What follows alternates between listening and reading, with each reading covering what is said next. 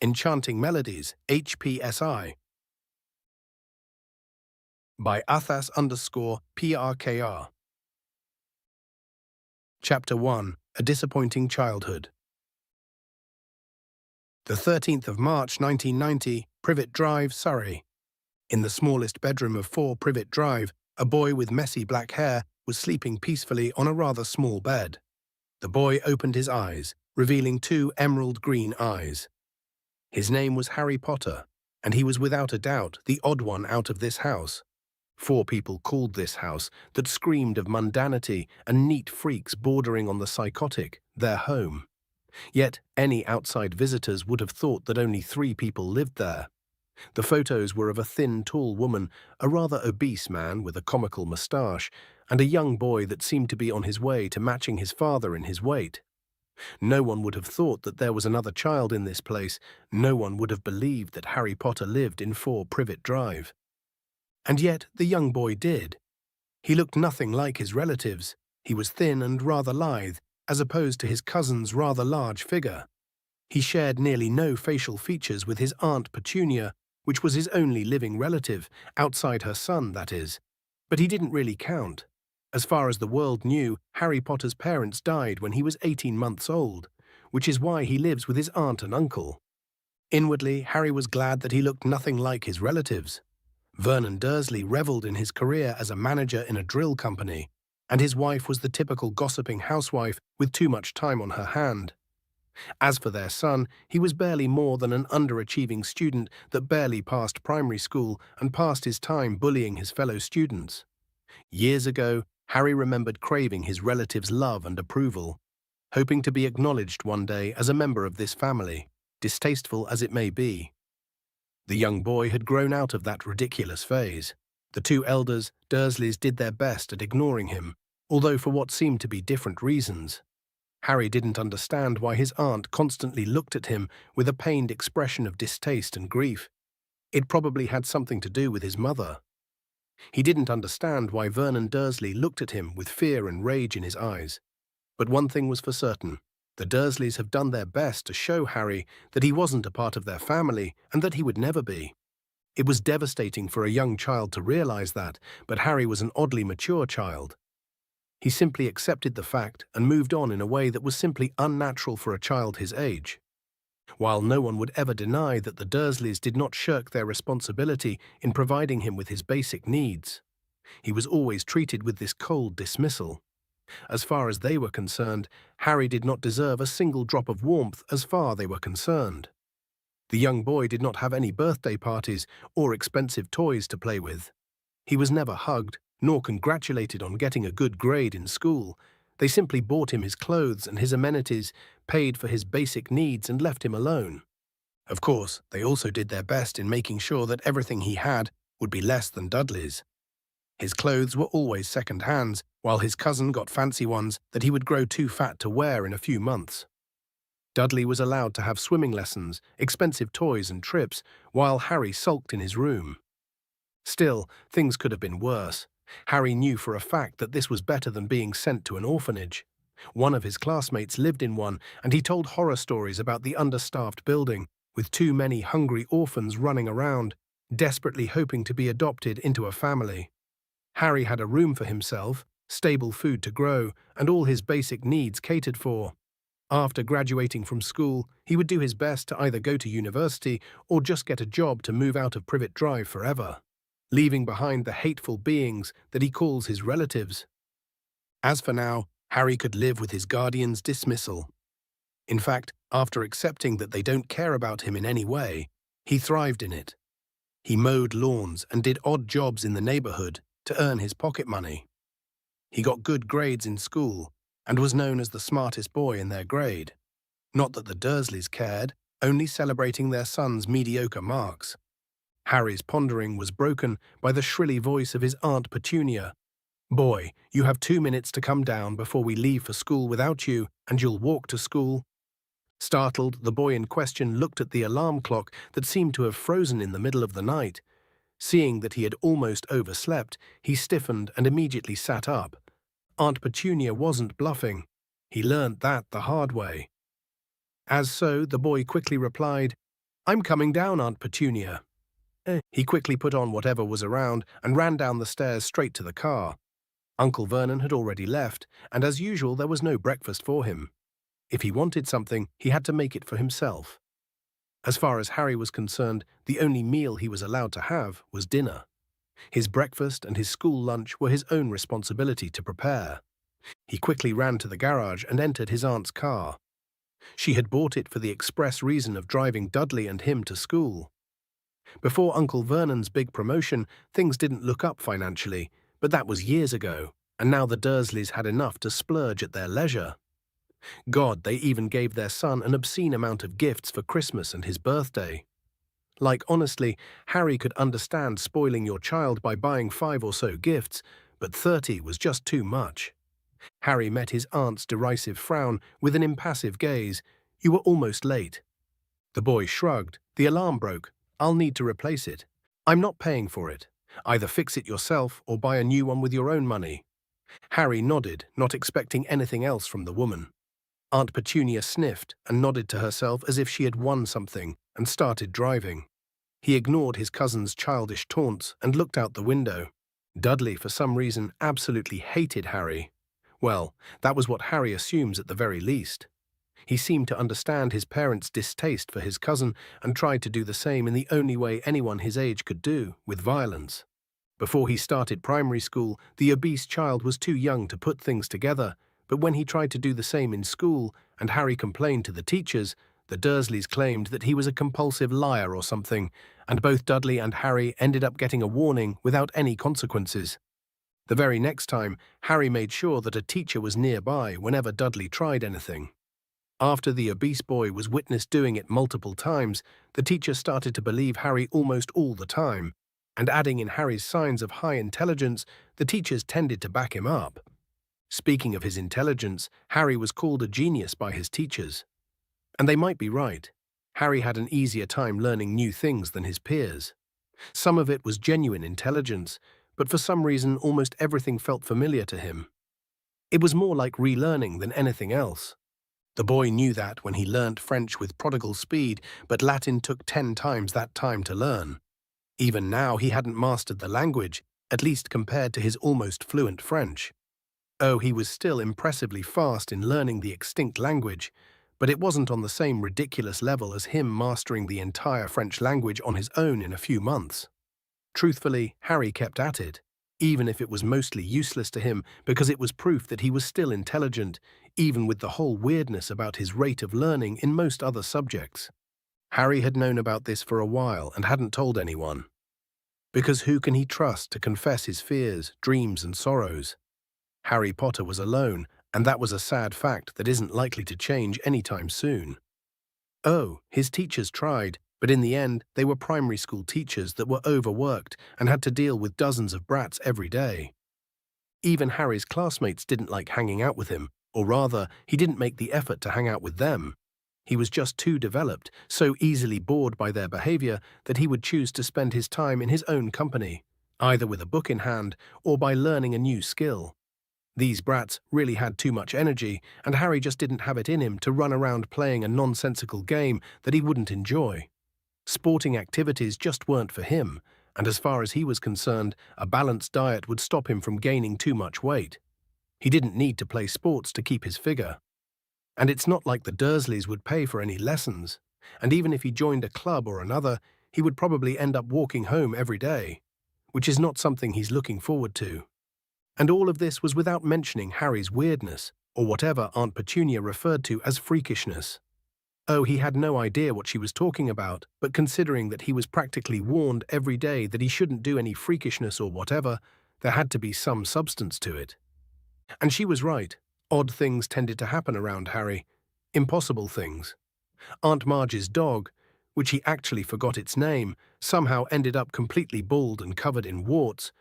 When he tried to chase down Harry in the garden, when his owner wanted him to demonstrate the effectiveness of her commands that she taught the damn thing, Harry would never deny the satisfied and confused smile at the little beast's sudden whimpering when it chased him down. Similarly, Harry remembered the ground turning into a sponge when he fell down a tree he was climbing and could have hurt himself. He remembered how the stones that Dudley and his friends once tried to throw at him had somehow been sent back at his aggressors. Harry theorized that this weirdness was to protect him somehow, but as many times this weirdness happened, there were 10 occurrences where he was actually hurt. Harry didn't trust such a wild phenomenon for his protection. And to be honest, he could understand why his aunt was weary of it. It kind of freaked him out as well. Oh, he tried to control it by following a fiction book she read from the library. It's not like there was a manual called How to Control Superpowers or something. Anyway, he found himself unable to do anything, and he wasn't willing to put himself in danger for the sake of trying to recreate the occurrence, which seemed to be very random and chaotic. So he left it alone.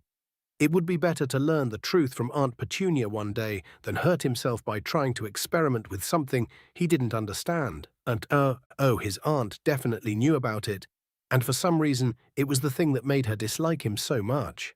Her constant warnings about his freakishness were evidence of that. If he had to guess, Harry would say that his mother had it too, and his aunt was afraid of it. But that's a wild guess at best. Harry noticed that they had arrived at their destination, and he left the car with his cousin to get to school. As usual, Harry walked to the building with gusto to get to class. He had math class, and he didn't want to be late for it. After all, this was a typical Tuesday at school. It's not like anything interesting would happen, wouldn't it? Chapter 2, The Incident. The 13th of March, 1991, Privet Drive, Surrey. Harry entered the math classroom with gusto and sat at his usual table. They were doing fractions now, and 10 minutes in, he was bored out of his mind. It was so easy, so simple, and so logical. It was something that Harry had been using instinctively in his head. Even now that he was still in class, he didn't even need to think before answering Mrs. Robinson's questions. He even found a small mistake, probably a typo, in one of his schoolbooks when he skimmed it. That should be impossible. There's a difference between being a natural about something and actually knowing the mathematical rules of something he never studied before. It was another sign of his weirdness, and it freaked the young boy out. The raven-haired boy looked out of the window, contemplating his situation. He didn't need this at all, another sign that Harry Potter wasn't normal. It was starting to happen more often, using words that he had never heard, knowing things that he hadn't learned. It was like something was coming, and it was closing every second. Well, Harry had a good lid on his emotions. He looked a calm person on the outside, even if he was inwardly very nervous. It was a skill that Harry developed instinctively. Living in a home that utterly dismissed your existence would do that to a person. But even then, it was too intensive, too normal for him to be so detached from his emotions like this. His aunt even called him a sociopath behind his back. He read about it in the library, and he felt that it was a wrong diagnosis. Harry felt his emotions and understood them. He simply didn't know how to express them properly. And it's not like living with loathsome people like the Dursleys would ever make him a mentally healthy person anyway. It's not like Harry ever pretended to not be messed up. Oh, he was, but compared to the whiny, entitled, arrogant, violent, spoilt boy that Dudley was growing up to be, he was a far more adjusted person. Honestly, it baffled the young man how Uncle Vernon and Aunt Petunia didn't notice how much they were mistreating their child by giving him exactly whatever he wanted. Honestly, Harry had never seen them ever refuse him anything. And that was just wrong. It wouldn't be too surprising for the obese boy to end up caught committing a crime if he ever survives to that age, considering the probable heart condition he would most likely develop. It's not like Uncle Vernon and Aunt Petunia were any better. Vernon Dursley was a bootlicker that acts like he was in line for the throne of England. His wife had her head in the cloud and ignores everything that she doesn't like, which happens to mostly be her nephew, and pretends to be some sort of noble lady from the Middle Ages. All right, Harry had his issues with both of them, but he still appreciates what they have done for him. He had no illusions that the Dursleys' financial situation was very fragile before Uncle Vernon's promotion. Harry's unexpected addition to the household and the expenses that come with him made Vernon work like a bull to stay afloat. Of course, he ended up being rewarded years later for his dedication with a big promotion, but he could have easily just sent him to the orphanage no matter what rumors might appear in the neighborhood, and Harry appreciated this. It was why he tried his best not to make things more difficult for his relatives. Harry's contemplation was broken by Mrs. Robinson asking him a question. "Mr. Potter, are you paying attention?" "Of course, Mrs. Robinson," the boy answered back, lying through his teeth. "Then can you tell me what's the answer to this problem, young man?" Harry immediately looked at the board and saw the basic problem.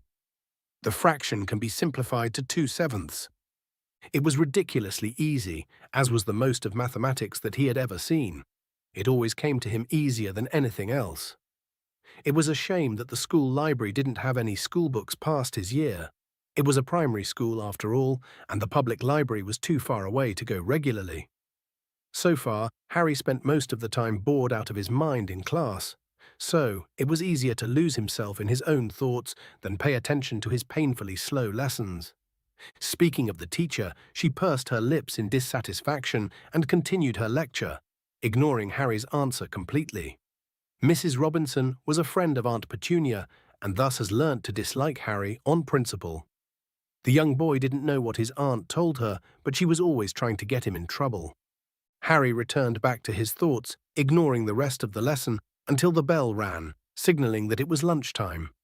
Since the green-eyed boy didn't have time to pack himself any lunch and didn't want to pay from his hard-earned money to eat food as horrible as the one in the cafeteria, he chose not to eat at all. He wasn't hungry anyway, distracted by what could be happening to him. The so-called freakishness alone was a problem. It was random, it was odd, and Harry could easily hurt anyone with it. Harry didn't really mind the idea of hurting someone who deserved it, but if anyone knew about it, they could end up destroying whatever potential future he might have. It would rob him of his greatest payback on the Dursleys, living well. For all their dismissal of him, grumbling over his uselessness, Harry knew that he was worth far more than they could imagine. He would make something of himself, if only to spite them.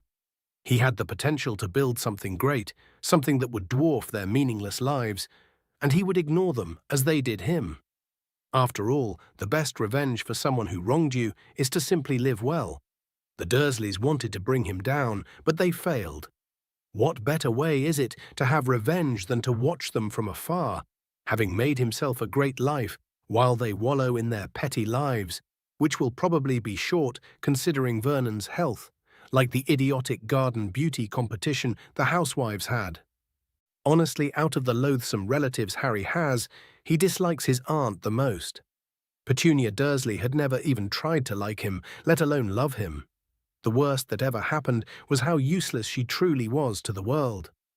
She did absolutely nothing with her time outside cooking, gossiping with the neighbors, and taking care of Dudley, who is 11 years old, and could learn to have some independence at the very least. Now, considering that Vernon is unlikely to live past 50, it would be very likely for Petunia to find herself widowed with no career prospects or actual work experience. The Dursleys tended to blow their money on luxurious items they did not need, like the honestly uselessly expensive gifts they give Dudley or the constant renovation of their house. That's not even mentioning buying a new car almost every year. Yeah, things didn't look good for them if their income dropped suddenly. It was somewhat worrying for Harry to imagine what would happen to him if Vernon got fired or something. He wouldn't dismiss the idea of Dudley just eating him out of hunger.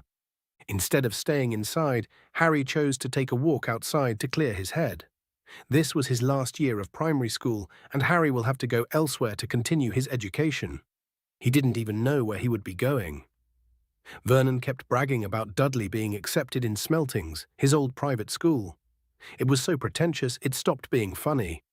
Who the hell gives teenagers walking canes anyway? As for Harry, for some reason, the Dursleys didn't apply him to any school. However, the young boy believes that he would probably end up going to a generic public school, which isn't all that surprising.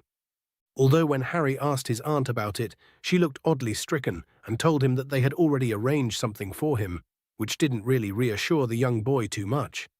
Harry's musing was again interrupted by the sickeningly familiar voice of his cousin. "Well, if it isn't the freak." The green-eyed boy raised an eyebrow. "What a clever name, Dudley. Did you come up with it by yourself?" As expected, the sarcasm went over the boy's head. Dear Lord, Dudley was a different kind of stupid. Honestly, Harry wouldn't be surprised if Vernon and Petunia were somehow related to causing this much stupidity to be contained in a single body. The boy in question was standing next to his little gang: Malcolm, Piers, Dennis and Gordon. These 5 menaces barely did anything with their time other than harassing and terrorizing the children they happened to encounter.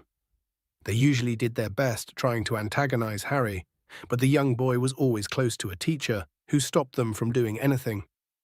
Speaking of the teacher, Harry looked towards the school entrance and saw them be suspiciously missing. Dudley followed his gaze and laughed. "There aren't any teachers to bail you out, freak." Damn, this wouldn't have happened if Harry wasn't distracted by his weirdness. He should have noticed that there were no teachers and gone back to the cafeteria. He looked around and saw that he was surrounded. Damn, give him an intellectual debate and he would win with his eyes closed. But physical activity just wasn't his thing. Against 5 bigger boys, Harry didn't really have a chance at coming out of it unscathed. Harry didn't know how to fight with fists, but he did know how to fight with words. He observed his 5 instigators. He needed to buy some time, either for a teacher to find him or to plan his escape. He gave his confused attackers a smirk. "I have to say, Malcolm, I'm surprised that you're still going to school here. I heard you were moving out because your parents are getting a divorce. Something about your father sleeping with Dennis' mother." The boy blinked at him. "What are you talking about?" "Well, it's just a rumor I heard. The word is he disliked you so much that he left his wife because of it. Maybe he just likes Dennis better." Harry wasn't exactly lying. He had heard his aunt gossip about the scandal. However, they had no idea who the woman in question was. He just wanted to fan the flames for a bit. He definitely never expected that his Aunt Petunia's nonsensical gossip would be useful for anything. Harry was proven right when Malcolm ran at his friend and started hitting him. A fight had started out between the two of them, and Gordon went to stop them. The green-eyed boy tried to run away, only to be restrained by his furious cousin and Piers. It seems that even with the 3 of them being distracted, his escape plan wasn't successful. Dudley grinned at his cousin. "I'm not going to let you run, freak." At least he only needed to deal with 2, with the rest being distracted in their little spat. Harry observed his opponents and saw that Piers was slightly limping on his right leg, meaning that his left one was injured somehow. Harry looked around and saw nothing more than sand. Oh, Harry had no idea how to fight, but he had learned the most painful places to hit someone from a book. Dudley lunged towards Harry, who ducked and grabbed a fistful of sand. Harry then threw his sand in his cousin's eyes and had enough to even hurt Piers. Unfortunately, Piers was still holding him tight, even if he had been blinded by the sand. But Harry kicked his injured leg and the boy let him go while screaming. He stepped out into the blind fist of Dudley, who hit him in the stomach. Harry retaliated with a much weaker strike of his own, which didn't seem to do any damage. After another punch, Harry fell down. He couldn't breathe. Everything was going black. Until finally, the familiar feeling of his freakishness came back, and Dudley was propelled away from him, although the boy still managed to hit Harry in the head before being banished away. Harry got up after Dudley was away, only to feel like his head was exploding. Had Dudley really hit him that hard? These were the last thoughts he had before he fell unconscious. Chapter 3, Remembrance. The 13th of March, 1991, Privet Drive, Surrey. Harry got up after Dudley was away, only to feel like his head was exploding. Had Dudley really hit him that hard? These were the last thoughts he had before he fell unconscious. As the teachers ran towards the unconscious boy, they thought that he had been knocked unconscious from a hit in the head. They quickly got the boy to the infirmary for the school nurse to take a look at him. However, while from the outside the boy was completely still, his body unmoving, his mind was whirling in exertion, choosing to keep up with his newfound knowledge. Because for the first time Harry Potter remembered. The thing that was always on the tip of his tongue, in the corner of his eye, revealed itself, and he didn't know how to make heads and tails of it. His name was Harold Smith, and he was born in Manchester in a lower middle-class family. His father was an accountant at a small firm, and his mother was a secretary until she quit her job when his younger brother Nathan was born. Nathan was 4 years younger than him and was quite sickly ever since he was born, both physically and, as they later found out, mentally. Nathan's birth was the beginning of the misery that befallen the Smith family, And yet Harold could not hate him for it. He loved his brother and promised to protect him. When his father became distant, taking a second job to be able to provide for the household, Harold understood the need for it. After all, with Nathan's health complications came medical bills, and then the constant counseling that he would need for the rest of his life. When Harold's mother started ignoring him in favor of taking care of his brother, he understood why that happened. He had missed his smiling mother doting on him, but his brother was sick, and that was more important than anything else he could selfishly want. Because Harold was an intelligent boy, perhaps not a super genius or something that ridiculous, but enough to see the world around him. He excelled in primary school, being ahead of all his peers. He excelled in secondary school and graduated as the best student in his school. Even when Harry's father died in a car accident when he was 13, Harold did his best to work his arse off trying to save money for university. His mother, unable to leave her sickly son whom she homeschooled, couldn't get a job and living off their savings. And when she ran out, she took permission from Harold to use the money his father had set apart for his education to survive. And he accepted without a second's thought.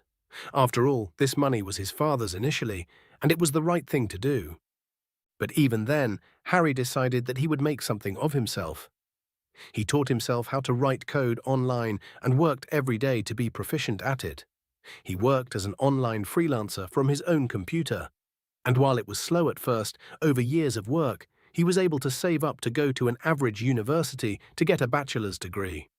That was the agreement with his mother. He would give her his father's money, but anything he made by himself wouldn't be touched. Of course, when Harold graduated school with impressive grades and went to his planned university to study mathematics, he expected his mother to practically stay out of his life for a while.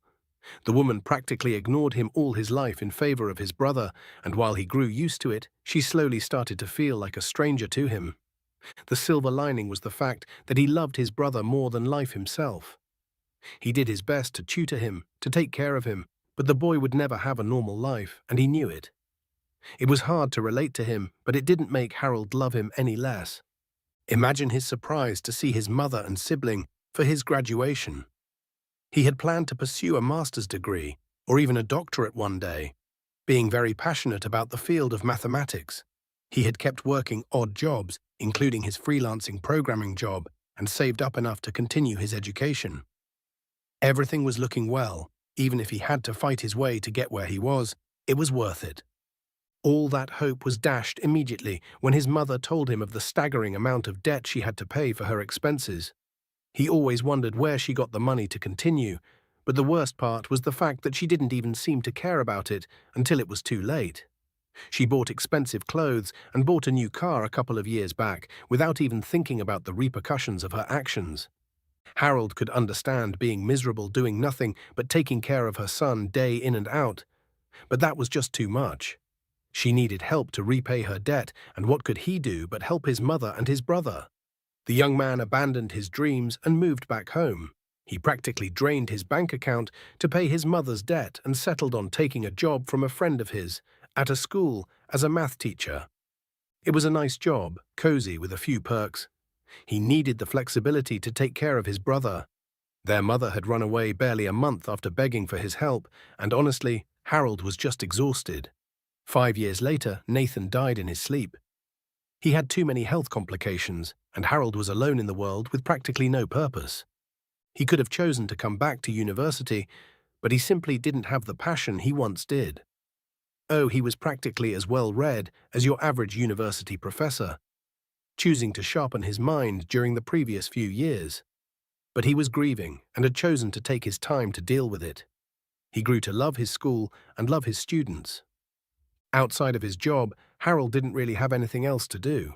He didn't have any friends and practically never had a girlfriend, since he was always too busy with Nathan to even entertain the thought. The problem with having two parents that practically ignored your existence was the fact that you simply never learned to develop any sort of social skills or emotional intelligence in any way. Oh, Harold was an awkward child when he was younger, but he simply didn't know how to communicate with people. Even then, he was too busy, either taking care of his brother or working, to notice this glaring issue. It was at university that he noticed how lonely he truly was without being constantly busy. But he had no idea how to even make friends. and so his cycle of loneliness continued until his adulthood. Harold's only companions were his books. He felt alive when he was reading. He learnt of joy, loss, sadness, sorrow, anger, and love from his books. It was so easy to lose himself in a book, to give himself to the illusion of life, and yet forget to live. It was easier and less painful to lose himself in a fantasy instead of facing the fact that he had lived an empty life. In many ways, just because something was fake, it didn't make it any less true, any less beautiful and powerful. And so Harold spent another few years as a teacher, living more in his tales and stories than outside, choosing not to be hurt like he had been when his brother died. Because to Harold, Nathan was everything. He was his purpose. He sacrificed his childhood so that his brother would have one. He sacrificed his future just to take care of him. He never experienced his father's pride, nor his mother's life for his sake, and yet Nathan still died with a slight smile on his face, leaving Harold alone in the world. It was when Harold was in his 30s that he was diagnosed with a brain tumor. It was inoperable, and he had months to live. He didn't want to live the rest of his remaining life strapped to a machine and had no one to live with. It was sad. Harold's brain was his pride, the only thing he had left, and it was killing him. It was irony at its finest. In another life, Harold Smith could have changed the world, but it was not this world, and so he went gently into that good night. His passing wasn't noticed by a single human being, except his students that are. No one mourned his passing for more than a day. He was forgotten in the annals of history. His song has ended, and yet his melody lingered on. Harry Potter sat up suddenly when he realized what just happened. He remembered the other man, the other life, the other Harry. Were they the same person at heart? Was he Harry Potter or Harold Smith? Was there any difference, really? They had practically the same personality, accentuated by the same emotional awkwardness. They were both scholars who were ignored by their families and forced to grow up quickly and in solitude. Even their names were similar. The only difference now was the fact that Harry now had more knowledge and information about the world. Oh, that and the magic thing that is. Because Harold Smith knew about Harry Potter, about the Chosen One, the young wizard that would sacrifice his life for the greater good to fight the man who killed his parents, the Dark Lord Voldemort. It was a children's tale in Smith's world, and yet it did explain all the oddness that surrounded young Harry. It explained the fear in the eyes of his aunt whenever he looked at him. It explained why he was called a freak by the magic-hating muggles. And what an odd and slightly insulting word that was. That he called her relatives. But most of all, it could explain how he just banished Dudley away without touching him. It was too good. It fit too perfectly for it to be anything else.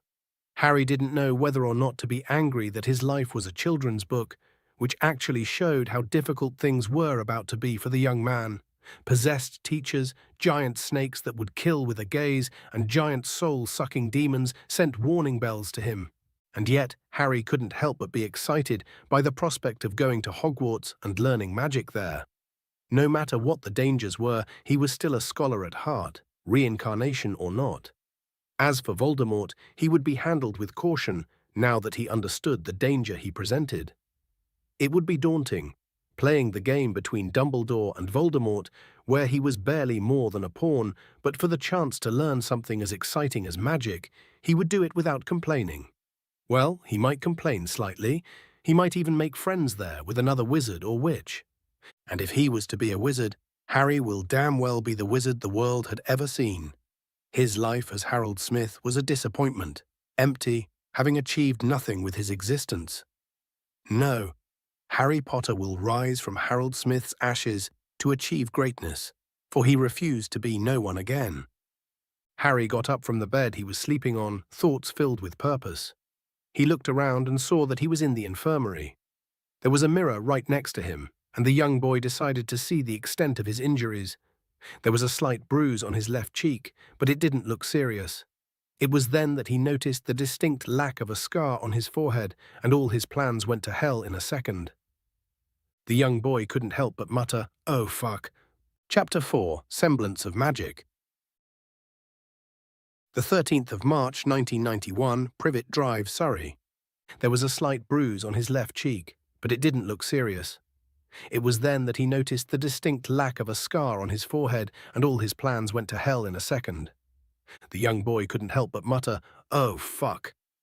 Young Harry did not expect the admonishing voice coming from behind him. "Watch your language, Mr. Potter." Instinctively answered back, "I'm sorry, Nurse Royce." The school nurse turned up her nose and nodded to herself, satisfied with his apology.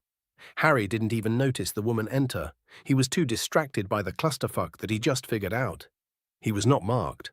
Of course, it made sense now he thought of it, but the moment he remembered Harold Smith's life, he forgot the fact that he lacked a certain lightning bolt-shaped scar that marked him as the child of the prophecy, as Voldemort's enemy.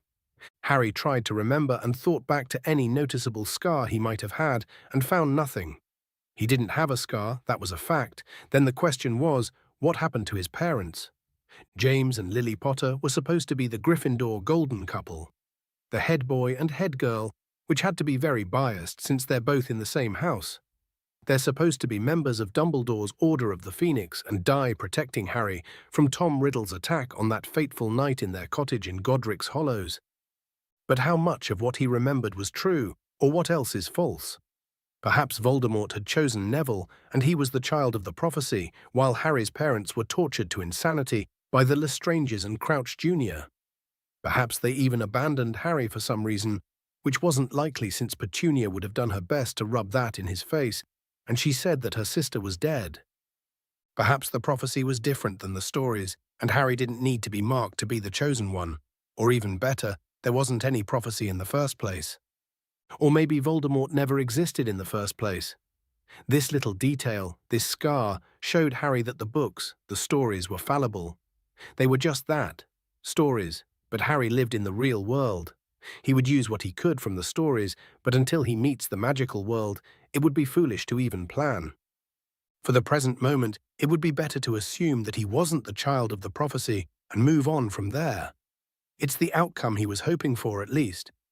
Harry was uncomfortable at the idea of being famous in any way, especially for his parents dying for him in the first place. Even now, compared to the books, the Dursleys looked tame. Oh, they hated the young wizard for his magic and were completely fearful of his potential. But they were overly abusive. Sure, they were spiteful, but they never beat him, constantly insult him, or even lock him up in the fucking cupboard under the stairs of all places. They were not insane, just some mistrustful muggles that were fearful of magic. Honestly, the Dursleys from the stories felt more like a caricature of the evil stepmother from the Cinderella story than real people. He couldn't imagine ever people being so obsessed with being normal that they would treat their nephew as a slave. That was especially stupid when that particular nephew would one day be a wizard that could kill them in seconds with barely more than a few waves of a wand, and even hide any evidence of the encounter. It would be the height of recklessness to justify the pleasure of being cruel to a defenseless child who would turn into a wizard one day. Oh, they didn't pretend to like him, but ignorance was far better than physical abuse. The young wizard's thoughts were interrupted by the nurse's voice. "Are you listening to me, young man?" "I'm sorry, Nurse Royce, I'm just a bit distracted." "Would you mind repeating what you just said?" The grumpy nurse huffed. "Fine, as I said, you only have a slight bruise on your cheek. There doesn't seem to be any fractures or serious injuries. Honestly, I wouldn't have expected you to have been in a fight at all, at least compared to the other boys." Harry shrugged. "I'm not much of a fighter. They just cornered me, called me a freak, and started beating me. I did my best to avoid being hit and run away. I even turned them against each other, but I couldn't run away fast enough." The boy could swear to see a slight smile on the face of the nurse, who sighed in exasperation. "You could have really hurt them, kiddo." Outraged, Harry responded, "You do realize that there were 5 of them, and I barely even hit any of them. They mostly just hit each other. The only one I really hit was Piers and Dudley, and my cousin is too fat to feel anything these puny muscles could hit." "Well, you better convince the headmistress. The teachers broke the fight between the 3 boys and brought you all here. Their parents are all in her office, complaining away." Harry took a deep breath. "Well, that's not good, is it?" "Yes, things do not look good for you. Now, let's not keep the headmistress waiting. She told me to bring you to her as soon as you wake up." The nurse then turned and left the infirmary, with Harry hastily following after her. The young boy was even gasping exhaustion by the time they arrived in the headmistress's office. He felt drained, and he didn't know if it was because of the fight or because of the magic he used. Still, he entered the room with all 5 of his aggressors and their parents staring down at him with furious expressions. The headmistress looked down at him with a severe expression. "Mr. Potter, it's good to see you awake again. Well, now that you're here, we can begin. Can you tell us what happened? Your side of things, at least?" Harry shrugged. "Well, I decided to go on a walk for lunch since I forgot to pack myself any and didn't bring any money for the cafeteria. I was walking around when Dudley and his friends called me a freak and bragged that there were no teachers to defend me. They said they wanted me to teach me a lesson. I tried to talk them out of it, but it didn't work." Petunia scoffed, but was silenced by a glare from the headmistress. The woman then nodded to me to continue his story. "Since I'm not much of a physical fighter, I tried to turn them against one another. I said some very hurtful things that I'm not proud of to get them to focus on themselves. Malcolm and Dennis started fighting, and Gordon was trying to break them up." All of the 3 mentioned parents glared at their children, who looked down in shame, and Harry stifled a smile of satisfaction at what was probably going to await them. I then tried to run, but Piers and Dudley held me up and still wanted to fight. When they hit me, I threw some dust in their eyes and hit Piers in the leg. But then Dudley punched me in the face, and I think I passed out. I don't remember anything else. Sorry." Petunia glared at her nephew. "Headmistress, you can't believe this nonsense, can you?" The headmistress answered with a sarcastic tone, "As opposed to your son's story that he attacked them all for no reason whatsoever." Harry snorted in amusement, and all of the adults looked at him with raised eyebrows, telling him to justify himself. "It's just that it's such a stupid story. So I somehow went on a walk before them, and when they came out for no reason, chose to fight them. And that's your story, that an honor student who didn't go to a single detention in his schooling decided to attack boys known for harassing their classmates just for the fun of it. And most of all, you're saying that I, the short, thin kid who can barely do a few laps in gym class, would physically fight not 1, not 2, but 5 people that are bigger and stronger than me at the same time. Are you seriously believing this?" The headmistress must have had the same thought. "You have to admit that your son's story is far-fetched, Mrs. Dursley. Look, we're all adults here, and we can admit that everyone here had their part to play in this mess. So I'm giving you all 2 days of detention, and it will be up to you to add any additional punishment at home. As for now, it's almost the end of the classes, so take your children with you home." Everyone seemed somewhat satisfied with the decision, even if Petunia was grumbling and the drive home was spent in silence. The punishment from Harry's aunt and uncle was relatively tame. They yelled at him for hurting their darling child and forbade him from leaving his room, which wasn't really a big deal. Dudley's grinning face as they berated him was annoying, but it didn't really anger him, not anymore. It's hard to imagine that he envied Dudley once. Now he only just pitied him. His parents coddled him so much that they raised a dysfunctional boy that will not be able to live by himself when he grows up. He'll probably end up paying a small fortune in therapy to get over how they messed him up. And all because his parents wanted to show their superiority to their nephew. Although it really couldn't be out of spite, and they are just this much of horrible parents, as unlikely as that may be. But Harry stopped caring about it, for now Dudley wasn't important. Vernon and Petunia weren't important because he had magic now. He had real power, and in a few months he would be invited to Hogwarts. It made sense because that's probably the arrangement Petunia was talking about when Harry mentioned secondary school. As for now, Harry was confined to his own room until the end of the year, and while he would miss his trips to the library, he had enough time to experiment with magic properly. The young wizard hadn't been successful in using it because he really didn't know what it was, other than it was some kind of freakishness. But now Harry knew that it was just called accidental magic, a way for magic to express itself during childhood when they express powerful emotions. It was often known to be chaotic, and replicating it would be dangerous. It happened to Harry when he was scared or about to get hurt. It didn't really protect him as much as it responded to his fear of something hurting him. Plus, having control over the magic wasn't an impossible thing. Tom Riddle, as a child, had learnt to weaponize it to frighten his bullies in the orphanage. Hell, he even learnt how to telekinetically move objects by himself. Well, that's according to the stories, that is. If anything, Tom Riddle was an extremely intelligent child to figure this out on his own. He probably weaponized an emotion, most likely hate, and used it to channel his magic through it.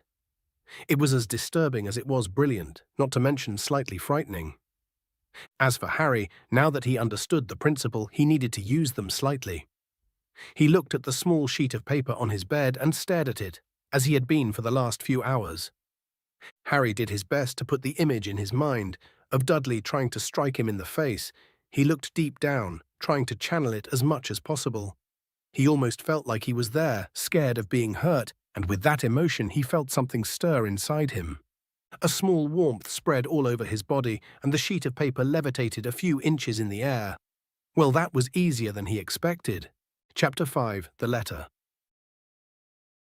The 28th of July, 1991, Privet Drive, Surrey.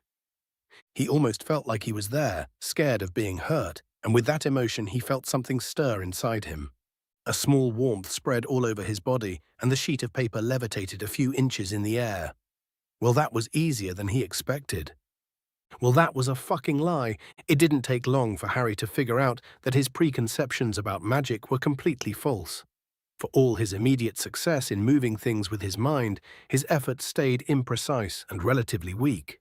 Calling it telekinesis would be a bit of a stretch, considering that the heaviest object he could lift with his magic was his English textbook. Anything heavier than this, and the magic would simply not work. As for the activity itself, it wasn't too strenuous. He didn't feel drained when he attempted something that was above his capabilities, but he did feel slightly sore when he was done, as if he had somehow been exercising all day. Although Harry chose not to do anything drastic without the proper knowledge first, and so did not make theories about how magic truly worked. Older and more experienced wizards and witches have probably made their own research on how magic truly worked, and it wasn't like an 11-year-old orphan who barely even knows that magic exists could come up with something they haven't. As for the magic itself, Harry mostly focused on his telekinesis, deeming any additional magic to be too dangerous to try out without the proper instructions. Even a book on the subject would be better than trying out things blindly. And the worst thing was how inconsistent accidental magic was.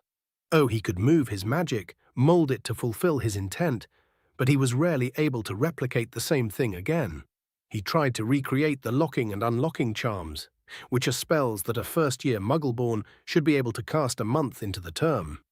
Hermione Granger was an intelligent young girl in the books, but she was not a remarkably powerful witch, only a knowledgeable one, at least compared to the average wizard. Harry had no intention of being average at all. When Harry tried to open or close the lock on his bedroom door, he was met with various results, even when he replicates his exact actions, emotions, and intent. The results were just too chaotic every time. Sometimes the door would lock, sometimes it would open only the lock. Sometimes it would unlock the door and open it. Sometimes the lock just jammed, and the young wizard would keep sending more unlocking magic at it until it would unjam. The same happened when the young boy tried to replicate the Reparo charm. The spell was supposed to repair objects, and Harry had an abundance of Dudley's broken toys to experiment with. Similarly to the unlocking charm, sometimes the toys would be fixed, and a few times it would be a partial thing, which tended to happen when the toys were complex. Magic was as wonderful as it was confusing. Honestly, if Harry could guess about Voldemort's circumstances, he would come to the conclusion that the heir of Slytherin was able to direct his intent, which tended to be malicious and hoped for the best. He probably came to the same conclusion about the weak telekinesis and chose to channel his anger to cast primitive curses on his bullies. Tom Riddle was, without a doubt, an exceptional wizard in the books, but unless his portrayal from the books was false, he was a terrible Dark Lord. Harry didn't know if it was because of the Horcruxes or if the man was just mad, but he didn't seem to have a goal in the matter. He definitely didn't believe in pure-blood supremacy, since he was living proof that it was a lie, and probably thought that it was the best cause to support in order to secure his rise to power. His actual goals and motivations are a complete mystery, because a man hungry for nothing but power without a clear purpose would be a complete fool. Tom Riddle did not strike me as a complete fool. But that's assuming that Lord Voldemort existed in the first place. Even if the Dark Lord did exist, should Harry be completely out of the chessboard that represented Dumbledore's spat with Voldemort, he would not put himself on it. Harry would learn magic and nothing else, as he had been trying to experiment for the last few months.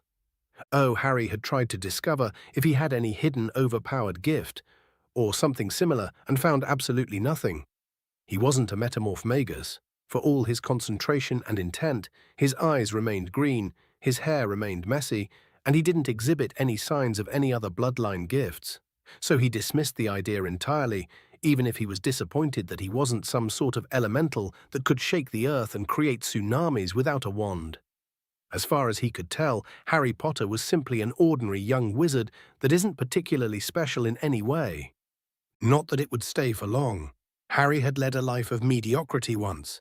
He had let the world lead his life instead of fighting for his own sake. Harold Smith lacked ambition in a very fundamental matter. That was something he would refuse. In this world, where magic makes might, he would rise from the ashes and become someone that history would never forget. He was a nobody once. He will not be one again. It was odd. A small part of him wanted to impress his parents, to preserve his legacy as a Potter and an Evans. Not that Petunia made him inclined to use the name Evans. As far as he was concerned, the Evans family was dead to him, and he would do his best to forget about them as soon as he steps foot into Hogwarts. The moment Harry had access to his vault, should there actually be a vault, he would leave the damn harpy of a woman and never return. It's a shame, really. Had the Dursleys acted like his family, he would have been more than happy to share whatever he inherited with his parents with them.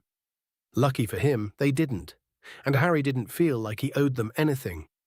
The last few months were a testament to that, and Harry was starting to see the psychotic version of the Dursleys in them. They really did hate the fact that Harry had defended himself using magic, accidental as it may be, and they were furious that he had hurt Dudley with his freakishness. They kept following him everywhere. At first, they just forced him to stay in his room. When he wasn't at school, that is, and locked him inside whenever he was home. They kept doing this for a month until one of the neighbors asked about him. Harry was known to take as many side jobs as possible to have any pocket money, and some of his usual customers had worried about him. Harry didn't really mind being locked in his room. It allowed him to simply focus on his magic and experiment as much as possible. Magic was just something new, something amazing that the young wizard wanted to figure out. It was such a curious feeling, one that reawakened the scholar in him. Harry was always a bit of an introvert, so spending some time alone wasn't really that big of a deal. Alas, the neighbors were nosy, especially in Little Whinging, and so Harry had been graciously allowed to leave his home, but was constantly watched by his aunt. He didn't know what that was supposed to achieve, really, since she knew that he would leave in a few months.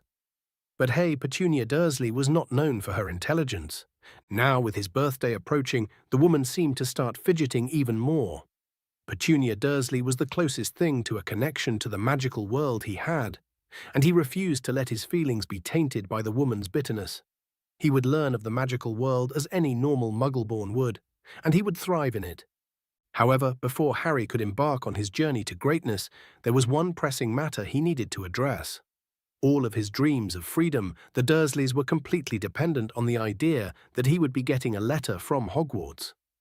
Oh, he knew for a fact that he was a wizard, but Hogwarts might work differently than it did in the books. He could be invited to Hogwarts when he was older, or Hogwarts might not even exist at all, and another school might take its place. However, on this fateful day, as the month of July died, a letter appeared on the Dursleys' doorstep, signaling the momentous occasion that would change young Harry's life. Harry had made it his mission to wake up before the Dursleys every day and sneak to the front porch to see if his letter arrived. It was summer vacation. He was still confined to his room when he wasn't working for the neighbors to keep up appearances. That it. The bastards even locked his door every night for some reason. It wasn't like he was a vampire that would drink their blood at night. Every day since the month of July began, Harry would unlock his door using his magic and peek at the mail to see if his letter had arrived. And finally, the day arrived when a letter addressed to him, that didn't have any stamps, appeared on the Dursleys' doorstep. Harry didn't know how much time he spent staring at the letter in question. It was proof that he didn't live a lie, that the magical world was true, and even if he knew for a fact, there was still some doubt left. Although the young wizard would admit that the scarily accurate address was unnerving, to say the least. The letter clearly said, Mr. H. Potter, the smallest bedroom. 4 Privet Drive, Little Whinging, Surrey. The envelope itself was thick and heavy and wasn't even made of paper, but some kind of yellowish parchment. Wizards really were old school. The letter was sealed with some red wax that had what Harry assumed to be the Hogwarts coat of arms, each of the animals representing the school houses surrounding the letter H. Harry sneakily took the letter to his room and locked the door as it should have been during the night. Finally, Harry Potter opened the envelope and started to read. Hogwarts School of Witchcraft and Wizardry. Headmaster, Albus Dumbledore. Order of Merlin, First Class, Grand Sorcerer, Chief Warlock, Supreme Mugwump, International Confederation of Wizards. Dear Mr. Potter, we are pleased to inform you that you have a place at Hogwarts School of Witchcraft and Wizardry. Please find enclosed a list of all the necessary books and equipment. The term begins on the 1st of September. We await your owl by no later than the 31st of July. Minerva McGonagall, Deputy Headmistress. This was real. This was the final proof he needed that he wasn't insane, that the stories were true, at least partially. Hogwarts was real. Albus Dumbledore was the headmaster, and Minerva McGonagall was the deputy headmistress. This was good. This was familiar territory. He could work with this. Harry wouldn't be thrust into a completely unknown world. Oh, there was probably a lot more to it than the story portrayed, but his stories were better than nothing after all. Harry was so preoccupied with his dreams of studying magic that he didn't notice his aunt unlock his door and open it. He heard his aunt's horrified gasp at the sight of his letter and looked up at her pale face. Harry looked up at her, eyes expressionless, and asked her with a dead tone, "Good morning, Aunt Petunia. I believe we have a lot to talk about, don't we?" Chapter 6, Wilted Flower. The 28th of July, 1991, Privet Drive, Surrey. Harry was so preoccupied with his dreams of studying magic that he didn't notice his aunt unlock his door and open it. He heard his aunt's horrified gasp at the sight of his letter and looked up at her pale face. Harry looked up at her, eyes expressionless, and asked her with a dead tone, "Good morning, Aunt Petunia. I believe we have a lot to talk about, don't we?" It took a long time and a lot of screaming for things to settle down in 4 Privet Drive. Petunia had completely freaked out at the letter in Harry's hand and started yelling at him just for opening it. After the woman finished ranting about freaks ruining her family, Harry stood there, completely immobile, with a face that didn't even twitch at his aunt's temper tantrum. After the woman was practically gasping in exertion, the young wizard raised an eyebrow. "Are you done?" "I'm forbidding you from going to the freak school," Petunia screamed. Her nephew did not scream back at her and instead spoke up with a very calm voice, "I don't really understand you, Aunt Petunia." "What are you on about, boy? You keep grumbling to yourself that I'm a waste of space, that I'm the reason you don't have a second child because you can't bear the expense.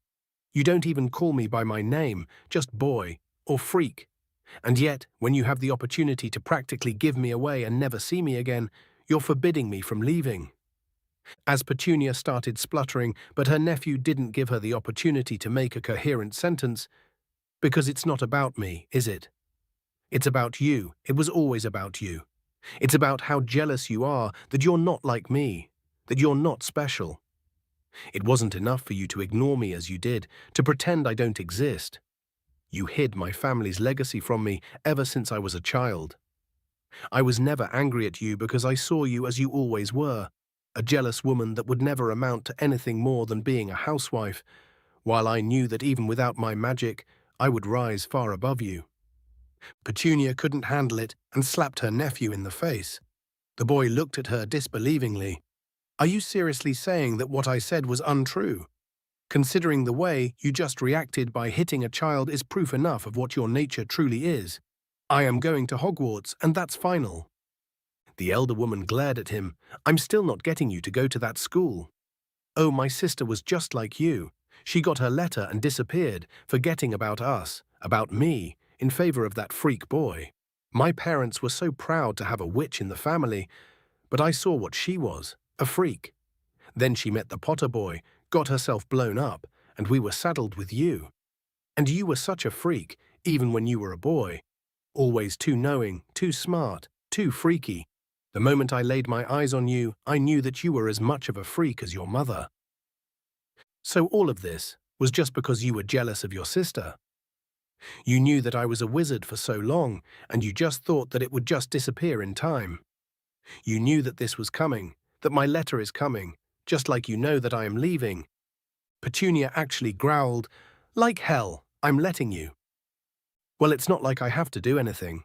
I have an idea that if I don't show up, the school will just send wizards to get me, adult ones that know what they're doing. Are you going to yell at them too? The woman paled in fear, realizing that she really wasn't going to get out of this.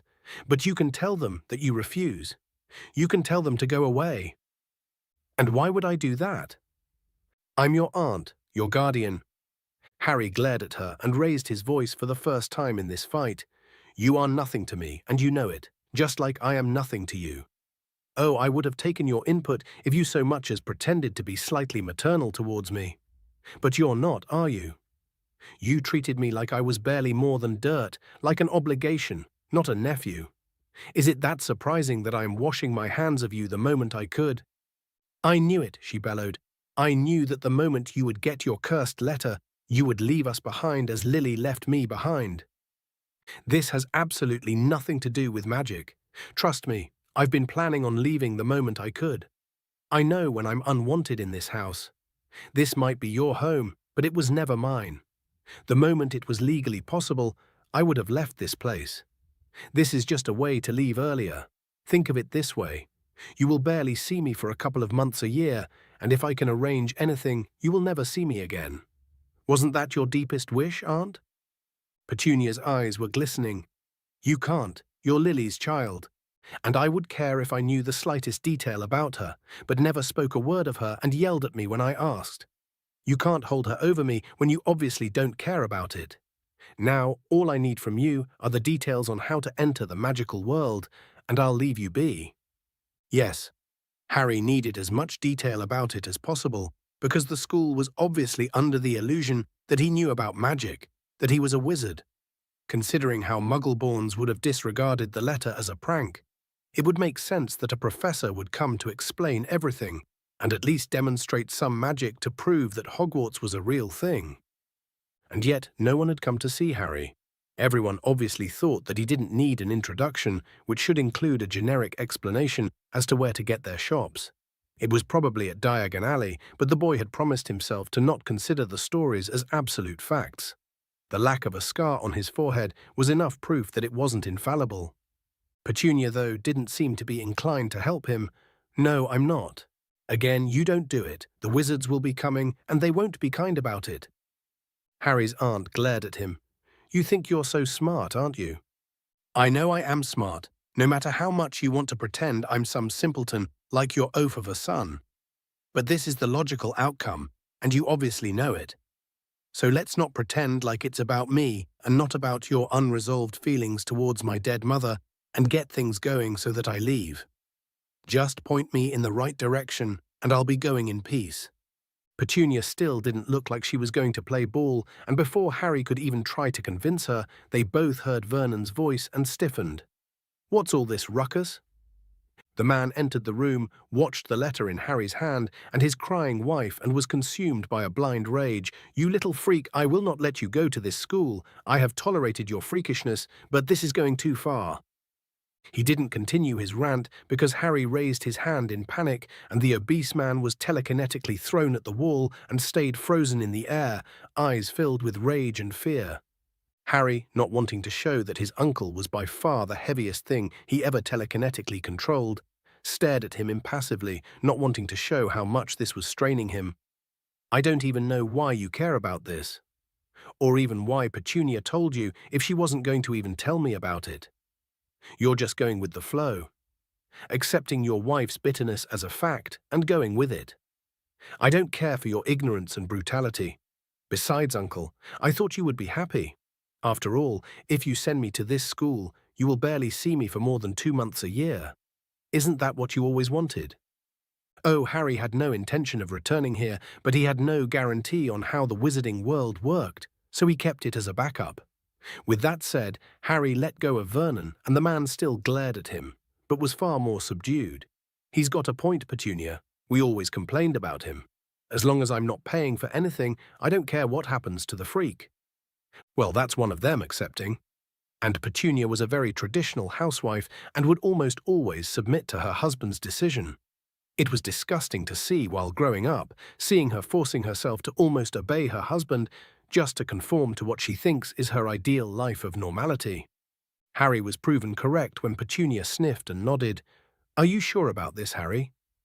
The boy nodded. "Yes. It's time we go our separate ways. You all don't like me, and I don't like you. I am going to where I belong, since you made it very clear that I didn't belong here." Oh, Harry had an idea of why she was so conflicted. In her own narrative of her life, she made herself hate the magic that she was denied, but she still loved her sister, even after they lived different lives. Harry was proof of this paradox. She wanted nothing to do with the magic she still longed for, which Harry was born with. And yet she didn't want the only thing she had of her sister to leave her, hence why she didn't want Harry to go away. That's all speculation, of course, and a mix of Harry's experience with the woman and what he knows from the stories, but it made sense. Petunia Dursley's motivations were transparent. She hid in her own illusion of being the perfect housewife, in the perfect house, with the perfect neighbors. It was how she dealt with her lack of magic, and Harry was the bug in the system, so to speak. Resigned, the elder woman nodded. "Fine, we'll both take you there today on the condition that you'll make arrangements for yourself until next summer." Harry nodded, satisfied by their decision. "Thank you, Aunt Petunia."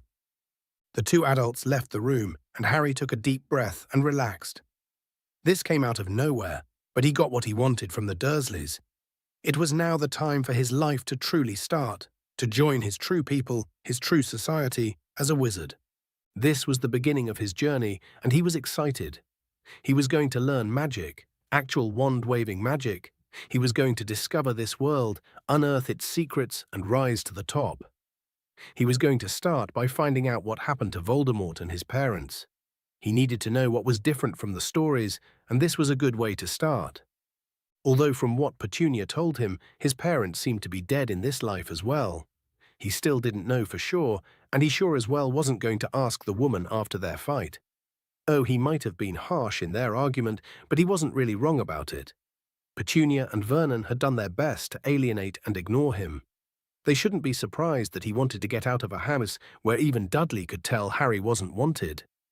No matter what Petunia's relationship was with her sister, the way she treated him was wrong. And she had what she said coming. It's not like it mattered now, because this was the start of Harry's magical journey, and he couldn't wait for it to properly begin. Chapter 7, The Alley. The 28th of July, 1991, Privet Drive, Surrey. No matter what Petunia's relationship was with her sister, the way she treated him was wrong, and she had what she said coming. It's not like it mattered now, because this was the start of Harry's magical journey, and he couldn't wait for it to properly begin. For the first time in a while, Harry thought that luck seemed to be on his side. Petunia was free to give him a rise to Diagon Alley. She revealed the name of the alley after he asked where he was supposed to get his school things. Vernon had to go to work, and luckily Dudley was invited to spend the day with his friend Piers, leaving Petunia able to drive him to London. It was funny how Petunia still remembered the road to the alley decades after she had last been there. If that wasn't proof that she was still secretly envious of magic, nothing was. Still, the letter was very vague on how to get there, which means that it was sent either to people who already know, or a professor was supposed to personally come and explain it to Muggleborn. Things didn't look good for him so far, but he would reserve his judgment until later. For the 100th time that day, the young wizard took a look at the second piece of parchment that held the required school supplies needed. Hogwarts School of Witchcraft and Wizardry. Uniform, first-year students will require 1. 3 sets of plain work robes, black. 2. 1 plain pointed hat, black for day wear. 3. One pair of protective gloves, dragon hide or similar. 4. One winter cloak, black silver fastenings. Please note that all pupils' clothes should carry name tags. Set books. All students should have a copy of each of the following: The Standard Book of Spells, Grade 1, by Miranda Gosshawk. A History of Magic by Batilda Bagshot. Magical Theory by Adalbert Waffling. A Beginner's Guide to Transfiguration by Emmerich Switch. 1000 Magical Herbs and Fungi by Phillida Spore. Magical Drafts and Potions by Arsenius Jigger. Fantastic Beasts and Where to Find Them by Newt Scamander. The Dark Forces, A Guide to Self-Protection by Quentin Trimble.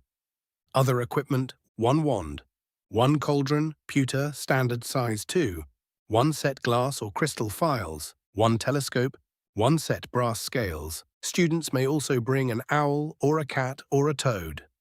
Parents are reminded that first years are not allowed their own broomsticks. Harry hoped with all his heart that his parents left him enough money to buy all these supplies. Even then, Hogwarts was supposed to have funds for people that can't afford schools. From the looks of it, he was going to need to go to a bookstore, a clothes store, a wand store, a potion store, and whatever the place was where they could buy a telescope. Maybe he could go to a pet store if he has enough money. But first, he needed to get to the alley. Time flew on, and before too long, Harry found himself being driven by his aunt in London. They arrived in midday in front of some dirty pub, which had the name The Leaky Cauldron. So that's accurate from the book too. Before he could leave, he looked up at his aunt and spoke up. "Thank you, Aunt Petunia." His aunt released a sob. "Tell me, Harry, have I been this horrible to you?" The young man shook his head. "You could have done worse, been worse, but you never tried. Are you surprised that I'm leaping at a chance in this new world?" Petunia shook her head. "No, I suppose I'm not. Your mother would have been proud of you, Harry." Harry responded with an awkward, "Thank you." He didn't know what else to say. He knew nothing about Lily Potter. Even in the stories, she was barely mentioned outside of her being a redhead and having green eyes. There's very little known about her at all. Petunia never mentioned her, and Harry had learnt that in this life he would need to rely only on himself to survive. The Dursleys had taught him that. Petunia was practically sobbing when she spoke up. "Goodbye, Harry." "Goodbye," he answered softly. Harry left the car and entered the pub. It didn't look like much from the outside, and the inside wasn't any better.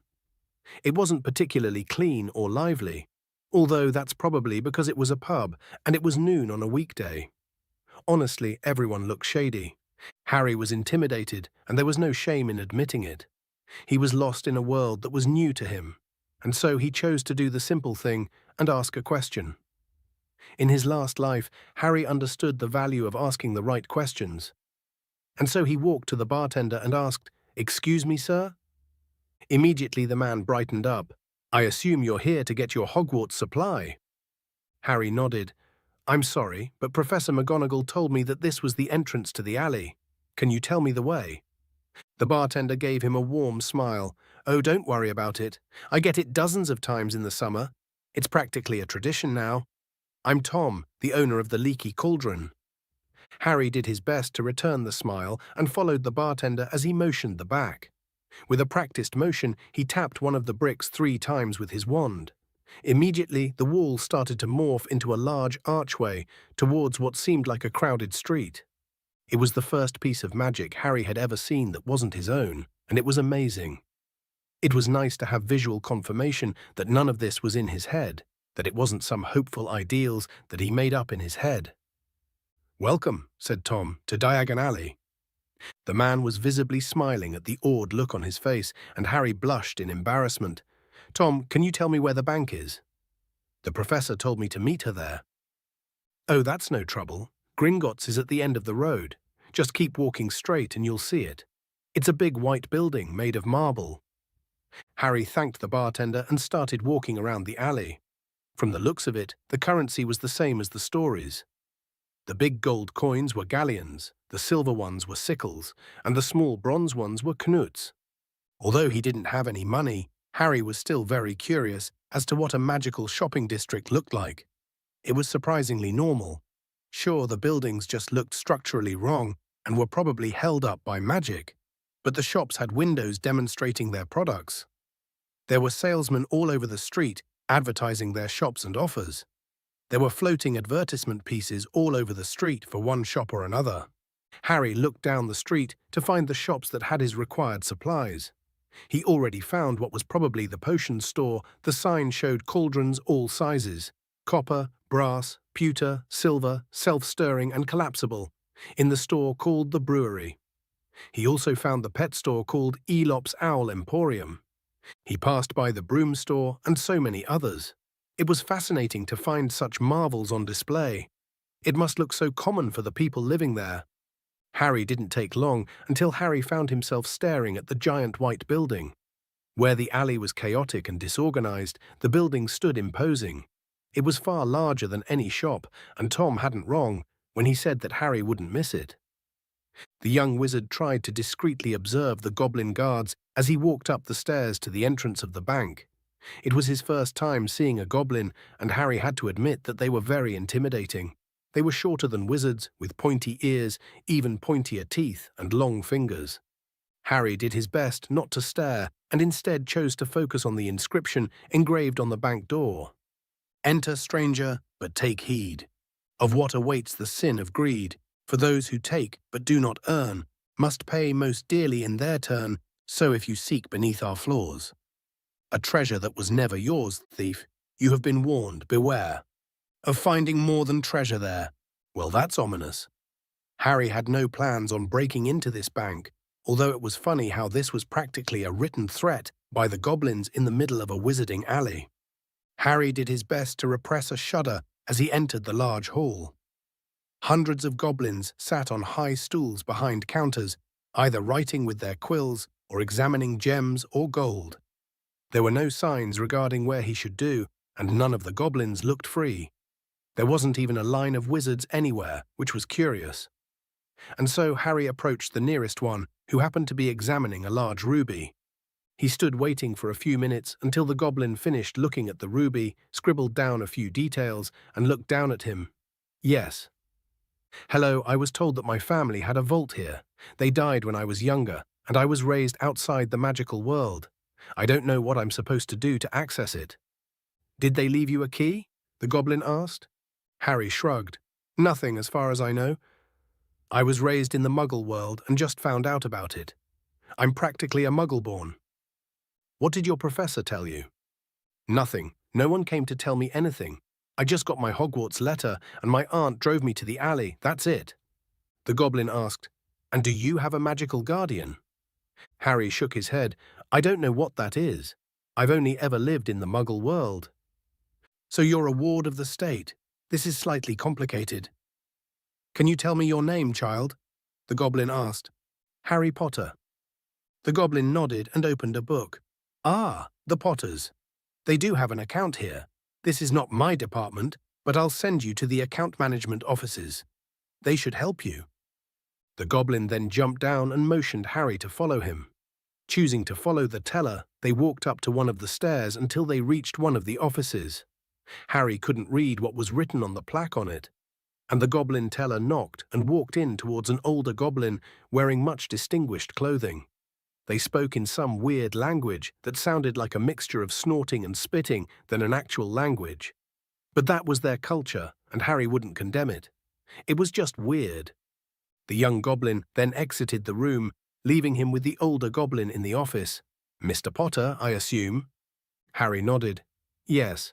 My name is Bragcor. I am the goblin in charge of frozen accounts. Your case is quite peculiar, Mr. Potter." "How so?" The goblin grinned. "Well, even with the rise of orphans in the last decade, because of the war with the Dark Lord, the ministry had done its best to redistribute them around across many families. It was a bid for peace. But you're the only one who had relatives only outside the magical world, while no magical family made a bid for your adoption. Since you were aware of the magical world and thus have no magical guardian, you are technically a ward of the ministry. So I need to go to the ministry just to have access to my gold." The goblin's smile widened. "No, it seems that your parents named you their heir in the traditional way." It's a rather old-fashioned way to preserve an inheritance to their line by bringing their heir to Gringotts and naming him the heir by blood. Bragcor then opened one of the folders and released a piece of parchment that had his name, Harry James Potter, on the top. He grabbed a dagger and pricked Harry's blood with it before he could even react. The moment a drop of blood touched the parchment, the paper glowed gold. The goblin gave him a bloodthirsty smile. "It seems like you are, in fact, Harry Potter. That's good. Now we can proceed." Chapter 8. Shopping. The 28th of July 1991, Diagon Alley. He grabbed a dagger and pricked Harry's blood with it before he could even react. The moment a drop of blood touched the parchment, the paper glowed gold. The goblin gave him a bloodthirsty smile. "It seems like you are, in fact, Harry Potter. That's good. Now we can proceed." Harry was somewhat surprised when the goblin's somewhat hostile attitude disappeared seconds later. He looked at Bragcor with his eyes wide. "What do I need to do now?" "You need to sign this." He gave him a stack of parchment. "It states that you have received your key. Your account will be unfrozen, and you will be able to enter your vault. Do not lose your key. Its replacement will cost you 50 galleons. After the young wizard signed the documents, he was then dismissed from the manager's office and given a small gold key. He was then escorted by a goblin called Griphook to the depth of the Gringotts tunnels. The ride was informative. For all the goblin's tone was rude, he still answered Harry's question. It turns out that Gringotts did not involve themselves in wizarding affairs, so that means they don't do inheritance tests. They don't care about the Wizengamot, and they rarely even know what is inside the vaults they guard. They only have logs of the access to the vault, nothing less, nothing more. They didn't care about wizarding properties or dwellings. They only entered a vault and repossessed what's inside if it remained dormant for a century. So yeah, claiming ancient secret vaults filled with mountains of gold isn't really a thing. As far as they are concerned, there are two types of vaults. Security measures aside, there is a monetary vault, which only contains galleons, sickles, and knuts. You couldn't add anything else aside from these coins, and you could even use bank drafts, which worked kind of like checks in the Muggle world, to spend money, to avoid having a large amount of gold physically with you. These accounts were monitored by the goblins in case of inconsistencies. This was the vault Harry had. However, there was another account, an artifact vault, where the users can put anything inside, be it magical artifacts or just normal gold. They were far more expensive and were usually only used by very old families that hid artifacts down there. Unfortunately for Harry, the monetary vault was the only thing he inherited. There was no family vault to be unlocked during his majority. There were no secret grimoires, no super artifacts. All he had left from his parents was a small pile of gold, around 10,000 galleons. It was a rather generous sum, but from the sound of it, it didn't even come close to what some families had. Still, it was good enough for Harry, who never had any money of his own to use. Although when Harry asked Griphook about the conversion to pounds to get an idea of how much he was worth, the goblin snarled in anger. Apparently, it was a very sensitive topic for goblins. The Ministry of Magic had controlled the price of wizarding currencies to Muggle ones. While the average galleon was worth over £100, the Ministry forced the goblins to sell it for 5. It was apparently to allow an easier integration for Muggle-born who wouldn't be able to afford their school supplies otherwise. Thankfully, this rate was only available to students that are still attending Hogwarts, and they were only allowed to exchange 100 galleons a year to stop people from abusing the system. Still, Harry had around £10 million in the bank, and that was secure enough for him to live on. He could now technically move out of the Dursleys without worrying too much about it. Alas, all things came to an end, and Harry's journey to the depth of Gringotts was finished. The young wizard just grabbed around 50 galleons and brought them in one of the complimentary expanded pouches made by Gringotts and left the bank with a smile on his face. Now that he had money, it was time to search for his school supplies.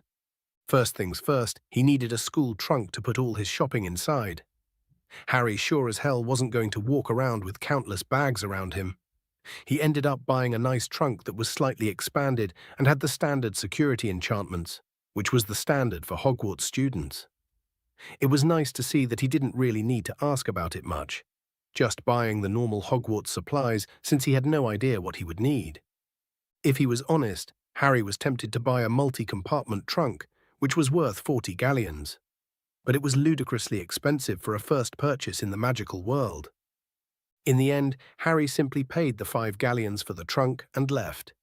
His next destination was Flourish and Blot's, a bookstore. There were already bundles of books, one for every year at Hogwarts. Harry picked up the first-year bundle and the Introduction to the Magical World bundle. He ignored the sneering looks he got when he bought the latter. It was a clear sign that he was new to the magical world. He didn't care for it. Harry was an academic at heart, and he would not be ashamed of what he was and where he came from. Still, he would return to explore the books later. What did make him pause was the fact that there was an entire section of children's books dedicated to the adventures of Neville Longbottom. Browsing the books, Harry could say with absolute certainty that not a single thing could happen. Neville Longbottom was a child, and even Merlin as a child would not have been able to kill a dragon single-handedly. What was interesting was the fact that Neville Longbottom was the boy who lived. It seems that Voldemort chose to attack Samhain in 1981. He killed Alice and Frank Longbottom and tried to kill young Neville, but to no avail. The boy was raised by his grandmother and was rarely seen in public. There were no mentions of Harry's parents in any of the articles. Speaking of Voldemort, the stories really understated how close the Dark Lord was to invade magical Britain. The war had caused the death of over 10% of the entire wizarding population in Britain, and he was stopped by a magical fluke. If he hadn't attacked the Longbottoms, he would have won in a couple of years. Harry's shoulders sagged in relief. He wasn't the chosen one, the child of the prophecy. He didn't have a Dark Lord gunning for him. He wouldn't have the life-threatening adventures from the stories. He would just learn magic and live his life without too much trouble. Things were already starting well. A smiling Harry just put the books in his trunk and left the store. He then followed in by going to the potions shop and bought a cauldron, a set of crystal phials, and a set of brass scales. He wasn't required to buy any ingredients, which made sense since he had no idea how to store them, nor how much damage they could cause. He then managed to buy a telescope from one of the astronomy stores. It looked like an antique, but there were a lot of enchantments layered on top of it, making it superior to any Muggle-made telescope. Finally, Harry only had to buy his clothes and his wand. He walked around the alley until he found Madame Malkin's robes for all occasions. Harry was welcomed by an old witch who smiled at him pleasantly. "Hogwarts, dear?" Harry nodded. "Yes, madam." "Good. I have the basic templates ready. Wait there until I take your measurements. There's another young man being fitted right now." Harry nodded, showing his understanding, and walked to the back of the shop. In there, a boy with a pale, pointed face and a ludicrous amount of hair gel was standing on a footstool while a second witch pinned up his long black robes. If that wasn't Draco Malfoy, Harry would eat his hat. The boy brightened when he saw Harry. "Hogwarts too?" "Yes," Harry said. "My father's next door buying my books and mother's up the street looking at wands," said the boy. He had a bored, drawling voice. "Then I'm going to drag them off to look at racing brooms. I don't see why first years can't have their own. I think I'll bully father into getting me one and I'll smuggle it in somehow." Well, maybe Draco was obviously a spoilt brat that was trying to brag about his parents. Harry could see the seamstress repressing rolling her eyes at his behavior. Draco then looked at Harry questioningly. "Do you have a broom of your own?" "No, I don't," Harry replied. "Do you play Quidditch?" the boy tried to ask again. Harry could see in his eyes that he was trying to make a friend, but didn't know how to. Honestly, the boy chose the wrong person to try, since he barely has the social skills of a Tin Man. Choosing to humor the boy, "Not really. I don't really like the sport." The boy gasped in outrage, as if Harry had insulted his entire family line. "How can you not like Quidditch? It's the best thing in the whole world." Harry shrugged. "Just don't understand the appeal, I suppose. Don't get me wrong, I don't mind flying, but I just don't like the sport." Still looking outraged by my statement, the boy replied, "You're all mad, that's all I'll say about it. What about houses? Where are you hoping to get to, really?" "My parents were both Gryffindors," Harry said, "but I don't really care where I end up, to be honest." "Really? You don't care which house to go to?" You'll spend 7 years of your life with your housemates. It's a big commitment. My family was always in Slytherin, so that's where I'll be going. Imagine being in Hufflepuff. I'd ask my father to transfer me to Durmstrang. He's friends with the headmaster there. Harry snorted at the boy's attitude. Hufflepuff is a perfectly good house. Loyalty and hard work are admirable qualities that are valued everywhere. Before the boy could reply, the seamstress looked at the blonde and asked, "That's you done, my dear." The boy turned and left the store while telling Harry that he would see him at Hogwarts. Harry sighed in exasperation and murmured to himself, "And I thought Dudley was spoilt." Madame Malkin must have heard him because she snorted in laughter. "You'll see far more of his kind at Hogwarts." "That's what I'm afraid of," Harry muttered back. It didn't take long for the seamstress to take his measures.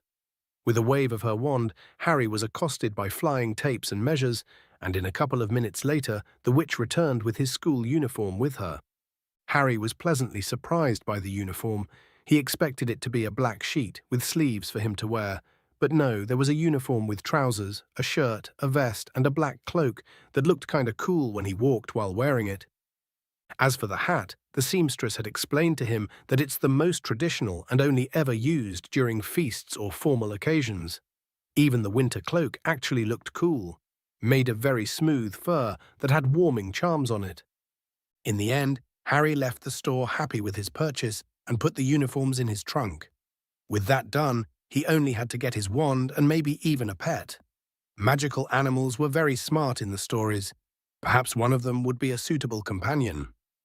But that was for later. Harry decided to first get his wand, which meant that had to go to Ollivander's. Chapter 9, The Wand. The 28th of July, 1991, Diagon Alley.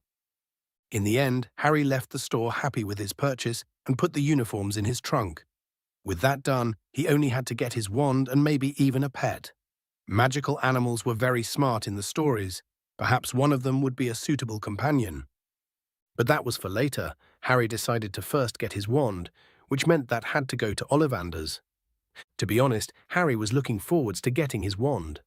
The promise of casting actual spells, not just the weak, wandless magic that he's been using. The moment he gets his wand, his identity as a wizard would be confirmed for him and for everyone. Unfortunately, Harry hadn't seen any wand shops walking around the alley so far, so he asked one of the store clerks, "Hello, I'm looking for the wand shop. Do you know where it is, please?" Harry had to say that giving them puppy eyes was more than enough to get the woman he asked to soften her eyes and immediately tell him the directions to Ollivander's. Walking around, the young wizard noticed that there were no wand shops except for Ollivander's. Harry hadn't even mentioned going to Ollivander's, only that he was going to buy a wand, but the woman had immediately assumed that she was going to this store. This meant that either Ollivander's ran them out of business, or the store's quality of wands was so much higher that they never even tried. Because it didn't make sense in any other case. Wands were everyday objects used by every single wizard or witch in the nation, and yet there wasn't any competition for Ollivander's. The store had a complete monopoly on one of the most vital resources in the country. The shop itself didn't look particularly luxurious, especially considering its status as the only wand shop in the continent. It was narrow and shabby.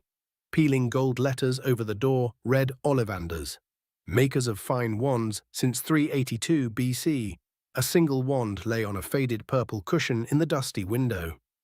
Honestly, Harry didn't really care about the state of the shop. It seemed to be something characteristic of the wizarding world. The leaky cauldron was the first impression Muggleborns had on the wizarding world, and yet it looked like a dingy, dirty pub. This was weird because cleaning enchantments and repairing charms seemed to be taught to all students at Hogwarts. A tinkling bell rang somewhere in the depths of the shop as he stepped inside. It was a very tiny place, empty except for a single spindly chair, which he certainly didn't want to sit on to wait. Harry had thousands of questions in his head, but chose to stare at the thousands of narrow boxes piled neatly right up to the ceiling. It was odd and hard to describe, but Harry was able to feel them. It was like every box, which probably contained a wand, had a heartbeat. And yet each one was slightly different than the other, like having a different melody. There were a few distinct ones, one that was very loud and fast, resembling more like a drum than a heartbeat. Another had a soothing and somewhat whimsical melody that made Harry relax without even noticing. Harry stood there, staring at the symphony of wands. He always felt a little pull whenever he was close to any magical item, but it was mostly characterized by goosebumps, not whatever this was. "Good afternoon," said a soft voice. Harry jumped. He had been so lost in what he was feeling to notice the man sneak behind him. He turned reflexively and saw an old man standing before him. His wide, pale eyes shone like silvery moons through the gloom of the shop. "Hello," said Harry awkwardly. "Ah, yes," said the man. "Yes, yes. I thought I'd be seeing you soon. Harry Potter." It wasn't a question. "You have your mother's eyes. It seems only yesterday she was in here herself, buying her first wand, 10¼ inches long, swishy and made of willow. Nice wand for charm work." Mr. Ollivander moved closer to Harry and continued. "Your father, on the other hand, favoured a mahogany wand, 11 inches, pliable, a little more power, and is excellent for transfiguration. Well, I say your father favoured it. It's really the wand that chooses the wizard, of course." Dear God, that man was creepy. Harry found it hard to believe that this man interacted with all 11-year-old wizards in the country when getting a wand. He should know not to act like a creep. Still, this man was the only person who recognized Harry and even spoke about his parents, and he was curious as to what happened to them. "Did you know my parents?" "Briefly. Every single wizard and witch going to Hogwarts comes to this shop eventually. Even those who foolishly use legacy wands eventually learn to come here to get one of their own." "Do you know what happened to them?" Harry asked. The wand maker stiffened and answered, "What happened on that fateful day was a mystery for everyone. It was a few days after the defeat of he who must not be named, and the entire nation was celebrating his downfall. However, a few of his loyal servants decided to attack Godric's Hollows to find their master. Bellatrix Lestrange, Rodolphus Lestrange, and Rabastan Lestrange gathered a fighting force of over 200 dark wizards and creatures and attacked your parents. No one knows what happened afterwards, only that all that remained of Godric's Hollows was a field of flames. There were no traces of James and Lily Potter, no traces of the Lestranges, only a small babe in the middle of a ruined cottage, you. Godric's Hollows is a historically significant place for our civilization. It's the birthplace of Godric Gryffindor, the home of countless magical families over the centuries. On that day, it's not just your parents that perished, but it was the lives of thousands of people, wizards, witches or muggles, that lived in this village. It's one of biggest tragedies in recent times, one that very few wish to remember." By the end of it, Mr. Ollivander was staring far behind Harry, as if he was lost in a distant memory. Harry, though, was flabbergasted by the story. He expected his parents to be dead, that was a given, but to be the only survivor of an attack that destroyed an entire village was not something that he ever thought about. It made sense why people chose not to adopt him in the wizarding world, and that the ministry left him at his aunt's doorstep. They thought that he was a dark omen, a sign of future misfortune, and Harry couldn't truly blame them. Perhaps he would have ended up in the hands of someone who would have released their frustration on him, cursing him for the loss they experienced. Harry would need to read more about it later, but Mr. Ollivander gave him a place to start from. Finally, Mr. Ollivander shook his head and said, "Let's not speak more of such a painful subject and focus on you. Let's see, which is your wand arm?" Assuming that the wand maker was speaking about which hand he write with, Harry raised his right hand.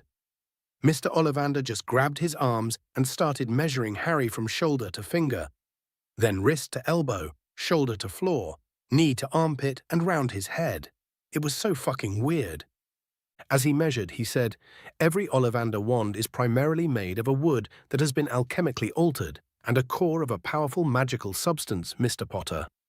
We commonly use unicorn hairs, phoenix feathers, and the heartstrings of dragons, since they are usually the elements that are the more suited for wizards to cast wands.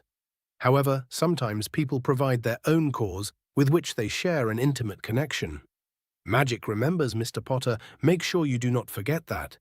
But those cases are usually curse breakers that need new wands and have killed various magical beasts along the way." "Are certain wands better than others?" Harry asked, curious. "No. The process is the same. Bonding with a wand means that the two of you are compatible magically. It will never be perfect, but slowly as you start using it, the wand will attune to your magic until it allows you to perfectly control it. If a wizard uses a wand that is unsuited to his magic, his spells will simply be weaker.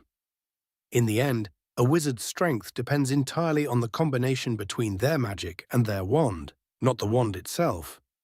You could use Merlin's wand, and it would be nothing more than a stick in your hand if it's not compatible with your magic.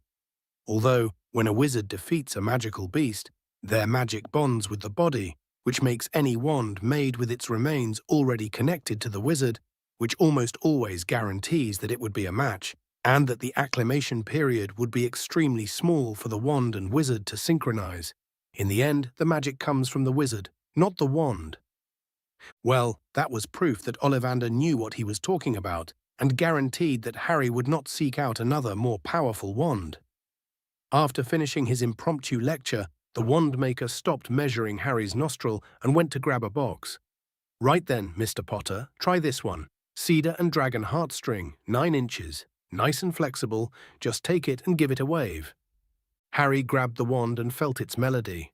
It was loud and somewhat volatile. It seemed upbeat, but very consistent and very loyal. Immediately, Harry knew that it wasn't his wand. He didn't have anyone to be loyal to, no matter how much he wished he had.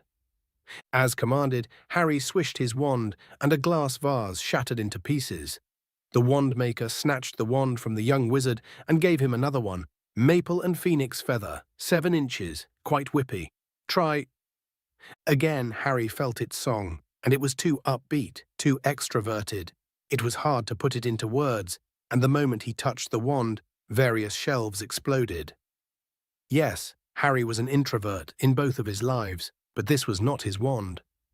He tilted his head and looked at the wand maker. "This wand is too extroverted.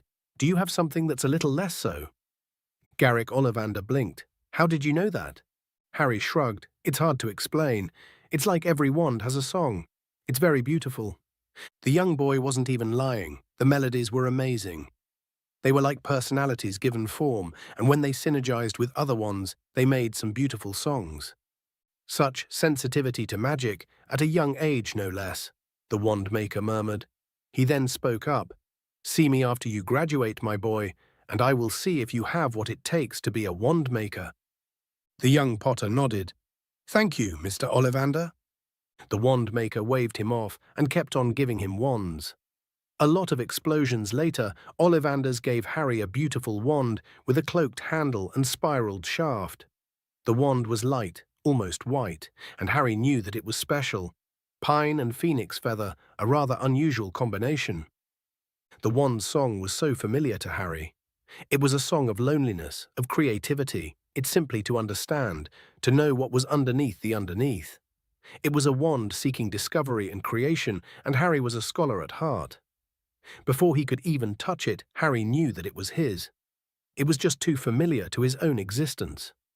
Harry never thought that there would be a song that could describe his entire personality this perfectly, and yet he was surprised by the accuracy of the song.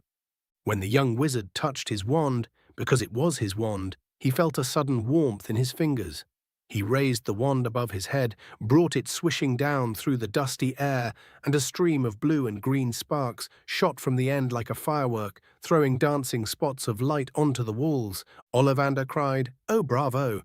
Yes, indeed, oh, very good. Well, well, well. How curious. How very curious." "This didn't sound good." "Sorry," said Harry, "but what's curious?" Mr. Ollivander fixed Harry with his pale stare.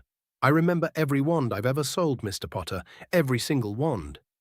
And yet, this is the first time I ever sold a wand I did not make. My grandfather made that wand centuries ago, and I remember my father saying that he was quite obsessed with finding its wielder.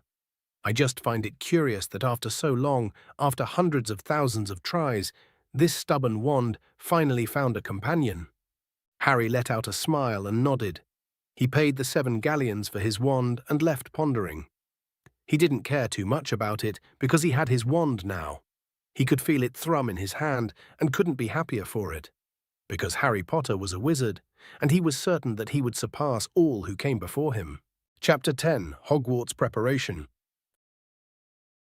The 1st of September 1991, Diagon Alley. Harry let out a smile and nodded. He paid the 7 galleons for his wand and left pondering.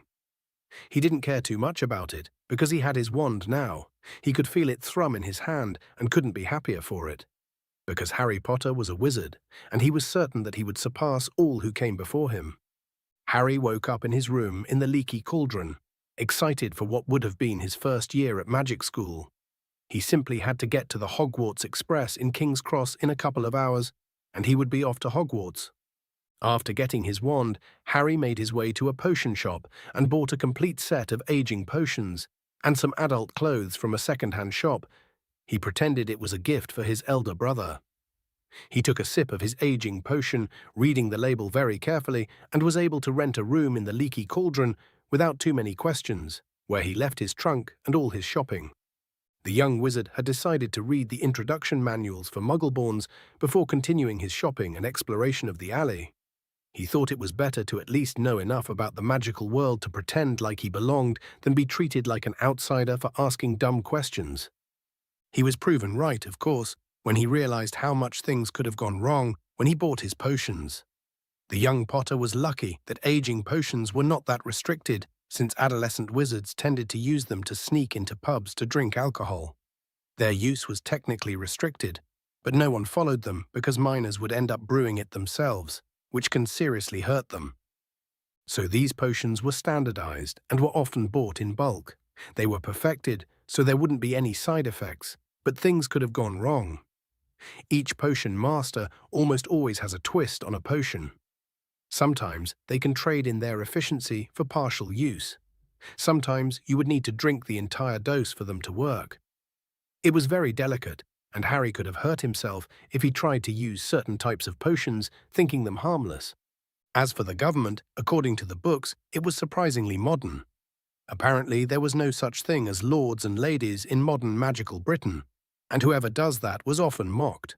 Sure, a few wizards were ennobled after remarkable service and given lands, but that was before the Statute of Secrecy, where the two worlds were almost entirely separated.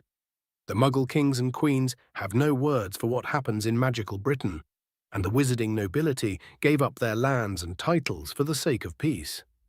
In exchange, every former noble was given a seat in the Wizengamot to their family. However, if after a generation no one claimed a seat, the ministry would take it, and a representative would be elected every 7 years. Even now, from the 49 total seats, only 22 were inherited ones. 13 were given to the heads of the most important departments in the ministry. 1 was given to the minister and his undersecretary, and finally the rest were elected by the population. Harry didn't see any mentions of the Potter family, so he assumed that they were ennobled to begin with. However, while there weren't any houses and so on, there was still a certain prestige in being from an old family. These families tend to have rules of their own, many secrets and magic. The books didn't specify how they worked, but did mention something about family magic, which they only asked as a warning not to ask about them, as it can be considered to be very impolite and could easily be considered a slight. Harry would research on the matter in Hogwarts, which should have the biggest library in the country. Speaking of Hogwarts, it had a somewhat ambiguous title. There were no tuition fees to encourage Muggleborns to enter, and so it was paid almost entirely by the ministry, which increased the taxes. Apparently, this was decided after the Statute of Secrecy was set up to stop any Muggleborn from accidentally revealing the magical world. Not that the statute wasn't powerful. Muggles just one day decide that magic wasn't real. There was no explanation on how the statute was created, only that it worked like a notice-me-not charm towards Muggles. It wasn't that powerful, but it was very wide and strong enough to stop accidental magic from being noticed. Nevertheless, the strength of the statute had some downsides, which is the severity of the punishments for breaking it. If a wizard or witch uses magic in front of a Muggle and is being noticed, they could be arrested and fined heavily. But if their intentions were malicious in nature, and they wanted to purposefully break the statute, then they could even be executed. It was a harsh law, but it was still a reality. Magic was strong, absurdly so, but revealing its existence to Muggles will only lead to war and death. With his reading done and enough understanding of the wizarding world, Harry chose to explore the castle. He had forgotten to buy his writing supplies the last time, and so he bought a lot of parchment and various binders to keep things together. It turns out that wizards like using antiquated things because they weren't as processed, which means that they could be more easily enchanted. Parchment could hold spells, like making writing neat or correcting mistakes, and quills could actually write on their own if they could be enchanted. The less modified an item was, the more layers of spells it could handle, which is why no one ever bothers to enchant transfigured or transmuted elements because they are very liable to fail. Magic remembers, after all. Harry simply bought a few self-inking quills and he was ready for the year. However, he chose to pass by Elop's Owl Emporium and get himself an owl. To be perfectly honest, Harry was a dog person, so he wouldn't get a cat on principle, and he definitely had no interest in buying a toad. An owl was far more practical and useful, which is why he went there. The store was absurdly dark because owls were nocturnal in nature, but in the end, Harry exited with a nice snowy owl that he named Hedwig. Oh, he tried other names, but she seemed to prefer that one. Perhaps it was fate, but the owl was very intelligent, and Harry often found himself talking to her as if she could understand him. He really needed a friend, didn't he? It's not that he didn't like Hedwig, it just wasn't the same as talking with someone who can, well, talk. Still, Hedwig was beautiful and intelligent, and he quickly grew to love her. He rarely ever put her in the cage, and he even saved her a piece of bacon every day for breakfast. As for Harry, he chose to spoil himself somewhat. He bought himself an entire wardrobe of clothes, not wanting to wear the second-hand ones that the Dursleys had given him. He didn't buy it all at once, of course. Instead, he would visit a clothing store every few days and pick out one or two outfits. He didn't want to make a scene by making an absurdly large purchase for a child. Even then, Harry didn't leave Diagon Alley to buy his clothes, choosing to stick with wizarding fashion to not stand out too much. Not that it was too different from the Muggle ones. Harry spent his days exploring the alley, seeing what the wizarding world had to offer. It was surprising that Fortescue Ice Cream Parlour ended up being his most fruitful one.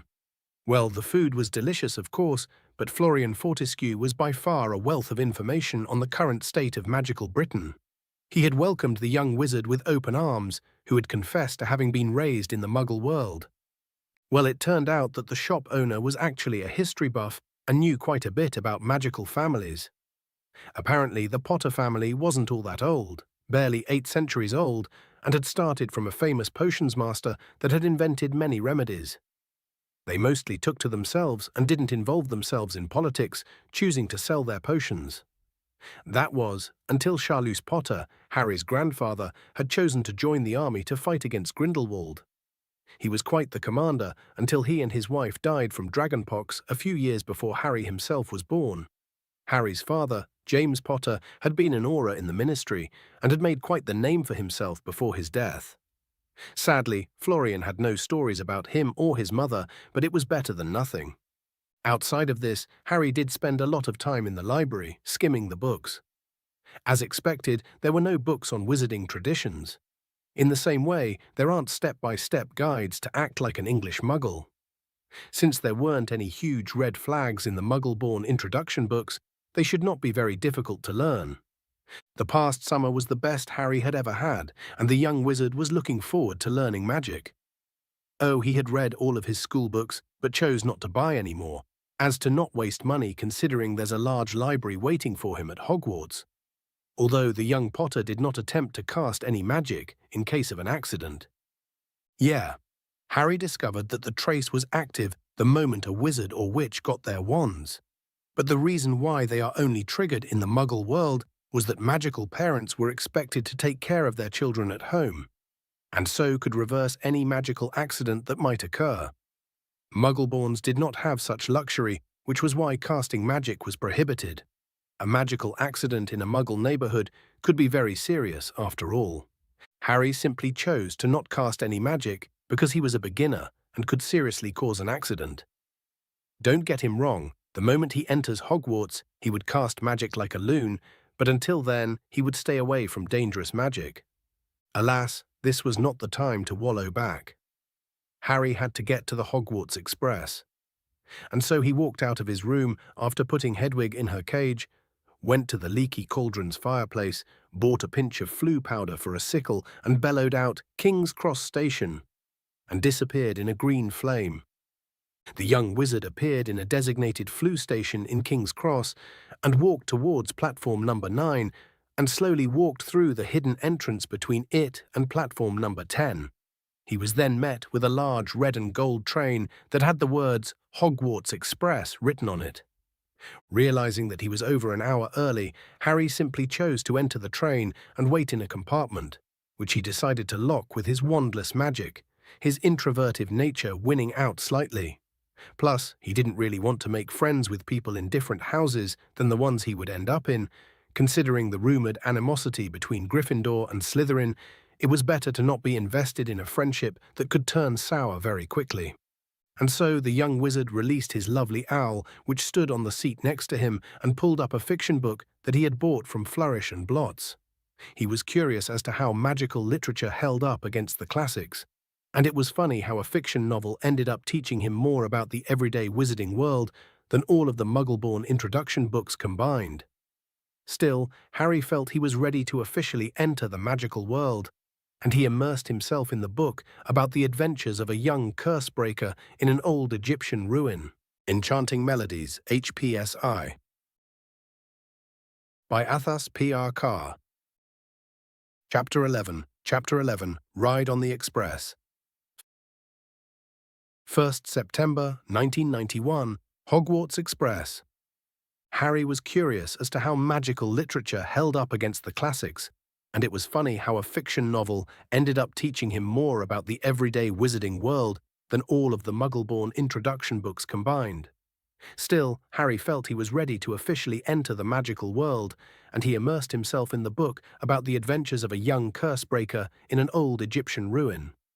15 minutes before the train's supposed departure, the station was almost full of people, mostly parents and siblings, saying their goodbyes to students. Harry couldn't help but feel a twinge of sadness and envy. The idea that someone would actually miss him while he was away was one of the few things that he envied about other children. He only hoped that one day he would have someone like that, someone that would love him enough to miss him. Things had gotten a lot messier when Neville Longbottom had been seen in the station. Dozens of reporters were leaping towards the 11-year-old boy, and it was only the threatening looks of what he assumed to be the Longbottom matriarch that they backed off. Harry didn't see the boy who lived, but he didn't particularly care about it, even if he was slightly curious as to how the boy would compare to the Neville Longbottom from the stories. Still, it was only when the train departed that someone knocked on his compartment, trying to get in. Harry looked up and saw a dark-skinned boy his age. Assuming that the boy wanted to get inside, he stood up and discreetly unlocked his compartment. The boy had dismissed him with a glance. "You do know that locking the compartments is against the rules, don't you?" Harry didn't verbally answer and just shrugged. The boy bristled at his reaction and asked, "Do you mind if I sit here?" "Sure," the young Potter responded. The boy nodded politely and sat down in the seat next to him with obviously practiced grace. Harry rolled his eyes at his pretentious attitude and continued his book. While Harry really wasn't the most social of creatures, he was going to invest time and effort in a friendship when they would end up in a different house, which would make it a lot harder to maintain any friendships. It's not that it would be impossible, just that from what he had read, the competition between houses is a real one, and things could go very sour, especially considering how childish 11-year-olds tend to be. A few minutes in, another boy entered the compartment. Harry recognized him as Draco Malfoy, who had actual goons backing him up. The two other kids were standing behind him, trying their best to look intimidating. It was one of the funniest things Harry had ever seen in his life. They were 11. Kids that age just weren't intimidating. Seriously, what the hell were these kids taught at home? Honestly, they resembled children trying to pretend to be mafia bosses. Malfoy, though, didn't seem to notice the ridiculousness of the situation. "Hey, Zabini, I'm looking for Longbottom. Did you see him anywhere?" The boy shook his head. "I'm afraid not." The blonde then looked at the Potter scion. "What about you?" Harry just shook his head and went back to reading. The boy, though, wasn't satisfied. "Are you a mute or something?" Again, Harry turned to the blonde and raised an eyebrow. I can talk just fine. Then why didn't you answer me properly? The green-eyed boy looked at him in the eyes. Did you understand my denial? Yes, but… Then what is the problem? Harry questioned. The boy huffed in frustration. It's rude. Did shaking my head offend you? Do I need to worry about you being near every time I move my head? No, it's not that. The young Potter stifled a smile. Then how were you offended? The blonde blushed in embarrassment. I have better things to do than to bicker with an uncultured swine. He then turned and left, taking his bodyguards with him. When he left, Harry couldn't help but snort in amusement. Annoying, spoilt kids was always fun. The Zabini boy just looked at him, flabbergasted. How did you do that? Do what exactly? He never goes away, and he likes to throw his father's name around. I thought he would have told Crabbe and Goyle to beat you up or something. Harry simply shrugged. He does it to get a reaction. When he realized that I wasn't going to provide him one, he left. I just annoyed him into not wanting to stay there. Well, whatever this was, it was brilliant. I'm Zabini, by the way, Blaise Zabini of the Italian Zabinis. Harry nodded. Harry Potter. He then chose to return to his book. It was far better than continuing whatever conversation the boy was trying to start. Blaise seemed to have understood that he didn't want to talk and left his devices. Everything seemed to go quietly until a smiling, portly woman opened the compartment. Anything off the trolley, dears? Realizing that he was quite hungry, Harry bought a couple of sandwiches and a chocolate frog for dessert. The Potter scion had tried out a few of the sweets the wizarding world had to offer. He had quite the sweet tooth, and he was always down to try out new desserts. Only that wizards seem to interpret the idea of sweets differently. Whoever came up with Bernie Bott's every flavor beans was insane, and so were the people who actually bought it.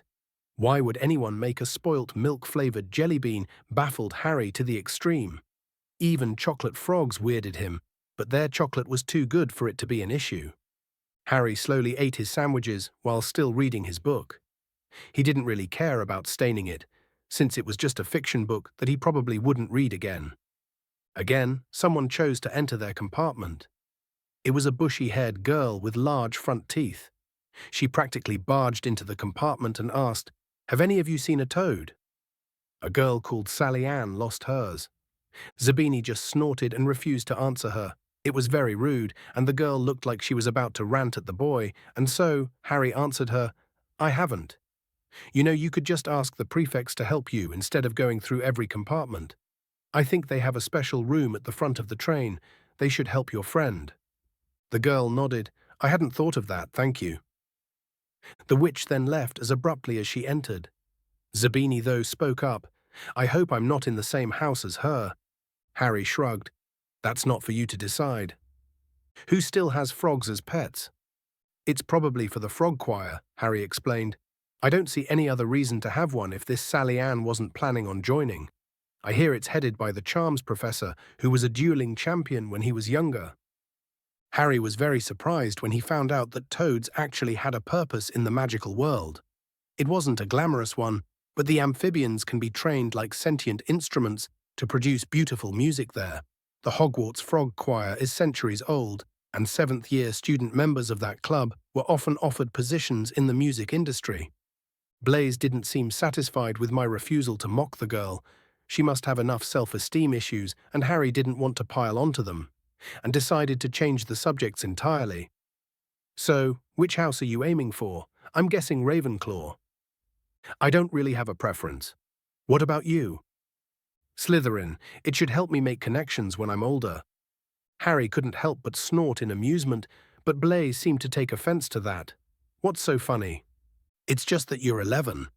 You're not going to make political connections, and no one is going to take you seriously if you say something like that. You'll only start to benefit from it when you're older, when schoolhouses won't be that much of a deal then." The Zabini boy seemed unconcerned. "But all of the pure-blood families end up in Slytherin. Then it's a tradition you're following. You're not doing it to make connections, you're doing it to fit it. Do you think that when you're older, you will just ignore 3/4 of the population just because they were in different houses?" The boy looked down and mumbled, "No. Then in the long term, your house really doesn't make a difference. If you want to fit in, just admit it to yourself and do it. There's nothing embarrassing about it, but don't lie to yourself by using words and terms that you won't appreciate. You're too young to make connections and you know it. You're better off enjoying your youth instead of wasting it on long-term plans that will never work. You're as old as me, Zabini protested. I am, but that doesn't mean that I'm wrong. I am not talking to you out of some weird political and financial interest. You're 11 and so am I. We'll have to worry about homework and exams, not political moves. Before he could say anything, a loud voice echoed through the train. We will be reaching Hogwarts in 5 minutes' time. Please leave your luggage on the train. It will be taken to the school separately. The voice had woken up the sleeping Hedwig, who was napping on the ceiling. The white owl squawked and screeched in indignation. Blaise had jumped at the sound. What in Merlin's name was that? This is Hedwig, and she wants you to apologize. Harry drawled back. He was right, of course. The owl was very much glaring at the dark-skinned young man. I am not apologizing to a bloody owl, the boy exclaimed. Hedwig's glare just seemed to get even more intense until the boy relented. Fine, I'm sorry, all right. The owl's glare lessened, and Hedwig just released a threatening bark and looked away, ignoring Harry's companion. That's some intense owl, Blaise muttered. Harry smirked. She's a special one, my Hedwig. We need to change before we get to the station. Blaise nodded, and the both of them started to change into their uniforms. Harry opened his trunk and put his book inside, as well as the chocolate frog that he had forgotten to eat. After he was done changing, he even put on the ridiculous pointy hat he was forced to buy and waited for the train to stop moving. As the train stopped, Harry noticed that Blaise was somewhat pale, and he felt guilty enough to comfort the boy. What's wrong? I'm just worried about the sorting. Why would you be worried? Harry questioned, confused. How can you not be? My mother didn't tell me how we're sorted, only that it's some kind of test. Harry snorted. Don't worry about it. You'll be fine. The young Potter had forgotten that other people didn't know about the sorting hat. Curiously, the hat was mentioned in most books regarding the school, but young students were very unlikely to read them. From the likes of it, parents choose not to inform their children as some sort of tradition, and Harry wasn't about to ruin it. You know what it is, don't you? Blaise asked. I don't know what you're talking about, mate, Harry responded. Harry didn't wait for the boy to answer and exited the compartment with Hedwig standing proudly on his shoulder. He ignored his companion yelling out, Potter, come back here, and left the train. As soon as they left, he caressed his faithful owl. I think it's better for you to go ahead. I'll need to do this alone. Hedwig gently nipped his earlobe and flew away. Before Harry could even ask himself where he was supposed to go, he heard a loud voice, Fur's years. Fur's years over here. He turned and saw a giant man holding a lantern, and Harry smiled to himself. It was time for his magical adventure to truly begin. Chapter 12, Magical Welcome. 1st September 1991, Hogwarts. Hedwig gently nipped his earlobe and flew away. Before Harry could even ask himself where he was supposed to go, he heard a loud voice, Fur's years over here. The man had a large beard and was far larger than it should be possible, meaning that he probably had some kind of magical ancestry. Harry simply assumed that this was the infamous Hagrid. The stories underestimated how large the man really was. He was at least twice as tall as the average adult man, and the young Potter had to admit that he was slightly intimidated. He kept calling out for the first years to join him. Come on, follow me. Any more Fur's years? Mind your step now. Fur's years, follow me. Slipping and stumbling, the first years followed the giant man down what seemed to be a steep, narrow path. It was so dark on either side of them that Harry thought there must be thick trees there. Nobody spoke much, although everyone looked slightly apprehensive as to what going to happen to them. You'll get your first sight of Hogwarts in a sec, called the maybe Hagrid over his shoulder, just round this bend here. Harry heard other first years gasping and exclaiming in wonder as they took their first look of Hogwarts. It was breathtaking. By the end of the path stood a large lake that was reflecting the moonlight and the stars. On the other side of the lake stood a beautiful castle with many turrets and towers.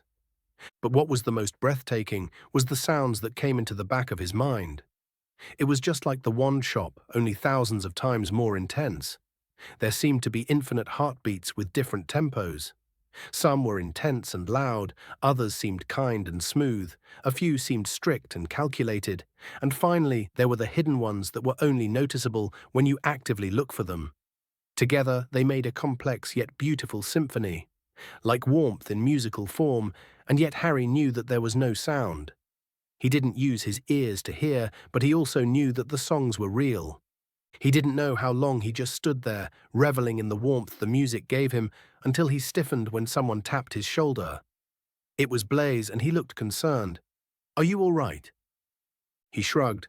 "Yes, I was just distracted by the castle." "Well, we're the last ones without a boat. I guess it'll just be the two of us," Blaze remarked. Harry nodded and tried to put the symphony to the back of his head. It was still there, in the background, but he wasn't distracted by it anymore. For the first time, Harry noticed the small boats and sat on the last one with Blaze. "Everyone in," shouted maybe Hagrid, who had a boat to himself. Right then, forward. And the fleet of little boats moved off all at once, gliding across the lake, which was as smooth as glass. Everyone was silent, staring up at the great castle overhead. It towered over them as they sailed nearer and nearer to the cliff on which it stood. "Heads down," yelled their guide as the first boats reached the cliff. They all bent their heads, and the little boats carried them through a curtain of ivy, which revealed a wide opening in the cliff face. They were carried along a dark tunnel, which seemed to be taking them right underneath the castle until they reached a kind of underground harbour, where they clambered out onto rocks and pebbles. They walked up a flight of stone steps and crowded around the huge oak front door. "Everyone here?" the giant asked loudly. Seeing that no one said anything, he raised his gigantic fists and knocked 3 times on the castle door. Immediately, Harry assumed that this was Professor McGonagall, and he was proven correct when their guide spoke up. The Furs Year's Professor McGonagall. "Thank you, Hagrid. I will take them from here." Harry was happy that he had guessed the identity of the giant man correctly. The woman pulled the door, revealing the enormous entrance hall. It really was unreasonable bog, considering that it's only the entrance to the castle. The stone walls were lit with flaming torches, like the ones at Gringotts. The ceiling was way too high to figure out its height, and a magnificent marble staircase facing them led to the upper floors. The students followed the stern woman until they arrived in an empty chamber, and they looked around nervously, trying to reassure themselves. "Welcome to Hogwarts," said Professor McGonagall. "The start of term banquet will begin shortly, but before you take your seats in the Great Hall, you will be sorted into your houses. The sorting is a very important ceremony because, while you are here, your house will be something like your family within Hogwarts. You will have classes with the rest of your house, sleep in your house dormitory, and spend free time in your house common room. The 4 houses are called Gryffindor, Hufflepuff, Ravenclaw, and Slytherin. Each house has its own noble history, and each has produced outstanding witches and wizards. While you are at Hogwarts, your triumphs will earn your house points, while any rule-breaking will lose house points. At the end of the year, the house with the most points is awarded the House Cup, a great honor. I hope each of you will be a credit to whichever house becomes yours. The sorting ceremony will take place in a few minutes in front of the rest of the school. I suggest you all smarten yourselves up as much as you can while you are waiting. I shall return when we are ready for you," said Professor McGonagall. "Please wait quietly," and left the chamber. Well, the whole honor thing was not really the reason the House Cup was a big deal. No, the big deal was the fact that the winning house tend to enjoy special privileges the following year. Things like extra time in the library, easy access to the Quidditch pitch, private lessons in certain subjects, and even extra Hogsmeade visits. The 5th and 7th years also end up with access to the restricted section of the library. It was a big deal for those affected, and while the 7th years didn't care about the point system, the 4th and 6th years would benefit greatly from these perks, which is why they tend to pressure the younger ones to not lose too many points. It was technically peer pressure, but for good behavior, enforced by the older students. Harry had to admit that the system was very effective considering the small staff-to-student ratio. Harry snorted in amusement. "You're worrying about nothing, really." I'm not going to spoil it out of respect for the school, but it's not a test of knowledge, and they certainly wouldn't make you fight anything in front of anyone. As if you know anything, a redhead boy spoke up. Blaze seemed to rise to his defense. Shove off, Weasley. Assuming that this guy really was Ron Weasley, Harry chose not to escalate the situation. I don't need to prove anything to you.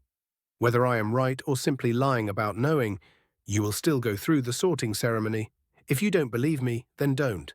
It changes nothing for me, nor should it matter to you. The boy just looked confused. Harry forgot that most 11-year-old children don't really speak as he does. The Malfoy boy ended up answering for him with a condescending tone. "You're an idiot, Weasley." The boy blushed and turned red. He looked like he wanted to fight Malfoy, but was held back by another boy. "Don't let him get a rise out of you, Ron." Draco sniffed angrily. "Still, hanging out with scum, Longbottom?" "He's a better friend than 100 of you," the boy exclaimed. Finally, Harry could see the boy who lived for the first time, and he definitely looked different than he thought he would. Oh, he was round and had an arrogant smile on his face, but what was surprising was the scar on his face. It wasn't just some random zigzag-shaped scar, not it only looked up from the root. However, the end of the scar continued down his face in a more random pattern than the straight line that made up the top. While the highest part of the scar looked red and raw, the lower part seemed slightly healed. Honestly, anyone that looked at him would recognize who he was. The rest of the students murmured in admiration as they noticed the presence of the national icon among them. Before Malfoy could reply, floating white beings just streamed through the wall. They were slightly transparent and glided across the room, not even noticing their presence. It was only when the fat monk noticed their presence that the other ghosts looked up to see them. "Oh, you must be the new students. Hope to see you in Hufflepuff. It was my old house, you know." The first years stood frozen with pale faces.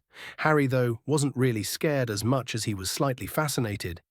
He had forgotten about the existence of ghosts in Hogwarts, and they fascinated him. They weren't really memories given form, considering the fact that they were able to make new ones, and yet they couldn't be alive. Harry noticed that the professor had returned and spoke up. "Move along now. The sorting ceremony is about to begin. Now, form a line or follow me." The ceiling itself was almost transparent, offering him a view of the cloudy sky. Harry ignored the bushy-haired girl that kept muttering to herself about Hogwarts, a history, and just admired the view. He ignored the change in the melody in his head. It was still very similar, only had a few extra layers on top. It was very hard to describe, but it was not the time for him to get lost in songs. When they arrived on the other side of the hall, they stopped in front of a stool. On top was a traditional hat, although it looked far older than his own and somewhat rackety. All new students looked at the hat in confusion, that is, until it moved and started to sing. Chapter 13. Chapter 13. Better Be. 1st September 1991, Hogwarts. When they arrived on the other side of the hall, they stopped in front of a stool. On top was a traditional hat, although it looked far older than his own and somewhat rackety. All new students looked at the hat in confusion, that is, until it moved and started to sing. Harry didn't think the song wasn't that bad. It felt more like a poem than anything that could be danced to. The lyrics just explained the characteristics of every house, and that you only had to put him on to be sorted. The boy saw his future classmates physically sigh in relief, and Blaze gave him a glare for not telling him about how they were sorted before. However, Harry didn't care. He was too preoccupied with staring at the sorting hat. It definitely didn't deserve the deafening round of applause. For the first time, Harry wondered when the hat started to sing before every sorting. It was enchanted to sort the students. It definitely wasn't designed to sing, or its voice would have been far better. So that means that one day they decided to sing before sorting the students, and it became a tradition. The main question would be if the hat is sentient or not. Magic seemed to bridge the gap between objects and life. The moving paintings surrounding Hogwarts were proof of that. However, where was the line? Can the sorting hat be labeled as a living being, or is it simply an enchantment that is mimicking a living being? Perhaps this question was the core of why wizards disregarded magical species so readily. They were creatures born of magic, and so they treated them like they would a very heavily enchanted object. It was just a theory, but it would explain why wizards look down on magical creatures no matter how powerful they may be. Still, Harry had no idea if his idea had any merit. It was just based on observation, nothing concrete. He'll need to look it up in the library later on. Oh, he was going to be busy for a while. He was so long in thought that he hadn't even noticed that a girl had been called to sit on the hat, which suddenly bellowed out, "Hufflepuff." Realizing that the sorting had started, Harry wondered how the hat even worked. It didn't read minds, that's for sure. At least it didn't look at memories. Old families are very protective of their secrets and have them stored in a single artifact that every wizard in Britain put on their head when they were 11 was a huge privacy breach. People far more knowledgeable than him probably theorized about how the hat worked, and if it came out that it could ferret out secrets, the public outrage would be gigantic, and the hat would find itself burnt or destroyed in a tragic accident. It had to be a test of character, like a personality test with automatic answers that tells the hat in which house students would fit the most. But the hat could also take into consideration the choice of the students, whether they preferred one house over another. That's not mentioning hat stalls, when the hat stays on top of someone's head for over a minute. Perhaps the hat could read surface thoughts, or at least projected thoughts, which students with a particular preference would be yelling in their minds. Maybe hat stalls are just what happens when someone is compatible with 2 or more houses, and the hat needs to probe further by physically asking questions to see their preference. But the main question was how the hat could differentiate between the values of each house when they are so connected. Ambition is useless without the courage to pursue it, the wits to know how to realize it, and the hard work to make it a reality. The core values of each house were deeply connected. Too much of one or another, and could easily ruin a life. A coward with ambition will not amount to much. While the young Potter was pondering about the workings of the sorting hat, many students were starting to get sorted. He didn't even notice their names. He would have plenty of time to remember them, but it was almost impossible to regain a proper train of thought. However, even Harry paid attention when Neville Longbottom's name was called up. The entire hall started murmuring, but shut up when the boy who lived walked up. As for the boy himself, he walked towards the hat with swagger in his step, which was very misplaced for a child his age. Well, the boy acted superior to anyone else because of that scar, and well, it made sense. Oh, he was a very foolish notion to entertain, but Harry knew that any kid that was raised as a national hero for something he didn't even remember would develop a large ego. You tended to see it in spoilt rich kids in Muggle schools. Longbottom will need to learn to curb it as he grows up. The world can be very unforgiving for people that think they are owed something. That's not even mentioning the Voldemort bullet that he'll need to dodge. Not for the first time, Harry thanked the gods that the Dark Lord hadn't marked him as his enemy. Back to Longbottom, the moment the hat even glanced at the boy's head, it yelled out, "Gryffindor!" The Gryffindor table erupted in cheer. It was by far the loudest one yet, and the House of Lions started celebrating getting the boy who lived in their house as he arrogantly walked to the table. Harry wished the boy the best of luck dealing with the crap that comes with being the chosen one. He will need it. After a few more students were sorted, it was finally Harry's turn. Potter Harry. Harry walked up to the stool while making theories as to how the hat sorted students. When Professor McGonagall put the hat on his head, he heard a quiet yet rich voice. Interesting, very interesting. Definitely a difficult sorting, that one. No preferences too. But with that mind, that talent, that thirst to understand how everything works, Rowena would have loved to have you as a student. You already figured out that I wasn't reading minds, and your theories are possible enchantments I could have had. But you're mistaken. You'll figure it out one day. Of that I am quite certain. Harry didn't respond, but was quite miffed that his theory was wrong. He'll just have to think on it further. The hat, though, wasn't perturbed, but is knowledge what you truly treasure, what is inside your core? Oh, you love it, the thrill of discovering something new, of understanding. But are you suitable for Rowena's house? Or do you treasure something even more? The last Potter remembered a promise he made to himself. I will not be nothing again. I will put my mark on the world, forge a legacy of my own, and be remembered in the annals of history. The hat released a deep chuckle. Yes, for all your love of knowledge, this is your core. Your ambition burns brighter than the sun itself. Yes, better be Slytherin. Harry heard the hat shout the last word to the whole hall. He took off the hat and walked towards the Slytherin table.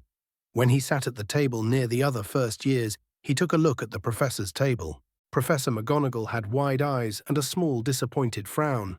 She probably expected him to join his parents' house or something. Albus Dumbledore didn't even clap, and Hagrid, who had sat on the far right, was grimacing slightly while clapping. What was the most interesting was the greasy-haired man who looked like he swallowed a lemon. Guessing that it was Severus Snape, Harry assumed that whatever relationship there was between him and Harry's parents wasn't an amicable one. Harry didn't even notice his tie and vest turn green, as well as the hood of his cloak, which had a Slytherin badge on the left side of his chest. Harry just stayed silent, contemplating the ramifications of his new house. Slytherin was known as the House of Death Eaters because Tom Riddle was reputed to be the heir of Slytherin. That meant that Harry was practically secluded from the rest of the houses. Honestly, he wasn't really bothered. He knew that he wasn't a bigot, and he rarely ever cared about the words of people who didn't know him.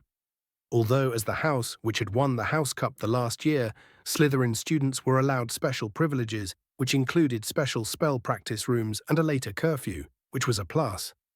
The elephant in the room would be his new housemates. With blood status being a big deal in this house, it would make things difficult for him since he was a half-blood and his parents fought Voldemort, although he didn't know if that was common knowledge or not. There were rumors of house politics in Slytherin, and Harry wasn't especially concerned with children and teenagers playing at being politicians. It would barely compare to the academic politics that he had to deal with at university in his previous life. The sorting ended when Blaise Zabini was sorted in Slytherin and sat next to him. The headmaster got to his feet, silence fell upon the great hall. He beamed at the students, his arms opened wide, and he spoke. "Welcome," he said. "Welcome to a new year at Hogwarts. Before we begin our banquet, I would like to say a few words. And here they are: nitwit, blubber, oddment, tweak." Ignoring the nonsense the man was spewing, Harry chose to focus on the headmaster. He was an obviously old man, with a long white beard and half-moon glasses. And yet, he didn't really look like a frail old man. He looked like a muggle on the verge of retirement, just with a large beard, old-looking glasses, and ghastly-coloured robes. These things were an eyesore. And yet, considering that the enhanced lifespan of the average wizard was around 150 years, Albus Dumbledore was probably around 100 years old. Not that he knew it for a fact, it was guesswork. Anyway, the elderly man sat down, and people clapped and cheered. A few first years smiled mockingly at the headmaster, but Harry knew better. No one had that many political positions and was senile. Whatever the headmaster had said wasn't just random world. They had meaning, if only for the man himself. Still, when the food appeared on the table, he realized how hungry he was and started eating. Harry was never really starved at the Dursleys, but he rarely ate to his full since he normally ate after Dudley, who commonly asked for third servings. Harry didn't speak to anyone while eating, too lost in his own head to care about the idle small talk the other students were spewing. At least Blaise ended up in the same house at him, so that was a familiar face, somewhat. After everyone had eaten and the food was gone, Dumbledore stood up again and started what seemed like a regular speech. "Ahem. Just a few more words now that we are all fed and watered. I have a few start-of-term notices to give you. First years should note that the forest on the grounds is forbidden to all pupils, and a few of our older students would do well to remember that as well. I have also been asked by Mr. Filch, the caretaker, to remind you all that no magic should be used between classes in the corridors. Quidditch trials will be held in the second week of the term. Anyone interested in playing for their house teams should contact Madam Hooch."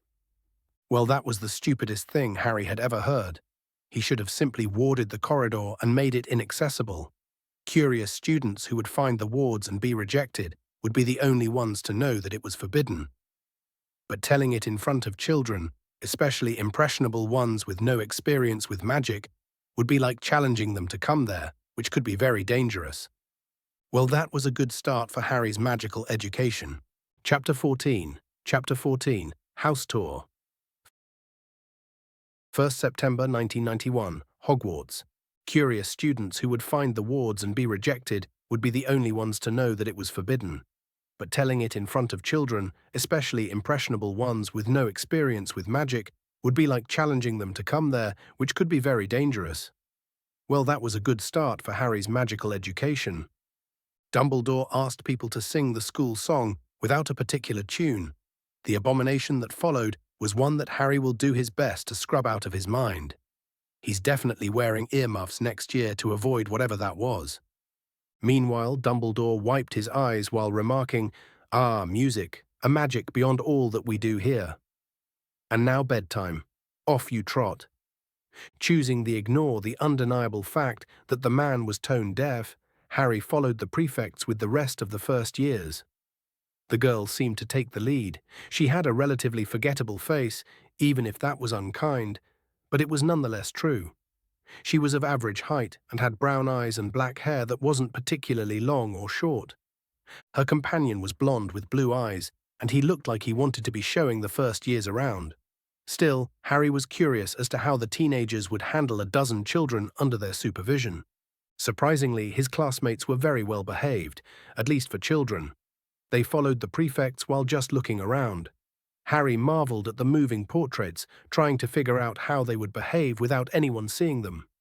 They walked down to the dungeons, and Harry did his best to memorize the path from the Great Hall. Still, they arrived at their destination after a few minutes. Well, they arrived in front of the wall. The prefect girl gave them a serious look. Like all the house common rooms in Hogwarts, the Slytherin common room is hidden, and you cannot enter it without a specific password. You are not allowed to bring visitors from other houses. While it is inevitable that its location is compromised, there are additional security measures stopping members of other houses from entering without being invited in by a member of the house. This rule is not an official one, but it is one of the unspoken ones in Slytherin, and you will be severely punished if you're caught breaking it. We'll speak of this further when we get in. The prefect boy rolled his eyes. Stop scaring them, Gemma. Look, kids, just try not to break the rules. There aren't many and they're reasonable. Now back to the entrance. The password for this week is Viper. The moment he said the wall shifted away, revealing a large door surrounded by the body of a gigantic snake. The boy walked in and continued to explain, "The passwords will be displayed in the middle of the common room and will glow when it has been changed." The rest of the first year followed him into the common room, and they gasped in awe. Harry felt the music in his head shift. It went from being a complex symphony into a slow but smooth one. It matched the ambience of the room, to be honest. The Slytherin common room was grand in appearance, and yet the atmosphere was without a doubt cold. Best of all, it was quiet, and Harry loved quiet. It was why he dreaded the possibility of being a Gryffindor. The rumors of wild parties and events just didn't appeal to him. As for the room, its walls were adorned with green and silver banners, and it was furnished with plush leather chairs and wooden tables. But what was most stunning was the view that came from the window. It wasn't really the night sky, but the black lake. Harry could see fish swimming around, and what seemed like a giant tentacle for a moment, it was probably the infamous giant squid. All things considered, Harry liked it. The prefect girl led them to a large couch and started speaking, "Welcome to Slytherin. My name is Gemma Farley, and this is Rowan Paget. We are the 5th-year Slytherin prefects, which means that until your 3rd year, we will be responsible for you, after which we would have graduated. Should you need any help, you are free to come to us with any problems, academic or otherwise. If we're unable to help you, you are free to ask Professor Snape, our head of house, directly. Beware, if he deems that the issue is mundane and finds out that you haven't asked us first, he will not be happy with you for wasting your time. With that said, let's talk about what it means to be a Slytherin student." Rowan continued on her behalf. "Let's be absolutely clear, we are the most distrusted and disliked house in the school, and that is a fact. You are perfectly free to pursue friendships with students from other houses, but it will not easy. We have suffered greatly because of the last war, which means that speaking publicly about discrimination will not be tolerated. I don't care what you personally believe, but if someone is caught spewing around about mudbloods and blood traitors, they will be reprimanded by Professor Snape." Harry caught the outraged look on Malfoy's face, but just shrugged. He didn't care about any of that. As long as no one involved him, he would not enter a political debate with children. Gemma, though, continued their little speech. Slytherin stands united because if it wasn't for the threat of retaliation from the entire house, we would be constantly hexed and cursed whenever we leave the common room. That means no fighting outside the common room. I'm not saying to argue, but try not to cause large-scale fights, which means no cursing each other outside of the dueling pits. Now, onto a brighter topic. You are allowed to join a club starting the second semester to give you time to settle in. There are dozens of clubs in Hogwarts, each with an age restriction. An entire list will be provided to you next week, but as a rule, you are not allowed to join more than 2 clubs, so as to not affect the quality of your schoolwork. The 2 of us will also accompany you for 2 tours of Hogsmeade Village, 1 every semester, as an extra perk for Slytherin winning the House Cup last year. It will be a guided tour, not a normal trip, and you will be required to be under our supervision. Gemma then cleared her throat. Finally, Slytherin is the house of the ambitious, and thus it rewards ambition. There is a hierarchy involved, but you won't have to deal with it until your 4th year, or 3rd if you're very ambitious. That doesn't mean that you can slack off right now. The more impressive your achievements are, the higher the echelon you will rise. You could even be granted a higher position when you start playing with the big leagues. Don't worry though, you have a few years to learn the ropes before things get serious. Well, that took a somber tone. Harry thought that the speech was entirely reasonable up until this nonsense about politics. At least he won't have to deal with it for a while. However, at the mention of a higher position, Malfoy preened, and more people stiffened and were interested. They might as well have had stars in their eyes. Seriously, what was wrong with these kids? They shouldn't be worried about crap like mini-school politics.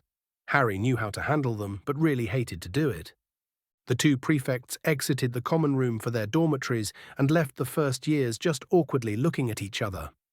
Harry ignored their pointless conversation and chose to finally listen to the melody of the common room. It was so odd. Harry knew that it was a magical talent of some sort, but he didn't understand what it was. Because it wasn't really a song, it was mostly a mixture of heartbeats with different frequencies, amplitudes, and for the lack of a better term, flavors, that mixed together into an amazing harmony. It was strangely beautiful, and yet Harry couldn't hope to replicate it with any instrument. He understood music theory, having learnt the piano in his youth, but there would be something critically missing if he tried to interpret it using sound.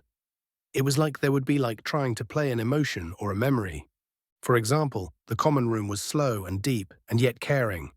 It was protective but also mischievous. It was like the soothing cold on hot summer days, a nice shower after a run. It was hard to put it into words, and yet everything seemed so much plainer without it. And I have a croup called Rupert, but I couldn't bring him with me because of the school rules. What about you? A girl was talking and looking at him expectantly. He assumed that they were introducing themselves, and he tried to do the same. My name is Harry Potter. I like books and quietness. It's nice to meet you. Everyone looked at him awkwardly, and Blaise hit him in the side and murmured, Seriously, you have nothing else to share. I wasn't even paying attention, Harry replied. You're supposed to say a few things about yourself. Isn't that what I just did? Blaise looked like he wanted to punch him, but you had nothing to say other than you like books and quiet. Harry shrugged and spoke up. I also play the piano, know how to speak 5 languages, have an owl called Hedwig, and I have never lost a chess game yet. Well, Harry was slightly lying about the chess thing. Oh, in this life, Harry hadn't lost a game, but he had lost many in his previous one. Oh, he wasn't some kind of master or anything, but it had become a hobby of his to play online after his brother died. It was a good way to pass the time, and he did crack a few theory books to entertain his curiosity. When he was younger, when he hadn't gained his memories yet, Harry played a few games against the teachers, and well, since complex chess engines hadn't been invented yet, the theory wasn't as developed as it was in his old life. He played mostly by instinct, and he never lost a game so far. He was kind of proud of that achievement, to be honest. As for the rest of the kids gave him approving looks, as if they were impressed by his achievements, and the others continued boasting about their families and whatnot. It got boring very quickly, but by the end he had gotten most of his housemates' names and a hint of their characters. A few minutes later, he excused himself for being too tired and decided to go to sleep. He found his trunk next to a bed that he assumed was his, and Hedwig was waiting for him on top of it. He opened his trunk to grab a change of clothes and went to bed. "Good night, Hedwig," Harry said to his faithful owl, who hooted back at him. In the end, Harry grabbed his book and kept reading until he fell asleep, excited for his magical education to truly begin. Chapter 15. Chapter 15, First Days. 2nd September 1991, Hogwarts. He found his trunk next to a bed that he assumed was his, and Hedwig was waiting for him on top of it. He opened his trunk to grab a change of clothes and went to bed. "Good night, Hedwig," Harry said to his faithful owl, who hooted back at him. In the end, Harry grabbed his book and kept reading until he fell asleep, excited for his magical education to truly begin. Harry woke up after what felt like the best night's sleep he ever had in his life. The bed was very comfortable. Well, anything would be more comfortable than the cheap, thin mattress the Dursleys had given him, but this bed was even better than the one he had in the leaky cauldron. He looked at the clock and it was 6:30, meaning that he had half an hour to ready himself before the prefects came to get them and lead them to the great hall to eat their breakfast and get their schedule. The young wizard was always an early riser. He had to be. Petunia had the tendency to leave without him to school and force him to walk to school. Needless to say, his body was practically conditioned to wake up early. Harry chose to use this extra time to clean himself, put his clothes in the small closet awarded to him, and take a small shower. As he readied himself, he thought back to what happened the previous day. He was now officially a Hogwarts student. He will start his classes later in the day. He was also sorted in Slytherin, to the obvious shock and disappointment of McGonagall, Snape, and Dumbledore. Considering that he was technically a candidate for the prophecy, according to the stories at least, Neville Longbottom, the only other candidate, was attacked by Voldemort, and the Potters were attacked by the Lestranges later. That meant that it was very likely that Harry could be the second candidate for the prophecy, Dumbledore's backup plan if Longbottom fails, and wasn't that a disturbing notion? In a way, Harry's sorting in Slytherin was a boon, because like it or not, it was very unlikely that he would develop with Longbottom since Harry was in the House of Death Eater. In a way, he should be far away from Dumbledore's and Voldemort's machinations. At least he shouldn't be more than an afterthought, a lost opportunity for the headmaster. With his preparations done, Harry grabbed the expanded backpacks he bought in Diagon Alley, put enough parchment for a day, a few self-inking quills, and his schoolbooks. He didn't know what classes he had that day, and it didn't hurt to be prepared. Still, he had enough time and chose to simply get down to the common room, sit on one of the absurdly comfortable chairs, and continue reading his book. He was so lost in his reading that he sprang up when the familiar voice of Gemma Farley spoke up. "You're up early." "It's a habit," he simply replied. The older girl looked at the book in his hands and smirked. "Devouring your schoolbooks already?" Harry simply shrugged. "It's a fiction book, about the adventures of a curse-breaker, not a schoolbook. I don't know about you, but I wouldn't read it just for the fun of it. I'll wait until I know the basics before reading ahead at my leisure." Harry must have surprised the girl because she froze for a few seconds or so before taking a closer look at the cover of the book Harry was holding. "I think one of my friends told me about it. Is it an interesting read?" Harry simply shrugged. "It depends. The plot is average, to be honest. The love interest is obviously forced, but I guess it can be called interesting. I would have stopped reading it if it was horrible." Their conversation was interrupted by the rest of the first years going down the stairs. Blaise walked towards him with a small frown on his face. "Where were you?" the dark-skinned boy demanded. "Here, I woke up early," Harry said while shrugging. Gemma then clapped her hand and started speaking. "Well, welcome to your first day as Hogwarts students, and your main challenge in the first few weeks will be to navigate the castle. Now, actually mapping down the castle is impossible. There are too many spatial manipulating charms, secret rooms, and random changes at any time. By the time you map down the castle, it would end up being different. What can be done, however, is to map down certain locations in Hogwarts that are known for not changing. Professor Snape has graciously given you the start of a map, that only includes the location of your common room, the Great Hall, the hospital wing, and the location of each of your classes. The roads outlined between these locations are also unchangeable, but they are not the faster routes to your destination. You will need to discover these on your own. Hogwarts is full of secret passages, hidden rooms, and trick staircases. Remember, if you ever get lost, asking for portrait should be your first reflex. You are expected to get lost, so take that into account to not be late for any of your classes. Is anyone confused with what I just said?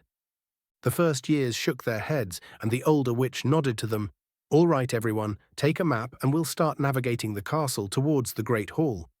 Remember, do not lose the maps. There will not be any replacements. If you destroy someone else's map, I will be severely displeased. Each of Harry's new classmates walked towards the pile of parchment, and Harry took one of his own. It was a map of the castle that was divided into each of the 7 floors and the dungeons.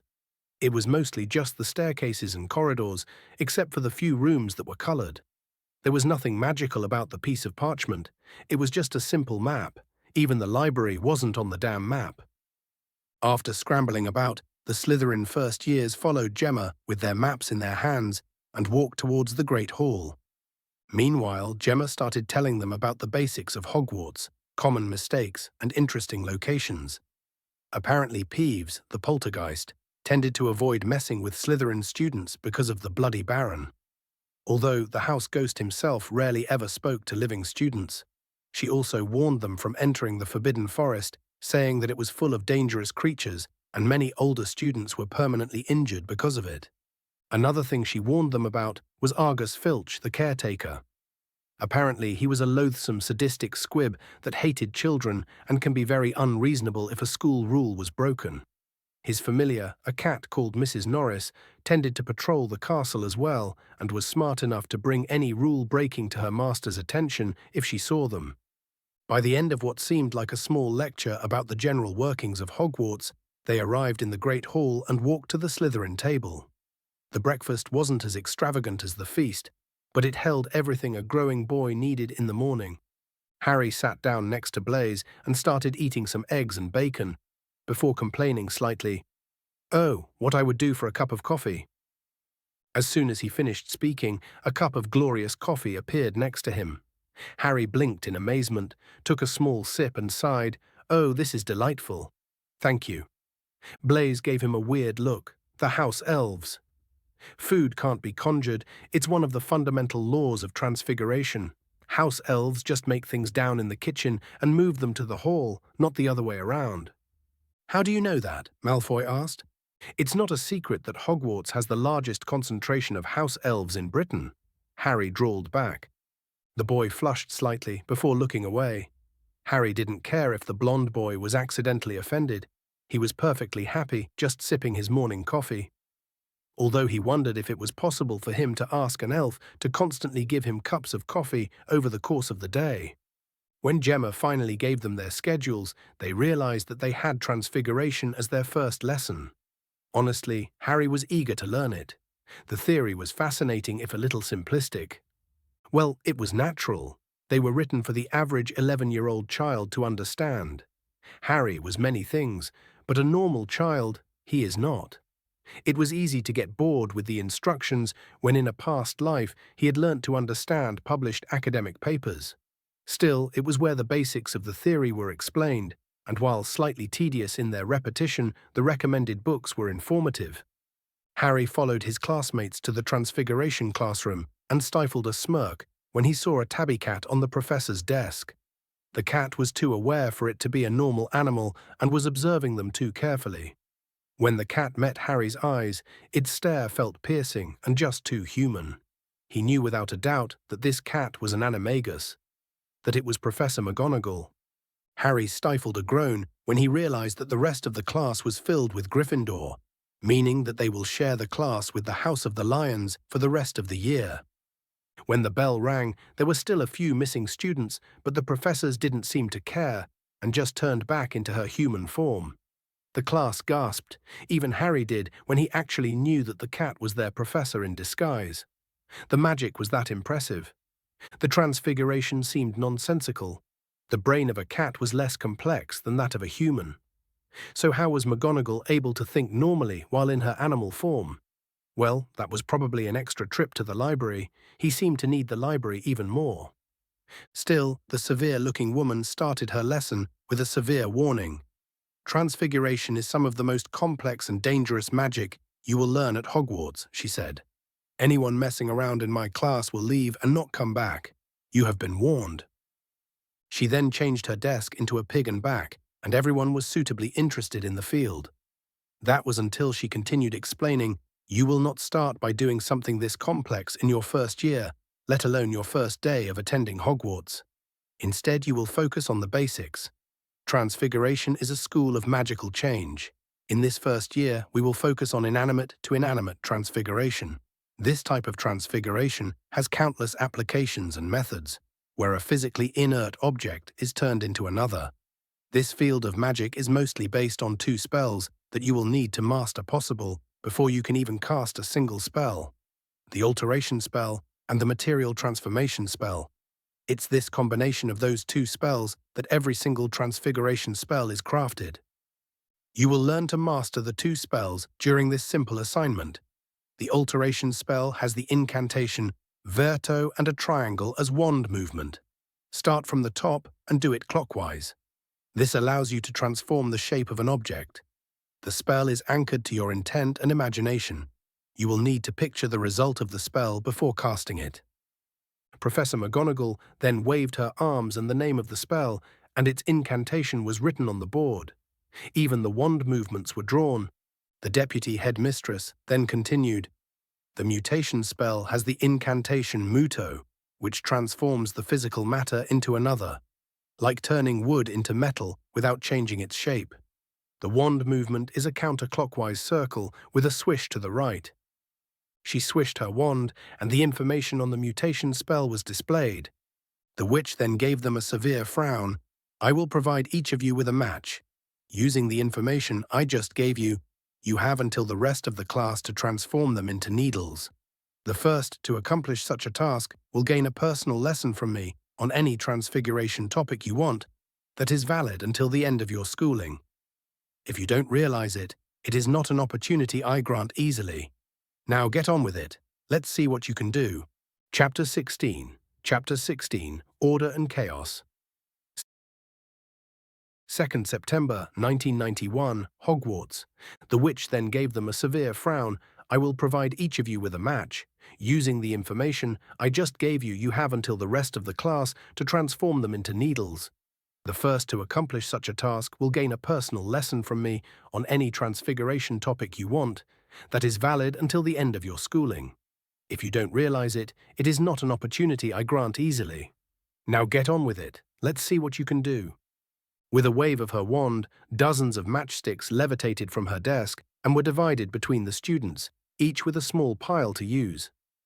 The entire class stared at the matchsticks in front of them, waiting for more instruction, but the professor gave them a glare. Are you waiting for the matchsticks to turn by themselves? Hurriedly, everyone started to try casting the 2 spells, while Harry was simply flabbergasted by the fact that no instruction beyond the name of the spells and the wand movements. He had read a few magical theory books during the previous month, and there hadn't been a single explanation why waving your wand in a certain pattern and muttering a few words in Latin could result in a spell. The only guide was a reference to arithmancy, which he still hadn't started studying. Curious about the effects, he picked up his wand, waved it at one of the matchsticks with the correct wand movement, and muttered the spell, Verto. Suddenly, he could feel the magic travel throughout his body to the wand, then be expelled by its tip. The magic was different than any of his bastardized wandless spells. Its melody was a paradox of order and chaos that seemed to work, and yet the match stayed unchanged. Seeing that something was different, he retraced the steps to casting the spell while making sure to picture the change of the matchstick to become pointillé. The melody changed again with the same frequency and organized chaos, and the magic traveled through his body to his wand, and the matchstick slowly became pointillé. He redid this process until it looked more like a wooden needle than a matchstick. It was baffling. There was no reason why the magic worked. When he tried using his wandless spells, he needed to convince his magic towards his arms and shape it, imbue it with intent, to get the result he wished for, and even then, it was chaotic. And yet, with a few movements of his wand, everything was so automatic. The magic was absorbed by his wand, the movements did the control for him, and the intent was put in the incantation. It was just wrong that weeks of effort could be completed with a wand in seconds. No wonder wands were so commonly used in the magical world. Well, back to the assignment at hand, Harry decided to try his hand at changing the material of the spell, Muto. As expected, the spell worked immediately, and the matchstick started to turn silver. Harry, though, listened to the spell's melody. It was very similar to the alteration spell, but it was more robust, more fundamental in a way. For lack of a better explanation, the chaos was more influential than the order. It was very hard to put into words, but McGonagall wasn't lying when she said that transfiguration was the magic of change. In a way, its melodies felt more like transitions between order, chaos, and then order, battling each other yet fitting perfectly. It didn't take Harry long to master the two spells.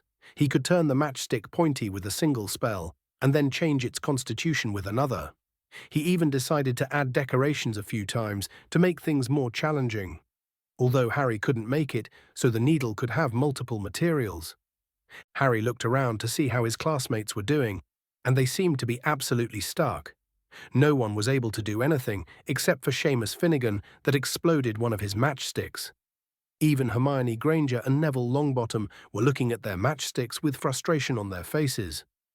Seeing that he didn't have any competition, Harry chose to make it interesting. He was going to try to turn the matchstick into a needle in one go. At first, he started to use the two spells in successions, with both the wand movements and the incantation, Verto Muto. It worked. The matchstick had turned into a needle, but the spells weren't really in succession. There were two distinct spells, but they sort of merged into each other. He could feel it in the song. The final order stage of the first spell had slightly merged into the second one, and in a way, the final melody became longer. This was new. He had never known that spells could merge like this before. Frowning, he remembered that the magic he had listened to all over the castle was not sequential.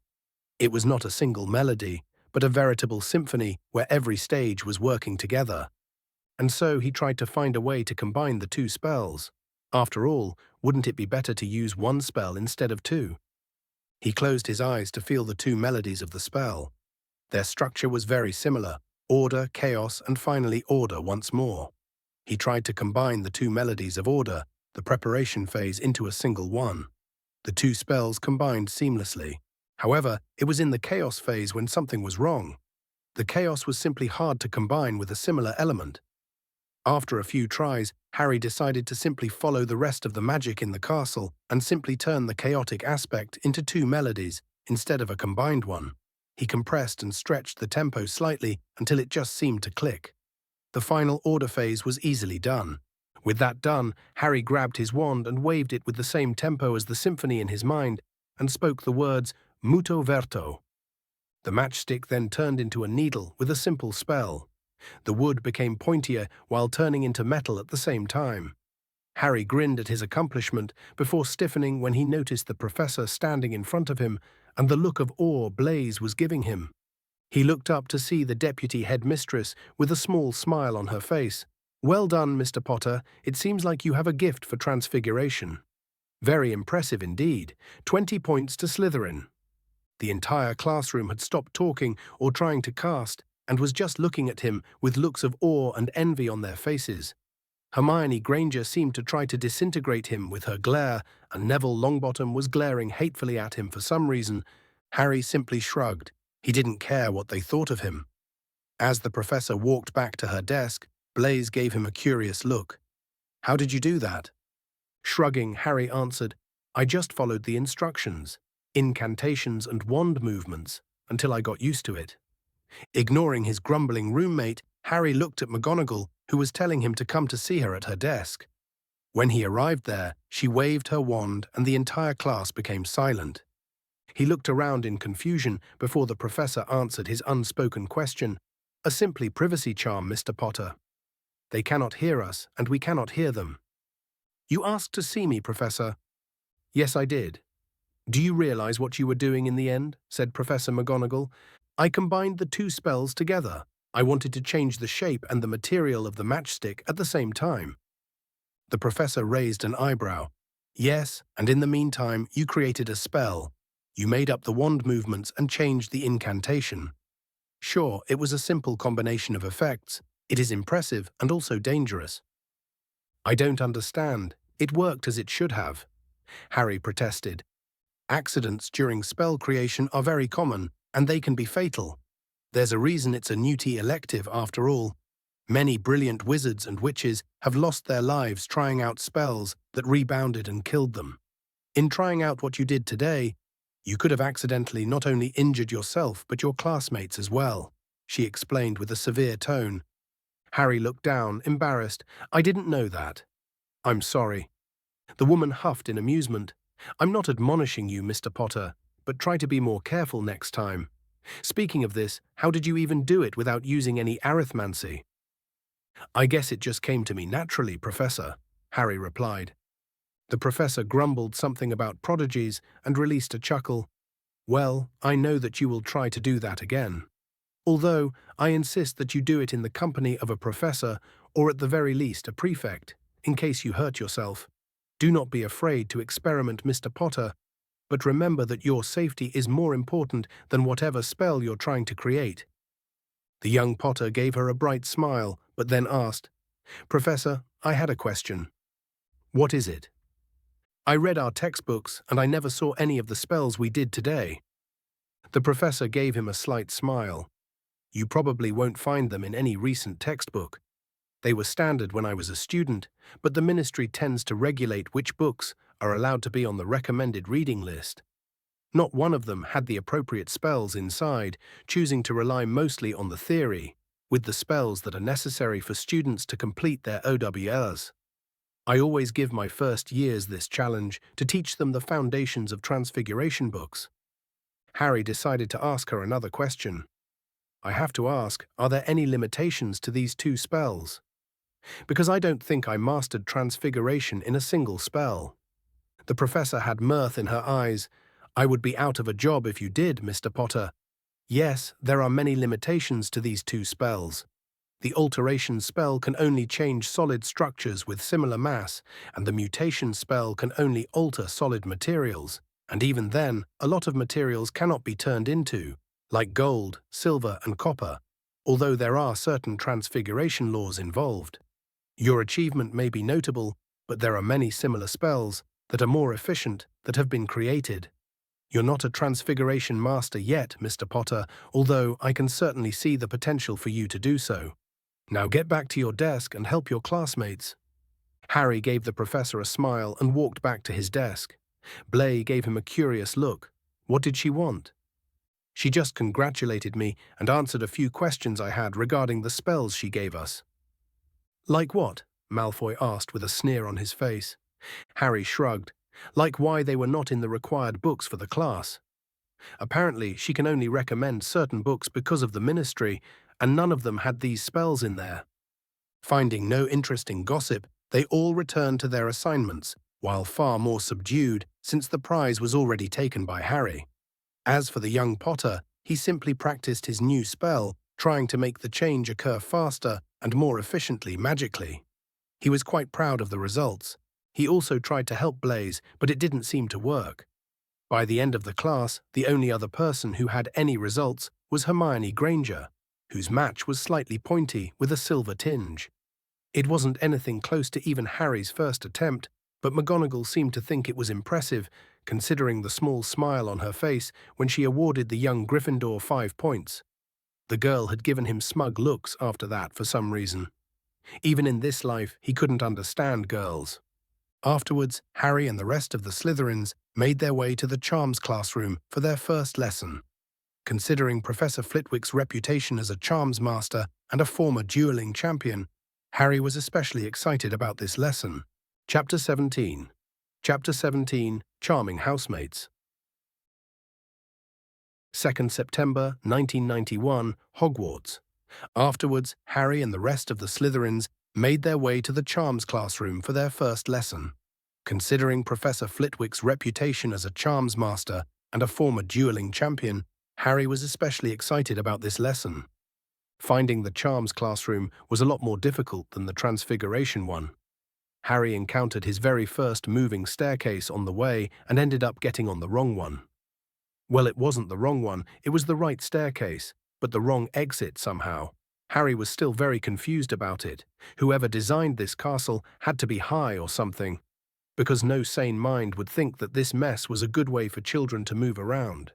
He had almost gotten lost, despite the map, but simply asked one of the portraits for directions, and they were happy to help. By the end, Harry was able to get to class a couple of minutes early and sat down at the front of his class. He was later joined by Blaze, who seemed oddly attached to him for some reason. Oddly enough, Neville Longbottom and Ron Weasley arrived far later than even the other Gryffindor. Still, Professor Flitwick simply gave them a verbal warning and didn't really chastise them. Well, it was the first day of school, accidents are expected, really. With everyone having calmed down, the professor jumped on a stack of books with a very impressive sense of balance and introduced himself. "Welcome to your first year of charms. My name is Phileas Flitwick, and I will be your senior charms professor for the next few years, which means that we will see each other for quite some time. As you well know, charms is a core subject that is mandatory for you to have for the next 5 years. Everyone here will hopefully sit his Aboyels in 5 years, after which you will decide if you wish to continue studying the subject further or not." Professor Flitwick was short, about as tall as the average first year, which was probably because of his ancestry as a half-goblin. Hybrids of that nature were quite rare, especially because of the Goblin Wars that ended barely a century ago. Even then, offspring of mixed races were rare, and Harry didn't want to think about the possible complications that might have happened. The man looked jovial, and his smile lit the room. Immediately, the entire class was far more comfortable with the half-goblin than they were with Professor McGonagall. Flitwick looked more approachable by the rest of the children, at least compared to McGonagall, whose severe, no-nonsense attitude endeared her to Harry. The class even burst into laughter when he almost fell down the stack of books he was standing on when he called Longbottom's name. Harry sighed in exasperation as the boy was preening when that happened. People really needed to stop enabling the boy, or he wouldn't amount to anything. Although the professor had given Harry an odd, fond look when he said his name. Not that it would change anything, really. After the roll call, Flitwick started lecturing. The magical field of charms, by definition, is imbuing a property to an object or a person. As you can imagine, it's a very large field that dabbles with dueling, enchantment, ward building and breaking, and so much more. You can see charms everywhere, and it is without a doubt the most currently used field of magic in the world. We will start today with the simplest charm that every single wizard and witch needs to learn, the wand lighting charm. With a wave of his wand, the name of the spell appeared on the board. The wand lighting spell, commonly known as Lumos because of its incantation, is a spell with no wand movement that charms the end of your wand to light up. Usually, charming a wand in any way is very dangerous, but this charm was perfected in a way that doesn't truly interact with the magic of the wand after being cast. You will study the theory in more depth should you take arithmancy in your 3rd year, but the spell is remarkably easy to cast, yet its theory is remarkably complicated as well. Flitwick then flicked his wand while saying Lumos, and the tip of his wand illuminated itself. The small professor then continued, "Another characteristic of the spell is the fact that its power output cannot change. You cannot blind someone by overpowering a Lumos charm, but variations of the charm where this restriction is removed can do some serious damage. Now everyone, take out your wands and flick them while saying the incantation clearly, Lumos." In a single breath, the entirety of the class spoke the word Lumos loudly. Unexpectedly, a third of the class, including Harry, had the end of their wands light up with white light. Well, that was easier than transfiguration, that's for sure. Harry's classmates were looking around with wonder, having cast a spell successfully, probably for the first time in their lives. Although Harry didn't pay attention to their looks and simply decided to listen for the spell's melody. It was surprisingly beautiful for such a simple spell. It felt more like classical music in its restriction. But what was more remarkable was the fact that it didn't behave at all like transfiguration. There wasn't any of the chaos and order, just a melody, but it wasn't the wand that played it. It sent a command with the energy and the object that played it. In a way, it was a fundamental difference between it and transfiguration. It was like the wand sent the energy and sheet music, but it was the charmed object itself that played the music.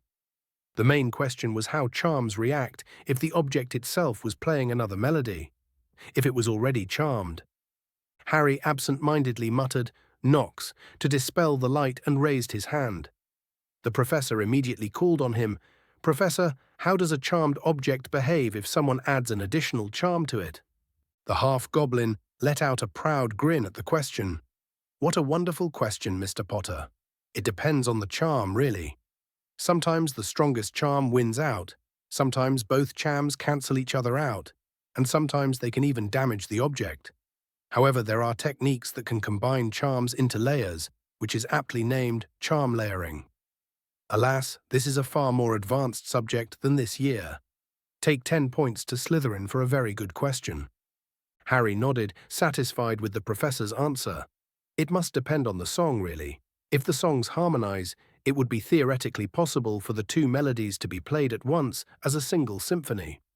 However, if they don't synchronize, they can either cancel each other out or just the one with the stronger power source take over. The professor then continued to explain the properties of the extinguishing charm, Nox, which can actually cancel out most sources of light, at least if they have been charmed to glow. It doesn't really work on enchanted objects, since they usually have an independent power source powering the enchantment, nor would it work on something like sunlight since it's reapplied. But it is technically possible to extinguish the candle using the charm. When the professor started teaching variations of the charms to make the light have different colors, Harry started to hear the difference in each spell and slowly understand it. Discreetly, by the end of the lesson, Harry had started to slowly modify the Lumos charm to have its colors change on a cycle, and was prodding to see which part of its melody handled the power limiter. Although to no avail, spells just felt unstable whenever he changed things willy-nilly, and he chose not to cast any of them, remembering McGonagall's warnings. Still, it was a fun class that ended too quickly in Harry's opinion, but they were finally done with the classes. It was looking like Monday was going to be Harry's favorite class. Charms and transfiguration were fascinating. Harry looked down at his schedule and groaned in exasperation. He had most of the classes with the Gryffindors. Why the school tried to encourage this needless rivalry, Harry didn't know. It was like whoever made that schedule wanted to make the professor's life miserable. Harry didn't miss the obvious glares Longbottom and Malfoy were sending at each other. That's not mentioning Ron Weasley even calling Harry a slimy snake when they hadn't even talked to each other yet. Still, the Weasley had latched onto Longbottom like some kind of lackey, which wasn't really uncommon since Malfoy had two of his own. Harry was oddly reminded of stories of gang wars, not schoolyard fights. The sight was so ridiculous it was almost funny. Also, for some reason, Hermione Granger and Neville Longbottom wouldn't stop glaring at him. He never even talked to them ever before. Well, he did talk to Granger on the plane, but he was perfectly polite and helpful. Sure, the girl might be slightly jealous of Harry's skill with his magic, but the way she looked at him made him really uncomfortable. Longbottom, on the other hand, was a mystery. They never interacted with one another, not that Harry particularly cared about a spoilt boy that was probably going to be hunted down by the not-so-dead Dark Lord that killed his parents. Harry really wished that he won't be constantly glared at for most of his lessons. At least the theoretical lessons were with the junior professors. It turned out that it was impractical to have a single professor be responsible for the classes of every single student in every single house. There are over 200 pre-OBOL students in the castle, which means that each teacher will have to give out and correct assignments for every single one of them. That's not mentioning the new T students and practical classes. So each core class professor can have up to 3 junior professors that help them mark grades and give out non-critical lessons. Although OWL and new T students were handled entirely by the senior professors to prepare for their exams. That meant that half of Harry's classes were taught by these junior professors. Not that Harry have ever met them. Curiously enough, the defense against the dark arts teachers was not given to junior professors. Harry heard a rumor from Blaise that the curse actually impacted the junior professors as well, which ended up with 2 dead teachers and a severely injured one. So Dumbledore elected to only have a single defense professor because it was traditional. It's not like Dumbledore could publicly say that he was worried that each year would end with a small massacre of defense professors. Still, Harry removed all thoughts of defense curses. He had a date with the most wonderful place in Hogwarts. The most beautiful, that's for sure. He wanted to find the infamous Hogwarts library. Harry went to the Great Hall to get some lunch and asked one of the seniors where the library was. After memorizing its supposed location on the first floor, Harry walked around asking paintings for directions until he found its doors. Harry drew the entrance on his map and, with a deep breath, stepped through the open door. The room was vast, with towering bookshelves stretching up to the ceiling and winding staircases leading to upper levels. The shelves were filled with books of all shapes and sizes, some old and tattered, others new and gleaming. The room was dimly lit, with the only source of light coming from the flickering candles on the desks and the chandeliers hanging from the ceiling. As Harry wandered through the shelves, he was amazed by the sheer volume of books that surrounded him. The covers of the books were diverse, some leather-bound with gold lettering, while others had brightly colored covers with intricate designs. Harry took a deep breath. The air was thick with the scent of old parchment and leather-bound books. It was the most beautiful thing he had ever seen. Chapter 18. Chapter 18. Silence in the Library. 2nd September 1991, Hogwarts. As Harry wandered through the shelves, he was amazed by the sheer volume of books that surrounded him. The covers of the books were diverse, some leather-bound with gold lettering, while others had brightly colored covers with intricate designs. Harry took a deep breath. The air was thick with the scent of old parchment and leather-bound books. It was the most beautiful thing he had ever seen. It was without a doubt the worst thing he had ever experienced. Oh, it looked beautiful from the outside, an endless sea of books and knowledge, and Harry was an academic at heart. But damn, the experience to find a book and read it in the library was so tedious it wasn't even funny. Well, first things first, there is no real organization system for the library. Outside of having sections for school books so that students could find them easily, there were no dedicated sections for general magic. Well, the books were roughly sorted into the general magical field, but nothing more. For example, there is an entire wall dedicated to transfiguration, but it included everything from conjuration to human transfiguration, and there was no order to differentiate any sections in the field. There aren't even any labels on the intended audience of each book, be it for pre-owl students, newt students, or even mastery holders and above. It was just so incompetent. It wasn't even funny. At least the books were more informative in terms of content and language. The school books were really written for children, not for adults. Although Harry wouldn't imagine a first or second-year student understanding what appears to be a mastery thesis just for the fun of it. Unless they're walking around with a dictionary, that is. It was in times like these that Harry missed the internet. He had really taken it for granted when it came to academic matters. Theories were reviewed, tested, disproved, and the findings were published and accessible with a few pushes of buttons. The worst thing was that each section library was actually divided into 2 main categories. The part that Harry aptly called spellbooks, which is geared towards students and simply gives step-by-step instructions on how to cast spells, but practically no theory behind it, nor how it was created. It was just recipes, and for all how these were useful, Harry wanted to explore magic, not spells. He wanted to see what made it tick and understand how the symphony in his head worked. That was the beauty of it. The other books were mostly theory books, with more theory than spells. A book can contain less than a dozen spells and be over 1,000 pages thick. But these spells were explained on a very fundamental level, which drastically eclipsed his knowledge of theory. Funnily enough, he discovered that while skimming the charms section of the library, he saw a book titled Light Charms, an exploration of the fundamentals, and well, there were so many theories and formulas referenced that he was lost a couple of pages in. And the damn thing was about the variations of the Lumos charm. So yeah, he's going to get started on arithmancy on his own, because if he doesn't, most of the library would be useless for him. Well, that settled on which electives he was taking in his 3rd year. Still, with how many theories were being referenced, Harry chose to pick up one of the theoretical OWL recaps for every theory visited until their OWL years. Oh, Harry had no inclination to cast any of the spells, but it would provide a better understanding of the fundamentals of magic, as well as an understanding of some of the more complicated tomes in the library. He did that for the tomes in Transfiguration, Charms, Arithmancy, and Potions, as well as an interesting book that should explain wand magic. This should keep him busy for a few weeks to digest everything. Harry decided to return to the common room and read these books at his leisure. To do so, he walked towards the librarian, Madame Irma Pince. The young Slytherin put the 5 books on her desk.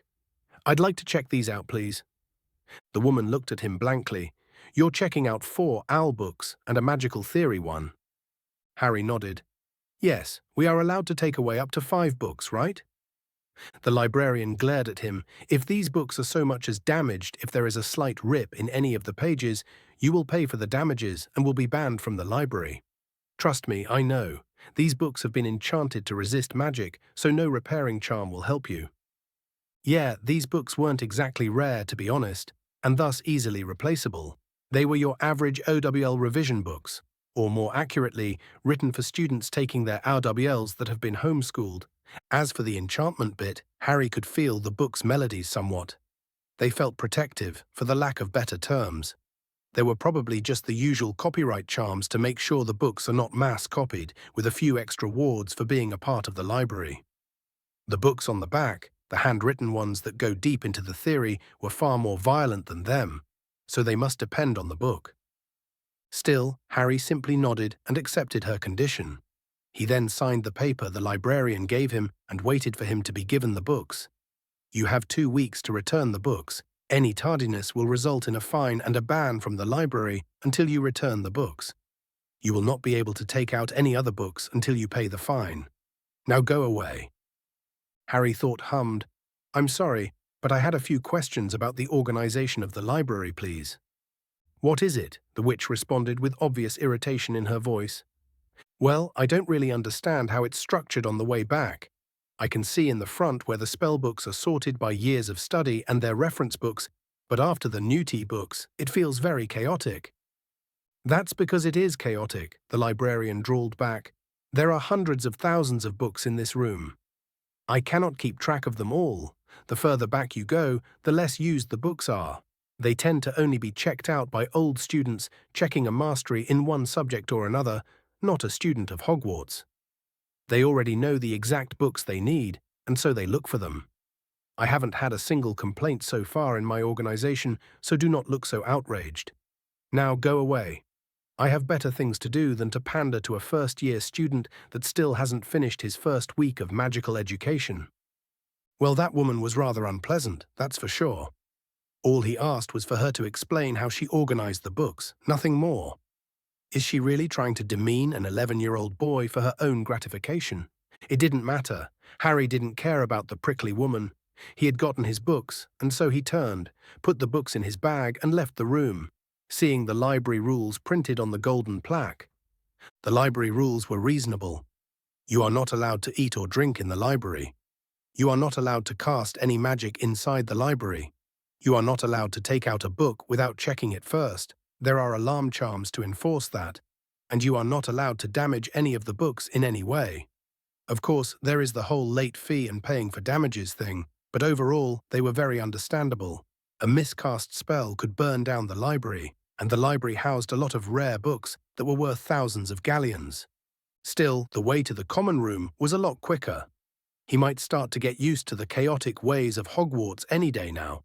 Harry passed by the hall for a quick snack for dinner and went to the common room, starting to read his magical theory book. It was very informative. It turned out that magical cores weren't really a thing. A wizard's body acted more like a buffer to magic, where it would absorb magic from the environment and channel it through the body to be unleashed as spells. The magic was absorbed by the heart, or at least near the heart on a metaphysical plane, and spread out through the body using metaphysical channels for each spell. The better the channels, the more powerful the wizard.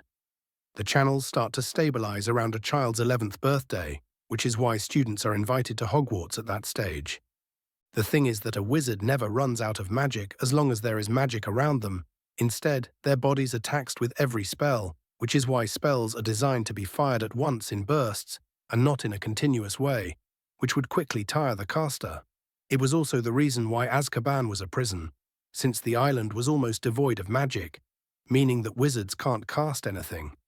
In a way, magic was like a muscle. You could train your channels to grow as you grow up. Before the 11th birthday, it could be dangerous and accidents were prone to happen to overzealous wizards that have tried to train their heirs before Hogwarts. The results were not good ones.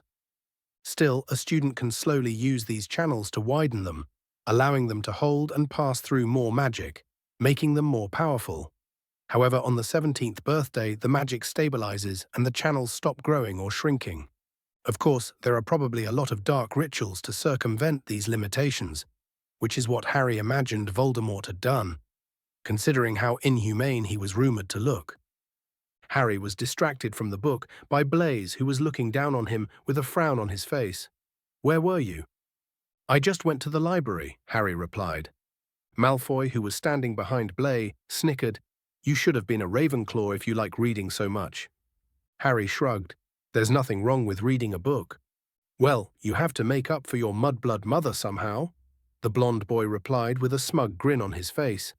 This last sentence had gotten Harry's attention, and the common room seemed to quiet suddenly. He slowly put a placeholder in the book, put it in his bag, and then turned to face Malfoy. "What did you just say?" His voice was barely above a whisper, but the blonde boy shivered slightly. "I said—" Harry interrupted the boy. "I didn't think you were stupid enough to repeat it. Now let's get something straight, Draco dear. I don't give a damn about you. I don't care if you're a bigot or secretly a troll. You can go around terrorizing Hufflepuffs with threats of your father all you want, but you will not insult my parents. Are we clear?" Draco stiffened. "How dare you?" The boy tried to raise his wand at Harry, probably to cast some kind of spell, until the green-eyed boy simply grabbed the wand out of his hands. The baffled look on the boy's face was priceless. Harry, though, didn't even look at the wand, and instead was staring Draco straight in the eyes. "I said, are we clear?" With each syllable, Harry was projecting his anger at the boy with his magic. It wasn't even a spell. It was barely more than a party trick, where Harry just changed the symphony he was releasing to be a violent and angry one, but without any intent. But the Malfoy scion seemed to be close to pissing himself. His nod was shaky, and Harry stopped releasing the magic, while suddenly smiling gently. "Well, that's very good, Draco dear. It's good that we have an understanding, right?" Harry handed him his wand and patted him on the shoulders. "Try not to hurt yourself, dear." Draco had stopped trembling and started to glare once more. "My father will hear about this." "And you'll tell him what?" "That you called someone's mother a mudblood in the middle of the common room, and that he asked you not to do it again after taking your wand from you and giving it back without using any magic. Good luck with that." Harry didn't even wait for an answer and just grabbed a bag and went to the bedroom. After all, that book wasn't going to read itself. Chapter 19. Chapter 19, Trouble Brewing. 3 September 1991, Hogwarts. Draco had stopped trembling and started to glare once more. "My father will hear about this." "And you'll tell him what?" "That you called someone's mother a mudblood in the middle of the common room, and that he asked you not to do it again after taking your wand from you and giving it back without using any magic. Good luck with that." Harry didn't even wait for an answer and just grabbed a bag and went to the bedroom. After all, that book wasn't going to read itself. When Harry woke up, having recollected what happened the day before, he really shouldn't have terrified the Malfoy boy this much. The blonde was nothing more than a spoilt brat that had never been denied or reprimanded in his life. For some reason, the boy just didn't understand that insulting people in public was just a bad idea. Although the boy did reveal his status as a half-blood, not that it mattered, really. Most of Slytherin was made up of half-bloods. Purebloods really were a dying breed, if they ever were a breed in the first place. The Ministry's definition of a pureblood was also very weird. While normally a pureblood is a wizard or witch whose great-great-grandparents are all wizards and witches, And yet, for some reason, old families like the Malfoys seemed insistent on not introducing a drop of Muggle blood in their families, and only considered a wizard or witch as a pureblood if there they didn't have a drop of Muggle blood in at least 10 generations, which was frankly absurd. With that in mind, marriage to half-bloods and the odd Muggle-born are somewhat common. Honestly, normal people do not care about that, since the number of purebloods was so slim. Less than a tenth of the population could be considered to be purebloods. Similarly, Muggle-borns were also quite rare. No one knew where they came from or why they developed their magic, but barely 3 or 4 students are Muggle-born every year. Everything in between was considered a half-blood, which was a very large pool of the population. While Slytherin boasted that it didn't have any Muggle-born students, half-bloods were so common that they couldn't be discriminated against. And the fact that they are raised in the magical world seemed to calm them. Even the child of a Muggle-born and a Muggle was technically a half-blood and was considered part of the magical world from birth. Now, if Malfoy knew that Harry grew up in the Muggle world, things could have ended differently. But all the boy did was loudly insult his mother in the middle of the common room. Oh, Harry was angry, that's for sure, and wanted to punch the boy in the face. Even if he wasn't enraged by the boy insulting his mother, he would have done something similar because it was a bad idea to roll over and let Malfoy walk over him. The boy would have tried to stretch the line, as all spoilt children did, slowly getting more daring each time. And Harry needed to nip that in the bud to have a peaceful year, even if he had gained the blonde's enmity for it. Which really didn't matter to him. Harry had no intention of befriending the boy, and Malfoy probably had no intention of being civil to him. Still, when Harry went to the common room and started reading one of his owl books, owls included all of the critical elements in all the previous years of magical education, which practically made the books into some kind of student notes for every magical discipline. And they weren't even written with children in mind, which was Harry's biggest issue with his school books. Considering that he had potions and herbology as his classes for the day, Harry chose to read the potions book. The first-year school book was nothing more than recipes of potions, which wasn't what he was looking for. Luckily, summaries of the common ingredients in potions and interactions between them were in the OWL book. Harry was so absorbed in his book that he didn't notice Blaise sitting next to him. "We're going to get our breakfast. Do you want to join us?" Harry looked up and saw him standing next to 2 girls, a blonde girl with blue eyes that he recognized as Daphne Greengrass, and a black-haired girl with round glasses and hazel eyes that he recognized as Tracy Davis. The 2 girls were looking slightly nervous. Harry nodded. "Sure, let me just pack up my stuff." Harry put a bookmark in his book and put it in his bag. He then grabbed it and joined the other Slytherins to make their way to the Great Hall. While they were walking, Greengrass asked, "Say, Harry, where did you get your school bag?" "Just a small shop in Diagon Alley. It was recommended to me by the trunk shop when I asked if they had any expanded school bags with featherweight enchantments. They just pointed me to a store that sold them. They're very practical, and I leave all my books inside if I need them." Davis glared at him. "Lucky you." "I think I'll ask my mum to get me one. Walking up and down so many steps with heavy bags is so tedious." Blaise chuckled. "I told you before, Tracy, that you don't need to bring every book with you to class." "Hey, I don't bring every book with me." Daphne chuckled. "You do because you're scared of losing them, like you did all your old toys." The 3 of them continued to bicker while Harry just stayed silent and listened to them. He forgot what it was like to just be around people. Harry was alone for so long, with no one to keep him company but himself, that he didn't realize that the simple presence of other people his age could change things. Blaise, Daphne, and Tracy were just joking around like all kids their age did, and Harry was completely lost on what he should do. Finally, Tracy chose to include him in their conversation during breakfast. "So, Harry, I heard you made Malfoy piss his pants." Daphne just hit her friend's shoulder and glared at her. "Tracy, that's such an inappropriate thing to say." She then looked at him. "I'm sorry for her. She wasn't taught any manners." "Hey, I was taught manners. I just choose not to use them," Tracy replied. Harry snorted. "It's all right. And I didn't really hurt Malfoy. He just insulted my deceased mother, and I kindly asked him to not do it again." Blaise snorted. He was shaking at the end of it. "Well, I not so kindly asked him to not do it again," Harry drawled back. The three Slytherins grinned before Daphne explained, "I'm glad someone finally put Draco in his place. He was such a prat growing up, constantly bragging about his mother and father." "You're all familiar with one another," Harry remarked. It wasn't exactly a hard deduction to make. The first year, Slytherins had already been divided into groups the moment they were sorted. They definitely knew each other before attending Hogwarts. "Yeah, we were all introduced to all of the other Slytherins in our year," Blaise answered, "for parties and stuff like that. Although our parents are all friends and are partners in a few businesses, so we saw each other a lot and became friends. As for Malfoy, we only met him during the ministry balls, during Daphne's birthday parties, since his father had to invite him because they're both in the Wizengamot. But from what I heard from Daphne, I didn't want to be friends with him." Well, that was pretty much elitism at its best. The parents only wanted their children to meet other children with similar stations, be it politically or financially. Magical Britain was also a somewhat close-knit society.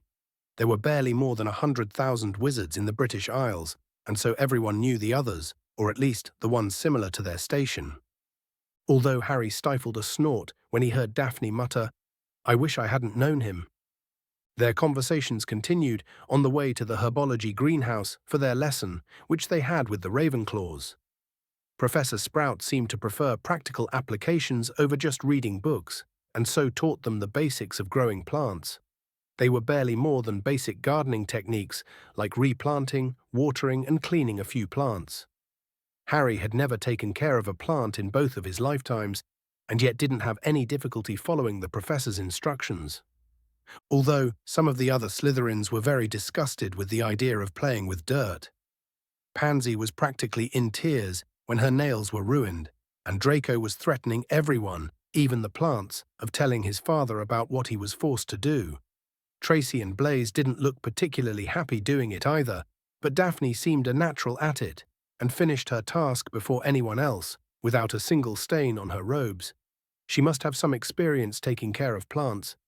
Thinking back on it, the lesson was probably meant for kids to get used to the idea of getting dirty during herbology lessons. Everyone ended up sprinting to the bathrooms to clean their hands after the lesson, and they all made their way to the history classroom for their other lesson, this time with the Hufflepuffs. Well, they weren't kidding when they said that it was taught by a ghost. The man was just slowly droning what seemed like the exact word for word from the book he recommended, and he didn't even try to change his tone at all. The sad thing was, the history of magic could be a very fascinating subject, especially when it came to large-scale magical battles and disasters. It was fascinating, and yet the man was boring. Having read the book, Harry simply swiped back to his potions book and chose to continue reading it until the next lesson. Everyone was asleep minutes later.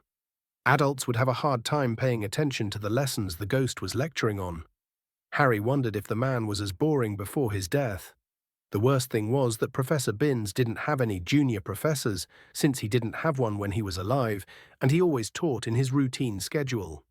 Hell, the schedules were often very similar every year to match the ghost's own schedule for teaching that he refuses to alter even after his death.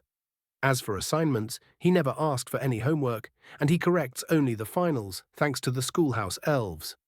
According to Gemma Farley, he doesn't even change the exams every year, and copies could easily be bought from older students.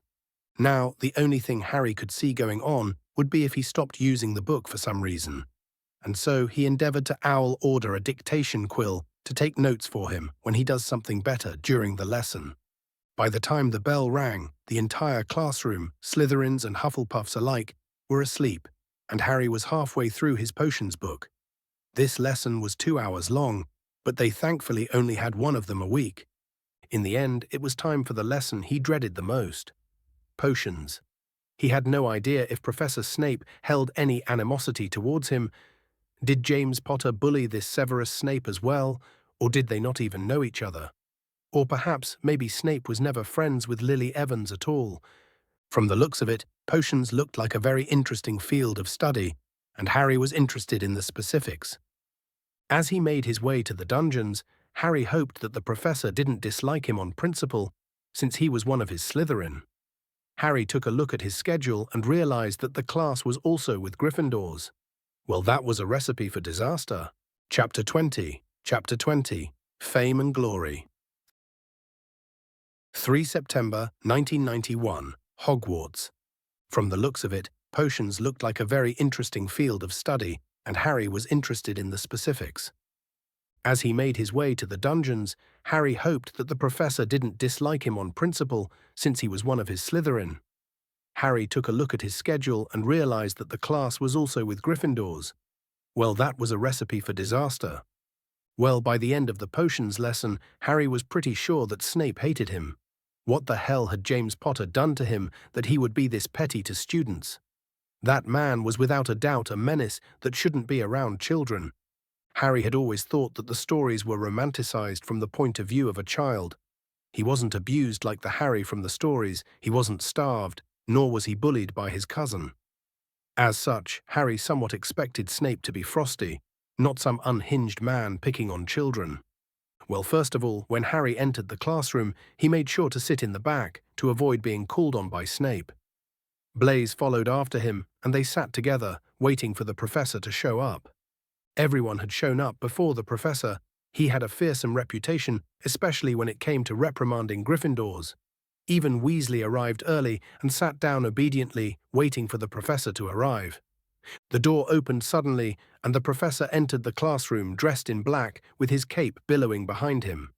It was cool, but it was also the highlight of the lesson. The man instinctively seemed to search for Harry and glared at him. After a few seconds, he started his speech. For those of you who do not know, I am Severus Snape, the current senior potions professor in this school. I will have the misfortune to teach you the subtle arts of potions that most of you will fail to truly grasp. Potion brewing is without a doubt one of the most dangerous fields of magic you will learn in this school. A single mistake could cause an explosion that would not only endanger you, but also the others around you. Most of the accidental deaths that occur in magical Britain have been attributed to potions, be it an accident by a subpar brewer or getting poisoned drinking a faulty potion. This is your first and final warning. If you do not take this field of magic seriously, you will answer to me. And believe me, you will wish that you would be dead. The professor looked around the classroom, making sure that he had the students' attention before continuing. As there is little foolish wand-waving here, many of you will hardly believe this is magic. I don't expect you will really understand the beauty of the softly simmering cauldron with its shimmering fumes, the delicate power of liquids that creep through human veins, bewitching the mind, ensnaring the senses. I can teach you how to bottle fame, brew glory, even stop a death. If you aren't as big a bunch of dunderheads as I usually have to teach. Like most of your wanded subjects, this class will be divided into theory and practice. I will be responsible for the practical aspects of your lesson, while you will have your theoretical ones with a junior professor. In this room, there are ground rules that you will follow. First of all, you are not allowed to brew any potion outside this room, since you will only risk killing yourselves. Secondly, you will follow my instructions to the letter. If you purposely choose to mess around with potions, you will answer to me. Finally, you will not be allowed to take any of the ingredients and potions outside this room. Am I making myself clear? The entire classroom nodded at once. Now, let's begin our lesson. What are potions? Some of you might foolishly believe that it's simply a combination of magical ingredients, but they would be wrong. A potion necessitates magic to be brewed. A squib or muggle cannot brew a potion, although I will leave the intricacies for your theory lessons. Longbottom, said Snape suddenly, since you like not paying attention, why don't you explain to me what you would get if I added powdered root of asphodel to an infusion of woodworm? The scarred boy, who was snickering with Weasley, stiffened and blushed in embarrassment. I don't know, sir. The question wasn't really that hard, but it was mentioned in the potion book in the description of both ingredients. The draught of living death was a very well-known potion that were used on unconscious prisoners after large battles. Prisons tended to be full in times of war, and so wizards used this potion to make sure they wouldn't escape or cause mayhem. The potion was so popular in the past that there are many Muggle fairy tales inspired by this potion. Perhaps this question was just too complicated for you, Snape drawled. Maybe this one would be more your speed. What exactly is a bezoar? The boy was clenching his fist. I don't know, sir. The rest of the Slytherins were snickering, and Harry could understand why, even if he didn't like it. Bezoars are relatively common ingredients that every child knows about because they can neutralize most poisons. It was also on the first page of the potions book Snape recommended. The fact that Longbottom didn't know that was honestly disturbing. But still, this had gone past a simple punishment. Snape was actively embarrassing Longbottom in front of their peers. The professor was smirking now. One last time, tell me 3 ingredients used in the cure for boils. This was a point-blank question about the first potions they were going to brew. Anyone who had even looked at the book would have known that. Unfortunately, it seemed like Longbottom didn't. The scarred boy glared at the professor. I don't know, sir. But why don't you ask Hermione? She seems to know the answer. I have better things to do with my time than to play with potions. True enough, the young Muggleborn was shaking her hand in the air and had actually stood up for the last question. But the way Longbottom was talking back to the professor was beyond insolent. But it was the typical response from a spoilt child that liked flashy magic. That will be 10 points from Gryffindor for your insolence, Longbottom. And drop your hand, girl. You're embarrassing yourself. The bushy-haired girl had dropped her hand down. Harry noticed that she had watery eyes. Now that was a very rude thing to say to a young girl that seemed to want to fit in. Oh, she was a know-it-all, that's for sure, and she wanted to show the world how smart she was. But she was a girl that wasn't even in her teens yet. The potion master was being purposefully cruel to her. The man then kept asking questions to the Gryffindor students. He tended to give out ones just hard enough that they wouldn't be able to answer them. He didn't ask a question to any of the Slytherin, something that was entirely unfair. He even asked Granger what Harry realized were third-year potions. He was doing his best to beat everyone down as much as possible. Harry stopped paying attention when the man was humiliating Seamus Finnegan and was brought back to reality with the professor's loud voice, Potter. The entire classroom looked back at Harry at once, with disbelief clear on their faces. After all, he was the first Slytherin the professor was going to humiliate. The man's glare was far more intense than it was with even Longbottom. You think you're too good to pay attention, don't you? Well, answer me this. What are 3 ingredients used to make a draught of peace? Harry tried to remember if he had ever read about a draught of peace, and he did. It wasn't in the first-year textbook, it was in the OWL book he was reading. The man was asking him questions about an owl-level potion. Powdered moonstone, syrup of hellebore, and stewed mandrake, said Harry with a dry tone. The man actually reeled back when Harry answered his question correctly. Actually, the entire class was gaping at him, especially Hermione Granger, who probably didn't even know the answers. What does the Wiggenweld potion do? Harry simply shrugged. It is a healing potion that is known to cure minor injuries, although it is infamous for being an antidote to the draught of living death, awakening victims of this potion from their endless slumber. The professor didn't seem satisfied. What is the Felix Felicis potion? Felix Felicis, commonly known as liquid luck, is a magical potion that makes the drinker extremely lucky for a period of time, during which everything they attempt would be successful. It is known to be toxic in large quantities and is very extremely to brew, which takes 6 months to complete. The professor looked flabbergasted at the answered question, then asked, What is Gulpalot's third law? Harry simply shrugged. I know that it is referenced as a law for making antidotes, but I am unsure of its content. This question was a theoretical one that is explained to new-T students, not first years, and the man seemed to see how caught up he had gotten with his questions. There's a difference between embarrassing unprepared students and asking them post-OWL potions questions. The man just sniffed and started speaking to the rest of the class. Now, this is not a rule, but I will heavily recommend you read the instructions carefully before you even attend your practical potion lessons with me, including researching the ingredients used to brew a simple cure for boils. Now clear your desks and start brewing. The instructions are on the board. The ingredients necessary are in your desk's drawers. You will brew this potion individually. You have 90 minutes. Harry took a piece of parchment and started writing the instruction on the board. They were somewhat different to that of the books, but Harry chose not to question them and listened to the professor. It was honestly a rather riveting experience. Harry stopped caring about what the professor was doing and just started brewing. What he heard while brewing a potion was amazing. The idea was to combine the abstract properties of certain elements and other ingredients to enhance, reverse, or even just stabilize the concoction. Harry saw how the powdered snake fangs acted as stabilizers to the potion, the protection provided by the porcupine quills that enhanced the small anti-boil properties of the horned slugs. The symphony kept changing, and the magic channeled by the rod while stirring was like someone slowly changing the key to the potion's melody. The rods seemed designed to help accelerate certain reactions and encourage certain results from particular combinations. These were standard ones that automatically used the user's magic in a certain quantity, hence the standardized number of stirs for potions. After Owl, specialized stirring rods are required where the magic channeled is actively controlled by the brewer, which is necessary for delicate potions. By the end, Harry's potion was the exact red from the instructions, and he bottled it and put it on his desk. While the professor was busy with Seamus, whose potion had blown up and caused him and Weasley to grow giant painful boils on his face, the man was berating them instead of telling them to get to the infirmary.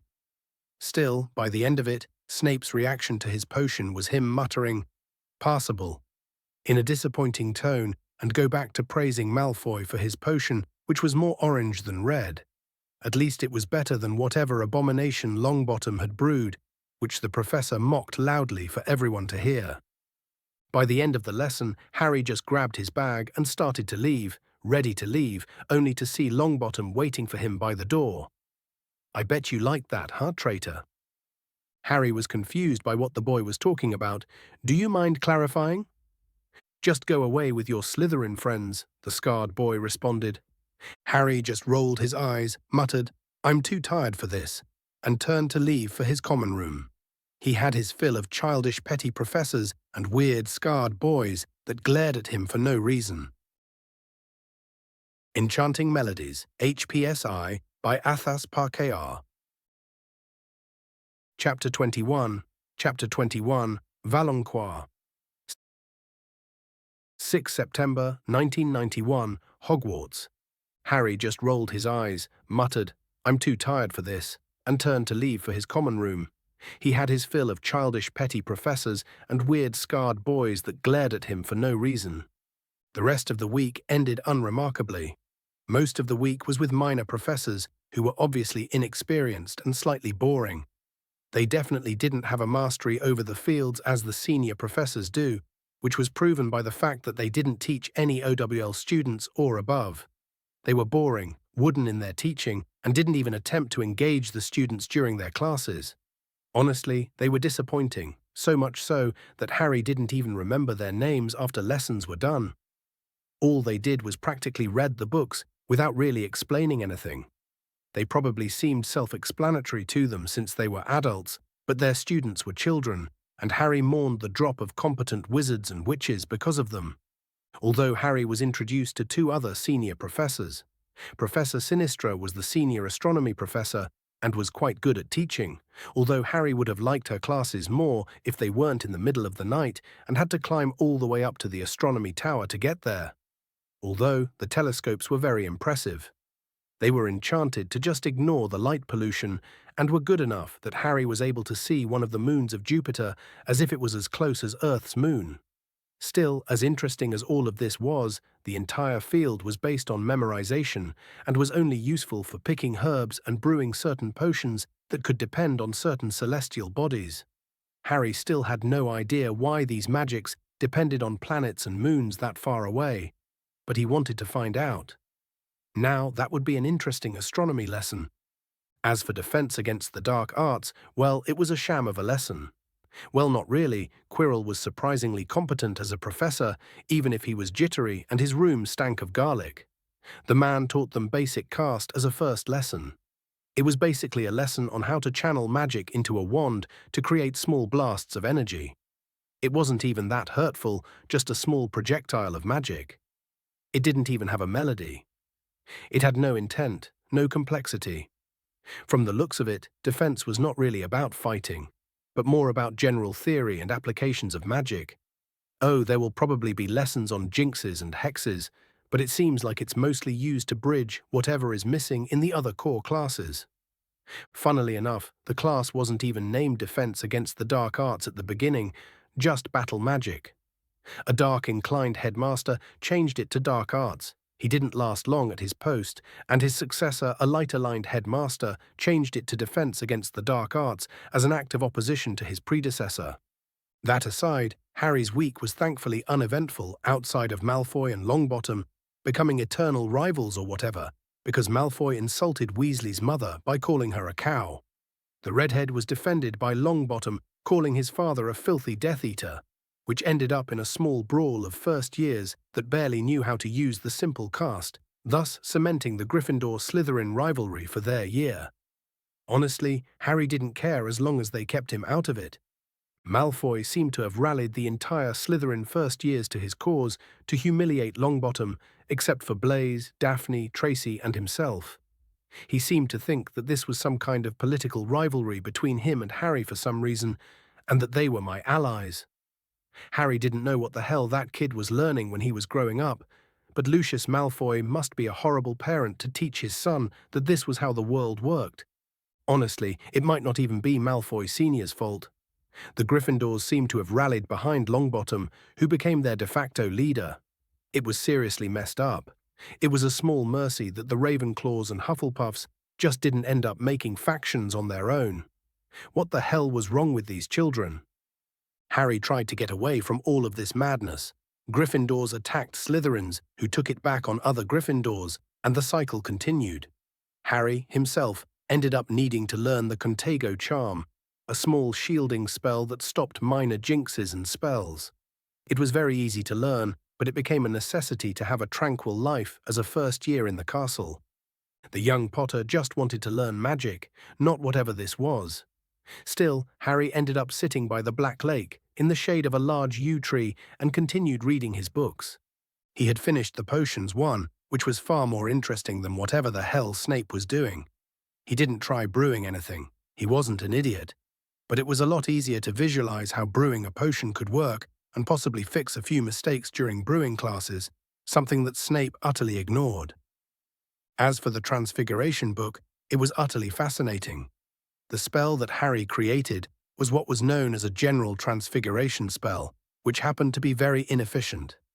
This was why students were taught specialized spells that were far more efficient and learnt in their fourth year to combine a few transfiguration spells to get the exact result they wished for.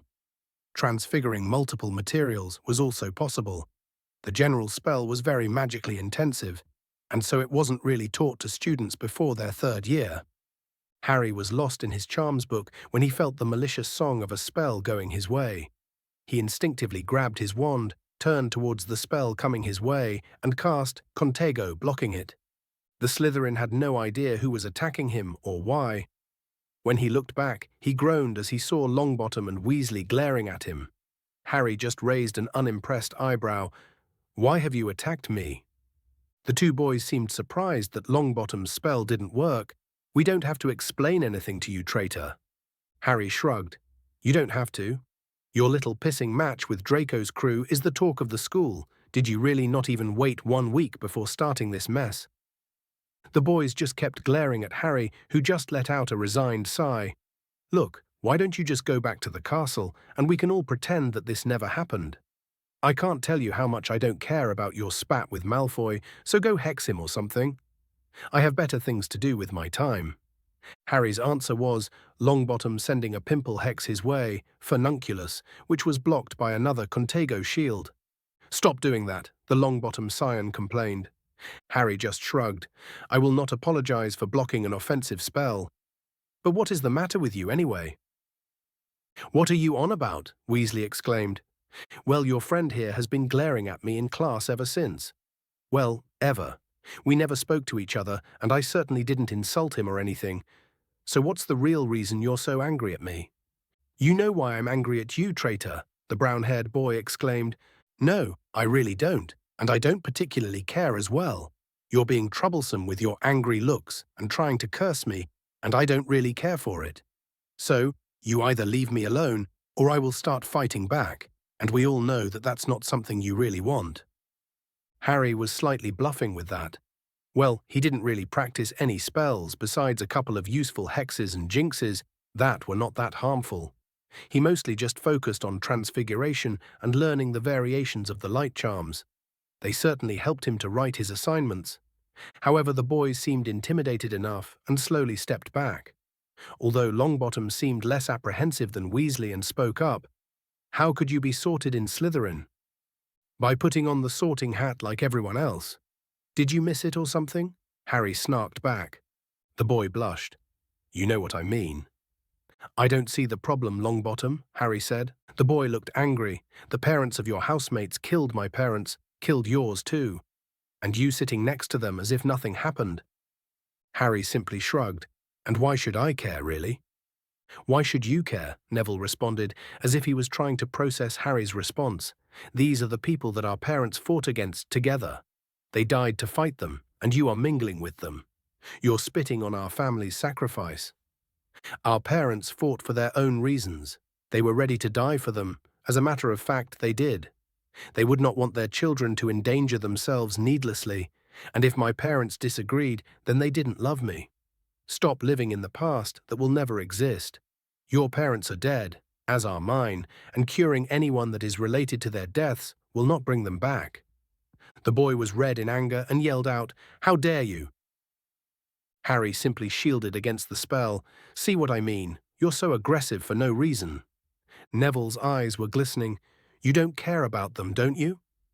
"The dead have no preferences, Neville. I have lived my entire life without them.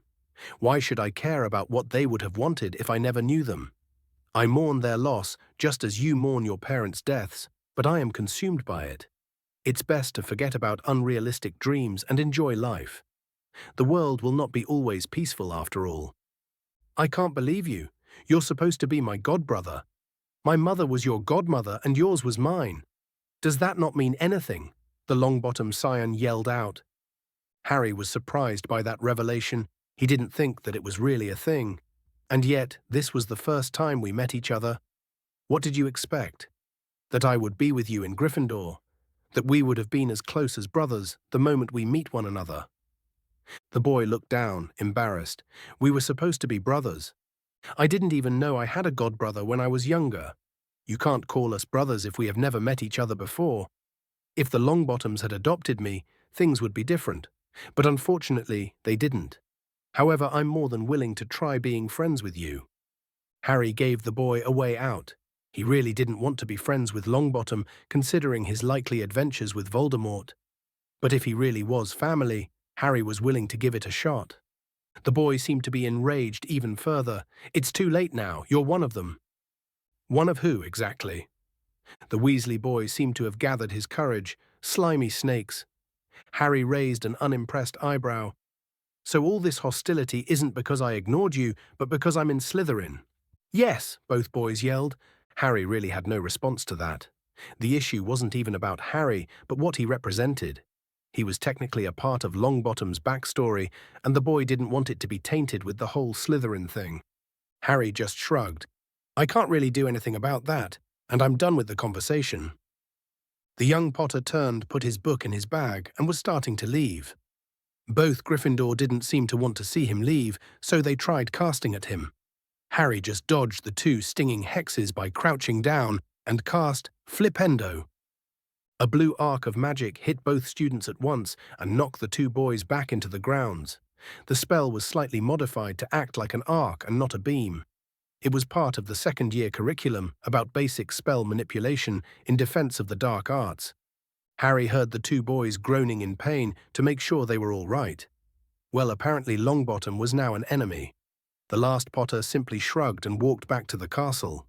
He was getting hungry anyway. Chapter 22. Chapter 22. Legacy. Chapter 22. Legacy. 6 September 1991. Hogwarts. A blue arc of magic hit both students at once and knocked the two boys back into the grounds. The spell was slightly modified to act like an arc and not a beam.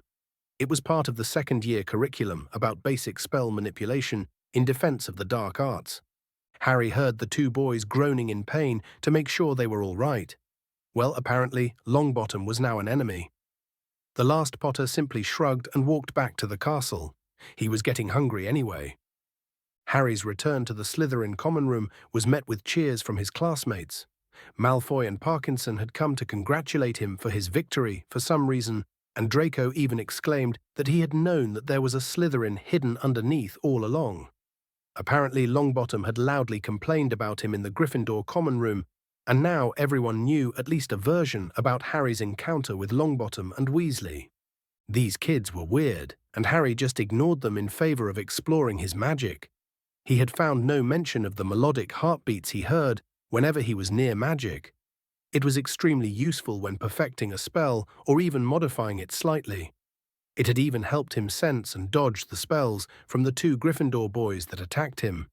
He did try to look at magical gifts that wizards often had, but magical families tended to be very secretive, unless it was an extremely noticeable one, like Parseltongue, for example. Still, Harry was surprised when he was cornered by Blaise, Tracy, and Daphne in the common room. Daphne had given him a severe look. "So we are formally against Longbottom and his lackeys." The green-eyed boy tilted his head. "What are you talking about?" "The duel with Longbottom and Weasley, Harry," Tracy explained.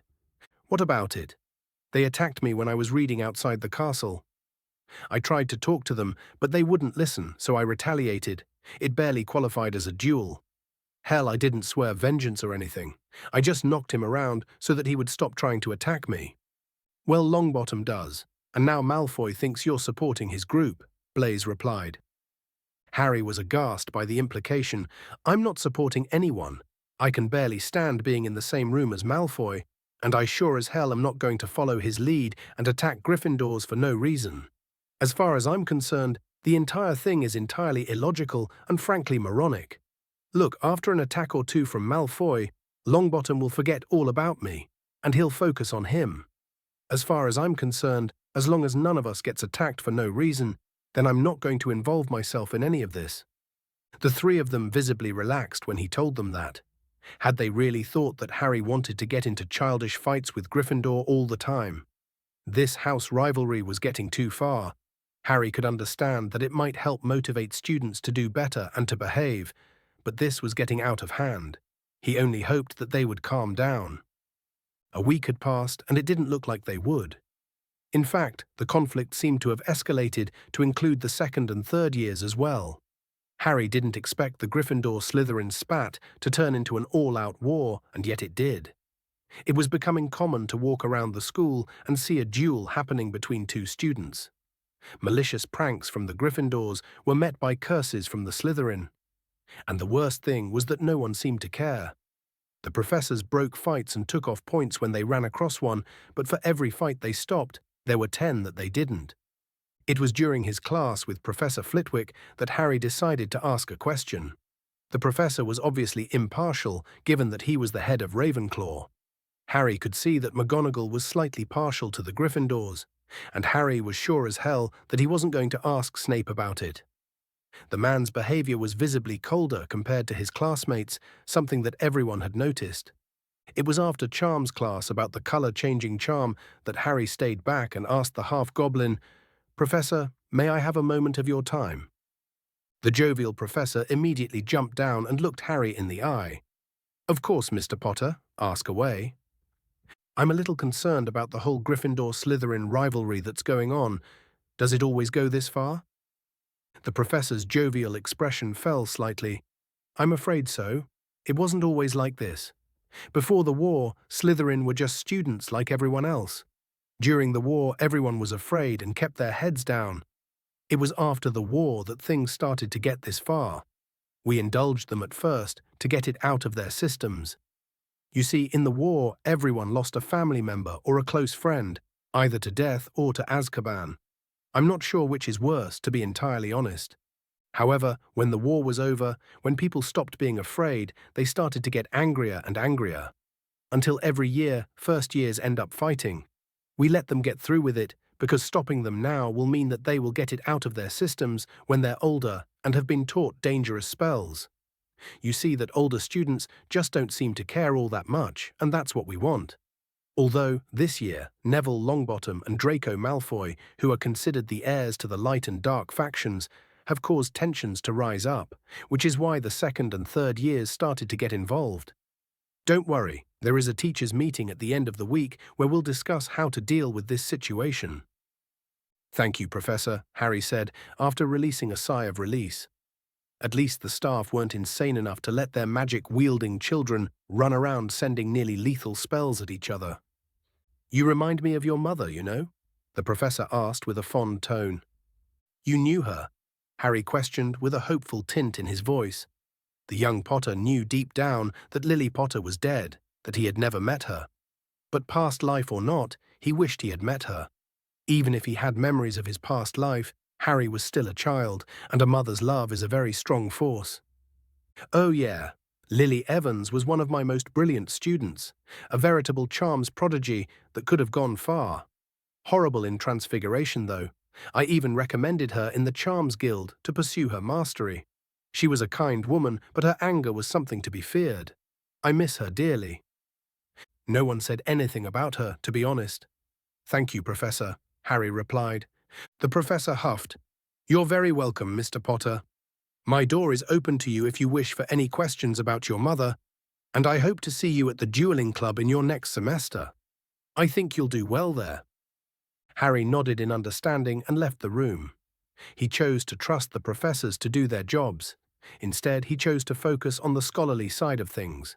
He had finished the books he had taken from the library, and it was showing.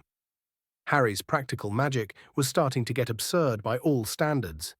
He had tried out a few transfiguration spells from his schoolbook, and they all worked perfectly.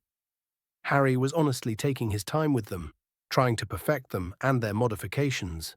He wanted to figure out how they worked and map out the frequencies needed for the transfiguration in his mental symphonies to be able to craft transfiguration spells of his own one day.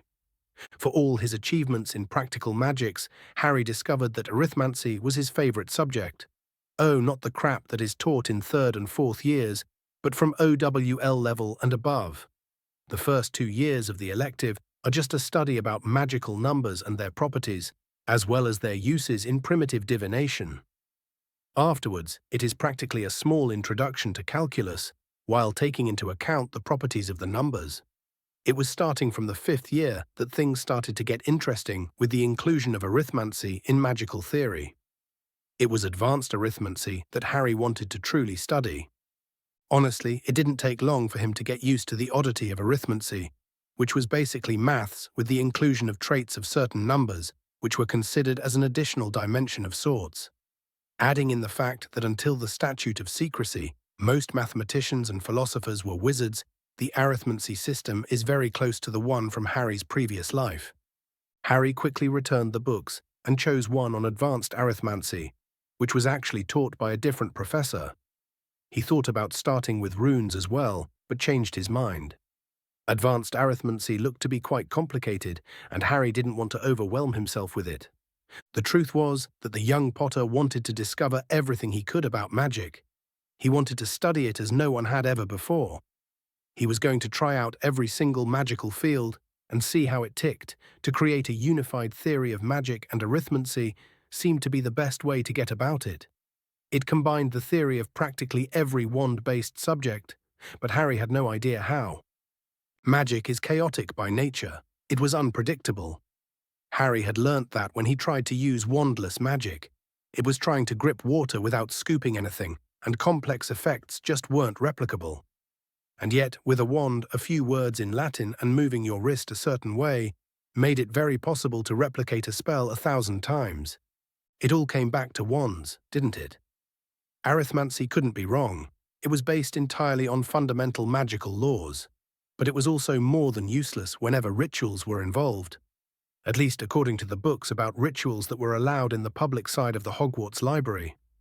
Rituals seemed more art than science, and Harry wanted nothing to do with them until he was more experienced with magic at the very least. But the point stands. Someone, probably during the rise of Rome, invented the wand and created a giant system of magic based on Latin. With it, a soldier with magic would be able to tirelessly cast a replicated spell, which probably explained how quickly they were able to expand their empire. Curiously, the name of this inventor was nowhere to be found. He was most likely a genius with no parallel, probably surpassing even Merlin with his understanding of magic. And yet that man didn't have a legend as he should have, but was lost to the sands of time. Wizards now take his gift, his magical system, for granted.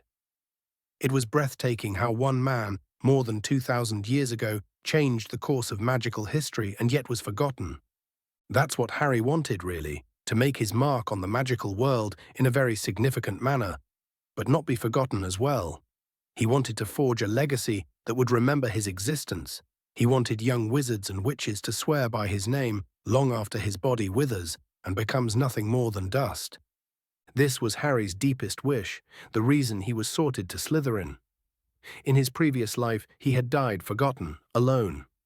In this life, Harry grew up being told that he was no one, and that he would never amount to anything. He would prove them wrong. He would prove them all wrong, that he swore. Chapter 23, Clouds. 17th September 1991, Hogwarts. This was Harry's deepest wish, the reason he was sorted to Slytherin.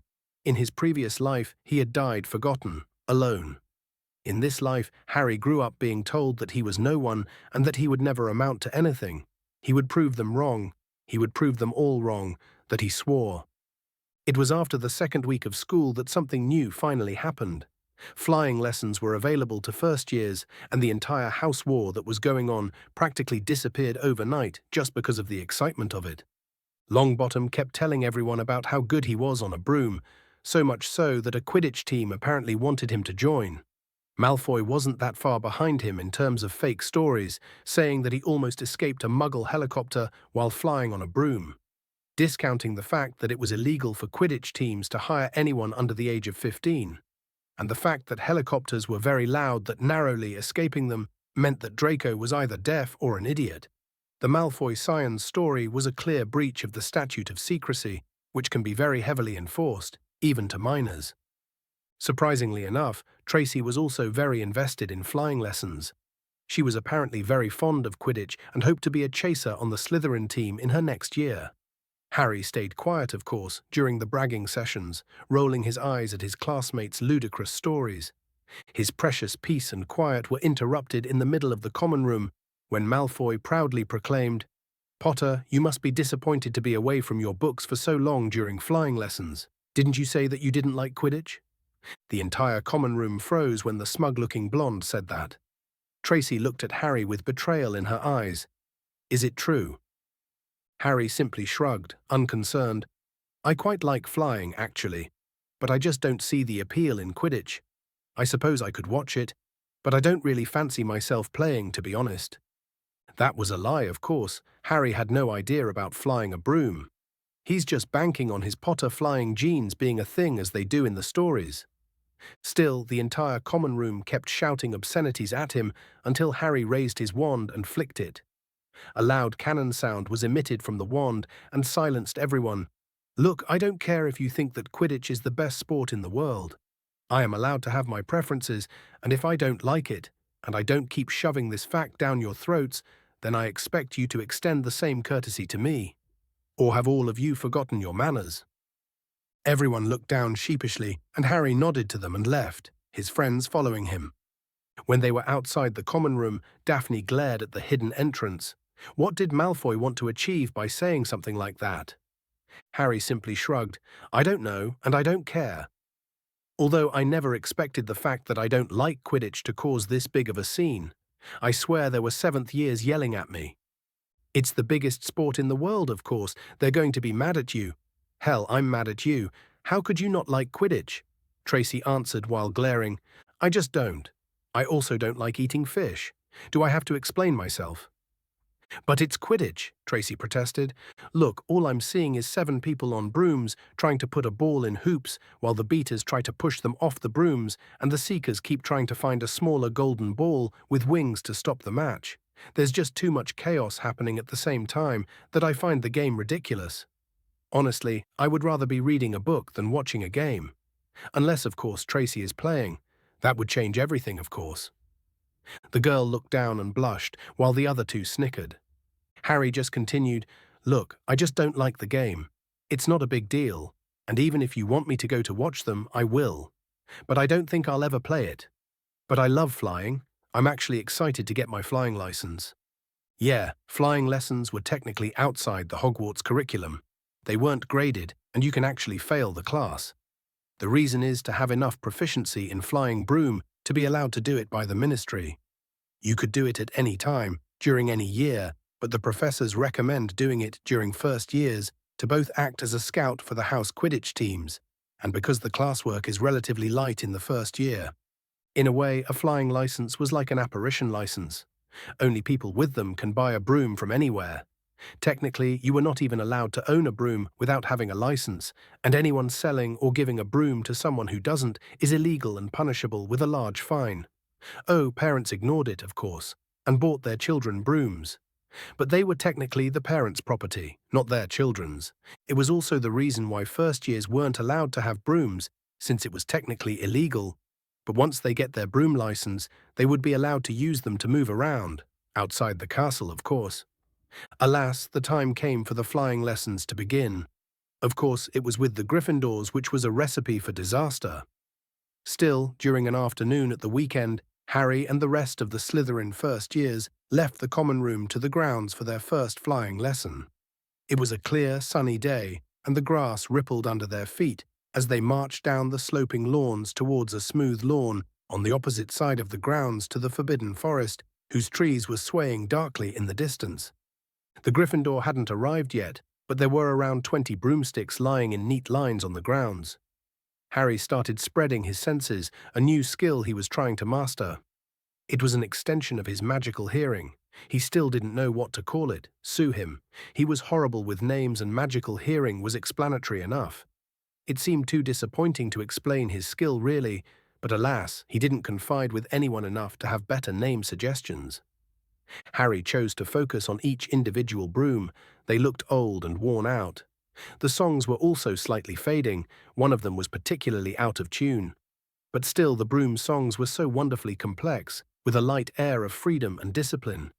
The enchantments, whatever they may be, were breathtaking, and Harry had lost himself slightly staring at one particular broom in the back, whose song was still loud enough and speedy enough for it to captivate his interest. Malfoy seemed to take pleasure at Harry's distraction. "You look scared, Potter. Afraid you're going to fall over and join your parents." The blonde must have had the memory of a goldfish if he already forgot how terrified he was when Harry was angry at him. After the thing with Weasley and Longbottom, he returned to trying to pester him, which annoyed Harry to no end. And so Harry returned the favor with the best method to deal and annoy with an attention-seeking child. By ignoring them entirely. Did you say something?" The boy's face reddened in anger and embarrassment. "Are you deaf or something?" Harry simply shrugged and answered with a disinterested voice, "No, I just tune you out whenever you start talking. It's rarely more than idiocy for the most part, and it's too troublesome for me to pay attention to your yapping." The Malfoy scion's head was redder than the infamous Weasley hair, and he yelled out, "How dare you?" "How dare I what?" "Then tell me, Draco dear, what did you say that you're so angry at me for not paying attention?" "I said that you were too afraid of brooms because you're scared of falling and joining your parents." Harry stifled a smirk. That boy was too easy to rile up, and he didn't pay attention to his surroundings when he was angry. Of course, I teased him until the flying teacher, Madam Hooch, arrived, and from the looks of it, she had heard Malfoy's little tantrum. "How dare you, Mr. Malfoy? This is unacceptable. Detention this weekend with Mr. Filch, and believe me, young man, I will write to your parents about your behavior in public. Now, apologize to Mr. Potter." The boy paled in fear, and then just glared at Harry, who was smiling innocently at him. "I apologize for my words, Potter." "I accept your apology," Harry replied. Harry looked up at the flying instructor with a grateful smile, which she returned. The woman seemed like a kind person, with grey hair and yellow eyes. As for Harry's friends, they were gaping at him. "How did you do that?" Harry exclaimed. "I don't know what you're talking about," Harry simply answered. However, the commotion distracted Harry enough from noticing that the Gryffindors had arrived as well. Weasley, Longbottom, and Granger sent hateful glares at him, which he returned with a smile. Before anyone could say anything, Hooch spoke up. "Well, what are you all waiting for?" the woman barked. "Everyone stand by a broomstick. Come on, hurry up."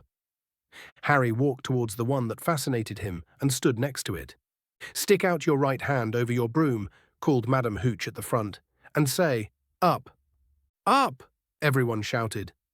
Harry did his best not to summon the broom with his wandless magic and simply activate the commands on the broom. Unsurprisingly, Harry's broom jumped into his hand at once. He was actually one of the few that did it. It was a verbal command that was powered by an artifact, not a spell, which meant that either the brooms were defective or the others just couldn't activate the artifact properly. They were probably slightly afraid that their subconscious chose not to activate the artifacts. The moment his hand touched the broom, he felt its song intensify and change to suit his own. It was a happy song, fast and exciting. Harry immediately grew to like it. By the time he looked around, he noticed that everyone had their brooms in their hands. Madame Hooch then showed them how to mount their brooms without sliding off the end, and walked up and down the rows correcting their grips. Although Harry snorted when the witch ended up correcting Malfoy as well. "Now, when I blow my whistle, you kick off from the ground hard," said the flying teacher, more irritated in her tone and manners. "Keep your brooms steady, rise a few feet, and then come straight back down by leaning forward slightly. On my whistle, 3, 2, 1, go." Harry kicked the ground as hard as possible and channeled some of his magic to the broom. It immediately responded and accelerated away.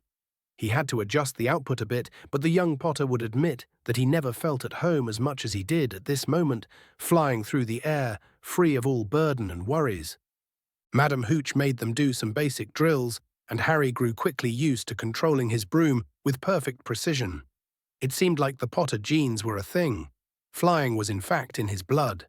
Alas, all good things come to an end, and the relatively peaceful flying lesson ended when Malfoy purposefully pretended like he had lost control of his broom and slammed into Ron Weasley, who lost control as well and was falling towards the ground. Chapter 24. The Brawl. 17th September 1991, Hogwarts.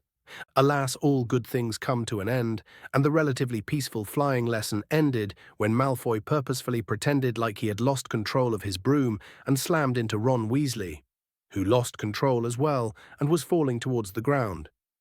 Harry was sure that the redhead was going to die. The boy was gripping the broom as if it was his lifeline and practically accelerating towards the ground. Longbottom seemed to fly behind him, trying to stop him, to no avail. Everyone had thought that the boy was done for until the professor quickly shouted, "Molière!" Instead of crashing, the redhead simply bounced on the ground and then a few times until he fell outside the spell. Harry had read about the incantation that the professor had used. It was for the cushioning charm, which is usually used on brooms to make them more comfortable, but Professor Hooch had somehow manipulated the spell to make sure the Gryffindor wouldn't hurt himself while falling. Still, the redhead was whimpering and was holding his arm, which looked very bruised. The professor immediately ran at the injured student and spoke up. "Let me take a look at your arm." It looks like a broken wrist.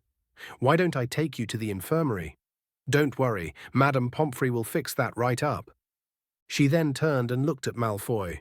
"As for you, Mr. Malfoy, I'm taking 50 points from Slytherin and another week of detention." "But," the boy protested. "But nothing," the flying instructor interrupted while glaring back at him. "You injured your classmate, and you could have gotten him killed. If I wasn't paying attention, your classmate could have severely gotten hurt. You need to think about the consequences of your actions, Mr. Malfoy." Hooch then turned to the rest of the class. "None of you is to move while I take this boy to the hospital wing. You leave those brooms where they are, or you'll be out of Hogwarts before you can say Quidditch.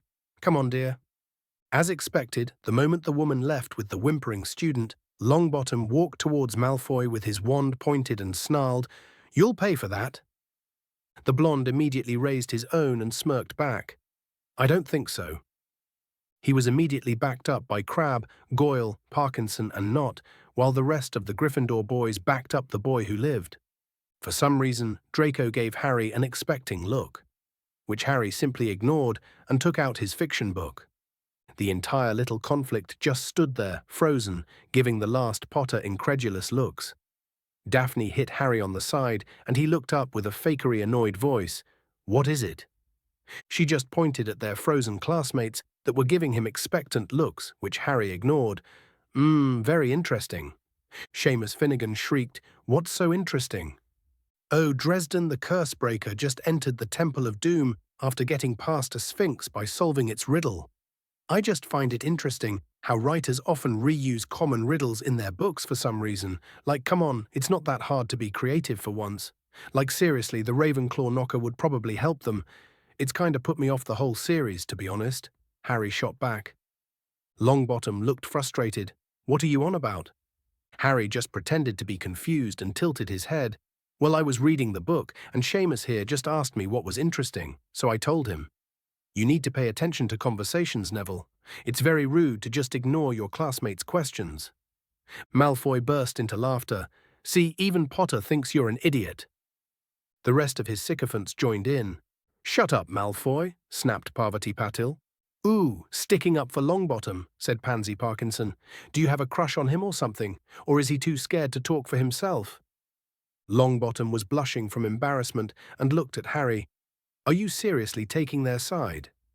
"Their side for what?" Harry answered while doing his best to look oblivious. "Did you seriously not see Malfoy push Ron off his broom?" Neville questioned. "Oh yeah, I wasn't paying attention. I was too busy reading, you see." "You were flying," the Longbottom scion protested. "So I was." Harry didn't elaborate on his words, and Longbottom let out a frustrated groan. "Don't be an idiot, Potter. Are you with me or against me?" "With you or against you for what?" "For the fight with Malfoy," Neville yelled back. "Why are you fighting with Malfoy?" Harry asked. "Because he hurt Ron for no reason." Harry shrugged and looked pensive. What an unfortunate situation we find ourselves in. Honestly, Harry had no idea what he was saying. He was just buying some time by confusing his classmates until Hooch comes here. Because they start firing spells without any adult nearby to stop them, people could easily get hurt. Malfoy grinned at him. "It's good that you know where you belong, Potter." "I'm afraid I don't understand, Draco dear." The boy gritted his teeth at the familiarity Harry was addressing him with. The blonde, though, controlled himself. "I mean that you're a Slytherin. That you're with us." "Well, of course I'm in Slytherin. Draco, we've been having classes together for 2 weeks. Hell, we're in the same dormitory. Were you not paying attention?" The Gryffindors were now chuckling, and Malfoy turned in a nice shade of red that reminded Harry of Ron Weasley's hair. "Enough, Potter," Draco yelled at him. "Stop playing stupid. We're fighting Longbottom right now. So you're either with us or against us. How is that hard to understand?" Harry, though, had stopped listening to the blonde and continued reading his book. Daphne elbowed him to the side again. The young Slytherin noted that she had an amused gleam in her blue eyes. He pretended to be surprised and looked up at Draco. "Oh, did you say something?" "This chapter is just very good," and stopped listening to you. The blonde then walked towards Harry in a threatening manner. Harry just discreetly pulled up a weed with his wandless magic over the boy's shoes and watched as he fell over, planting his face on the mud. Harry's classmates just stood silent, not believing what had just happened, before bursting into laughter. Even the Slytherins were laughing. Falling over for no reason is just funny to pre-teens. Longbottom was loudly laughing at his rival's defeat or whatever. He arrogantly took a step towards Malfoy, and Harry did the same for Longbottom. The boy's foot was caught by another weed, and he fell face first to the mud, right next to Malfoy. Harry telekinetically moved the two boys' wands away from them without anyone noticing. As expected, Malfoy and Longbottom just kept fighting each other in the mud. Their clothes would have probably been ruined if it wasn't for magic. The rest of the first years just kept laughing at the two rivals. Well, that's one crisis averted. Harry had no interest in being part of this over-the-top Gryffindor-Slytherin rivalry. It just felt too petty and a waste of time. He simply took out his book once more and continued reading. At least he tried before he noticed that someone was tapping him on the shoulder. Daphne was giving him a sly smile. "I know what you did." "What are you talking about?" Harry responded. "Stop pretending to be clueless. You know exactly what you did. You goaded Malfoy and Longbottom into falling in the mud while making fun of them to stop the duel situation." Tracy elaborated. "It was wicked. You just pretended not to care, and you made them look like idiots." "How did you do that?" Harry signed in defeat. Longbottom and Malfoy are actually very similar. They're both extremely spoilt, and like any spoilt boy, they crave attention. If you ignore them, they will get angry very quickly. They also expect any kind of response for insulting you. If you put some boundaries, like I did when Draco insulted my mother and left a little bit for him to focus on, you would have given him an ultimatum. He could either go too far, or you just wouldn't care. Either way, he doesn't win anything. Neville is very similar. People either worship the ground he walks on, or they just hate him. Someone not caring is very new, and he's desperate to put me in one of these boxes to know how to deal with me. So you ignored the both of them, and let them want to buy your attention, to outbid each other, and just pretended not to understand? Blaise asked. Oh no, this was entirely coincidental. I was just pretending to not pay attention while buying some time until Professor Hooch comes back with Weasley. The whole mud fight thing wasn't part of the plan, believe me, but it's better than the spell brawl that could have happened before. The moment Harry finished his sentence, the grey-haired woman ran towards the two fighting students and waved her wand, Immobulus. The two boys were immobilized by the freezing charm, and the professor waved her wand and sent a few non-verbal spells at the two boys. They floated in the air, and the mud disappeared, revealing two heavily bruised boys. The elder witch glared at the two of them. In all my years of Hogwarts, I have never seen such horrid behavior during any of my classes. Crashing into students, getting into fights. What a disgrace. I have only been away for 5 minutes. You couldn't behave for just 5 minutes. I am disappointed in both of you, and I will speak to both your heads of house, and believe me, you will be punished appropriately. As for the rest of you, you did not try to stop the fight. In fact, you were encouraging it. So I will not continue this class. You will all return to your common rooms, and I will see you next week. After a few groans and grumblings, the students left the terrace and returned to the common room together, while Hooch took Malfoy and Longbottom to their respective heads of houses. Harry simply sat by the fireplace in the common room and continued his book, while enjoying the company of his friends. Because Harry realized that they were his friends. It was a strange notion, the fact that he had friends now. He was never the more sociable of creatures and preferred his own company. He rarely ever made an effort to be included in any kind of activity, and yet somehow he now had 3 friends that he spent most of his time with. Harry looked at the 2 girls and boy that he called friends with a warm look in his eyes. Daphne and Tracy were arguing with each other, while Blaise watched and sometimes added an argument of his own. However, the young Potter's mind was preoccupied with Professor Hooch's reaction to the behavior of Ron, Draco, and Neville. At a Muggle school, something like this would almost guarantee their expulsions, but as far as Harry understood, they were getting a few detentions and a stern talking to from their heads of houses, nothing more. Malfoy had almost killed Weasley, and yet no one seemed to make a big deal out of it. It probably had to do with the development of healing magic that seemed to be able to save practically anyone, as long as dark magic isn't involved. Harry fell asleep that day with questions on the nature of healing magic in his mind. The following day, Harry was woken up with the news that somehow Neville Longbottom became the Gryffindor Seeker. It didn't make sense, since nothing impressive happened during flying lessons other than Weasley almost dying and Malfoy and Longbottom getting into a fistfight in the mud. Harry didn't particularly care about Quidditch, but it seemed like a lot of special dispenses were given to the boy. No wonder the boy was so spoilt and entitled. What the hell had McGonagall been thinking when she gave him that position? Chapter 25. Chapter 25 of Meetings and Plots. 31st September 1991, Hogwarts. It was a chilly October morning at Hogwarts School of Witchcraft and Wizardry, and the senior staff had gathered for their monthly meeting. Minerva McGonagall felt exhausted. This has been her most difficult year so far. Neville Longbottom and Draco Malfoy coming to Hogwarts at the same time caused a resurgence in the Gryffindor and Slytherin rivalry that had been slowly becoming dormant after the end of the war. There was always some tension between the two houses, but never like this. The first years often took it out of their system by Yule. But this year was different. Somehow Longbottom and Malfoy have stirred their seniors, renewing their interest in the rivalry. It didn't help that Albus was insistent on making sure that Slytherin and Gryffindor students share half their subjects together, especially the practical sessions, to mend the rivalry with proximity and friendships. No one would ever deny Albus's genius, but sometimes the man simply didn't make sense. She gave up trying to understand his motivations decades ago. The Transfiguration mistress looked around and saw that the other professors looked as tired as she was.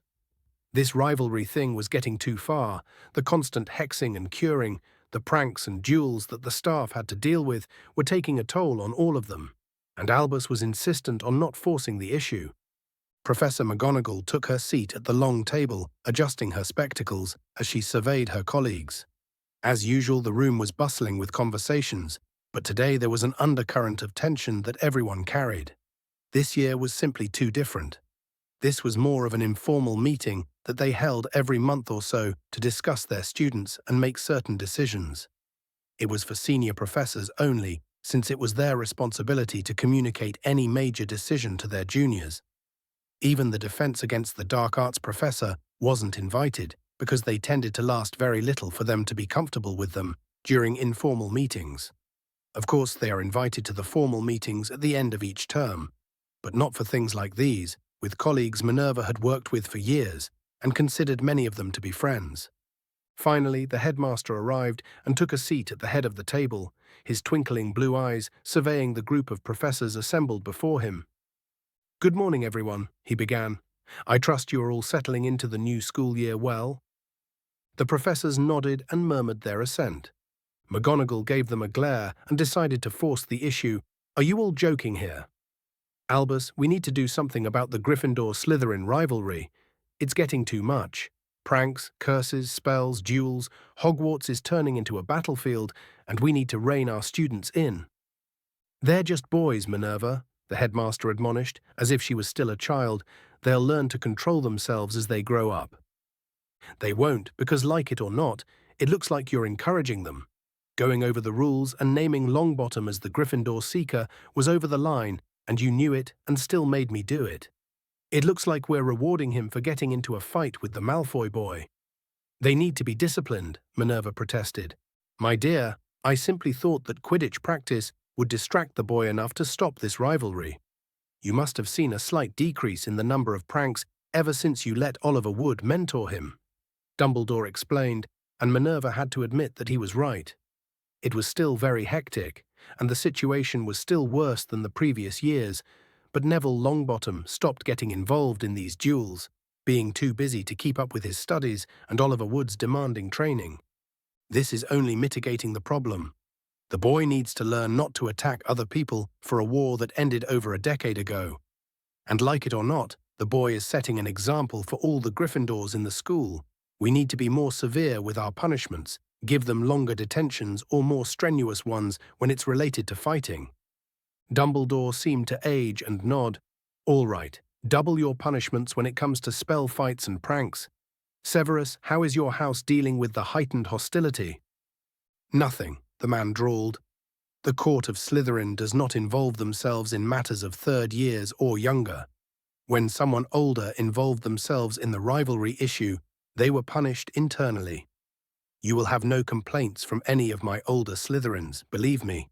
I'm afraid I cannot say the same for the Gryffindors." Minerva winced. She knew very well that a few older students had been getting involved in the duels with the Slytherins, who seemed to be very coordinated. It had something to do with inner-house politics, which Slytherin was famed for. Whenever Severus spoke of any political tensions, conflicts, or decisions inside the house, he always said the court, as if that meant anything. Minerva had no idea which students were in this court, only that it only involved fourth years and older, and that they ruled the House of the Snakes. Dumbledore brightened at Severus's response. "Very well, since young Neville has started to calm down, I ask you to convince young Draco to do the same." "As you wish, Headmaster," Severus answered. "The Weasley twins need to be handled as well. Their pranks are starting to become more violent, and that needs to be nipped in the bud. We do not need another version of the Marauders at Hogwarts, especially at this time." The man had practically spat out that last sentence. After all this time, the Potion Master was still bitter about the Marauders' pranks on him. He had a point, of course, but he also tended to escalate things more by using dangerous curses to defend himself. Minerva ignored his last comment and simply nodded. I will ensure that punishments are more severe for upper years getting involved. That should calm things down, or at least de-escalate slightly. The twins will behave themselves if I threaten to take away their experiments. Dumbledore let out a bright smile. Good. Now, with that done, does anyone has anything to add before we begin speaking about the students? He waited for a few seconds while everyone stayed silent and continued, Very well. As is tradition, let's start with the first years. I believe Miss Abbott is first. Pomona, you are her head of house. What do you think? What continued was a brief description of each student. It wasn't anything too interesting. Just saying if the first years are homesick, or if they have difficulties with any subject, or if they tended to be in any kind of trouble. Truth be told, the Transfiguration professor noticed that Albus tended to pay attention when the student was the son or daughter of a Death Eater, of a member of the Order of the Phoenix, or of people with promising talent. For example, Albus perked up at the mention of Hermione Granger, whose professors sang praises at her, other than Severus, of course, who called her an insufferable know-it-all. But the headmaster dismissed Anthony Goldstein entirely, since he was an average student. He actually straightened up when Longbottom's name was announced and looked very thoughtful by the end. As expected, Severus ranted about the boy and his attitude, which is ironic considering his own godson was as much of a brat as the boy who lived, if not more. But what was so surprising to everyone was how normal he was. Oh, he was a good student, talented in charms especially, and a herbology prodigy according to Pomona, but he was just above average in his schooling. He wasn't Merlin reborn or the second Albus Dumbledore. Just a normal, spoilt boy who had lost his parents and was hailed as a hero for it. Everything went well until Albus finished with the Patel twins and took a look at the student's sheet. Now Harry Potter. What do you think of him so far? Oh, Harry Potter, the son of two of her favorite Gryffindors. His parents were extremely loyal, very talented, and even members of the Order of the Phoenix, having fought and survived the Dark Lord many times. His sorting was as much a surprise for Minerva as it was for Severus and Albus. They froze in shock when the hat yelled out Slytherin a month ago, having expected him to end up in the same house as his parents. Still, the boy was the picture of the perfect student. He was respectful, diligent, and didn't break the rules, and now that she thought about it, he was never involved in any of the incidents between Gryffindor and Slytherin. Minerva was the first one to speak up. The boy is a prodigy, Albus. In all my years of teaching, I have never seen anyone grasp the intricacies of transfiguration quite like him. And he's had no other tutelage, I can tell, but the way he experiments with magic, it's breathtaking. Phileas concurred. It's the same with me. He is blowing past his peers at a ridiculous rate. The others repeated the same, in other words, and for some reason Albus looked slightly pale. He looked directly at Severus, who spoke up. The boy is adequate in potions. It looked more like he was forcing the words out of his mouth, wanting to do nothing but praise the son of the man he considered to be his rival. Still, a stilted silence followed as everyone simply gaped at him. Even Albus had raised his eyebrows. Severus rarely ever praised any student, even his own. For all his favoritism, he was still one of the best potion masters in the nation, and his standards were very high. The headmaster still looked very shocked. And what about his attitude? He likes being alone, but is often seen in the company of Blaise Zabini, Daphne Greengrass, and Tracy Davis. He rarely interacts with any other, except for Draco Malfoy when the latter tries to intimidate him or recruit him. Longbottom seems to try the same, but the boy seems uninterested in the rivalry altogether. His friends tend to be following his lead. Severus elaborated, This is very concerning. It's not good to have such a promising young man isolate himself and forget to live. For all that Hogwarts is a school of magic, it's also a place to nurture interactions between peers. Try to partner him with Hermione Granger during the practical sessions. If a friendship blossomed, it could be the first step of inter-house communication. Young Harry's friends will follow his lead after all. Albus proposed. It wasn't really an opinion, more of an order. Severus sneered by nodding his acceptance. Minerva knew what Albus was doing, obviously trying to stop any pure-blood propaganda from affecting the boy. He wasn't exactly wrong to do so. Slytherin students can be very persuasive, and pure-blood supremacy still reigned supreme in this house. In the end, Minerva didn't protest. She owed it to James and Lily to make sure that their son would grow up to be a good man. And Miss Granger did seem very lonely in Gryffindor, since she was the only one that refused to join in on the fighting, disapproving of such behavior. Well, that's enough about Mr. Potter. Do keep an eye on him, though. A gifted student mustn't be left to his own devices if he gets too bored. A few professors chuckled, and they continued to the next student. Still, Minerva was still unnerved by the odd gleam in Albus's eyes as he was thinking about young Harry. Still, a couple of students later, she forgot entirely about it, dismissing it to be a trick of the light. After all, Albus Dumbledore couldn't possibly be scheming about students as young Harry, could he? Chapter 26. Chapter 26 of Frustrating Beavers. 13 October 1991, Hogwarts. Harry didn't particularly care about Quidditch, but it seemed like a lot of special dispenses were given to the boy. No wonder the boy was so spoilt and entitled. What the hell had McGonagall been thinking when she gave him that position? It had been almost 2 weeks since all the professors, for some reason, had chosen to partner him up with Hermione Granger, and Harry was starting to lose it. Don't get him wrong, it had nothing to do with her being a Muggle-born Gryffindor. Yes, he had to admit that the girl was smart. Oh, she wasn't some prodigy like he imagined, just a lonely girl that spends every second of her life reading. Honestly, Harry wouldn't care, really, if it wasn't for her attitude. She was just so inflexible with everything. She considered the textbooks to be gospel and did not even try to find an alternate way of solving a problem. It wasn't exactly a bad thing, since she was new to magic and experimenting with magic was dangerous, but the fact that she kept trying to boss Harry around was so frustrating. She kept watching him like a hawk and commented on every modification he tries to make to any spell. One time during charms class, Harry was trying to modify the color of the periculum charm, which sends red sparks from the wand. The Potter scion was able to turn the sparks into something resembling flares, and one where the sparks could be controlled by the wand, by combining certain elements of the Lumos Maxima spell. The girl kept lecturing him on the proper wand movements of the spell, that he was doing it wrong and why it was wrong, with a smug tone of superiority. She also seemed to develop some kind of rivalry with him. She tried to answer every possible question by the professors, while Harry rarely ever raised his hand. She tried to master spells before him, while he was trying to experiment with his magic. She was like a badgering beaver that wouldn't leave him alone, and Harry was very close to blowing up on her. He was definitely getting closer during the potions lesson. Snape had been grinning maliciously at him as he revealed his partnership with Granger. Potions were by far the worst place to stick him with Granger.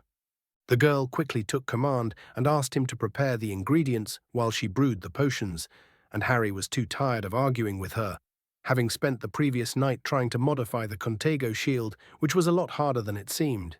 He did manage to add an extra layer to the shield and create the Contago duo spell, but he was trying to turn the second layer into a repelling shield and be able to switch between them. It was the biggest project he had undertaken so far, and it was as hard as it sounded. In this class, they were brewing a bruise-healing potion.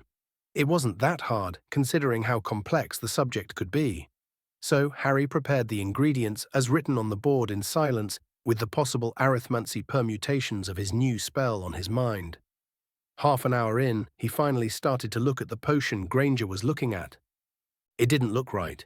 Oh, it had the right color, but the melody was too soft and out of tune. Harry looked at the instruction and saw that she had overstabilized the potion by adding too much flour. It was a perfectly acceptable error for a first year, where the potion recipes are often too stabilized to prevent accidents from happening, even if the effects are very reduced in their effectivity. To rectify it, Harry added a mild catalyst in the form of crushed unicorn horns that was already used as a main ingredient, but was dissolved in the acid from before. The moment Harry put the pinch of unicorn horn, the potion didn't change color, but Harry could feel the difference in its song. Happy with his work, Harry returned to dicing a few ingredients, but was interrupted by a shrilly voice. "What do you think you were doing?" The young Slytherin answered her with a bored tone, "I'm cutting the ingredients." "What did you put in the potion?" Choosing not to convince her that it was possible to modify a potion, "I don't know what you're talking about." The girl started to get redder and redder. "I saw you put something in the potion." Harry shrugged. "Doesn't ring a bell." "You're trying to ruin my grades, aren't you? Just because I'm better, and I answer more questions in class, and I have a better potions grade than you, you're trying to ruin my grade so that you be better overall." Seriously, what was that girl talking about? Harry didn't even know what her grades were, only that Snape seemed insistent on giving him no grade over exceeds expectations. Not that he cared. If the man wanted to be petty, then let him. As far as he was concerned, only the Abiel and Newty grades mattered, and they wouldn't be given by a childish teacher with a grudge. Of course, the Batman wannabe had to sneak on them. "What is this ruckus, Miss Granger?" Harry wanted to groan. He wanted nothing more than go back to the common room and just take a nap. "Potter sabotaged my potion, Professor." The greasy-haired professor turned to Harry. "And what do you have to say about that?" "Well, considering it's both our potion, I'm not stupid enough to ruin my own work purposefully. And does it even look ruined?" The man looked at the potion and then turned back to give Harry an unreadable look. "You added powdered unicorn horn as a catalyst." Harry shrugged. The potion was overstabilized. A pinch of unicorn horn would have solved that, and the potion would still be safe enough to handle. I would have added mint leaves to restabilize it after the next reaction. The potion master's eyebrow raised. "Were my instructions unclear enough for you to follow, Potter?" "They are perfectly fine, but I'm not the one who added too much flour in the first place," Harry responded while looking at Granger. The man seemed to glare at the girl before speaking up. 5 points from Gryffindor for causing a scene for no reason. He then turned and left to berate Seamus Finnegan for almost making his potion explode. Harry turned to continue his work and saw his partner almost in tears. "What is it?" "How do you know all that? Did you have magic lessons before attending like Neville?" she demanded. "Huh? Interesting. The boy who lived ended up having magic lessons before Hogwarts. He couldn't have been training with a wand since his magic would have been too chaotic before his 11th birthday to be handled by a wand. He definitely wasn't taking potion lessons, considering how abysmal he was in it. It must have been theory lessons or toy wands that don't really cast magic but help train wand movements and incantations. It would explain how the Longbottom Scion was learning hexes and pranking spells so quickly." "I like to read," Harry said. "Yes, I see you in the library. But I'm also reading. Why don't I know the things you do?" "You read a lot more than I do, at least in terms of library books. But the books I choose are simply better. I read when something interests me, or there's something I want to try out. Reading too much is as likely to distract you from the useful parts. Quantity has a quality of its own, but it's not enough to bridge the gap if you physically can't read enough books." The girl stopped crying, and Harry simply took over the potion and put the hellebore acid in. Then a minute later, the mint leaves he had saved up. The leaves dissolved, and he started stirring the ingredients. The bushy-haired Gryffindor was still confused. "I don't understand." "Look, you're reading around twice the amount I do. But 1 in every 5 books you read is actually useful for your education.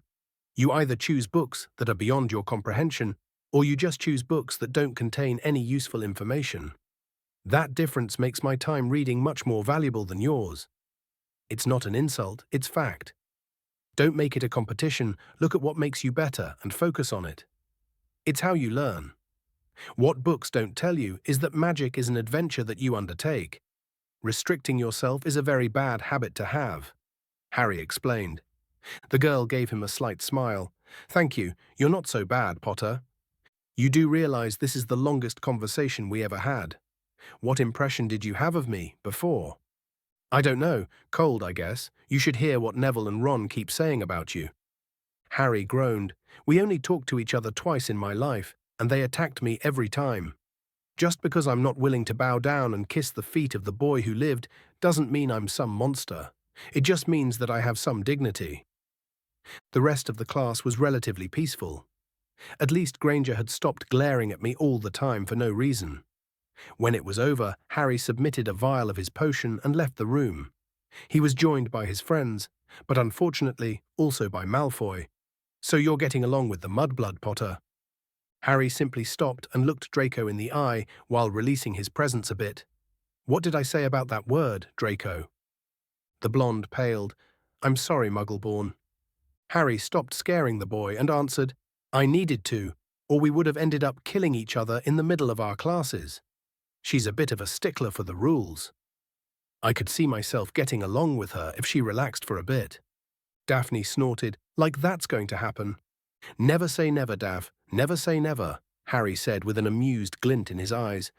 Stop calling me that, Harry, she yelled back while chasing him. The Potter scion had tried to make a nickname for her. He expected the girl to disapprove. Daphne was raised like an aristocrat, with a rather large focus on nobility and elegance. She didn't really approve of nicknames. Just calling her by her first name was already proof that she liked him. But the moment he tried out her nickname, she practically ran at him, snarling and oddly blushing. She chased him around the castle until they were both tired. Honestly, Harry liked having friends. It was odd, not having to work by himself all the time. He had obligations, like making sure that they ate their meals together, or him helping the others with their spell work, or them helping him by taking extra books from the library for him to read. There was also the protection of numbers. People didn't try to target him or any of his friends because they rarely instigated anything. On that side, things were even starting to settle down. The professors were starting to severely punish the older students that get involved in the rivalry. The Weasley twins had apparently been in tears as McGonagall confiscated all their ingredients and prank items after they dismissed her warnings. They honestly looked pitiful for the days afterwards. As for the Gryffindor first years, with Longbottom being too busy with his Quidditch position, they stopped instigating things, which made Malfoy feel like he had won. It was sad that he didn't know that it was all probably designed by the teachers to stop Hogwarts from turning into a battleground. Still, things were starting to calm down, and Hogwarts was beginning to turn into a normal school. Chapter 27. Chapter 27, Family Magic. 13. October 1991, Hogwarts. As for the Gryffindor first years, with Longbottom being too busy with his Quidditch position, they stopped instigating things, which made Malfoy feel like he had won. It was sad that he didn't know that it was all probably designed by the teachers to stop Hogwarts from turning into a battleground. Still, things were starting to calm down, and Hogwarts was beginning to turn into a normal school. Harry returned to the common room with his Slytherin classmates. He had come to a certain understanding with Granger, but dealing with her was exhausting. It wasn't anything bad, but Harry felt more like he was indulging her than hanging out with her. She wasn't really a bad person, she just didn't know how to talk with people. To be fair, Harry didn't know how to talk with people either, but he knew how to fake it. He still didn't understand how he ended up having friends, but he was grateful for them. When he arrived in the common room, Harry removed another book and started reading it. Tracy rolled her eyes. How you weren't sorted in Ravenclaw, I have no idea. Well, it's not like I convinced the hat to put me here or something. I just let it do its thing, Harry said while looking up from his book. Blaise responded, Thank Merlin, it put you here. Could you imagine any other house suffering you? You would have driven them mad in a month. The Malfoy scions seemed to have been listening to their conversation and interjected, Would have been a good riddance if you ask me. Harry raised an eyebrow. It's rude to interrupt other people's conversation, Draco. I would have hoped that your parents would have taught you some manners. At least I have parents. I bet you don't even know your family's rituals for the Samhain ceremony. I bet you're afraid. I heard that it hurts the more you have Muggle blood running through your veins. Draco replied smugly. Harry honestly had no idea what the hell he was talking about, but Daphne and Blaise looked furious. Tracy, on the other hand, looked as confused as he was. Choosing not to the asshole have the last word, honestly, Draco, you were in tears when you were hit with a stinging hex by Longbottom. I doubt our definition of pain is close to one another. The boy huffed. You won't be as smart when you're deemed unworthy in front of everyone. The blonde then turned and left without saying a word. Harry still had no clue what he was alluding to. He did keep his questions to himself. He didn't want any of the Slytherin to realize that he was raised by Muggles. It would be the closest thing to being a Muggle born in Slytherin, and Harry didn't want to risk it. So he stayed silent, and thankfully Daphne spoke up.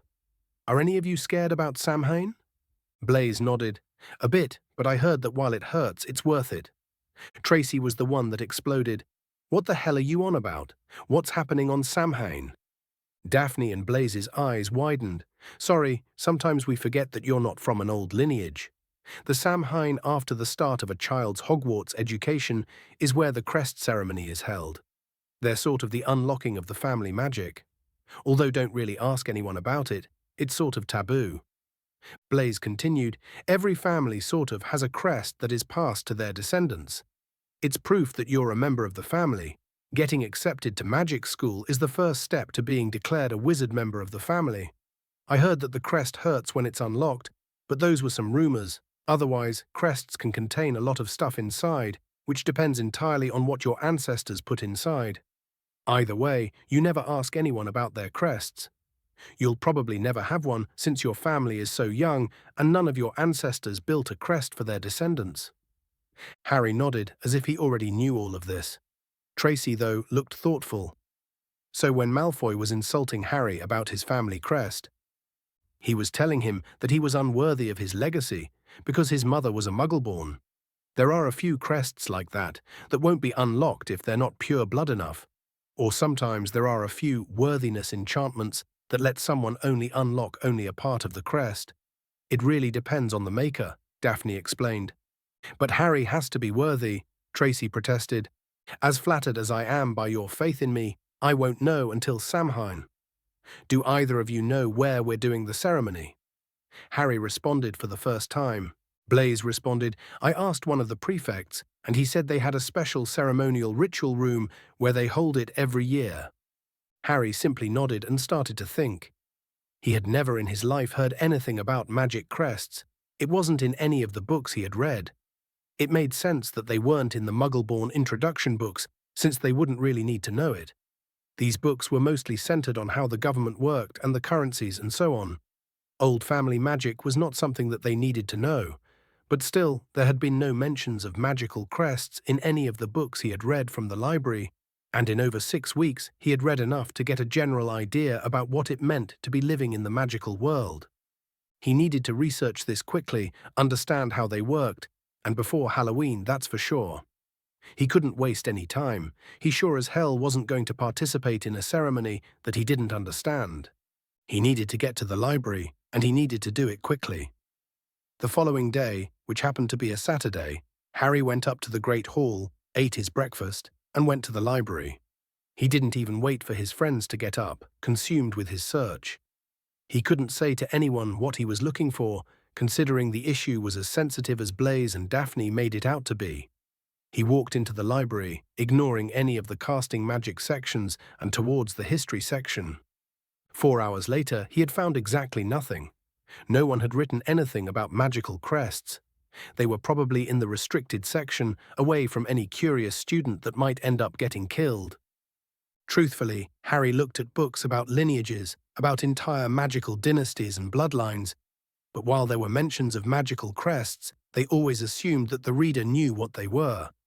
The book, The Second Goblin Rebellion of the Middle Ages, said something about a Leo Black that was able to massacre thousands of enemies thanks to the power of the crest of the Black family. This wasn't normal. Magical crests were a sensitive topic, but not enough to barely mention in the history books. Someone had to be removing every book with any information about magical crests, either putting them in the restricted section or removing them outright from the library. Harry needed to know, he needed to understand. It ate at him that someone was actively preventing him from understanding his legacy, of what it meant to be a Potter. By the end of the day, Harry had decided that the library didn't have any information about magical crests and their unlocking. Hell, Harry didn't even know if the Potter family had a magical crest in the first place. And so he went to the only place he knew could help him, the place that helps all Hogwarts students when they need it. The Room of Requirements. The young Potter was honestly wary of getting there, or perhaps he just didn't need it. There was no one stopping him from learning magic as he saw fit, not experimenting on it. He was too much of a beginner to need to practice in a specialized room to train and experiment. Harry was holding off the room to explore properly when he would have needed it. And while the Room of Hidden Things was a very attractive place to search for old books and artifacts, it was an endless room with things thrown away by students for centuries. He needed to have a grounding in curse breaking to avoid getting cursed by the random crap that was in the room. Harry had no wish to endanger his life for no reason, not when he could put it off, when the room wouldn't be a danger anymore. Still, Harry had no choice, and thus walked to the 7th floor right after dinner and towards the moving tapestry of a man trying to teach trolls how to dance ballet. If that was a thing, then the man was either crazy or an idiot. He turned to the wall in front of the tapestry with his heart beating loudly. He sincerely hoped that the room would be there. He walked past the room 3 times while thinking, I need a place that would teach me about magical crests and family magic. I need a place that would teach me about magical crests and family magic. I need a place that would teach me about magical crests and family magic. By his 3rd time passing the wall, a door started to materialize from the previously empty wall. It didn't look particularly grand, just like the door of any of the classrooms. Slowly, Harry opened it and got inside. Harry was surprised when he saw the interior of the room. It wasn't some grand magical room as he expected, just a cozy room with a comfortable sofa, a chair, and a small desk. There was a single book on the desk titled Se Sveutelung Rad Virt Rum Liebkraft. Fuck, the book was written in Old English. The damn book looked older than the castle. Harry mentally asked the room to translate it, but it didn't work. He tried to summon another book, to no avail. Just to make sure that the room still worked, he summoned an extra chair that materialized in seconds. He really needed to understand the capabilities of the room. Instead, Harry asked for a book that would help him translate Old English. Luckily, there seemed to be a book on translation spells, and a few common spells that seemed easy enough to cast. And yet, after dozens of tries for many spells, even ones specializing in Old English, nothing happened. Harry felt the spells wash over the book, and yet they didn't seem to hold. Curiously enough, Harry didn't feel any magic in the book, which should have been his first instinct that there was something wrong with it. Considering that Old English stopped being used centuries ago, the book should have looked far more told if it didn't have any preservation spells. Harry would need a dictionary to work in his free time to translate this, at least to get an idea of what the book is talking about. It would take days, if not weeks, but if he worked hard on it, Harry was optimistic that he would at least get enough information to deal with the Samhain ceremony. Knowing that he couldn't take the book outside the room, Harry brought out one of his never-ending empty notebooks that he ordered a couple of weeks before. He had an empty one and used a spell on his quill to copy the book's content. He was half expecting it to fail, considering how his previous spells failed as well. But it worked. The quill copy spell was a spell of Harry's own creation, devised from the charms on a note-taking quill he had bought. However, instead of copying the book, the quill detected the parts of the book that were not blank and rewrote them in the target parchment. Harry had used this trick to bypass the ant-copying wards on the books in the library. The only issue was that the method was slow. By the time the book had finished being written, it was almost curfew. Still, Harry had a complete physical copy of the book the room had picked for him and had tinkered with his modified Contago spell a little more. Before leaving the room, Harry pointed his wand at his book and cast the translation spell. Suddenly, the words of the parchment shuffled around and turned into an explanation of family magics. Harry grinned to himself as he went back to his common room before Filch would find him. It had taken him the entire day, but he had found what he was looking for. Chapter 28. Chapter 28, Magic Crests. 15th October, 1991, Hogwarts. Before leaving the room, Harry pointed his wand at his book and cast the translation spell. Suddenly, the words of the parchment shuffled around and turned into an explanation of family magics. Harry grinned to himself as he went back to his common room before Filch would find him. It had taken him the entire day, but he had found what he was looking for. Although Harry wanted nothing more than to devour the book in his hands, he needed to get back to the common room as soon as possible. He was already very close to missing curfew, and he definitely didn't need the 4th years and 6th years on his case for losing points because he was too impatient to read the book in the common room. Still, he was glad to have found the book, or at least beat the challenge needed to do it. Harry was very glad to have modified the charms on the self-writing quill to copy books. Honestly, it was a challenge to see if he could find a way to bypass the wards on the book without actually breaking them. Oh, it was very slow, but it was better than having to explain to Madame Pince why he needed advanced books from the library. It was an extremely good achievement, especially after only a month and a half of magical learning. If it wasn't for him cheating with his magical hearing, he would have never even come close to modifying a spell to that extent. Honestly, it was unfair how good Harry was at magic compared to his classmates. But if there's something Harry knew for a fact, was that people were not born equal.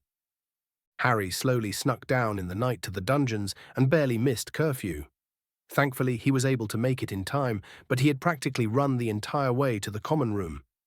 As soon as Harry arrived, he was accosted by his friends. Blaise practically ran towards him. "Where the hell have you been?" Choosing not to answer any uncomfortable question, Harry simply put his hands in his pocket and shrugged.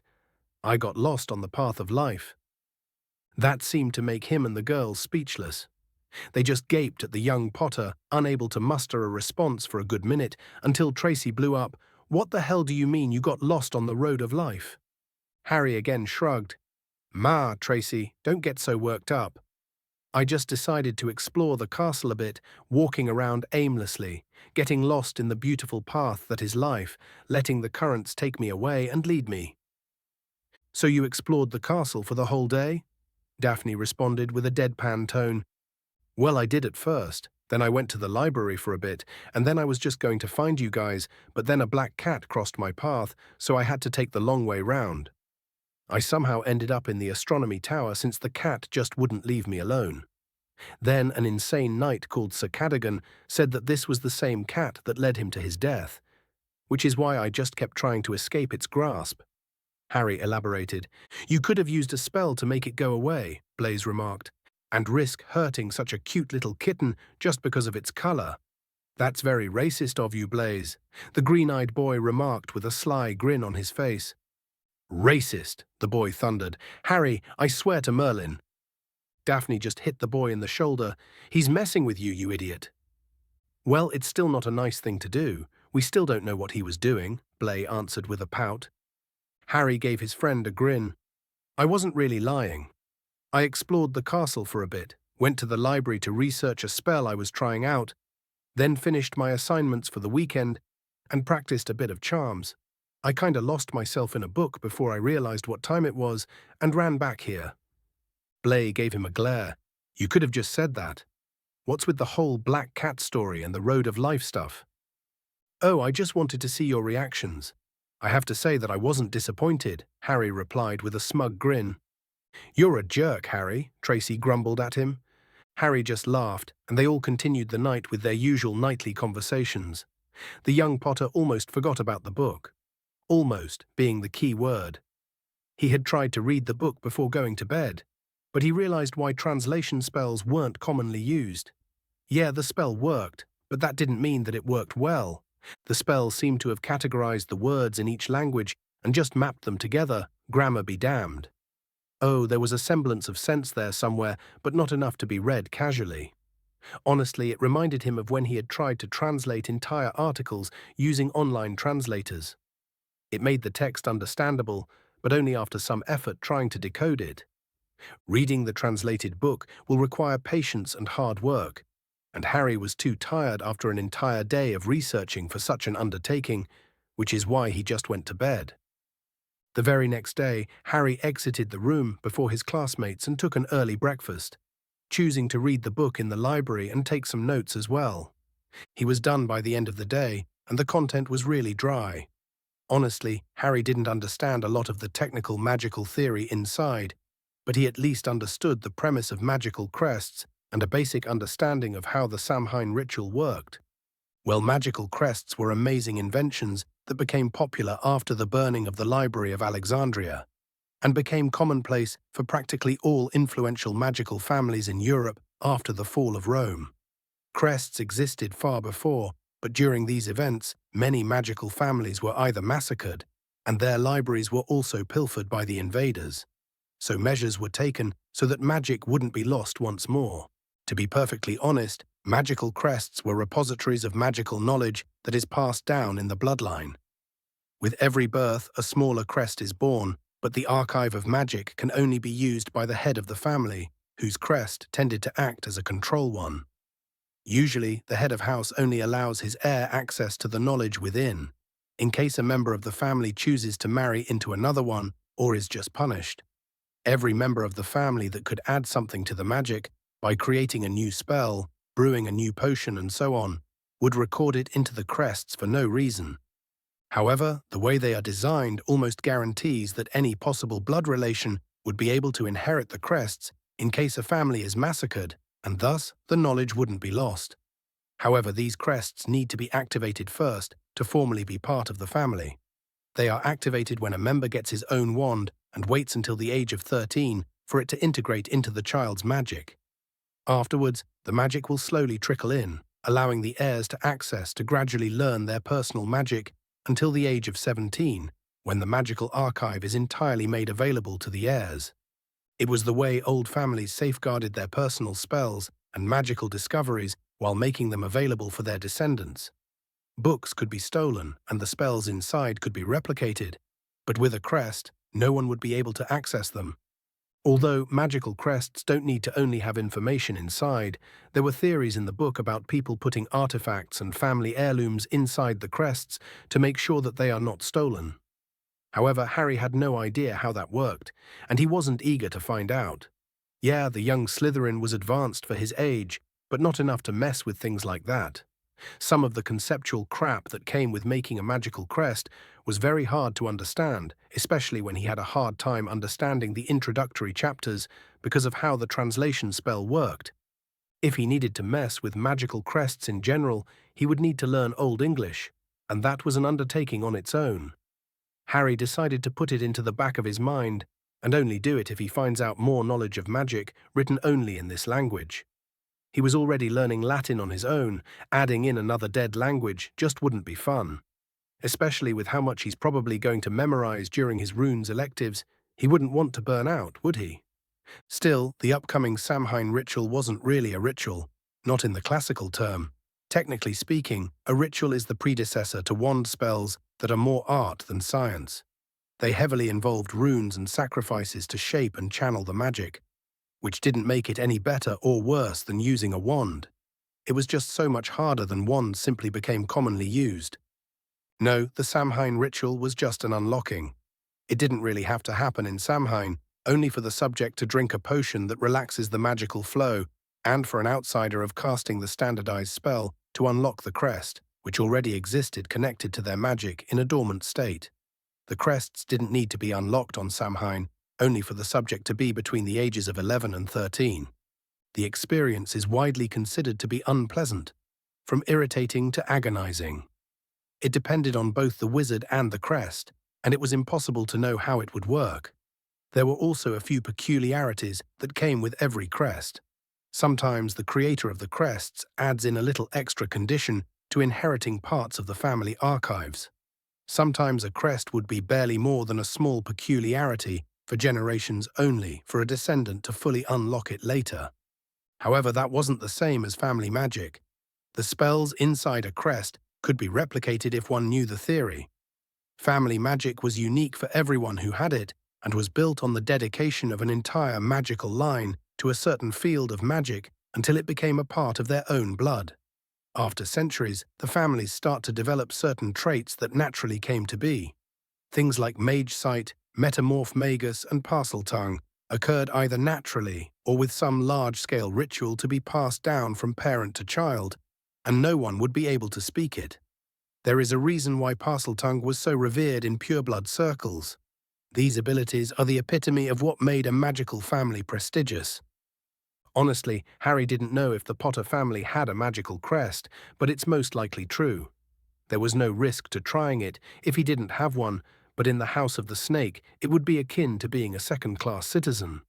The young Potter sincerely hoped that he would end up having a crest, if only for the potential spell available inside. At least now, Harry understood what Blaise and Daphne were talking about when they referred to the Samhain ritual. He probably even knew more than them, thanks to the book. In the end, Harry would need to wait until the end of the month to figure out more. However, he put the issue to the back of his mind. His curiosity was now abated, and he had more assignments to finish to compensate for the research time he used up the previous day. Afterwards, well, he did promise that he would spend the day with his friends, after all. Chapter 29. Chapter 29, A Friend in Me. 25th October 1991, Hogwarts. In the end, Harry would need to wait until the end of the month to figure out more. However, he put the issue to the back of his mind. His curiosity was now abated, and he had more assignments to finish to compensate for the research time he used up the previous day. Afterwards, well, he did promise that he would spend the day with his friends after all. The week following Harry's discovery of family crests passed in a strange monotony that was very contradictory to Hogwarts' very nature. It was the calm before the storm. Harry could feel it in his bones. Everything was too quiet, too normal. The whole Gryffindor-Slytherin rivalry turned into a strained peace practically overnight. The Weasley twins stopped pranking anyone. There were few duels and hexes thrown around. Honestly, the young Potter thought that it was too good to be true. He was waiting for the shoe to drop. As for Harry, he just spent his time either experimenting with his magic or hanging out with his friends. Nothing particularly interesting happened, except for him finding an obscure book on illusions in the library, which he quickly copied using his spell. The book-copying spell that Harry invented must have been one of the most useful things he ever created. Oh, it wasn't anything impressive, and any student with talent in spell creation and the dedication to study it thoroughly would have been able to make it. Although Harry did cheat using his magical hearing to bridge the knowledge gap to craft the spell. It wasn't even a complete spell. It needed to be cast on a self-writing quill anyway, just turning the dictation aspect to a visual one to be able to scan the pages for it to copy. How people didn't try it out before, Harry didn't know. Perhaps people did invent it, but the industry made sure that no one knew of the spell. It couldn't exactly be warded against, since that doesn't technically even affect the book in any way. Oh, it could probably do nothing about illustrations since they're animated, and Harry didn't know how to enchant a quill to draw animated images. He didn't even try to look it up. He knew that it was out of his league. Still, since most books do not actually have important illustrations, it wasn't that big of a deal. In a way, it was the way Harry was able to have a copy of each book he had read in the library in his everlasting notebook he bought. He had no idea if there was a limit on the pages it could have, and he was probably going to figure it out eventually. In the end, the book would also make sure that he wouldn't need to bother with library deadlines since he stopped actually taking out the books. Madam Pince had thankfully allowed the use of enchanted quills and inks in the library as long as they don't endanger the books, which happened to be warded with countless preservation spells. However, while Harry was proud of his first true original spell, it didn't come close to his fascination with the subject he had just uncovered. The art of illusions was just that, an art. There weren't any spells like most of the magic, only a single one. Lux Dollum was a generalized small-scale illusion spell that can be used depending on the user's imagination. Oh, it was only light illusions that could be broken by touch or magic. There were similar spells to fool each sense as well, any combination of them. It was a book on generalized spells that resembled the minor inanimate transfiguration generalized spell he blundered into creating on his first day. This was the first time during any of Harry's daily trips to the library that he had seen anything resembling the generalized spells that McGonagall referred to in his first transfiguration class. Honestly, he loved that spell. He could practice it any time without anyone saying anything since there isn't an actual spell burst when he used it, so no one noticed. He started with small things and continued enough to get the illusions to be as big as him. That seemed to be the limit of both his abilities and the spell itself. There was also a law of magical intent to be considered where the larger a scale of a spell is, the more difficult it is to control. For illusions, control was a must, and so the biggest illusions tend to be very easily recognizable, where small ones were almost indistinguishable. Still, this was an art that Harry wanted to master completely. He planned to cast all kinds of illusions, visual, auditory, olfactory, etc., even the mental ones, although the skill in occlumency needed to do so would be problematic. Oh, Harry, of course, wanted to learn how to protect his mind, and maybe even how to read others, but he wasn't able to find a single book on the mind arts, apart from a few books on compulsion charms. Considering that this was supposed to be the biggest magical library in the nation, Either that title was simply a misdirection or someone had removed all the books, or put them in the restriction section, which was very understandable considering their potential for abuse. Nevertheless, Harry was happy for now. He needed to master the basics before worrying about secret knowledge in the restricted section. The room of requirements would probably help him with that. But Harry was wary of it. The temptation of secret knowledge, of discovering the capabilities of the room, was simply too attractive. But for all its wonder, the room of hidden things contained countless objects whose owner wanted to get rid of, meaning that the number of cursed items was probably abnormally high. Harry had no wish to die to his own hubris. Alas, Samhain was approaching, and Harry and the rest of the Slytherin first years were obviously nervous, and truthfully, so was Harry. The ritual weighed a great deal on his mind, especially in regard to the unpredictability of Crest's activations in general. No two people ever said the same thing about how it felt. Currently, Harry was trying to analyze a generalized auditory illusion spell, which was a fancy word for a noise spell. Although he liked auditory illusion spells better, even if musicians often used it to compose songs, still it was far more complicated than the light illusion spell, since it was very difficult to master. It couldn't even muffle noise in any way, only create noise, not manipulate it. Perhaps analyzing a silencing charm and integrating it into the spell could help create a new spell. It was way out of his league for now, but Harry could see the potential of such a combination. Harry started writing small arithmetic calculations to see the viability of this theory. He was so focused on his calculations that he hadn't noticed a bushy-haired Gryffindor sneak a peek at his work. "What are you doing?" the girl asked. The last Potter stiffened and shot up. "Granger, it's nice to see you." The girl gave him an intense look. "What are you doing?" Harry pretended to be unconcerned. "Learning magic, of course."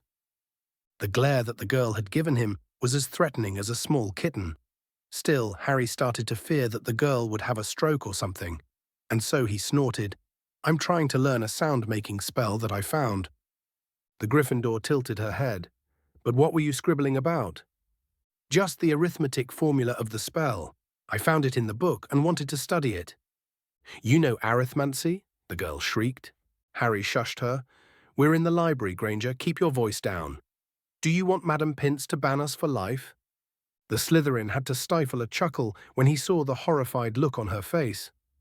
The girl hit him on the shoulder and whispered, "You know arithmancy?" "I was bored before Hogwarts, so I taught myself advanced mathematics just to pass the time. With that as a base, it didn't take me long to get a feel for the basics of arithmancy and how it worked. I'm still a beginner, but it's very interesting. Whenever I learn a new spell, I write down its formula and try to understand it. It doesn't work most of the time, but after a while, you start to notice patterns, which helps during casting." The girl gave Harry an odd look. "Do you think you could teach me?" Teaching was always a passion of Harry's in his past life. He enjoyed his job immensely, and there was this sense of satisfaction at the thought of helping someone build a passion for his subject. Hermione Granger was an ideal student. She was hungry for knowledge and wouldn't mind working hard for it. If she was taught how to be more selective with her learning, she could grow into a formidable witch. Honestly, if Harry was older, he wouldn't mind tutoring her, but he wasn't, and he barely scratched the surface of the potential of magic, and he knew it. "I don't think I know enough to teach you, to be honest. We've only been there for less than 2 months. I don't have a good enough grounding in magic to teach anyone anything," Harry replied. "But there's no reason for me to not answer any question you might have, or help you with a topic you're researching." The girl looked downcast, but brightened at his offer. She leapt and enveloped him into a hug. "Thank you, thank you." The girl then quickly released Harry and blushed in embarrassment, as if realizing what she had just done. Harry couldn't stifle his amusement anymore and snickered at her behavior. The girl sent a glare without any heat in it. "Git?" Harry continued snickering and was joined later by Hermione as well. After a minute, they both calmed down, but Harry noticed that Hermione was still melancholic. "How do you do it?" "Do what?" "Be as smart as you are and still have friends," the girl elaborated. Harry hummed in thought. "I don't know. I never had a friend before here. They just felt boring, if you know what I mean. It was like their priorities didn't make sense. I've never been the best with people, and I expected nothing better when I came here. Then Blaze sat in my compartment, and we were sorted in the same house. We just stuck together, and then Tracy and Daphne joined us. I didn't plan it, and I still don't really understand how we became friends. But I'm not complaining about it. Do you think I'll ever have a friend? The girl asked with a vulnerable tone. I don't see why not. You're smart, funny, and a little bit of a stickler for the rules, but it's nothing horrifying. Although, you might scare people by how much you keep correcting them. It makes you look a bit condescending, but I honestly don't care, Harry replied. The Gryffindor seemed to get herself ready for something before she steeled herself and spoke up. Would you be my friend? Harry really should refuse. If any Slytherin ever realized about him being friends with a Muggle-born Gryffindor, then he would be in big trouble. For all the surprising lack of bigotry in the common room, Muggle-borns weren't looked at favorably by Slytherins in general. It would practically destroy any standing he might have with his peers, or even when he starts playing house politics when he's older. Still, Harry couldn't bear to destroy the sheer hope shining brightly in the girl's eyes. All right, Granger, I guess we're friends now. The girl had small tears in her eyes and a small yet blinding smile on her face. Thank you so much. After she enveloped him with another hug, they looked at each other for a few minutes awkwardly. Harry just sighed. I wasn't lying when I said I was horrible at this. The girl snorted. Yeah, we both are. Have you started to Transfiguration assignment yet? There's something that's still troubling me. The conversation flowed from there, and hours later, when Harry went to bed, he thought of the bushy-haired girl with fondness and realized that he had fun just talking with her about magic and their classes. What an odd turn of events. Authors. Note, for those who are freaking out about the Hermione thing, look, the pairing won't be Hermione, and well, I'm ahead in terms of chapters, and I won't spoil anything, but I'm honestly just using Hermione as a way to interfere with the Golden Trio, nothing more. So all of you calm down. Harry won't be closer to her than his Slytherin friends. They won't be best friends or anything like that. And please don't ask about the pairing. It's too weird at this stage of the story. They're 11.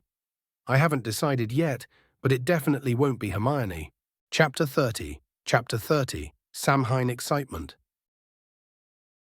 31st October, 1991, Hogwarts. The conversation flowed from there, and hours later, when Harry went to bed, he thought of the bushy-haired girl with fondness and realized that he had fun just talking with her about magic and their classes. What an odd turn of events. After that fateful day, Harry and Hermione started a tentative friendship.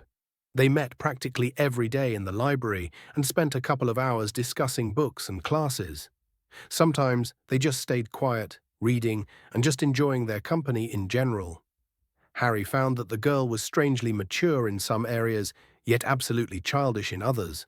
She was as hopeless as he was when it came to social situations, but unlike him, she was also almost desperate to please people. The trick was to use logic against her when she's being stubborn.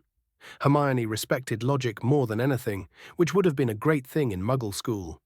He could easily see the girl becoming a famous surgeon or a researcher, but magic spat in the face of logic. Oh, she could memorize spells and magical laws, and she could probably succeed in her life, but as long as she keeps theorizing magic in a logical manner, she will never step out of the cage she built herself. She will only experience a fraction of what magic was, and that was a tragedy. Harry has tried many times to explain the symbolisms and chaos that magic represented, but she didn't even try to understand. Still, Harry enjoyed her company and was starting to see her as much of a friend as Blaze, Tracy, and Daphne. He didn't even hang out less with his housemates because he only hung out with Hermione during his usual library time, and normal 11-year-olds would do their best to avoid reading dusty old tomes for hours. Although Harry did put his foot down with a few ground rules, such as no one knowing about their friendship because of what might happen if the other Slytherins knew of them. But the girl didn't care as long as he didn't use her to get out of doing homework. Harry woke up this morning feeling apprehensive. It was Samhain, or Halloween, as it was being celebrated currently. The entire castle smelt of baked pumpkin and spices. Honestly, he wouldn't have minded if it wasn't for the fact that this was an insult to the original ceremonies. Magic goes into certain cycles depending on the seasons and certain dates. Samhain is the Day of the Dead, where the veil between the living and their lost ones is at its thinnest. It's known as one of the most intimate ceremonies in the magical world, and Dumbledore's reforms had turned it into the Muggle holiday about pumpkins and candy. The sad thing was that most of the school didn't even realize it. Their parents were pushed towards celebrating Halloween, that they didn't even think of teaching the traditional holidays to their children. It was disgusting, and the atmosphere in Slytherin reflected this as they sneered in disgust at the orange decorations and carved pumpkins. It was a direct insult to their heritage, and one of the biggest reasons Muggleborns are discriminated against by the old families. Thankfully, the first-year Slytherins brightened up when Flitwick revealed that they would be learning the levitation charm. Making things float was one of the most basic skills any wizard needed, and it was a very common spell that everyone was excited about. As expected, Flitwick demonstrated the spell by levitating Perk's toad and the pile of books on his desk.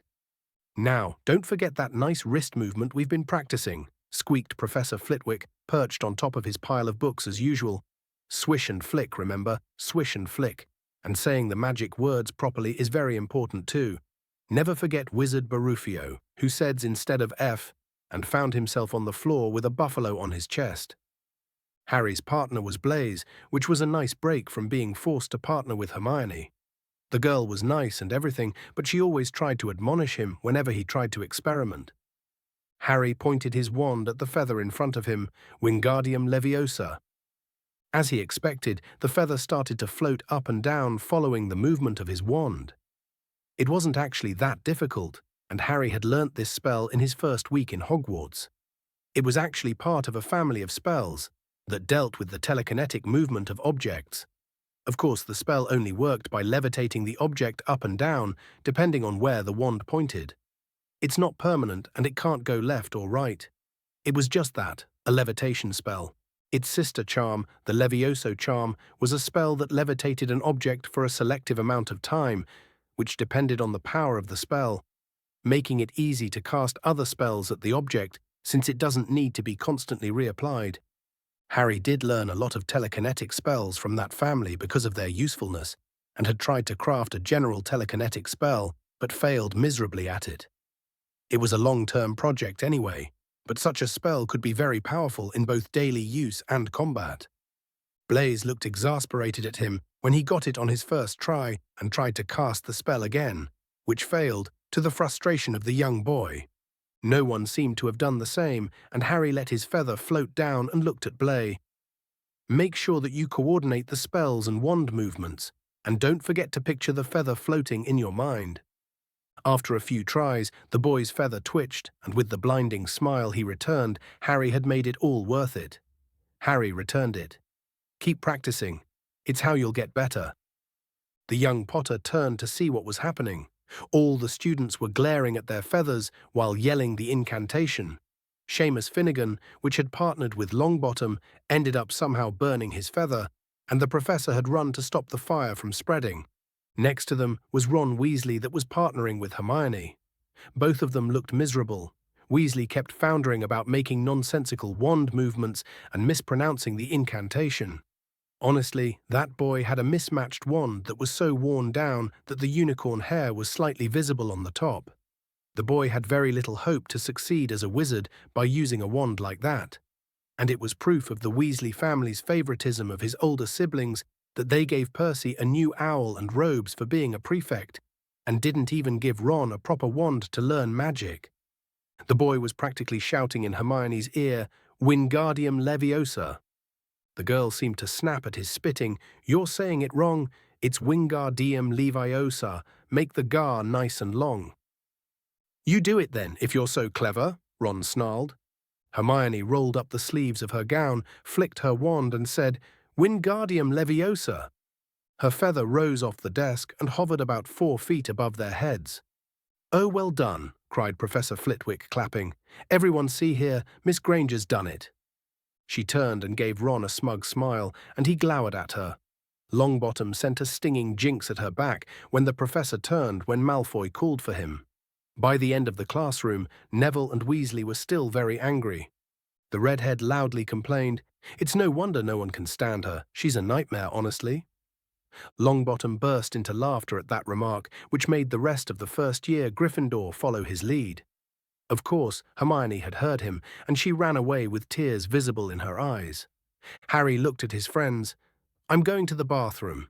Save me a seat in McGonagall's class." They nodded and walked to the Transfiguration classroom, while Harry followed his crying friends to the girls' bathroom. She was sitting on the floor, sobbing her eyes out. He cleared his throat, making the girl stiffen, then relax when she saw him. "What are you doing here, Harry?" "This is the girls' bathroom." "I'm checking in on you, silly. I have to say that you don't look good." The girl snorted. "Yeah, I guess I don't. Come on, you can't say that Weasley of all people made you cry. The only people I know that are dumber than him are Crabbe and Goyle." "But he's right," Hermione protested. "No one likes me. I don't have any friends, and everyone laughed at the joke. I thought that it would be different here, that I wouldn't be as lonely as I was in the Muggle world." "Magic or not, humans are humans. Magical children are just as dumb as Muggle ones. And come on, I like you well enough, and we already said that we're friends," Harry said, trying to console her. "Look, Harry, it's not the same, and you know it. Sure, we talk a bit every day, but we don't hang out. I'm a Gryffindor and you're a Slytherin. For Merlin's sake, Harry, you don't even want people to know that we're friends. You're my friend, and I'm happy about it. But I'm still lonely." Harry struggled to answer that. He couldn't really say that he was enough, since he really only talks to her a few hours a day about schoolwork. Oh, they liked each other well enough, but the house rivalry was a big wall, stopping their relationship from progressing any further than study buddies. The young Potter deflated. "I see your point, and it's not impossible for you to not have any friends. They don't have to be from your house. Try befriending the Ravenclaws, they're nice enough, and I know that Padma Patil is a lot more interesting than her sister." Yeah, Harry did talk to the girl a few times. He was curious about how magic in India worked, and was disappointed to see that it was somewhat similar. Apparently, the colonization of the country happened in the magical world, and Muggle won as well, and the Indians adopted the British magical ways. She did mention that there were a few tribes and monasteries that still practiced the old ways, whatever that meant. Hermione seemed to brighten up slightly. "I guess I could. I never really talked to them before. Now come on, we're going to miss Transfiguration if we stay here." "I don't feel like going, to be honest," the Gryffindor protested. Harry didn't know what to say to tell her to come to the feast. According to the stories, she would be attacked by a troll during the feast, but he couldn't guarantee that Longbottom and Weasley would be able to save her, or if they would even try to go after her in the first place. "You sure you don't want to come?" Harry asked. The girl nodded. "Yeah, there's some thinking I want to do." The Slytherin nodded solemnly and went to Transfiguration class. He didn't even pay attention during the class, distracted by what might happen to his friend. Hermione didn't turn up, and Harry didn't see her all afternoon. When evening came, Harry went to the Great Hall with his friends. Of course, Dumbledore seemed to want to go all out when insulting every traditionalist in the school with countless decorations and animated monsters. Yet, Harry was still worried for his friend, and the danger she might be in. Fortunately, Harry relaxed when he saw that Professor Quirrell was sitting on the high table talking enthusiastically with Professor Sprout. Perhaps the man wouldn't be releasing a troll in the castle, and Hermione would be safe. The stories were somewhat unreliable after all. Of course, that hope was dashed when Harry saw Filch, the caretaker, slam open the hall doors and sprint into the hall with an expression of terror on his face. "Troll, in the school grounds, thought you ought to know." The man then sank to the floor in a dead faint, and with him any hope he had that Hermione would be safe. Enchanting Melodies, HPSI, by Athas Poakr. Chapter 31, Troll. 31st October 1991, Hogwarts. Of course, that hope was dashed when Harry saw Filch, the caretaker, slam open the hall doors and sprint into the hall with an expression of terror on his face. "Troll, in the school grounds, thought you ought to know." The man then sank to the floor in a dead faint, and with him any hope he had that Hermione would be safe. There was an uproar. It took several purple firecrackers exploding from the end of Professor Dumbledore's wand to bring silence. "Prefects," he rumbled, "lead your houses back to the dormitories immediately." Well, that was a stupid idea. The Great Hall was a fortified position, and any competent adult professor should be able to defeat a troll easily in case it attacked. That would leave the other staff members to hunt down the trolls and look for any missing students, like Hermione. Of course, the prefects started yelling about trying to get a semblance of order. Each prefect seemed to be responsible for a year. The sixth-year prefect boy was shouting, "Follow me! Stick together, first years! Make way, first years coming through! Prefect coming through! Excuse me, first years! Prefect!" The sad thing was it didn't work, which wasn't really unexpected considering that this was a single teenager that's responsible for a dozen of scared students that he doesn't know in the middle of a chaotic great hall where everyone is running around like headless chickens. Honestly, the moment they left the Great Hall, everyone was practically lost in the endless crowd of students. However, Harry was mostly worried about his crying friend that was fated to be attacked by the troll in another life. Harry ducked down, becoming invisible in the crowd, slipped down a deserted side corridor, and hurried off to the bathroom he knew Hermione was crying in earlier. He ran towards it, and that was when the smell hit him. It smelt more like old unwashed socks mixed with a dirty toilet smell. It was a foul stench, and Harry resisted the urge to gag and throw up. The troll was near, and he needed to get Hermione out of there. He ran inside the classroom to see a hysterical Hermione that seemed to have been catatonic while the troll loomed in front of her. The troll was a horrible sight. 12 feet tall, its skin was a dull granite grey, its great lumpy body like a boulder with its small bald head perched on top like a coconut. It had short legs thick as tree trunks with flat, horny feet. The smell coming from it was incredible. It was holding a huge wooden club, which dragged along the floor because its arms were so long. But what was breathtaking was the troll's song. Harry had never listened to the song of a magical creature, at least not closely. The song was dull, repetitive, and slow, but also strong. It felt like a slow set of drums, with a distinct feeling of rocks and mountains. Oh, it was savage, but it felt more like a brute than anything else. But this was not the time for contemplation, and with a flick of his wrist, Hermione was pushed away from the creature and into one of the stalls. He really needed to find a way to get Hermione out of there. From what he had read about them, trolls didn't have the greatest sense of smell, hence why they were almost extremely smelly. They didn't revel in being dirty or smelly, just didn't particularly care about it. That meant that the creature mostly relied on sight and hearing. A semblance of a plan started to form in his mind, but it was all ruined when Hermione finally regained her courage and cast Flipendo at the troll. Of course, the creature barely blinked at the spell hit its head and splashed back as if nothing happened. What the hell was that girl thinking? Trolls are notoriously known to have magic-resistant skin, which was why it was recommended to use indirect attacks and not directly cast at them. The girl froze, as if not believing that her spell didn't work, and Harry did his best to stop the situation but casting Lumos Maxima. The spell actually a variation of the Lumos charm, without any limitation on the output, and where the ball of light can leave the wand and be controlled at the caster's will. Harry moved the ball towards the face of the troll and overpowered the spell massively, blinding the troll, and Hermione as well probably. Harry was closing his eyes in preparation. The troll screamed in pain, and from the sound of it, Hermione yelped. Again, Harry pushed her into the stall and weaved the biggest illusion he could manage around himself and Hermione's stall.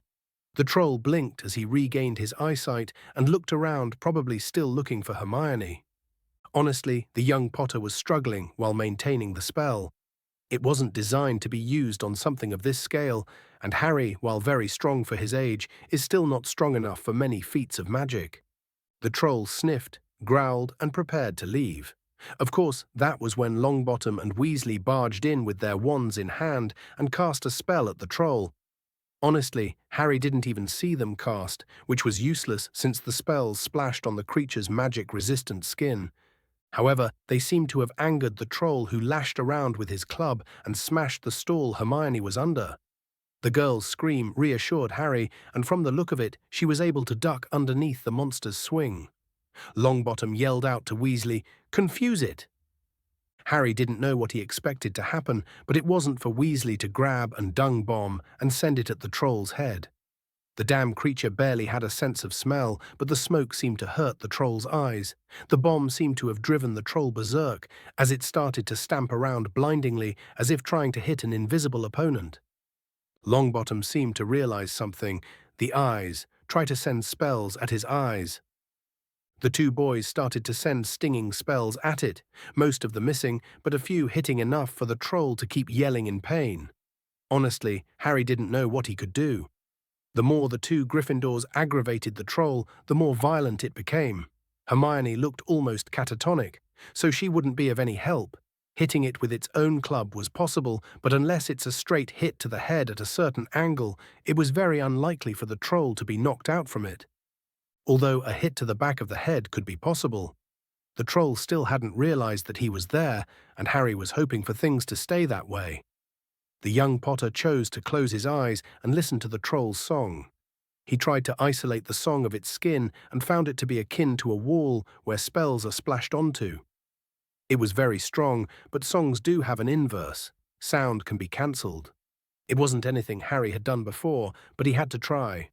Harry listened to the song, understood it, felt all its nuances, its rhythms and emotions, and channeled its complete inverse. Harry was lucky that it was basic in its complexity, yet slightly surprisingly strong. All that meant was that Harry's inverse melody wouldn't be extremely complicated. Slowly, as he pictured the two melodies together, they started to cancel each other out. Harry combined his new song into a spell and murmured, "Petrificus totalus." The troll, who was looking at Longbottom and hence had his back at Harry, was hit with the spell which didn't splash on his skin like Longbottom and Weasley's spells did. It did seem to hit the troll, who stiffened and seemed to struggle to move. The troll was still able to push Longbottom away, who fell on the ground while wincing. The spell obviously wasn't perfect. The creature must have some more protection outside his skin, but it was enough to make it safe to get Hermione and run away, or at least hit him with his bat in the head. Funnily enough, Weasley seemed to take that opportunity to finally become useful and cast Wingardium Leviosa, causing the club to fly out of the troll's hand and rose high up into the air and dropped with a sickening crack onto its owner's head. The troll swayed on the spot and then fell flat on its face with a thud that made the whole room tremble. Harry used this chance to get away, not wanting to deal with Longbottom or Weasley. He especially didn't want them to know that he had saved Hermione's life. They would blab out in seconds to their friends, and Harry would need to deal with the aftermath in his own house. Hermione didn't seem to have noticed him in the start, which was good because she was a terrible liar. Harry ran away from the scene, knowing that the professors weren't that far behind. He snuck into one of the secret passages towards the dungeon and went to the common room. The moment he arrived, he was accosted by his hysterical friends. Daphne was practically hugging him while shaking like a leaf. "Where in Merlin's name were you?" Harry schooled his features and gave them a lazy grin. "Sorry, you wouldn't believe the traffic. There was this old woman who needed help carrying her groceries, so I couldn't just leave her alone, the poor woman, so I helped her. She even gave me a piece of pie as a thank you." "We're in Hogwarts. There are no old ladies carrying groceries here," Tracy answered him with a deadpan look. "Now that you mention it, she might have been a painting." "Oh yeah, she was definitely a painting. Her granddaughter was very rather pretty and asked me to dance for her. A lovely young woman," Harry answered wistfully. Blaze's eye twitch. "So you're telling me that you were busy helping an old woman in a painting, carry her groceries and danced for her granddaughter, and that's why you're late?" Harry didn't give him an answer, and slowly the four friends burst into laughter. These excuses were really good at diffusing tense situations. The sheer ridiculousness of them was enough to relax them. After giggling for a bit, Daphne asked, "What were you actually doing?" Harry shrugged. "I left halfway through the feast to go to the bathroom, and then when I went back to the Great Hall, no one was there. So I just went to the kitchens, asked the elves to make me some hot chocolate, and walked back here. Why was the Great Hall empty anyway?" Thankfully, they didn't notice that Harry was there during the feast until Filch came in running. The excitement and panic must have suppressed what happened before. Tracy seemed very glad to start some gossip. "You don't know?" A troll broke into the school grounds and Filch ran in yelling about it before he passed out. Dumbledore told us to come back to our common rooms while the professors deal with the situation. Harry gave her a weird look. Why didn't he just make you stay in the Great Hall? Students could have been attacked on the way to the common room. The Slytherins stiffened. I hadn't thought of that. Harry shrugged. Anyway, we're all safe and sound, so let's not think about what could have happened. But now that I think of it, saying that a troll attacked me while I was in the bathroom would be a very good excuse if I'm late. I will hurt you, Potter, Daphne answered while growling. Before he could tease her further, Gemma Farley, the Slytherin fifth-year prefect girl, spoke up. First years, I know that things are tense, but this is still Samhain and the ritual is ready. For those that wish to undergo the crest unlocking ceremony, please follow me. Oh yeah, he had forgotten about this because of the troll mess. Chapter 32. Chapter 32. Samhain Rituals. 31st October, 1991, Hogwarts. Before he could tease her further, Gemma Farley, the Slytherin fifth-year prefect girl, spoke up. First years, I know that things are tense, but this is still Samhain, and the ritual is ready. For those that wish to undergo the crest unlocking ceremony, please follow me. Oh yeah, he had forgotten about this because of the troll mess. Harry was too distracted by the possibility of his friend dying to remember that the crest activation ceremony was today. He had reread the Family Magics book about half a dozen times to make sure that he didn't miss anything. Oh, Harry was sure that his classmates had no idea how it worked, certainly less than him at least. But Harry didn't like that the knowledge he found was imprecise, having been translated using a charm and thus had a lot of grammar mistakes and nonsensical sentences. Even with all his preparations, Harry was still nervous about the ritual. The results were varied, even with people in the same family, but what everyone said was that it was a life-changing experience and that they were fundamentally different because of it. It was that unpredictability that caused Harry to be wary. He would wake up the following day as a different person altogether.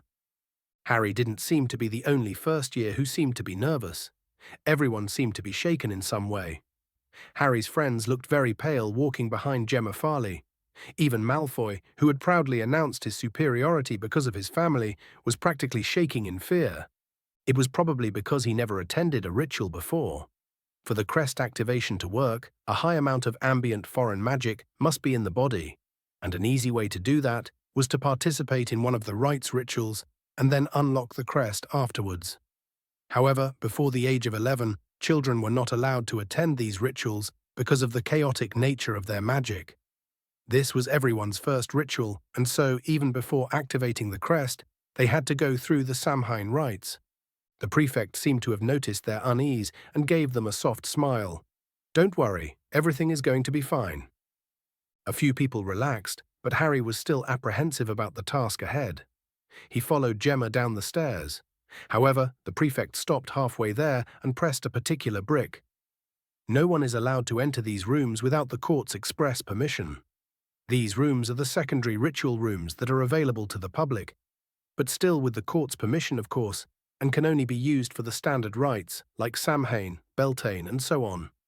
Should you be lucky enough to join the court when you're older, you will be allowed to enter the private ritual rooms to do what you wish.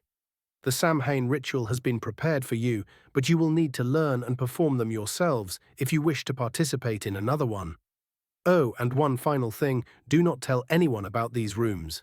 Dumbledore practically made the old rites illegal, and we don't need some fanatic muggle-born to try to get them banned because it's barbaric. This is a Slytherin house secret. If you break it, you will be punished severely. Do you understand? The speech was enrapturing, and Gemma was far different from the way she presented herself on the first day. She was very severe and was practically threatening them into secrecy, although Harry could understand why. Children were children, and he could see Draco prancing about bragging about the fact that Slytherin had ritual rooms to Longbottom in an attempt to make the boy who lived jealous. The prefect's face softened at the collective affirmation. Good. Now go get ready for the ritual. We have taken the luxury of giving you ritual robes to wear, as well as the customary masks to do so. They will be in your changing rooms. You will find your name written on them. These are provided to you by the 7th-year students. The same way you will be required to provide a robe to the first years when you're their age. You have 10 minutes to change and come here, after which I will escort you to the ritual.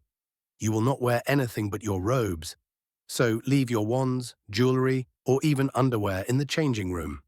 Oh, ritual robes. Harry sort of forgot about them. They were clothes that were designed to be magically inert, so as to not interfere with the ritual. It was a nifty anecdote that people who couldn't afford them had to be naked when participating in a ritual, which thankfully wasn't the case then. Harry and his classmates went into the changing rooms, where he found a piece of parchment with his name on it on top of some black robes. From the look of them, they looked more like what he expected traditional wizarding robes to be. They were barely more than sheets of fabric with sleeves, but Harry knew differently. There was something fundamentally magical about them. Honestly, to his magical hearing, the robes sounded like a tuning fork. They were inert, without any drums or melody, but the biggest issue was how they interacted with the environment. Ambient magic seemed to glide off it.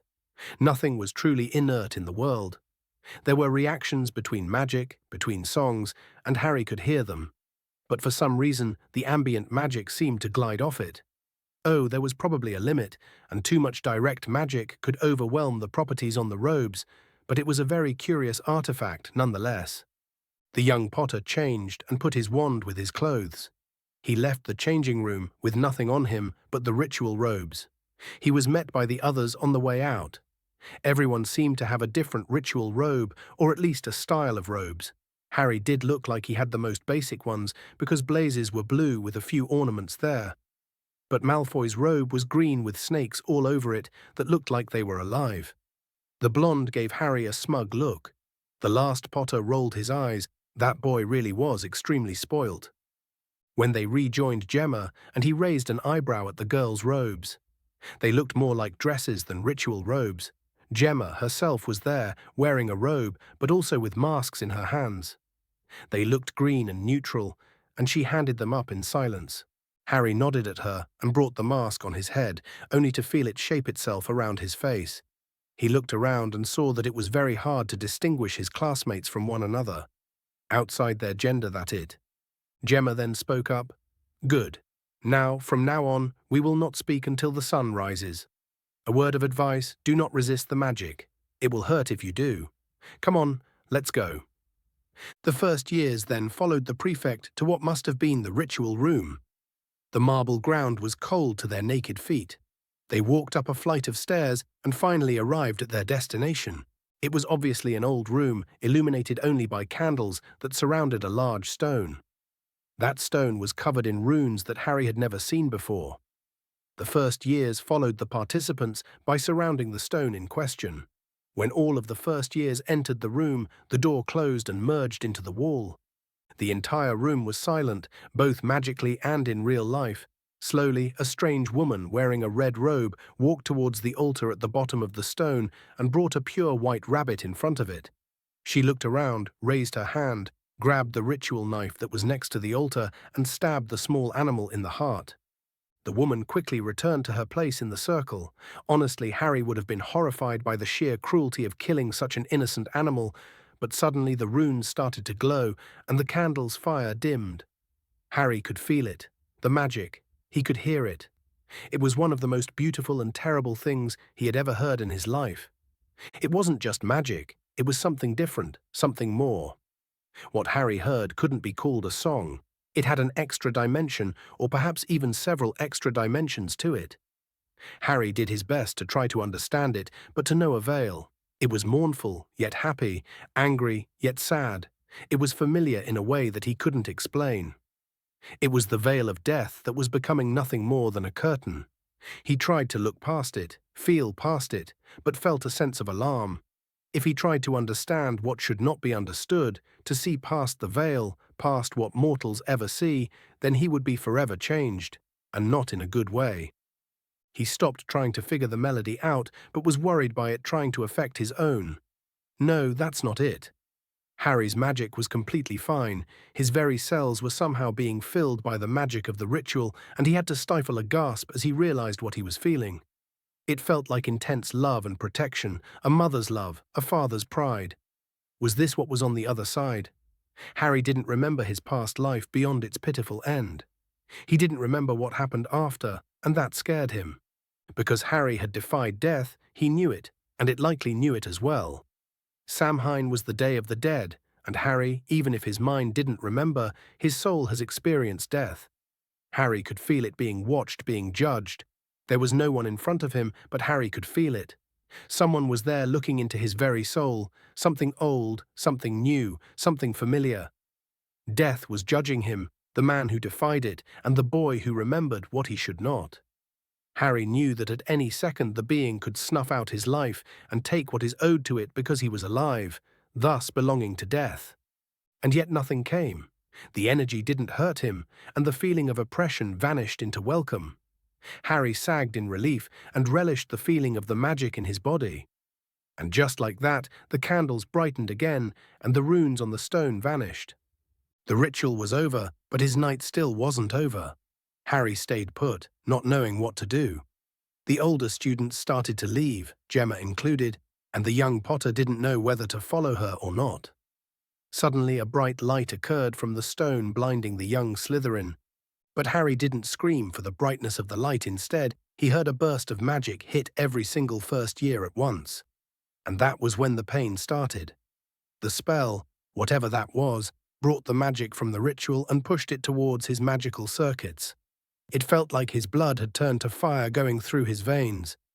Harry could feel the light spread throughout his body, looking for something until he found it.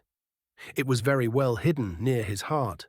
The magic attempted to synergize with whatever it was it had found, as if asking for permission. The thing returned some energy of its own, as if judging it, before letting the magic through. That was when the pain was magnified in its intensity, and Harry was gritting his teeth to suppress the scream. But also Harry noticed that the songs around him started to shift, like something was also added. The feeling continued for a few seconds, but it felt like hours, when the pain subsidized into soreness. Harry tried to walk only for the world to slowly darken. Mere seconds later, he fell down unconscious from the strain of what happened to him. Chapter 33. Chapter 33, Samhain Recovery. 1st November 1991, Hogwarts. The feeling continued for a few seconds, but it felt like hours. When the pain subsidized into soreness, Harry tried to walk only for the world to slowly darken. Mere seconds later, he fell down unconscious from the strain of what happened to him. Harry blinked his eyes open and tried to remember why his body felt so sore. It was as if he had run a marathon the day before. Thinking back on the events of the previous day, he sat up abruptly and gasped. The ritual. What happened after the ritual? The initial part was intoxicating, but the rest, what he assumed to be the crest activation ritual, was practically torture. He had never felt such pain in his life, and hopefully he will never do so again. The young Slytherin looked around and noticed that he was in his dormitory. Everyone was still asleep. Crabbe and Goyle were heavily snoring, and Blaise, Draco, and Theo looked passed out wearing their normal pajamas. If it wasn't for the ache he felt whenever he moved his body and his memories, he would have thought that it was a normal morning. Wait a minute, they were wearing their pajamas. Harry looked down and froze as he saw that he was in fact wearing his own sleepwear. The Potter scion distinctly remembered passing out in the ceremonial robe provided to him for the ritual. Did someone dress him to sleep? Harry blushed in embarrassment at the thought, but shook his head and decided to figure out what happened. He palmed his wand, which happened to be on his nightstand, and muttered, "Tempus." Pain. That was what he felt. Absolute pain. It was like pulling a muscle. Oh, the spell worked as the date and time had appeared out of thin air. But the very act of casting magic was agonizing. What was going on with him? Harry grimaced until the spell fizzled out, sighing in relief afterwards. Did the ritual somehow screw with his magic? He needed to see someone like it. From the previous spell, he knew that it was the morning after the ritual, which happened to be a Friday. Luckily, he only had a history of magic double class, a theoretical charms double class, and practical herbology. It was usually a pretty dull day, all things considered, without any magic casting, but Harry was glad for it, because it gave him time to figure out whatever happened to his magic. Seeing that it wasn't even 6 in the morning yet, Harry decided to go into the common room and leave his classmates to their blissful sleep. He needed some time to himself, and he could still interrogate them about what happened to him the day before. The young Slytherin sneakily went to the bathroom to change his uniform, and when he removed his shirt, he froze at the sight of a tattoo on his chest. It was far bigger than anything he could have reasonably put on his body. Here on his chest, a jet-black raven looked as if it was taking flight. It was so detailed, it looked like it was about to leave his body at any moment. No artist, no matter how talented, could have done something like this. It was beautiful, Harry would admit it, but he never felt the need to do something like this on his body before. Numbly, Harry just put on his uniform and walked down to the common room. He was met with silence, which was somehow deafening. Harry sat down on his usual couch and started to think. Casting spells becoming painful was a big issue for a wizard to have. The ritual was far more painful than it should have been. There were a few reports of slight pain and discomfort, but not something like what happened to him. The raven was a clue about what happened. Harry's book did say that crests could manifest physically in certain ways. It was mostly just small marks or tattoos. In fact, they were rather common as a declaration of who is the head of the family, which would have a special mark in some way. The raven was the manifestation of Harry's crest, but he had never read anywhere about any connection between the Potter family and the bird. These tattoos were often designed by the first holder of the crest and were often similar to certain family symbols or signets, which for some reason wasn't the case for Harry. The young Slytherin decided to just take a walk to the castle. He needed answers, and he needed to stop the pain whenever he used magic. Harry walked out of the common room and instinctively started to walk up the stairs. He passed by a few paintings, and it was then that he noticed that something was different. It was subtle, but Harry could tell. The songs were different. Oh, their properties were the same, but Harry could hear more. It was like before, it was muffled, but now he could hear it clearly. Oh, it wasn't even the melodies themselves that were clear, but also the addition of something more. When Harry decided to focus on the painting of a beautiful landscape and listen to its song, there was this feeling of wonder and pride emanating from it. He decided to look at the painting of a beautiful young woman and felt love and warmth woven into the painting's song. It was like he could feel the emotions tied to every enchantment. He needed to experiment on this further, with artifacts other than paintings as well. Harry kept walking up the stairs while marveling at the extra sense of magic that he had gained. He would need to understand how it worked and how he could use it properly, but it was an unexpected boon from the ritual. Additionally, the fact that he could use his magical hearing without pain boded well for the health of his magic. Without even thinking about it, Harry found himself on the 7th floor, specifically in front of a certain tapestry of an idiot attempting to teach trolls how to dance ballet. Harry barely even thought about the room of requirements to solve his issue. Did he subconsciously think that it might be helpful in his plight? Harry was practically walking on autopilot, lost in his head trying to figure out what happened. Well, what could he lose? It's not like he could ask anyone about it. Family crests are very private matters. Big families often have members that are healers especially to deal with such matters. There was no mention anywhere about a Potter magical crest, and Harry didn't really expect much from his crest outside of a few family potion recipes, which was the area of magic that his ancestors often focused on. Still, Harry decided to go for it and walked towards the wall while thinking, I want a place that can help my condition. I want a place that can help my condition. I want a place that can help my condition. On the third turn, a door surprisingly materialized. Harry honestly didn't expect anything, but slowly walked inside. It looked like a mix of a magical workshop and a bath. There was no explanation about what happened, other than a book that was opened on the conjured desk. Harry slowly walked there and saw the title of the opened page, Forceful Expansion of Magical Circuits and Its Consequences. The young Slytherin immediately started to carefully read the document. Oh, it was very complicated, probably a thesis for a healer of some sort, but the premise was slightly understandable. It described the event of someone having atrophied his magical circuits, either by not casting magic at all or by having been under a curse that muddled the flow of their magic, who later became free of their plight. Magic remembers, and thus he remembers how much intake the body used to handle and will try to constantly channel the previous capacity of magic.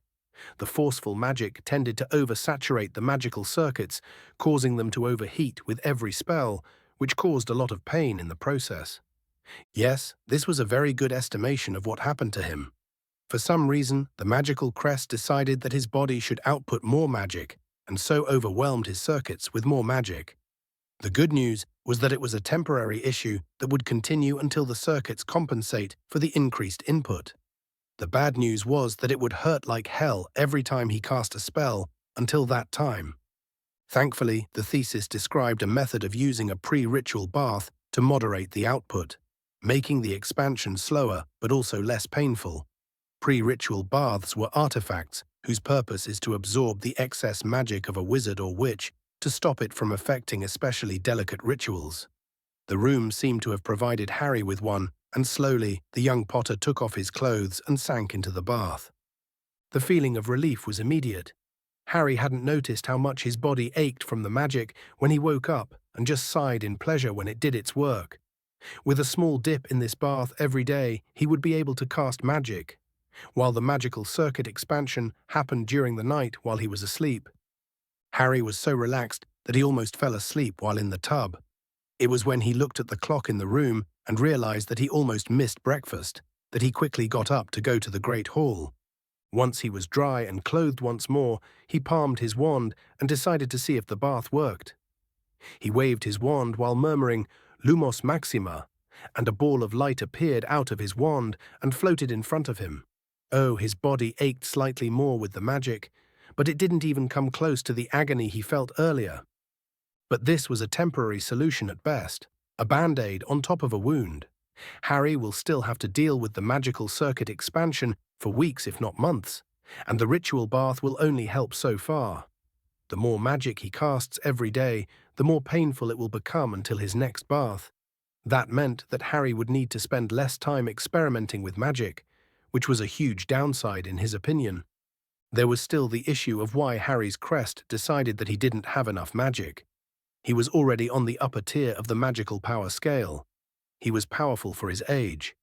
In his mind, Harry imagined Albus Dumbledore and Tom Riddle to be around as powerful as he was at his age. There were no psychological blocks on his magic to cause any atrophy, so why did the crest decide that Harry's usual magic generation was more than what his circuits could handle?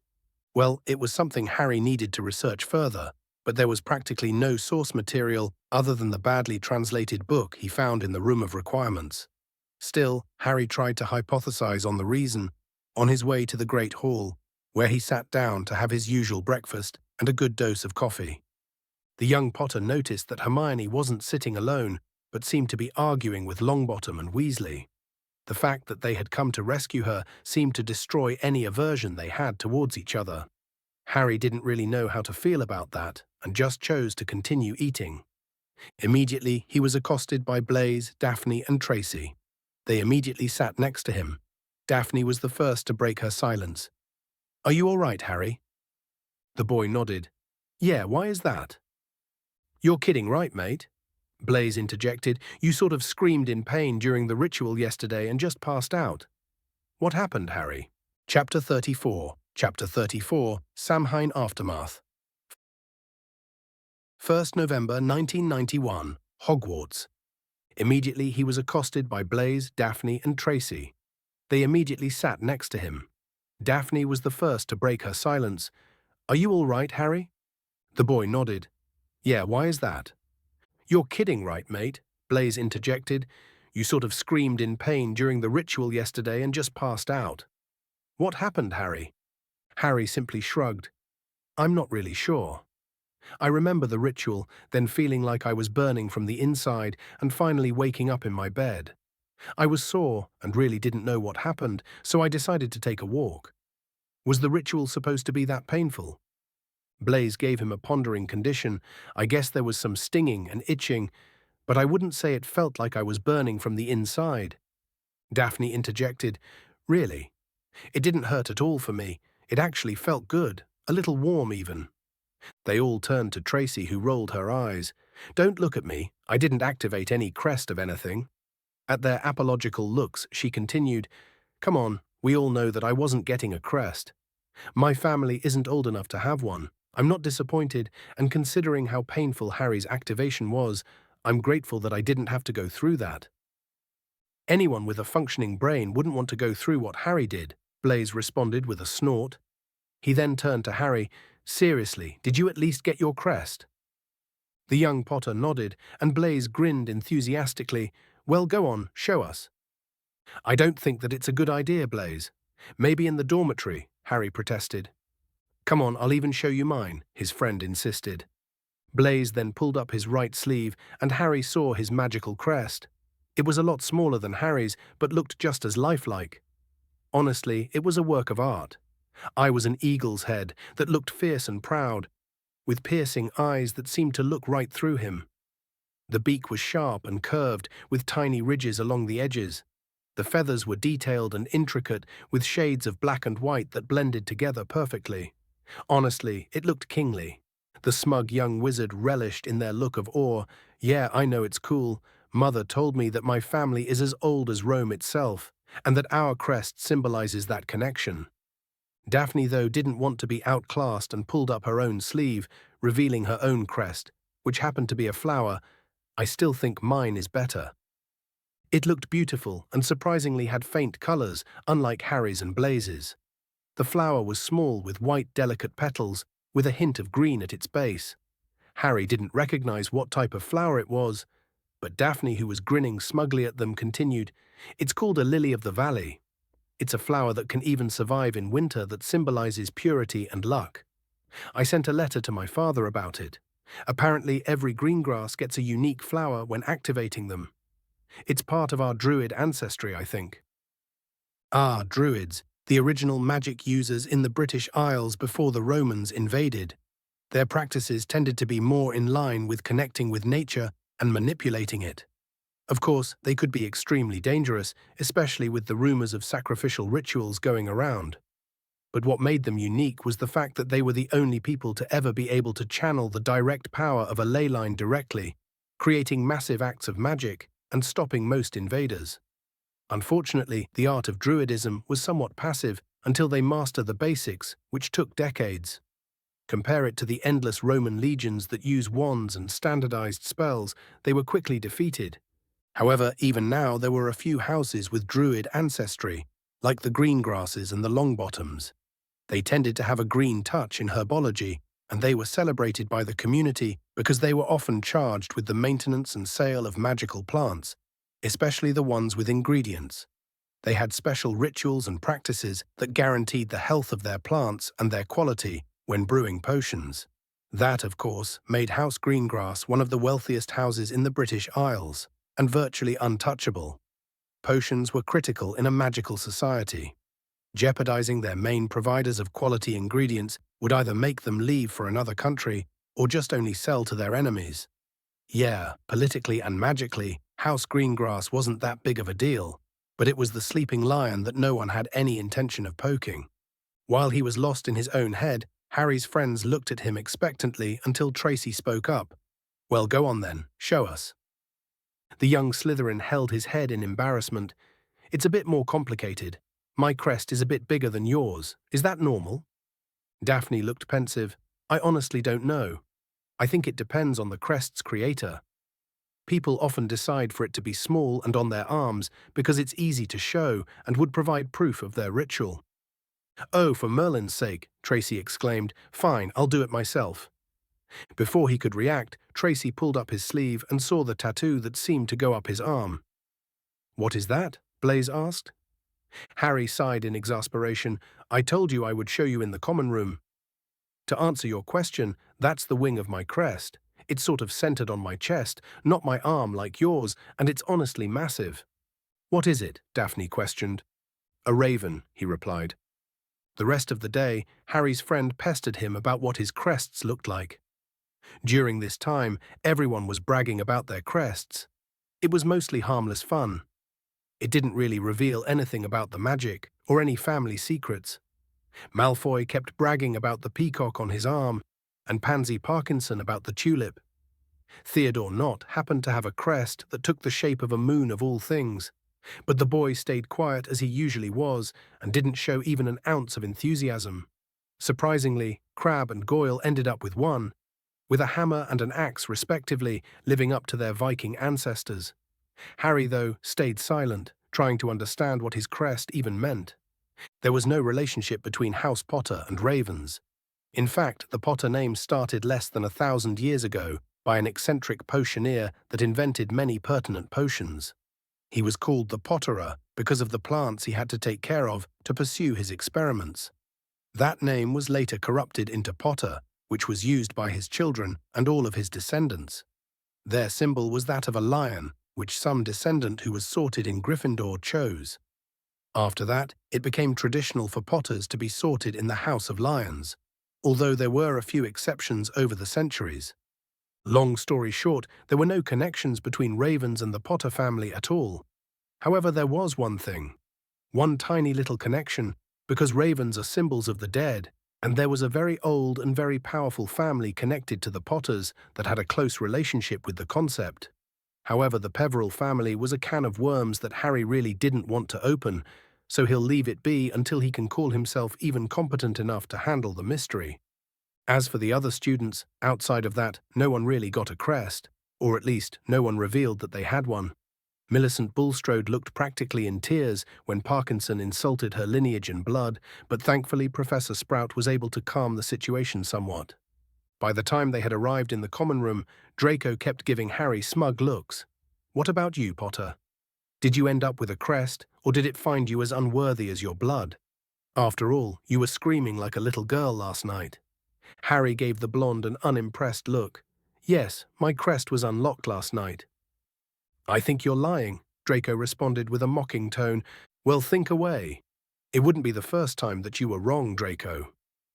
The boy seemed to grit his teeth in anger. "I think that your own ancestors found you unworthy and punished you for your traitor blood.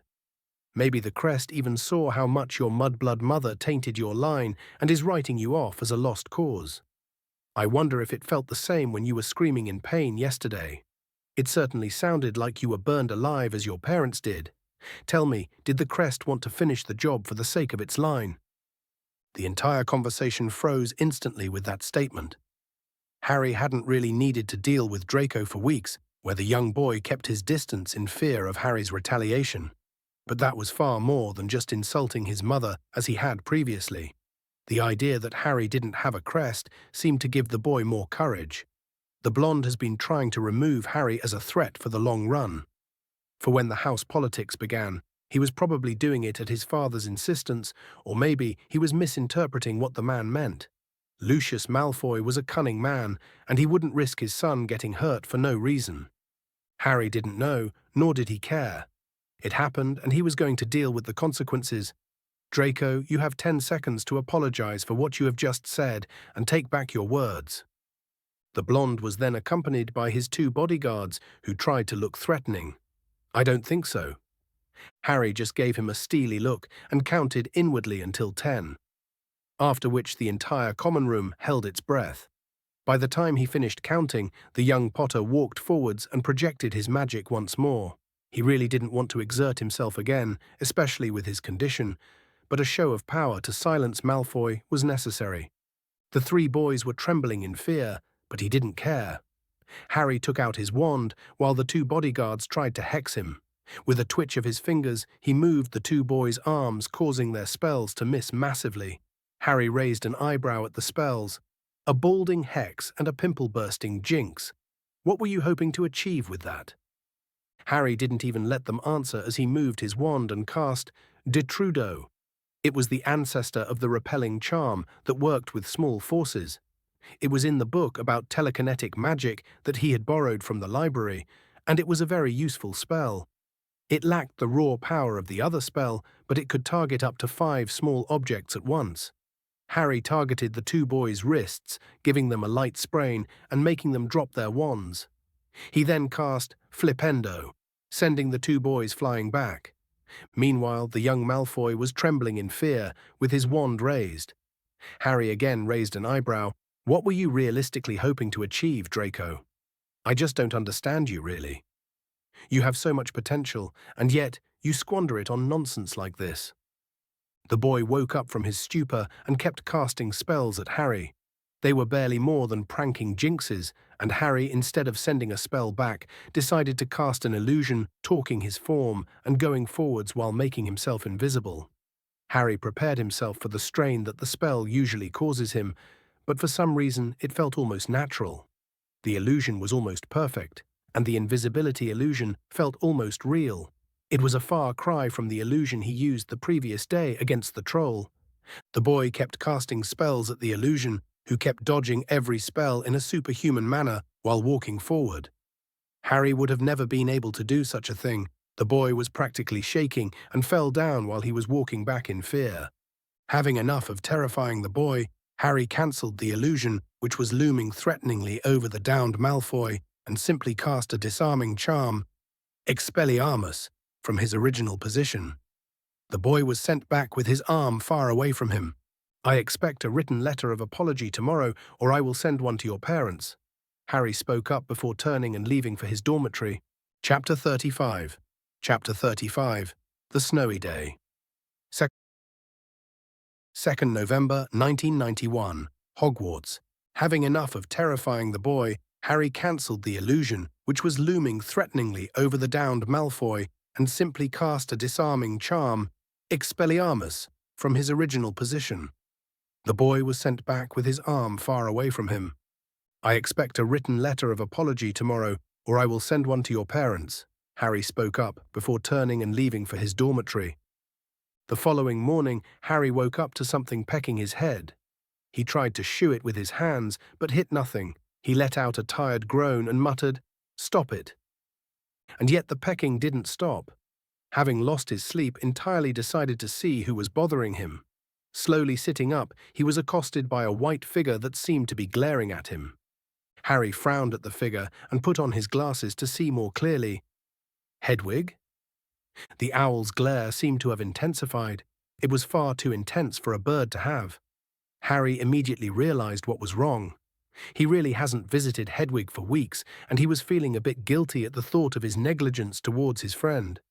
He gave the owl an apologetic look. "I'm sorry, Hedwig. I haven't hung out with you for a while." The snowy owl let out a reproachful screech in response, and Harry grimaced. "Tell you what, I don't have classes with you today, so why don't you hang out with me all day? Spend some quality time together. We can even pass by the kitchens to get some breakfast before anyone else. We might even get some yummy bacon. You'd like that, wouldn't you, girl?" The owl hooted softly, which the young Potter interpreted as an agreement. Harry gave his companion a warm smile and continued, "Tell you what, I'll take a quick shower, get dressed, and we'll leave." The snowy owl bobbed her head in agreement, and Harry decided to get ready. While taking a shower, a thought entertained his mind. His fight with Draco was somewhat expected, but Harry would have thought that the blonde would have tried to ambush him, or at least do it privately in case something goes wrong, and not in the common room. It was a risky maneuver, and the boy had embarrassed himself immensely. Oh, Harry knew that Draco was stewing at Harry's superiority in practically their classes. Even in potions, which he had heard from Crabbe that the blonde was tutored by his godfather during his childhood, where Snape visibly hated Harry, the Malfoy scion was overshadowed by Harry's talent. Draco's father was probably the one pushing him to excel so far. Maybe the boy thought that Harry's painful unlocking of his family crest was a sign of weakness, or that maybe Harry hadn't unlocked his at all. But family crests do not make wizards better at magic, especially when Draco's father still held the primary crest. Honestly, Harry didn't know what was going on in Draco's head. He seemed insistent on aggravating everyone. From Longbottom to Harry himself, the Malfoy scion seemed determined on making enemies. The worst thing is that Harry had tried being cordial, and even befriending the boy, but he was insistent on continuing this petty, one-sided rivalry. Deciding not to ruin his morning with thoughts of Draco Malfoy of all people, he finished showering and put on some clothes. The moment he exited the bathroom, his own immediately flew to his shoulder and gave him an expectant look. Harry chuckled at his owl's antics. "You really are a diva, Hedwig." The owl preened proudly and pecked him on the head once more. He was going to have some breakfast first and then go to the room of requirements for his daily bath. Harry had gotten rough directions to the kitchens from one of the upper years around a week back, and he was going to abuse the hell out of it. Harry walked to the Great Hall and went to the passage under the entrance. Technically, the kitchens were in the dungeons, but for some reason, they were no direct way from the common room without going to the above floor. It was probably because it was close to the Hufflepuff dormitory. Still, Harry had gotten a bit lost after he went down the stairs, and instead of asking the paintings, decided to take out his wand and murmured, "Point me, kitchen entrance." The wand immediately levitated itself and spun around, pointing towards Harry's right. But the Potter Scion didn't care. He was too preoccupied with the telltale burning of his condition, but suppressed the urge to scream. His flinch, however, was noticed by his companion, who gave him a penetrating look. For some reason, Harry felt as if he had to explain himself. "Don't worry, Hedwig. It's a temporary condition of mine. A side effect of unlocking my family crest. After breakfast, I'll take care of it for the day." The owl nodded and pointed towards the floating wand. With a chuckle, the Potter Scion followed the wand's direction, and a few minutes later, the wand pointed to the painting of a giant painting of various fruits. Harry tentatively put his hand up against the painting and tickled the painted pear. The damn thing actually giggled and turned into a giant door handle. Harry grabbed the pear and opened the door, revealing a giant high-ceilinged room as large as the Great Hall on the other side. There were 4 long wooden tables that were positioned exactly beneath the 4 house tables above, in the Great Hall. They already seemed to be full of food, ready to be sent up through the ceiling to their counterparts above. At least 100 little elves were standing around the kitchen, beaming, bowing to Harry. They were all wearing the same uniform, a tea towel stamped with the Hogwarts crest and tied like a toga. One of the elves finally decided to speak with him. "I bez tweak, young student. Why yous be in our kitchens?" Harry frowned at the broken English, but smiled immediately after. "Well, I heard that you were all the most hard-working elves in the country, and I wanted to see for myself." The elves preened proudly at that. Of course, Wes being the most hard-working. Wes Hogwarts elves. Harry chuckled. "Of that, I have no doubt. Tell you what, Tweak, do you mind getting some bacon for my friend Hedwig here? She's very hungry. As am I, for that matter." Before he even finished his sentence, Harry was immediately pushed towards one of the tables and a plate of food was summoned in front of him. Hedwig, on the other hand, had a plate full of bacon just for her. Harry gave the elves a gracious smile. "Thank you for the meal. I am sure it will be delicious. Oh, can you get me some coffee too? It's a bit of a morning ritual for me." A cup of coffee practically materialized next to his plate. "Thank you. You really are amazing." The elves seemed to be slightly teary, but still had blinding smiles on their faces. Perhaps they just weren't used to people giving them compliments, or thanking them for that matter. But at least they didn't jump at him and burst into tears like Dobby did to his counterpart in the stories.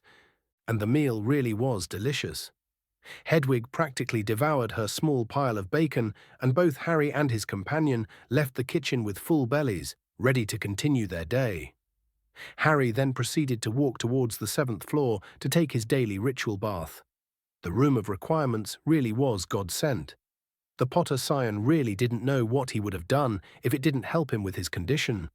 Harry didn't want anyone, especially not Dumbledore or Quirrell, to find out about his abilities. He was staying out of their little pissing match as much as possible. Harry walked by the door 3 times while wishing for his ritual bath, and as expected, the door appeared. Hedwig's questioning hoot was very amusing, and Harry started to explain, "It's called the Room of Requirements. It's supposed to turn into anything a person needs. Here, let me show you."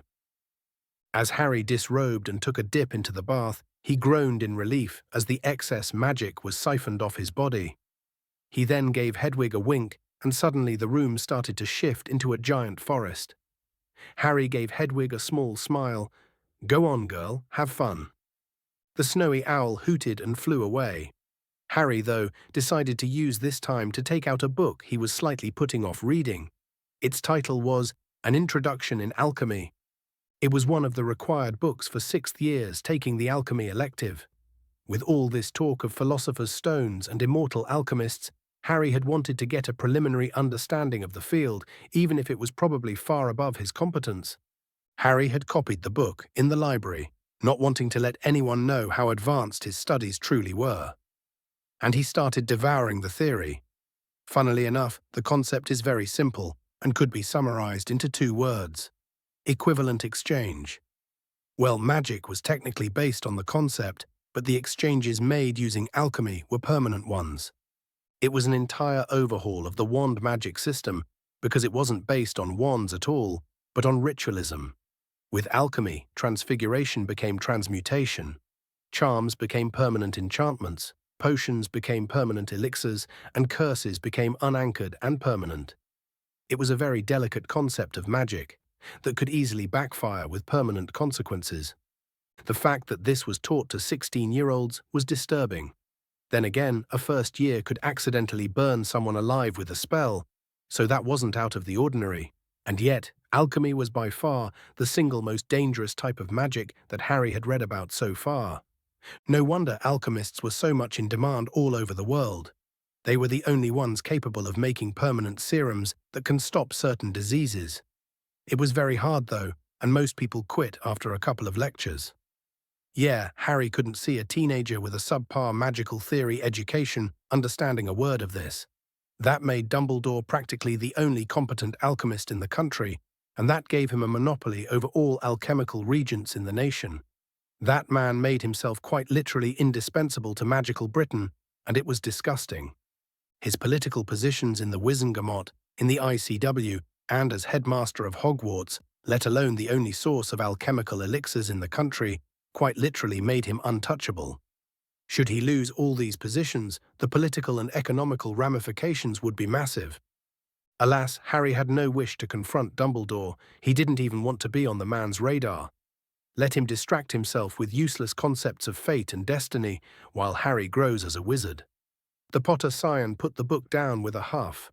The contents were heavy, even for a scholar like him, and Harry realized that he would need to have a competent understanding of runes to start making sense of the specifics of the field. And it's not like Harry had any plans on using any sort of alchemy without a teacher. Yeah, permanent magic was scary. Harry took out his wand and murmured, "Tempus," and realized that it was almost noon. He had spent over 5 hours in the room, and he needed to hurry up to get back to their daily meeting in the library. After all, he had a few things to say to her about Halloween. Harry called Hedwig back and got dressed. A few minutes later, he and his owl left the room and headed towards the library. Chapter 36. Chapter 36. Lionheart. 9th November 1991. Hogwarts. Harry took out his wand and murmured, "Tempus," and realized that it was almost noon. He had spent over 5 hours in the room, and he needed to hurry up to get back to their daily meeting in the library. After all, he had a few things to say to her about Halloween. Harry called Hedwig back and got dressed. A few minutes later, he and his owl left the room and headed towards the library. Well, long story short, Hermione never showed up at the library that day, or any of the days for the following week. It was odd for her. She would never stay away from there for too long. Harry had first thought that she was traumatized from the fight with the troll, but she seemed oddly chipper for someone who had almost died a few days prior. Hermione was going to the library, but only to take out books, and didn't actually study there. She probably stayed in the common room with her new friends. Oh yeah, that was a thing. For some reason, she decided that Longbottom and Weasley of all people were good enough to be her friends. He did find that out the hard way when he saw her toddling after them, trying to get them to stop leaving their assignments to the last minute. It was disgusting, and Harry had seen the two boys practically insult her for months, and for some reason she just forgave them and practically started tutoring them. It put him in a foul mood, to everyone's confusion. After all, their friendship was supposed to be secret. And so, with new friends from her house, Hermione practically forgot about Harry, or maybe even actively avoided him. It hurt, even if he didn't want to admit it. It really hurt when someone just spits on your friendship like that. Harry had taken a leap of faith with Hermione.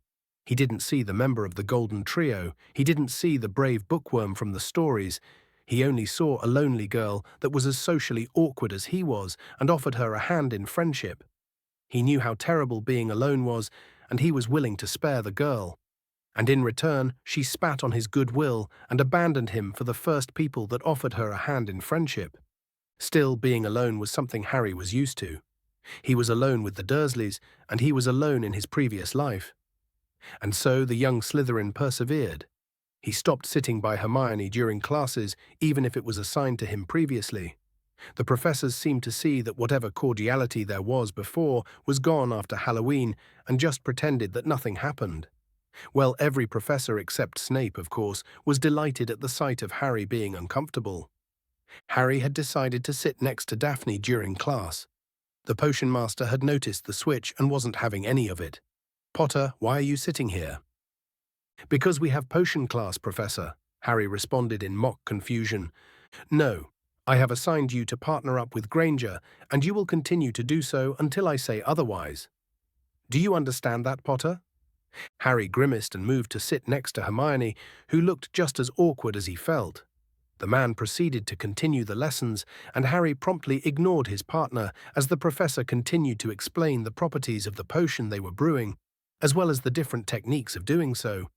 When the man finally told them to read the instructions and start brewing, Harry silently went to pick up the potion ingredients and started preparing them. He didn't even look at Hermione when he told her, "I'll prepare the ingredients. You, get the potion started." The girl stammered in response, but Harry ignored her and focused on dicing the hellebore roots and crushing the unicorn horn that was needed by the potion. They worked in silence, with Hermione working on the potion and Harry fixing the small mistakes that she, unknowingly, does. Snape was very harsh with his grading when it came to Harry's potions, and he didn't want to get lower grades because of his unspoken spat with Hermione. As usual, Snape just sniffed at their potion and didn't say anything. That meant that it was practically flawless. By the time class was over, Harry just walked in the other way without saying a word to his former friend. Harry let out a grimace when Hermione ran after him. "Harry! Harry!" The last Potter stopped and turned. "Yes?" "Can we talk for a minute?" the Gryffindor asked. Seeing no harm in it, he nodded in acceptance, and the two of them entered an empty classroom. Harry took a look at Hermione, who was awkwardly fidgeting. "What is it?" The girl flinched slightly and responded, "Are we okay?" "I'm afraid I don't understand what you're talking about," Harry responded. "Oh, come on, Harry. You barely said anything to me during our potion class," the bushy-haired girl protested. Harry, though, snorted. "You're seriously asking this? You practically ignore me ever since Halloween, and just because I don't talk to you during class, you think that something is wrong." The girl's face paled. "Oh, Harry, I'm so sorry. I was just caught up with Neville and Ron that I didn't really make time for you." "Hermione, let's be frank. You didn't just forget to make time for me. You forgot entirely about me," Harry said. "I didn't forget about you. It's just, it was nice to be appreciated in my house is all. I never felt at home in the Gryffindor common room, but now people are nice to me. They talk to me, they ask for my help." The Gryffindor tried to explain, "And that made it all right to completely forget about your actual first friend," Harry replied with some bite in his voice. "You're the one who insisted that our friendship be secret," Hermione bit back. "You can't just expect me to disappear every day from everyone just to hang out with you." "That's a fair point, but it's not enough to just outright ignore me, and with Longbottom and Weasley of all people." "What's wrong with Neville and Ron?" Hermione answered while gritting her teeth. "Ron Weasley is a lazy boy that is jealous of everyone around him and channeled this jealousy into putting people down. Neville Longbottom is an arrogant brat who thinks the entire world revolves around him because of some fluke that happened to him when he was still in diapers." "I wouldn't call them to be good friend material," Harry said.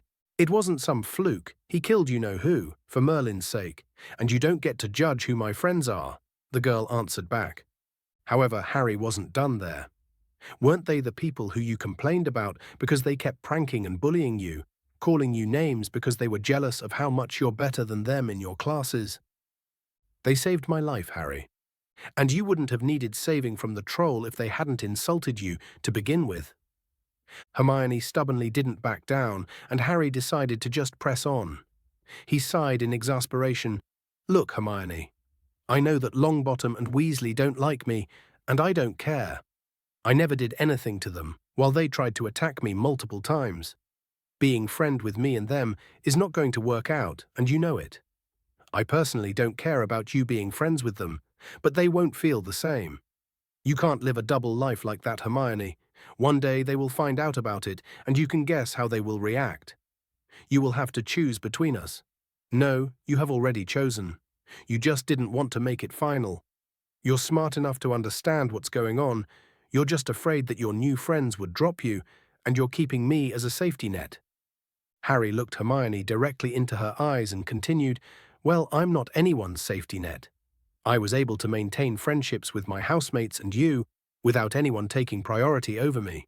You could have done the same if you had chosen anyone but Longbottom and Weasley, but you did, and from the look of it, you will not budge. So what's the answer, Hermione? Who are you picking, me or them?" Hermione looked down and didn't answer, and Harry understood exactly what her answer was. After all, it was what he expected. The fact that you're looking like that means that you're choosing them. And that means that we're done, you and I. I don't have the energy to hate people too much, so from now on, we're strangers. Granger and Potter. Granger, opened her mouth to argue back but closed her eyes. The Potter scion just shook his head. You know, it's good that we stopped being friends this early. Someone who would have dropped me at a moment's notice for something they think is better is not someone I want as a friend in the first place. You could have tried, Hermione, but you took the coward's way out. Harry just turned to leave. He almost wanted to reveal to the girl that he was the one who had saved her from the troll, but he knew that this would shatter her entirely. She was a conflicted girl, but she was already practically crying, and he didn't need to be cruel just to hurt her more. In a way, Harry still cared for her to not hurt her unnecessarily. So he just left, ignoring the sobs of the girl in the room. He forced himself to not come back and comfort her. It would be the complete opposite of what he wanted. Although Harry thought back at the fight with the troll and noticed how similar the aftermath was to the books. Hermione had become friends with the boy who lived and Ron Weasley, and the Golden Trio was born.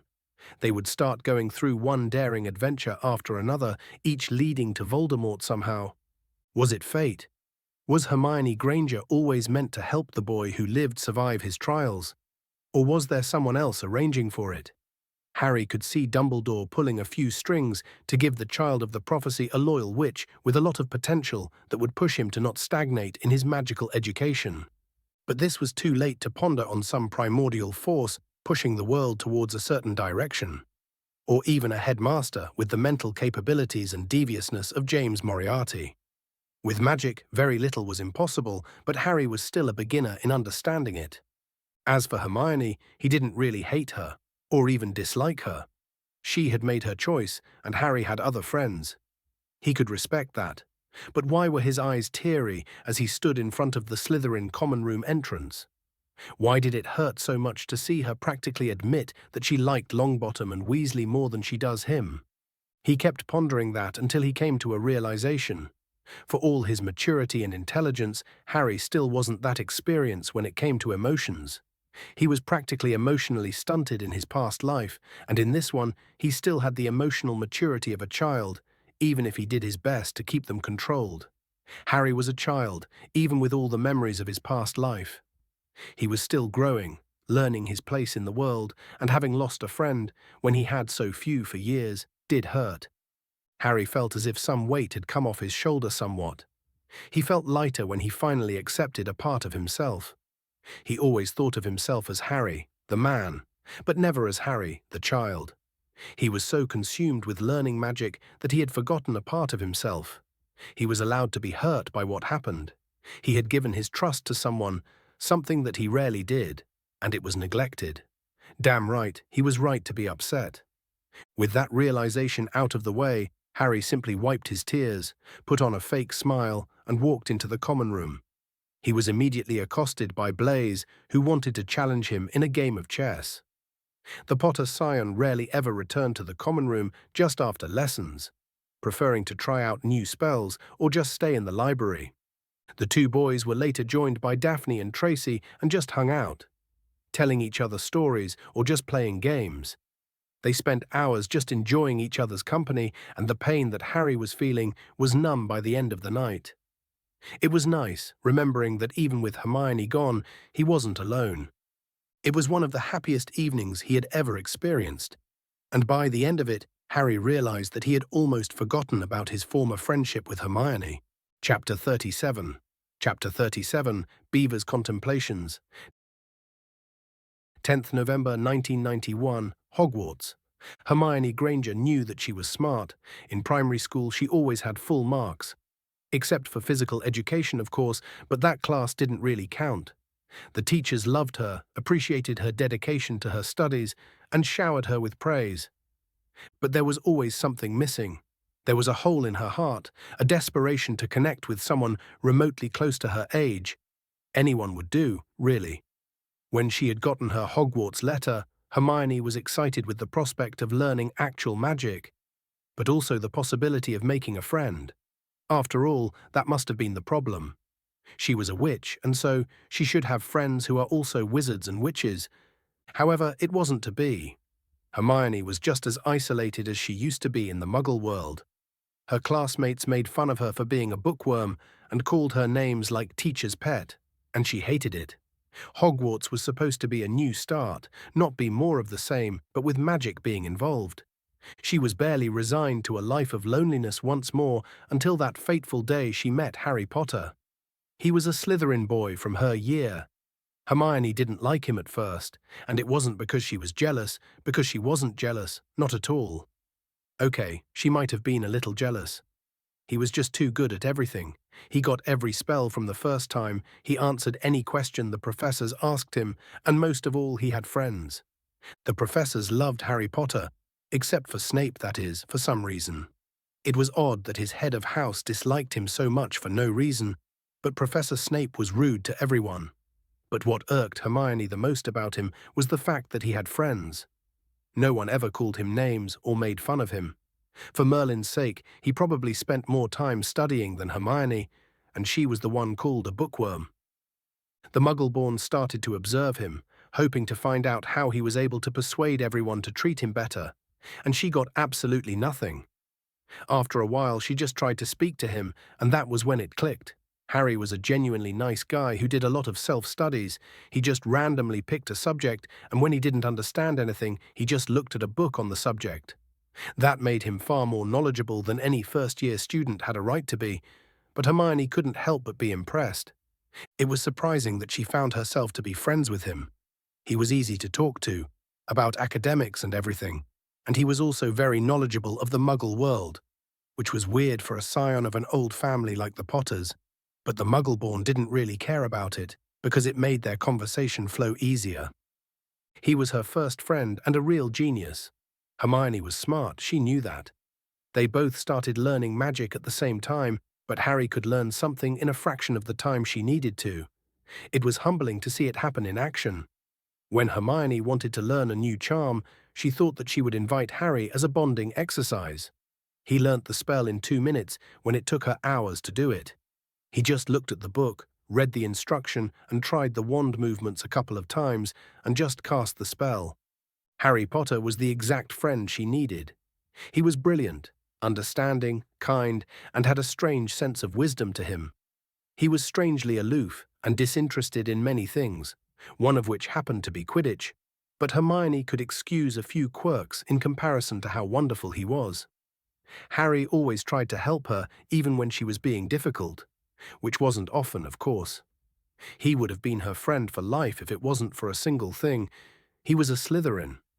Hermione knew that it was a bad thing to say, but Harry's house changed things. He didn't want anyone to know that they were friends, while she wanted to shout it to the world. Apparently the upper years wouldn't like it if one of theirs was friends with a Muggleborn, which was very bigoted and opened Hermione's eyes to an ugly truth of the magical world. It wasn't perfect, and injustices happened all the time, and she was in the repressed minority. Still, it was hard being alone for most of the day and only spending time with your only friend in a library or an empty classroom to avoid being seen, but it was better than having no friend at all. That was until Halloween happened. Hermione's memories of the event were all over the place, considering how terrified she was. Neville and Ron insulted her, and she went to the bathroom and was attacked by a troll of all things. Neville and Ron did end up rescuing her, but Hermione could swear that she saw Harry in the middle of things. But it must have been a trick of her eyes. It was probably just wishful thinking that her friend would come to save her. Ron and Neville had come to her help, so why didn't her friend? Did he forget about her? Did he abandon her because of the other Slytherin? She didn't know, and it hurt. Lucky for her, Neville and Ron apologized for what they had said, and a friendship was formed. After all, there are experiences, like surviving a deadly mountain troll, which, when experienced with other people, will undoubtedly lead to close bonds. Hermione was so elated to finally have people to spend time with from her house and who she could hang out with all the time, that she kind of forgot about Harry. Oh, she's ashamed of it, but it was just unreal. Hermione never anticipated what Neville's friendship could bring. Her classmates paid attention to her when she spoke, they included her in their activities, and just spent time together. She didn't just have Neville's friendship, but practically the respect of all her house. How could Harry compare to all of that? And so, she helped Ron and Neville in return. She focused every free moment she had to help them. They had given her so much, and she could pay them back by helping them in their studies. She wasn't as smart as Harry, nor did she have his prodigal talent in all things magic, but she was enough to get their grades to go up. And didn't Neville and Ron need her help more than Harry? Hermione always felt like a spectator whenever she hung around with him. She felt inadequate, as if she didn't bring anything to their friendship. And it scared her that her only friend would one day see how useless she was to him and stop being friends. If she proved to Neville and Ron that she was useful, that she was necessary for them to pass, then they would never let her go. But her confrontation with Harry changed things too much. He wasn't supposed to be angry. He said some hurtful things and officially stopped being friends with her. It was then that she realized that their friendship meant something to Harry and that she hurt him and replaced him for no reason. When he asked her to choose between him and her housemates, she wanted to choose him. She really did. But Neville needed her more. Her house needed her more. After all, she was a Gryffindor, and he was a Slytherin. It was never going to work out anyway. At least, that's what she kept telling herself all night. It was the morning after her fight with Harry, or could it be called a breakup? Hermione had lost her first friend to her negligence, and she didn't know what to do about it. As she sat on the Quidditch pitch with the rest of her house, Hermione was subdued and not cheering on her friend who was making history. Neville was the youngest Seeker in Hogwarts for at least a century, and she was proud of this achievement, but her conversation with Harry just occupied her mind. Was Hermione really that shallow? Replacing your friend with a more popular and richer boy seemed like a shallow thing to do. The Muggle-born had always prided herself on being a good person, but what she had done was anything but good. How is she supposed to fix this? Hermione winced as one of the Gryffindor chasers, Katie Bell, get trampled on by Marcus Flint again. It was a foul, but the girl was holding her ribs while wincing in pain. Quidditch really was a surprisingly violent sport.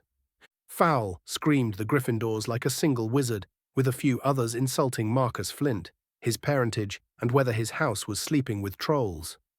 Professor Hooch spoke angrily to Flint and then ordered a free shot at the goalposts for Gryffindor. Next to her, Dean Thomas was yelling, "Send him off, ref! Red card." "What are you talking about, Dean?" said Ron. "Red card," said Dean furiously. "In football, you get shown the red card and you're out of the game." "But this isn't football, Dean," Ron reminded him. The young Muggle-born grumbled about changing the rules, and Hermione rolled her eyes. She decided to just pay attention to the game, hoping that it would distract her from the guilt she was feeling. As she barely finished this thought, Neville's broom started moving as if it had a mind of its own. The boy who lived looked like he was hanging on for dear life, as the broom violently tried to get him to fall off. Ron seemed to notice as well. What in Merlin's name is Neville doing? Is he trying out a new stunt or something? Suddenly, Neville's broom was given a sharp jerk, and the Gryffindor was swinging off it. He was now dangling from it, holding on with only one hand. Was his broom damaged or something? This was definitely not a stunt. But it was unlikely that a few fouls could damage a Nimbus 2000 this quickly. They were known to be fairly durable brooms.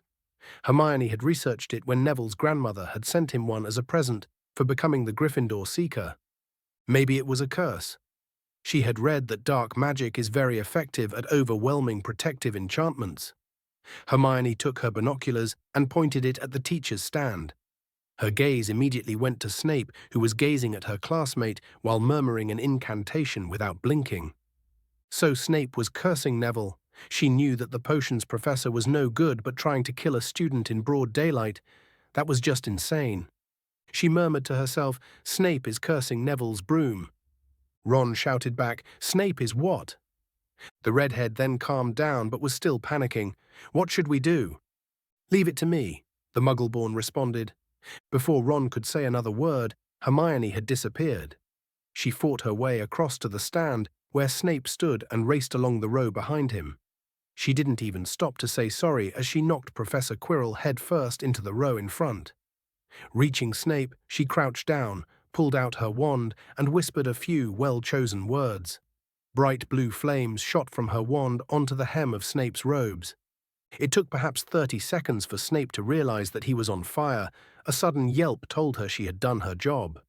Her plan seemed to have succeeded. Up in the air, Neville was suddenly able to clamber back onto his broom. Hermione slowly snuck back to her seat and gave Ron a cheeky grin. It didn't take long for Neville to almost swallow the golden snitch of all things, giving Gryffindor the victory.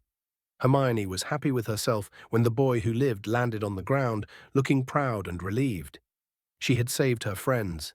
Even if she lost Harry, she would make it up by making sure that Neville and Ron would be safe. Today was just a good first step in that direction. Author's note: I know some of you are frustrated with why I haven't really begun to change canon all that much. Well, I kinda wanted to keep things relatively stable for the most part. It was so that I could craft a good base to really start my story. Honestly, I needed the whole golden trio thing to happen. I'm kinda ahead in terms of chapters, so I can say that I started to change things and that the path will start to diverge with that of canon in the next few chapters. The changes will start to pile up slowly with how this year will proceed until the ending. Second year, though, will be very different, and I'm kinda happy with what I planned so far. As for those who are frustrated about Neville catching the snitch, since he's not a flying prodigy like Harry, well, you're right, he's not a prodigy. He is not as talented as Harry. He was just an average child who practiced a lot of flying. He's at best as good as Malfoy is. Swallowing the snitch was a coincidence, and not done out of skill here. Not that it was on purpose in canon. There's a part in a future chapter where that issue will be explored a bit. Chapter 38. Chapter 38 of Habits and Mischief. 10th November 1991, Hogwarts. The two boys were later joined by Daphne and Tracy and just hung out, telling each other stories or just playing games. They spent hours just enjoying each other's company, and the pain that Harry was feeling was numb by the end of the night. It was nice, remembering that even with Hermione gone, he wasn't alone. It was one of the happiest evenings he had ever experienced. And by the end of it, Harry realized that he had almost forgotten about his former friendship with Hermione. The following day, Harry was convinced to attend the Slytherin game with his friends. Well, it was more like he was dragged to the Quidditch stadium by his friends. The match started off simply enough, if a little brutally. Harry still didn't see why half the population was obsessed with the sport, but he would admit that there was a little enjoyment in watching the chaos that was Quidditch. Oh, Harry still didn't find it to be half as interesting as a good book. He was half tempted to just whip one out and start reading, but Daphne seemed to have seen through him, and one glare from her stopped him from trying anything. Still, all things considered, the game ended up turning into a mini-battle, with the Slytherin chasers being particularly brutal, but from what Harry could infer, it was normal enough for a Quidditch match. Longbottom proved himself to be an adequate seeker, and a rough match to Higgs, the Slytherin seeker. He wasn't anything spectacular, but Wood's training seemed to be paying off. It was for the better, in Harry's opinion. The more time Longbottom spends training, the more tired he is during the rest of the day, and the less bothersome he becomes. Oh, he was definitely getting more arrogant by getting the position, but he had to prove to the whole school that he didn't get it solely due to Dumbledore's blatant favoritism. Still, like the stories, Longbottom's broom got cursed by either Snape or Quirrell. Harry was pretty sure it was Quirrell, since that was what happened in the stories, but this life wasn't a story, and he wasn't going to exclude someone just because he remembers a story from his past life that said so. Although Harry did stifle a chuckle when he saw Hermione actually set Snape's robes on fire. To think that the shy, authority-abiding bookworm could actually do something that could have gotten her expelled. She was a far cry from the shy girl that was his friend, and that was a bitter pill to swallow. Hermione would have never broken the rules for him, not even once. Harry squashed the envy that spread through his heart. It would serve nothing. Hermione had chosen Neville. It was a shame, and Harry wasn't enthused about it. But it was better now that he wasn't extremely invested in their friendship. It hurt, but it was manageable. It could have been worse, all things considered. Still, Neville ended up being catching the snitch by swallowing it, a veritable first in the history of Hogwarts, probably considering how unlikely it was. Still, the boy who lived survived and attempted murder, and he deserved some time off. It was odd how it happened in both the story and in this real life. Things should have gone differently, especially considering how impossible to accidentally swallow the snitch once was, let alone happen with two entirely different people, with different skills on a broom. Perhaps it was just fate. Perhaps the ball was enchanted to grant Longbottom an edge. Harry could see Dumbledore doing something like that to make sure that Longbottom endeared himself to his housemates and still have a spot on his team, no matter how mediocre his talent was on a broom. Perhaps it was also done to Canon Harry to get more confidence. Honestly, the Potter Scion didn't know, nor did he really care for that matter. That night, Harry chose not to return to the common room since everyone was practically in a bad mood and itching for a fight. Harry couldn't handle another time of Malfoy exclaiming to everyone about how much better he would have done if he was the Seeker instead of Higgs, and about the unfairness of Longbottom being in the Quidditch team when he's worse than him. Harry just couldn't do it. He was one comment away from just cursing the boy or just strangling him physically. By all that is good and holy, whoever raised Draco Malfoy was an idiot. Thankfully, the blonde was utterly terrified of Harry after their last encounter. He could barely make eye contact with him without flinching. At least he stopped bothering Harry, that was what mattered in the end. And so the Potter Scion distanced himself from his housemates to do something he has been itching to do for months, going to the forbidden corridor on the 3rd floor. Dumbledore had explicitly warned everyone from visiting. Of course, practically everyone ended up trying to find out why it was forbidden, and there were a few stories going around about a Cerberus being there. Yeah, things really didn't go according to Dumbledore's plan, or perhaps it went perfectly. He had to know that making something forbidden was a good way to get everyone curious enough to try to figure out why. There had to be more to it than that. The headmaster isn't an idiot, and that meant that there was another dimension to the forbidden corridor. He could have just warded the corridor and not said anything. Only students that were 5th years or higher would have even detected a ward made by any competent wizard, let alone Dumbledore. Or he could have provided a false reason like it being cursed or something and make people scared of it. No, he purposefully wanted everyone to be curious about it and be vague about the danger. Harry slowly walked towards the corridor. The castle was quiet, and only his footsteps were the only sound reverberating throughout the corridor. When he finally reached the corridor, he sensed something odd. Huh. The song is odd. There is a ward, but it's not stopping me from entering. It's not really repulsive, just there, I guess. Probably detects something, but I can't hear a warning trigger. There was no harm in getting through all things considered. Dozens of students had done so, and they were fine. Harry steeled himself and took a step inside. Immediately the ward flared, and its song intensified. It was looking for something in Harry, and afterwards it just let him go through. The torches around the corridor started to light up, and there was nothing there but another wooden locked door by the end of it. Harry slowly walked, trying to hear any other song. There was only one by the end of the door, but it was far more complex than the previous one. Harry didn't really get to study wards all that much, the same reason he didn't really get to study alchemy. They needed a foundation in runes that he lacked, and for all his cleverness and insight in magic, runes was a very time-intensive field to learn. It would take months to become adequate in a single runic language, let alone the countless ones that are required to specialize in these fields. He was going to do it eventually, but Harry had too much fun discovering wand magic to just focus on learning what was basically a new language from scratch. Oh, Harry knew enough to understand the basics of warding, but he didn't really have enough time to manipulate them using his magical hearing.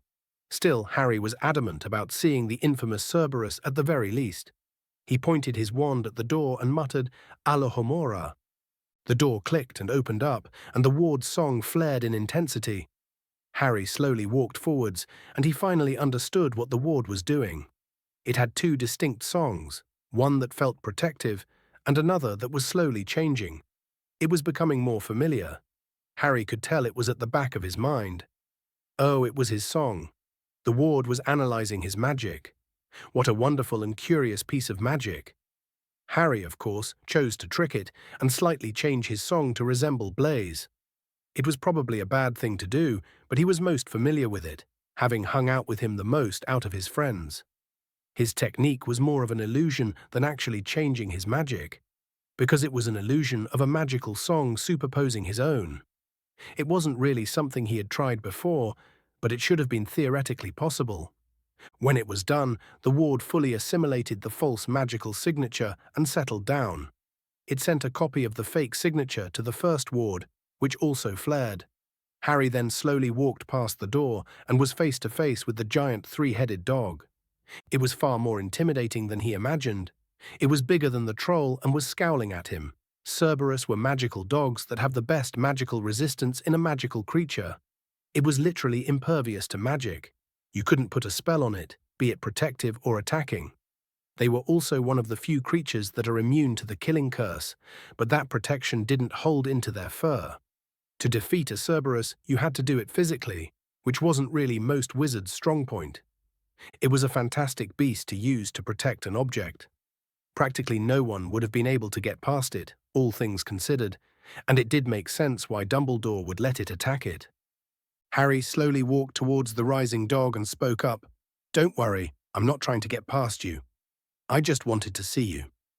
Immediately the three heads stopped and focused on Harry. So they understood human speech. I have heard a lot about your kind, and when I knew that you were in the castle, I was just curious. Harry wasn't even lying. He could hear the wards on the trap door, and they were extremely complex and very loud, which meant that it was very powerful and far above anything he could deal with.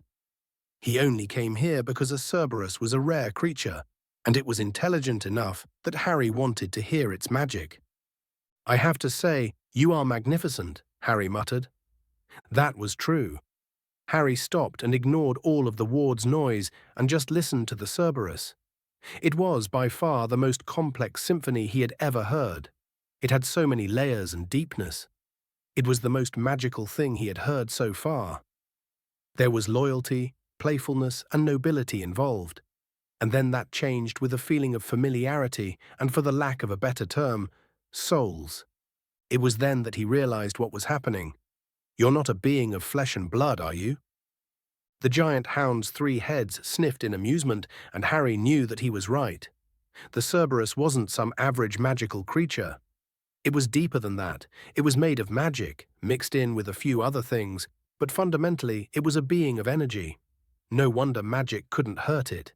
Harry still didn't really understand the killing curse, but if it was made of magic, it technically couldn't kill a Cerberus. Yet the beast was just so oddly familiar, and Harry knew that he had just scratched the surface. However, the more he listened, the more his magical crest started to burn in his chest. It was a slow prickle that slowly turned into what felt like someone putting a torch to his chest. Harry yelped and stopped actively listening to the Cerberus. He gasped as he let go, and one of the heads pushed him playfully out of the door. Oh, so it was playfully asking him to leave. Isn't that kind? Harry just grinned in response. I'll be back. The dog growled and the door closed by itself, and Harry heard the distinct click, signifying that the door was locked. He tried to open it, but felt the ward getting stronger and stopping him from doing it. Shaking his head, he turned with a small smile on his face and left the corridor. He noticed that the ward on the door was now pushing him to not notice it. Harry removed the illusion of his magical song, and the ward stopped working. Oh, so it saved the magical signature of whoever enters and only works after the student sees the Cerberus once, denying them access. If that wasn't a red flag that Dumbledore was planning something, Harry didn't know what would be. Still, Harry slowly walked to his common room, with his head filled with questions. What was the Cerberus really? How was it born? And if it was made of magic? And why did his magical crest burn when he looked deeply into it? Harry went to bed and dreamed of giant three-headed dogs. Chapter 39. Chapter 39. A Snowy First Year. 20 December 1991, Hogwarts. Still, Harry slowly walked to his common room, with his head filled with questions. What was the Cerberus really? How was it born? And if it was made of magic? And why did his magical crest burn when he looked deeply into it? Harry went to bed and dreamed of giant three-headed dogs. The term passed quickly after the infamous Quidditch game. It was odd. Harry's first 2 months at Hogwarts were exciting, with one crisis after another. From the excitement of attending magic school to making new friends, losing a friend, experimenting with magic in general, and fighting a fucking toll. Harry's initial impression of Hogwarts was that it was a place of excitement and adventure. Alas, this wasn't to be. After the Quidditch game between Gryffindor and Slytherin, things started to stabilize, and Harry found himself having a daily routine that barely deviated. He woke up early every morning to take his ritual bath. The treatment was working. His magic had adapted to the change, and after 2 months, Harry barely needed a bath every couple of weeks. Harry's capacity to channel magic was increased, and the Potter Scion found himself relearning his old spells to adjust the power output. After almost blasting a wall with a basic cast, Harry did learn that he had to hone his control over his magic, which took a lot of time. Every morning, if he didn't need a ritual bath, he would simply train his control even further. Afterwards, he would go to class, study to maintain his grades, and then go to lunch with his friends. After classes, he would go to the library to self-study. He had bit the bullet and chose to start learning runes. It was a tiresome and boring endeavor, but it was the bottleneck in his magical education. Apparently, it was required for most students to learn 2 runic languages to start working on alchemy, warding, and enchanting. Harry had chosen Elder Futhark and Norse runes, which had the most potential to be used immediately. He was tempted to learn hieroglyphics because of its involvement in impressive wards on their tombs, but there wasn't really any other use for them, and considering how complicated they were, it just wasn't worth the effort as his introductory runic language. Aztec runes were still being experimented on, which made them unpredictable, so Harry chose to stay with the basics for now. Runes, by definition, were languages that were used to cast magic. Harry couldn't really find out why those symbols had power, and there was practically no book about their creation. It was probably something to do with the fact that magic remembers. So thousands of years back, someone used these symbols in some kind of magical act that made magic itself remember them, which was why they had power. It was the most common hypothesis, but there was no sign of proof of it so far. Currently, Harry was still learning Elder Futhark. It turned out that just learning the symbols wasn't enough. Oh, don't get him wrong, it was quick to get started as a beginner, but the moment you try to put a sentence together, it quickly becomes very difficult to manage. Honestly, you could get a rough idea when reading a runic text if you understood the concepts behind every letter, but writing something new was very complicated. Harry could see why mastering these languages could take years, but he was determined to continue. He had even practiced every day about writing them, even if it was mind-numbingly boring, but he was progressing along very quickly. Soon he would be able to at least understand the alchemy texts, even if wouldn't really try to use any of the information. Still, Harry relished the challenge and did his best to learn what he could without a professor. In the evening, Harry would just hang out with his friends. It was nice to just de-stress every day with the common banalities of games and drama. As for his classes, McGonagall was as severe as ever, Flitwick was as whimsical as he used to be, and Snape was as much of an ass as he was during the beginning of the term. Quirrell kept jumping at every sudden movement, Sprout kept trying to mother them all, and the assistant professors kept being useless. Days turned into weeks, which turned into months, until suddenly Christmas was coming. Harry barely noticed it, until one morning in mid-December, he woke up to find Hogwarts covered in several feet of snow, and the lake was frozen solid. Of course, everyone was excited to go home for the holidays, and Harry was probably going to be the only Slytherin staying at Hogwarts. Still, it wasn't that big of a deal, all things considered. Harry was comfortable with his own company, but he was going to miss his friends after a while. The day started with the Weasley twins deciding to hex snowballs to hit the back of Quirrell's turban. If he really had Voldemort's face on the back of his head, then this had to be the single most amusing prank those two had ever done. At the image of the mighty Dark Lord being accosted with snowballs, Harry burst into hysterical laughter to the confusion of his friends. As expected, his good mood worsened soon after because of the blonde Ponce. The Malfoy scion seemed to revel at holding something on Harry.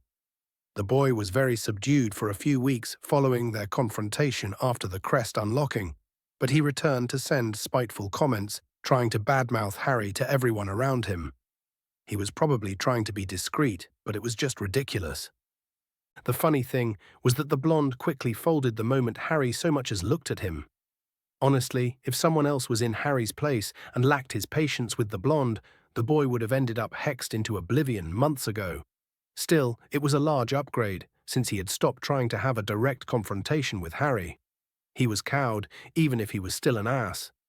He was annoying, but at least Harry could ignore him now. However, it wasn't just him that was quickly getting annoyed by the arrogant boy. After the Quidditch match, the Malfoy scion reached new levels of insufferable and unpleasantness, where he kept provoking every Gryffindor in his sight.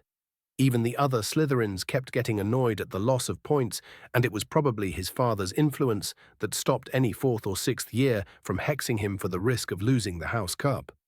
As expected, as Harry was saying goodbye to his friends, Draco had to ruin it by loudly proclaiming, "I do feel sorry for all those people who have to stay at Hogwarts for Christmas, because they're not wanted at home." Harry didn't show it, but that comment did sting a bit.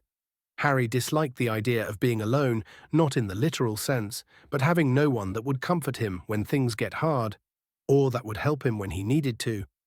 It was something he ached for in both of his lives, and he was left wanting in both of them. He really wanted to punch the boy in the face for his comment. Instead, he just smiled, raised an eyebrow, and continued his conversation with Daphne about her plans for the holidays. Apparently, the Greengrasses were going to France for Christmas, and had invited Tracy's family as well. Blay was going back to Italy to spend time with his deceased father's family. It was some kind of tradition, all things considered. Harry did envy them a bit, but Hogwarts was more than magical enough to compensate for some trip abroad, and so he smiled as Daphne was grinning in excitement about her future trip. "I'm so looking forward to visiting La Place Cachée. It's the French alternative to Diagon Alley." Harry snorted. "Yeah, the hidden place. It's not exactly an original name, is it?" "You speak French?" Daphne and Tracy exclaimed at once. The Potter scion simply shrugged. "Yeah, it's not that big of a deal. I speak English, French, Spanish, German, and Latin." They were all gaping at him, and he rolled his eyes. "I got bored when I was younger, all right." They all kept grumbling about unfair geniuses, but Blaise interjected, "What about Italian?" "I guess I could learn it in the summer. I'm focused on runes right now, and it's a bad idea to try learning 2 languages at once. I'm almost done with the basics of Elder Futhark, and I'm planning on learning Norse in the 2nd semester." That didn't stop them from grumbling for some reason. Still, for all the chilly weather, a few warming charms did the trick to be comfortable. By the time they arrived towards the corridor, they witnessed Weasley punch Malfoy in the face. The Ponce probably deserved it, but as usual, Snape came prowling and punished the Golden Trio. Speaking of them, they started showing up at the library a lot, curiously in the recent history section. If things went the same as the stories, they were trying to figure out who Nicholas Flamel was. Harry snorted. Considering his copied book in alchemy held a pretty thorough biography about the man, Harry knew that they were really looking in the wrong section. Flamel hasn't done anything history-worthy, at least as far as the rest of the world knows, for at least 200 years. When Harry entered the Great Hall, he almost gasped in amazement. The hall looked spectacular. Festoons of holly and mistletoe hung all around the walls, and no less than 12 towering Christmas trees stood around the room, some sparkling with tiny icicles, some glittering with hundreds of candles. Harry and his friends took a seat on the Slytherin table, and Daphne asked, "So what are you going to do while you're staying here?" The Potter scion shrugged. "I guess I'll explore the castle and practice some magic." "So nothing out of the ordinary then," Tracy interjected. "Very funny, Tracy. But without classes, I should have more free time to finish up with my runic studies and finally go back to focusing on wand magic." The conversation flowed from there until it was time for them to leave. Harry accompanied them to the Hogwarts Express and returned to the empty common room, feeling oddly empty. Here was this magnificent castle that he could explore to his heart's content. And yet he was oddly lonely. Practically all of the Slytherins, apart for a dozen upper years, returned home for the holidays. In his year, oddly the Weasleys were the only ones remaining because apparently their parents decided to visit their son in Romania for Christmas. Harry had to say that for a family that couldn't afford to give their son a wand of his own for his magical education, they were really wasting more gold than needed for an entire trip, instead of inviting their son home. Harry shook his head at the thought of the Weasleys and simply chose to wander randomly in the castle. Things would have been a lot simpler if he had the Marauder's map. He didn't even know if such an artifact existed in the first place. The Potter scion realized that he knew practically nothing about his parents. Were the Marauders even a thing? The only person who would speak about his parents objectively would probably be McGonagall. But Harry had little to no contact with the Transfiguration Mistress outside of class, and he didn't know how to broach the topic. It was probably easier to just sneak into Filch's office and see their records. Kind woman or not, that witch was very intimidating. All things considered, Harry just let himself wander off into the castle, something that he never really did before. He was always running from one place to another, trying to maintain his friendships and try to learn a certain spell. It was nice to just let go. Oddly enough, Harry found himself in front of an open room near the library.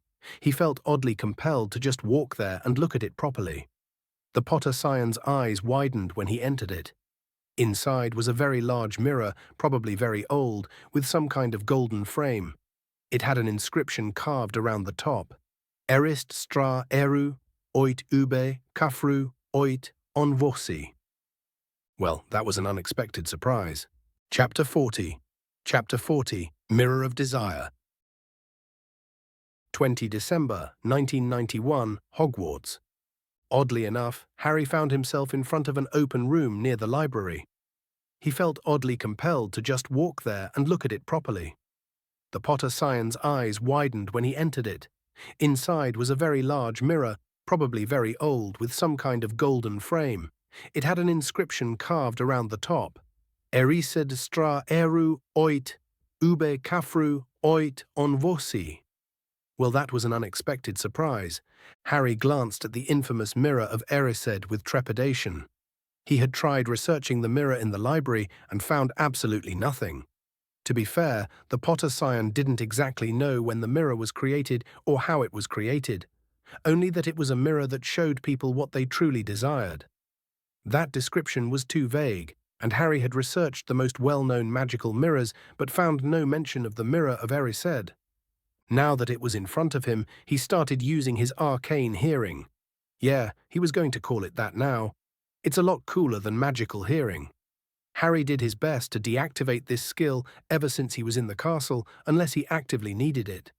The castle was just too magical, and he kept getting headaches after a while, especially when it somewhat evolved after the crest activation ritual. There was always an extra dimension to every melody. Harry theorized that it was the emotions of the caster, but he wasn't sure, only that really overwhelming in high doses. Anyway, the moment Harry activated his arcane hearing, the mirror started to sing. It was by far the weirdest artifact he had ever analyzed, definitely the most complex. Oh, Harry could tell the remnants of some kind of space manipulation, which he became familiar with by analyzing his expanded backpack. Oh, it was far more impressive than the backpack, but the rhythm, the melody for the lack of a better term, was similar. There were the standard curse-repelling enchantments and protection charms, that's not to mention the weird runes that Harry didn't understand. There was a sense of judgment, of possible punishment depending on that judgment. It was the closest thing he could compare to a magical art piece. Harry oddly wondered if he could somehow transcribe the melody into actual music. He was already pretty good with the piano and violin, and putting magic in music form could help him make a killing. Back to the mirror, there was a single piece of magic that just felt alien yet familiar. Harry supposes that it had something to do with the heart's desire, part of the inscription. Harry could feel his raven crest heating up slightly. He really needed to figure out how his crest worked. Not a single one of his classmates mentioned their crests doing anything. It was apparently supposed to show itself after their 13 birthdays, and yet Harry's crest kept burning in certain situations. So far, Harry did his best to not look directly into the mirror. Oh, for all its beauty, the artifact was very dangerous. At least it would be if someone was found wanting while looking at it. Still, Harry decided that he wouldn't return to see the mirror again, no matter what he saw. In many ways, he was still confused about his ambition, about his future.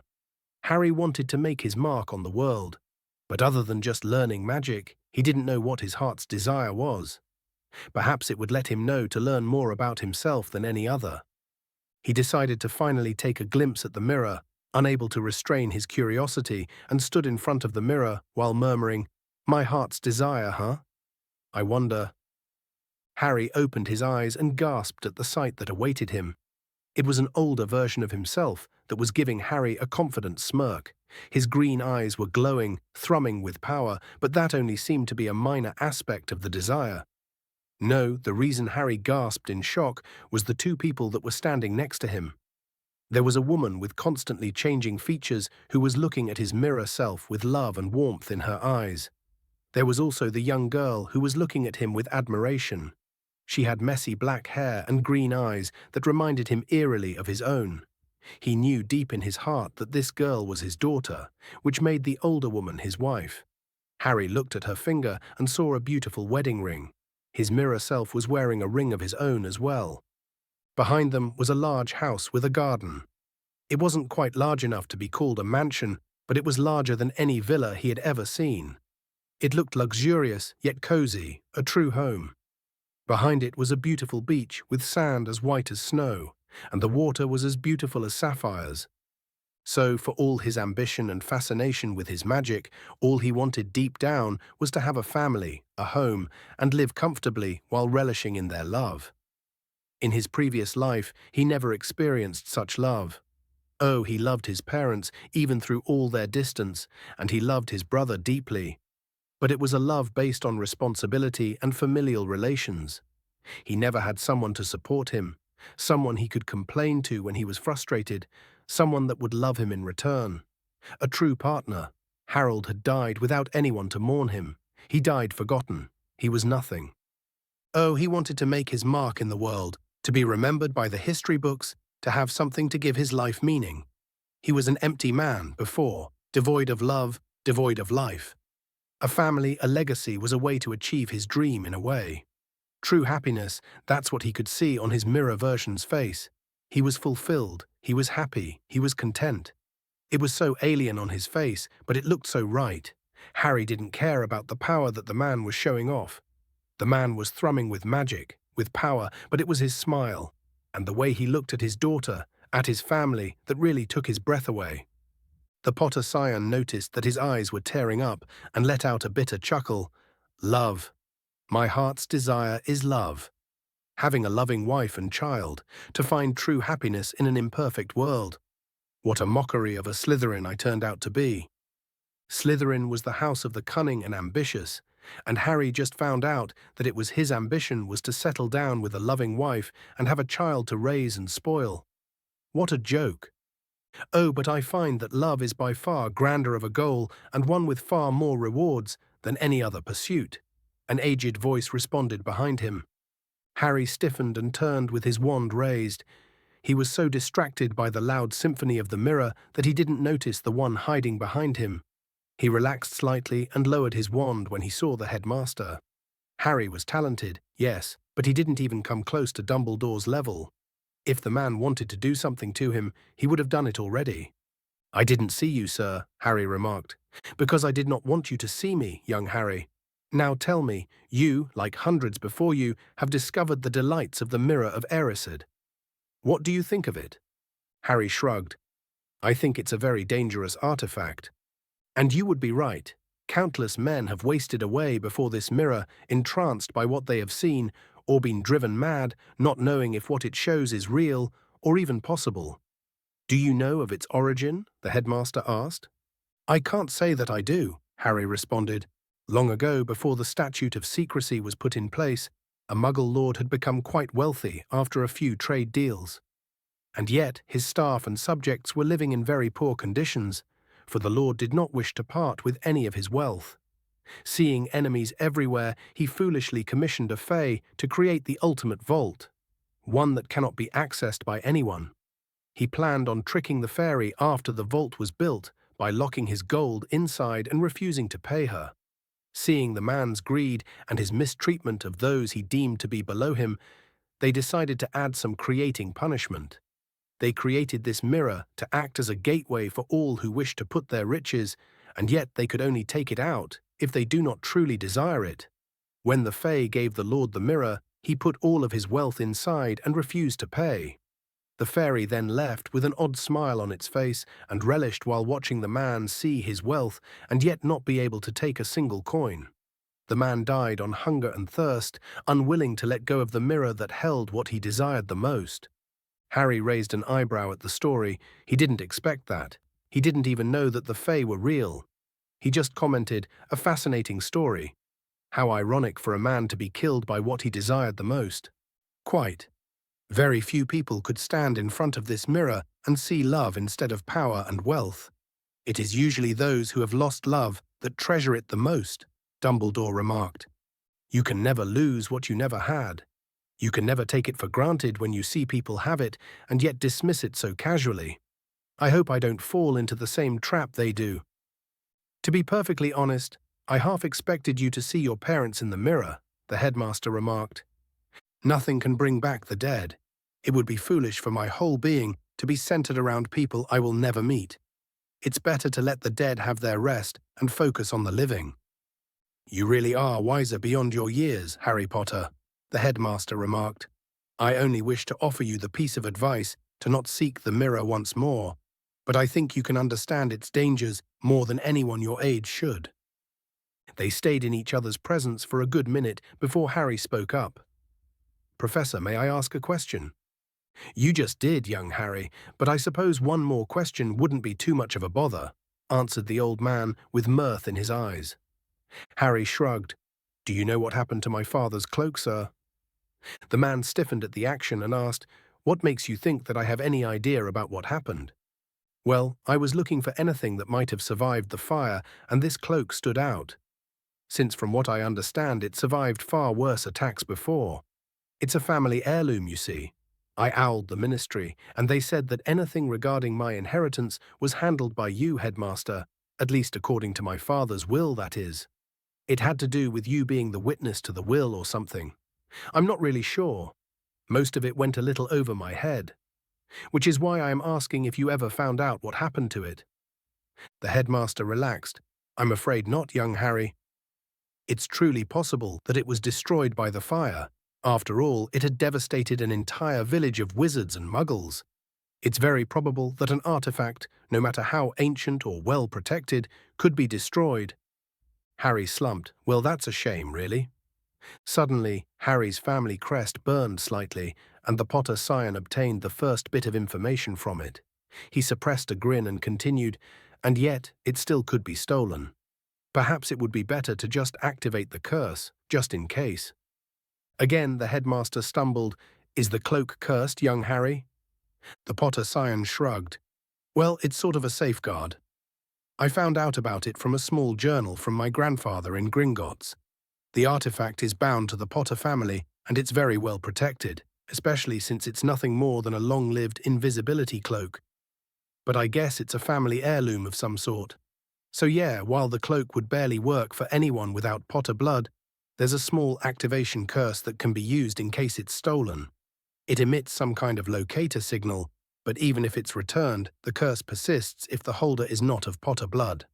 I'm not sure of the specifics, but I do know that the cloak was stolen a few centuries back by the Codrington family. And well, the entire family, branches and all, were gone in a single generation, and the cloak was back in the possession of the Potter family. Harry wasn't even lying. The crest really had shown him the fate of the Codrington family, as well as the ritual to activate the curse on the cloak. The man looked slightly worried. My boy, there's no reason to take such drastic measures. I know the cloak is probably just destroyed, but this is just me making sure that no one stole it. If someone had it, they would have arranged for a meeting when I came to Hogwarts. Honestly, I'm probably just going to activate it on New Year's Eve. I still need a few materials to activate the curse, but I already owl ordered them. Harry pretended to look at his watch. Oh, look at the time. It's almost curfew, and I don't want to get detention. It was nice speaking with you, Headmaster, and thank you for the story. Don't worry, I won't look for the mirror again, but you really should hide it better. The Potter Scion turned and left the room doing his best to not burst into laughter. When he was finally in the comfort of his common room, Harry broke down and laughed harder than he ever had before at Dumbledore's panicked expression when he talked about the cloak's curse. Enchanting Melodies, HPSI, by Athas Parkar. Chapter 41. Chapter 41. A Magical Christmas. 25th December, 1991, Hogwarts. The Potter Scion turned and left the room doing his best to not burst into laughter. When he was finally in the comfort of his common room, Harry broke down and laughed harder than he ever had before at Dumbledore's panicked expression when he talked about the cloak's curse. On Christmas Day, Harry woke up smiling at the silence that met him. For all he had missed his friends, sleeping in an empty dormitory, especially without Crabbe and Goyle's constant snoring, was a very good feeling. Like he did every morning, Harry took a warm shower, changed his clothes, and prepared to leave the dormitories, ready to get some breakfast. It wasn't until he reached the common room that he realized that it was Christmas, or Yule as the traditionalists like to call it. Harry noticed that the Christmas tree that was installed by the beginning of December had a small pile of presents underneath it. So it was Christmas already. Time really does go fast when you're having fun. Harry looked around to see if any of the piles belonged to him, and yes, there was a small pile on the left with his name on it. Harry smiled before making his way to unwrap them. The pile was by far the smallest in the bunch, but this was his first time getting a Christmas present in this life, and he was excited to see what his friends got him. The idea was so foreign that he had forgotten that Christmas was even a thing. Harry had to say that he was surprised with the concept of exchanging gifts was still done in Yule. It was a Muggle tradition, not a wizarding one. There were rituals involved in Yule, of course, but they weren't as important as Samhain. Harry wasn't invited to any of them, which wasn't really a surprise since there were barely any students in the house. Still, receiving gifts was more than enough for him to be happy. He had almost forgotten about the holiday until he heard Weasley say some comment about Slytherins not deserving Christmas gifts or something. Harry didn't even care about the offensive comment but widened his eyes when he realized that he almost forgot to shop for his friends. Lucky for him, owl orders were a thing, and Hedwig ended up having quite the workout for a weekend, going from one shop to another, hoping to find any suitable presents for his friends. Shops advertised their products in magazines, with the prices. Witch Weekly had an entire section just for beauty products, but there were a few magazines for Quidditch and other interests. Marketing in the wizarding world really was lacking, all things considered. You needed to constantly market your products to get any owl orders, and you needed to be selective with what you wanted to buy. Often, the shop will end up sending a letter back to you to deal with it. It was quite time-consuming, but aside from opening a very eye-catching shop in Diagon Alley, it was the only way to get new customers. Harry didn't want to go too far with the presents. Harry decided to just be basic and send a new pair of Quidditch chaser gloves to Tracy since she expressed her enthusiasm in joining the team the following year. For Blaise, Harry had found a small shop that made animated engravings of any designs. Harry simply asked for a silver cloak pin shaped like an eagle's head. It cost a pretty penny, but Harry was rich now, and he was allowed to splurge a little. As for Daphne, Harry contacted a herbologist that specialized in breeding miniature magical plants. The Potter Scion was able to purchase an enchanted bonsai tree that also functioned as a lamp with a tap of a wand, releasing small floating lights that could illuminate an entire room.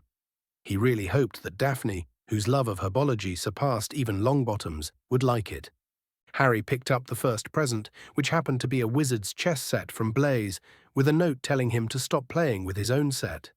Chess happened to be Blaise's favorite pastime, that is until Harry kept destroying him one game after another. He had to admit that Blaise wasn't that bad for an 11-year-old, and Harry's experience in chess from his past life was an unfair advantage. Still, it seemed to motivate the Italian boy to improve himself, which was a plus in Harry's book. Smiling, the Potter scion put aside his new chess set, which he knew was quite expensive, and picked up Tracy's present, which happened to be a large box of chocolate frogs. Harry smiled, knowing that she was practically buying for herself. Harry wasn't really fond of sweet food, and Tracy was probably planning on eating the chocolate herself when she comes back, knowing that Harry wouldn't touch them. Finally, Daphne's present happened to be a book, and a fairly old one at that. Its title was Customs of Wizarding Nobility in Magical Britain, after the Statute of Secrecy by Anthony Greengrass. It was a family tome that was practically priceless. Harry integrated himself into the magical world with the help of fiction books that were made there. Literature was a very good way of understanding how societies think, but those books were not written by members of former noble families, just struggling authors from normal families. Daphne must have noticed that Harry didn't really have the education of someone from an old pureblood family, and gave him a book to compensate for these gaps. Honestly, not a lot of people cared about these traditions, and Harry didn't really notice anyone acting any differently or judging him. Still, it was a very thoughtful gift, especially considering how scandalous it is to give someone a family book. The letter cleared that up easily enough, where Daphne insisted that the book wasn't a gift, but that he would need to return it after the holidays. Still, with Harry's copy spell, it didn't really make an issue out of that stipulation. Harry was somewhat excited to see the contents of the book. Although Harry was surprised to see two more presents by the tree, he held up the one on the top which felt like a book. Harry was proven right when, after unwrapping it, turned out to be a book on dueling. A letter fell out and Harry stiffened when he realized it was sent to him by Hermione. It said the following: "I'm sorry, Harry, about what happened. I talked to my parents and they told me how horribly I treated you. I know we'll probably be friends again, but I felt like I just needed to apologize properly. You mentioned that you were planning on joining the dueling club, and I thought that I would help you get a head start. Merry Christmas. Hermione J. Granger." Harry let out a bitter smile at the letter. It was too late. Hermione was friends with Neville and Weasley, who saw him as an enemy because of his house. Still, some closure isn't a bad thing, and while he was initially slightly hurt, Harry had moved on quickly enough after Hermione's betrayal. This was the final nail in the coffin that was any form of friendship or rivalry they might have had. The Potter scion didn't want to think about this further and chose to focus on the last gift. Above it was a small note with no name. "Your father left this in my possession before he died. It is time it was returned to you. Use it well. A very Merry Christmas to you." Harry burst into laughter. Dumbledore really had taken the bait, which was hilarious. Oh, Harry wasn't lying about the curse. There was a curse that could be activated with a certain ritual that would act like a locator spell and had the potential of killing off an entire bloodline. But Harry couldn't really activate it. The crest had shown him the ritual to do it, and he needed the crest itself to accept him fully, because he would need the crest itself as an anchor to activate the curse. Harry didn't even lie once when he told Dumbledore about the curse, and if the man had used legilimency, he would have confirmed this. Harry was able to trick Dumbledore into sending him the cloak that the headmaster had tried to swindle. All that was left was to see if it was the real thing and not a cheap replacement. Back to the package, just to make sure, Harry decided to unwrap the present, which revealed a shining silverly piece of cloth. Harry knew immediately that this was his father's cloak. The Potter scion didn't dare touch it directly, fearing Dumbledore having spelled it somehow. He activated his arcane hearing to see if there were any spells or curses on his family heirloom and gasped at what he heard. There were obviously a couple of layers on the foundation of the piece of cloth, which was hidden somehow. Each layer was made by a different person, with different intentions. The first was cautious and distrustful. The charm's melodies reminded Harry of tracking charms slightly, with a slight tint of a trigger ward. It was obviously Dumbledore's work. It certainly sounded like his magic. Old, inflexible, with a tint of arrogance and pride in it. It was classical, orderly, and with a clear rhythm. Harry made sure to keep his arcane hearing activated after seeing the mirror of Erist. He knew now that this was Dumbledore sizing him up. Harry was drawn by the classroom with the mirror, probably because of a compulsion charm. He didn't instinctively hear it because it wasn't exactly malicious in nature. The headmaster had unknowingly been able to bypass his own magical instincts without even trying, just because the man didn't actively wish him harm when casting the spell. Harry swore that he will now focus on the mind arts to prevent something like this from happening once more.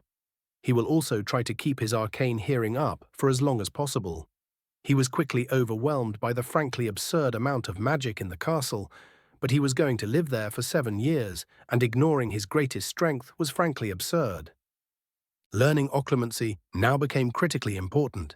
He had discreetly tried to see anything on the mind arts in the library, but found nothing. It was probably in the restricted section. He'll either need to sneak into it, or maybe try to see if the Room of Requirements had anything to offer in that regard. Harry groaned. He was just finished with his Elder Futhark runes and planned a small break for the holidays to just relax, but Dumbledore had to make him learn the mind arts even sooner than he had planned. Back to his present, Harry pointed his wand at it and listened to the layer of magic that Dumbledore cast. He molded his magic to its inverse entirely and cast Finite. A white burst of magic impacted the cloak, and while nothing looked different from the outside, the entire layer of magic fractured and dissolved into nothing. Harry grinned to himself and looked at the second layer. It was infinitely more complex than Dumbledore's spells. Harry couldn't really make heads and tails of it, only that it wasn't cast with a wand, and that it was cast with protection in mind and restricted the cloak. Harry didn't even know how he could cast something like this, but his family crest burned, providing him with the solution. Without really thinking about it, Harry used his wand to make a small cut on his hand and held it above the cloak. Drops of blood started to fall on the cloak, and Harry spoke up. "I, Harry James Potter, the last of the line of Ignotus Peverell, unbind this cloak. May it serve me and my descendants and frighten my enemies.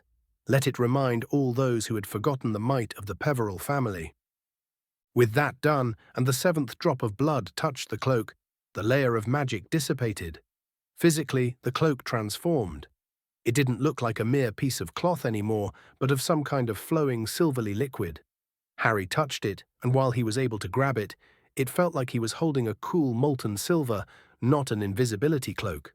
The most surprising thing was that when Harry tried to activate his arcane hearing, he heard nothing from the cloak. Absolute silence. It was as if there was nothing there. Even normal objects had a spark of magic, no matter how small, but when the Potter Scion looked at the artifact that his ancestors possessed, he couldn't help but wonder if this was the true power of a Deathly Hallow.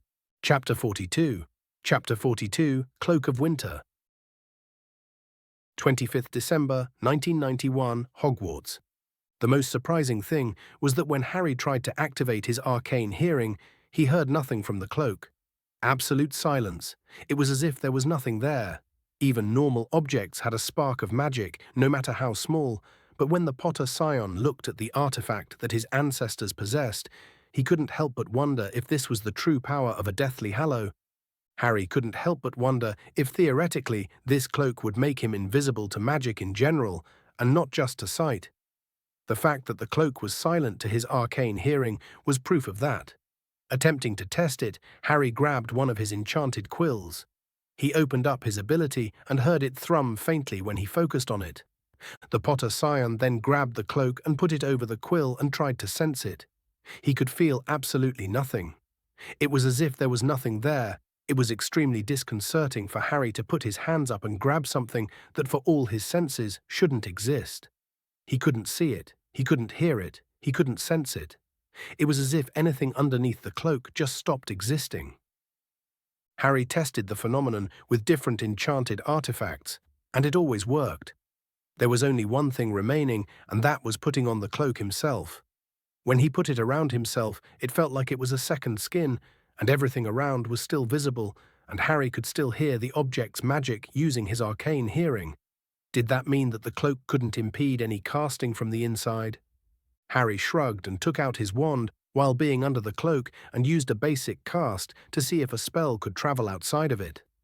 Alas, the spell was washed away when it touched the interior of the cloak, and yet the chair that was touching the exterior of the cloak was broken.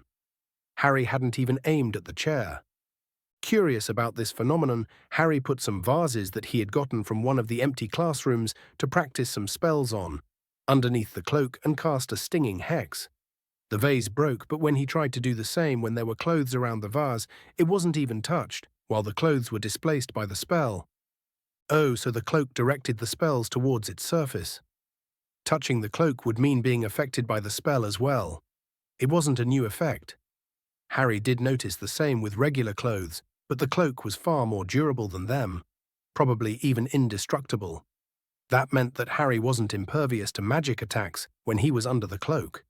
It was why people could still be cursed, even though the spells only hit their clothes and not them directly.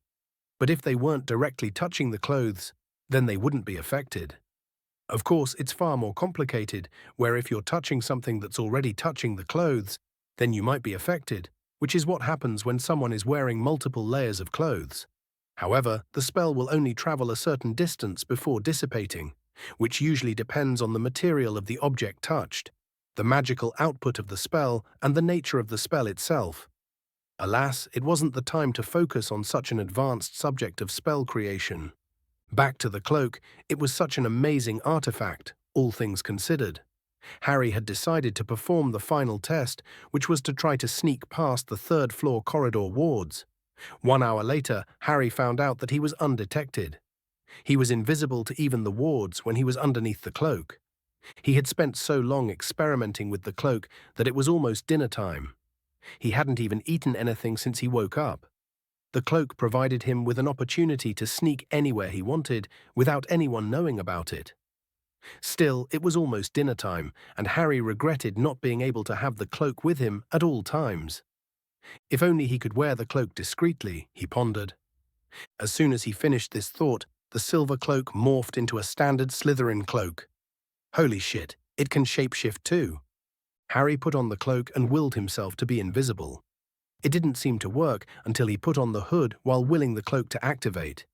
Harry's entire frame became invisible to everything around him. Well, at least he could use it at a moment's notice. Hearing his stomach growl, Harry decided to go down to the Great Hall for dinner. Harry had to admit that the hall looked like a marvel of Christmas. Festoons of holly and mistletoe hung all around the walls, and no fewer than 12 towering Christmas trees stood around the room. Some sparkling with tiny icicles, some glittering with hundreds of candles. Christmas decorations were everywhere on the 4 house tables. It was a very festive atmosphere. On those tables, 100 fat roast turkeys, mountains of roast and boiled potatoes, platters of chipolatas, tureens of buttered peas, silver boats of thick, rich gravy and cranberry sauce, and stacks of wizard crackers every few feet along the table. The Weasleys were already sitting at the Gryffindor table, pulling on magical Christmas crackers that exploded. At the high table, everyone seemed in a merry mood. Dumbledore was even wearing a flowered bonnet, and Flitwick had put on an elf hat. Harry almost burst into laughter when an obviously drunk Hagrid kissed Professor McGonagall on the cheek, who actually giggled and blushed. Her top had lopsided. Harry sat down and ate like a man possessed. Yeah, he really should have eaten something earlier. He was practically alone at the Slytherin table, so it wasn't as if there were other people that needed to eat. It was delicious, as always. The house elves really do go over and beyond during feasts.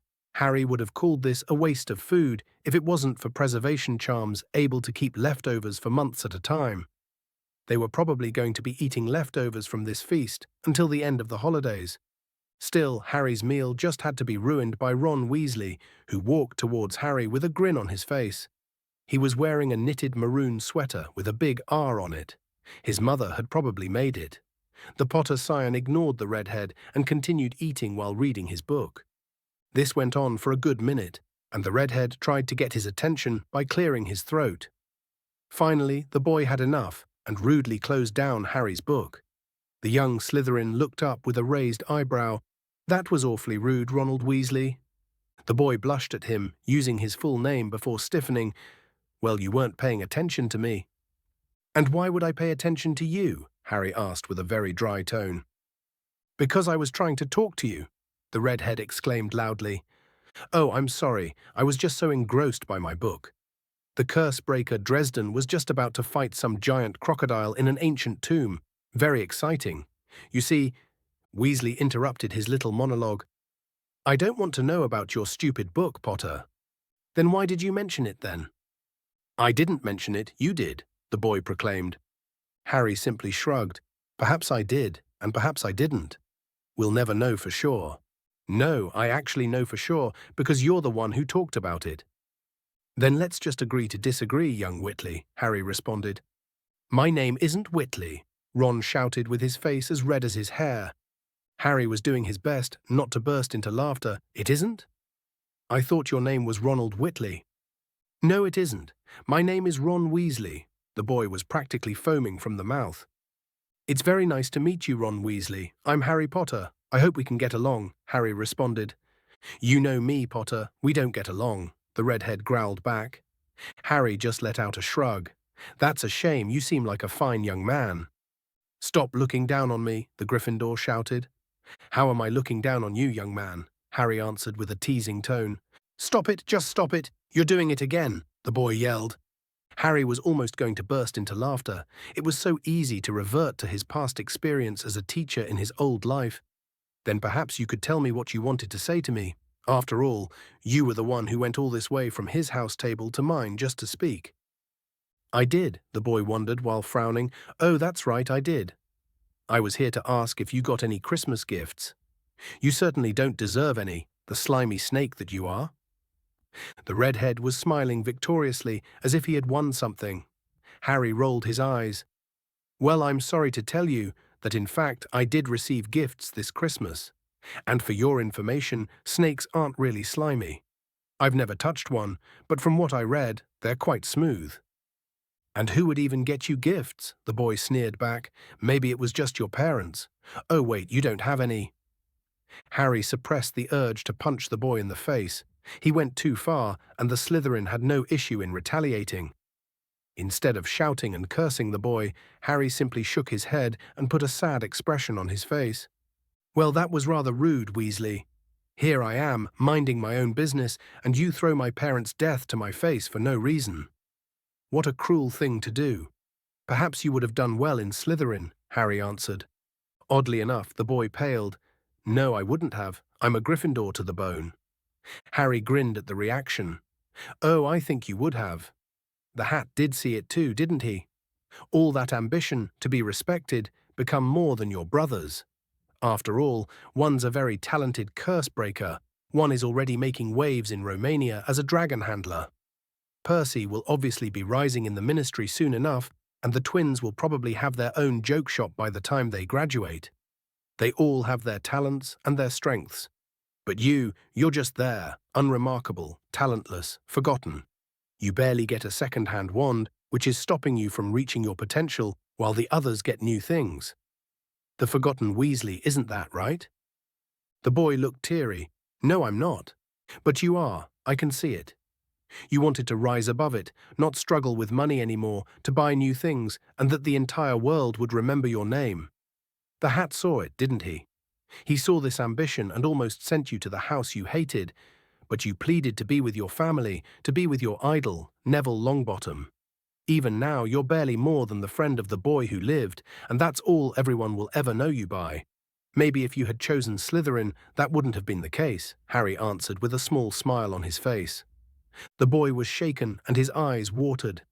Did Harry go too far? He did scratch at Weasley's insecurities, and somehow Harry knew how to dig in further. Alas, the redhead pulled out his wand and yelled out, "Never!" The Potter scion ducked, letting the slug-vomiting spell go over him. Of course, the staff ran towards the boy. Professor McGonagall ran towards the young Gryffindor with her wand raised and disarmed him. Mr. Weasley, in all my years as a professor, I have never seen such behavior at Christmas of all days. Harry suppressed the grin as the redhead got over 2 weeks of punishment for starting a fight. But the Potter scion didn't even care. After all, he was planning on sneaking into the restricted section using his new cloak.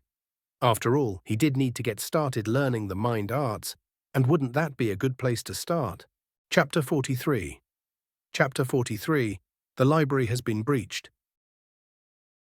25th December, 1991, Hogwarts. Harry suppressed the grin as the redhead got over 2 weeks of punishment for starting a fight. But the Potter Scion didn't even care. After all, he was planning on sneaking into the restricted section using his new cloak. After all, he did need to get started learning the mind arts, and wouldn't that be a good place to start? Later that night, Harry crept out of his dormitory, down the stairs, across the common room, and went past the secret entrance. He moved up his way up the stairs into the library. Finding himself in front of the locked entrance, Harry used his arcane hearing to get a feel of the magic inside the lock, to find the correct combination to temporarily disable the locking protection. After manipulating his magic to counteract the enchanted lock, he combined it with an unlocking charm and muttered, "Alohomora." The library door unlocked itself. Satisfied with his casting, Harry put on his cloak and went inside to sneak past the library wards. They weren't anything special, really. Since the library was technically public for all Hogwarts students and alumni, the books didn't really need to be hidden away. Oh, Harry wasn't under the illusion that if someone actually tried to damage the books, much heavier wards wouldn't be activated. At least Harry assumed they would, since if that wasn't the case, then it would be a large security flaw, where a student might sneak into the library and burnt it into the ground. The Hogwarts library was a huge asset to the school and provided a certain status to studying in this castle, even if the curriculum started getting restricted decades back. The library was pitch black and very eerie. Harry decided to use a Lumos Maxima to light the way. A ball of light appeared floating alongside the invisible student, guiding him towards the restricted section. It was right at the back of the library. It seemed separate from the rest of the library by a rope, but Harry could certainly hear the invisible wards stopping any intruder. They were very complex and very powerful, that's for sure. Without the cloak, Harry wouldn't even dream of trying to get past them. Stepping carefully over the rope that separated these books from the rest of the library, Harry suppressed the urge to laugh in glee. The cloak really was overpowered. It turned the protections of the most dangerous books in the castle into a simple magicless rope. Harry waved his hand to move the ball of light, allowing him to see the restricted section tomes properly. A few minutes later, the young Slytherin was slowly getting frustrated. It seemed like the restricted section lacked even the fundamental organization that the rest of the library had. Even the tome titles didn't tell him much. Their peeling, faded gold letters spelt words in languages Harry couldn't understand. Some had no title at all. One book had a dark stain on it that looked horribly like blood. The hairs on the back of Harry's neck prickled. Maybe he was imagining it. Maybe not, but he thought a faint whispering was coming from the books, as though they knew someone was there who shouldn't be. Yeah, Harry was pretty unsettled by the damn place, but he was right to be. Harry remembers Tom Riddle's diary in the story and how it possessed anyone who wrote inside. Yeah, the Potter Scion was right to be wary of unknown books, especially when their melodies reeked of malice and bloodthirst. Seeing no point in just walking around endless books, and decided to use a certain spell that he had found weeks ago. He waved the wand in a complicated manner and muttered, "Invenir libros verbis, mind arts." A glowing beam of golden light was released from his wand and dispersed into countless smaller beams, each one connecting to a certain book. Harry smirked to himself. This was his modified spell of one that researchers used to find certain terms in a book, only on a much larger scale. It was a bitch to get down, but Harry had practiced it in secret with his schoolbooks. The original spell was particularly helpful in potions when trying to find out about certain ingredients quickly. It was based on divination, weirdly enough. It didn't work on books protected against scrying, but people tended to neglect divination as a magical field. Harry still hasn't really tried to look into the magical field, but he was planning to in the future. If it wasn't nonsense, then it would be a very useful field to master. Still, it wasn't foolproof by any measure, and Harry wanted to fine-tune the spell to be invisible and have him use it in conjunction with his arcane hearing. Alas, he didn't really have the time to do it. Still, Harry noticed that most of the books with the words mind arts were grouped together in the middle of the library. When he walked there, practically every book was glowing, and Harry assumed that it was the section in the field. Satisfied with his search, the Potter Scion removed the cloak and started looking at the titled books. Well, he understood why most of them were in the restricted section.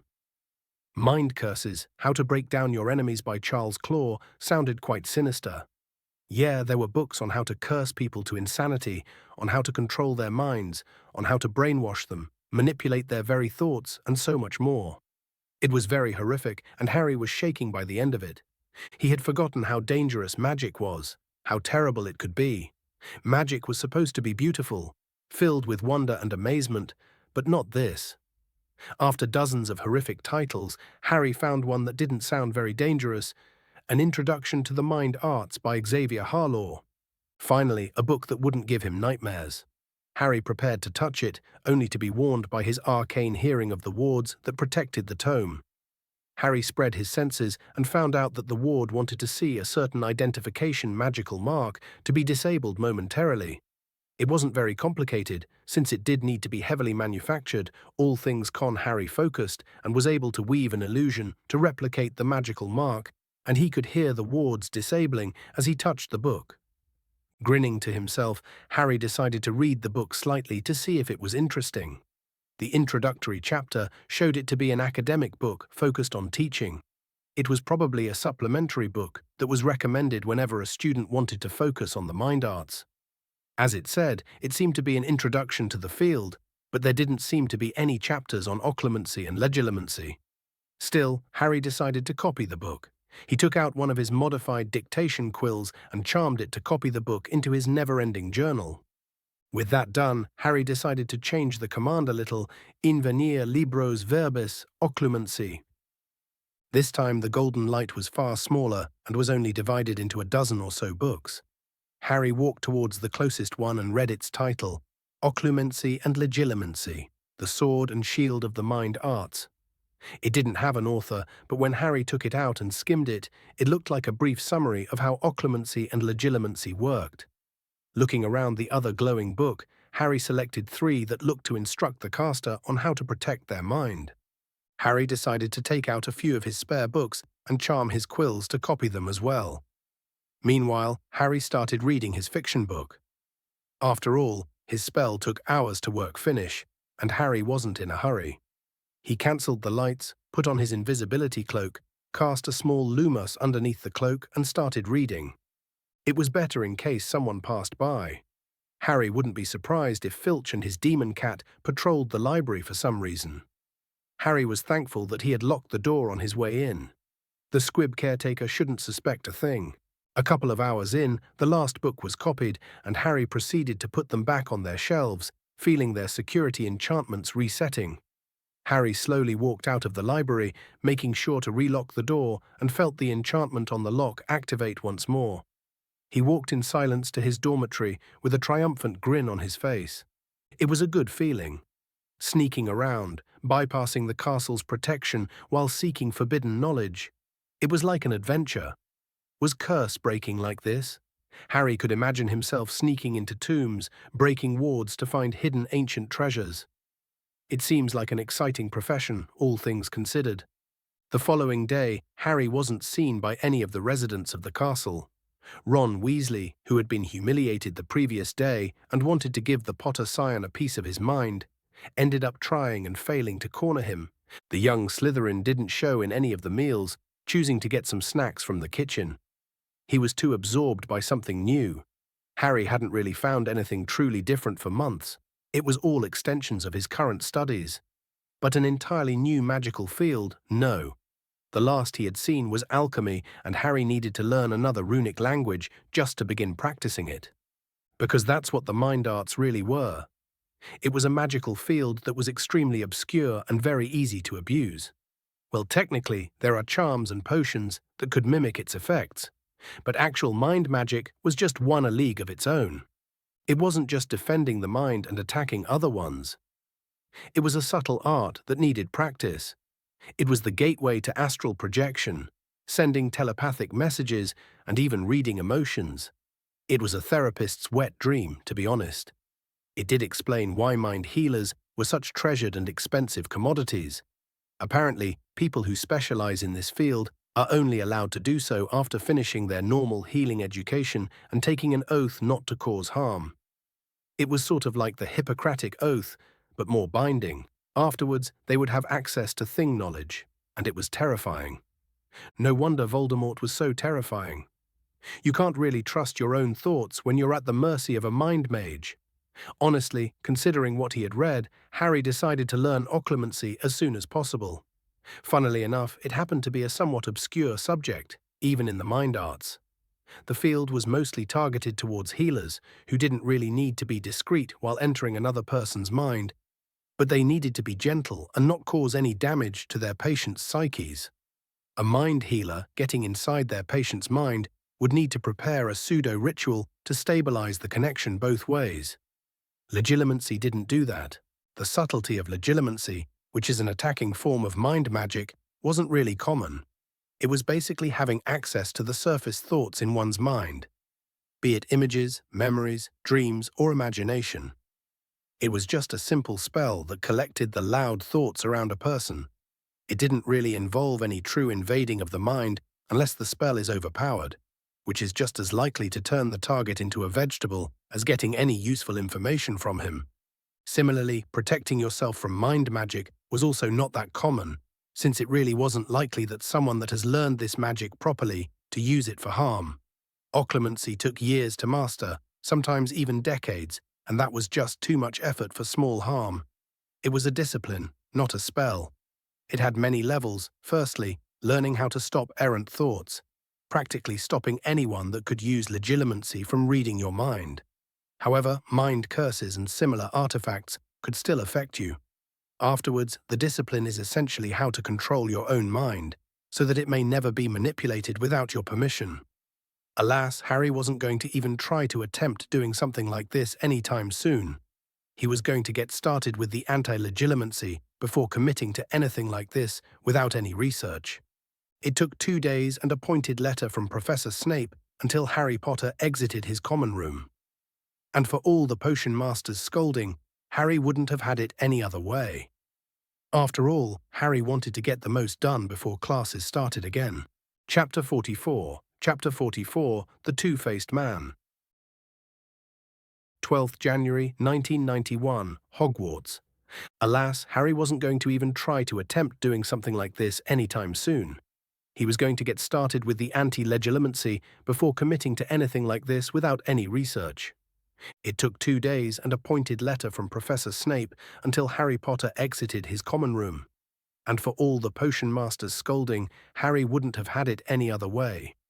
After all, Harry wanted to get the most done before classes started again. Well, before he knew it, classes were back, and school resumed as usual.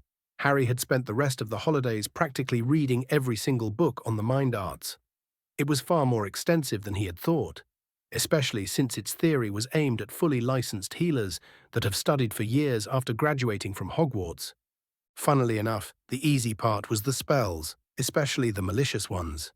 The Obliviation charm can be mastered by any idiot with a wand, but you could spend years studying the disciplines dealing with the fragile intricacies of the mind, and you would only scratch the surface. Mind curses were disturbingly easy to cast. There was one to cause gradual dementia on the target, which acts like a worm, eating away the mind unless it is countered somehow. As for occlumency and legilimency, they stood places apart. Legilimency was a spell, but one that can only be mastered by a decent occlumens that was somewhat understanding of mind magics. You could easily accidentally broadcast your own thoughts in the spell, giving your target a slice of your memories while trying to get one of his. As for occlumency, it was a discipline of mastery over the mind. It wasn't meant to repress emotions or feelings, it didn't give you a photographic memory, and it certainly didn't give you perfect recall of every little detail like a pensieve. Oh, the practices involved would guarantee that the user is disciplined and has enough self-control, but it's not the magic but the exercises that guarantee this, and even then, they weren't foolproof. Voldemort was known as a master of occlumency, and he wasn't exactly the picture of mental or emotional stability. Still, Harry started to do the advised exercises and focus on a mental image every night to clear his mind. It was very hard and not that rewarding in the short term. No wonder Harry Potter from the stories was miserable at it. He was a hormonal teenager, angry at the world that was clamoring for action. Sitting still for an hour a day to clear his mind wasn't really a thing he would look forward to, And that's not to mention Snape breaking into his private moments one after one. Thankfully, that wasn't happening to him, even if the method Snape used was technically viable, especially considering his counterpart's situation. The purpose was to get him to familiarize himself with his own mind enough that he would be able to feel every intrusion. It wasn't enough for him to stop broadcasting his thoughts, since Voldemort was already inside his mind because of the Horcrux. It was a bootlegged still of deep occlumency meant to recognize mind-altering spells and potions and stop them. And the boy was forced to do it without even mastering the basics, since that would take too long. Still, with his magic circuits stabilizing after the ritual, Harry didn't need to do the ritual bath every day, leaving him with a couple of hours of free time that he was going to use to do these exercises. However, for all Harry was excited to have all the time in the world to learn a new field of magic, he had missed his friends. He waited for them at the platform on the day they returned, one day before classes started. He was immediately enveloped by a hug from Daphne and Tracy, who seemed to have loved their presence. Blaise was slightly more subdued in showing his gratitude, but he was wearing the pin Harry had given him. With classes starting, things started to stabilize into a certain routine. Harry simply did his occlumency exercises in the morning, then went with his friends to class, went to the library after it was over for a couple of hours after classes, and then returned to the dormitory to hang out with them, do his homework, or practice his spell work. Normalcy had returned to the School of Magic, at least in theory, although, for some reason, Neville Longbottom seemed to spend an inordinate amount of time in the history section of the library, looking for Nicholas Flamel. It was extremely amusing from the outside, since if he asked any upper year, he would have probably had an answer. Alas, he seemed to be stuck in the wrong part of the history section in a vain effort to be secretive in his quest to find out what is hidden in the forbidden corridor, and he was too stubborn to ask anyone about it. Harry wanted to see his face when he found out how much of a waste all this effort was. Although the young Slytherin was somewhat sympathetic to McGonagall, that looked hopeful that her student was taking his education seriously, only to be saddened by his even lower grades.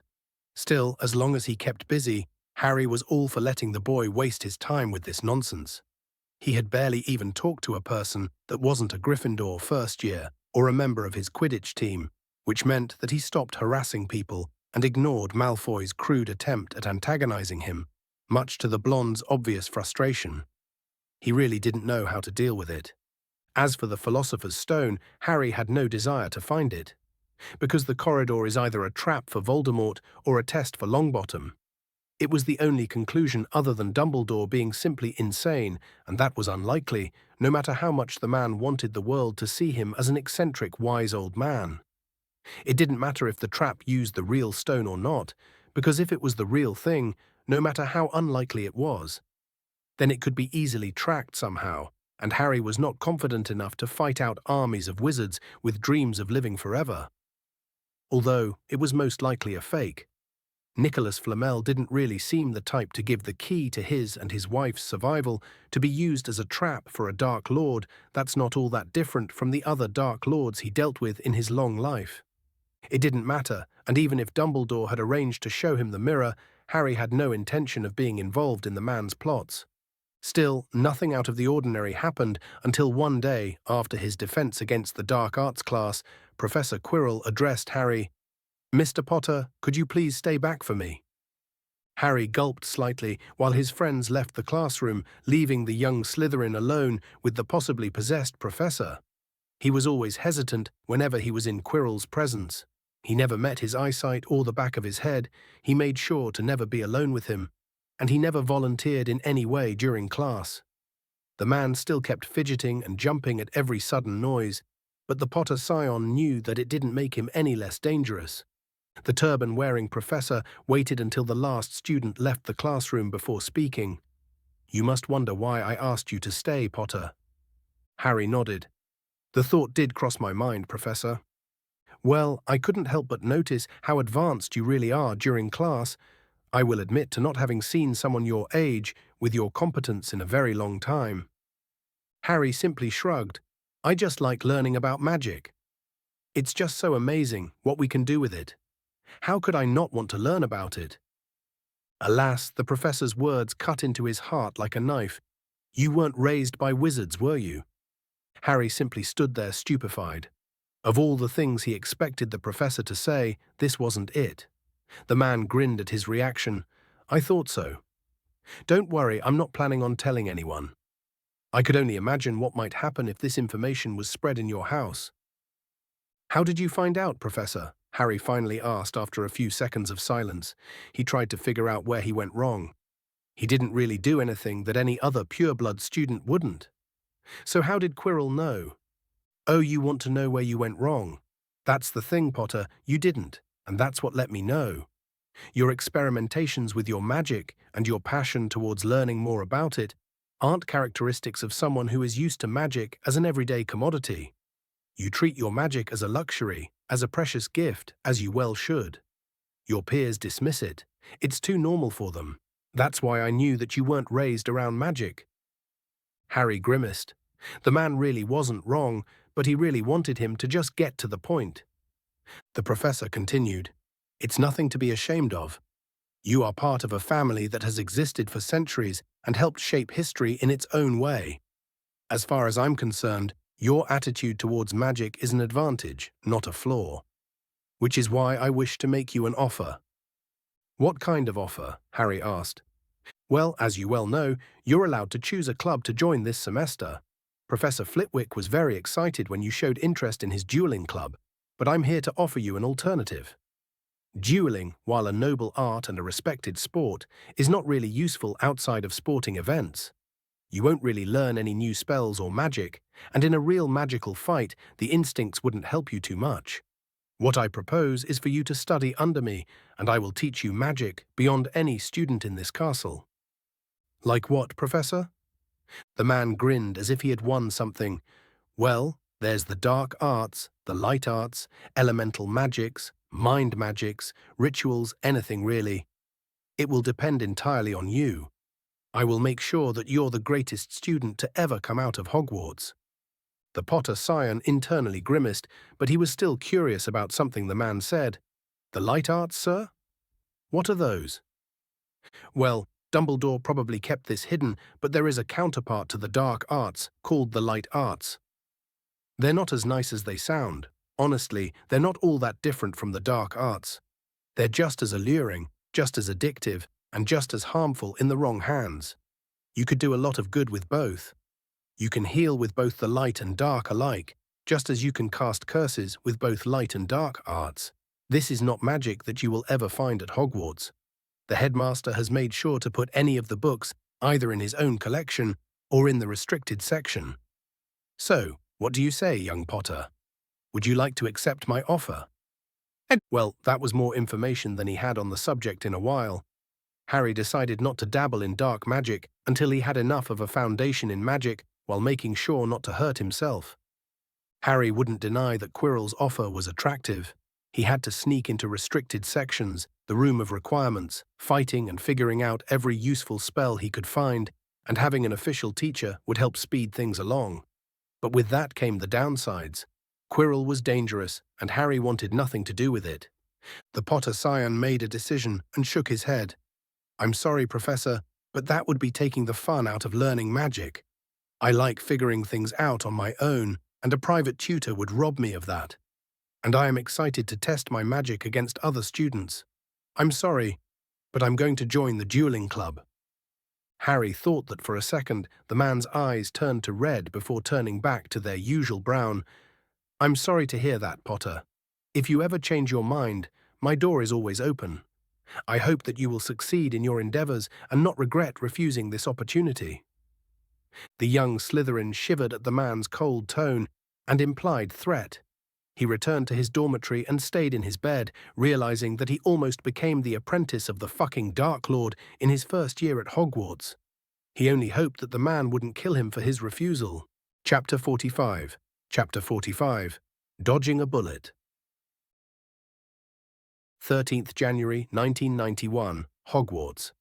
The young Slytherin shivered at the man's cold tone and implied threat.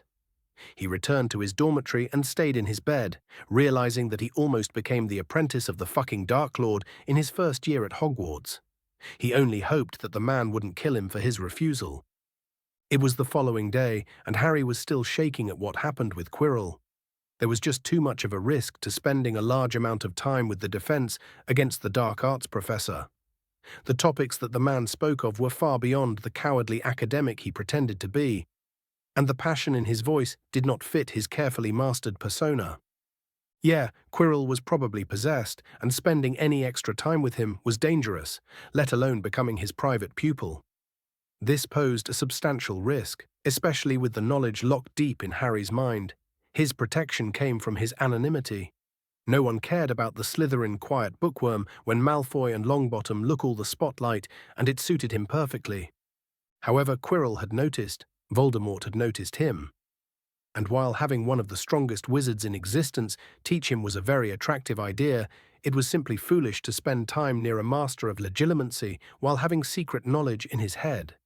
The fact that the castle was still standing and that things are continuing somewhat similarly to the stories in Harry's mind was proof that no one was able to breach inside, but Harry was gaining attention and he couldn't let his knowledge into the hands of anyone but him.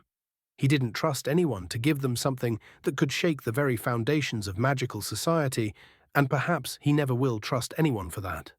Harry didn't know if his past life was automatically protected from intrusion, but Harry rarely ever thought about it, and definitely not during class, which made him somewhat safe. Plus, legilimency was a spell, and Harry could hear spells that are malicious in nature thanks to his arcane hearing. It wasn't foolproof, since Dumbledore accidentally got past it by getting an enchantment without negative intent affecting him. But direct spells like legilimency were like loud bangs for Harry. Oh, he was actively blocking his ability to not be overwhelmed by the castle's magic, but it was still proof that he wasn't infallible. Harry never turned off his ability when he was in Quirrell's presence, or Snape's for that matter. It was for self-preservation purposes, but he hadn't felt anyone attempt to breach his mind, not that he was even looking them in the eyes in the first place. Still, having someone become your mentor without looking them in the eye was just optimistic. That's not mentioning whatever Quirrell's real plan was. Yeah, getting away from that shit show was for the best. Nevertheless, Harry really needed to step up his occlumency training to avoid causing any trouble. To make sure that the offer is off the table entirely, Harry decided to speed up his joining of a school club so that Quirrell wouldn't try to sneak something past him. First years were only allowed one extracurricular activity, and if he joined a club, the possibly possessed professor would need to get him to quit before getting him to accept his offer. And so, after his charms lesson, Harry walked up to Professor Flitwick and spoke up. "Professor, is it possible for me to join the dueling club?" The half-goblin grinned. "Oh ho, Mr. Potter, I have been waiting for a week for you to bring up the issue. I normally don't accept first years as they are liable to get hurt and often get left behind. I also need a whole year to train my students and prepare them for the dueling tournaments in the summer, and first years are only allowed to join a club in their second semester." However, Minerva did bend the rule to admit Longbottom to the Quidditch team, which sets a precedent for admitting you into the club. So it's only a question too if you can catch up to the other members and if you can handle the extra workload. It will not be an easy task, Potter. Are you willing to put the effort in? "I promise to do my best, Professor," Harry replied. "All right, I will admit you as a probationary member of the club. In a month, I will personally review your membership based on your performance in the dueling ring and your performance in your academia. If you prove to me and the rest of the club that you can handle it, then you'll be a full member. You'll probably be the youngest member in almost a century, an impressive feat, all things considered. Do you agree with my terms, young Potter?" The Potter scion had an intense look on his face. "Yes, I can do it." The former dueling champion jumped while clapping his hand. "Very well, you are now a probationary member of Hogwarts' esteemed dueling club. Our first meeting is tonight at 6 near the Great Hall. Don't be late." Harry understood the implied dismissal in the statement and left the room. He was immediately accosted by his friends.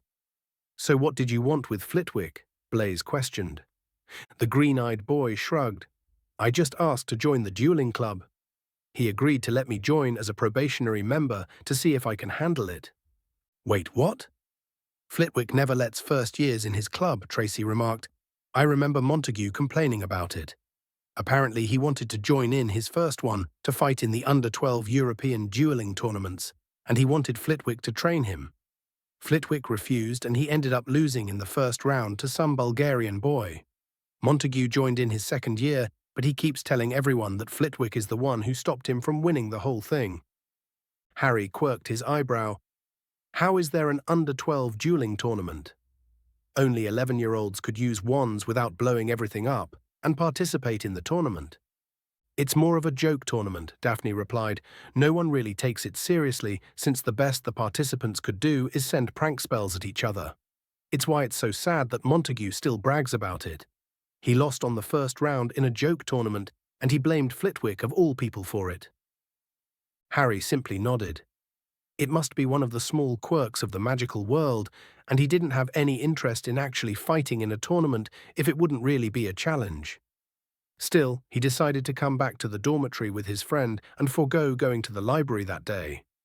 He didn't know how long the dueling meeting was going to be, and he didn't to neglect his friends. Harry was broken from his thought when Daphne hit him with her elbow on the way to the dormitory.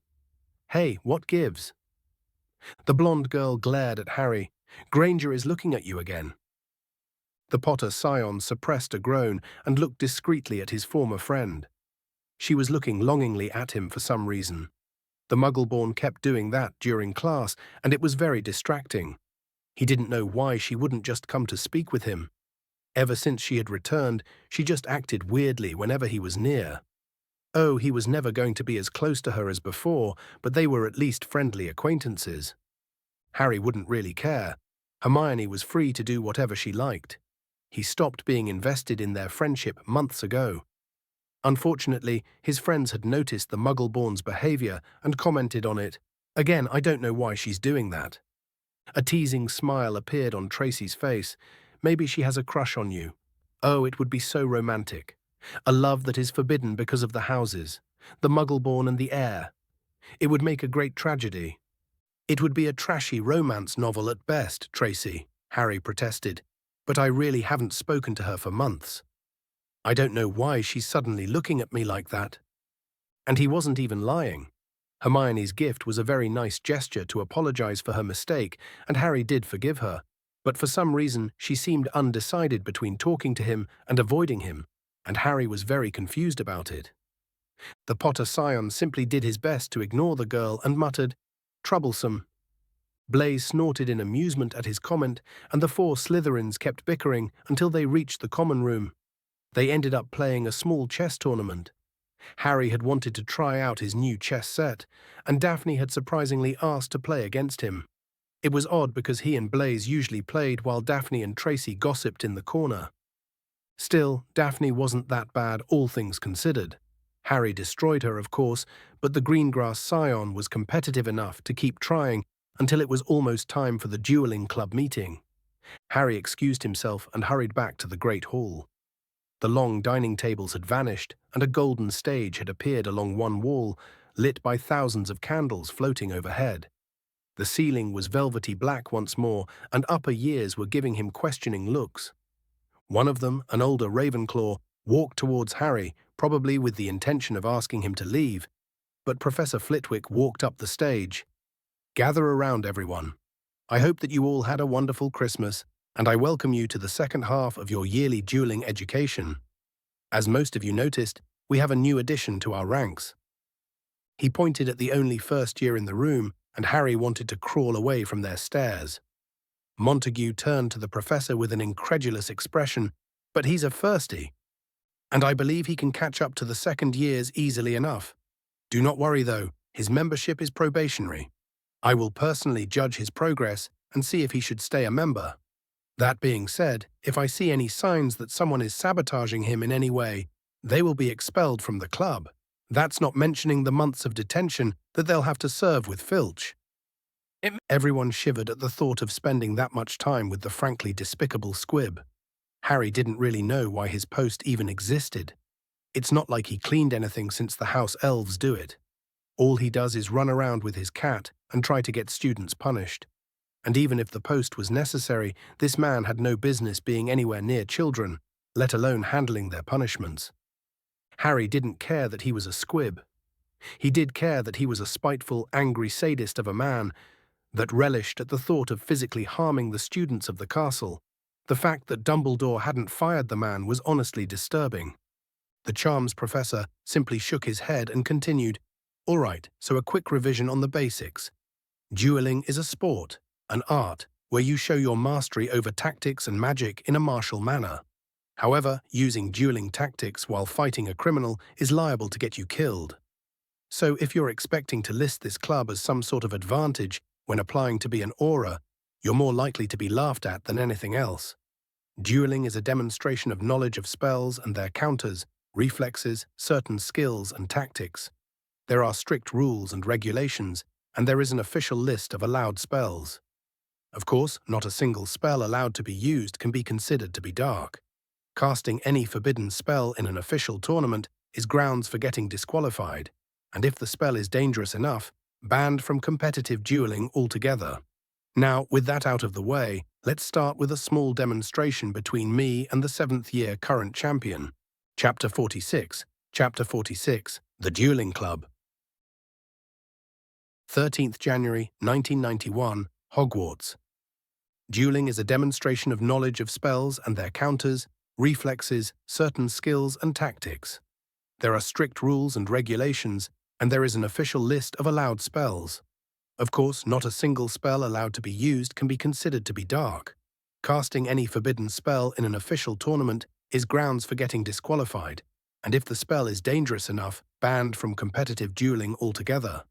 Now, with that out of the way, let's start with a small demonstration between me and the 7th year current champion. A 7th year Gryffindor boy with blonde hair slowly walked up the dueling platform. Harry had heard Marcus Flint complain about him.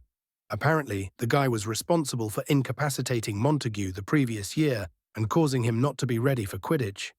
Alex Smith was his name. He was related to Zacharias Smith in Harry's year, who according to the stories was probably a descendant of Helga Hufflepuff. Still, the boy was an arrogant ponce, and his elder relative's sneer of disdain as he looked at Harry was not really promising to his character. Still, personality aside, his skill as a dueler must be impressive since he's the 7th year champion. The members of the club organize themselves by years since it wouldn't make sense to teach 12-year-olds and 17-year-olds the same things.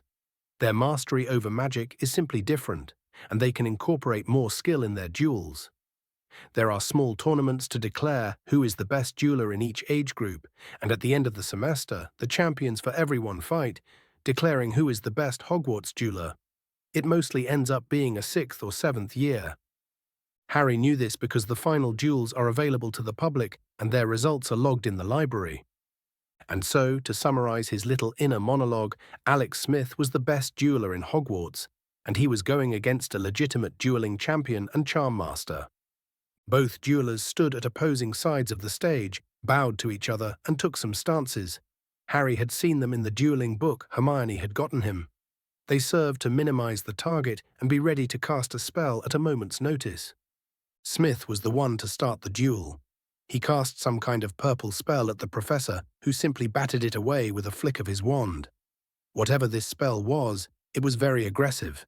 At least that's what Harry felt using his arcane hearing. He didn't have time to analyze it, because it traveled far quicker than any other spell he had seen. Still, the professor retaliated with a standard stunning charm that the 7th year dodged. And they kept at it, sending very quick spells at each other, dodging, countering, and shielding sometimes. They didn't speak a word, nor did they do any elaborate wand movements. Things started to look slightly boring until the professor sent a blasting curse at the student who redirected it to the ground before him. The wooden platform that was hit ended up into shards which the student used to banish the professor.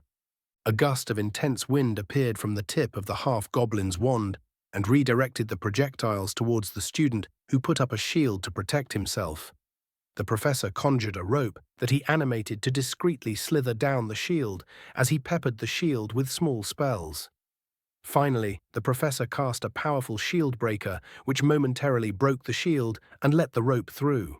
The hidden object tripped the teenager, and the professor used this to disarm him and banish him out of the arena. It was an impressive display of skill by the professor that didn't really look tired. He was holding back massively, but he was somehow able to animate a construct while casting other spells, something that Harry didn't know was even possible. Smith wasn't really that bad. Spell redirection is a very impressive skill, and his use of his surroundings was good, but he simply didn't come close to matching the professor. The entire classroom clapped at the display of skill, and Harry understood why this could be considered to be a joke to auras. Yeah, the reflexes are all right, but the common use of shields wasn't something that's commonly seen, especially when unknown spells are being fired. The fact that the spell repertoire was limited is good for the safety of the duelers, but not really for actual fighting. The two fighters didn't really move closely towards each other. Duelers are only allowed to move in certain locations, making any kind of close combat absolute. That meant that duelers simply won't know what to do if they were attacked by a dark creature. Yeah, Harry could see why auras would laugh at duelers, but he could also see the beauty of the sport. It was about making the best of what you're allowed to do, and Flitwick showed that. It's about being creative, fast, and strategic. But the way spells were sent around and countered so effortlessly by both sides was simply breathtaking. Using counter curses in the middle of a fight was suicidal, but with a locked repertoire, it wouldn't surprise Harry if people knew a counter for every available spell. Still, all things considered, Harry was excited to be able to do half this stuff, and from the looks of his fellow club members, he wasn't the only one. The professor and Smith bowed to each other again and turned towards their spectators. The half-goblin was smiling widely. Now that you've seen what you're supposed to achieve coming here, it's time to talk about the logistics. As usual, every year group will have a slot during the afternoon, except for Sunday, that is. Mondays will be for second years, Tuesdays for third years, and so on. We will meet every week at 7, after dinner, and I will give you small assignments and spells to learn mostly during each session. We will meet near the Great Hall, but our lesson will be in a different room.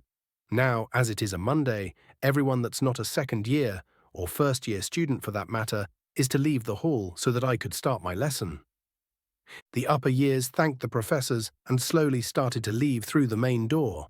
It left Harry with 5 other students, a familiar Gryffindor named Cormac McLagan, a Hufflepuff boy that was sneering at him, who Harry didn't even know.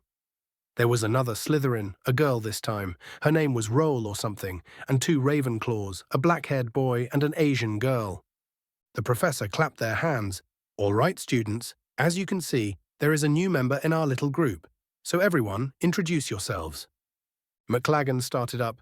Hey, I'm Cormac McLagan. I'm in Gryffindor, and I like Quidditch and Transfiguration. That wasn't so bad. Harry had assumed that he was the Gryffindor version of Malfoy or something. Of course, the boy had to ruin it. Oh, and my dad works at the ministry, so last year an aura friend of his showed me a few moves. Yeah, he's a spoilt brat, all right. The Asian girl rolled her eyes at him. Cho Chang. It's nice to make your acquaintance. I also like Quidditch. I'm hoping to apply to be a seeker next year, since the Ravenclaw one is in his 7th year right now. The other Ravenclaw introduced himself as Patrick Jones and said that he wanted to be a dueling champion someday. The Slytherin girl introduced herself as Rowena Roll and didn't say anything else. Finally, it was time for the Hufflepuff to introduce herself, and he seemed to keep glaring at Harry for some reason. My name is David Abbott. That should tell you everything you need. Honestly, Harry didn't know why he was pressing his voice when he said his last name, and he didn't really understand what he was talking about. He had the last name of one of his Hufflepuff classmates. Nothing more. Harry simply shrugged, which seemed to incense the boy even further.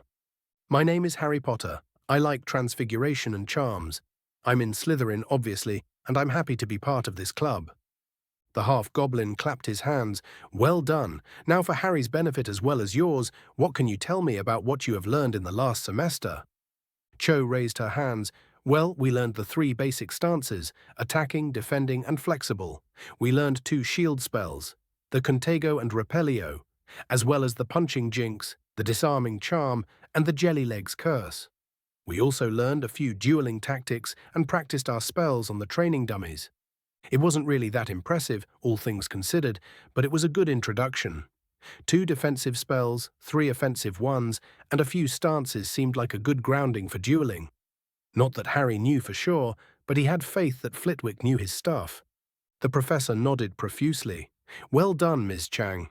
You're right, most of what we have done before was theoretical work, and this semester we'll start focusing on the practical part. At the end of each session, each one of you will duel another student. The students grinned at one another. All right. Now I want each of you to cast the 3 attacking spells I taught you on the training dummies, just to make sure you haven't forgotten anything during the holidays. The 6 students stood in front of a training dummy each, which seemed to be slightly animated and was holding a stick. Harry nodded to himself and prepared to cast at his dummy, but his hand was held up by the professor. Not so fast, Mr. Potter. I want you to use the attacking stance before casting a spell.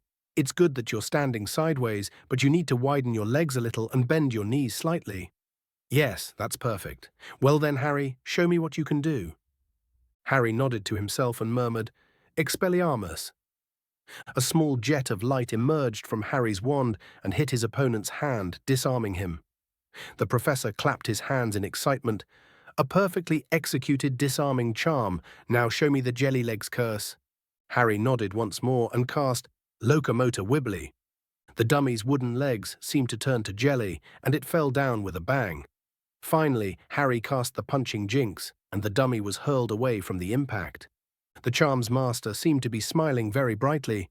I was correct. It seems you'll be able to catch up easily on the offensive side of dueling. Now show me your shields. Harry cast the Contago and Repelio shields many times, with the professor testing them with basic casts at different powers. He seemed to be satisfied, even if he told Harry to fix his defensive stance many times. By the end of the session, the professor simply told him to practice his stances for the next meeting. Finally, he addressed the rest of the students. All right, it seemed that you're all caught up. Starting next week, we'll start with the duels. Now, as homework, I want you to look up what spell chains are and how they're commonly used. That's what we're starting with in our next sessions. Now off you go, it's almost curfew. Harry smiled and turned to leave, only for Abbott to bump into him violently on the way. What's his problem? He murmured to himself. Cho gave him an unreadable look. Don't you know? A branch of the Abbott family lived in Godric's Hollow. David lost his parents and everything that belonged to them to that fire, the fire that you survived while being completely unharmed. Apparently, he was at his cousin's for the day, so he wasn't there. I'm not saying that it's your fault, but I guess he's still bitter about it. I know I would be too if it was me. That night, Harry dreamed of cursed flames and screaming. Chapter 47, Reparations. 15th January 1991, Hogwarts. Cho gave him an unreadable look. Don't you know? A branch of the Abbott family lived in Godric's Hollow. David lost his parents and everything that belonged to them to that fire, the fire that you survived while being completely unharmed. Apparently, he was at his cousin's for the day, so he wasn't there. I'm not saying that it's your fault, but I guess he's still bitter about it. I know I would be too if it was me. That night, Harry dreamed of cursed flames and screaming. It had been 2 days after his dueling session, and Harry was engrossed with the sport. The demonstration of skill and precision that Professor Flitwick and Alex Smith demonstrated was breathtaking, and the Potter scion wanted to surpass them. He had holed himself in the library as much as possible, researching rules and regulations on the sport, and that was fascinating. Apparently, the spell limitations were far more complicated than he assumed. There are multiple levels of dueling circuits separated by age and rule. There are circuits dedicated to a single magical branch, but were more relaxed in the restricted spells, while there are what are essentially fight clubs where you can use any legal spell without being disqualified. Deaths were fairly common in these circuits. Still, from the sound of it, Professor Flitwick wanted to prepare them in the standard dueling circuit, which is mainly divided by age. The 11 and under tournament was a bit of a joke, where only a handful of spells could be used. The 13 and under tournament also had a relatively restricted set of spells, but it's enough to make duels at least somewhat exciting. The 17 and under tournament also had a restriction on spells, but they can be summarized into a tome per magical field. The allowed charm spells alone were in a book that was almost as thick as all of Harry's schoolbooks put together. And that was just a list of spells with their effects, nothing more. The adult tournament, on the other hand, was far more forgiving. Transfiguration and charms were allowed, even unknown spells, but there was still a list of curses, jinxes, and hexes that could be used. Apparently, dark magic was simply too dangerous to be used willy-nilly in a sporting tournament. Yeah, Harry could see why this decision was wise. He still didn't really understand what made dark magic. Well, dark, but a common property of dark spells was how lasting their effect could be. Harry had tried to research this topic further. Alas, he was completely stumped. There were no books in the library on the matter, and the restricted section was too big for such a broad topic as dark magic. The room of requirements was of no help at all, and Harry finally understood why he couldn't really use it to get any forbidden knowledge. Funnily enough, it was in one of the books on the castle in the forbidden section of the library. Harry had experimented every time he visited the room of requirements, and for every topic, the book selection was very random. In the end, he ended up using his spell to look for any book with the words Room of Requirements on it. And yeah, a wizard 500 years back had researched the room entirely. He renamed it the Room of Illusions, and from what he had found, it made sense. The room could sense the thoughts of whoever wanted to enter it and use some kind of expansion enchantment to fit his desires. The rest of the room is filled with conjurations and illusions, nothing more. It wasn't some miracle room that could do everything. It couldn't even materialize the books in the Room of Hidden Things. The room was only allowed to conjure things that can either be pictured in the user's mind or in the public rooms in the castle. It was the same for books. Conjuring a replica of a book was similar to using a doubling charm, and most books, especially ones with delicate knowledge, were protected against such enchantments. It was why every time Harry had tried to get any book, the results will always be completely random, and it couldn't even take a single book from the restricted section, since they're especially warded. Harry will simply have to settle for sneaking in with his cloak. Although Harry wondered where it had gotten the book on family crests, it must have been hidden either in the Room of Hidden Things or somewhere else in the castle where the room could find. Still, the room was very useful for practicing spells anyway, so that wasn't a waste. Plus, Harry was planning on raiding the Room of Hidden Things as much as possible to find any hidden treasure inside that might help enrich his house once more. Alas, Harry was probably going to use the room to practice his dueling. The room could theoretically conjure moving targets that could send projectiles at him. Yeah, having dummies cast actual spells was a little out there, probably impossible, so projectiles will do. Harry was so engrossed in a book about dueling tactics that he didn't notice someone sitting next to him until they bumped into him. The Potter scion stiffened in surprise, only to relax at seeing a familiar mess of bushy hair next to him. Hermione Granger had finally deigned to speak to him for the first time in months. "Hey, Harry." The young Slytherin nodded to her. "Hermione." The girl was fidgeting in apprehension. "I see that you got into the dueling club." Harry shrugged. "I'm just a probationary member. I'll be an official one in a month, after Professor Flitwick sees if I catch up." Again, the girl seemed to not know what to say. Harry could understand her pain. He was also extremely socially awkward. "Did you get my present?" "Yeah, it was a nice book." "Thank you. I'm sorry I didn't get you anything. I thought that we weren't friends anymore." The girl couldn't really hold it anymore. "I'm so sorry, Harry. I didn't know how horribly I treated you.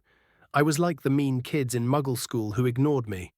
I hope you could forgive me." Harry couldn't help but pity the girl slightly. "I have forgiven you months ago, Hermione."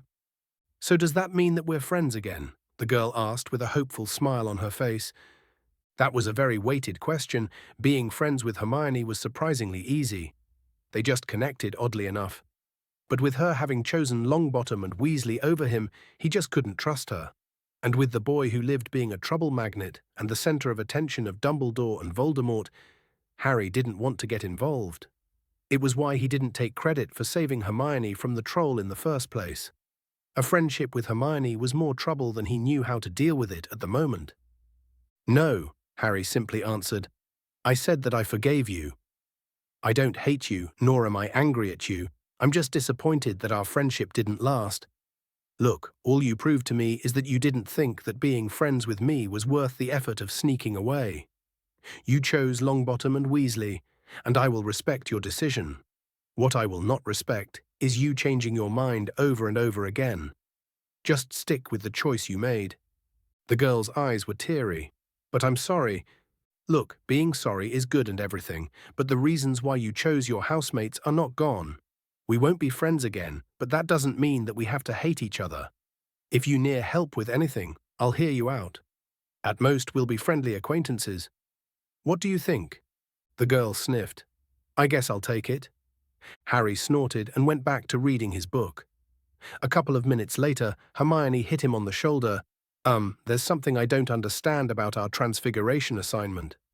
The book says that you need to change the entire set of wand movements to turn the mouse into a snuff box. And why the spell to do the opposite is a lot more difficult. The Potter Scion inwardly groaned. He had spent an hour the day prior explaining this very topic to Daphne. Well, the previous semester, we were focusing on inanimate to animate transfiguration. The most a spell had to deal with was turning a state of matter into another, like a liquid to a solid, and vice versa. But here, you're turning a being that is alive, and when you cancel the transfiguration, you want the mouse to still be alive. This means that excluding the material transfiguration, you need to preserve its consciousness as well, hence the extra wand movements. It's a really advanced transfiguration theory which we'll take somewhere after our OWLs, since we'll need to know it before trying out any human transfiguration. It's also why the animagus transformation is so dangerous. The two forms, animal form and human form, handle consciousness differently, which can somewhat overlap, making the casters react more like their inner animals even in their human forms. The Muggleborn looked thoughtful for a moment and nodded to himself. Harry was under no illusion that she wasn't going to research this on her own later. What about the snuff box to mouse transfiguration? Harry snorted. That's because you're not really turning a snuff box into a mouse. You're turning the snuff box into the body of a dead mouse and then animating it to act like it. It's a combination of two spells, a transfiguration and a charm, hence why it's more difficult, and we'll learn it after we're done with animation charms with Flitwick. How do you know all of this? Hermione asked. I get bored easily, replied Harry while shrugging. I thought you would do the same, to be honest. I get distracted by Neville and Ron's antics. They've been especially restless since Dumbledore decided to make Snape the referee in the next Quidditch game. Yeah, it was a bit of a scandal when that happened. Apparently, for the first time in a decade, Dumbledore was personally attending a Hogwarts Quidditch game, and Snape, of all people, was refereeing. Harry couldn't see the Potion Master being fair, and the Gryffindors felt the same considering how outraged they all were. Harry snorted. I still don't understand why people find that game enjoyable. Yeah, it's driving me mad. Ron and Neville spent the entire time practicing for Quidditch. They even stopped helping me search for Nicholas Flamel. The Muggleborn immediately panicked. She probably hadn't wanted to reveal that tidbit, especially with the perceived danger involved. Harry really wanted to burst into laughter at her expression, but just gave her a questioning look. Why are you even looking for Flamel? He hasn't been seen in public for a while, as far as I know. It would be all over the French news if he and his wife did. Wait, you know who he is? Hermione asked him with an incredulous tone. Well, yeah, practically everyone who knows anything about the magical world knows who he is. Half the first years at least, and almost all of the upper years. So, who is he? The Muggleborn questioned with an excited look on her face. You seriously don't know? It's like common knowledge. Hell, he's even known in the Muggle world, I think, Harry replied. Just tell me who he is, will you? Fine. Nicholas Flamel is the single greatest alchemist to have ever existed. He personally taught Dumbledore back in the day, and they made some discoveries about the properties of dragon blood. I didn't really read much on it, to be honest, since I don't know a lot about alchemy. Still, what Flamel is known for the most is his creation, the Philosopher's Stone. It absolutely circumvents the basic laws of alchemy and can turn any metal into gold, as well as make something called the Elixir of Life, which extends the natural lifetime of its drinker and can even serve as a healing agent, as well as remove curses. There's not much known about his private life, only that he and his wife, Perenelle Flamel, have lived for over 600 years. So, why are you researching Flamel in the first place? Harry barely finished speaking when he saw the Muggleborn girl had run away to another corner of the library. He suppressed a small grin. That girl was so predictable. Chapter 48. Chapter 48, The Howling Banshee. 24th February 1992, Hogwarts. There's not much known about his private life, only that he and his wife, Perenelle Flamel, have lived for over 600 years. So why are you researching Flamel in the first place? Harry barely finished speaking when he saw the muggle-born girl had run away to another corner of the library. He suppressed a small grin. That girl was so predictable. Well, it didn't take long for Harry to regret giving that tidbit of information to Hermione. Yeah, she would have gotten it eventually, probably by accident, but the Potter scion should have expected Longbottom's reaction to it. Yeah, it started with Quidditch of all things. For some reason, Dumbledore thought it was a good idea for Snape of all people to referee a Quidditch match that involved the house he's known for harassing. Harry didn't know what Dumbledore was expecting, but sending a biased teacher to perform as an unbiased referee in a sport he's not specializing in for an official Hogwarts game was a bit out there. The Quidditch games in Hogwarts were available for spectators, and most importantly, the Scouts. The British Quidditch teams hire exclusively from either Hogwarts or from specialized Quidditch training camps. Playing professionally is not as out there as it is in the Muggle world. The population in magical Britain is not as immense in the Muggle world, meaning that someone who works hard can become a professional Quidditch player. Turning the games at Hogwarts into jokes will hurt the students' chances of being taken seriously by the Scouts. People could lose their real chances at achieving their dream, and all because of some decision made on a whim by the headmaster. Really, people tend to forget how powerful the headmaster position is in Britain. The man could affect entire industries if he wanted to. Hell, he already has, by banning certain materials from being taught. Severus Snape alone is responsible for a drop in professions that require a nut in potions because of his requirement for students to get an O in their OWLs to continue. That's not even counting his attitude. His Newty students are far more competent than in any other institution, but this competence isn't really required in professions just needing a passing grade. Well, back to the Quidditch game. As expected, Gryffindor lost by a very bad margin. Snape practically fouled the Gryffindors every time they had the upper hand, and after a couple of hours of what was essentially bullying, Cedric Diggory caught the snitch, pretty much destroying any chances at Gryffindor winning the Quidditch Cup. Longbottom had especially been harassed about it since the entire team was counting on him. There was already talk of him using his fame to be part of the team. As expected, without his research in regard to Nicholas Flamel and the constant Quidditch training to distract him, the boy went nuts. As expected, he started bullying the Slytherins, and well, things started to escalate. Harry had started the day with his friends. It was Sunday, so he had no classes, and he wanted to take a day off studying just to hang out with his friends. It was too cold to get outside, and they didn't really want to stay in the common room, so they decided to walk around while exploring the castle. Well, they were exploring the castle. Harry had done that in the first month of classes and had a good idea of how it was built. Oh, there were countless secrets that he hadn't discovered, but he knew far more than his friends did. Unfortunately, when they were walking on the second floor, there was a group of Gryffindors waiting for them. Among them was Longbottom. Well, if it isn't the traitor. Harry audibly groaned in exasperation, again with the traitor thing. We barely had more than 5 conversations, all of which you insulted me and called me a traitor. How can I betray you before even meeting you, you utter imbecile? Daphne elbowed Harry in the chest, who promptly shut up. Fine Longbottom started to get under his skin slightly. For some reason, practically the entirety of his Gryffindor classmates called him the traitor.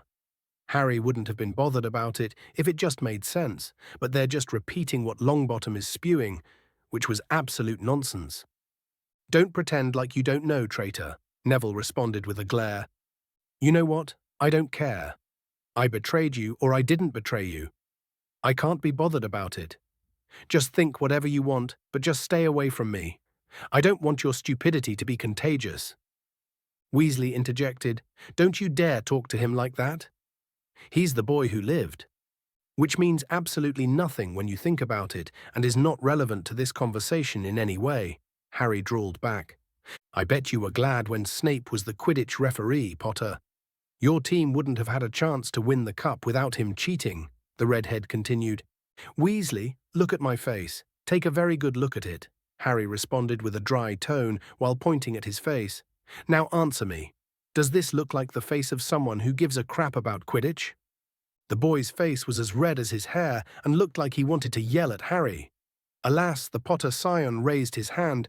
Look, Snape screwed you with the match. I know it, you know it, the entire school knows it. However, what I'm trying to understand is what you're trying to achieve here. We're just reminding you of your place, you slimy snakes, Longbottom answered. Harry raised an eyebrow. You know, it's amazing. You keep moving your mouth, making noises, but absolute garbage comes out of it. That's it, you're so getting it, Longbottom yelled and raised his wand. Harry discreetly pushed his hand windlessly, making him miss his teeth-growing hex. The young Slytherin gave him a dry look and raised his eyebrow. Now, Longbottom, why are you so angry? You're not mad at me, not really. So why all of this aggression? For losing a Quidditch game? Well, if things keep on the way they are, you'll be playing a lot of these in the next few years. Is it about Snape being unfair? Then why don't you try to harass him and not us? So what is making you so angry that you're trying to lash out at the world around you? Shut up, the Longbottom scion yelled. Harry didn't seem bothered by it and continued, so I'm getting close. Is it about the points you lost while doing the right thing? Yeah, that happened. Apparently, one day the Gryffindor hourglass was practically empty. It was already getting smaller every day because of Longbottom's behavior, and apparently the upper years were kinda sick of it. They had complained to McGonagall many times, to no avail. No one knew what happened, except that it was because of Longbottom, who practically became a social pariah to the upper year Gryffindors. Yeah, peer pressure at its best, ladies and gentlemen. Harry knew what it was about, since Draco kept bragging about how he tricked the Golden Trio into getting caught with a baby dragon of all things. Harry assumed quickly enough that it was the Gryffindor trying to help Hagrid, who had ended up with a poisonous baby dragon somehow. It was what the stories had told, but considering how restricted the sale of dragon eggs really was, Hagrid had to know that there was something shady going on. The story was really unbelievable if you think about it. Dragon eggs are worth more than mansions in the black market. It was very unlikely that someone would bet one in a pub in Hogsmeade of all things. Still, McGonagall had caught the Golden Trio with a caged baby dragon and ended up losing a stupid amount of house points, according to the Malfoy scion at least. Apparently, he was the one who set them up or something. He kept pretending it was some sort of elaborate scheme, while all he did was follow them around and tattle to a teacher about it. Well, Longbottom was very angry about it. It would explain the rise in malicious pranks that have been going on for a week or so. Harry had found the pressure point and kept digging at it. Oh, so that's it. You're angry because it's not fair. You helped your friends, like a good Gryffindor was supposed to do, protected the school, prevented him from getting hurt, and you were punished for it. Longbottom stopped being coherent anymore and just kept sending spell after spell at Harry, who shielded with a Contago. The spells simply washed away on Harry's shield. The dueling practice really did help the speed and stability of his spells. By the end of it, Longbottom was gasping in exertion, and Harry continued talking casually. You're not angry at me. I'm just a convenient target. You're angry at the professors, at Dumbledore, who let Snape of all people be a referee to your game, who made you get punished when things would have been worse if you hadn't done what you did. But you can't hex them, can you? You can't yell at them, so you yell at the people you're expected to hate.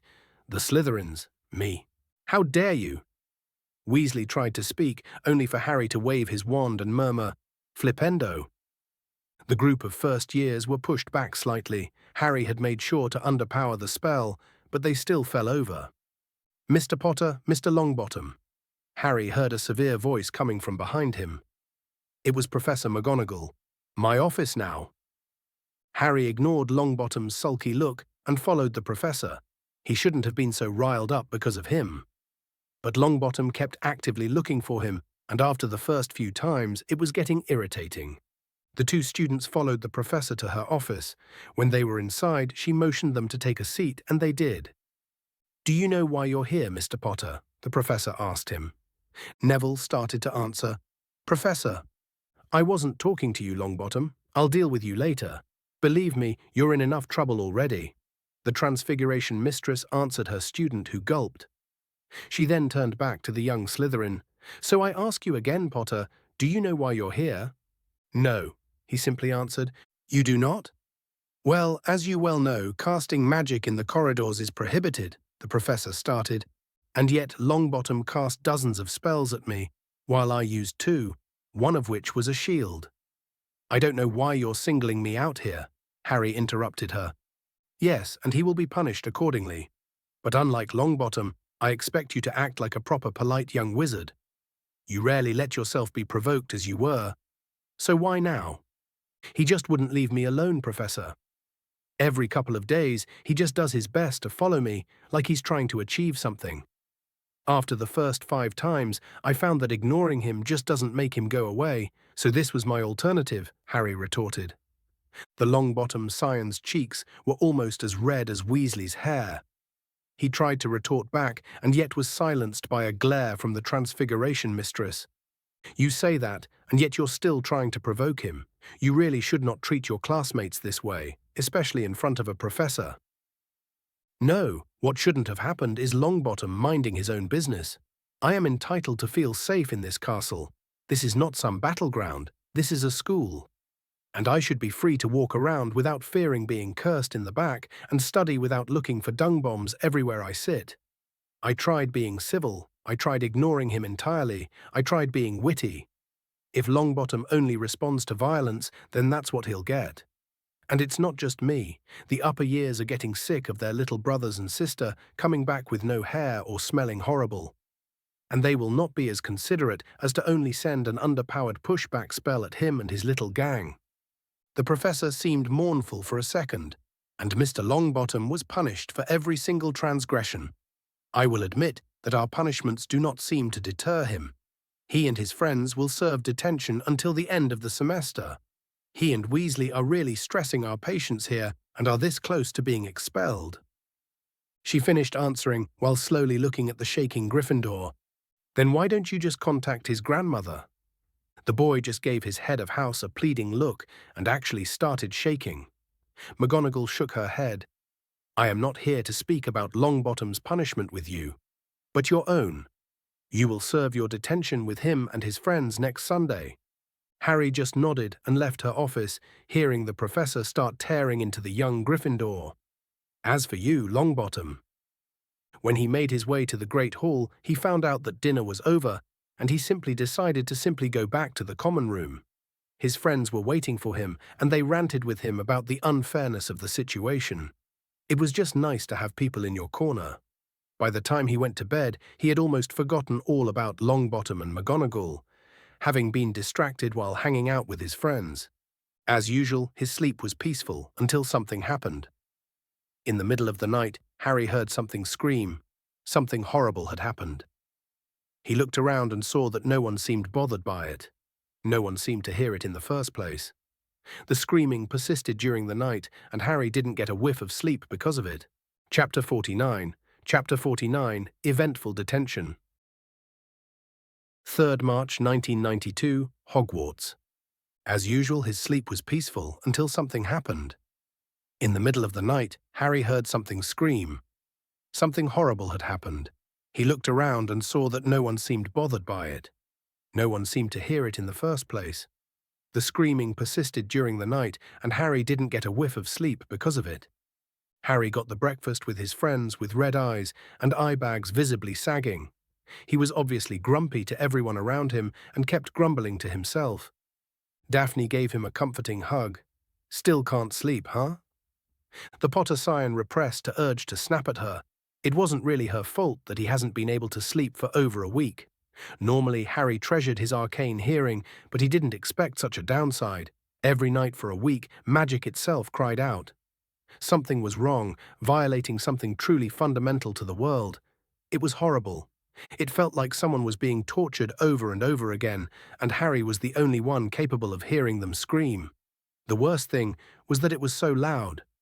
Harry had no idea where the noise came from, nor who was responsible for it, only that magic itself was suffering, and it made its pain known to anyone who could hear it. It only happened at night, that's the thing. When the castle is asleep, after midnight, the infernal screaming made itself known and did not stop until the sun rose once more. Harry hasn't been able to have a wink of sleep for almost a week, and the professors were starting to notice it. From falling asleep during class and the occasional potion mistake and miscast spell, the professor expressed their disappointment whenever it happened. Harry took their scolding without truly caring. Nothing could really compare to the screaming he was forced to hear every night. Maybe nothing ever will. And worse, the Potter Scion still had to attend his detention with Longbottom of all people. He still had no idea what was happening. As if it was mocking him, a small note appeared next to his cup of coffee. It spelt the following: "Your detention will take place at 11 o'clock tonight. Meet Mr. Filch in the entrance hall. Professor McGonagall." Harry grumbled to himself about his miserable position. He was already having trouble sleeping, and the detention was in the middle of the night. Tracy looked up. "Did you say something?" He shook his head. "Nothing. I'm just tired." "Just take a dreamless sleep potion. Pomfrey would give you a dose if she saw how sleep-deprived you really are," Blaise said. Harry stifled another groan. They seem to think that he has nightmares. A dreamless sleep potion wouldn't do anything to help him.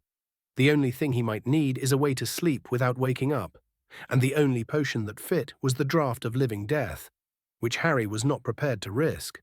But it's not like he could tell his friends what was really going on.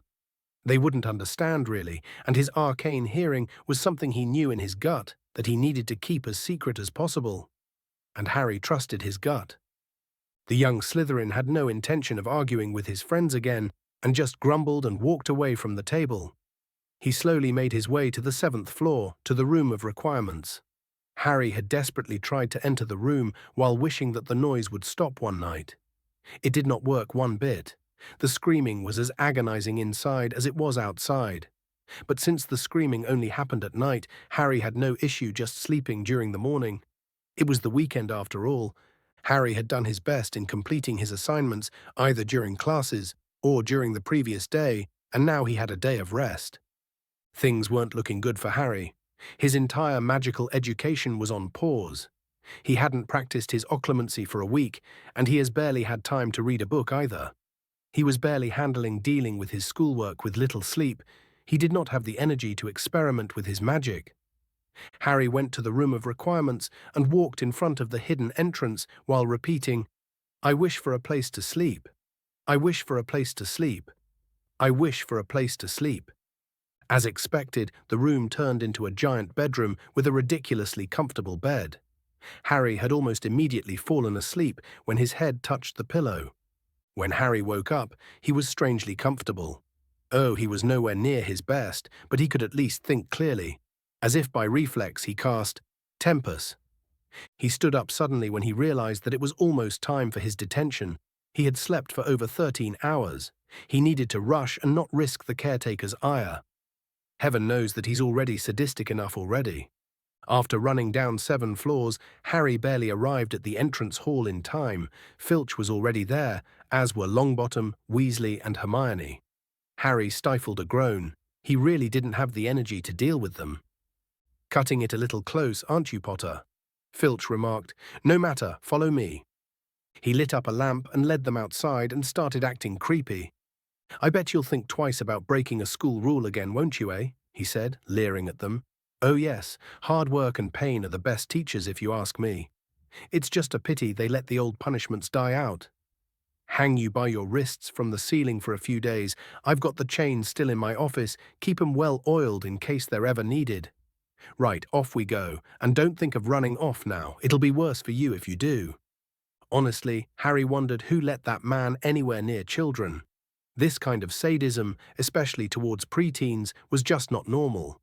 Anyway, they marched off across the dark grounds, and Harry started to slowly realize what their punishment was.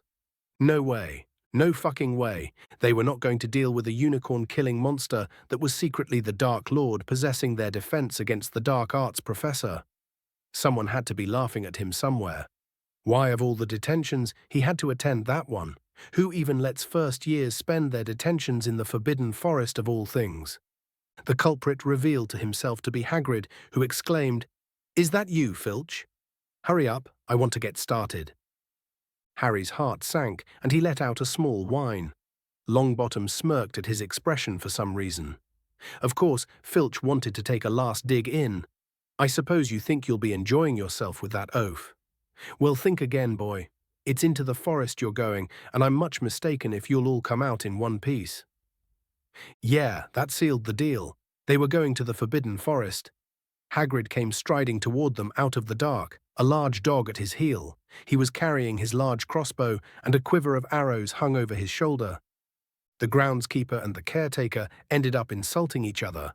Harry ignored most of it, since he was slowly paling in fear at what was probably coming for them. After the asshole of a caretaker left, Hagrid knelt down at them and spoke seriously. Right then, listen carefully, 'cause it's dangerous what we're going to do tonight, and I don't want no one taking risks. Follow me over here a moment. He led them to the very edge of the forest. Holding his lamp up high, he pointed down a narrow, winding earth track that disappeared into the thick black trees. A light breeze lifted their hair as they looked into the forest. Look there, said Hagrid. See that stuff shining on the ground? Silvery stuff? That's unicorn blood. There's a unicorn in there been hurt badly by Summit. This is the second time in a week. I found one dead last Wednesday. We're going to try and find the poor thing. We might have to put it out of its misery.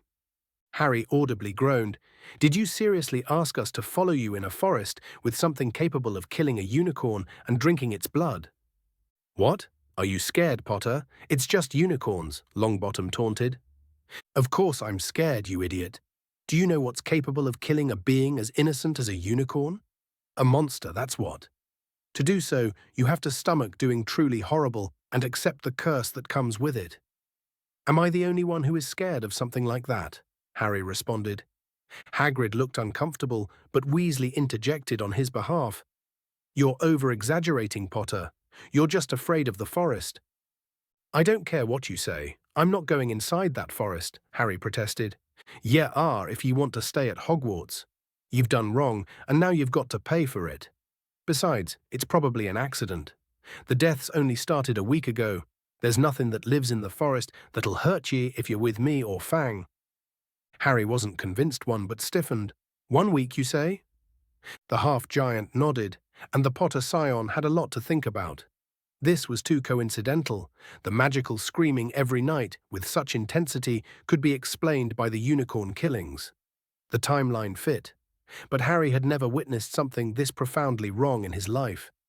It was an abomination. He had never seen a unicorn before, so he didn't understand.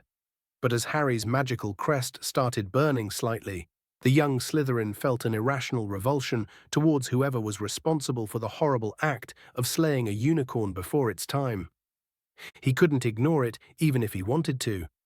Maybe it was the crest, or maybe it was the desperation at the idea of finally being able to sleep, but Harry irrationally wanted the unicorn killings to stop.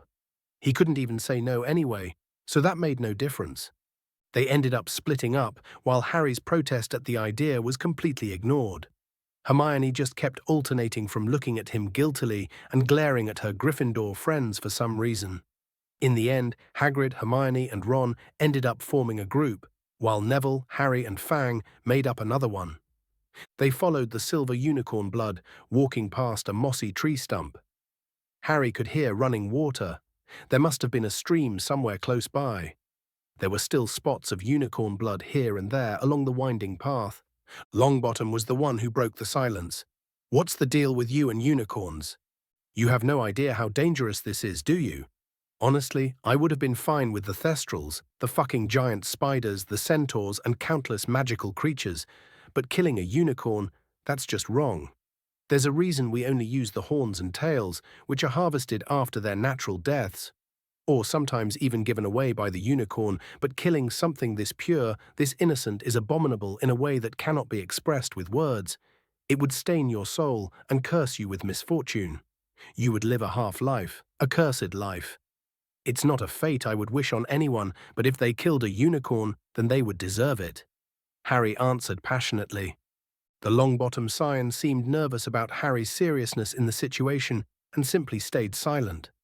They walked for nearly half an hour, deeper and deeper into the forest, until the path became almost impossible to follow because the trees were so thick. Harry thought the blood seemed to be getting thicker. There were splashes on the roots of a tree, as though the poor creature had been thrashing around in pain close by. Harry could see a clearing ahead, through the tangled branches of an ancient oak. They stayed frozen when they saw it. It was the unicorn all right, and it was dead. Harry had never seen anything so beautiful and sad. Its long, slender legs were stuck out at odd angles where it had fallen, and its mane was spread pearly white on the dark leaves. It was bright in a way that Harry never felt possible, and yet so sad. It didn't look real, at least not in terms of flesh or blood. It was a being of energy, of light, of innocence and purity. Harry could understand now why it was such an abominable thing to willingly harm such a being. That was when Harry noticed the hooded figure appear from the shadows. It was so malicious, so horrible that Harry shivered. It was wrong in so many ways. Harry watched transfixed as the cloaked figure reached the unicorn, lowered its head over the wound in the animal's side, and began to drink its blood. The moment the blood touched the man's lips, something fundamentally changed. Harry ignored Longbottom's moans of pain as he reached for his scar, too preoccupied at the utter agony and wrongness that seemed to magically scream to everything around it. The world itself cried out at the act, and Harry was deafened by its screams. Chapter 50 of Rage and Jealousy. 3rd March 1992, Hogwarts. Neville Longbottom hated Harry Potter. Everyone knew that, especially his friends.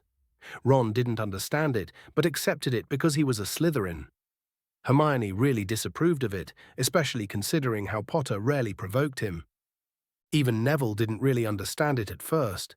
When he met Ron in the Hogwarts Express, they became fast friends. They just clicked together. Well, Neville might have latched into him a little when he rarely interacted with people his age before. His grandmother, Augusta, had practically locked him away in a mansion for all his life, allowing only his family members to visit. After losing her son and her daughter-in-law, she was desperate in protecting her only grandson. The only contact with the outside world he had was with family, like his great-uncle Algy and his wife, who were delighted that House Longbottom had a hero of his caliber and fame. That would be in the annals of history. Because Neville had destroyed the Dark Lord when he was a baby, they all wondered what he would become when he was fully trained. Greatness was expected of him, and every day he could see their enthusiasm lessen as he showed them how normal he really was.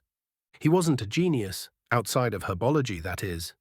He is pretty strong for his age, but not that much stronger than his own father, according to his grandmother, that is. He wasn't Merlin reborn like everyone expected him to be. Oh, he wasn't a bad student, not at all. He was in the upper bracket in all his classes, and practical magic came easier to him than most. But every day he could see the hope in his professor's eyes dim slightly, especially with someone like Potter showing him up. Neville didn't know why he immediately disliked the young Slytherin. He never insulted him, he never hexed him, and he never laughed at Malfoy's jokes. But it was the constant comparison to him that angered him. You have trouble with this spell? Potter got it in 10 minutes, why can't you? It was the same everywhere.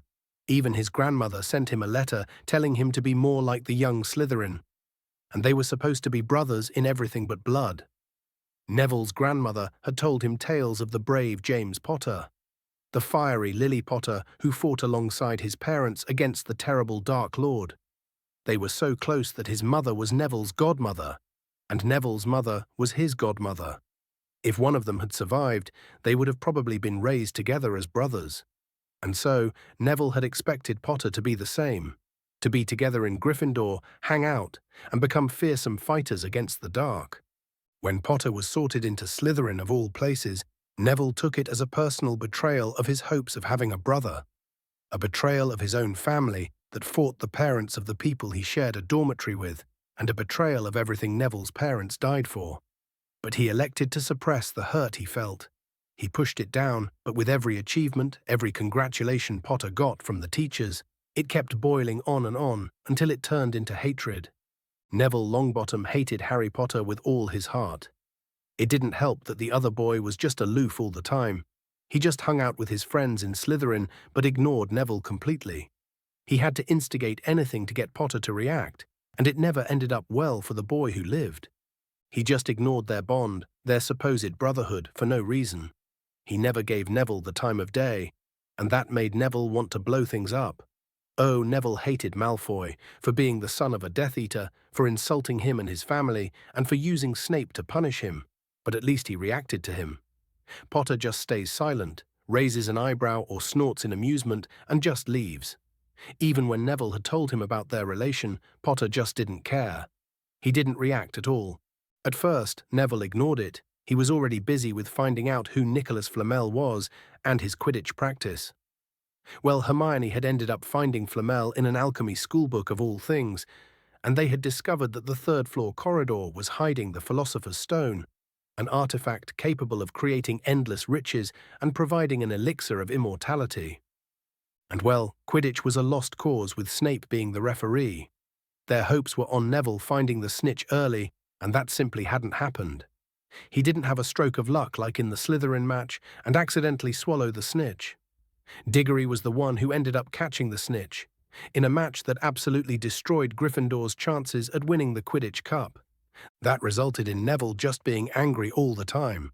Wood stopped their endless training sessions, and the mystery of the Forbidden Corridor was solved. He soon found something else to preoccupy himself with. Hagrid had hatched a dragon, and Neville took it upon himself to sneak the fire-breathing reptile to a dragon reserve in Bulgaria, where Charlie, Ron's brother, worked at. Unfortunately, Malfoy ended up finding out about the entire thing and told them to McGonagall. Yeah, being discovered doing something that could land the average wizard a stay in Azkaban was not a good idea. Dumbledore was able to send the dragon to the reserve and fix the situation, but they were all given detention every day until the end of the year. And worst of all, they called their guardians. Hermione was in tears after a letter from her parents came through, and Ron's mother had shaken the castle yelling at him. Neville's grandmother, on the other hand, just gave him a disappointed look and told him that his parents would have been ashamed of him. She even threatened to take him out of Hogwarts and get him taught privately in their mansion. He tried to do the right thing. Why couldn't they all see it? He tried to save a friend, and no one would have gotten hurt if it wasn't for Malfoy. It wasn't his fault, and that was the last straw. Neville was angry. Hogwarts slowly stopped feeling like home and more like a prison, and with all that rage inside of him, he chose to take it out on the Slytherins. They were acceptable targets, right? Well, not according to Hermione, who practically stopped talking to him altogether. He tried to corner Potter multiple times, but he would just not respond. He would ignore him and his friends, and it was driving him insane. He kept going at it, again and again, until Potter finally retaliated, which landed them in this hellish detention. Neville trusted Hagrid, he really did, but serving detention in the Forbidden Forest was a monumentally stupid idea. He didn't really understand Harry's aversion to someone killing a unicorn, but when he first saw it, he could understand why such an action was so disturbing. With only Potter at his side, Neville saw a cloaked figure drinking the blood of a unicorn. It was wrong on so many levels, but Neville didn't have time to focus on it, because a pain like he'd never felt before pierced his head. It was as though his scar were on fire. Half blinded, he staggered backwards and could do nothing but yell in pain. The hooded figure raised its head and looked right at Neville. Unicorn blood was dribbling down its front. It got to its feet and came swiftly toward Neville. He couldn't move for fear. Fang, Hagrid's dog, was nowhere to be found. It probably ran away from the cloaked monster. And while the Longbottom Scion stayed unmoved from his panic and the pain from his scar, he barely saw the sickly green spell coming at him until Potter tackled him out of the way. That was a killing curse. He recognized it from the nightmares that haunted his sleep. Potter had just saved his life. He didn't even have time to process it because of the pain, but Potter seemed to send spell after spell at the figure who weaved its way out of it without any problem. Potter even sent a bolt of lightning of all things at the figure who was able to counter somehow. Was the Slytherin holding back that much against him? Neville did not know, but he was outclassed by the Unicorn Slayer nonetheless. Finally, Potter ended up being banished away, his wand slipping from his fingers, away from any trouble. The figure slowly walked towards the boy who lived, who was trembling in fear and pain with every step the monster took. At least, that was until he saw Potter run towards them without his wand in his hand. And yet he was different somehow. His eyes were glowing like emerald flames. The magic in the air was so powerful that Neville could taste it. Potter wasn't holding his wand, but he looked intimidating even without it. The cloaked figure froze in its steps as well. The student and the monster stared at each other for what felt like minutes, until the cloaked man moved to attack, where Potter just held out his hand and a circle of weird symbols floated in the air, glowing in white. The young Slytherin was murmuring in a language that Neville simply didn't understand. And as he spoke, the circle looked more stable, with every syllable to boy spoke, with some kind of black bird being in the center of it. When the cloak was inches in front of Harry, he moved his hands and spoke with a deep voice. "Begone!" A sphere of white magic simply banished the cloaked figure away, and the forest seemed to be clearer in a way. It was like there was this tension present ever since they stepped foot inside that was lifted away from Potter's spell. The boy who lived looked at his supposed rival in fear and awe. For the first time since the encounter, the Slytherin turned towards the Longbottom scion who flinched at the hard gaze. Before he could do anything, he spoke in the same deep voice, "Forget." Zrania, and everything turned black. When Neville woke up, he was still in the forest. He was next to an unconscious Potter. Wait a minute. What had happened to them? Oh yes, the cloaked figure that was killing the unicorns. Potter saved him from a killing curse, fought it and lost badly. Then what happened? Where was the cloaked figure now? All he remembered was the blinding pain in his scar. Hell, he was still in pain. It took a minute or two for the pain to subside and be able to think clearly. When he looked up, there was a centaur standing over him asking softly, "Are you all right?" "Yes, thank you." "What was that?" Neville asked. The centaur didn't answer. He had astonishingly blue eyes, like pale sapphires. He looked carefully at Neville, his eyes lingering on the scar that stood out, livid on Neville's forehead. "You are the Longbottom boy," he said. "You had better get back to Hagrid. The forest is not safe at this time, especially for you. Can you ride? It will be quicker this way." "Yes, but my friend is hurt." The centaur looked at the unconscious Slytherin and murmured, "He used too much magic. He'll be all right in a few days. Make sure you hold him tight so that he doesn't get hurt. My name is Firenze, by the way."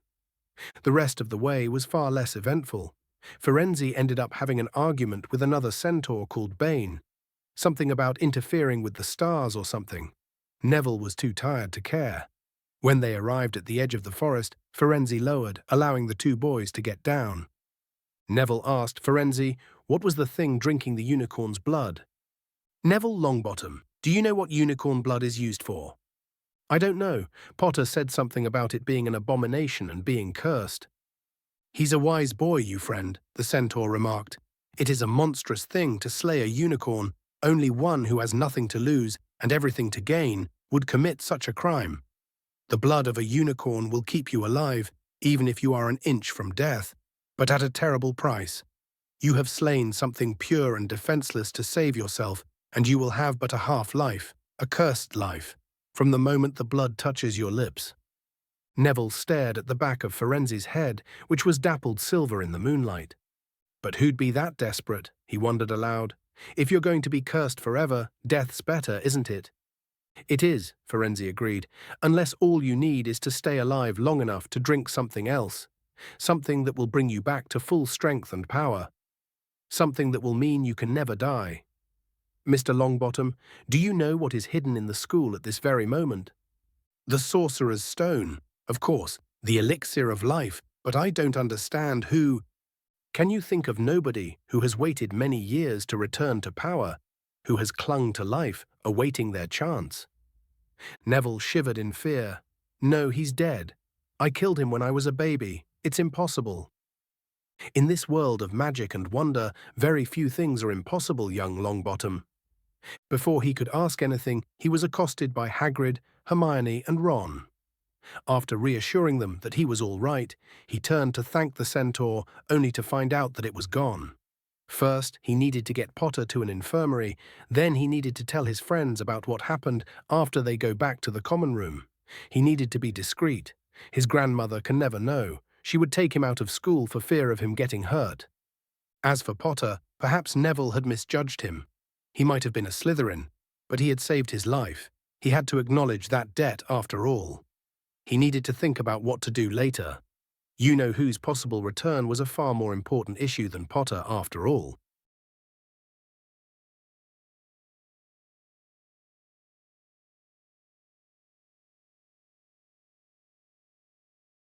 Enchanting Melodies, HPSI, by Athas Parkar. Chapter 51, The Silent Night. 11th March 1992, Hogwarts. The moment the blood touched the man's lips, something fundamentally changed. Harry ignored Longbottom's moans of pain as he reached for his scar, too preoccupied with the utter agony and wrongness that seemed to magically scream to everything around it. The world itself cried out at the act, and Harry was deafened by its screams. Harry woke up in a very comfortable bed. He blinked his eyes open and looked for his glasses to have a better look. He was met with a wide room with many beds. Its floor looked like it was made of marble, and the ceiling was entirely white. He was immediately accosted by the familiar face of Madame Pomfrey. "Oh, so you're finally up, Mr. Potter. Take this." The Mediwitch practically forced a potion down his throat. It tasted vile, but he did feel better, calmer in a way. He blinked slightly and asked her, "How long have I been here?" "A little over a week," the Mediwitch responded. "How in Merlin's name did you stress your magical pathway that much? I have no idea. What kind of spell were you even attempting to cast?" "Nothing out of the ordinary," Harry replied. The woman snorted. "With a magical crest that unusual, I have a hard time thinking of that. It's most certainly connected to what happened to you." At his worried look, the matron snorted, "Don't worry, I won't tell anyone about it. Patient confidentiality is part of the oath I took when I became a healer. Unless you're dying and can't make a decision yourself, I can only communicate it with your guardians. Family members are usually knowledgeable when it comes to individual magical crests and the like. I have to say that I have never seen it be manifested in such a large way, on your chest, no less." Harry relaxed slightly at her assurances and tried to move. His chest was burning, specifically near where his chest manifested. But why was his crest aching so much? Confused, he murmured to himself, "What happened?" "That's precisely what I wish to find out," an aged voice replied next to him. Harry stiffened. This was Dumbledore. He didn't even notice the headmaster being there. Sure, he was still disoriented somewhat, but that wasn't a good excuse for not paying attention. Harry didn't trust Dumbledore, not one bit. He wasn't that ethically bound as he liked people to believe, that's for sure.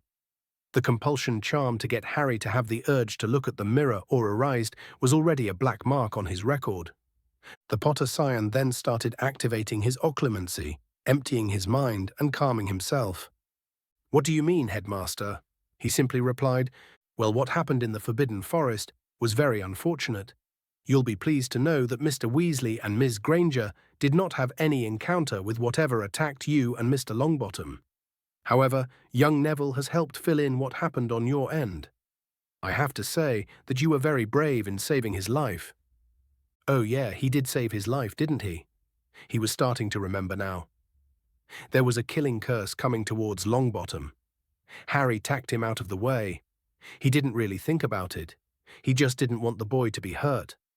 Oh God, the unicorn, was it all right? Then, in his mind, Harry started to feel a foreign presence, scanning for his thoughts.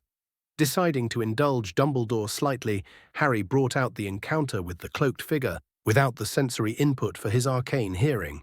He definitely did not want Dumbledore to find out about it.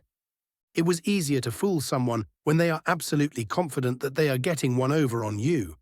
If he had looked too much at the memory, Dumbledore would have noticed that there was something missing. Like a certain color missing from a photo. It wasn't complete, but he would never be able to realize it. Harry simply repressed a smirk and answered, "I didn't really think about it, to be honest, but I am glad that Longbottom is unharmed." He wasn't even lying. No one should have to die this young, especially because the staff thought it was a good idea to send 4 first-year students into a dangerous forest, with only a half-giant who had his wand snapped and hadn't even finished his magical education. The headmaster seemed to brighten at his sincerity. "Can you tell me what you remember, young Harry?" The Potter Scion didn't like how familiar the older man was acting, but didn't voice it. There was no reason for him to do it. But he did think back at the encounter while making sure to remove arcane hearing from the memory. Longbottom and I followed the traces of unicorn blood for what felt like hours. We ended up seeing someone or something drinking its blood directly from an injured unicorn. Yeah, Harry could feel the disgust that came with seeing the glowing silverly liquid around the lips of the monster who dared slay such an innocent creature. He then continued.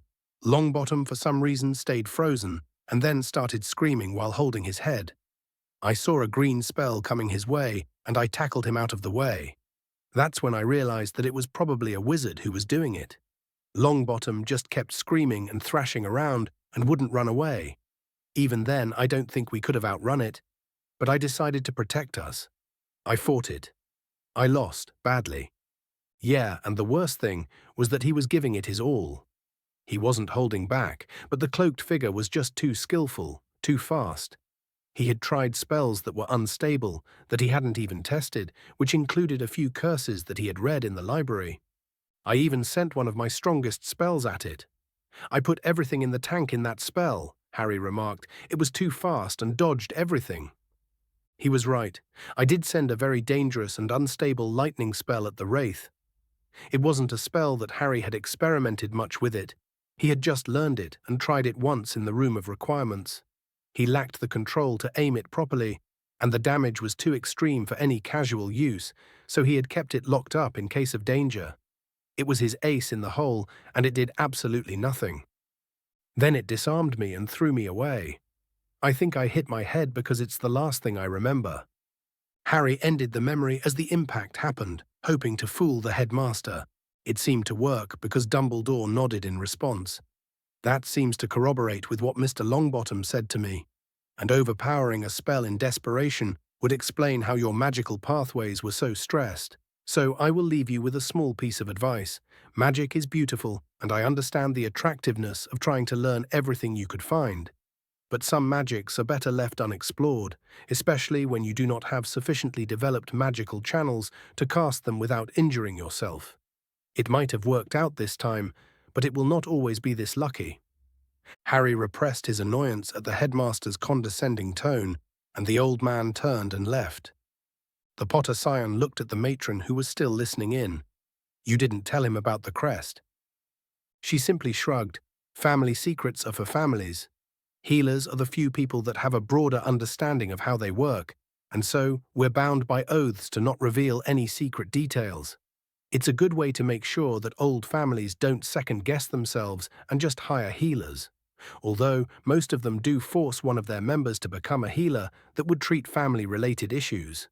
As for me, as curious as I am with what I have seen, I would rather keep my magic and life than break my oath and sate my curiosity. Harry nodded and replied with a grateful tone, "Thank you nonetheless. You should get some more sleep to relax your channels slightly. The potion I gave you should help. You're allowed visitors tomorrow, so you better rest tonight." The matron smiled warmly at him and left the room, and Harry did feel tired.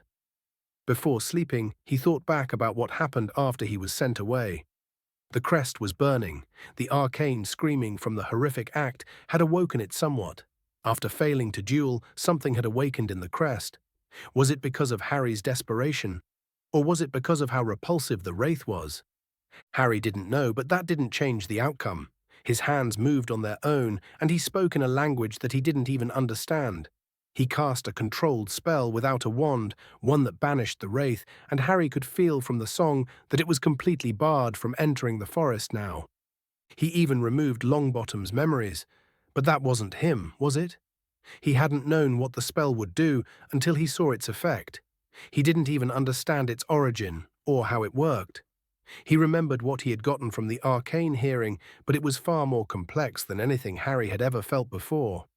It was hard to explain how that happened. It was like his crest had taken control. No, that wasn't it. It was more like the crest hypnotized him into casting magic. Harry could have broken it at any time, but he was too desperate, too afraid to protest the commands. While the unicorns were now safe, Harry had lost his anonymity. Quirrell might have been interested in him because of his status as a gifted student, but now, having successfully attacked him and barred him from drinking any more unicorn blood, Harry now had his attention, and that of the Wraith that possessed him. That was bad. That was really bad. Harry was banking on being an unknown. It was why he tried to not involve himself as much as possible, and if he did, he tried to be very discreet about it. Why didn't he just put on his invisibility cloak and just escape? He didn't need to fight, and if things went as the stories did, the centaurs would have saved Longbottom anyway. But the stories said nothing about Voldemort casting a killing curse immediately. Now he was on both Dumbledore's and Voldemort's radars. The headmaster knew how advanced he really was in terms of dueling. Not that it was that surprising. Maybe he had revealed his arsenal of spells. It wasn't that big of a deal, but the man would keep an eye on him and would probably try to recruit him in the future. But Voldemort had witnessed a power that even Harry didn't understand. That was very bad for his future prospects of staying out of the pissing match between him and Dumbledore. But at the end of the day, did Harry regret saving Longbottom and the unicorn? No, he did not. For all the disadvantages, he couldn't just let a child die, and the unicorns being hunted down was disgusting. Quirrell needed to be stopped, but without a steady supply of unicorn blood, he was going to be desperate, and that wasn't good for anyone. Harry looked out the window and noticed for the first time that it was night. The moon shined on the lake, and the Potter Scion realized that the screaming was now gone. Yeah, saving the unicorns was the right thing. If magic itself screamed in agony when they were slain. Harry knew in his heart that the unicorns were now safe, and for the first time in weeks, Harry went to sleep and didn't wake up until the next morning. He stopped thinking about his magical crests and worrying about Voldemort and Dumbledore's machinations. There was no screaming that night. It was just silent. Chapter 52. Chapter 52, The Truth to Happiness. 12th March 1992, Hogwarts. Harry knew in his heart that the unicorns were now safe, and for the first time in weeks, Harry went to sleep and didn't wake up until the next morning. He stopped thinking about his magical crests and worrying about Voldemort and Dumbledore's machinations. There was no screaming that night, just silence. The following morning, Harry woke up feeling much better. The burning from his stressed magical channels was fading, and his body stopped aching. Madame Pomfrey had told him that she was going to dismiss him later that night, meaning that he will be sleeping in his dormitory today. Unfortunately, he didn't have any of his books on him and was probably going to be bored out of his mind all day. Even the matron wasn't there for some reason, leaving the young Slytherin all alone in an empty room. She did say that people were allowed to visit him now, so perhaps his friends would be coming to alleviate his boredom. With that said, Harry decided to think back on the fight with the cloaked wraith, more specifically on the unicorns themselves. They were different from what he expected. They were different from any other magical beast, and Harry didn't need his arcane hearing to see it. Since the school year started, Harry was surrounded by magical creatures. He has seen a few magical creatures lessons when he was walking around the lake. He has seen mermen and mermaids from his common room, a hippogriff herd, and a niffler. He even saw a kelpie once, and they were very rare to see in the lake. But they looked like beings of flesh and blood. The unicorns were simply not. It was like they were made of light. Even their blood was odd. It was silver and looked more like a potion than, well, something organic. The only thing that even came close to it was the Cerberus in the Forbidden Corridor, oddly enough.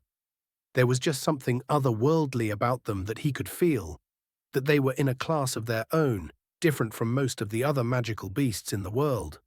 Other than the Ministry classification, Harry hadn't seen some kind of recognized grouping of magical creatures.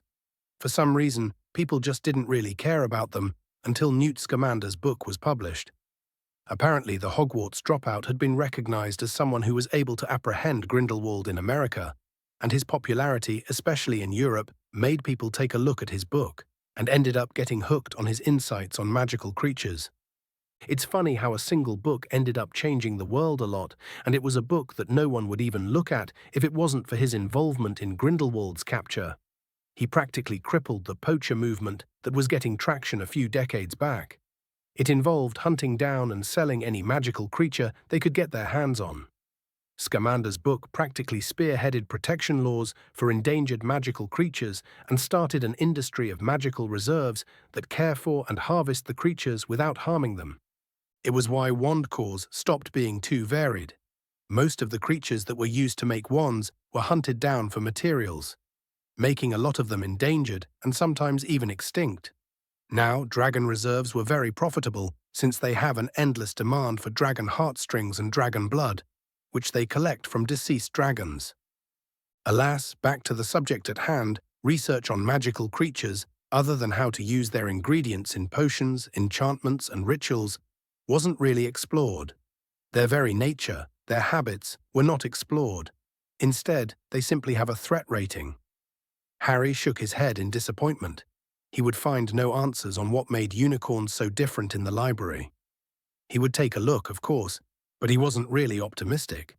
Any future thoughts were immediately interrupted by a yelling voice, "Harry!" The Potter Scion was immediately hugged by a blonde girl, which he recognized as his friend Daphne. Before he could say anything, Tracy ran and enveloped him in a hug too, and so did Blay. Daphne, while hugging him, murmured, "I'm so glad you're all right. No one would say anything other than you had gotten hurt in your detention. They wouldn't even tell us what happened." "Don't worry, I'm fine. I just exhausted my magic a bit," Harry responded while breaking the hug. "But why would you do that?" Blaze questioned. "Well, it wasn't my idea to have my first detention in the Forbidden Forest of all things, looking for something that was hunting down unicorns, with no one else but other first years, a cowardly dog, and a gatekeeper that didn't even have a wand on him." Harry responded with a sarcastic tone. Yeah, it was his right to be bitter about it. Who sends first years to the fucking Forbidden Forest for detention? A forest that the headmaster himself told the entire school was too dangerous to wander, especially at night. And Harry did say he didn't want to get involved when something was killing unicorns of all things, but the damn half-giant just didn't care and threatened to expel him. But most of all, Harry was angry with himself. The unicorn hunt had happened in the stories as well, but there was no date, or at least Harry didn't remember one. What were the chances that his only detention happened to be one that was a disaster? As expected, his friends gasped in shock. "Your detention was going to the Forbidden Forest." "Yeah, with the Golden Trio of all people." Well, Hagrid and his dog were there, but they were practically useless. Apparently, the creatures in the forest know him, or something. So he thought it was safe for us to come. He even divided us into 2 groups, so I ended up with Longbottom and a dog that ran the moment we were in trouble. So yeah, we found the thing hunting down unicorns. It was drinking their blood, apparently. Really foolish, all things considered. Of course, our dear boy who lived started screaming and alerted it, and it hunted us down. I tried to duel it, but I lost pretty badly. It was able to cast magic, so maybe it was a wizard. I don't really know. I used a couple of dangerous spells in desperation, so that's maybe why I overstressed my magical channels. Well, according to Madame Pomfrey, that is. I blacked out in the fight, but apparently a centaur saved us or something. I'm not really sure. Harry's friends froze in shock at the story. After what felt like a minute of silence, Tracy spoke. "You're joking, right?" "I'm afraid not. I have to say that I had my fill with Gryffindor adventures. There's a reason I have been sorted in Slytherin and not this place." The young Slytherins chuckled before Daphne interjected, "Sure, but the school almost killed you in detention. You should have been writing lines, not this." Harry simply shrugged. "There's nothing much I could do about it." "I can tell my family if you want," Daphne responded. "They could help you or something." The Potter Scion shook his head. "No, Dumbledore has too much pull to do anything. I'm technically a ward of the Ministry since I don't have any family left, and the headmaster has a lot of sway over there. All it would take is a letter, and anything I do will be dismissed before I could say anything. It would be like you making a fuss and Dumbledore convincing your parents to punish you. There's very little I can do about it." Harry chuckled at their shock and continued, "It's not as bad as it sounds. I'm pretty much left alone to do what I want. The Ministry doesn't really care about orphaned half-bloods as long as I don't make a nuisance to myself. So yeah, while I would like to see the school pay for what happened to me, there's nothing I can do when Dumbledore could just dismiss everything in a letter and get a lot of attention from the Ministry." The 3 Slytherins looked down in shame, but Harry decided to brighten up the mood. "Oh, so what did I miss this week?" They brightened up, and Tracy was the one that started speaking. "Well, Malfoy has been making a nuisance of himself for the last few days. I miss the days you scared the crap out of him whenever you so much as looked at him. Although, oddly enough, whenever he insulted you near Longbottom, he kept defending you." Harry suppressed a groan and answered, I might have saved his life during the whole unicorn hunter thing. I'm guessing it left an impression or something. Yeah, well, whatever you did is making waves in our house. People don't like the idea of you two being friends, Blaze commented. Believe me, he's not my friend. He's too much of a hothead for me to spend too much time with him without snapping, Harry answered with his hands palming his face. Anything else? Daphne answered this time. Well, not really. The professors have been slightly tense because of what happened under their watch, but there's nothing really obvious about it. Snape was a little more of an ass than usual, and McGonagall was very strict. Hagrid hasn't been seen for a while, but he's not fired, that's for sure. And the divination professor, I don't really remember her name, kept predicting your death all week.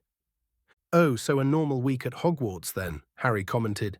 They all giggled at the joke before Daphne exclaimed, Oh yeah, here are my notes of what we've been doing all week. There's a bundle of parchment for every class. I hope you didn't mind, but I used your dictation quill during history. We always used your notes anyway, and I didn't feel like staying awake during class. Harry waved his hand and chuckled. It was easy to forget how rigorous Daphne really was when it came to their schooling. She would have been probably dueling with Hermione for the second position in class if it wasn't for the fact that Daphne had a life outside her studies. Well, Hermione had Weasley and Longbottom, but they mostly just talked about their classes as well. Still, Daphne was very talented in magic and somewhat rigorous in her studies. Although Harry's help, whenever she stuck on something, did have a hand in her learning quickly, he could still see how talented she truly was. She will make a splendid witch one day. The four young Slytherins stayed in the infirmary for hours until Harry's friends go kicked out of the infirmary by Madame Pomfrey. Still, Harry spent the rest of the day just catching up on the material he had missed. It wasn't a lot. Harry sometimes forgot how slow class was moving while he was busy with his self-study. By the time Madame Pomfrey had allowed him to leave the infirmary, he had read all the class notes for the week he missed and was almost done with most of the assignments. Unfortunately, Harry was only allowed to leave just before curfew and thus arrived at his common room late at night. His friends were probably in their dormitories, which Harry confirmed when he got up and saw a sleeping Blaze snoring away during the night. Shrugging, Harry simply put on his pajamas and went to bed. The following day, Harry woke up early and left a note for Blaze to tell him that he was going to the Great Hall for breakfast. After performing his daily occlumency practice in the Room of Requirements, he made his way to the Great Hall to grab a bite to eat. He was immediately accosted in a corridor by Neville Longbottom of all people. Harry suppressed sighing in exasperation at the sight of the boy who lived. The Longbottom Scion called out to him, Hey Potter, we need to talk. Chapter 53, The Life Debt. 12th March 1992, Hogwarts. The following day, Harry woke up early and left a note for Blaze to tell him that he was going to the Great Hall for breakfast. After practicing his daily occlumency practice in the Room of Requirements, he made his way to the Great Hall to grab a bite to eat. He was immediately accosted in a corridor by Neville Longbottom of all people. Harry suppressed sighing in exasperation at the sight of the boy who lived. The Longbottom Scion called out to him, Hey Potter, we need to talk. The Potter Scion groaned in exasperation. Why wouldn't Longbottom just leave him be for once? The boy just kept going after him again and again. He had saved his life in that damn forest because of a detention that the Gryffindor caused, and the idiot just wouldn't let him be. Harry simply took a deep, calming breath and answered back, What is it, Longbottom? You saved my life in the forest, he stated. Harry shrugged. Maybe I did, maybe I didn't. You can never know what could have been without it actually occurring. Magic is very unpredictable. You can never know the outcome. You're living proof of that, after all. He was just bullshitting, to be honest. Truth be told, Harry was angry at me for getting involved with Longbottom's messes.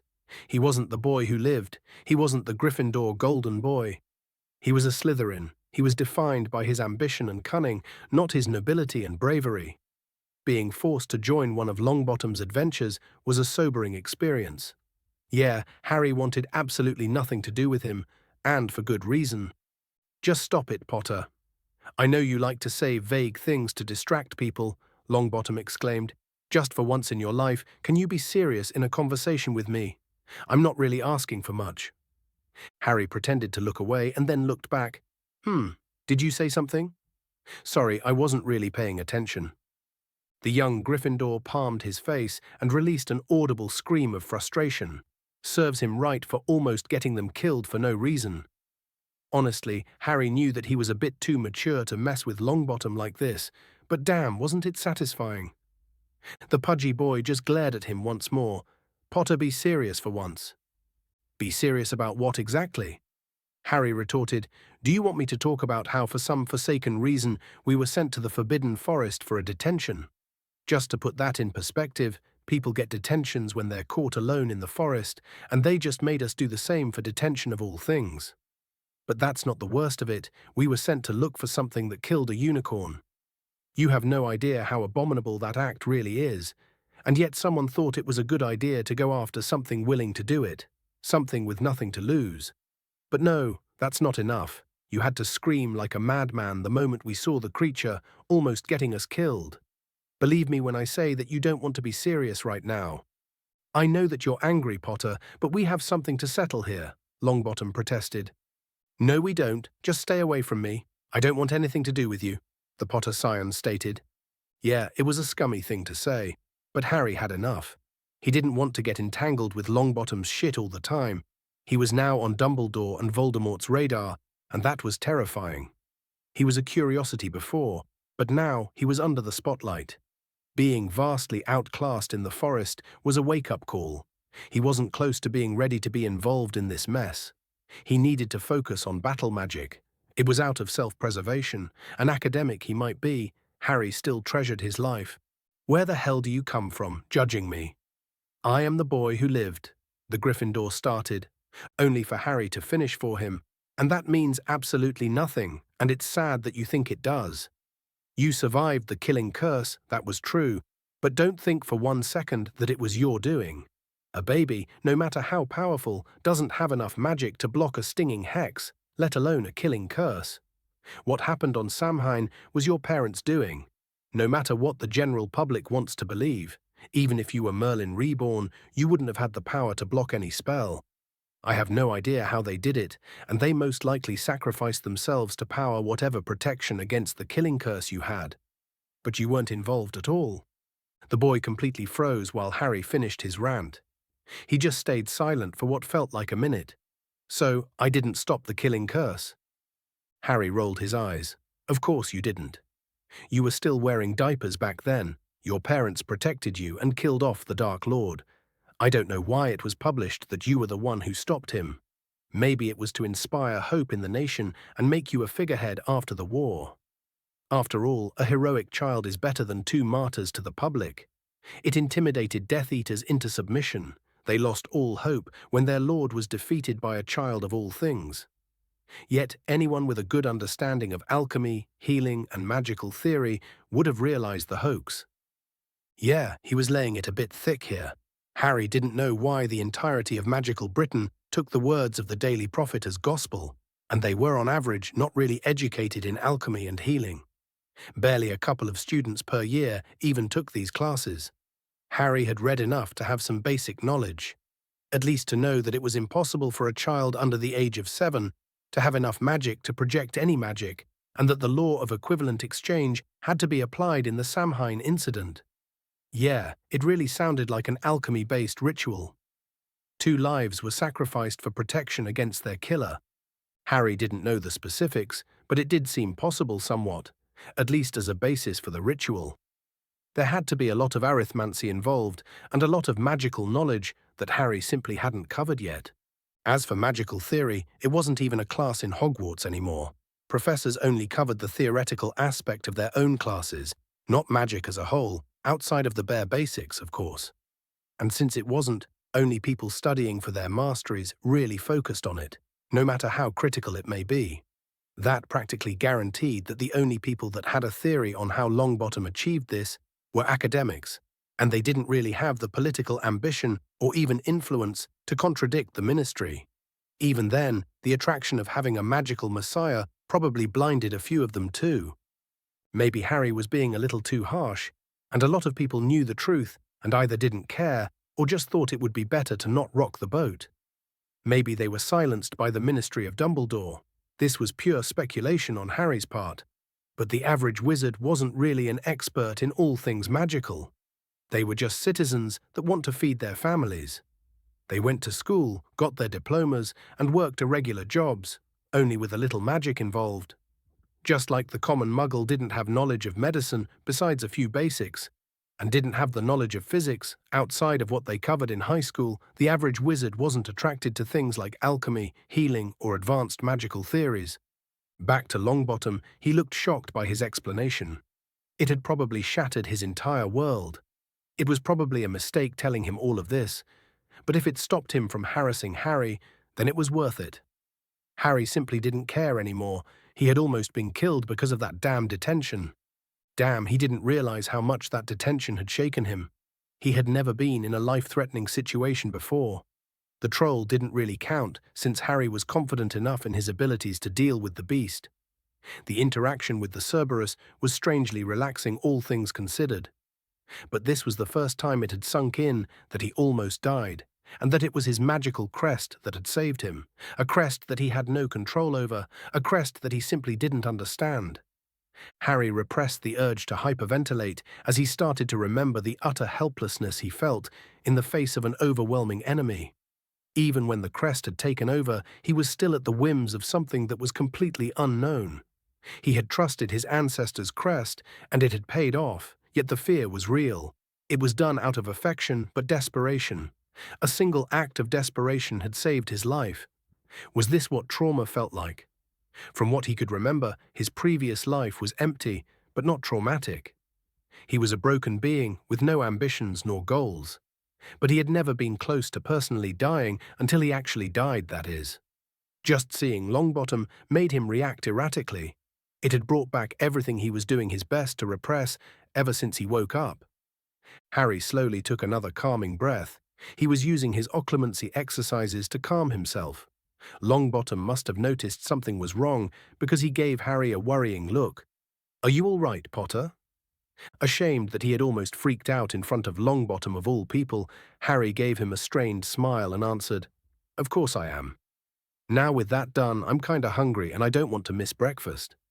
For Merlin's sake, Potter, we need to talk about my life debt to you." Harry froze before bursting into laughter. "You think there's a life debt between us?" The Potter Scion did his best to use his arcane hearing to look for any connection between him and Longbottom. There was none, not that it was possible. But you never know with Longbottom. In the stories, the boy who lived had done some pretty impossible crap. And well, Harry wanted to cover all his bases. The Longbottom heir grimaced. "Of course, you saved my life." Harry snorted. "Do you even know anything about life debts?" "I know it's sort of obscure, but you had to have looked it up before coming to see me. Please tell me that you didn't believe the crap from fiction stories about a complex magical event. What is so obscure about them? You save someone, they owe you a life debt. That's it." "Look, Longbottom, this isn't an adventure story. First of all, children can't have life debts. I mean that magically. Before the age of 13, your magic will be too unstable for it to bind you in any way. Magical contracts, vows, and debts just wouldn't work, and even if we were both adults, what happened in the forest wouldn't have been enough. A life debt is far more severe than you understand. It is binding. First of all, both people need to consider themselves to be enemies, and there has to be a conscious decision to either risk your own life or spare someone who had wronged you massively. It's very wild, very chaotic, very severe, and you would know it deep inside your soul, inside your magic. It can be unpredictable, but if it worked the way it did, then healers would have conquered magical Britain a long time ago. And well, auras would have been indebted to each other all the time." Yeah, Harry had read up on magical contracts. It was out of boredom mostly, but he was curious about how the Goblet of Fire worked. In the end, the book was about most forms of legal magical bindings, and it was surprisingly interesting. There was nothing on how the Goblet of Fire worked, nor on its origins, which was a shame. It was only stated that the names that came out were bound to compete. Longbottom's eyes widened. "So I'm not indebted to you?" No, so can we ignore this uncomfortable conversation and pretend it never happened? Harry retorted. Before he could leave, Longbottom grabbed his hand. Look, Potter, even if I don't owe you a life debt, you still saved my life. Thank you. Harry nodded, but he was too distracted by what he had felt when Longbottom touched him. It had never happened before, but he could somehow hear Longbottom's magic when they touched. His arcane magic had activated by reflex, and Harry could detect the main emotions of the boy who lived. At his core was something that scared Harry. There were many layers to him, of course, like any person, but the constant rage was always there, brewing, heating up, ready to explode at a moment's notice. Who knew that the boy who lived was a ball of negativity and anger, wrapped up with tons of insecurities? It did explain how he acted in public. But what could possibly have made him so angry? Yeah, Harry was right in his decision to stay the fuck away from that boy. He was a disaster waiting to happen. Harry nodded and decided to go to the Great Hall. This little encounter had ruined his appetite. He did his best to push back any thoughts of his detention and Longbottom. He was excited to come back to class, especially with the dueling club session in the evening. Chapter 54. Chapter 54. The First Duel. 12th March, 1992, Hogwarts. Yeah, Harry was right in his decision to stay the fuck away from that boy. He was a disaster waiting to happen. Harry nodded and decided to go to the Great Hall. This little encounter had ruined his appetite. He did his best to push back any thoughts of his detention and Longbottom. He was excited to come back to class, especially with the dueling club session in the evening. Harry did his best to pretend as if the detention didn't happen. It was the first time being in a life-or-death situation, and it had left a mark on him. He really didn't want to face it, nor have anything to do with Longbottom's frankly suicidal adventures. Not for the first time, Harry wondered about the sanity of Gryffindors in general. Longbottom looked completely untroubled from almost dying. Maybe he was just too young to realize what just happened to him, what he almost lost, but it was still very far-fetched. Harry shook his head and decided to stop thinking about Longbottom entirely, or anything related to him really, even Hermione. Harry had barely spoken to the Muggle-born in the last few months, but they were on somewhat friendly terms. They were barely more than partners in potion class, and there was a bit of awkwardness between them, but enough to be a bother. Choosing to forget about former friendships, Harry decided to see what his schedule was for the day, especially since he was excited to go back to class. Of course, Harry's excitement withered away when he realized that his first class after a week in the infirmary was with Snape. Sighing in exasperation, he was immediately joined by his friends, and they all started to eat their breakfast. Afterwards, they slowly walked down to the dungeons for the practical potions class and sat in their assigned seats. Hermione was still there waiting for him. When Snape entered the classroom with his cloak billowing without there being any wind, Harry was sure that he charmed it to act like that, and just proceeded with the lesson. Honestly, Snape wasn't that bad of a teacher. He tended to let people make their own mistakes instead of stopping them and scaring the living hell out of them later. No one here made the same mistake twice, even if the guy was an ass about it. Snape rarely involved himself in the theoretical lessons, but he does make a few comments while explaining mistakes. Yeah, he was harsh and very petty to be so gleeful at messing with students, but if he hadn't done an acceptable job, he would have been fired long ago. Potions were critical in many prestigious careers, and having underqualified potion brewers was a bad thing for everyone. Still, the number of Hogwarts graduates holding potions, Newt was lower than when Slughorn was teaching, although they tended to be more competent. No one really liked it, but the headmaster had vouched for him, and he wasn't doing too bad of a job for people to make a fuss and risk opposing Dumbledore of all people. As usual, Harry did his best to brew the required potion, a basic bruise healing balm. They had moved on from traditional simple potions that you would drink to other ones that are applied directly or taken differently, like balms and pastes. It was interesting because you could use ingredients that are toxic to eat but have very specific properties to the touch. People have been trying to find a way to avoid drinking potions, since, they taste horrible, and developed many remedies with alternate methods to ingest them. Harry had read that more than a few ambitious Muggle-borns have tried to make magical pills that the user would swallow, but none were successful. It was considered to be a fool's errand in the potions community. While brewing, Draco, who was on the table to his left, spoke up mockingly. "Oh, Potter, you finally woke up from your nap. It's a shame that you missed our trip to Hogsmeade. We had so much fun. It was such a shame that you weren't there." Oh, right, the Hogsmeade trip.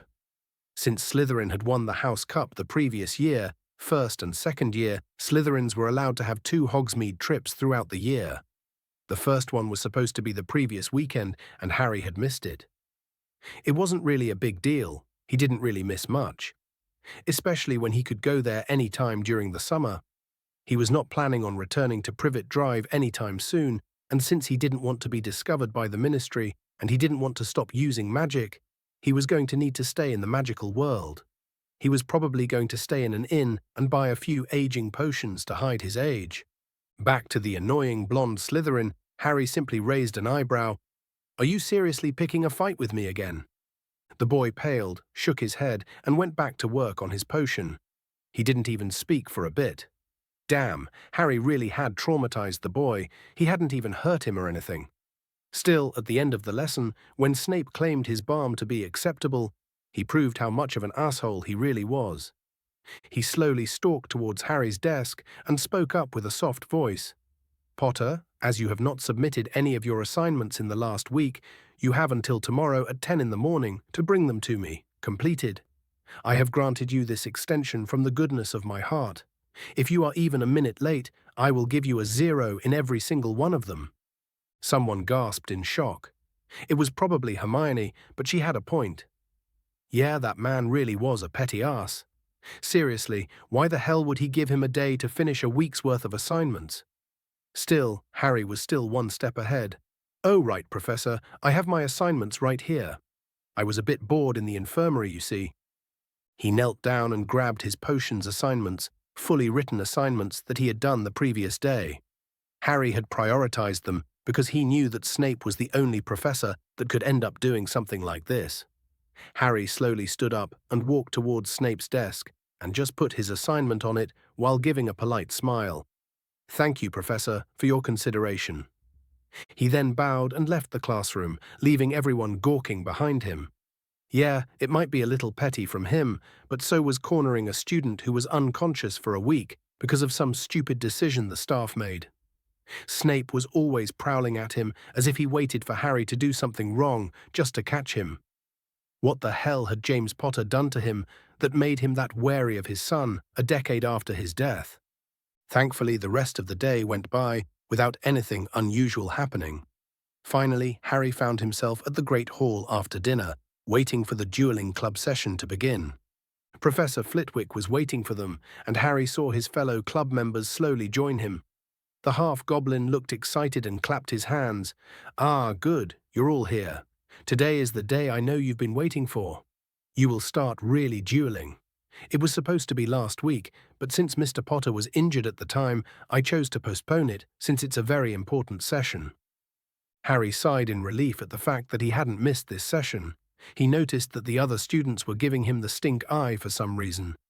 They haven't really been dueling in the past sessions. It was just mock duels with 1 or 2 spells at most. It was more like a choreographed fight with events and tactics that didn't really have a winner. Still, Harry was excited at the prospect of being in an actual duel, at least in a controlled setting. Harry shivered at his encounter with the Wraith in the Forbidden Forest. "Don't think about it, Harry. Don't think about it, Harry." He took a deep breath and calmed himself. He really needed to get a grip. He had missed half of what Flitwick was saying in his little inner freakout, so he decided to pay attention to the rest. "You will have access to your full arsenal as long as the spells are in the current Hogwarts curriculum. That means no unknown spells and especially no dark magic. Am I understood?" Everyone nodded. "Yes, sir." "Good. Let's start with Potter and McLaggen to warm up a bit," the diminutive professor exclaimed. They all nodded, and the 2 contestants slowly walked up to the dueling stage that the professor had conjured. This particular style of dueling had a narrow rectangular stage where each consistently stood at one of the edges. They were not allowed to go past a third of the way to the other side, meaning that a physical confrontation was impossible. This was designed to showcase how skillful the duelers were at magic and countering hexes. It didn't leave a lot of space to move around and dodge too much. It wasn't even close to what a real fight would be, but it was very entertaining to the masses. Harry and Cormac McLagan walked to a side of the stage each, inclined their heads slightly and took their stances. The Gryffindor seemed to prepare to be on the offensive, and so Harry took a defensive stance, ready to dodge or shield the coming spell. Professor Flitwick spoke up, "Now don't forget the rules. If you break them, you will be expelled from the club." "Am I understood?" Both Harry and McLagan nodded at him. "All right, the duel will start at the count of 3. 1, 2, 3. Harry tilted his head slightly when the punching hex came his way, dodging it. He retaliated with a flipendo which McLagan was able to block with a contago. Harry took a deep breath, and the entire room washed away. It was just him and McLagan. Harry waited for his opponent to send another spell to counterattack. Luckily, it was a cutting hex of all things. It was a pretty dangerous spell that's derived from the cutting charm, but that attacks enemies. It was taught in defense against the dark arts in the second year, but it was easily countered with a contago shield from Harry. Unfortunately, the spell required far more magical manipulation to cast. The truth is that when you cast a spell, you manipulate your magic to cast it. To cast another spell, you need to wait until your magic comes back to normal before casting, or else the spell will either fail or just destabilize and cause an explosion if it's very wild, but that was a rare event. Long story short, the more a spell needs manipulation, the more time your magic needs to regulate itself, meaning that generally complex spells take more time to recover, while basic spells like the simple cast can be used continuously without any problems. Of course, the magic of the caster is important. People who are attuned to a certain magical field will recover quicker since they don't need as much magical manipulation to cast a spell in the first place. Back to the duel, McLagan had cast a very intensive spell without a way out, leaving him defenseless for a couple of seconds. It wasn't much, but it was enough for Harry to send 3 basic casts at him, hitting him in the chest every time. Honestly, the spell really wasn't that impressive damage-wise, but it required no magical manipulation whatsoever, meaning that Harry could cast it multiple times without pausing, and it was effective. By the time his opponent was able to cast a shield, he was already hurt. McLagan was on the defensive, with Harry bombarding him with basic casts, making him unable to drop the shield. Harry tried to sneak a disarming charm in between them. The Gryffindor's shield buckled at the surprisingly more powerful spell, but he was able to dodge Harry's finishing strike, giving him enough time to send a desperate counterattack. McLagan sent a green spell at him, and suddenly everything changed. Harry knew that it wasn't the killing curse. The shade was different, and his arcane magic analyzed the spell, showing it to be a common hex. But suddenly, Harry wasn't in the Great Hall anymore. No, he was in the forest again, fighting an impossible enemy. Harry quickly dodged it and sent a fireball at his opponent, who barely shielded against it, and then sent an overpowered stunning charm that knocked him out. Just like that, the Great Hall returned, and Harry looked at the shocked club members. He shouldn't have shown off like that in the end. The stunning charm was a 4th-year spell. He shouldn't have known it. And the fireball was just too dangerous to use in an average duel. The professor applauded and called for the other students to duel. Harry half-heartedly listened to him as he analyzed their match. What happened in the duel was dangerous. Harry was almost tempted to send actually dangerous spell at McLagan. He really needed to get a grip on this, and fast. Chapter 55. Chapter 55. Tick-tock goes the clock. 24th May, 1992, Hogwarts. The professor applauded and called for the other students to duel. Harry half-heartedly listened to him as he analyzed their match. What happened in the duel was dangerous. Harry was almost tempted to send actually dangerous spell at McLagan. He really needed to get a grip on this, and fast. It was a beautiful day. The birds were singing. There was no cloud in sight. It was a rare hot in Scotland, where every single student would have loved to spend outside, swimming in the lake, or just relax on the ground. And yet there was no one in sight. It was expected after all. It was time for the end-of-the-year exams, and every single Hogwarts student has been desperately trying to cram as much knowledge in their head in the hopes of passing. Harry's friends were no different. Yes, for the first time in the year, Harry was actually joined by his friends in the library to study. They weren't really bad students. Daphne, especially, was very diligent in her studies, but Blaise and Tracy tended to procrastinate when it came to their studies. It wasn't anything drastic, but they needed to work a lot to catch up on what they missed. Still, they were going to pass anyways. From the looks of it, Hogwarts isn't that strict when it comes to passing. In the past decade, barely one student was held back, and that was because he had to leave school for personal reasons in the middle of the semester, and literally didn't know a single thing about his curriculum when he tried to pass the exams at the end of the year. It was all fear-mongering from the professors to get the students to take things seriously. Still, if it got students to actually start studying, then Harry was all for it. It seemed to work very effectively. Any confrontation between Gryffindors and the Slytherins had ceased entirely. There were no more pranks, no more hexing, nothing really. This was what a school was supposed to be like. Hell, even Ron Weasley of all people was going to the library to try to grasp a passing grade at Hermione's behest. Speaking of the Muggleborn, she looked like she was having a mental breakdown from most of the studies. Her hair was constantly frazzled and looked suspiciously close to an afro. She was constantly walking around with a book in her hand, mumbling about one subject or another. Harry didn't really know how to feel about her. Ever since they spoke after Christmas, they have been cordial with one another, but rarely ever spoke. Although Harry did notice that she was fighting with Longbottom after the whole detention thing, and when they made up, the boy who lived had cleaned up his act and stopped harassing people. Still, Harry couldn't really consider her to be nothing more than a friendly acquaintance at best, and in a way he was glad for it. He wanted nothing to do with Longbottom and his cursed adventures. The events of his detention in the Forbidden Forest had taught him that. Back to the tests, they were mostly divided into written and practical exams, except for History of Magic, that is, each taking half the grade. It wasn't that difficult, since they're geared towards children, really. The written portions were insultingly simple. Harry had breezed through them without any trouble. Well, there were the flying exams too, but they didn't really count. Everyone had gotten their flying license without much trouble, even Hermione, who was scared of heights. They were already finished with their potion exams, which was a relief, really. Harry was thankful that he didn't have a partner while brewing. Yeah, Hermione was a competent brewer, at least for her age, but she always kept questioning Harry during lessons whenever he chose to alter or fix a potion using his arcane hearing, which could get irritating after a while. Thankfully, Snape didn't really harass Harry in the exams, choosing to stay by his desk and grade papers. He was probably overworked at that time of year. Weasley creating some sort of black slimy atrocity that seemed to come to life, where he should have made a simple bruise balm, didn't help his patience. For the practical charms exam, they had to make a pineapple tap dance across a desk.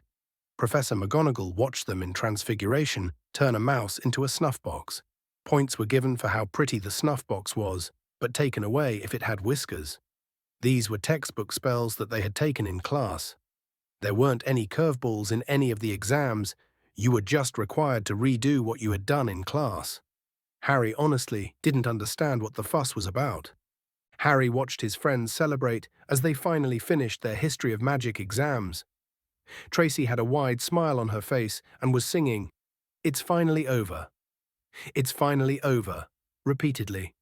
Blaise was half asleep, but looked more relaxed than he had seen him for days. Even Daphne had a small smile on her face. The Potter Scion shrugged. "I don't know what you were so stressed about." "It wasn't that bad." "It was hell, Harry," Tracy answered with a glare on her face, "and I'm not going to let you bring our mood down. We're finally free. No more books for months." Daphne seemed to come to Harry's rescue. "Come on, you have to admit that it was a lot easier than we thought it would be. There were just too many facts to memorize." "I don't care," Tracy responded without losing her grin. "We're finally done with this hellhole." "Speak of yourself, you lucky pricks," Harry grumbled. Yeah, Harry was one of the last students to do his practical defense practical exam, and it kind of freaked him out. Not the exam, of course, but the fact that he'll be alone with Quirrell, without any witnesses. The other Slytherins had done their practical exams the day before, and Harry couldn't help but be slightly worried.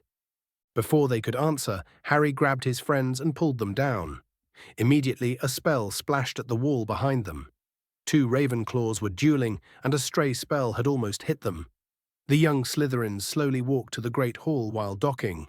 Blaise loudly complained, "They're still doing this. Exams are done." "Not for the upper years, they aren't," Tracy responded. Harry did notice that Ravenclaws tended to be very vicious when it came to the end of the year exams. Apparently, there was some kind of prize for the top Ravenclaw student every year. At least, according to Tracy, that is. It had to be something big. It would explain why they kept constantly trying to sabotage each other and curse their housemates in the back and so forth. It was pretty toxic, but the Ravenclaws seemed to like it for some reason. Daphne mumbled, "Ravenclaws are weird." Yeah, he wasn't going to refute that. With a quick tempus, Harry was able to see the time. His practical defense against the dark arts was in a few minutes, and he didn't want to be late. He excused himself and started walking towards the classroom.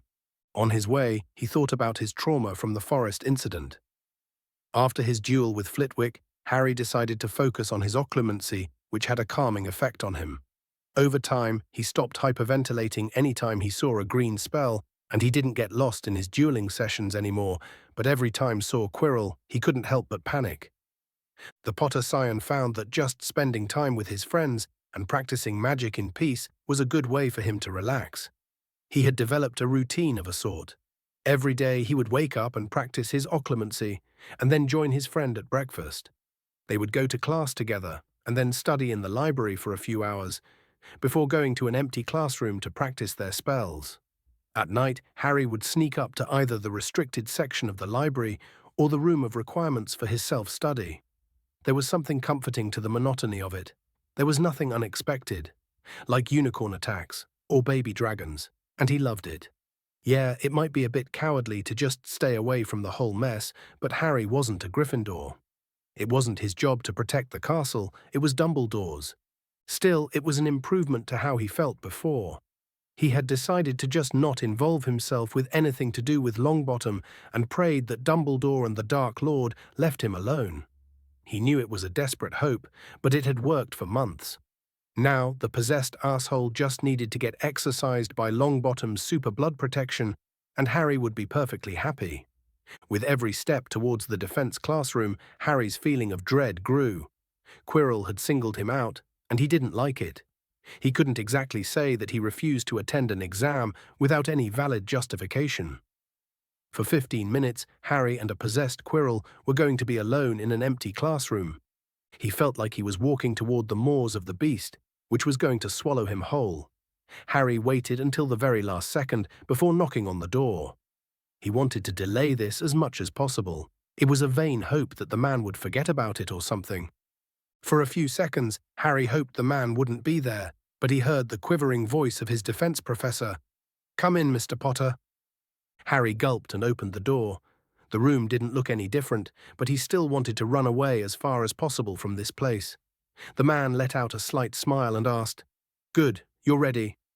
Put your bag to the side and take out your wand. We'll get started when you're ready." Harry did what he was instructed, and slowly but surely put his bag to the side and instinctively took a dueling stance. The professor must have noticed. "I see you're taking your dueling sessions seriously. I have to say that the other professors and I were very shocked when Flitwick allowed you entry into the club. Although, with Longbottom joining the Quidditch team, a precedent was made in breaking the age restriction to extracurricular activities." "Yes," Harry nodded. "I am very grateful for him giving me an opportunity like this."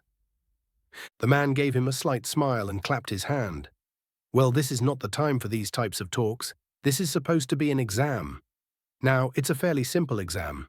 I will give you a list of 5 spells that we have covered in class. You will cast these spells on the dummy at the end of the room. You will be graded on how effective your spells will be. Do you understand the assignment?" Harry nodded, and the professor gave him a list of spells. It wasn't really anything impressive, just the basic cast: a knockback jinx, a tripping jinx, a petrifying curse, and a jellylegs jinx. In a single minute, Harry had cast these spells in succession. They were fairly simple spells that he had mastered a month after being in Hogwarts in the first place. Perhaps with this done, he would have been allowed to leave the classroom. Quirrell hadn't killed him yet, so that was a good sign. Of course, that hope was dashed when he turned around to see the glowing red eyes the man had.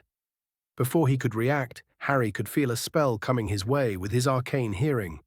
He dodged it immediately and sent a stunning charm by reflex. The man deflected it easily enough. The Potter Scion decided to take away his opponent's sight. He could make do with his arcane hearing to cast. But Quirrell, who was far more experienced and skillful, didn't have that luxury. With that done, Harry tried to send a lightning-piercing hex at his head. It was one of the deadliest spells he had known and had a relatively small magical cost. It was like a small drill made of lightning that could actually easily kill someone. It was designed to pierce, nothing more. He had aimed it at where he sensed Quirrell was. For a second he felt like it worked, that he had taken the man by surprise. Unfortunately, in a fraction of a second, chains came out of the wall behind him and bound Harry. A disarming charm hit his hand, sending his wand away, and the smoke faded very quickly. A smirking red-eyed Quirrell slowly made his way to him, twirling his wand. That was far more entertaining than I thought it would be. I believe that we have many things to discuss, Mr. Potter. Chapter 56. Chapter 56. The Dark Lord. 24th May 1992, Hogwarts. He had aimed it at where he sensed Quirrell was. For a second he felt like it worked, that he had taken the man by surprise. Unfortunately, in a fraction of a second, chains came out of the wall behind him and bound Harry. A disarming charm hit his hand, sending his wand away, and the smoke faded very quickly. A smirking red-eyed Quirrell slowly made his way to him, twirling his wand. That was far more entertaining than I thought it would be. I believe that we have many things to discuss, Mr. Potter. The Potter Scion thrashed, trying to get out of his restraints. The red-eyed professor smirked as he watched his useless efforts at escaping. Don't try to run, Potter. I have enchanted these chains myself. Bound I may be by this body's pitiful magical circuits, I assure you that my skills are not diminished. Harry stopped, understanding how hopeless it was for him to try to escape. Voldemort had just revealed himself to him. That was bad. No, it was the worst possible scenario because it meant that there was a good chance that Harry wouldn't make it out of this classroom alive. The possessed professor grinned. You're not surprised, are you? That I'm not who I said I was. For the first time, Harry chose to speak up. Is it just you in there, or is Quirrell still hanging around? The Dark Lord snorted. You're very perceptive, I'll admit to that. No, Quirrell is still there, but mostly dormant. He hasn't been awake for months. It was a shame I had to wrestle control over his body. He felt remorseful after Halloween, almost killing students. He wanted to confess to Dumbledore. I couldn't take that risk, and so he remains asleep. But I'm not here to speak of the sniveling, cowardly waste of magic that Quirrell was, but about you. From the moment you saw me, you knew exactly how dangerous I was. Dumbledore himself was fooled, but not you. I don't know what you're talking about, Harry protested. You're a terrible liar, Harry. You see, there's something you must know about me. I'm a master of legilimency. After all, you did not meet my eyes for almost a year. It's almost admirable, all things considered. If I hadn't been paying attention specifically on you, I wouldn't have noticed it. You were good at it, very good, but you were arrogant. You didn't know everything. Yes, you prevented my legilimency from taking hold, but you didn't know that I was also an empath. Harry froze and the Dark Lord burst into laughter. It was one of the worst sounds the Potter Scion had ever heard. Oh, the look on your face. Yes, I noticed you from the very first day. The other students were nervous, yes, but you were absolutely terrified to the bone, yet you didn't show it. I spied on you when you were with other professors, and you weren't even bothered.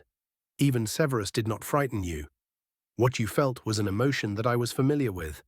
It was the fear I felt whenever anyone saw me before my downfall. The crushing fear and mind-numbing terror that would make your heart beat wildly. You felt it, and I immediately realized why you felt that way. You knew who I was from the very first day, and it terrified you. Harry felt a mind probe try to enter his mind, and immediately employed his occlumency, reining in his stray thoughts. The Dark Lord could not be allowed to enter Harry's mind. The secrets inside could very well destroy the wizarding world. He expected Riddle to be angry, to start torturing. He did not expect the man to burst into laughter again. "An Occlumen's at your age. Do you have any idea how rare that is? I wasn't even half that good when I was your age. You're something special indeed.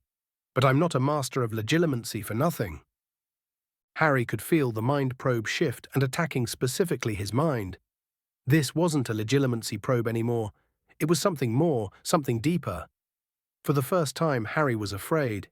However, his magical crest started to warm up, and Harry could feel the frustration coming from Voldemort as his attempts fail at breaking the mind protection of his crest.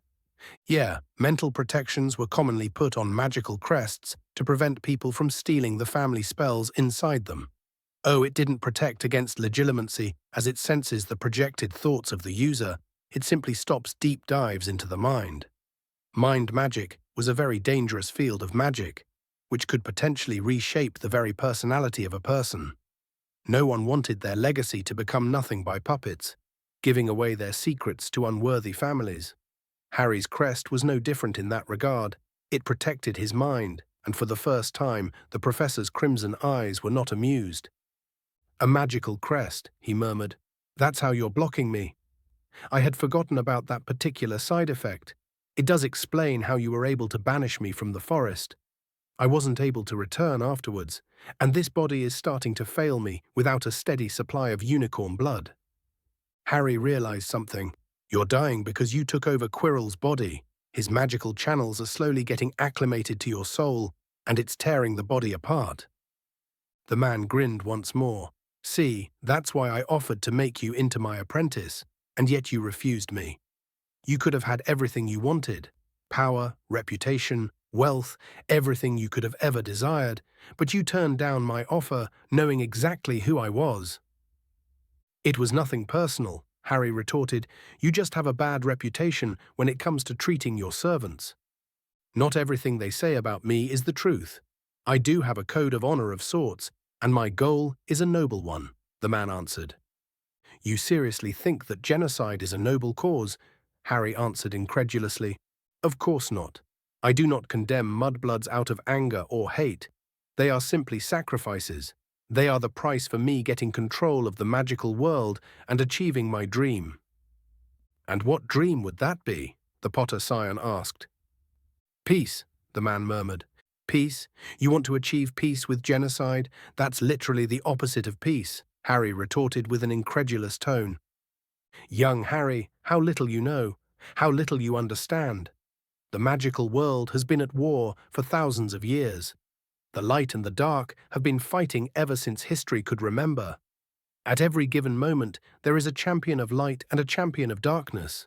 They are granted immense magical potential and a near instinctive intuition when it came to magic. So much so that history gives them the same label, even if most do not understand the implications of that name. They were called archmages, and their very purpose is to lead their faction to victory, fighting against one another in an endless cycle of pain and suffering. The moment a champion dies, another takes his place, and the war continues. I wish to end this war, to have peace at last." Harry was oddly entranced by the story. "So I'm guessing you're the Dark Champion?" The man snorted. "No, I am not. There can only be a singly Dark Champion alive. There is a reason why Dumbledore did not kill Grindelwald. The Champion of the Light imprisoned the Dark and stopped a new champion from emerging for decades. There is a reason why the Light reigns supreme in this era. I am neither a champion of the Dark nor of the Light. I stand alone, wishing to end this senseless war." "Then why do they call you the Dark Lord, then?" "They do not understand, not really, what a true Dark Lord is. I have driven myself to master the magical arts. I did not have the champion's advantages, but I had my mind, and I honed it and my magic for decades until I was strong enough to challenge a champion. I performed countless rituals to hone my body and enhance my magic. I have traveled the world, learning every scrap of knowledge I could find, and I succeeded in my dream. I have even transcended death, as you could see. I have become the first archmage in history that was not a champion. The first Dark Lord that was not a dark champion. I have to say that I took Dumbledore by surprise when I first attacked. He looked so confused at having a challenger to his position.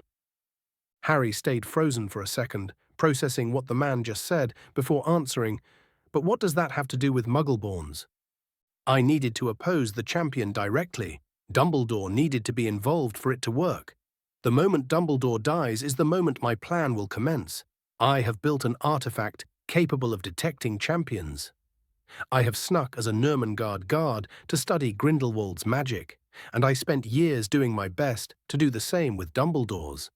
The moment Dumbledore and Grindelwald perish, I will track down their newborn replacements, trap them in suspended animation, frozen in time and death, where I would look after them for an eternity.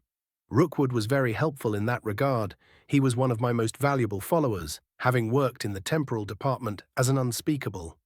The plan was perfect and ready to be followed the moment Dumbledore dies.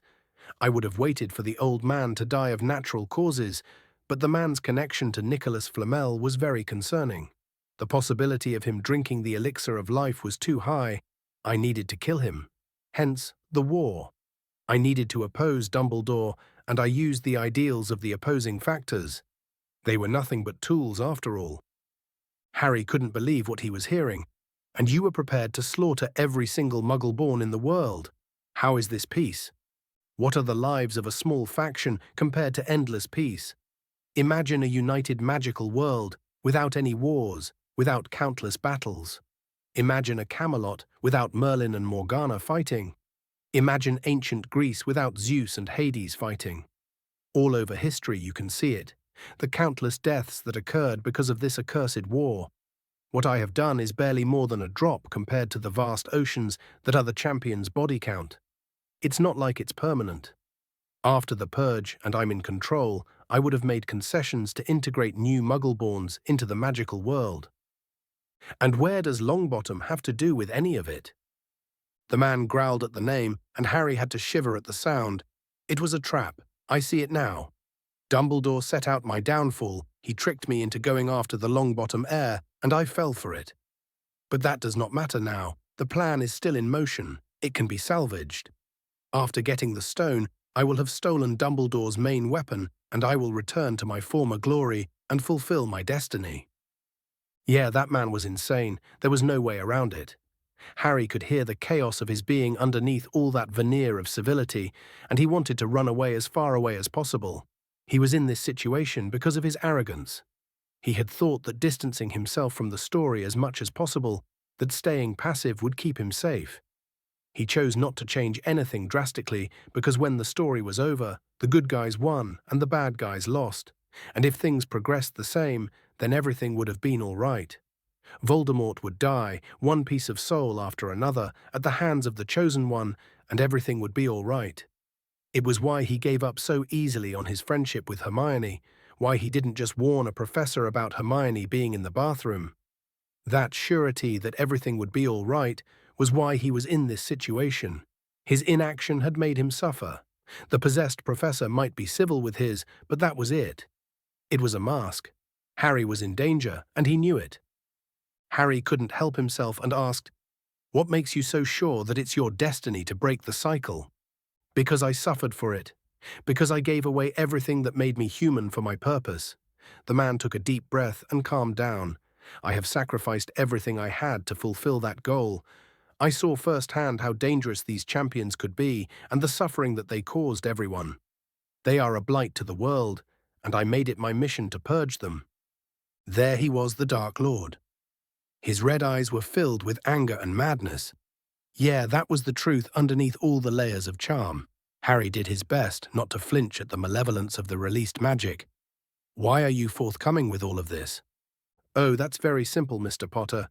You see, I will be leaving this classroom with either a new apprentice who will need to know my true goals or a dead body to hide. After all, dead men tell no tales. You see, I can tell that you will grow to be an exceptionally powerful wizard, and I can't take the risk of you being convinced with Dumbledore's honeyed words. So, you're either a potential ally and perhaps even my heir one day, or you're a potential enemy. I don't particularly enjoy threats to my goal, and you will be one. This is your choice, Potter, serve or die, so what will it be?" Chapter 57. Riddle Me. This 24th May 1992, Hogwarts. Oh, that's very simple, Mr. Potter. You see, I will be leaving this classroom with either a new apprentice who will need to know my true goals or a dead body to hide. After all, dead men tell no tales.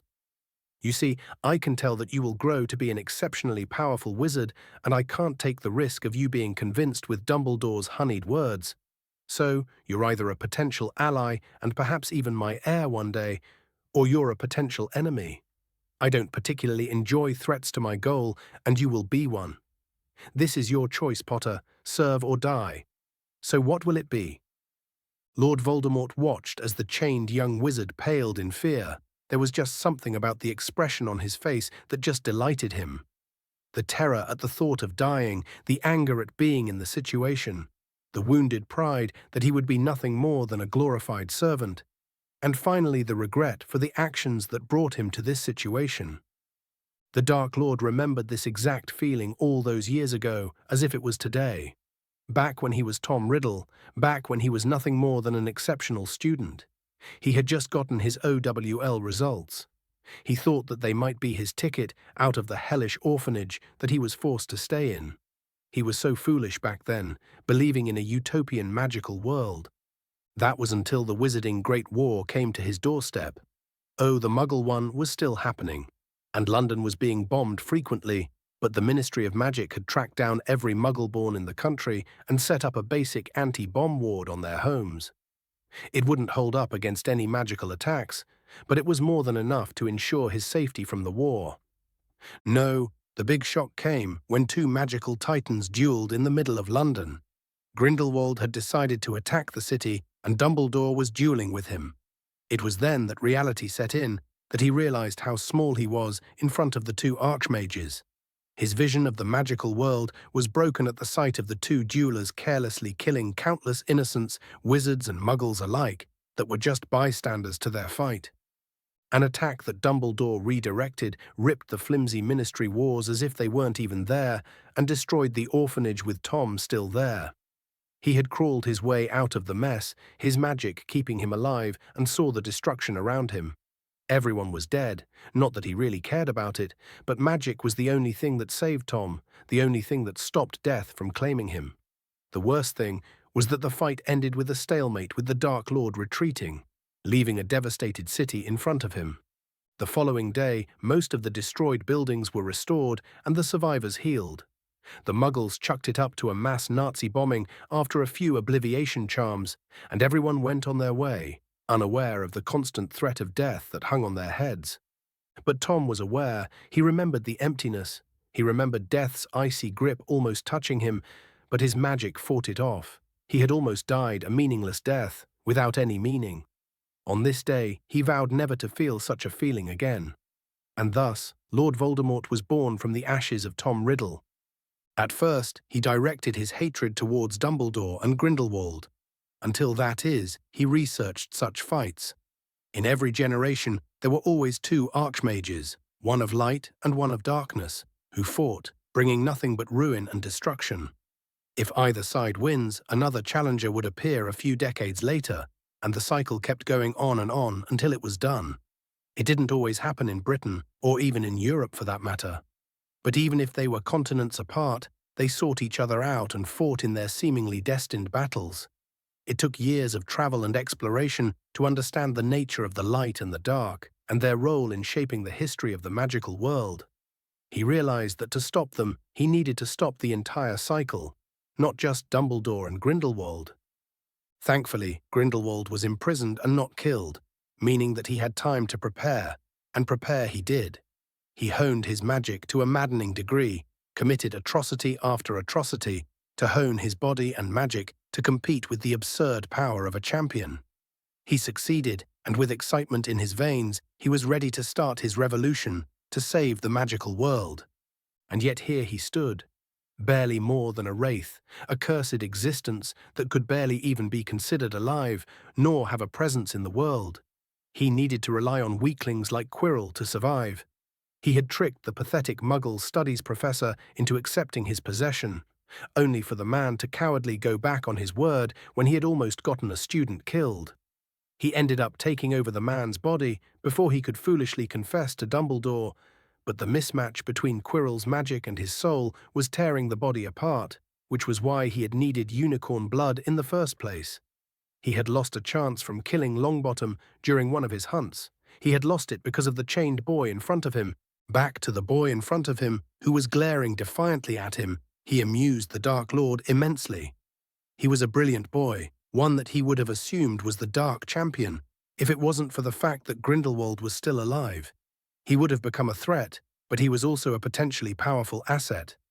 The boy responded, "We both know that you don't need an heir, so don't try to hone your words. It's servitude or death. There is no middle ground." As he said before, the boy was clever but still arrogant. Yeah, he was immortal. His Horcruxes guaranteed his survival no matter what happened. There were too many of them for there to be a risk to his survival.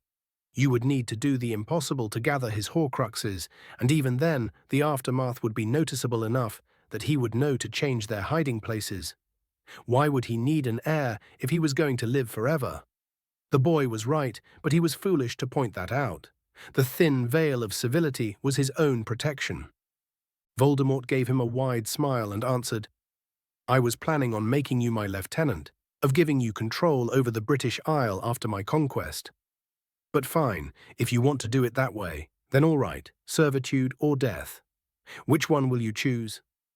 Voldemort knew the boy's answer before he could speak it. He had seen it in the mirror, the utter desperate fear of the abyss that was death. The boy would choose servitude, he just knew it. However, instead of bowing his head and accepting his gracious offer, the Potter boy spoke up. "Do you know why I never tattled on you to Dumbledore or anyone else?" The possessed professor raised an interested eyebrow. "Do tell." "I wanted nothing to do with your war with Dumbledore. I don't trust him not to screw me over, and I definitely don't trust you. I wanted to live in peace and learn my magic, and not be dragged into a conflict that wasn't mine." "It was your parents' conflict too," Voldemort remarked. "Yes, and they died for it. It's no longer my problem. And yet, here you are giving me the illusion of a choice between two horrible options while being dishonest about what you represent." While he was still somewhat angry by the boy's defiance, the Dark Lord was slightly amused. He didn't really need the Potter boy's allegiance, but he was curious. The boy was like him. He had the potential to be an archmage, while not being chosen as a champion, and he was curious about it. Honestly, even if most of what he had told the boy was true, he did bend facts slightly. Voldemort had no intention of restraining the champions of light and dark, but absorbing their magic, absorbing their might. Freezing them in time was the original plan because there was no other motive. Alas, in an ancient Sumerian tomb, the Dark Lord found another way. A ritual stolen from Solomon's grimoire himself, to absorb the power of a champion. The legendary mage had tricked the champions of his era and had trapped them. He studied their power and devised the ritual. He absorbed both their powers and became the single most powerful being in history. His reign was a peaceful one, a true age of prosperity. Alas, the cycle continued after his death. But Lord Voldemort had conquered death. If he performed the ritual, it would guarantee that no one would ever try to free them. The result would be peace, eternal peace, with him as the magical messiah. Voldemort had prepared himself for the ritual, committing atrocity after atrocity, readying his magic, mind and body to receive the power of the champions. He would become the strongest being in history, surpassing Solomon too, and ushering in a magical golden age. He would need to redo some of those preparations after regaining his body, but that wasn't really an insurmountable obstacle. So yes, perhaps he wasn't being truthful with the Potter boy, but did that matter when he was the one in control? No, it did not. Sure, the boy was a curiosity, an amusing distraction to have an opponent to Dumbledore's golden boy. Two potential candidates of the prophecy fighting against one another. It almost seemed like fate in a way. "You're testing my patience, boy," the Dark Lord answered with a menacing voice. "Maybe I am. But you're going to leave me be either way," the boy retorted. "And why is that?" Voldemort responded, out of curiosity than actual anger. "You really think that I would walk in here without any assurance? You literally singled me out. I wrote a letter to Dumbledore telling him exactly where I was, who you are, and what you're trying to achieve. You kill me, you so much as injure me, and my owl will deliver the letter. And you can kiss your chances at getting the Philosopher's Stone goodbye." The Dark Lord almost burst into laughter. Oh, he wasn't surprised by the boy's knowledge of the stone's presence. It wasn't that hard to deduce, especially with the half-giant simpleton of all people knowing about it. He would have thought that it was a trap by Dumbledore if it wasn't for the powerful magical signature that he had tracked down after his heist in Gringotts ended up being a failure.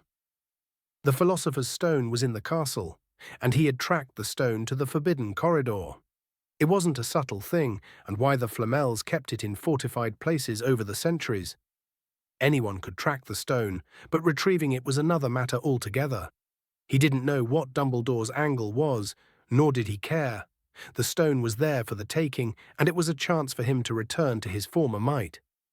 As for the boy, this was proof that taking him under his wing would be a mistake.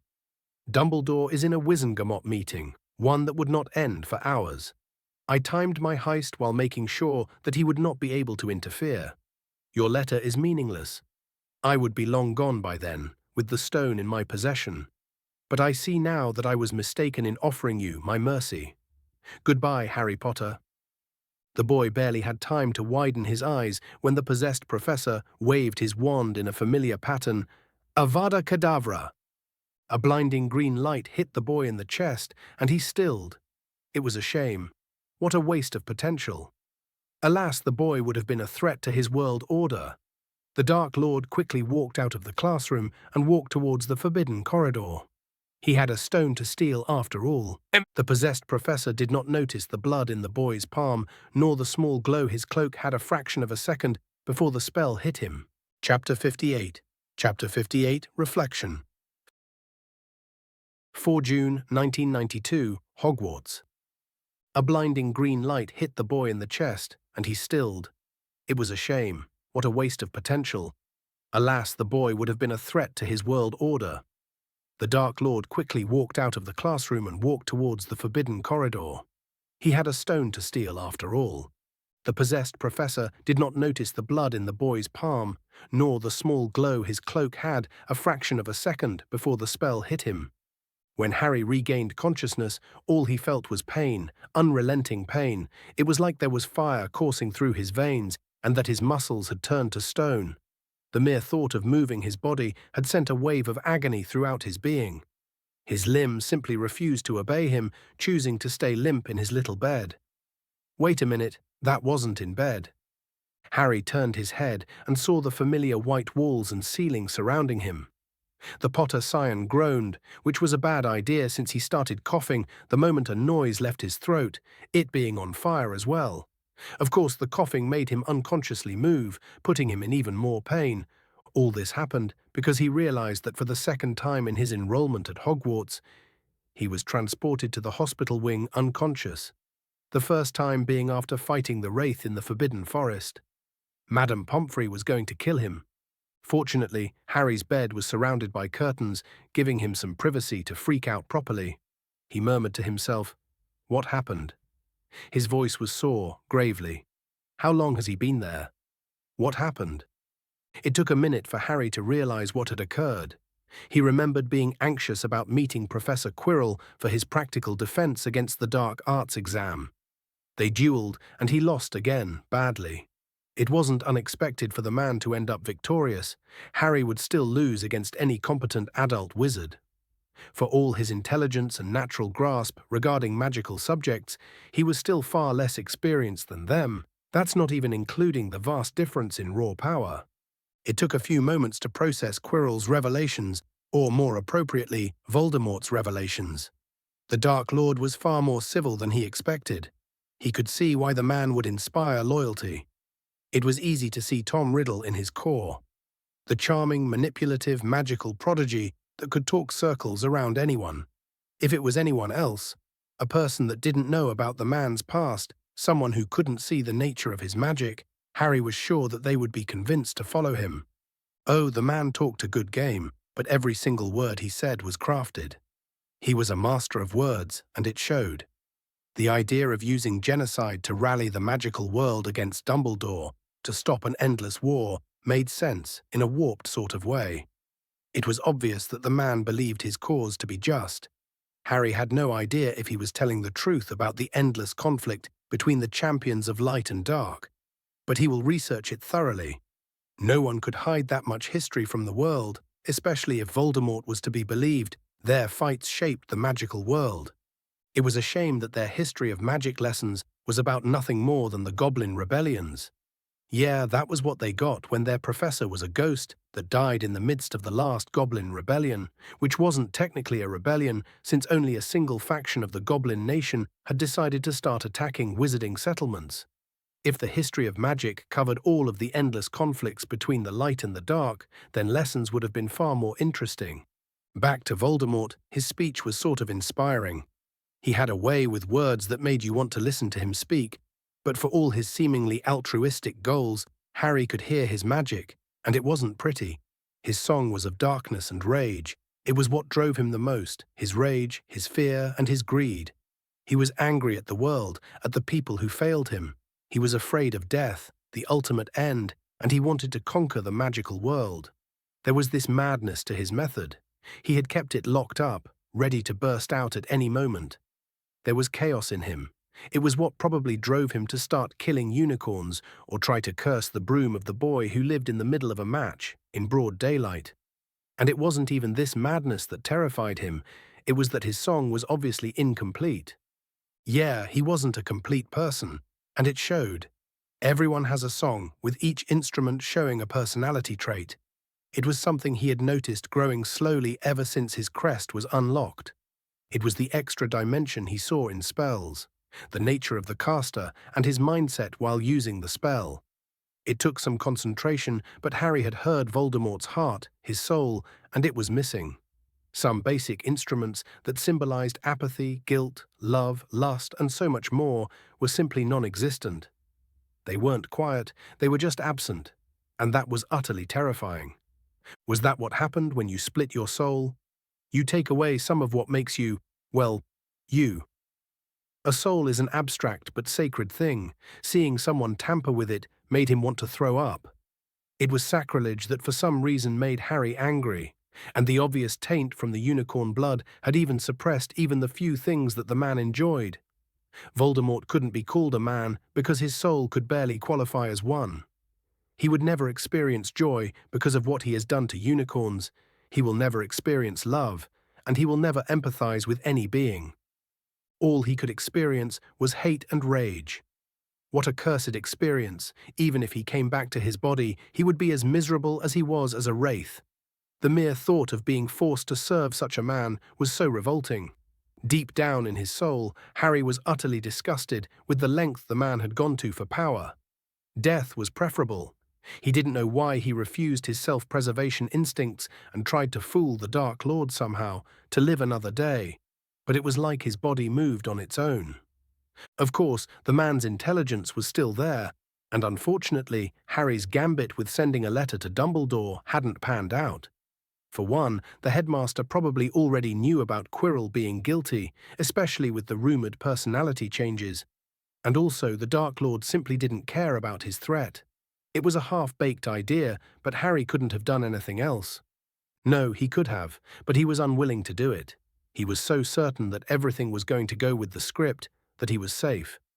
But Voldemort hadn't confronted anyone before trying to steal the stone, and yet he did Harry. This wasn't a story. People didn't follow some sort of script because the stories said so. No, things were different, and banking on them was utterly foolish. Harry wanted nothing to do with the spat between Dumbledore and Voldemort, and yet was pulled into it regardless. He was an idiot for not taking things seriously, for considering this to be a children's story. And when Quirrell revealed his crimson eyes, Harry knew deep down that everything had changed. Voldemort had completely taken over the man's body and wasn't just hitching a ride. No more. He wasn't going to stand aside and wait for the story to occur in front of him. For one, he had no faith in Longbottom of all people. And he definitely didn't trust Dumbledore or Voldemort. He was going to live his life how he wants it because it was his. He was going to fight for his own side, for his own right to freedom, and if some wannabe archmages wants to stop him, then he will surpass them all. With a renewed sense of confidence, Harry felt things snap into place. His magical crest warmed up slightly, but instead of the intense heat and discomfort he always felt, it was oddly comforting. Speaking of the crest, there was still something that he was missing. How did the conflict end? He refused the Dark Lord's offer and tried to blackmail him, banking on Longbottom killing him because of the whole love magic bullshit that he probably had, or at least that the headmaster wanted to convince the boy he had. Harry was still convinced that it was an elaborate sacrificial ritual, but it was not like he could convince anyone if Albus Dumbledore himself said otherwise. Back to the conflict, Harry started to remember. Voldemort had cast the killing curse at him, but something happened. He was like he was hypnotized again by his crest, but it was a little more forceful than the time in the forest. He clenched his hand enough to get some blood and palmed his cloak, which was his invisibility cloak in disguise. When he touched it, he heard a voice in his head. It was more like the wind itself was whispering in a language that Harry had never learnt but could somehow understand. No magic can touch those who travel between worlds. And then Harry felt his magic being dried up and then absorbing forcefully the ambient magic around. Calling it painful would be an understatement. It barely lasted more than a fraction of a second, but Harry could feel as if his body was tearing itself out. The curse passed through him and splashed into the enchanted castle walls. Afterwards, everything turned black. Was this a capability of the cloak? To somehow phase through magic? If that was the case, it was somewhat overpowered, but it was very costly magically. Harry doubted that he would be able to do it without consequences anytime soon. After all, if using it once had sucked his magic dry enough to put him in the infirmary for what felt like days, he was not planning on doing so anytime soon.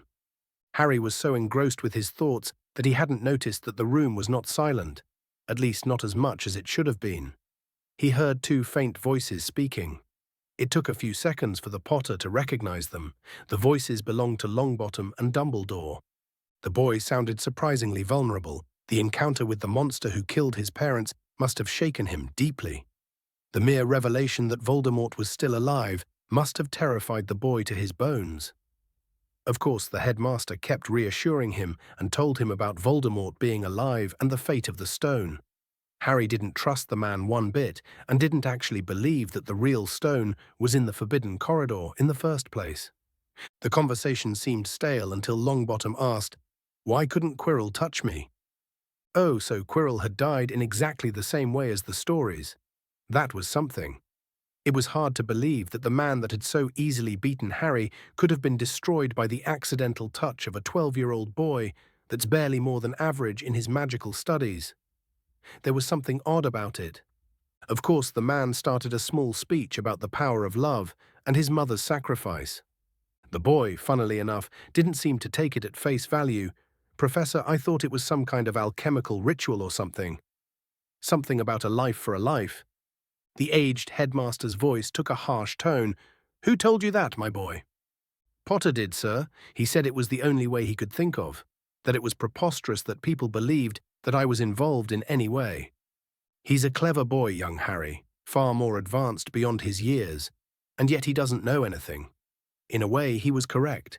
Many theories emerged on how exactly you survived. People tried to scry for years in an attempt to take a glimpse of what happened and replicate it somehow. I will admit that such a method did enter my mind, but there were simply no signs of a ritual there, not even a single trace, which would have existed should something of this magnitude have occurred. Such a ritual would also not continue to protect you now. Sometimes people tend to forget about the simple things in life. They make convoluted theories about complex subjects, forgetting how something as simple and as pure as love can even ignite the stars themselves.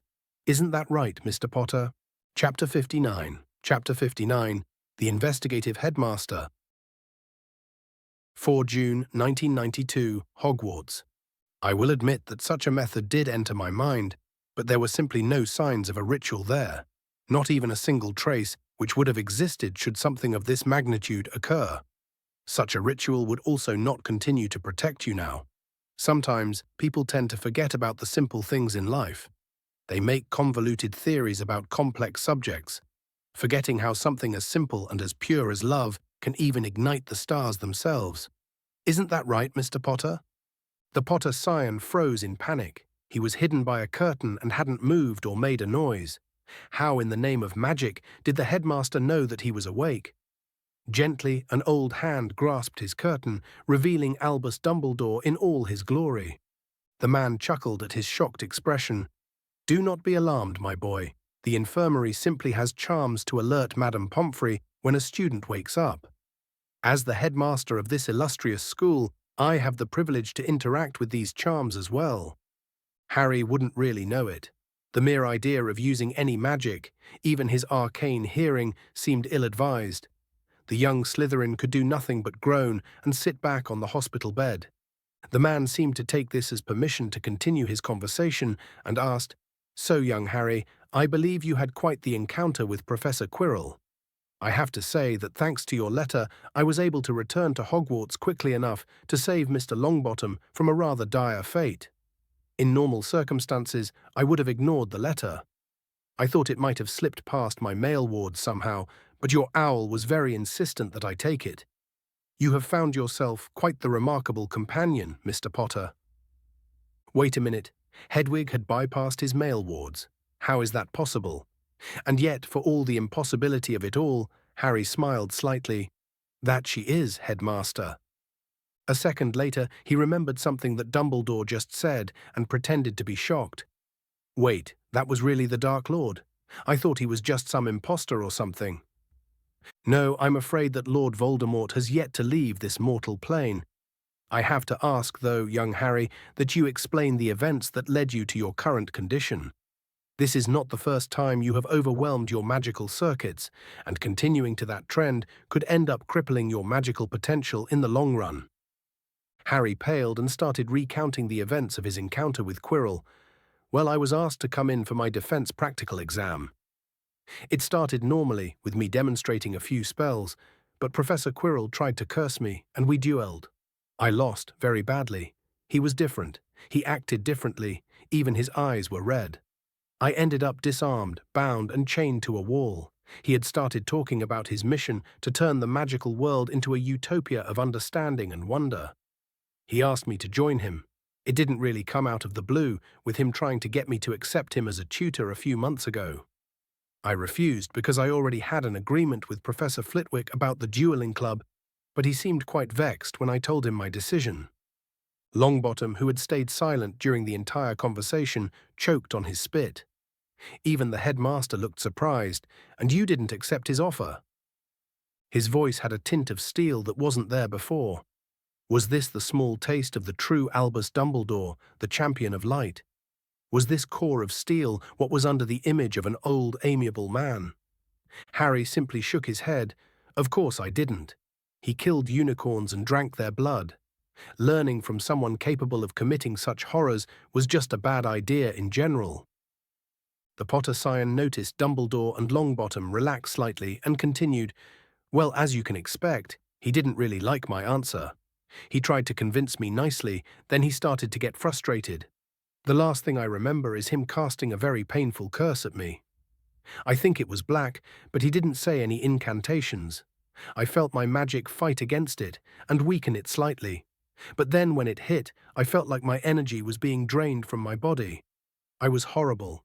It was like someone had replaced my blood with pure lava. It burned so much. I think I passed out from the pain." Of course, Harry was lying about that last part. There was no reason for Dumbledore to know that he survived a killing curse. Well, his cloak allowed him to phase through the killing curse. The man was already obsessed with the Deathly Hallows. Harry didn't need the man to have even more of an interest in him. And so, Harry projected his pain for that fraction of a second when the curse hit him, and only modified the color of the spell. Dumbledore had flinched imperceptibly, meaning that he had used his legilimency to try to get more information about the encounter. Harry could sense his probe slightly, and so arranged for him to get what he wanted. There was a reason why legilimency wasn't really admissible in magical court. It was nothing against the field, but the more skilled a user is in the mind arts, the more they can alter the projected memories. Changing the color of a spell is easy, far easier than faking an entire conversation for that matter. But it could deeply affect a trial if it was taken into account. Simply changing the spell to the familiar sickly green of the killing curse would have anyone sent to Azkaban for life, and that wasn't feasible in any administration. The headmaster seemed to buy it though, since he nodded. The pain couldn't be fake, and he knew it. Faking something like this couldn't be done if it wasn't experienced in the first place. So, unless Harry kept getting his magic sucked dry by other artifacts, it was very likely that the man would take his words at face value. Really, learning occlumency was one of his greater ideas, even if was barely a beginner. He knew how to shield his thoughts from preliminary legilimency scans and project a few memories, with a few alterations, of course. He would have been truly fucked if it wasn't for it, to be honest. The headmaster spoke up. Lord Voldemort had sunk to depths that I will admit to not even have known that they existed, to gain power. I do not know the spell you're describing, but I am not a master of the dark arts like him. However, the effects of the spell seem to be temporary, putting you in a magical deprivation coma until you recover. But I will admit that I don't know how you knew to send me that letter. Harry sheepishly looked down. Well, I knew that Quirrell was the one who killed the unicorns. I recognized the wand, you see. So every single time I met him, I told Hedwig to come see me if I don't return.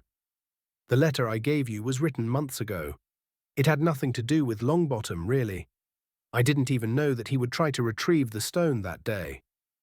At Longbottom's attempted rebuttal, he continued, "Come on, you have hardly been subtle. Hermione point-blank asked me in potions class who was Nicholas Flamel.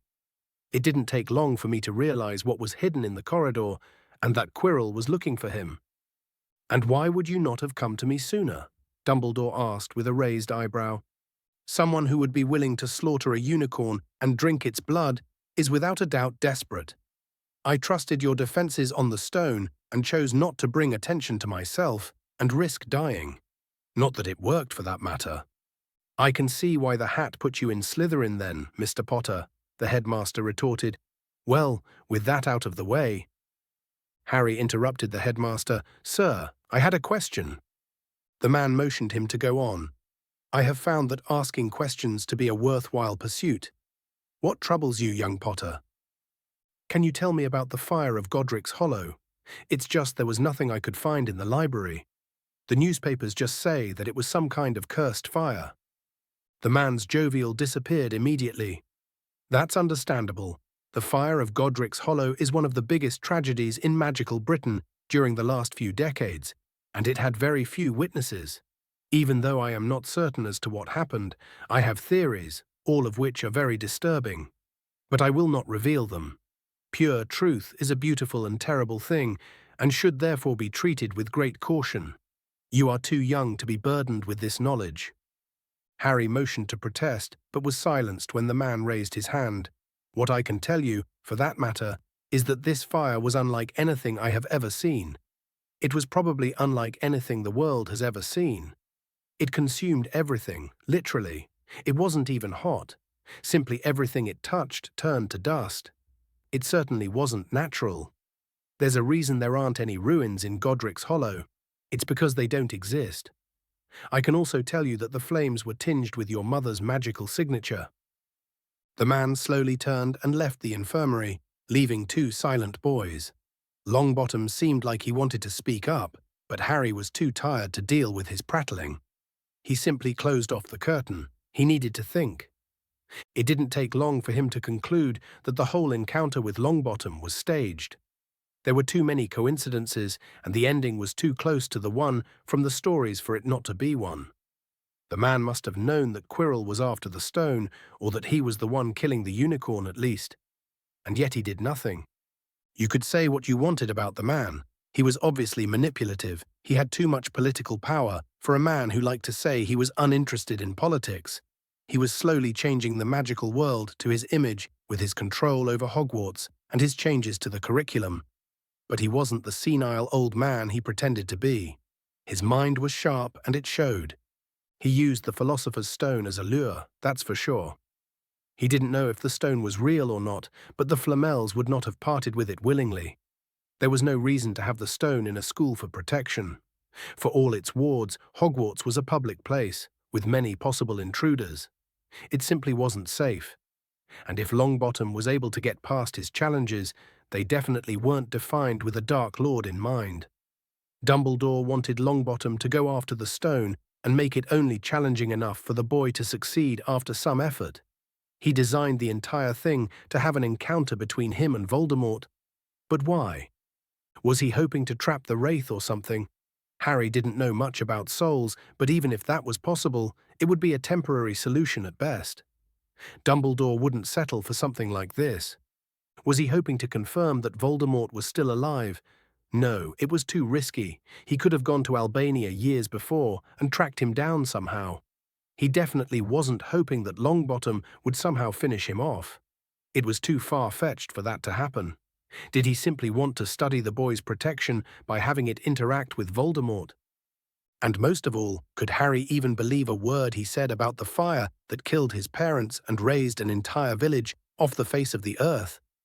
Harry was consumed with these thoughts as he fell into the realm of Morpheus, still feeling tired from his encounter with Quirrell. Chapter 60. Chapter 60. Grass of Emerald. 6 June 1992, Hogwarts. For the 100th time ever since she met him, Daphne Greengrass re-evaluated her opinion on Harry Potter. However, if there was something she was certain of, it would be that he was unlike any other boy she had ever met. It was hard to explain it. He had this presence. Whenever he walked into a room, people noticed. Whenever he spoke, everyone listened. That's not even speaking of his frankly absurd skill in magic. Seriously, he tried to downplay it slightly, but it was like putting a small dam to hold an ocean. Magic was something instinctive. Downplaying it just was like downplaying a part of your own personality. When she first met Potter, she didn't really think anything of him. He was just some quiet bookworm that was probably destined to be in Ravenclaw. Sure, the Potter family was famous. Well, mostly infamous because of the fire of Godric's Hollow, to which Harry was the only survivor somehow. But as for the family itself, it wasn't really anything special. It was relatively old, not really impressive, especially considering Daphne's own roots to the Druids during the time of Camelot. They were about as old as the Malfoy family, who became ennobled in France just a couple of centuries before the Statute of Secrecy forced them to give away their titles. The Potter family were mostly a family of relatively wealthy potion masters that tended to grow the family fortune with their invention, up until the last few wars, of course. Charlus Potter had, for some reason, spent a significant amount of wealth in the war against Grindelwald. According to her grandmother's diary, who was a year younger than him in school, it was completely out of character for him. He was known as a calm and very business-minded man, but he seemed desperate in stopping Grindelwald for some reason. James Potter had followed in his father's footsteps and practically donated most of what remained of his fortune in the fight against the Dark Lord. By the end of it, there was probably not going to be a lot of wealth left. So in summary, Harry Potter was relatively well off for the average wizard or witch, but not nearly as wealthy as any formerly noble house. He wasn't supposed to be remarkable. He wasn't supposed to be smart. He definitely wasn't supposed to have the oddest magical crest she had ever heard of. No, he was supposed to be an average boy that was born into a progressive-oriented family that would go to either Gryffindor or Ravenclaw. He wasn't supposed to go to Slytherin with her. He wasn't supposed to become one of her dearest friends. And yet, what was supposed to happen doesn't matter at all. What does is what actually happens. And so, out of nowhere, they became friends. They just clicked. Tracy, Blaise, Daphne, and Harry just started by going to class together, and after a while they just clicked. Hogwarts without Harry would just be wrong, something that he had experienced in the last few days. Harry had gone to the defense against the dark arts practical exams. He was oddly jittery. Harry was always very confident during his exams. He aced them without a second's thought. He was a genius after all, even if it was weird how Quirrell had decided to single him out for his practical exams. Daphne had chalked it up to the cowardly professor having forgotten about him or just wanted to assign him another test. Well, when Harry didn't return the following night, Daphne, Blaise, and Tracy went to their head of house and told him about their missing friend. The man had swept the castle and found Harry in the destroyed defense classroom, completely unconscious. The potion master ended up sending him to the infirmary before running off the forbidden corridor for some reason. No one had told her what had happened to Harry, nor why he was unconscious, only that he was in a magical coma for having strained his magical channels. Quirrell had disappeared, and Neville Longbottom was also in the infirmary for some reason. No one would tell her anything. There were a few rumours that Weasley had spread that Longbottom had fought Quirrell in the forbidden corridor for some reason, something about a Cerberus, deadly plants, and a giant chess match. But there was nothing about Harry at all. No one even noticed his disappearance, with the boy who lived being hospitalised as well. The ones that did notice thought that Harry had duelled Longbottom for some reason, and they all ended up getting hurt. The close timings between the injuries weren't a coincidence. But for some reason, everyone kept talking about Longbottom's adventure in the forbidden corridor. Nothing more. They had been allowed to visit him. He was so pale, so peaceful. Daphne had never seen him like this. There was always this gleam of intelligence in his eyes. He was always either frowning while thinking about so spell or another, or he was slightly smiling when they all hung out together. Without them, he just looked wrong. Without Harry, Hogwarts felt wrong, empty in a way that she couldn't describe. Oh, he wasn't perfect, not by a long shot. No, Harry was as flawed as they came. He was as socially dumb as he was a genius in matters of magic. He would always deny it, but he acted arrogantly sometimes, especially when it concerned his magical studies. He was so secretive and spent a lot of time alone. It had hurt her at first, thinking that he just didn't want to hang out with them. But after he started to put more time aside to spend with them, she understood that it was just his nature. He liked to spend time with his own company to de-stress in a way, although she was curious about what he kept doing on his own. Sometimes she wanted to grab him by the throat and force him to tell her his secret. But no, this would spoil all the fun of figuring them out. Daphne had even discovered one of his secrets. He was Muggle-raised. She was kinda proud of that one, to be honest. Harry had done a good job at keeping it under wraps. He was obviously knowledgeable about the magical world, but that could just be him being smart enough to not show any sign of ignorance. But yeah, there were a few Muggle terms here and there, and he almost never spoke of his guardians. It took a few months, and Daphne had concluded about the fact that as a half-blood, he was as likely to be raised by his mother's Muggle family as to be raised in a wizarding home. She felt strangely closer to him when she realized that. With every piece of the puzzle that she discovered, she liked him more and more. Even now, as she stayed in the infirmary, with a nice book in her hands, Daphne kept thinking of him. Blaise had stopped going after 3 days, he wouldn't wake up. Tracy stopped coming after a week. But not Daphne, she would stay at his side until he woke up. Well, she would have if it wasn't for the evil Madame Pomfrey that only allowed her to come for an hour a day. It was originally just 15 minutes, but Daphne had worn down the evil matron. Still, according to her, he had woken up a few days earlier when the headmaster was visiting. They spoke for a few minutes, where Harry recounted his side of whatever happened, and then the Potter scion fell asleep once more. And they still wouldn't tell her anything. Longbottom had woken up a couple of days back and came back completely fine. Apparently, Harry's condition was far more severe than the boy who lived. It was almost the end of the year feast, and Harry still hadn't woken up. They were leaving the castle in a few days, and Daphne dreaded leaving the castle without making sure he was all right. She had never known anyone who had been in the hospital wing after the school year.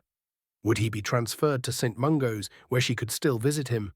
Or would he stay in the castle alone under Madame Pomfrey's care? Daphne's frankly depressing thoughts were interrupted when she heard a soft hooting and looked up from the book with a slight smile. "He's really taking his time, isn't he, Hedwig?" The owl bobbed her head. She really was as remarkably intelligent as the owner. She had somehow been able to sneakily visit her owner and would not let him leave her sight. That is, until the evil Madame Pomfrey kept trying to hex her. Apparently, pets weren't allowed in her infirmary. Still, whenever she was chased away, she snuck back in hours later. For some reason, the wards in the hospital wing just wouldn't stop her. The matron had given up after a few days, and a tentative peace between the witch and the owl was made. Hedwig would not make a ruckus, and Madame Pomfrey would not try to hex her. The snowy owl was often her only companion whenever she visited her friend, and she curled up next to her whenever she was there. Hedwig hooted softly in answer and jumped towards her owner. She gave him a gentle peck on the forehead. Daphne didn't know why she chose this moment to do it when she hasn't touched Harry ever since he was in the hospital wing. Her doubts were immediately shattered when Harry started to frown and mumbled, "Stop it, Hedwig." She practically leapt from her seat and enveloped Harry in a hug. "Harry, you're awake." The black-haired boy frowned. "Of course I'm awake.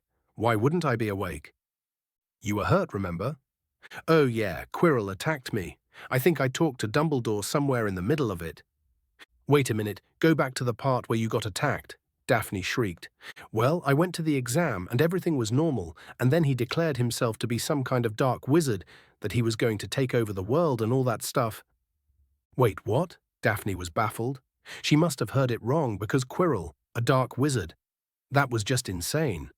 She thought he was some cowardly thief that wanted to steal something from the forbidden corridor, not a full-blown evil wizard. "Quirrell," she repeated, wanting to make sure that he wasn't joking. Well, he started explaining one of the single most outlandish stories she had ever heard. Apparently Quirrell was the one drinking unicorn blood and had attacked him before, when he also ended up in the hospital wing. Harry, for some reason, chose not to tell anyone about the fact that he obviously figured out who attacked him in the first place. Quirrell then decided for some reason to make Harry his apprentice. Or maybe he wanted Harry to be his servant. Harry had said no, and then they fought. Harry lost, and he was hit with a spell that forced his body to expel all of the magic inside at once, and then some, which was why he was in a coma. Apparently, the man tried to steal something from the forbidden corridor and ended up being stopped by Longbottom. Daphne really wished she could grab that turban-wearing freak and strangle him to death. Still, she chose not to think too much about it, especially considering the fact that she was just overjoyed that Harry was back. She was going to grill him on this later. After a few grueling tests by the matron, Harry was cleared to leave and go to the feast a few days later. Even if Dumbledore was biased enough to give Gryffindor almost 200 points, because Longbottom and his lackeys decided to break the rules and still go to the forbidden corridor. But that didn't really matter to Daphne. Harry was back, and that was enough for her. Authors. Note, look, for those who are frustrated about Harry's actions so far and the whole points thing, I understand your frustrations and you're perfectly right to have them, but you have to understand the context of this story. I designed this story with the idea of what a real insert would do in their place. People, normal people at least, aren't brave, and the world isn't going to work in their favor immediately. The main premise is to have an emotionally repressed man that has lived an empty life learn to actually live in a world of magic. If anyone suddenly was reincarnated as Harry Potter, they would be terrified. They wouldn't go about to challenge the literal archmage that's basically in charge of an entire political faction for no reason, and they certainly wouldn't rock the boat towards the man who could literally ruin their life since they're a ward of the Ministry. And he wouldn't really try to do it with Skeeter or the Ministry, since, no sane politician or corrupt journalist would go after the strongest wizard in the world for the sake of some kid. The only way would be for Harry to go to Dumbledore's enemies, which are imperious Death Eaters, a monumentally bad idea. Anyone in this situation would keep their head down and enjoy their life. What I've been trying to make this year was essentially the MC accepting that he was going to be involved and learn to stop cowering from canon. That was the entire purpose, as well as an introduction to the larger world of magic. He's not supposed to demolish governments at 11 and surpass the literal most powerful wizard in the country at 12. That's not how it works. It has to be gradual, but he'll get there. I'm making this story an exploration of the world of magic, which is far larger than magical Britain. Honestly, my decision to have Dumbledore do the thing with the points isn't random. There's a Dumbledore POV coming up, and it will explain a lot of things, and that's when things derail. Already, in the second year, Harry will be acting very differently, and that's really the point of the story.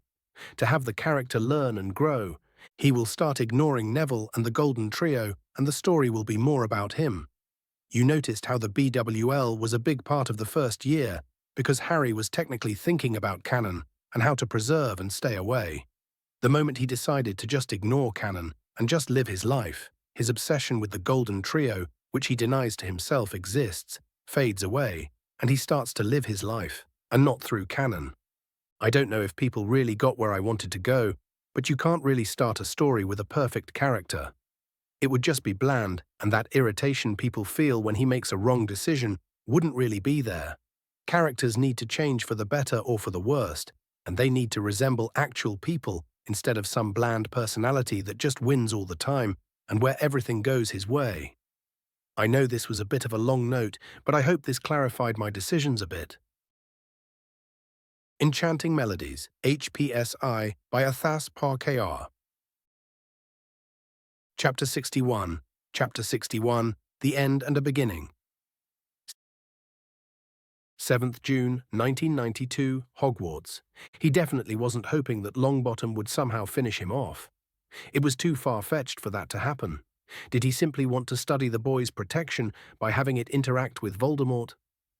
And most of all, could Harry even believe a word he said about the fire that killed his parents and raised an entire village off the face of the earth? Harry was consumed with these thoughts as he fell into the realm of Morpheus, still feeling tired from his encounter with Quirrell. The day after officially waking up from his magical coma, Harry decided to just follow Madame Pomfrey's recommendation and not really stress himself. The matron had done a good job when he was in the hospital wing. The Potter Scion felt like he was back to his best form, even if his body got sore whenever he cast a significant amount of magic. So he spent his last days at Hogwarts with his friends, who had welcomed him warmly. Although for some reason Daphne was particularly clingy ever since he woke up. He didn't really get it, to be honest. It was probably because she missed him or something, but Tracy wasn't acting the same, so he didn't really understand. It seems like in this life and his previous one, he would never make sense of what goes on in the minds of the fairer sex. He had missed his second Hogsmeade weekend. It seems like he was cursed to not visit Hogsmeade this year. Considering what happened in the story at the end of the year feast, with Dumbledore giving away hundreds of points to the boy who lived, he was also not likely to visit the village in the next one either. It's not like he would really lose anything. Anything interesting in the village would have an equivalent shop in Diagon Alley. Hogsmeade was originally a wizarding settlement. The whole business growth started because of the proximity to Hogwarts, whilst Diagon Alley was the veritable hub of magical Britain. It showed in the stores that were in Hogsmeade. It had a few inns, cafes, stores to buy school supplies, and a chocolate shop of all things. Yeah, it was obviously geared towards teenagers. People were staring at Harry and his friends on his way there. Well, it was mostly Harry. Apparently being attacked by the Defense Against the Dark Arts professor made him some sort of commodity. There were rumors about him being a secret Dark Lord and that he had duelled Quirrell when he had confronted him, hence why the man disappeared without a trace. There were rumors that they were planning on stealing whatever was in the Forbidden Corridor together and that they had greedily turned on each other. Still, Harry slowly walked towards the Slytherin table and sat at his usual spot, his friends joining him. The entire room was decked in green and silver. The members of the House of Snakes were all smiling in victory at having won the House Cup and all of the privileges that come with it. Of course, Harry knew what was about to happen, that their smiles were about to be turned upside down in a few minutes. He was proven correct when Dumbledore proceeded to his end of the year speech, and well, pretty much handed the cup to the Gryffindors. The utter uproar at the announcement was galling. Harry felt bad that at hard work of the 4th years and 6th years, who had made sure that the privileges that came with the House Cup would be theirs the following year, was so easily dismissed with barely more than a second's thought. It was disgusting, and a quarter of the school was openly glaring at the headmaster. Of course, outside of the Gryffindors being overjoyed, the other houses didn't really care about the precedent the headmaster just made. Seriously, just deciding to give the House Cup on a whim was making it meaningless. And that's not mentioning the sheer enmity that the man was building in a house where he was already fairly unpopular. Honestly, the House Cup was what prevented Hogwarts from falling into chaos. There were just too many students and too few professors. Adding magic in the mix just made this place a recipe for a ticking time bomb, or at least it would be if it wasn't for the House Cup. The prize was enticing for older students, so they went out of their way to stop the younger ones from doing anything drastic. Without the credibility of the House Cup and the fairness of earning it, The older students wouldn't be motivated enough to care about it, meaning that Dumbledore had basically told everyone that it was meaningless, that to keep the boy who lived happily, he would gladly just hand it over to his house without even being discreet about it. If he does the same in the following year, the upper years will just stop caring about it. Which definitely wasn't a good idea in the long run. His friends were pretty grumpy about it. An hour after the announcement, Tracy was still grumbling. "I can't believe Dumbledore just gave the cup to Longbottom. Just like that." "Tracy, let it go," Harry retorted gently. "We all knew that he was very biased when it came to his little boy hero. Honestly, I would have been surprised if he hadn't done anything." Blaise gave him a confused look. "I don't understand." Daphne snorted. "No surprises there, huh? Did you forget how much stuff he let Longbottom get away with this year? He got a spot in the Quidditch team even if he didn't deserve it. That's not to mention being caught with a live dragon in a school, which was a criminal offense that Dumbledore swept under the rug. Now this? I'm not happy, but I can't say that I can't see him ruin the House Cup as a way to reward Longbottom somehow." Harry's eyebrow reached his forehead. This was definitely not something he saw Daphne, or any girl his age, really understanding. It was a very good interpretation of the events. The girl gave Harry a wink and continued with a joking tone. "What? Did you think I haven't learnt anything in the last year? I'm not thick like the other two." Harry chuckled at Blaise and Tracy's protest. Yes, Daphne was very intelligent. She learnt things quickly and was dedicated when it came to any issue. The issue dissolved into their usual friendly bickering, and they all quickly forgot about Dumbledore's injustice. Time passed very quickly, and it was almost curfew. The prefects had led them back to the Slytherin common room, and they quickly went to sleep, stuffed with food and comfortable. The following morning, all the first years gathered in the Great Hall for their customary end-of-year warnings, like no casting magic outside of school or how much their summer homework was important. It really wasn't, since it was mostly just theoretical assignments that didn't necessitate any substantial research. From the looks of it, Harry could discern that it was a basic summary of the theory they had learnt in class, with a small introduction to the next year's curriculum. As for the trace, Harry had tried to find anything to beat it, but came up empty. Seriously, even his meager wandless magic would be detected by the Ministry. After all, the charm was on his person, not the wand, like many thoughts. The trace's purpose is to monitor spikes of magic in Muggle homes, especially when underaged wizards and witches are concerned. The medium of magic just didn't matter, and Harry couldn't really find a charm on him using his arcane hearing. It frustrated Harry immensely, even if he could understand its purpose. The trace wasn't really made to be biased against Muggleborns, but to preserve the statute of secrecy. Children and teenagers tended to be very unpredictable, and the Ministry had to know when someone revealed their magic, be it on purpose or by accident. So Harry was stuck to staying in a place with enough wards to qualify as a wizarding home. Yeah, he was probably going to stay in Diagon Alley again, instead of a Muggle hotel he could easily sneak into without paying a dime. He already had a stock of aging potions to fool the innkeeper of the Leaky Cauldron again and spend the entire summer there. After having a taste of magic, there was no way he was stopping for a day, let alone for 2 whole months. After McGonagall's little speech, they followed Hagrid, who took them back to the Hogwarts Express on the boats again. It was a nice touch to leave the same way they came in, even if some of the wonder had worn off slightly. As he boarded the Hogwarts Express, Harry found that he was going to miss the castle and its wondrous nature.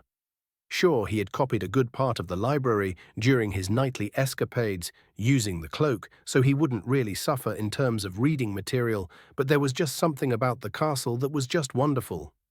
It was hard to explain it. It was something at the edge of his mind that he could somehow listen to using his arcane hearing, despite the ambient magical noise.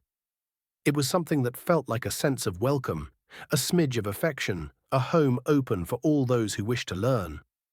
Harry sat in a compartment with his friends, wondering when the next time they would see each other again would be. It didn't really matter.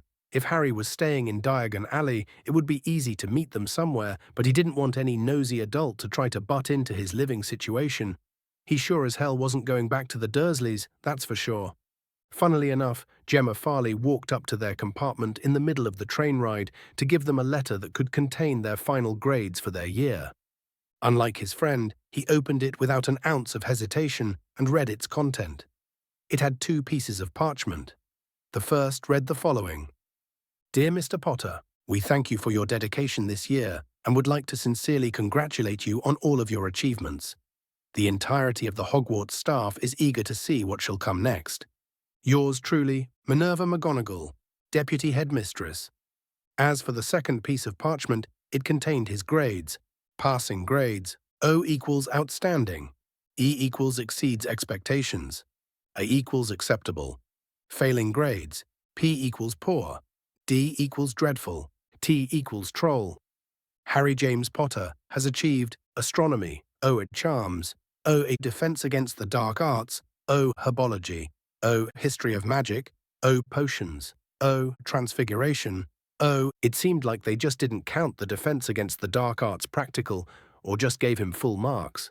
What was the protocol when the defense professor tries to kill you anyway? Underneath his grades were the end-of-year rankings, where Harry was unsurprisingly in first place, followed by Hermione Granger and Padma Patil. After his friends grilled him on his grades, he took a look at their own. They did pretty well, all things considered. Daphne, the most diligent in her studies, got an exceeds expectations or outstanding in all of her grades, and Tracy and Blay almost did the same, both getting an acceptable in history of magic and Blay having 1 in transfiguration while Tracy had 1 in charms. They all bickered about their grades as usual. Harry got teased for being a bookworm, and he told them all off for being underachievers. It was nice banter between friends, and the hours flew by quickly. Of course, all good things must end, and a distinct voice spoke up around him. We will be arriving in London in 5 minutes.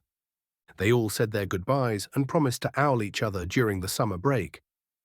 While everyone went to meet their families, Harry snuck off to the other side of the platform, ready to take the night bus to Diagon Alley. Of course, all of this completely froze when he saw a familiar obese figure standing on the other side of the platform.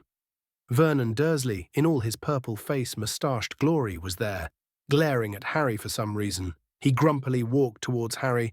Hurry up, boy, we haven't got all day. Harry looked back towards the families exiting the platform. He didn't want to cause a scene here. The last time he spoke to the Dursleys, he had made it abundantly clear that he did not want anything to do with them again. Choosing not to confront the man in public, he followed him to his car and was readying a small speech to give him a piece of his mind. Author's note: before you say anything, Harry will not be returning to the Dursleys. The next chapter will be a farewell, in a way, and for closure purposes, since I'm not planning on including them in the story again, so I thought it deserved at least a chapter, which will be officially the last one in the first year. Chapter 62. Chapter 62. Summer's Child. 9th June 1992, King's Cross train station. Harry looked back towards the families exiting the platform. He didn't want to cause a scene here. The last time he spoke to the Dursleys, he had made it abundantly clear that he did not want anything to do with them again. Choosing not to confront the man in public, he followed him to his car and was readying a small speech to give him a piece of his mind. When he stopped by the man's car, his eyes widened when he saw his Aunt Petunia and his cousin Dudley in the car. The boy had lost some weight, Harry noticed, which was good for the formerly obese boy. Oh, he was still overweight, but he didn't look like a blonde potato, so that was a good thing. It seemed like his frankly childish rant when he left had rattled them enough to make a few changes, even if he had made sure that he wanted absolutely nothing to do with them. Harry looked around to see if anyone was looking at them. From what he understood of the trace, he was in the clear if he wanted to use any magic. There were too many magical parents that would come pick up their children. The Ministry probably had a few obliviators on standby in case something happened. That meant that Vernon literally held no leverage over him whatsoever. The Hogwarts Express was made just for the trip to Hogwarts, nothing more. It was built to facilitate Muggleborn from going to Hogwarts. It was made around 2 centuries back to replace the endless portkeys that had to be enchanted for every student to have. It was better to overwork a few obliviators a few days a year, then arrange for hundreds of portkeys to be mailed to students and deposit them back to Hogsmeade. Outside of the trips to the school, the Hogwarts Express was unused, and thus King's Cross wasn't really a common place for wizards to be, especially not to use their magic. But that didn't really matter now. Harry could use his magic as if he was in Diagon Alley. The Ministry wouldn't really notice anything odd in such an area concentrated with wizards and witches. Harry again made sure that no one could see him and just stood still in front of the car, refusing to get inside. The obese muggle started to look like he was slowly getting enraged. His eyes were reddening, and so was his face in general for that matter. He practically snarled at Harry, "Well, hurry up, boy. We haven't got all day." The Potter Scion ignored him entirely. "What are you doing here?" The man moved in a threatening manner towards Harry, who simply raised his wand. At the sight of the magical stick, Vernon practically wilted away. Petunia paled in fear, and Dudley honestly looked confused. Had they not told him about his magic? Choosing to ignore the comical image of a man 5 times his size flinching away from him, Harry spoke once more. "I asked you what you're doing here." "What do you think we're doing here?" "We're here to pick you up, boy," Petunia snarled back. "I got a letter from that freak school of yours with the time to come pick you up." "Yes, and we also agreed that it was time for us to go our separate ways. I live my life, and you live yours. Isn't that what you always wanted? To get rid of the freak that your dead sister saddled you with? To get rid of the last connection you had to her world, which you loathe with all your heart?" Harry answered. "Yes, and we left you alone last summer." "You didn't say anything about it being a permanent thing," his aunt retorted. Harry stiffened, doing his best to recollect exactly what their conversation was about. It was so long ago, but by the end, he just remembered feeling free of them. During his stay in Hogwarts, he had made plans to stay by himself during the summer. There was a small voice in his head reminding him about how safe it would be to be with them. It was what the Harry in the stories did, after all. He shook his head and removed this thought. His confrontation with Quirrell had shown him that following the stories was not always a good idea. No, this was real life, and he wasn't going to follow some sort of silly script and let it dictate his life. Harry loved his new life, he loved his friends, but most of all, he loved using magic. He wasn't about to risk not practicing magic for the sake of a story in another life. Maybe he didn't specify that he wasn't going to leave the Dursleys permanently, but right now he didn't care. He wasn't going back to Privet Drive. He wasn't going to leave his magic for their sake. The Potter Scion gave a good look at his aunt and spoke up. "All right, then let's make it permanent then. I won't come back with you, and that's it." "You what?" the woman screeched. Again, Harry raised an eyebrow at the woman's voice. He really hadn't missed her voice, which is what he imagined a harpy sounded like. He had been forced to suffer this voice for years, and he had spent almost 12 blissful months without it. "Look, I know you tend to be emotional, but please don't make a scene in the middle of London," Harry calmly retorted. "So that's it, you're moving out?" Vernon spoke up with obvious glee on his face. "Yes, I am. I can take care of myself, and you won't have to suffer my existence anymore. It sounds like a good compromise, right?" Petunia looked like she wanted to protest, but Vernon answered for her. "A very good compromise, yes." "Well, of course, there's the legal side of things," Harry remarked, making them stiffen. "Legal side," Petunia repeated blankly. "Officially, I will still be living with you. At least as far as the government is concerned. It's not really a bother, but things like the letter you got from my school and the like will be sent to your home occasionally. Every month during my summer break, I will come to see you in case you got any documents I might need. It will barely take 2 minutes of your time, 3 times a year. Other than that, we'll essentially be strangers. What do you think?" Harry didn't really need to do this, and it was likely that it would be for nothing. He was still a ward of the Ministry in magical matters, but Petunia getting a letter from Hogwarts showed that the Dursleys weren't entirely separated from him. It was better to visit them 3 times a year than just accidentally miss an important document that was sent their way. He couldn't risk the Ministry looking too deeply into his home life and messing his nice little system up. Again, Petunia wanted to protest, but Vernon spoke up for her. "It sounds like a small price to pay for peace, boy. Come on, Tuny, we're going home." "No," the woman exclaimed. "You're supposed to be Lily's boy, not this thing. You're not supposed to leave. You should stay with us." "And do what exactly?" Harry protested. I love magic. I am magic, and no matter how much you would like to have your nephew with you, I know that you hate magic more. I saw it when I took out my wand. I saw your fear, your hatred, your bitterness. Stop being attached to the past, to a sister that you hated, and move on with your life. We're too different to live together without both of us being miserable. Let me go back to my magic, and I will let you go back to the normalcy you crave. Goodbye, Aunt Petunia. I'll see you in a month. Harry turned and left his relatives near their car. He didn't look back. The Dursleys were his past, but they were not his future. He wasn't going to tie himself to some script anymore. Staying at the Dursleys would make them all miserable. It was better to rip the bandage now and make boundaries clear than to stay in Privet Drive out of some misguided flimsy blood ties. Harry took one quick trip to the bathroom, and he took off his clothes after locking himself in a stall. He took out a small vial of potion from his school bag and drank it in one gulp. He suppressed the urge to gag at the taste. Still, Harry's form started to slowly grow until he looked like a man with his familiar messy hair and green eyes. He had drunk an aging potion.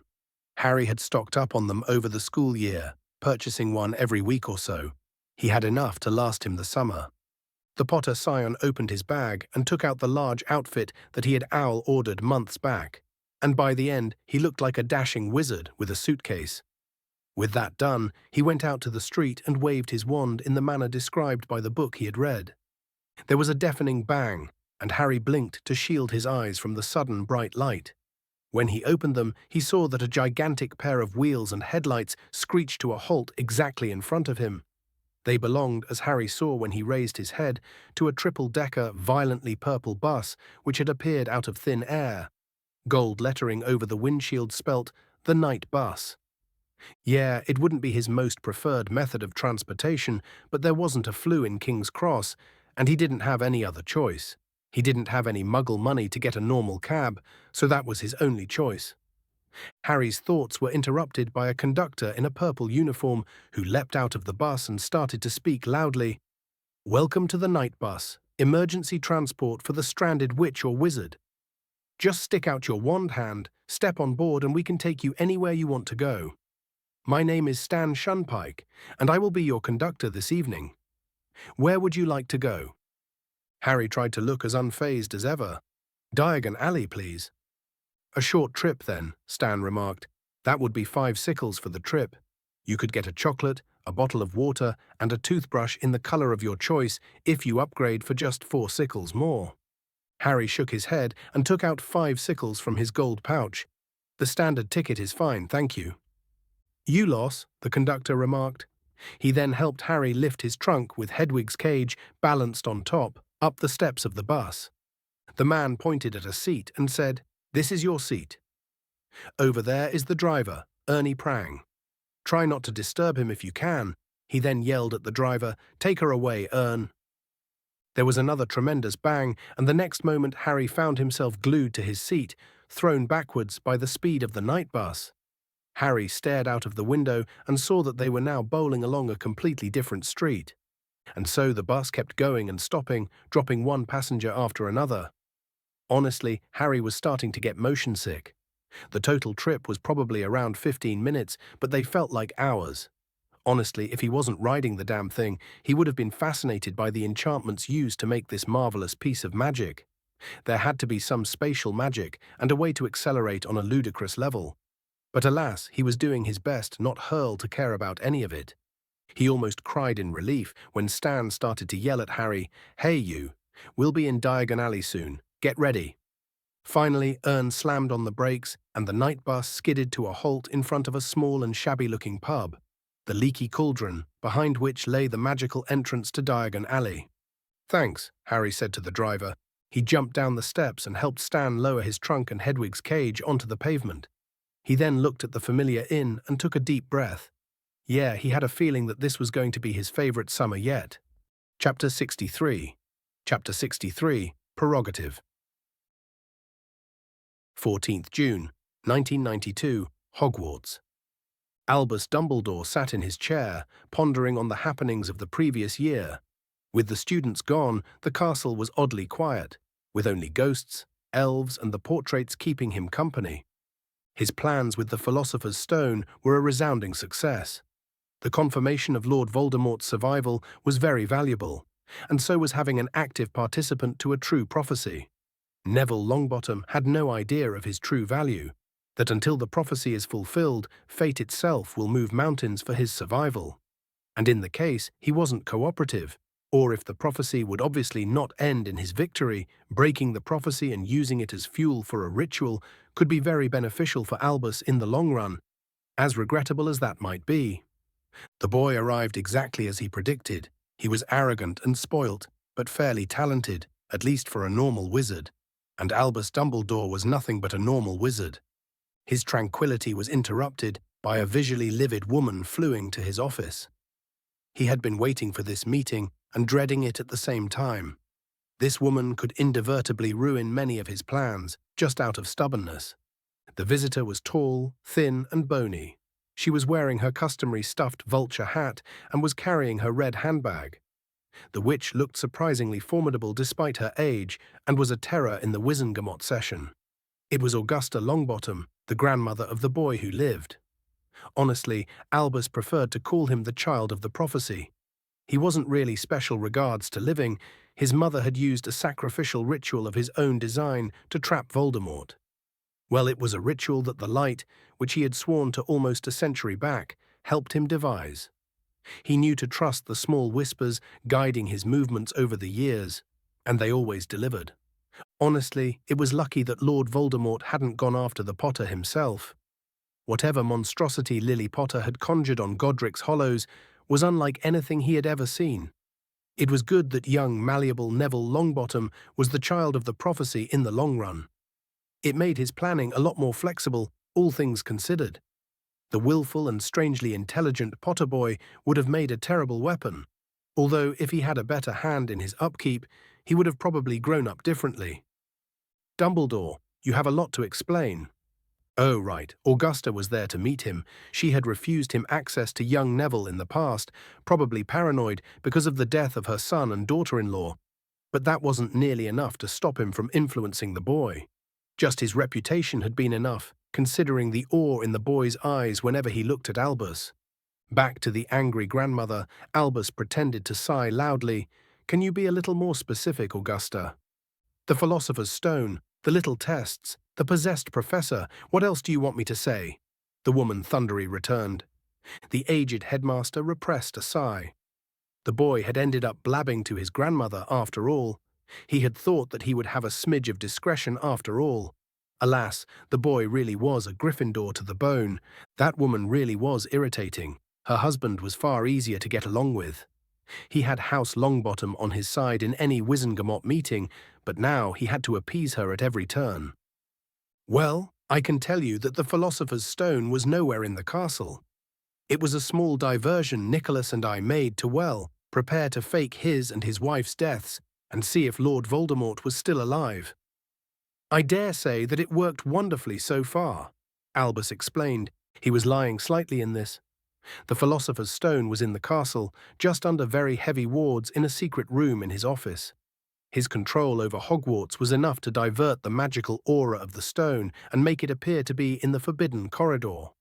Lord Voldemort in his prime probably wouldn't have been fooled by it, but as reduced as he was, possessing an average wraith with barely a fraction of the power and skill he held, and counting for his desperation to regain his body, it was enough to trick him. The woman didn't seem to be appeased at all, and my grandson's involvement in this mess. I will admit that I did not expect him to take that as an invitation to figure out the ploy and try to stop it himself.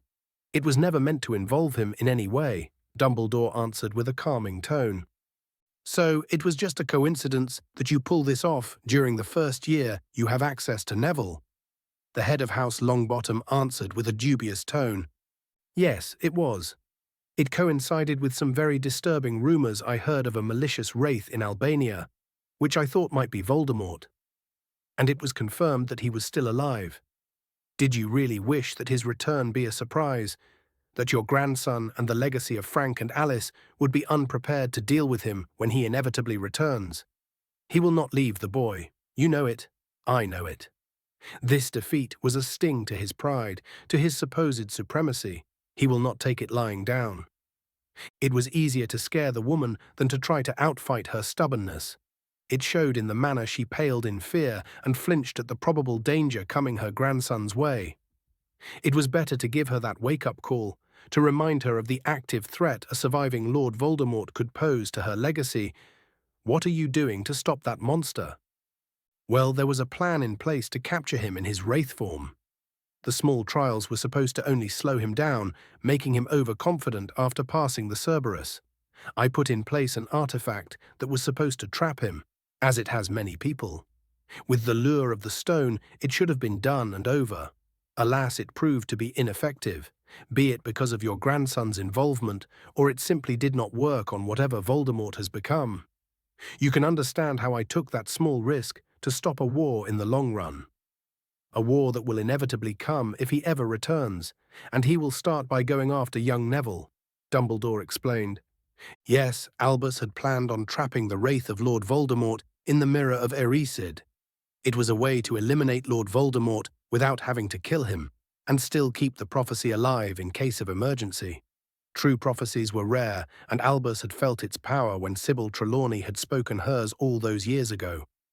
But Neville had no hand in the mirror failing. The magic was simply incompatible. The wraith was entranced by the mirror, but Voldemort had the willpower to break free of it eventually. The space inside of the mirror refused to absorb the wraith and trap it inside for some reason. It was a long shot at best, but it was a very curious phenomenon. It was why he had also let the confrontation between the possessed professor and young Neville occur. He needed to study his mother's protection. Even if he had designed it, the protections were something new.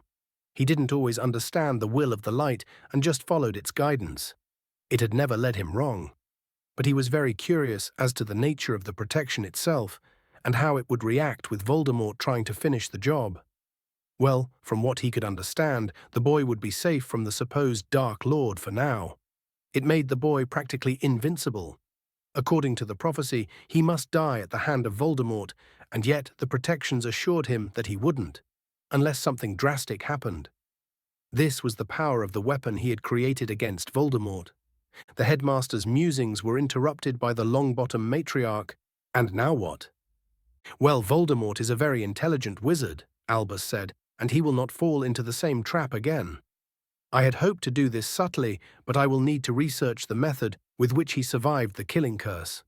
We need to counteract his immortality somehow.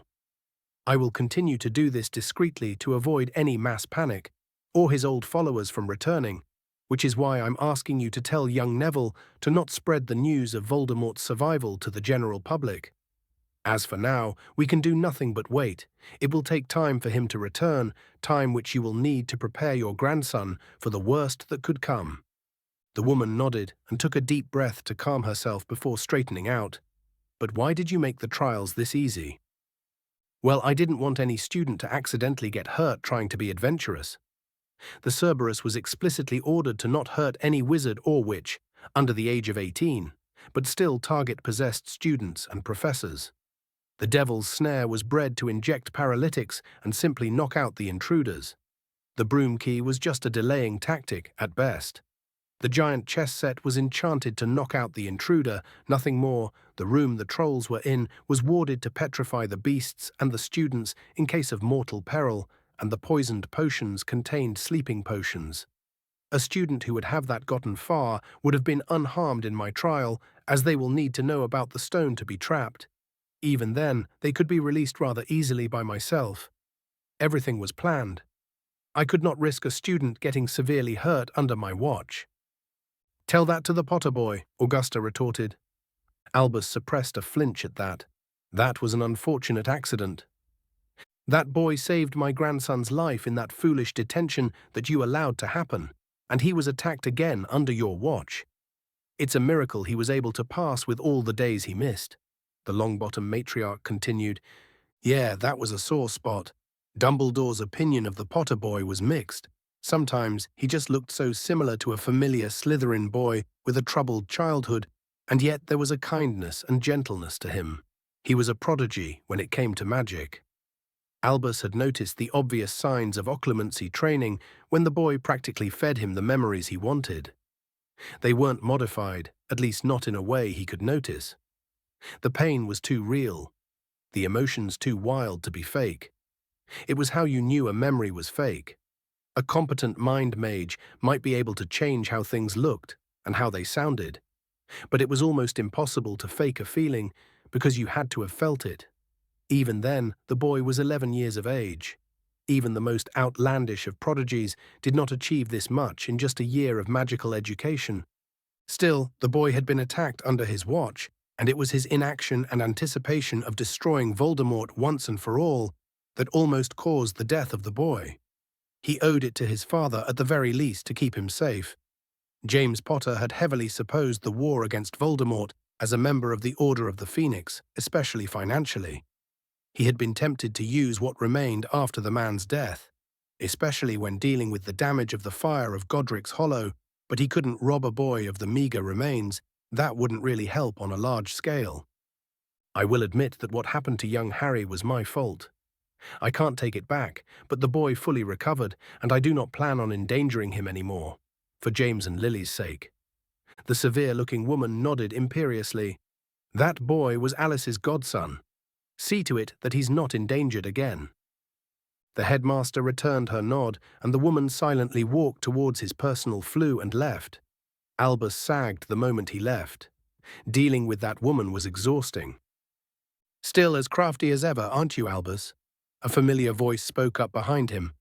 He had felt the man's presence the moment he snuck in during the conversation, but he did his best not to react. "Well, I have learnt from the best, Nicholas." Chapter 64, The Alchemist.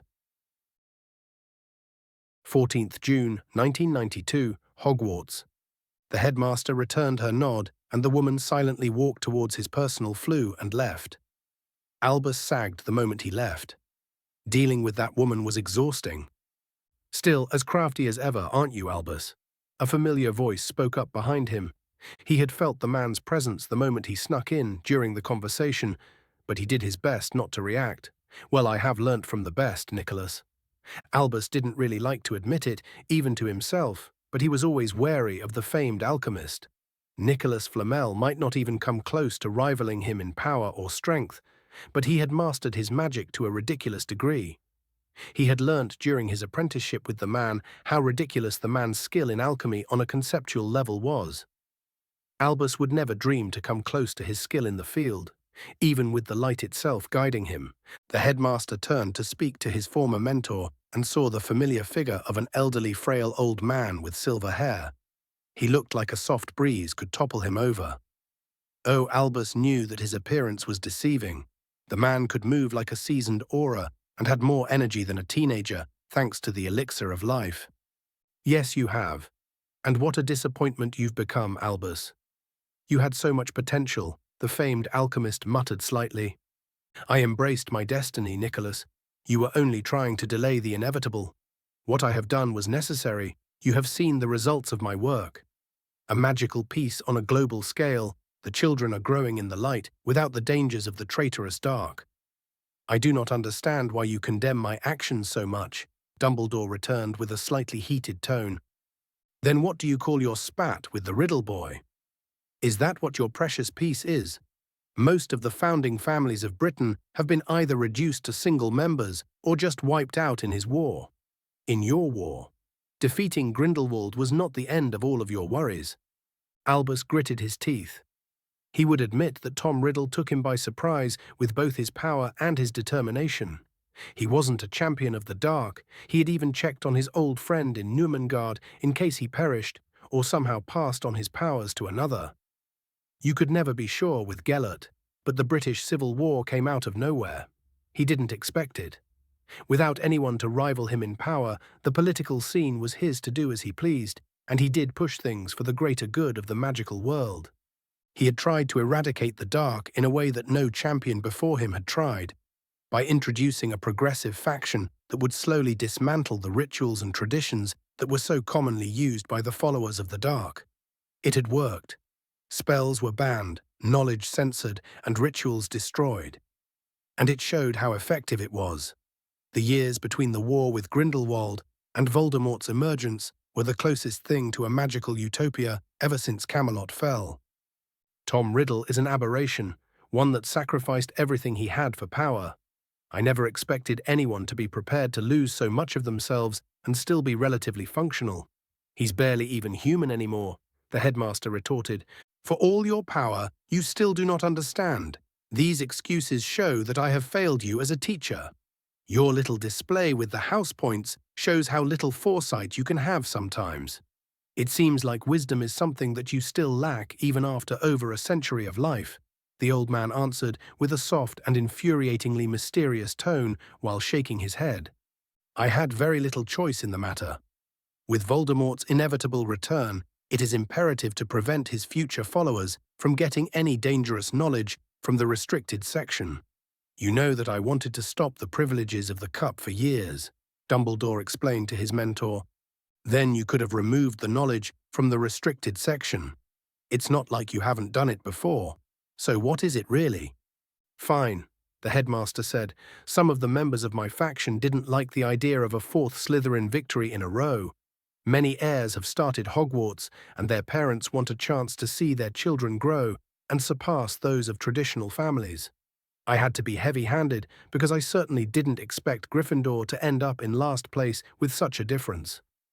Minerva was particularly strict when it came to punishing her own house, and Neville Longbottom was very troublesome to handle. Ah, at least that makes sense. You and your politics, you're losing yourself in them, boy. You have been trying your best to create the world of your dreams that you bound yourself to the wills of others. What happened to your sister was a tragedy and an accident. But do you have to limit yourself so? People are starting to forget why they followed you in the first place. A few decades ago, not a single family would have dared give you such an ultimatum. Simply because I chose not to act like some sort of brute does not mean that my methods are inefficient, Dumbledore protested. And yet, you're slowly losing, aren't you?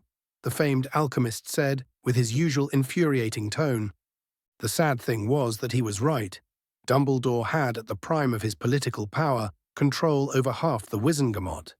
And yet, with the appearance of the conservative faction, or as they like to call themselves, the neutrals, had split the Wizengamot into 3 factions.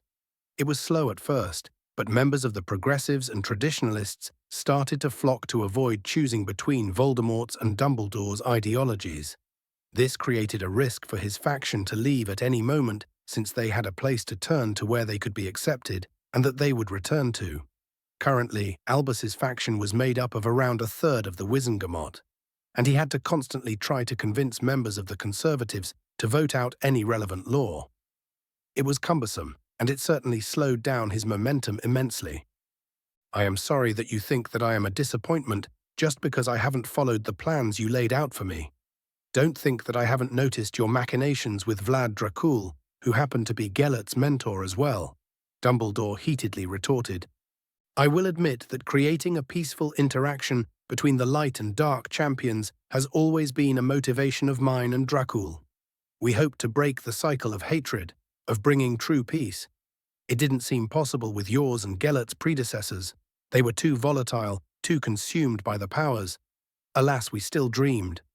The last time a champion of the light and a champion of the dark united, Hogwarts was built, and an age of prosperity followed. The two of you were getting so close until the Ariana incident. You delved into the light, and Gellert embraced the dark. Each one of you hoped to create a mockery of the world you planned together, and it turned into a war between the two of you. You tried to meddle with something that shouldn't be meddled with. The light and the dark are enemies, and you know it. How many champions have you trained over the years? You should know this fact intimately. And how is what I have accomplished a mockery? The headmaster asked. You have destroyed magical society in a way that was never done before, boy, Flamel retorted, and for the first time he looked angry. You have turned a race of explorers, of inventors and theorists, and turned them into muggles with magic. To be a mage is to walk with death, and you took that away from them, from us. You rendered the magical population into content simpletons, Albus. The progress in magical innovation has slowed down ever since your victory over Gellert. Enough of these games, Nicholas. You did not come to rehash an argument we had many times. Why are you here?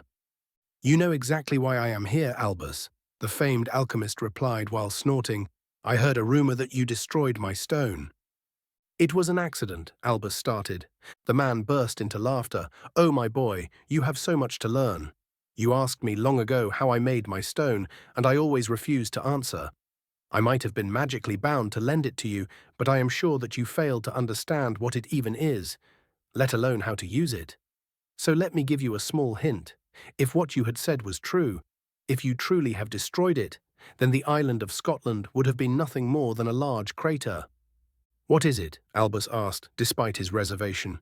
It is my greatest accomplishment and my greatest failure. After graduating from Beaubaton, Perenelle was sick. I had never seen anything like it, and I loved her more than life itself. It was a curse that was in her bloodline that made her life force leak out faster. It was cast using a sacrifice of an innocent soul by a champion of the dark and was strengthened by powering itself from the very life force that was leaked by its victim. In every generation, it grew stronger, and it was very old. It was a miracle the line hadn't died out somehow, but I had to save her. Alas, I was only skilled in alchemy, but nothing really more than that. You know the rules of alchemy, equivalent exchange. Albus did not like where the story was going. Nicholas always seemed like a wise old man, a bit demanding, a little forcing and grumpy, but to commit human sacrifices. It was just so out of character. I found a way to nullify any other curse by sacrificing guilty souls. But Perenelle's was cast by a champion of the dark. Nothing seemed to be enough until I was desperate enough to just let magic decide. I create a plague that would not stop until the price would have been enough. It took millions of lives for the stone to be created, but it was nearly not enough, except that a newborn light champion was killed by it as well. It was able to supercharge the ritual and become the tool for immortality that it is today. Of course, the next champion immediately cornered me and bound me to the light, to track down the light champions and train them until my dying breath. I saved Perenelle but lost my freedom. No one but could use the thing anyway. I have to activate it to work. And destroying the stone would have released the energy trapped within it, and it would have resulted in a spectacular explosion. Albus was flabbergasted. The Black Plague, that was you. I was young, desperate, foolish, and in love. I never told Perenelle about how I created the stone, but she does know of my servitude of the light. I still think she knows, to be honest. Seers tend to see through people rather easily. Now Albus, my stone. Albus nodded, stood up and waved his wand towards a blank wall. The stone slowly parted into a metallic vault.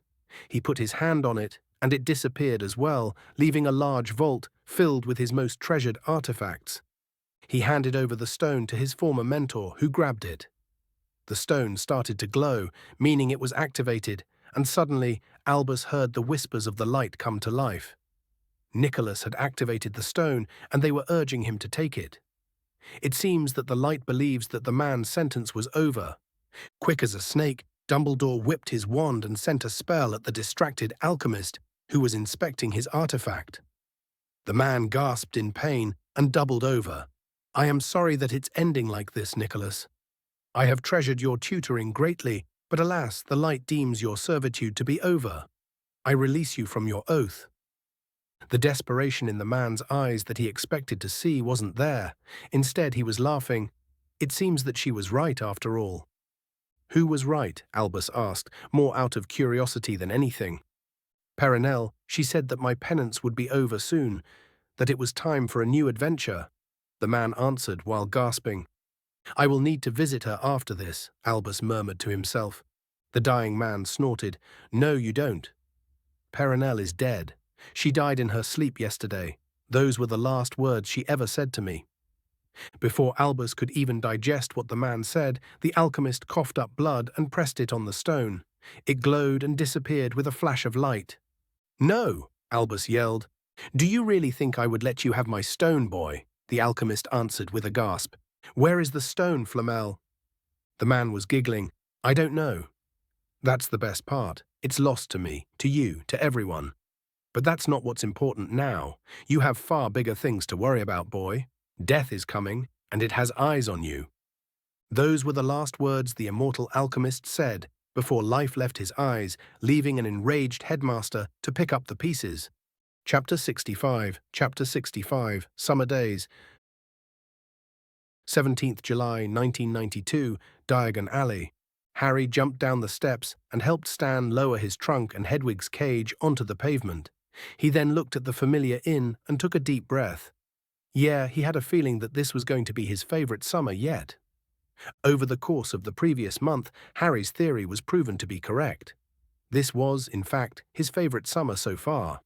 In his previous one, there was still this nervousness at being in another world, utterly alien to what he was used to. He had put himself out there just to try to find a way to use magic. Having come very far over the course of the last year in mastering his magic, the Potter Scion was confident that he could handle whatever was thrown at him. Living by yourself was surprisingly freeing. Well, if you don't need to deal with my responsibilities that came with independence, that is. Having been staying in the leaky cauldron for over a month, Harry didn't need to clean or cook meals. Instead, he did his best to simply relax and enjoy his summer. There was more to the magical world than books, after all, and he had forgotten what it was like to be amongst adults, not children. Yeah, he was pretty much always using aging potions to move around. He looked like an average Hogwarts graduate, and people just spoke to him normally. There were side effects to prolonged use of aging potions, of course, but they tended to affect people trying to look younger, not the other way around. According to numerous researchers and potion masters, the only thing he risked was mild aches for a few weeks because of the large difference in size after he comes back to his normal body. Although there were documents of actually accelerated aging when using the potion substantially to look younger, his older form allowed him to explore the alley properly. It turned out that Diagon Alley itself is simply the hub of magical London, but it didn't really stop there. It was an alley where any wizard or witch will probably be able to find any normal item they needed. The shops, for all how dingy and unclean they looked, were very expensive since most of the population just went there to get their stuff. Other shops had needed to settle from branches of the alley. To be able to survive, they were either really specialized or really cheap. You won't find a second-hand store anywhere in the main alley, but in Bargain Lane they were commonplace. The Charmer's Lane is specified for custom charm jobs. There were shops for just enchanting clothes. Hell, Carkit Market was a street filled with stalls that sold magical creatures and anything related to them. Then there was Nocturne Alley, of course. Even in his adult form, Harry didn't dare venture there. The horror stories he heard about that place were enough. It wasn't even the danger of being hurt, not that it was insignificant. It was mostly the fact that it was a close-knit community, and that he would be caught as an outsider in seconds. Magical Britain isn't that large, and people living in the seedier parts of the city all know one another. And for all its reputation with the dark arts, the alley was mostly home to the outcasts of magical society. Werewolves, vampires, hags, and every sentient magical being that the common wizards dislike are just sent there. The rents are cheap, people don't ask questions, and you can just do your job in peace. Of course, if you want to buy anything illegal, it would be probably easier to find a place no one asks any questions. So yeah, the rest of the alley was just enough for him. For now, it might be cowardly, but the Sorting Hat did choose to put him in Slytherin for a reason. Harry opened his eyes this morning, not expecting any letters. Blaise was back in Italy for the summer, and Daphne was currently in Greece for the holidays. Tracy's parents had taken her camping in the woods for some reason. She had grumbled about it in her last letter. So, with all his friends doing their own thing, Harry decided to do his. He walked down the stairs and saw Tom waiting for him. "Oh, hey, Harry." "Hey, Tom," the Potter Scion greeted. "Do you want the usual?" the man asked. "Yes, that would be wonderful, Tom." Tom went to the kitchen with his order, just a standard English breakfast, and was accosted by a small barn owl with a familiar newspaper in her talons. Harry took out the paper and gave a couple of nuts for the owl to take as payment, and it flew away immediately after. By then, his breakfast was laid out for him. He took a sip of his coffee, relishing its taste, before opening the newspaper and almost spitting it out in shock at the headline. Nicholas Flamel found dead in his home. Underneath the huge title, the famous alchemist and his wife Perenelle looked lying dead in the living room. Unlike most wizarding photos, this one was not moving at all. The two former immortals looked like they were sleeping together on the couch, not dead as they are. Of course, the rest of the article was the typical Rita Skeeter nonsense.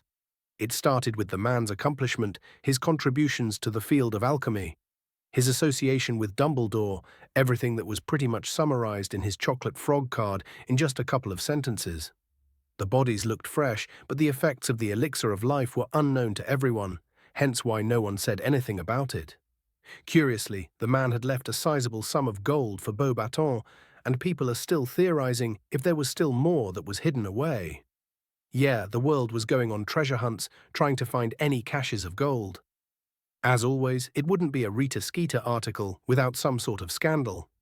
Apparently, she supposed that one of the alchemist's possible experiments on wizards backfired and killed him and his wife, or that the philosopher's stone was a lie all along. Harry had to admit that for all the ridiculousness of it, the woman had a way with words. It was too bad she wasted them on trash like this. Funnily enough, the location of the philosopher's stone wasn't really mentioned anywhere in the article. That was the terrifying part. Somehow the Daily Prophet just ignored the man's most notable achievement. Dumbledore must have had a hand in that. Or maybe it looked like the deaths were natural, hence the assumption that the stone was destroyed or stolen. Still, things didn't look good. No matter what happened, the timing didn't match. Even if the stone was really destroyed, as Dumbledore would say, they should have had the foresight to have more elixir. They left the damn thing with Dumbledore for a year.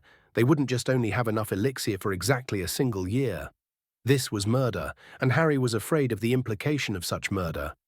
Flamel was a constant in the magical world for 6 centuries, and just like that, he was gone. And that was worrying. It was a reminder that the world wasn't safe, and that no matter how experienced you are, you can never be safe. Dumbledore must be far more dangerous than he had expected. Voldemort's words came to mind slightly before the Potter Scion dismissed them. These were the ravings of a mass-murdering, power-hungry madman who wanted to convince Harry to join him for some reason. He couldn't trust a word that thing said. The screaming when he had killed that unicorn still haunted his dream. The utterly wrong act of slaying something so fundamentally pure was disgusting. Back to the Flamel situation, Harry expected the demand for alchemical products to rise immensely in Europe. Alchemists were already rare, and the number of competent ones in Europe could be counted on 2 hands. Dumbledore had essentially bought a ticket to fortune in the aftermath of Flamel's death. He was the only real source of alchemical products. The classes in Hogwarts were nothing more than an introduction to the field. 2 years were not enough to become anything more than an amateur in alchemy, and the products on demand were notoriously complicated. This was a decisive win for Dumbledore, and that was a fact. It really was a shame. Harry had wanted to meet Flamel eventually, to understand what it meant to see the world go round before their eyes, to see civilizations be born and destroyed. He wanted to pick the man's brain when it came to alchemy, perhaps even create a philosopher's stone of his own. But that wasn't possible anymore. Choosing to not ponder too much on the issue, Harry decided to just explore the alley. He had already gone to the alley, but he didn't really buy anything, apart from a few curiosities. He did get his glasses charmed to magnify things by him touching the handle. These looked dead useful, and he wanted them. Harry also wanted to buy his school supplies, at least his standard one, since his letter still hadn't come in. After buying a few quills and rolls of parchment, Harry decided to have some ice cream at Florian Forskew's ice cream parlor, before going to the bookstore to see if the new books came out. Hogwarts was notorious for giving the book list at the last minute because of the defense professors changing every year. Still, Dumbledore might have finally found a defense professor. Harry really hoped it wasn't Lockhart. The Potter Scion couldn't stomach another useless year of defense to deal with. Honestly, the man's book would have been sold very well as fiction books. He was a good writer and competent as a public persona, but it was obvious that some of these stories were outlandish. Who in their right mind wrestles a werewolf anyway? Finally, Harry arrived at the bookstore and, as always, was disappointed in the lack of a Hogwarts book list. He finally decided to just browse in the collection. Flourish and Blots was honestly the only bookstore in the alley. There weren't any libraries or any place that sold books, really. Funnily enough, Harry had seen a most potent potions book in a second-hand shop he browsed. He had immediately bought it for a couple of galleons, knowing that it was worth so much more in both knowledge and value. Still, there seemed to be something fundamental about the lack of widespread knowledge, at least with any magical knowledge. Back to Flourish and Blots, there was a sign with a giant moving poster of Lockhart. The man in the poster was grinning and winking at everyone, and Harry suppressed the urge to curse the Ponce. And yet various witches kept sighing whenever he did that. What the hell was wrong with these people? Still, the Potter Scion decided to look at the announcement. Apparently the man was coming to sign his new book release. Having decided not to continue, Harry decided to leave the bookstore. His mood was already sour because of what happened to Flamel, and well, Lockhart fanatics were not going to help things.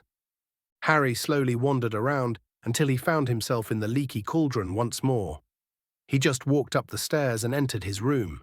The Flamel situation simply would not leave his mind. The utter fear he felt at the idea of not being secure enough for something like that to happen. He learnt one thing for certain, and that was the fact that Dumbledore was fucking terrifying. He didn't want anything to do with the man, really, but that was it. With determination in his eyes, the last Potter proclaimed, "This is not over. I will become powerful, and I will survive. This is a promise." Chapter 66, Planning a Heist. 2nd August 1992, Diagon Alley. He learnt one thing for certain, and that was the fact that Dumbledore was fucking terrifying. He didn't want anything to do with the man, really, but that was it. With determination in his eyes, the last Potter proclaimed, "This is not over. I will become powerful, and I will survive. This is a promise." Today was the day. Harry had woken up in the morning with a huge smile on his face. Living in Diagon Alley and being able to do magic without anyone saying anything was simply amazing. But after a month of solitude, he was slightly lonely. The feeling was surprising. In his previous life, he had no one. He took care of his family, of his brother. But they were family. In a way, he relished the time when he could spend on his own, something that made him feel like shit after his brother passed away. Alas, life was cruel and ironic that way. And yet here he was, free of any obligation, free of any supervision, and he was feeling lonely. He hadn't expected to be so attached to his friends like this, especially considering the mental age difference, even if it was more of a technicality. Honestly, looking back to the previous year, he really shouldn't have acted that way. He was impulsive, cowardly, and vindictive. The way he humiliated Malfoy for insulting his parents was proof of that. He had spent years as an educator in his previous life, and he knew he could have handled it better. Although he only taught to students in high school who were a lot more mature, if a little rebellious, than his classmates. Honestly, the way he rebuffed Longbottom's attempt at friendship was due to his fear. Neville Longbottom was the boy who lived. Danger will follow him to the ends of the earth, and Harry wanted nothing to do with it. But the petty rivalry they had was not something he would have done in his past life. He would have simply shrugged and let the children deal with their own mess. Their opinion shouldn't have mattered, and yet it did. Harry had to admit that he was different from the man he used to be. He was mature for a child his age, but he didn't really have the maturity of an adult. This dichotomy was confusing. He had the emotional range of a child and the memories of an adult. And in a way, Harry did not want to stay the same man from his past life. He remembered how empty the man was. He had no purpose, no ambition, no love, no hate, no anger. He had no friends, no rivals, and it was only the act of teaching that brought a spark of passion into his life. He didn't dream of wealth, and yet he craved love, but didn't feel like he would ever get to feel it or have someone feel it towards him, even if he didn't understand what love truly was. Harry still didn't understand it, to be completely honest, and yet he was hopeful that he would ever feel it. Harrison Smith was like a meat puppet that was just going through the motions, waiting for something to fill up the endless hole inside of him, and yet he knew deep down that the chances of that happening were slim to none. The Potter Scion liked to distance himself from the man. He liked to think that they were two different people, even if the two of them tended to overlap. Perhaps it was a desperate attempt to share the man's fate, and if it meant having a shard of immaturity left in him, then it was a price he was willing to pay. Still, this childish, cowardly thinking almost got him killed a few months ago. He had done everything right, and yet it didn't matter. Lord Voldemort had tried to kill him, and it was his magic crest and cloak of invisibility that saved his life. It had nearly killed him, but the cloak's ability had a lot of possibilities.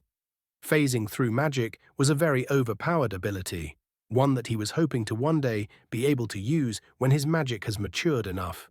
Still, Harry wondered what other secrets the cloak held. There was no mention of this ability in anything he had read about the Deathly Hallows, and his frustratingly silent magical crest was annoying. Other than saving his life in dire situations, the crest didn't really do anything. He was thankful for it, but it still was a mystery. He had a few guesses, of course, the first of which was the fact that it was the Peveril family crest, not the Potter one. The interaction between the crest and the cloak was enough of a hint. But any knowledge about the family was very scarce for some reason, so he was going around blind on that front. And yet, Harry doubted that his crest would be able to save him from a basilisk.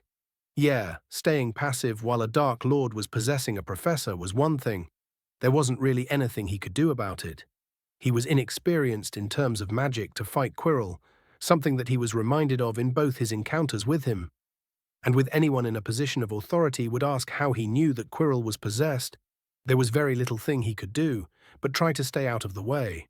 It didn't work as intended, of course, and Harry didn't know which fate fuckery happened with Longbottom to get him to kill Quirrell. But a basilisk actively attacking students in a school was where he drew the line. He wasn't going to gamble on the fact that the students would all be lucky enough to only see the reflection of the King of Serpents. Basilisks were the stuff of nightmares. They were beings of alchemy and blood magic that are designed to be the magical equivalent of weapons of mass destruction. Their killing stares were enough to make them very dangerous, but their magically impervious skin was immune to practically any damage, and their venom was so corrosive that it destroyed magic in the same way fiendfire did. A drop was enough to destroy wards or protection enchantments. Breeding a basilisk was an immediate death sentence all over the world, and everyone knew it. Thankfully, basilisks were hunted down to extinction centuries ago, when the Statute of Secrecy was put in place, and any record of their creation was destroyed on a global scale using an extremely powerful secrecy spell. That was how dangerous these things were. Having children die on his watch because he chose to be passive was too much of a chance. He needed to intercept the diary, and the most convenient place to do it was in Diagon Alley, where Malfoy puts it in Ginny Weasley's cauldron, which according to the books would be today. It was the day of Gilderoy Lockhart coming to Flourish and Blots to sign his autobiography. He had gone practically every day to the library in case he was mistaken. He wasn't going to take any chances with the diary. The only complication was that Harry's friends were coming that day as well. They were all back from their trips, and Tracy had insisted that they go buy their books on that day, probably because of Lockhart being there. That meant that Harry had to nab the diary in his normal body, aka in the body of a 12-year-old. It was nice that they wanted to hang out with him near his birthday. All of them coming back to London by the end of July wasn't really a coincidence, and the gifts they had given him were thoughtful. Daphne had gotten him a very nice portable perch for Hedwig, that way she could stay in the dormitory. Tracy had gotten him a sneaker scope that her Aura grandfather used to have, and Blaise had bought him some official-looking green silk dress robes that he could use on any official occasion. It was a touching moment. He hadn't had a birthday gift for years. He really had picked some great friends. Harry looked at the watch in his room and saw that it was almost 10, meaning that his friends were going to arrive soon. Harry wanted to have some breakfast before the inevitably hectic trip throughout the alley would start. He stepped out in his adult form and greeted Tom and ate his usual breakfast. Afterwards, he simply went to the bathroom, took a potion that would reverse his age, and changed his clothes. When he got out, he was just a normal second-year Hogwarts student here to do his shopping. Deciding to treat himself to some ice cream, he went to Florian Fortescue's ice cream parlor and sat down to eat. It was the place they had all agreed to meet. Of course, barely 5 minutes before he started eating, he was immediately enveloped by a hug from behind. He stiffened slightly before noticing that it was just Daphne. "Hey Daphne, I missed you," Harry started. The girl just hugged him harder. "I missed you too." Hey, lovebirds, don't forget about us, another voice spoke up. Harry looked around and saw Tracy and Blaze looking amused at them. Harry rolled his eyes, and Daphne blushed. He stood up and enveloped his two other friends with a hug of his own. I really did miss you all. Happy now? Tracy was grinning brightly. All right, I'm good. How was your summer, by the way? Not really interesting, Harry answered while shrugging. I visited the alley a few times out of boredom. Other than that, I just stayed home.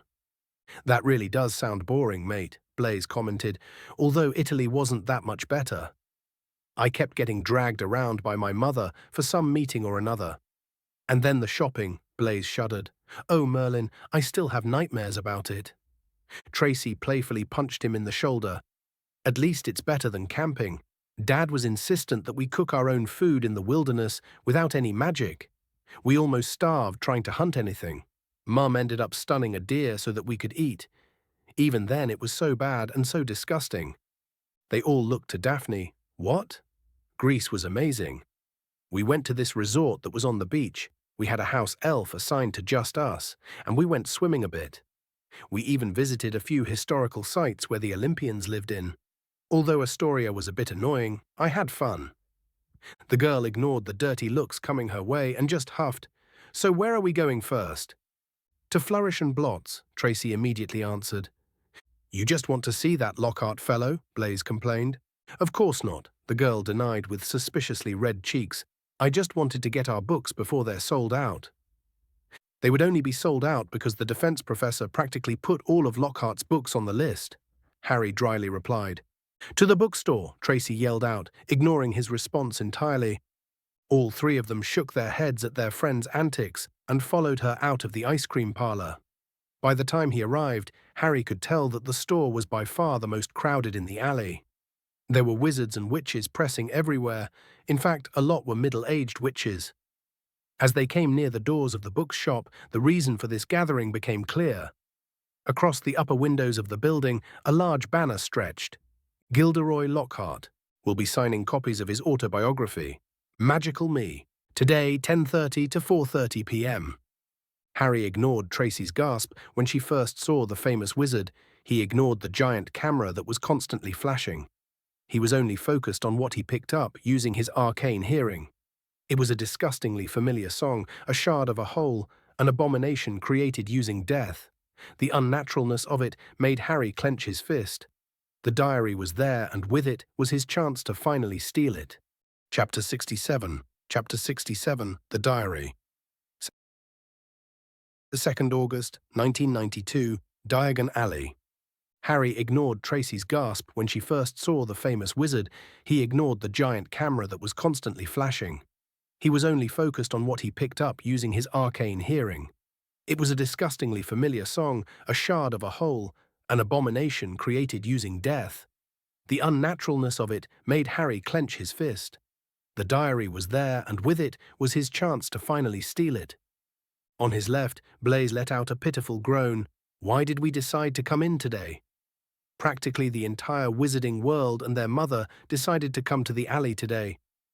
We wouldn't have come today if it wasn't for a certain fangirl that wants Lockhart's autograph, Daphne remarked. Harry interrupted the brunette's inevitable retort. Let's just get our books while Tracy goes in line to get an autograph.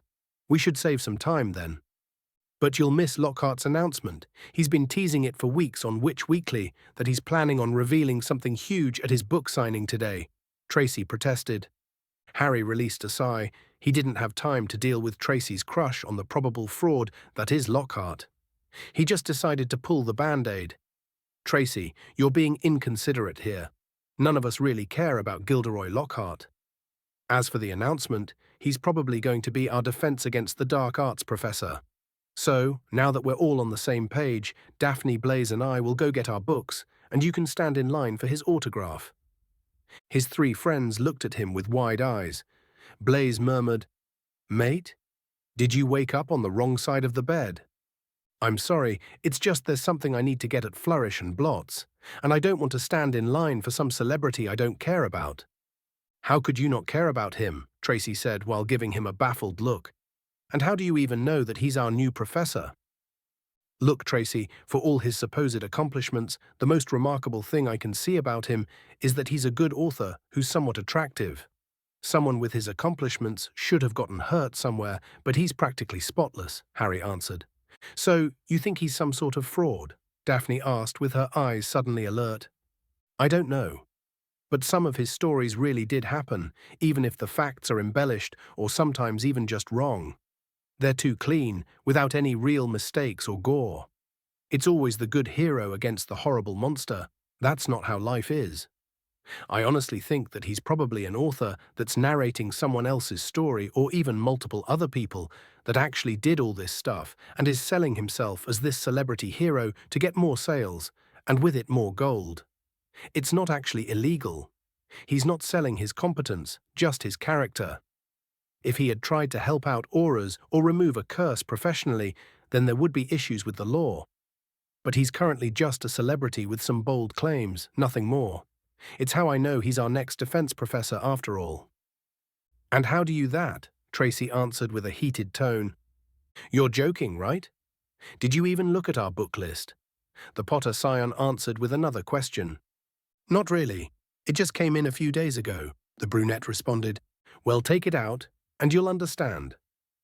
The girl did as he asked her and gaped at the piece of parchment that was sent to her with her Hogwarts letter. On it was written, Second-year students will require the Standard Book of Spells, Grade 2 by Miranda Goshawk, Break with a Banshee by Gilderoy Lockhart, Gadding with Ghouls by Gilderoy Lockhart, Holidays with Hags by Gilderoy Lockhart, Travels with Trolls by Gilderoy Lockhart, Voyages with Vampires by Gilderoy Lockhart, Wanderings with Werewolves by Gilderoy Lockhart, Year with the Yeti by Gilderoy Lockhart. Daphne looked furious. These are all Lockhart's books. Who in their right mind would require us to buy 7 books just for a single class? No, Daphne, Harry replied. Who would require every single student from first year to 7th year to buy the exact same 7 books for a single class? Blaise was frowning. That has to be illegal somehow. My mother read a few of them. They're adventure books at best, not actual textbooks. The Potter Scion nodded. Yeah, who would do it? But the actual author. It's not for educational purposes, that's for sure. It can't be a fan, because they wouldn't really be taken seriously, unless they don't care about it and want to gain something. That meant that it has to be the author, which in this case is Lockhart, and he's getting a lot of money out of it too. Assuming that there are at least 100 students in Hogwarts, Lockhart's books are almost 2 galleons each, so each student will be paying 14 galleons to Lockhart. That's at least 1,400 galleons just this summer for only accepting the job. That's without the free advertisement he's getting with the parents. Believe it or not, that was a lot of gold to be made in just a few months, for no effort whatsoever. The man probably leveraged his acceptance of the job to these requirements. The other 3 Slytherins just gaped at him again. They really need to stop doing this every time he needed to do something. Harry didn't really have the energy to deal with them. He missed them and all, but the library was more important. He needed to find it. All right, I need to get something. I'll get back when I find it. The Potter Scion didn't even wait to see their reaction and ran towards the abominable song. He needed to concentrate. It was very difficult to locate with so much noise going on. He was, of course, talking about magical noise. Outside of the wards on the property, every single person in the shop was exuding a magical noise. What Harry was doing was like trying to isolate a voice in a loud concert.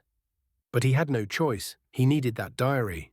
The song, distorted as it might have been, starts somehow blending in with its surroundings. It was hard to explain. It was trying to hide, and it was working. With every second, the sound became less sinister, less abominable, and less wrong. Oh, Harry would no doubt be able to discern its true nature if he was on his own with it, but in a crowd, that posed a lot of issues. He was racing against the time, although he isolated the noise to the front of the shop. Harry practically ran towards the noise, uncaring about who exactly he was trampling. The thought of a basilisk roaming free in these corridors was frightening enough.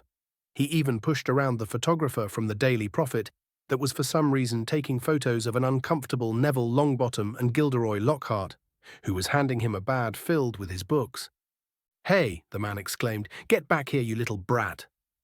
Harry didn't give him any mind and ran towards the fading sound of the song, just as a redhead, whom Harry assumed to be Arthur Weasley, practically threw himself at a pale man with long platinum hair, probably Lucius Malfoy. Well, at least things are going according to the script. The redhead knocked the former Death Eater backwards, straight into a bookshelf without using any magic whatsoever. Dozens of heavy magical books came thundering down on all their heads. The Weasley twins were in pure Gryffindor mood, screaming, "Get him, Dad!" Would have made Harry laugh if it wasn't for the seriousness of the situation. A plump woman with red hair, probably the Weasley matriarch, was shrieking, "No, Arthur, no!" And at the same time the crowd present inside the store was running in every direction, casting spells, with the employee of Flourish and Blots trying to restore order without any success. By the time the assistant started breaking the fight, Arthur Weasley had a split lip, and the Malfoy patriarch had a visible bruise that would probably swell into a black eye. The man was still holding a first-year transfiguration book, which was put in a redhead girl's small cauldron as he pulled himself up. "Here, girl, take your book. It's the best your father can give you." Having given his last dig into the Weasleys, he motioned his son to leave. By this time, the book had camouflaged his song perfectly. Harry could not detect it, especially with the crowd there. But thankfully, he knew the stories. The redhead girl, Ginny Weasley, is supposed to get Tom Riddle's diary, thanks to Lucius Malfoy putting it discreetly with her transfiguration book. Now that he understands the reasoning behind the fight, Harry could see how staged it was from the Malfoys' perspective. They were purists and would try to avoid a physical conflict at any cost, preferring to use their wands. Lucius Malfoy was obviously provoking the Weasley patriarch into a physical brawl to sneak something in, and no one would have batted an eyelash at it, since to everyone else, it was Arthur Weasley that had escalated the encounter. Discreetly, Harry slowly followed the family of redheads as the Weasley matriarch kept scolding her husband in front of her children. The Potter scion slowly walked towards the redhead girl, hoping to spare her from the fate that awaited her. "Hello there," he spoke up with a charming smile. "I'm sorry, but someone knocked over my cauldron back at the shop, and I lost a journal of mine, a small black book. Do you mind if you look for it in your cauldron? It's rather precious to me." The youngest Weasley blushed furiously before nodding and looking inside her cauldron filled with her schoolbooks. "I'm sorry, there isn't anything like that here." Harry stiffened. "Are you sure?" "It's very important to me." The girl just handed him her cauldron and he peeked inside. Yes, there weren't any unusual books. There was no black diary, and yet Harry was sure that Lucius Malfoy had dropped it off somewhere in the shop. The fact that the diary was somehow camouflaging itself from his arcane hearing was already very troublesome. He didn't even know that this was possible. Magic was always transparent in a way to him. It never tried to hide anything. Harry could detect wards, curses, and any spell, and yet a 16-year-old boy enchanted a diary that was actively fooling him. But if it could hide from him, why had he sensed it when it entered the shop? The sheer wrongness of it was overwhelming, and probably anyone with a modicum of magical sensing would have noticed that it was an abomination. Did a sudden change in the environment disable its protection, which is why it needed time to hide its song once more? If that was the case, then theoretically, when they arrived in Hogwarts, the abrupt change in the wards should disable the protections momentarily, allowing Harry to track it down. It would be better if he didn't wait that long. A lot of damage could be done in a month. Harry needed to find it as soon as possible. He tried to spread his senses another time, hoping to find any trace of it, and yet there was nothing. Fucking mysterious protection that Harry had never even heard of before. Of course, Ron Weasley, of all people, had to disturb Harry again. "What are you doing near my sister, Potter?" Thankfully, Ginny stopped him. "He just wanted to see if I had a book he lost, Ron. Now go away." Harry shook his head. "It's fine. We figured out that it wasn't with you. Have a good day." The Potter scion walked away. He still did his best for an hour trying to locate the damn diary, until deeming it to be a lost cause and returning to see his friends. They obviously noticed his foul mood, since they didn't comment on how long he spent there. He was thankful for it, because all he could feel was disappointment. He had lost the diary, and the students of Hogwarts were going to pay for it. He had failed. Ginny Weasley did not have the diary. From now on, he couldn't rely on the stories, and for the first time, Harry dreaded his return to Hogwarts. Author's note: for those who are freaking out about me forcing canon in some way, I'm sorry, but this will be completely different from canon. I won't go into detail to avoid spoiling things, but you'll understand when the year starts. I'm kinda planning something a little ambitious this year, and the diary will play a critical role there. Honestly, just having Harry destroy the diary is a waste of potential, since it's a very good plot source and could be used in many ways. So yeah, I'm done following canon, so don't worry about that. Chapter 68, The Blackest Night. 14th August, 1992, Diagon Alley. Harry was thankful for it because all he could feel was disappointment. He had lost the diary and the students of Hogwarts were going to pay for it. He had failed. Ginny Weasley did not have the diary. From now on, he couldn't rely on the stories, and for the first time, Harry dreaded his return to Hogwarts. The Potter Scion sat in his usual spot in the leaky cauldron, in his adult form, contemplating his failure in procuring the diary, as well as the consequences of that failure. Almost 2 weeks later, and the details still eluded him on exactly what happened to it. Most likely Lucius Malfoy did end up involved in putting away the diary. The altercation at Flourish and Blotts just wasn't something that someone that's currently at the helm of a third of the Wizengamot, opposing Albus Dumbledore himself, would do. The story had even been published in the Daily Prophet. It was in a small article at the end of the paper that pretty much only said that a physical fight happened and that Arthur Weasley was the instigator. The Malfoy family is a very old one and surprisingly secretive. Its founder was the bastard son of Henry I, whose mother was a skilled sorceress. He was quite skilled, but after his father's death, he attempted to usurp his true-born brother's throne unsuccessfully. He was then banished from France and cursed with a name that branded his betrayal. Malfoy came from male foy, which means bad faith in French. When he joined William I in his conquest of England, acting as his personal spymaster, he was granted a lordship and a prime piece of land in Wiltshire, starting the rise of the Malfoy family. Not much is known about their family magics, other than it exists, they have magical crests, and that it isn't displayed openly. Of course, after the Statute of Secrecy, they lost their land, but their influence in magical society over centuries did grant them a spot in the Wizengamot. Malfoys often choose to focus on the realm of politics, and Lucius Malfoy followed his ancestors' footsteps. And so someone of the Malfoy patriarch's reputation and prestige wasn't supposed to publicly get into physical fights, hence why it was probably planned. Lucius Malfoy was definitely involved in the diary being given away, but Harry did not notice him doing anything. The only thing he had touched was the Weasley girls' cauldron, and there wasn't a diary there. It was a mystery that just wouldn't be solved. Oh, how he wished he had a pensieve. It would have been very useful, but alas they were very rare, and probably cost as much as whatever remained of his family fortune. No matter what crackpots like to say, occlumency did not grant perfect memory. In fact, perfect memory retention was still being debated in both the magical and the muggle worlds. Memory is not like a perfect recording device that captures and stores every detail of our experiences. Instead, it involves encoding, storing, and retrieving information, and it can be subject to biases, distortions, and forgetting over time. Our memories are also influenced by factors like attention, emotional significance, and personal interpretation. Of course, there are memory prodigies with very good recall, but even then, it tends to be more domain-specific than universally flawless and comprehensive memory retention. What a pensieve does is analyze memories and scry for the rest of the details. Sometimes they're faulty, especially if a place is warded specifically against that kind of magic. Or they can be modified by outside sources, which was why memories really weren't admissible in any magical court. They were too subjective and unpredictable for it to work. Still, Harry didn't sense any unusual magic to stop scrying.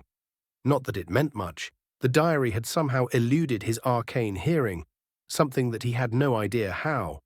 His arcane hearing was an interpretation of the magic around him. You needed to alter the very magic of something to hide its nature. A few concealing wards did that, but the fact that it was anchored to an artifact and that the magical camouflage was able to adapt in real time was something Harry had never heard of. The fact that an adolescent Tom Riddle was able to do it was very impressive and disturbing. It definitely raised his threat level by a few notches. Alas, there was nothing he could do about the diary now. He was at a dead end, and his next chance would be at the Hogwarts Express, when the diary first crosses the wards. The shock would hopefully disrupt the concealing enchantment, and Harry would be able to find it. But in the event that he fails, he needs to figure out a way to survive the basilisk, or whatever else was in the chamber. That's not mentioning the riddle shade. He needed to figure out how to survive the basilisk's glare before even thinking about anything else. It was too dangerous for him. But what was the basilisk glare in the first place? How did it work? Harry needed a way to neutralize it, and to do so, he needed to understand it. According to the stories, indirect eye contact with a basilisk caused petrification, not instant death. Harry sincerely hoped that it was still the case, especially for the sake of the children at Hogwarts. Yeah, petrification was preferable to death. Assuming that it was the case, then the basilisk's sight can be distorted by reflections, weakening it. However, the interesting thing was the eye contact. If it was some sort of magical invisible killing beam, then meeting its eyes wouldn't have mattered. Honestly, it reminded Harry eerily of legilimency. A powerful and unrestrained mental attack in a single burst could explain the instance of death, and how it can be weakened with reflections. But it wouldn't really explain the petrification when looking indirectly. They weren't mental. According to the stories, people were physically petrified and needed a mandrake draught to go back to normal. However, one saying remained in Harry's mind. The eyes were the windows to the soul. Was a basilisk's glare use some sort of soul magic attack? It would make sense, but if that was the case, it would be very bad news. Soul magic was known to be undocumented, and even then the texts that remained were very forbidden. Harry sincerely hoped that this theory was wrong. Harry let out a deep sigh. What he would give to just leave this place behind and go to another school. He would miss his friends, but at least he would be safe from the insanity that was magical Britain. Alas, with him being technically a ward of the ministry, he needed their permission to change schools. And well, considering how patriotic and proud British wizards were, that was very unlikely. It might even get people asking questions about his guardians and his place of residence, something that he was hoping to avoid as much as possible. He was not ready to risk his freedom for a very faint hope of leaving the country. Maybe after getting his aboils, he could apply for early emancipation and leave this place, but that was years away, so he was stuck with the perilous environment that is Hogwarts School of Witchcraft and Wizardry. The Potter scion was so preoccupied with his thoughts that he didn't notice someone sitting next to him. Well, what would make someone as young as you have such deep thoughts, Mr. Potter? Harry stiffened and looked at the man who had sat down, only to be faced with a pair of sharp, yet amused, penetrating steel-grey eyes. The man sitting next to him was fairly old. He felt like he was a soldier of some sort, even if he didn't really have any scars. He had this air to him, this aura. His magic was very well controlled, but Harry could tell with his arcane hearing that its nature was mostly destructive. This was a man to be wary of, that was for sure. Then he registered what the man said. He didn't use his last name in his adult form. How had the man known? "I'm afraid that my name is Evans, Harry Evans." "You must be mistaken, Mr. The man let out a shark-like smile and answered, "Arcturus Orion Black." "And I am not mistaken. You might be able to fool most people, but this aging potion makes it even more obvious to anyone who knew your father. I can even see my sister Doria's cheekbones and nose somewhere. Don't try to deny it. You look like a small clone of my nephew." Harry stiffened. To be perfectly honest, he didn't know what to do with the situation before him. He hadn't really researched the Black family much, since most of them were either dead or in Azkaban, and from their reputation, he should try to avoid them as much as possible. But he knew that they were powerful, magically and politically. He couldn't really risk the ire of a family like that, especially one who is famously known for its curses.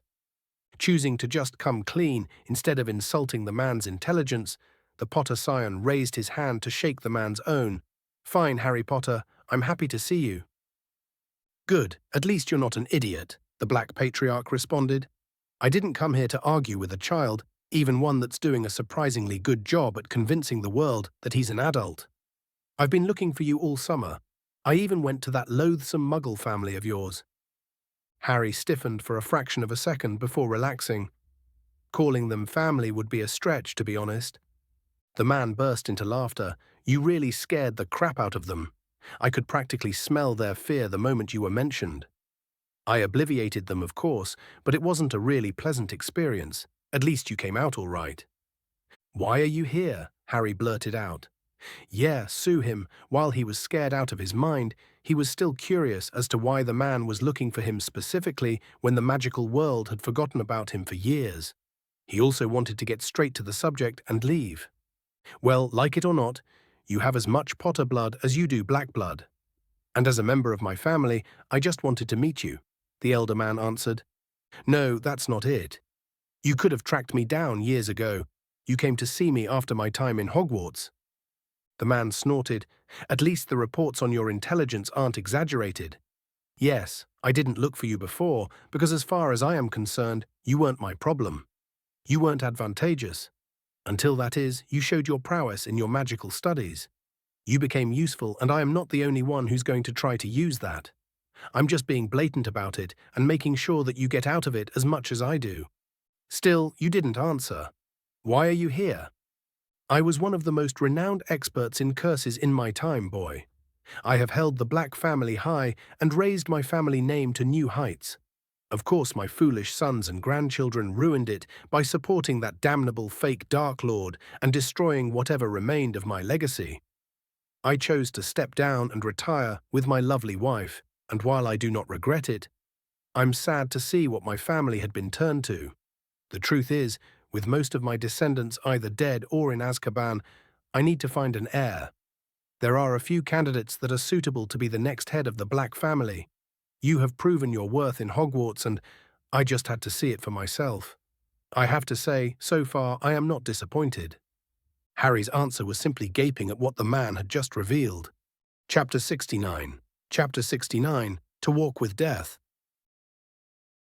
14th August, 1992, Diagon Alley. The truth is, with most of my descendants either dead or in Azkaban, I need to find an heir. There are a few candidates that are suitable to be the next head of the Black family. You have proven your worth in Hogwarts, and I just had to see it for myself. I have to say, so far, I am not disappointed. Harry's answer was simply gaping at what the man had just revealed. It took a few seconds for the Potter scion to recollect himself. "You want me to be your heir?" "Oh, by the powers, no," the Black Patriarch responded with a snort. "I'm just here to get a measure of you, to see if you would be a good fit." "And what do you think?" "Kid, the Black family headship is something that people have coveted for centuries. I never expected my family to implode the way it did when I stepped down and gave reins to my son. Our family is old and very powerful. We have access to knowledge that has been lost many times over during the purges. Our family crest contains enough information about forbidden magics that could shake the very foundations of our world. We are the only family with a member that reached the very root of magic itself, something every mage worth wanted to achieve. Dark Lords and Light Lords alike have vied for our legacy, and we have protected it for thousands of years. I will not give away the legacy of my ancestors on a whim. I will test you. I will observe you day and night, and I will make my judgment. Should I find you unworthy, you will never see me again." Harry stiffened and murmured, "The root of magic?" The man chuckled. "You're curious. That's good, very good indeed. After centuries of research, it was concluded that magic has a source, an origin, outside of time and space. One of my ancestors long ago managed to uncover it and reach it for a fraction of a second. But the knowledge he had gained when he glimpsed at this mythical source was otherworldly. He became the first chronomancer, known nowadays as Kronos. He disappeared after a while, whether it's by choice or not, no one knows. But reports say that he was able to see multiple futures at once, change the very course of destiny, affect the fulfillment of prophecies, and so much more. He was the first Black, the creator of the first magical crest, even if it was filled with a pittance of his true knowledge. After the man disappeared, countless descendants tried to replicate his experiment, but were barred from entry. Magic remembered the path he took and fixed it. This was the start of an arms race, the very purpose of every wizard and witch for thousands of years, reaching the mythical root of all magic and earning its blessing. But why isn't it a thing nowadays? Harry couldn't help but ponder. Albus Dumbledore, the man's grey eyes were practically growing from the sheer hate he held for the man. He destroyed our society without any of us noticing. We are meant to be explorers of the unknown. Our purpose is to experiment, to enhance our knowledge, to allow the next generation to have a chance of reaching the mythical root. Slowly, with his reforms, he banned many fields of magic. He turned Hogwarts into a place where the study of new magic is not encouraged, and he turned our heirs lazy. I and like-minded individuals formed a group to oppose him, the Knights of Walpurgis. We fought him on the political scene and were partially successful in evading him. Of course, we failed to see the effect of his efforts on our heirs, and that damnable fake Dark Lord convinced them to join his camp after we retired. The Knights of Walpurgis turned into the Death Eaters, and well, no one was able to stop Dumbledore anymore. Our heirs had turned into nothing more than savages, slaves to their desire to cause pain and misery, and we stood aside helpless to stop it. Our heirs forgot what it meant to be wizards. To be a mage is to walk with death, and yet the entire magical world became content in wallowing in their mediocrity. The man looked mournful at saying this, but some of his knowledge was terrifying. The very existence of Kronos as a true chronomancer was very disturbing. Someone capable of affecting fate in any measure was scary, capable of seeing timelines and go back and forward in it. That was just ridiculous. Harry definitely didn't know anything that could frighten him this way, although the existence of a root of magic had a lot of connotations. If it was outside of time and space, then how did Kronos reach it in the first place? And if magic originated from outside the physical world, then how did it spread? And if it could remember and block the last intrusion, did that mean that there was sentience to magic? Arcturus Black seemed to be amused at Harry's pondering expression. I see it now. You're not like the other children, are you? You want to understand magic, to research it, not just use it. You're far above your peers, not because of some sense of honor or duty, but only because you're curious. Oh, you would have been wonderful if I had just gotten to you when you were younger. I would have raised you as a proper mage, with proper education, instead of the muggle nonsense you had to endure. You were able to catch up rather easily. If you continue down this road, I can see myself choosing you.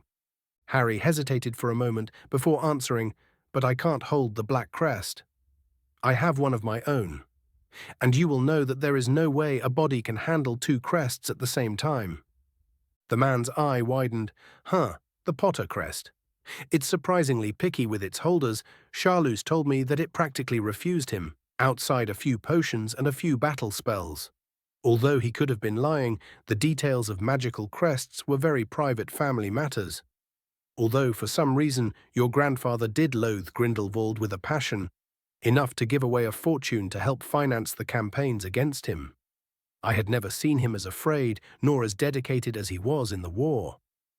And even afterwards, he was still wary of Dumbledore, the man who killed Grindelwald, who he fought with a passion. Your father, on the other hand, refused to unlock it, and so did Sirius to prove some sort of point to his mother. It's why they were called blood traitors. They refused their legacy, choosing to listen to the seductive words of their headmaster. But let's not speak ill of the deceased. I had hoped that you wouldn't have unlocked yours, but it is no matter. You can have the headship and have the crest stay dormant until you pass it on to one of your children. I only wish that you secure my legacy. Harry hummed, out of curiosity, who are the other candidates? There are a few scattered all over Europe, but I wish that my legacy remains in the country that we helped build. I will not reveal them, just I will not reveal your candidature to them, to keep things fair and avoid sabotage. Understandable, but from what he could remember, Draco Malfoy was definitely a candidate, considering he's the man's great-grandson. However, while the boy did have some potential, he was a bit too arrogant and self-assured to be handed away such a rich legacy. Maybe after he grows up and matures with the difficulties of life, he would be able to handle it. Longbottom could technically be a candidate, with his great-grandmother being a black, But he was Dumbledore's puppet, and the Black Patriarch would probably rather let his family legacy die than leave it at the hands of the headmaster. The Weasleys were out, of course, except maybe Bill, who was a very good curse-breaker, if the stories were right. But he was too old to be given a new magical crest. After all, the preliminary magical maturity at 13 was the deadline for getting a magical crest. Still, Harry was fascinated with the concept of the root of all magic, and that was enough to make this conversation worthwhile. The Potter Scion wanted to reach it. His main goal in life was to discover the mysteries of magic, and what better mystery was there than its very source? He needed to research it further and also take a deeper look at his own magical crest. Yeah, he didn't know how his own irregular crest would react to a new one, even if it was dormant. From the sound of it, Harry's grandfather had a very weakened version of the crest, which made him get a few potions out of it, but also a deep wariness towards Dumbledore and Grindelwald. The very instinctive wariness that Harry feels whenever he thinks of the headmaster. Did he know that they were hunting the Deathly Hallows, and thus their family was in danger? Oh, how Harry wished he could meet the man. There was something missing, though. Sirius Black was dead. That wasn't supposed to happen according to the stories, and it was good that he had clocked it now instead of being surprised by it later. What happened to your grandson, Sirius? And what do you know about the fire that killed my parents? The man's eyes turned mournful. He died in the same fire as your parents did. After he ran away from his harpy of a mother, your grandparents took him in. After the Dark Lord hunted them down and killed them, they joined Dumbledore's order to fight him. Your father practically emptied his vault financing their campaign, and Dumbledore took advantage of that hatred. I don't know much about what happened in Godric's Hollow, only that it was a very large Death Eater attack that was targeted at your family. Sirius was fighting side by side with your father for hours, repelling Death Eaters, but they were being overwhelmed. Dumbledore was nowhere to be found, probably trying to deal with the aftermath of the Dark Lord's defeat at the hand of the Longbottom boy.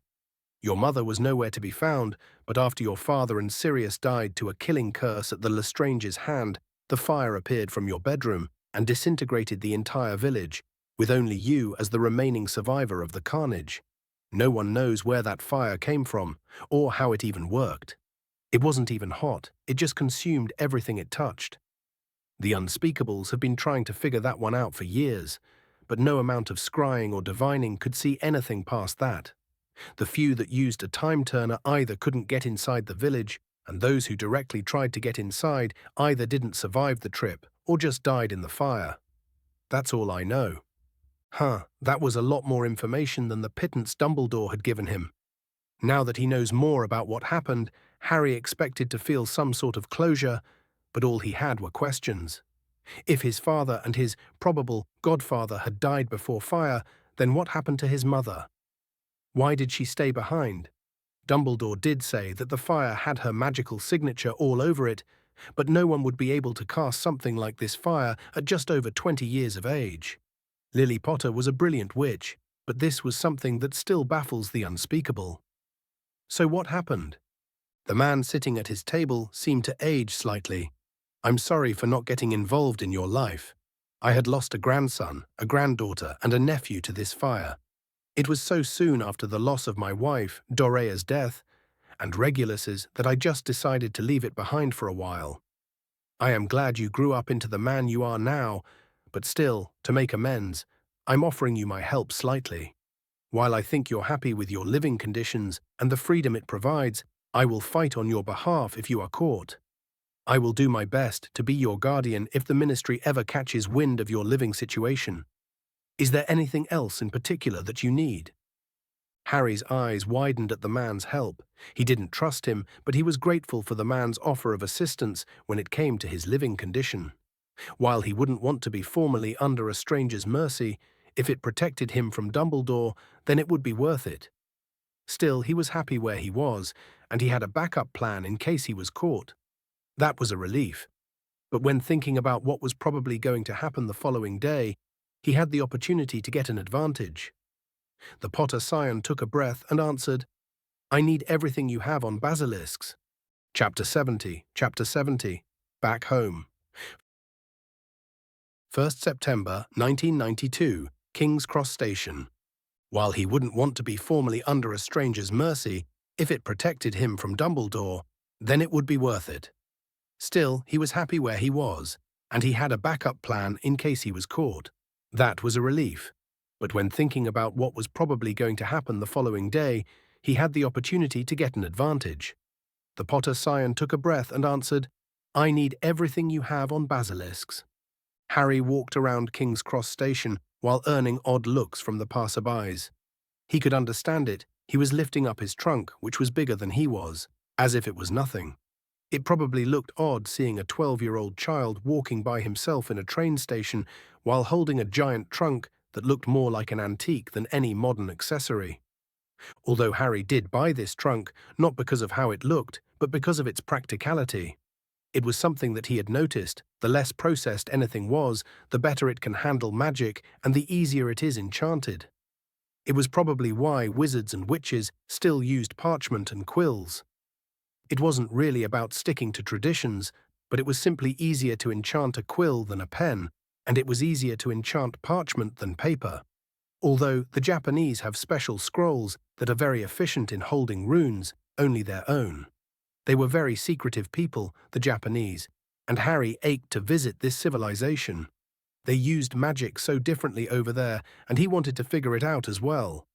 Well, as for Harry's trunk, it was made of wood and covered with leather. If it wasn't enchanted, it would have probably collapsed under the weight of the hundreds of books and small knickknacks that he bought over the summer. Having the Featherlight charm and a basic expansion charm added in was already proving to be worth the price. He would have had to drag that thing around the station.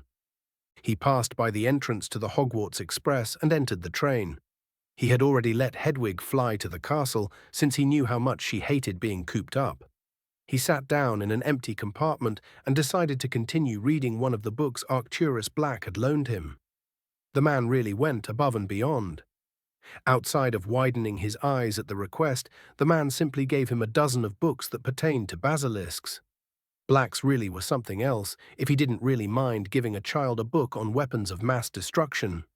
Well, at least there was nothing on the creation of basilisks, because that would be very irresponsible. Or maybe he just didn't have any books on it.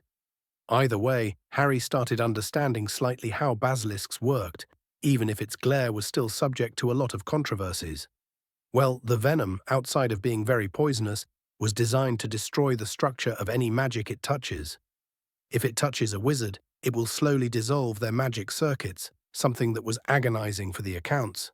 Phoenix tears could theoretically counteract it since it promotes the generation of magic, outside of healing, of course. Although the outcome would still be uncertain, as the two substances would not really disappear, but continue to fight each other for the rest of the mage's life. Now, unfortunately, the basilisk's glare was widely considered to be soul magic. So Harry was right on that part, but no one was ever able to study them properly, since you either kill them or you're dead if you look at them. What the basilisk hunters did was use goggles enchanted to reflect what they see multiple times, which made them slightly resistant to the stare, to a point. After 10 seconds of consistent eye contact, they were still petrified, but at least it gave them enough time to look away when the King of Serpents was attacking. Of course, the rooster's crow thing was a hoax. It did cause agonizing pain to young basilisks and could even kill hatchlings, but to an adult, it was like a particularly annoying voice, and they became aggressive towards anything near the rooster. Apparently, it was theorized that somehow the ritual used to create basilisks involved roosters somehow, probably as a training method when they were younger. Still, Harry had some trouble understanding some of the theories behind the glare, and he'll have to focus a lot to counteract them. The refraction thing was a good initial idea, but he would rather be immune than only give himself 10 seconds to run away. Barely 15 minutes later, with a huffing Tracy and Daphne came into the compartment. Harry smiled and commented, "You're late." "We wouldn't have been late if it wasn't for those useless Lockhart books weighing down our trunks." "Seriously, why would anyone need that many books?" Daphne replied with some bite in her voice. "Hey, Lockhart's books are not useless," Tracy protested weakly. The brunette shivered at the piercing glare her blonde friend gave her. Harry, on the other hand, snorted, "Tracy, I'm not going to argue with you. but there isn't a single spell in any of the books or any theories. They're adventure books that have no place in any educational institute outside of entertainment. But why didn't you just buy enchanted trunks? They're very handy. The brunette glared at him. Because they're too expensive and our parents don't trust us with something that costs hundreds of galleons. Just because you can buy whatever you want doesn't mean that we all can as well. Daphne nodded and sat down at the seat next to Harry. Soon afterwards, Blaise joined them and started regaling them of his trip to Italy. Halfway through the story, Daphne stiffened as the Hogwarts Express started moving. Curious. The dark-skinned boy gave her a dirty look for interrupting his story. What's so curious? I didn't see Longbottom or Weasley on the platform. Usually he's swarmed by photographers and admirers since people know where he's going to be. Tracy simply shrugged. Maybe he just took the flu to avoid people swarming the express. But I did see the Weasley twins when I got up, so maybe you just missed Ron. Daphne nodded, but Harry, on the other hand, stiffened. He had forgotten about the Dobby situation and the fact that Longbottom was probably stuck on the other side of the barrier. The Potter Scion sincerely hoped that he wouldn't follow his counterpart from the stories and break the statute of secrecy instead of just fluing to Hogsmeade or contacting his grandmother. That would just be ridiculous. Although, if by some miracle he does end up going to Scotland in a flying car, that would be hilarious. What are you smiling about? Daphne asked, having noted his small, amused smile at the thought of Longbottom flying to Hogwarts in a car. Just an amusing thought. I really can have an overactive imagination, Harry remarked. Blaise shook his head at the last Potter's eccentric behavior and spoke up. Although Longbottom is really popular since last year. Harry frowned. I don't remember people really liking him outside of his house. Oh, I mean because of the House Cup, Blaise answered. Slytherin has been winning it for years, and the moment he gets here, Longbottom snatches it. Even if Dumbledore practically handed it to him on a silver platter, it didn't really matter. The other houses are overjoyed that we didn't win for once. I heard an upperclassman in Hufflepuff saying that she's glad that we just didn't win again. The Potter Scion shrugged. Jealous and envy are very human traits. People will always look to others to see what they do not have. Afterwards, the discussion moved to the absolute nightmare that was Bin's class and what Lockhart's own classes were going to be like. Harry was adamant that either the man would keep to theoretical work for the upper years and would involve his books somehow in the lessons to justify requiring the students to buy them. Tracy, however, was resolute that he picked the book for their practical applications and that he was going to set up an obstacle course with scenarios from the book, while he would teach them applications of spells that they already knew. Honestly, it wasn't a bad shout, but considering who was teaching them, Harry didn't expect much from the blonde Ponce. The man was a performer, an actor, but he had no qualifications outside of his stories. He wasn't trained as an aura, he wasn't trained as a hit wizard, hell, he wasn't even a jeweler. As far as his books are concerned, one day he just decided to start going on adventures. The average Hogwarts graduate would die horribly, or at least be mutilated without having the proper training to fight dark creatures and dangerous wizards. His narrative was just unlikely. The only way the Potter Scion could see his narrative working would be if Lockhart was some sort of prodigy that hid his talents in school for some reason and wasn't deemed to be particularly remarkable to be recruited by the Unspeakables or the Auras, and just decided to go on random adventures all over the world and just write books about them. Still, the bickering continued until the sun went down and Harry saw that they just went past Hogsmeade. He could feel his arcane hearing note the proximity to the Hogwarts wards and excuse himself. Sorry, I have to go somewhere. Harry practically ran out of the door and waited for the diary to be overwhelmed by the wards. As expected, barely 2 minutes later, Harry could feel the same abominable feeling he caught in Flourish and Blots. At least that confirmed that the diary was in fact in the train. The young Slytherin was following the quickly fading song of the abomination. It was far faster at adapting than it was in Diagon Alley. Was it because Riddle was already familiar with the wards? He had to have taken the book to the school after turning it into his Horcrux. Still, Harry ran from compartment to compartment, desperate to get closer to the cursed diary and not risk his fellow students' lives. He lost count of how many people he trampled on, trying to get to what seemed like the end of the train. By the time he was almost there, the song had faded into nothing, having adapted to the castle wards.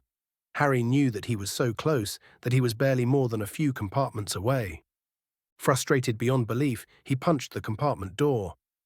A young girl with long blonde hair and protuberant silver eyes opened the door to her compartment and gave him an odd look. "Hello," the girl spoke up. "Hello," Harry parroted back. "Why were you hitting the compartment?" the girl asked with a dreamy tone. That girl was weird. "I was just angry about something," Harry responded. "Oh, I thought you might have been hunting rackspurts. They're very tricky buggers. I think I saw one around here." "No," Harry answered. "I was just angry." "Oh, that's a shame. I would have liked it better if you were fighting the rackspurts. I have seen a lot of people around with infections. They're so full of negative thoughts. Oh, I haven't even introduced myself. My name is Luna Lovegood. What's yours?" "Oh, that makes a lot of sense now. Luna was coming to Hogwarts this year. Harry Potter, you're a first year, right?" She nodded with that weird, dreamy look on her face, and Harry continued, "If you need anything, let me know. You seem like a good person." "You're a very kind boy, Harry Potter. Don't lose that. The world needs more kind people." "That it does, Luna Lovegood. That it does." Harry turned and left the compartment, oddly relaxed. He was still frustrated beyond belief for not finding the diary, but he had a lead now. He had isolated the possible culprit to the compartments he hadn't visited yet, which were around a tenth of the total ones. Having stopped being frantic, Harry walked around the following compartment, making sure to note the faces of every single person he saw. One of them was the one being possessed by Tom Riddle, after all. He didn't really know all of them, outside of a few familiar faces he had seen in the Great Hall a few times, whose names still escaped him. He might have lost a chance at getting the diary, but at least he didn't come back empty-handed. There was still the possibility of stopping Riddle before anyone dies. When he came back to the compartment, he was oddly smiling. He barely even batted an eyelash at the Thestrals pulling the carriages to the school. They were oddly beautiful in a dark sort of way. Alas, he was back at Hogwarts, and he couldn't wait to see what would happen next.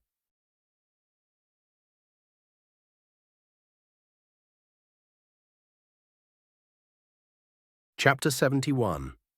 Chapter 71, The Game is On. 1st September 1992, King's Cross Station. He might have lost a chance at getting the diary, but at least he didn't come back empty-handed. There was still the possibility of stopping Riddle before anyone dies. When he came back to the compartment, he was oddly smiling. He barely even batted an eyelash at the Thestrals pulling the carriages to the school. They were oddly beautiful in a dark sort of way. Alas, he was back at Hogwarts, and he couldn't wait to see what would happen next. Harry stared mostly at the Thestrals in silence as they slowly trotted towards the castle. It wasn't as beautiful as the scenery from the lake the previous year, but it was still relaxing, in an odd sort of way, and it gave him some time to think. Hogwarts, on average, was made up of roughly 300 students in the castle. That's from first years to 7th years.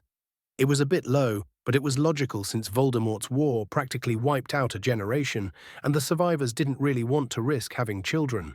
The number of students should risk in the next few years, a baby boom occurring in the safety of a post-war magical society.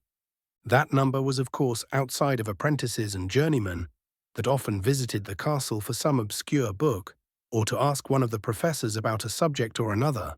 Knowing that the diary was in the train, the chance of a 7th-year student being its holder is quite rare, since they tend to apparate to Hogsmeade. It would be possible, but very unlikely, and there was still the risk that someone would be intelligent enough to realize that the diary was odd. Of course, Harry wasn't really holding his breath. Removing the 40 Newty students, it ends up with 260 students in all, and considering that Harry had covered all the compartments but the 10, statistically, he would have 26 suspects, which he would round it up to 30, but that's assuming that the train was equality divided, and that was just unreliable. Also, there was also the fact that a compartment can't hold more than 6 people, and that they were resistant to expansion charms. Yeah, a student almost blew himself up a few years back for trying to fit in more people. Now that gives a maximum of 60 students, which was a lot, but better than 300. Harry did his best to memorize the faces of the people in the last compartments. One of them was full of Slytherin upper years. Harry recognized the Burke twins and a girl that sneered at him. Her name was Selwyn, maybe. He wasn't sure, but it was probably not them. Malfoy wouldn't risk people who had family in his pocket. If they're caught, his political party would take a big hit in both reputation and support. Another had a gaggle of first years, 4 to be exact. They didn't have any house crest on their robes, so they weren't sorted yet. They were 2 boys and 2 girls that a Ravenclaw prefect, Penelope Clearwater, was reassuring. There was another compartment of Slytherin purebloods later, and then one with Katie Bell, Angelina Johnson, and Alicia Spinett. Harry had recognized them from the Quidditch matches. They seemed to be yelling at a boy, Cormac McLagan, who was in Harry's dueling club. Thankfully, a few of the following compartments were empty, but there were 2 filled with Hufflepuffs in Harry's year. Hannah Abbott and Susan Bones were in a compartment together, and Zachariah Smith and Justin Finch Fletchley were also in one of their own. And of course, there was also Luna Lovegood, who was in a compartment on her own. It was a shame because she was a lovely girl. And finally, there was a compartment with Cho Chang, who was talking animatedly with her friend Marietta Edgecombe. The Potter scion noticed that none of the Weasleys were there, meaning that his elimination of Ginny as a suspect in Diagon Alley was somewhat correct. Honestly, Harry didn't think he had forgotten anyone, but he'll do his best to try to remember. But as for now, he had a list of suspects. Removing the Slytherin that wouldn't make any sense for Malfoy to frame them, there was Luna Lovegood, Cho Chang, Marietta Edgecombe, Susan Bones, Hannah Abbott, Justin Finch Fletchley, Zachariah Smith, Angelina Johnson, Katie Bell, Alicia Spinett, Cormac McLagan, Penelope Clearwater, and the 4 firsties. That's 16 suspects. The end of the train must have been quite a bit emptier than the rest. Of course, there was still the possibility that someone had left the diary in their trunk and moved to another compartment, but that was unlikely. Tom Riddle wouldn't have wanted someone to lose his diary accidentally, or to just forget about it at the bottom of a trunk. There has to be a compulsion to keep it closed, and that means that it was probably one of those students. Still, the Potter scion needed to keep his options open and not get any tunnel vision. His thoughts were interrupted by Daphne hitting him in the shoulder. "What are you staring at?" Harry just noticed that he spent the entire ride thinking while staring at the Thestrals. Just looking at the Thestrals, beautiful creatures, very misunderstood. Most people think they're bad omens. The blonde looked concerned. "What are you talking about, Harry?" "There's nothing there." "No, they're pulling their carriages," he explained. "However, they're invisible. There's a very specific condition that would allow you to see them." "And what is it?" Tracy asked, curious. "You must have seen death," the young Potter simply answered. Honestly, the implications that Harry could see Thestrals were groundbreaking. Harry had never seen anyone dying, outside himself, that is. Even then, he had read of a few reports of people that still couldn't see them after they had seen someone die. They had refused the concept and lost themselves to the grief of madness. The truth is, you need to accept the very concept of death to see the Thestrals, to understand the finale of it, and Harry, well, he knew exactly what the emptiness of death entailed, and it seemed that this was enough. Harry's answer must have made his friends uncomfortable, since they just stayed silent until their carriage, like the others, passed 2 great wrought iron gates with large columns and winged boars on top of them, looking a bit ridiculous by the posture they were represented. The coach accelerated as the towers, walls, and turrets of Hogwarts grew more and more imposing from the tiny window available. When it came to a halt, they came out and found themselves directly in front of the entrance. Harry led the group, climbing up first the stairs which guided them into the castle itself, and when they passed the huge oak front doors, the cold disappeared in an instant, proof of the magic existing in the school. They did not stay long in the entrance hall, as the crowd of incoming students was growing without sign of interruption. Entering the great hall, they all went to the Slytherin table and sat down. Around 15 minutes later, Professor McGonagall opened the door to the great hall, showing the firsties towards the sorting hat. The damn hat started to sing rather horribly. You'd think after hundreds of years doing this, he'd know how to hold a tune or something, but it was as aggravating as usual. When this affront to music was happening, Harry made sure to pick out the faces of his suspects during the sorting. The first was Colin Creevey, who was then sorted in Gryffindor, followed by Ethan Glover, who was sorted in Hufflepuff. Alice Morris was sorted in Gryffindor and Angela Smith in Ravenclaw. Of course, Luna Lovegood was also sorted in Ravenclaw, having spent the longest under the hat with that same dreamy look on her face, although Ginny Weasley took almost that long to be sorted in Gryffindor. Harry recognized the 4 students that Clearwater was talking to in the Hogwarts Express. Colin Creevey, Ethan Glover, Alive Morris, and Angela Smith. These were his main suspects. They were obviously Muggleborns. Their amazement at everything magical was rather obvious. Malfoy would have an easier time tricking some ignorant young Muggleborn than a child born in this world and aware of its dangers. The rest of the feast went as expected. They ate, and then Dumbledore started his yearly announcement, saying that the Forbidden Forest was, well, forbidden, and he announced Gilderoy Lockhart as the defense professor as if it wasn't in the Daily Prophet for weeks straight. The funniest one was the speculation on whether the celebrity would be able to break the alleged defense curse and save the school. It was funny imagining the Ponce trying to break a curse that Voldemort, at the height of his power, put on the position. Of course, the teenage female students, being well, normal teenagers, kept sighing at the sight of the admittedly handsome celebrity. This would get annoying really quickly. Of course, the aged headmaster was starting to say something about Quidditch tryouts, a loud bang appeared, and the enchanted ceiling showed a flying car falling from the sky erratically. The entire room watched, gaping, as the car kept going to the other side. 10 seconds later, an enormous crashing sound reverberated across the castle.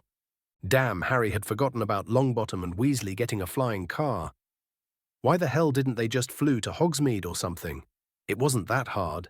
In the stories, Harry's counterpart in the stories had the excuse that he didn't know much about the magical world, but Longbottom and Weasley had lived here all their lives. Was Longbottom even visited by Dobby like Harry's counterpart in the stories? Harry didn't know, and honestly, he didn't care. He decided to stop bothering himself with Longbottom and his little gang. He wanted absolutely nothing to do with them. He definitely wasn't going to rely on the boy who lived to kill a fucking basilisk out of sheer dumb luck. He wasn't going to rely on the story. He had reflected during the summer, and he realized that for all his thoughts of dismissal, he was still attentive to the boy who lived's activities. Maybe it was because of the stories, or maybe it was because Harry was curious about what Longbottom would do differently. But the encounter with Quirrell taught Harry to throw the stories out of the window and stop relying on them too much. This was real life, and in this life he had nothing to do with Longbottom. Still, breaking the statute of secrecy this openly and coming to school on a flying car, which was illegally enchanted, was something that Harry had to notice. Honestly, Harry was sure that if it was anyone else, especially an adult, they would have been arrested and sent to Azkaban. If it was proven to be a malicious act of actively revealing the magical world to the Muggles, then they could even be executed. Yeah, the enforcers of the statute of secrecy weren't particularly merciful and didn't take any bullshit. Fortunately for the 2 idiots, Longbottom was a nationwide celebrity and would probably get a slap on the wrist, and some bad publicity, of course. The entire room unfroze when Dumbledore practically ran out of the Great Hall, radiating anger and worry, followed by half the faculty. And of course, the room turned into a cacophony of noise. Tracy looked at them with wide eyes. Did that just happen? Blaise nodded, looking just as stunned. "Wanna bet they get away with it?" "That's a sucker's bet, and you know it," Harry replied. A first-year girl who had sat next to him after being sorted, Harry didn't really remember her first name, but she was a Yaxley, asked meekly, "Is this normal?" Harry snorted and raised his goblet filled with his coffee.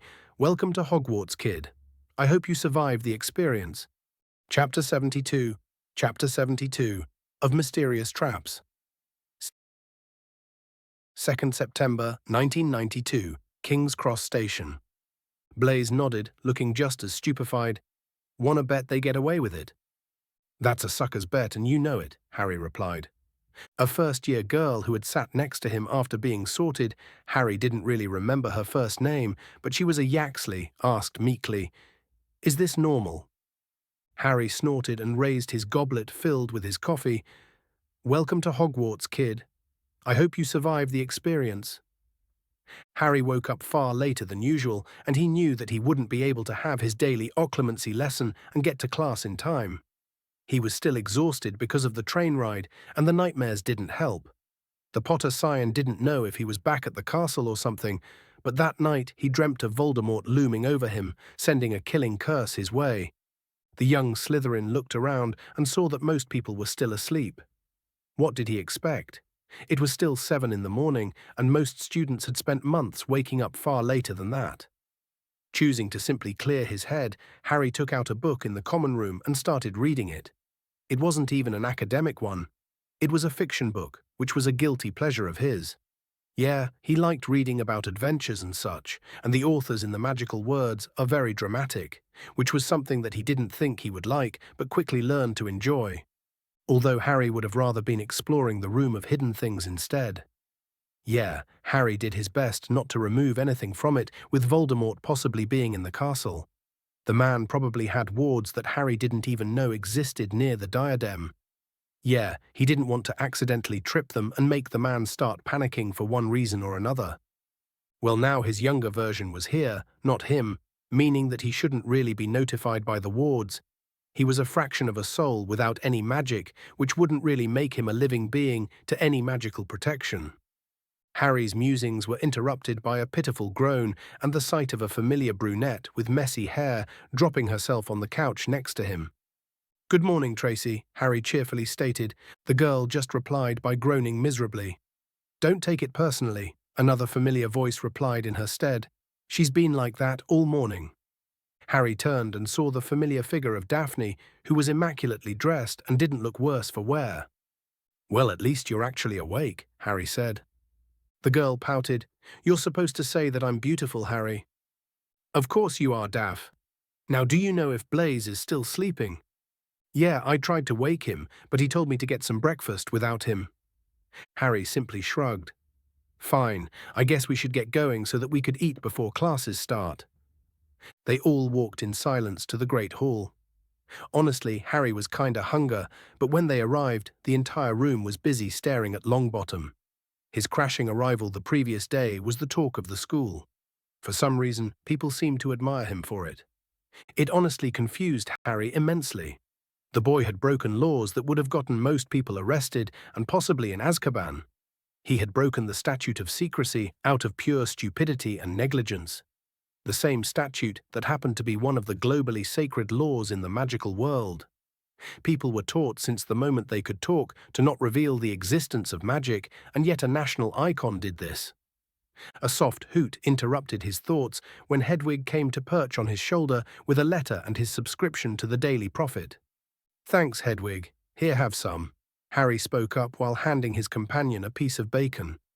The snowy owl nibbled on it and snugged into his face slightly before flying away once more. Harry opened his letter first and saw that it was simply his timetable. Did everyone get their timetables this way, or was Snape just not bothered to give them face to face? It didn't matter, only that while the organization was somewhat different, his practical lessons were still with the Gryffindor. There was actually a full-blown war between Longbottom and Malfoy because of this last year, and they are just left it as is. This was honestly getting ridiculous. And as expected, the front page of the Daily Prophet was a picture of Longbottom and Weasley in a flying car, breaking the statute of secrecy. The Potter Scion took a deep breath and decided to just continue eating. He wouldn't think about Longbottom, it just wasn't worth it. At least that was what he told himself, until Tracy suddenly stiffened. "Look, Weasley got a howler." Remembering how the Weasley matriarch was yelling at her husband, Harry simply put his hands over his ears. Tracy gave him a confused look. "What are you doing?" Of course, that was when the youngest Weasley boy decided to open the letter, whose volume was so high that a few people were pushed away by it. For a moment, most of the students were left reeling, as a roar of legendary proportions had echoed in the hall, who was almost shaking. Molly Weasley really had a point to put across. "Stealing the car, I wouldn't have been surprised if they'd expelled you. You wait till I get hold of you. I don't suppose you stopped to think what your father and I went through when we saw it was gone." Dear Lord, this woman had some lungs on her. Did she enchant the howler to be extra loud? Or was she just so loud that the howler was probably damaging the hearing of everyone in the vicinity? Hell, the implements and the plates were rattling, and the sound was echoed magically off the walls of Hogwarts. The poor redhead had practically sunk so low in his chair that only his crimson forehead could be seen. Letter from Dumbledore. Last night, I thought your father would die of shame. We didn't bring you up to behave like this. You and Neville could both have died. Honestly, this was public humiliation at this point. The Weasley boy, while annoying as hell, had a very fragile ego that the woman kept battering on with this howler. Harry started to pity the boy if he was perfectly frank. He didn't like it. Although the fact that the Weasleys just revealed that they were directly contacted by the headmaster reeked of favoritism. The woman must have been too angry to care for subtleties. It was understandable somewhat, because if it wasn't for the fact that Neville was with him, Ron would have been expelled and probably arrested. Absolutely disgusted, your father's facing an inquiry at work. It's entirely your fault, and if you put another toe out of line, we'll bring you straight back home. A loud silence fell in the hall, the children and teenagers still under the shock their eardrums had recorded in all its fury. The red envelope, which had dropped from Ronald Weasley's hand, burst into flames and curled into ashes. Everyone was just too stunned to react or do anything, really. Of course, just as people started to talk, another howler appeared at the Gryffindor letter, but this time it was in front of Longbottom. Neville Longbottom, never I have felt so ashamed of being your grandmother. How dare you steal a car and break the statute so brazenly? Frank and Alice would be ashamed of your actions. What you did was irresponsible and dangerous, and I will have none of it. When you come back home... Yeah, Longbottom wasn't spared from the humiliation as well. When the entire Slytherin house burst into laughter, Harry stayed silent. Tracy had tears in his eyes. That was the best thing that I've ever seen in my life. Even the stoic Daphne was openly laughing, although she stopped when she noticed Harry's serious expression. What's wrong, Harry? What happened the last time Longbottom was humiliated publicly? He explained. They both frowned in thought, and the Potter scion decided to just give them the answer. Remember the Quidditch match, the one that Snape was refereeing and that he lost badly? Do you remember what he was like afterwards? Both girls paled. You're saying he's going to start attacking Slytherins again? Daphne asked with visible concern in her eyes. I don't know. But what I do know is that our dear boy who lived has a very fragile ego. I only hope the professors will stop him or just keep him busy afterwards. With that said, Harry decided to ignore Longbottom entirely and focus on the bigger problem at hand, the Chamber of Secrets. First of all, he needed materials to build his glare-resistant artifact, but more importantly, he needed to eliminate a few of his suspects. They were too many. As far as he knows, he could only remove them by confirming their alibis during the attacks. But that was just too much of a risk to wait for a student to be hurt. Wait a minute, Harry didn't need to wait until an attack, but until the chamber opens. Riddle has to make preparations before taking out the basilisks, like making sure it's still there. Harry could make a ward alert him whenever the chamber opens. He already knew the entrance, and it's not like he's losing anything if he does it. Choosing to take the initiative, Harry told his friends, I need to get to the bathroom. I'll see you in a minute. The young Potter slowly walked to the second-floor bathroom, home to the infamous moaning Myrtle. Thankfully, the ghost didn't seem to be there. Harry walked towards the sink and, using his arcane hearing, heard a very subtle hissing. It was well hidden. Harry would give Salazar Slytherin that, but the obvious engraving of a snake kinda made it obvious. Still, Harry was sure that this was the entrance, and just under the sink, Harry took out one of his engraving tools and put a small runic array underneath. When he touched it, the writing started to glow and just melt into the stone. The array was simple. It would simply send a pulse using his arcane hearing whenever it was moved in space, something that was impossible unless the sink itself was moving, which was what happened when the entrance was opened. However, Harry wasn't done yet. He needed something else before it was useful. As far as he's concerned, what he's done is simply a warning system whenever the chamber was opened. Considering that the attacks were mostly random, Harry needed the location of most students. The Marauder's map would have been perfect right now, but Harry didn't even know if the thing was real, let alone if the Weasley twins had it. He certainly wasn't going to risk breaking into the Gryffindor common room. Common rooms were protected by more than just silly passwords. The very design of the map didn't make sense. It was made in two ways. Either it was hooked up to the wards somehow, or the Marauders somehow put detection charms that lasted for decades all over the castle. It was probably the wards, since the detection charms wouldn't really have access to any student's name. Dumbledore certainly wasn't going to let Harry mess with the castle wards. That left the detection charms. Yeah, Harry needed to somehow put on charms in the entrance of each common room, counting the number of people getting in and out, revealing if there's someone going out from any house just before the entrance to the chamber opens. It would help focus on the house of the possessed victim. Still, he had to do it at night or very early in the morning. As for now, he walked towards the greenhouses. He was almost going to be late for herbology class. Chapter 73. Chapter 73. The Fraudulent Professor. 2nd September 1992, Hogwarts. Yeah, Harry needed to somehow put on charms in the entrance of each common room, counting the number of people getting in and out, revealing if there's someone going out from any house just before the entrance to the chamber opens. It would help focus on the house of the possessed victim. Still, he had to do it at night or very early in the morning. As for now, he walked towards the greenhouses. He was almost going to be late for herbology class. Well, herbology wasn't all that bad. Honestly, Harry wasn't all that passionate about the field, even if he understood its utility. Herbology wasn't just the study and breeding of plants for use in potions, even if that's what it was used for nowadays. No, it was a study of nature. Newt herbology students start to even learn a few druidic spells and a few rituals to promote plant growth. It was the only kind of ritual magic allowed in the castle, and in the country, really. Even Dumbledore couldn't ban them, only restrict them, as it would cripple potion production, which was necessary in any magical society. Magical plants could also be extremely dangerous and commonly used as weapons. Yeah, a herbologist aura was terrifying. There was this professor called Mirabelle Garlic over a century back that had somehow created a plant that fed on magical fire. During an attack on the school during the last Goblin Rebellion, this simple plant was able to kill a dragon by growing from the beast's flames and binding the creature, who ended up being strangled to death. Yeah, that woman was badass. It was also one of the main reasons Harry never dismissed the seemingly kind and upbeat Professor Sprout.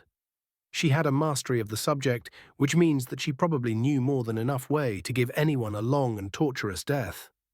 Something that Lockhart seemed unaware of, since he kept pestering the woman about the correct way to doctor a whomping willow. Never mind that the tree was a creation of the professor in the first place. Yeah, Harry was curious about the professors a few times and used his nifty little spell to find any books authored by them, and yeah, Professor Sprout had written one on the properties of the plant that she had created. Yeah, that woman was terrifying, and Lockhart was actively insulting her prowess with his suggestions. Thankfully, the woman ignored the man and did not turn him into fertilizer for her venomous tentacula, and just started the lesson, although slightly less upbeat than usual even after the Ponce left. Still, it was obvious that this year was going to be more interesting than the last, especially when they started the year with mandrakes of all things. Well, at least they were very young, so the most they could get was a headache or passing out. Yeah, this was a very dangerous plant that was actually used by certain hit wizard teams specializing in mandrakes. Of course, they used younger ones because the risk to their allies and for collateral damage was high, but it was still relatively common to have a mandrake or two in a team. As for fully matured ones, they needed to be put in specialized rooms with hundreds of wards and enchantments negating any form of noise. Yeah, the bugger's cries could somehow break a few wards on their own. It was why transporting adult mandrakes was such a problem and made illegal in most countries. Portkeys and apparitions could mess with the wards slightly, and a fraction of a second was all those plants needed to kill hundreds or even thousands of people. Even taking them while flying was risky because the enchantments wouldn't be as stable without an active anchor. Like a warded farm, it was why most farms bought the things young and raised them themselves, which was what Hogwarts often did. But they returned the plants to a specialized farm outside of the country just before they mature. Honestly, mandrake farming was mostly done for auras and hit wizards. Even if it was useful in terms of an antidote for transfiguration mishaps, it was too expensive to use instead of just finding another cure which would work just as well. Very few incidents actually necessitated mandrake essence to be used in a potion, and considering how quickly it could be contaminated, it was done to order. The effects practically disappear in an hour, and you couldn't really apparate or use any magic near it, or its effects will be diluted.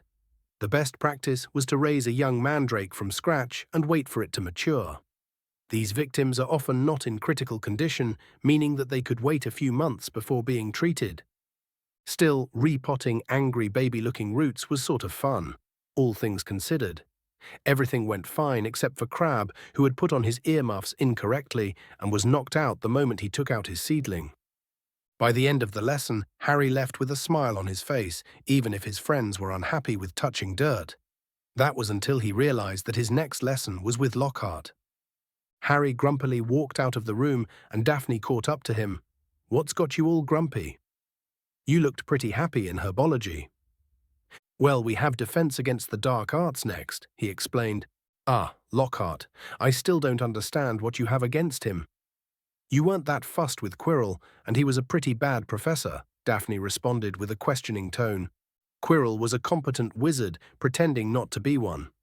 I could tell with the way he cast his spells, the way he spoke. He was a shit teacher, and he did try to kill me, but I could tell he knew what he was talking about. Plus, I was doing my best not to stay near him at any time. But Lockhart, I look at him and see a con man, who swindled his way into fame. I wouldn't really care about it if it wasn't the fact that he's supposed to teach us using fiction books somehow. We'll see if he's worth it or not. If he's useless, we could just self-study." "I know you already do a lot by yourself," the blonde said. "You're probably right. All right, let's go catch up with Tracy and Blaze. They practically ran all the way there." The Slytherin girl nodded, and they walked to the classroom. They stopped for a second in the courtyard to see Longbottom getting into a fight with Malfoy because someone wanted his autograph or something. Harry didn't particularly care and just went to the classroom, leaving Lockhart to deal with the mess. It was his duty as a professor after all. Harry sat next to Daphne and took out the books that he was forced to buy. Honestly, he wouldn't have touched them with a 10-foot pole. They were all seated until Lockhart came back with a red-faced Longbottom, who was glaring at the man's back. Well, it seems that Lockhart was very good and hitting his nerves. When the whole class was seated, Lockhart cleared his throat loudly and silence fell. He reached forward, picked up Parvati Patil's copy of Travels with Trolls and held it up to show his own winking portrait on the front. "Me," he said, pointing at it and winking as well. "Gilderoy Lockhart, Order of Merlin, 3rd class. Honorary member of the Dark Force Defense League and 5-time winner of Witch Weekly's Most Charming Smile Award, but I don't talk about that. I didn't get rid of the Bandon Banshee by smiling at her." He waited for them to laugh. A few people smiled weakly. "I see you've all bought a complete set of my books. Well done. I thought we'd start today with a little quiz. Nothing to worry about, just to check how well you've read them, how much you've taken in." When he had handed out the test papers, he returned to the front of the class and said, "You have 30 minutes. Start. Now." Harry looked down at his paper and read. 1. What is Gilderoy Lockhart's favourite colour? 2. What is Gilderoy Lockhart's secret ambition? And on it went to 54. When is Gilderoy Lockhart's birthday, and what would his ideal gift be? Yeah, Harry wasn't reassured in the slightest. He would have laughed if it wasn't depressing. It seems that the stories were right and that Harry would have to deal with a fraud as a defense professor. He simply wrote whatever came into his mind first without really thinking about it. He already lost interest in the class. 15 minutes later, Lockhart collected their results and took a quick look at them. Of course, the man ruffled through the tests quickly before vanishing them with a wave of his wand, like they were useless. Harry could tell that the spell was somewhat inefficient using his arcane hearing. It wasn't close to McGonagall or Flitwick's control, but it looked slightly better than the one from the 7th-year students he saw training for their newties. It was an owl spell after all, but the wordless casting was somewhat impressive. The man stood up suddenly with an intense look in his eyes. "What you've just shown me right now is that you could memorize facts. It's nice and all, but what I don't understand is why you all kept reading the books when you realized that there were no spells in there, and none of you questioned me about it. What I also don't understand is why none of you said anything about how romanticized everything was in there. Defense against the dark arts is not pretty. When you're fighting dark creatures and dark wizards, you make mistakes, you get hurt, and you get a few people hurt. Something that is oddly absent in my books. Because these books are made to entertain the masses, not to teach. At least the version available to the public, that is." Harry stiffened as the man kept speaking. What the actual fuck was going on? This was completely opposite to the stories. The Potter Scion turned around and saw people watching him either in heartbreak or slight admiration. The man played with his hair a bit and continued, "Which is why the books I gave you are slightly different.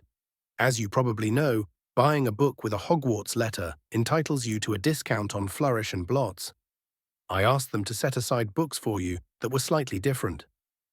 The professor waved his wand, and Harry could feel an enchantment being activated on the books, changing the content. He took a quick look and saw that each book was different.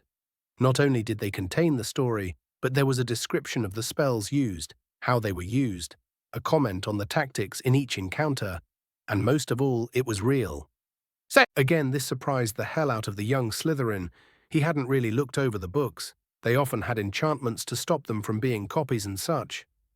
And Harry didn't really look that closely at Lockhart's books. He didn't even really read them, just skimmed them quickly for a couple of minutes. Still, he should have noted the difference. Now, you can start reading something a little more informative than the previous text. With that out of the way, let's get started with our lesson. And what better way to start than with a slight practical lesson? It is my job to arm you against the foulest creatures known to wizard kind. You may find yourselves facing your worst fears in this room. Know only that no harm can befall you whilst I am here. All I ask is that you remain calm and not scream, as it might provoke them." As the whole class held its breath, Lockhart whipped off the cover. "Yes," he said dramatically, "freshly caught Cornish pixies." People started chuckling, to which the man snorted, "You think this is funny, then? Do you think that something looking as significant cannot hurt you? The magical world is full of hidden dangers. Now let me show you how unprepared you are." With a flick of his wand, the cage opened and pandemonium followed. Chapter 74. Chapter 74. An Unforgettable Lesson. 2nd September 1992, Hogwarts. People started chuckling, to which the man snorted, "You think this is funny, then? Do you think that something looking as significant cannot hurt you? The magical world is full of hidden dangers. Now let me show you how unprepared you are." With a flick of his wand, the cage opened and pandemonium followed. The pixies were electric blue and about 8 inches high, with pointed faces and voices so shrill it was like listening to a lot of budgies arguing. When they were caged, Harry noticed that they had started jabbering and rocketing around, rattling the bars and making bizarre faces at the people nearest them.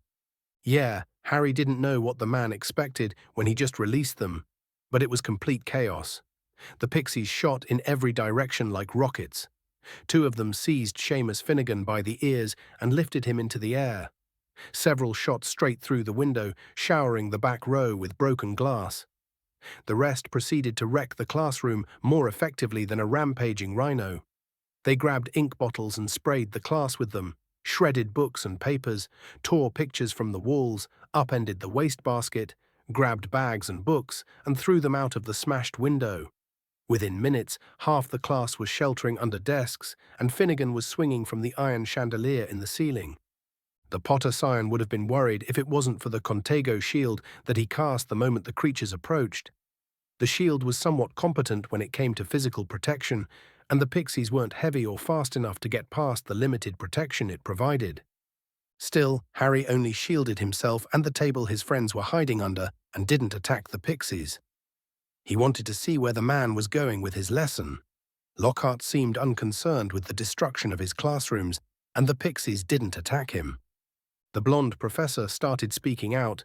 "Cornish pixies are tough little buggers. They like to leave mischief and mayhem in their wake. But whatever mess they make is easy to clean up. No, what you need to worry about is their bites, which are venomous. Lavender Brown started screaming as he did this, using one of Lockhart's books to hit the two pixies attacking her. They're poisonous. The wild ones, yes, the professor answered, unconcerned with the girl's distress. However, you'll probably be all right after a few bites, as the poison is not that potent. You would need to be bit at least a dozen times for you to be in any substantial amount of danger. And the poison is also easily treatable. However, lucky for you, I have defanged these little creatures, so you're not at any risk. Now, considering the way you've been reacting to the little creatures you laughed at just moments ago, are you still amused? Defense against the dark arts is not a joke. It could easily save your life one day, and you need to take it seriously. Outside of Mr. Potter, you all didn't even try to use your wands. Hell, you didn't even try to attack the pixies. Suddenly, everyone stared at Harry, who was looking unconcerned with the Cornish pixies battering his shield. The professor then continued, using a shield charm, any shield charm really, would have been an easy solution. Shielding spells always have a resistance to magical attacks as well as physical attacks. If this was a rampaging Graphorn or Acromantula, Mr. Potter's shield wouldn't have held, and it would have been better to use a specialized shield that is primarily focused on stopping physical attacks. But right now, the pixies are small and not strong enough to make a dent. The man had a good point, and it grated Harry to acknowledge it so. There was still something off about him. The way he speaks, the way he walks, it just wasn't the way of a warrior that he described himself as. He had no scars, no cursed injuries, and that was just impossible. He was too clean, too civilian. It was also his magic. It felt pampered, like a fancy tune of nobility, not one marred with conflict and suffering. Harry remembered what Lucius Malfoy's magic felt like. It was smooth, filled with a sadistic streak, but it was obvious that it had experienced conflict. Lockhart's just wasn't, and so this unexpected competence was just wrong. Of course, he was teaching second-year students where the spell required could be cast by any wizard with a reasonable competence in magic. But since it was different from the stories, it could be a clue.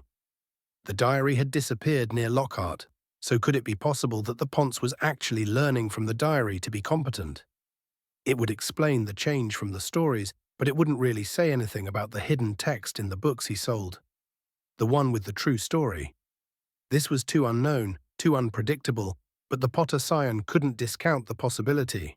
Everyone had frozen at the man's speech, even the pixies for a few moments.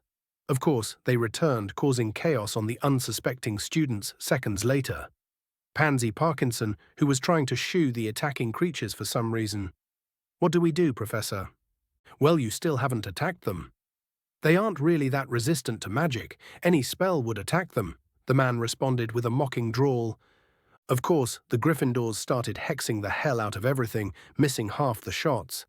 Harry didn't know why they thought that casting prank spells would help, but at least Hermione was smart enough to hit a couple of pixies with the petrification hex. Lockhart shook his head. "If they're too quick for you to hit with a conventional spell, either lay a trap or use spells that affect a wider area." Still, Harry remained unmoved. His friends started standing up, still under his shield. Blaise gave him a wide smile. "That was close. Thanks, mate." "You're welcome," he responded. "You're not attacking them," Daphne remarked. "Yes, this is far more entertaining," Harry answered with a snort. All four of them giggled at that, especially as Seamus Finnegan's wand was stolen by the pixies when he was still held up in a chandelier. It was all fun and games until Weasley raised his wand, Locomotor Wibbly. Instead of the usual spell, an explosion occurred, hitting himself and his housemates in the process. Damn, Harry had forgotten about the boy's broken wand. Honestly, how he was able to pass his exams with a broken wand in the stories was just absurd. Seriously, it had to be some sort of mistake, because this was pretty much like passing a driving exam without a car. It just didn't any sense. Having had enough, Harry dispelled his shield and intoned, "Ventus!" A strong gust of wind sent all of the pixies flying back towards the wall, where he used that disorientation to levitate them all at once, putting them back in their cage and locking it when they were all gone. Everyone stared at Harry for a couple of seconds before Parvati Patil gasped and pointed at the Weasley boy. "Professor, something happened to Ron." The blonde professor walked towards the redhead, who had weird spots and burns all over his body. Longbottom and Dean Thomas also shared a similar fate, although on a far smaller scale. Lockhart then levitated the students with a flick of his wand and addressed the class.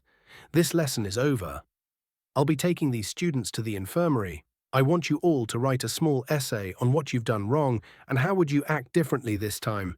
This is your homework due next week, as well as reading the first chapter of Wandering with Werewolves. The new chapter, that is. Now, everyone, you're dismissed." Harry slowly walked out of the room, still keeping his eye on Lockhart. Tracy skipped past him. "I told you he was the real deal, didn't I, Harry? Are you ready to eat your words now?" The Potter Scion shook his head.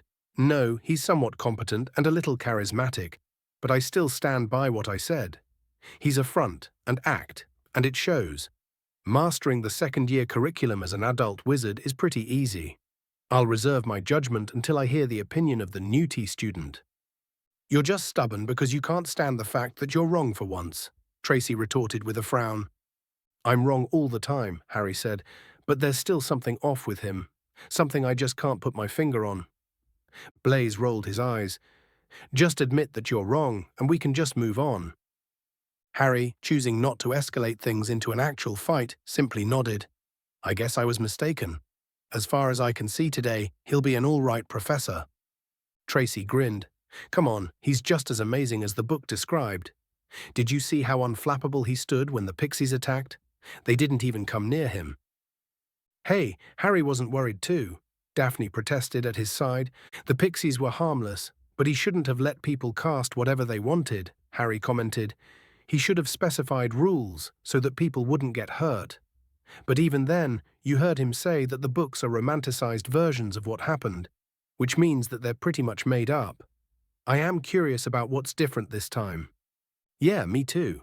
We'll be the envy of his entire fan base. Our copies would probably sell for hundreds of galleons," Tracy exclaimed. Yeah, the girl had a point. It wasn't good business sense to just leave these things out in the open. Lockhart is born with a persona, that he's invincible, that fighting dark creatures was some sort of heroic tale like the ones taught to children. He was selling a narrative, but if he showed a version of the events with blood and gore, his very premise would be irrelevant. Still, the Potter Scion was curious about what the updated books entailed.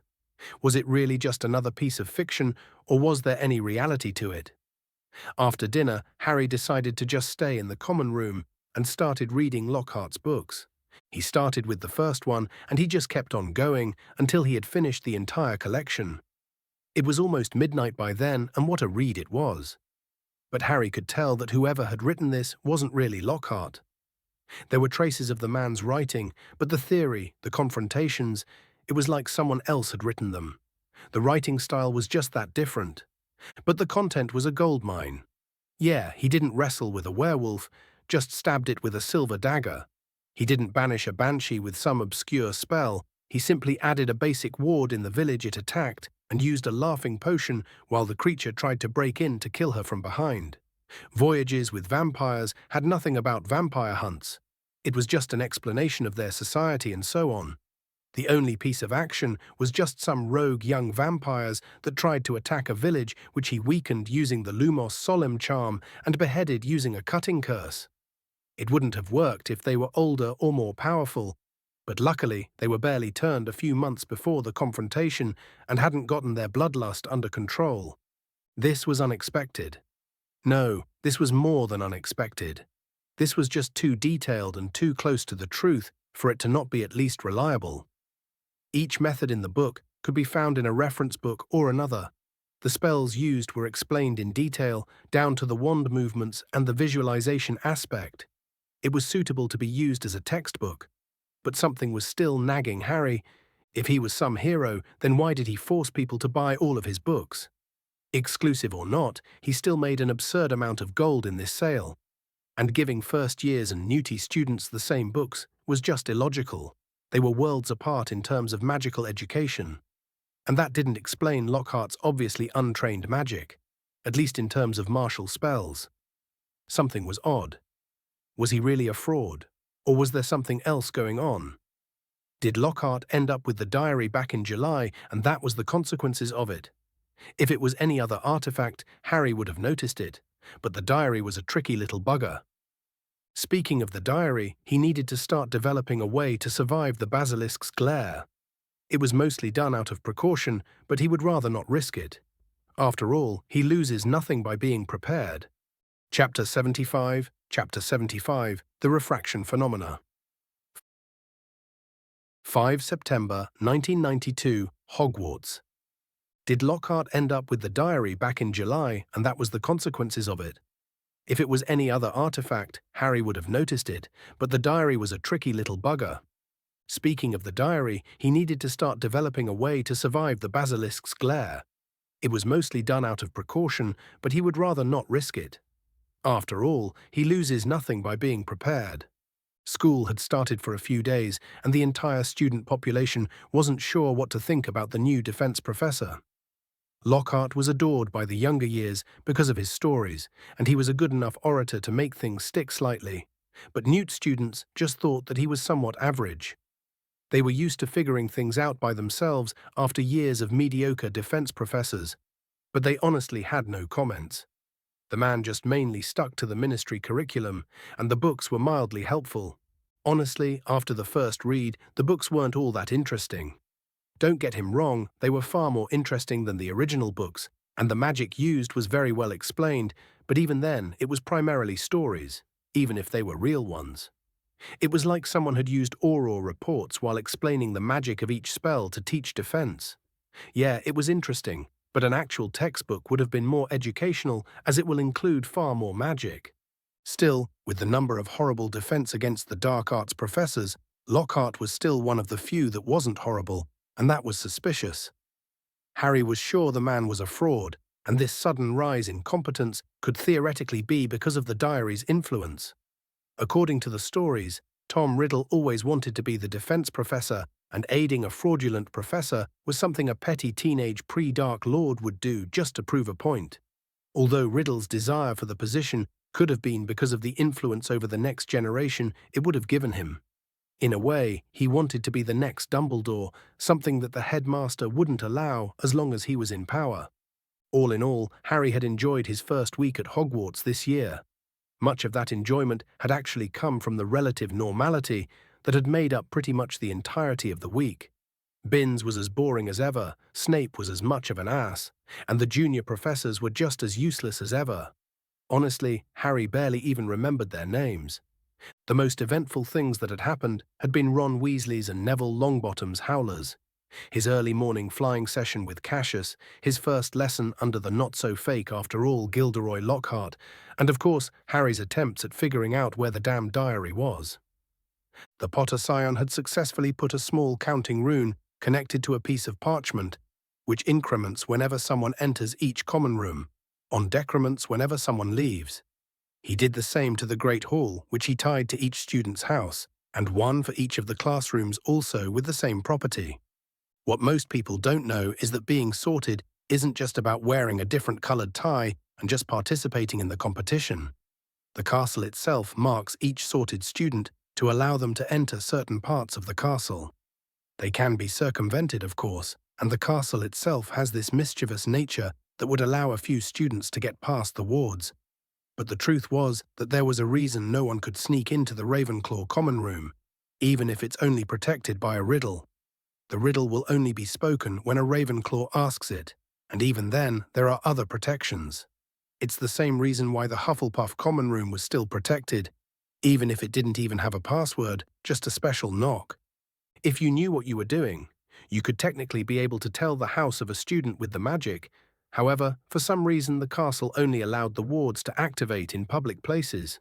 So, yeah, putting it in the bathroom with the entrance was a bust, so Harry stuck with his method.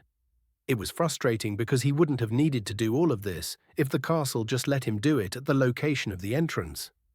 It wouldn't have even let him put it outside the entrance to the male and female dormitory. Harry had snuck into each common room with his cloak and tried to do it, allowing him to pinpoint the gender of the possessed student as well. His enchantments just wouldn't hold. It was why he was stuck labeling the entrances to the common rooms, technically outside of it.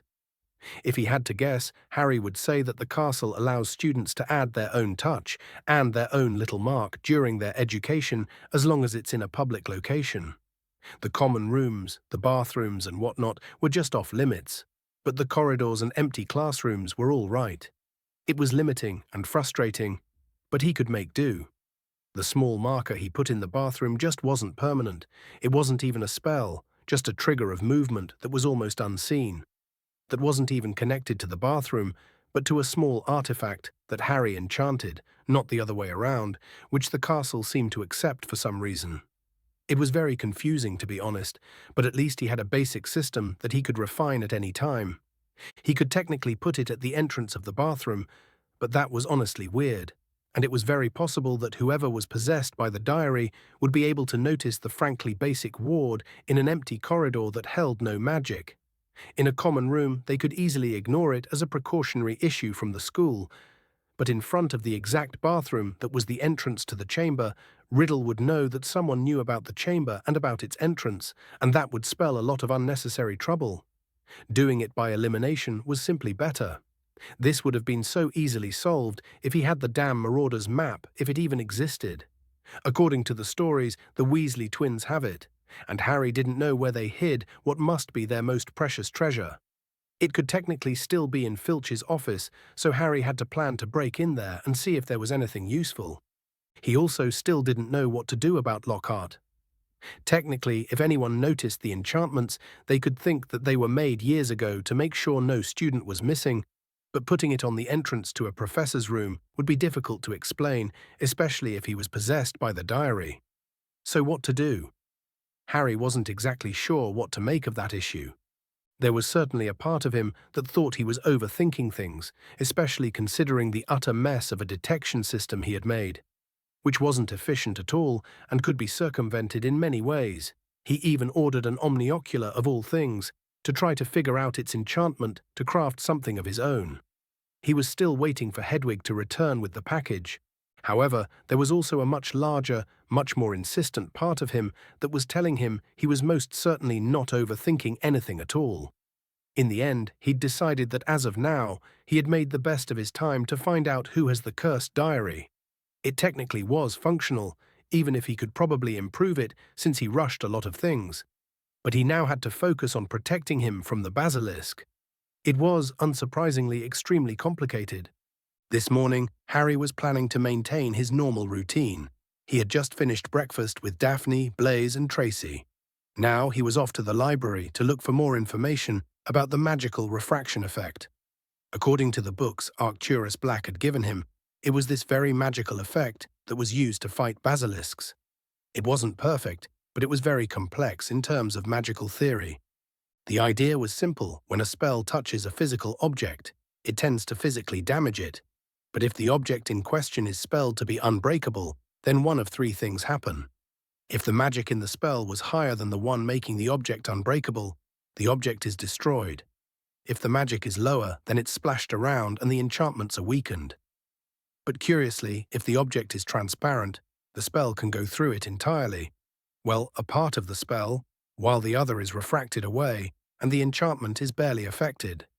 Someone had even tried to put it through a lens, and the spell was somehow more focused. It was a very peculiar phenomenon that showed a certain similarity in the behavior of spells and the behavior of light.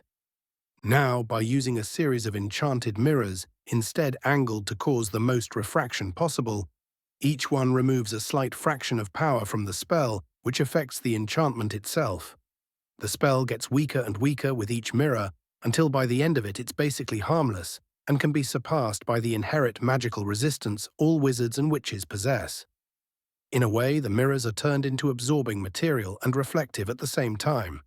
It reflects the magic while absorbing what remained, and the combination of multiple mirrors could take away from the spell, while not affecting the light coming in, allowing people to see through it. Of course, that's talking about huge mirrors with large spells. The basilisk's glare is magical, hence it works the same way. However, instead of using cumbersome mirrors, using goggles with dozens of miniature mirrors would work. They're awfully large, but still very useful and grant basic protection from the King of Serpents. The bigger issue is that they tended to break with prologued eye contact, making the effects less potent and sometimes even rendering them useless. The unbreakable enchantments were being overwhelmed by the glare, which was why Harry had a small alternative plan to the enchantment. The last basilisk hunt was almost 1,000 years back, and magic had come a long way since then, particularly jewelcraft. Certain gems, when treated correctly, could hold a substantial amount of magic, enough to power wards for decades, and even centuries if they're filled entirely. It was a goblin technique that was reverse-engineered by a wizard a few centuries back, which actually sparked a goblin rebellion. Harry was hoping on getting a few gems and directing the energy reflected, not towards the unbreakable enchantment, but to be converted and stored as raw magic to enhance the enchantments itself, and maybe even power something else in the long run. This, combined with the advances in spatial charms, could theoretically make the googles somewhat wearable and not affect combat scenarios. It was a good plan, but the charms needed to do this project were just very advanced to even Newt students. That's not mentioning the tiny runes that need to be inscribed on every small mirror, and the expansion charms that need to be somehow unaffected by the spell as well. It was a huge undertaking, and by far Harry's largest magical project so far. At least he had a plan in place. He needed to buy the materials and enough practice to make it happen. Harry decided to go to the owlery and use one of the school owls to order a rune carving kit, specialized for small objects, a few alchemically treated rubies to store the magic, as well as orichalcum to hold the enchantments and transfer the magic effectively. Damn, his vault was going to take a big hit after this. Of course, Harry's streak of normality was unfortunately about to come to a rather screeching halt when a grinning Malfoy, followed by his lackeys, made his way to him. The Potter Scion suppressed a groan. He just knew that this wouldn't go well. Chapter 76. Chapter 76. The Thing About Quidditch. 5 September 1992, Hogwarts. Of course, Harry's streak of normality was unfortunately about to come to a rather screeching halt when a grinning Malfoy, followed by his lackeys, made his way to him. The Potter Scion suppressed a groan. He just knew that this wouldn't go well. Harry hadn't spoken a word to the blonde for months, ever since June, really. After he had scared the crap out of the boy last year, Malfoy did his best to avoid Harry as much as possible. Although the Potter Scion had seen him in Diagon Alley once or twice, he didn't really see the point of talking to Malfoy of all people, especially since he was more interested in the boy's father and Tom Riddle's diary. Still, the blonde was very frightened of him and left Harry alone, which was exactly what he wanted. Unfortunately, Draco had somehow returned from the summer holidays with a bit more confidence than usual. Honestly, Harry was too preoccupied with not dying at the hands, well at the gaze, of a giant 1,000-year-old snake. That seemed to motivate the Malfoy Scion for some reason. Perhaps he thought that Harry was intimidated for some reason. He didn't really know what went on in the boy's head, and he didn't really care about it. The boy walked up to him with a smug grin on his face, and Harry suppressed a groan. What now? Potter, the boy greeted. His two minions, Crabbe and Goyle, grunted in greeting as well. The Potter Scion didn't know why anyone would like to act like a bodyguard when they're 12, or why anyone would follow every order from someone their age. It was probably something their families asked of them, or if their actual families still practiced vassalage, even if it's been technically abolished for centuries. Well, before the Statute of Secrecy, lords from lower houses swore themselves to high lords as their vassals. Technically speaking, with the abolishment of nobility, these oaths were declared null and void. However, if someone was a blood purist who wanted to show how much they hated giving up their lands and titles to the Muggles during the Statute of Secrecy, Harry could see them imitate the vassalage system somewhat just to prove a point. And it's not like it was servitude. The High Lords provide their vassals with protection and sometimes even financial aid for their loyalty. It is an antiquated concept that would only make sense if there still were magical lords and wizarding nobles. The Malfoys were one of the wealthiest families out there who lost a lot when the statute was put in place. A lot of their business was in Muggle markets, and they held a rather large amount of land, all of which they needed to give up. It was logical why this family in particular would resent the Muggles who took away much of their power. Harry gave the Malfoy Scion and his friends a soft smile. Draco, Gregory, Vincent. It's nice to meet you. Did you have a nice summer? For some reason, the young Malfoy was confused by his tone, but his two minions relaxed. We went to the Quidditch season finale. Puddlemere united against the Holyhead Harpies. Puddlemere won. The game was almost 3 days long. They had to change the team around a lot so that the players could sleep. That sounds fascinating. I hope you all had fun there, Harry replied. Crabbe answered this time, Yeah, we did. It was nice, even if my mother didn't really like it. Draco seemed to get redder and redder as Harry talked and just exploded. Potter, we didn't come here to talk about our summer holidays. You didn't? Then why did you bring it up then? Harry asked with a confused tone. I didn't. You're the one who talked about it, Malfoy said. Oh, right, I did. Well, this was nice. We never really talk, do we? I'll catch up to you later. Harry pretended like the conversation was over and that he was leaving. We're not done, the young Malfoy exclaimed. We're not. Of course we're not. Why do you think I came here to talk to you? If I had to guess, Harry mused out loud, I'd say you were here to talk about our summers. But didn't you say you didn't really want to talk about it? You're really giving away mixed signals, Draco dear. No, I didn't want to talk about my summer, the blonde protested. Then why did you bring it up then? I already said that I didn't. The boy was so red Harry was starting to get worried about him. It was honestly hilarious, and he wished that his friends were there to see it. Oh right, what were you talking about again? We didn't even get started, Draco Malfoy yelled. Really, we've been talking for a while now. You really should go to the infirmary. You're looking awfully red, and that kind of temper isn't normal. Did someone curse you? I'll admit to knowing very little about curses, but I can try to help you if you want. I would still recommend you go to the infirmary, though. The boy seemingly had enough because he yelled, I got into the Quidditch team. The entire corridor stayed silent for a few seconds as the boy was gasping in exertion for some reason. Harry, who honestly didn't give a damn about Quidditch, put on a smile on his face. Oh, that's great news. Which position did you get in? Seeker, the boy answered in a confused tone. Yeah, Harry knew that the boy had bought himself a spot in the team. Well, his father did. It was what happened in the stories, and it didn't seem to be any different there, especially because the tryouts were in a week. And such an important position, too. Now that's very impressive indeed, Harry nodded. Yeah, but unfortunately, that means that you can't be on the team too, the boy answered with a solemn tone that was completely proven to be fake by the wide smile he was wearing. Harry simply shrugged. I wasn't even planning on playing. I didn't even bring a broom with me, although now that I think of it, I should get one. I like flying, it relaxes me. Wait, you weren't going to try out for a spot on the team? Malfoy asked incredulously. I don't really like Quidditch all that much, to be honest. How can you not like Quidditch? People have their preferences, the Potter Scion calmly answered. Just like you don't like eating vegetables, but I do. People can just not like things. I just find Quidditch to be needlessly violent with too many senseless rules that don't really mean much, and that's too hard to follow because there are 4 balls in the game. But that's just my opinion. I'm sure there are merits to the game I'm not seeing, but it's a personal preference. Quidditch isn't for everyone, I guess.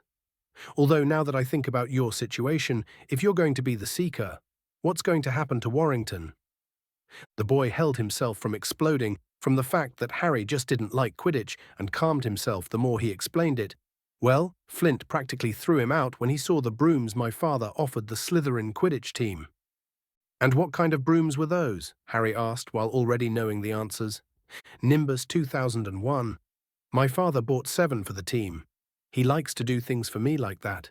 It's a shame that you don't have anyone like him in your life, and even if you did, you'd probably end up broke. I heard the Potter finances were in a very bad shape after the war, so even if you had parents, they wouldn't have been able to do this. The boy's confused look turned triumphant at that. It was a petty dig, and Harry wasn't particularly bothered by it.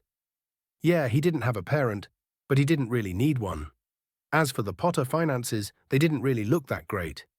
It was enough for him to get by, but Harry had a few things planned to fix that. Still, the boy wanted to anger him, but Harry was a little above that. Instead, he put on a smile.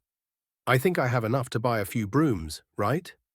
But you're right that it's a very expensive purchase. The Nimbus is like what? 200 galleons, right? More like 350, the boy corrected. All right, 350. That means that your father paid 2,450 galleons just to help your team.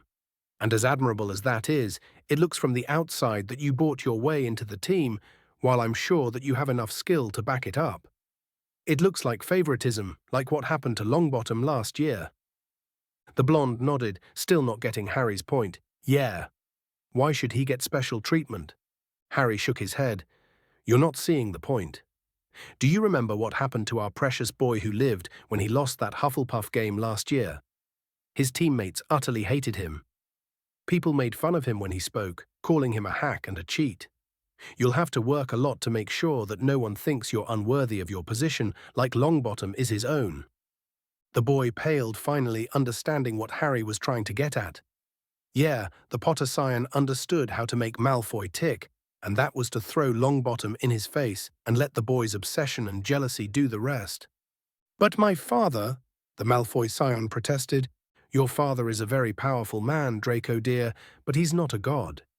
He'll do his best to help, but even he can't just stop people from thinking that you just bought your way into the team, that you're just a rich boy with money that likes to think he's good at Quidditch while he's horrible at it. Isn't that what they said about Longbottom? That he used his fame to get on the team when he was just mediocre. Do you want people to call you that? Or do you want to prove to the entire school that you're better than him? I want to show them that I'm better, the boy practically shouted. Well done. You have the passion, now you need dedication. Train like your life depends on it. For every hour Longbottom trains, you'll do 2 on your own. I want you to show the entire school that you're the best seeker around. Make them understand that the brooms are just tools and that you're just that good. You are that good, aren't you? I'm the best seeker in the school, the blonde answered with a proud smile on his face. Then I look forward to seeing you play, Draco Malfoy. The Malfoy Scion gave him a wide beam and practically ran to the Quidditch field, followed by his 2 minions who hadn't said a word after their greetings at first. Sometimes messing with that boy was too much fun. Draco was, at heart, a spoilt brat that wanted people to acknowledge him but didn't want to do enough effort to make it happen. Harry just gave him a little push to dedicate his time to Quidditch a bit more. For all the boy wanted to brag about his father bribing the Quidditch captain with an absurd amount of money for something as asinine as a Quidditch team position, one that the blonde didn't even need since he sure as hell wasn't going to play professionally, he was being quite foolish by talking about it so openly. However, Harry just scared him and motivated him at the same time. A boy with such a large ego would do his best to not be humiliated by the public, and that's not even counting his competitive desire to defeat his rival. Yeah, the boy was going to train night and day to make that happen. This was how Harry was able to give the entire castle a vacation from Malfoy for at least a couple of months. Yeah, you're welcome, Hogwarts. Chapter 77, Slytherin's Court. 5 September 1992, Hogwarts. However, Harry just scared him and motivated him at the same time. A boy with such a large ego would do his best to not be humiliated by the public, and that's not even counting his competitive desire to defeat his rival. Yeah, the boy was going to train night and day to make that happen. This was how Harry was able to give the entire castle a vacation from Malfoy for at least a couple of months. Yeah, you're welcome, Hogwarts. By the time Harry arrived in the Great Hall, he was congratulating himself on the way he dealt with Malfoy. It was so simple. He didn't need to intimidate the boy or threaten him. Just confuse him and distract him with someone else. A boy like him was given everything he ever asked for, only treasured things he earned. Oh, he was still prone to a tantrum if he was ever refused anything, but giving him a challenge, something that means something to him, like proving to the entire school that he was better than Longbottom, but also threatening his pride if his performance is disappointing. The carrot and the stick, and at the same time, where his own pride is enforcing both. And to do it, he'll need to be too dedicated to bother stroking his ego with his little taunts and bullying, since he has a lot on the line. Yeah, Harry was proud of coming up with this in a second, and it showed with the smile he was wearing on his face as he sat next to his friends. Tracy looked at him and grumbled, "What are you so happy about?" She was always grumpy in the morning, that one, and Harry was too good of a mood to let that ruin it. I just took care of something rather annoying. Blaise snorted. Speaking of annoying, have any of you seen how Malfoy's been strutting around ever since he bought his way into the Quidditch team? I really wanted to punch his face.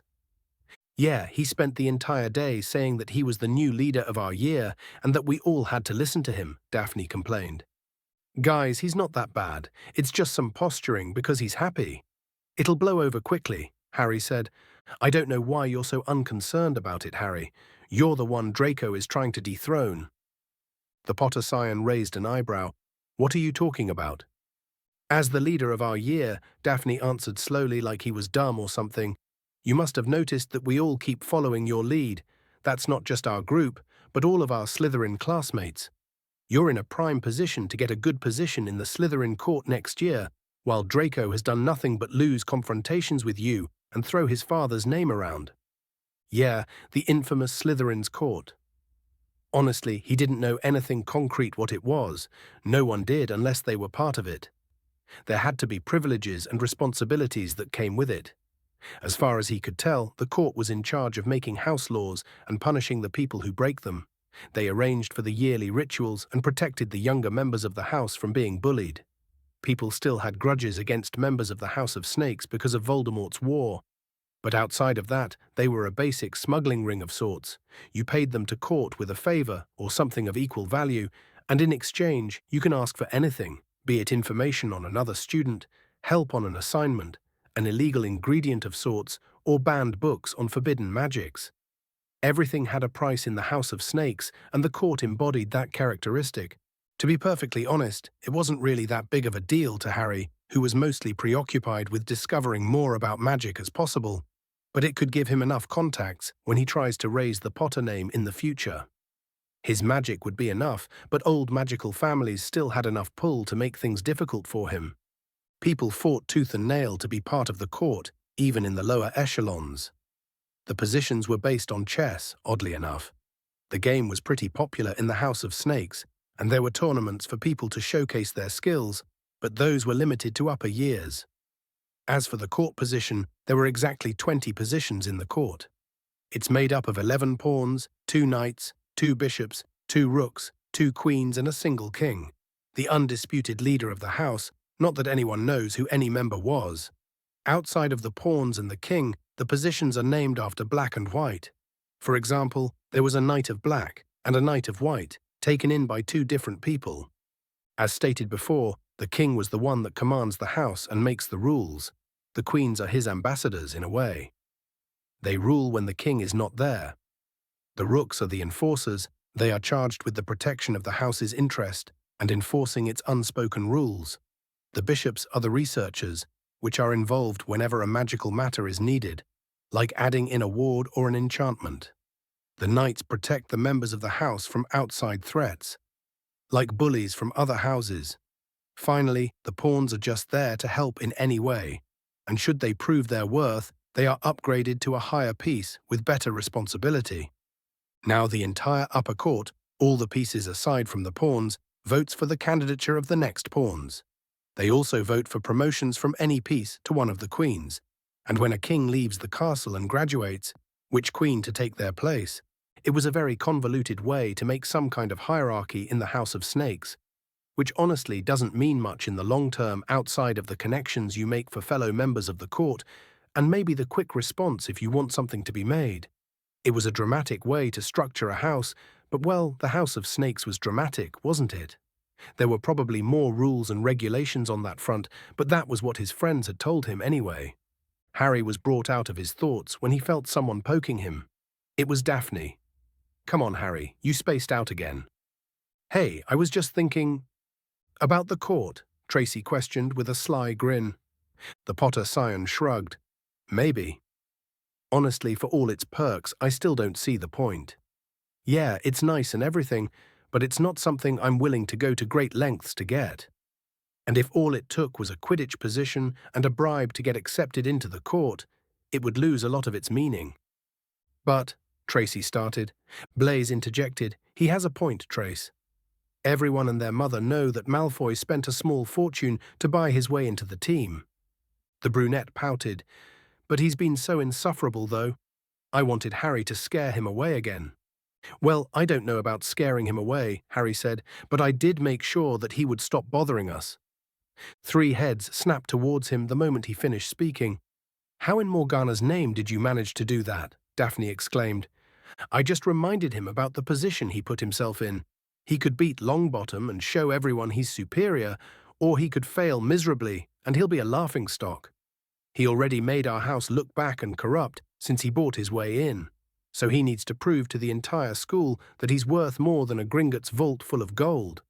What he did was a gamble, and I put it in front of him enough to motivate and scare him into spending every single free moment training for the match. And since the match with Gryffindor is the closest one, he'll be too busy to do anything. See, I don't always have to be violent. Harry ignored his friends' gaping faces and thought back to the situation Flint was in. Honestly, the Potter scion could sympathize with the Quidditch captain.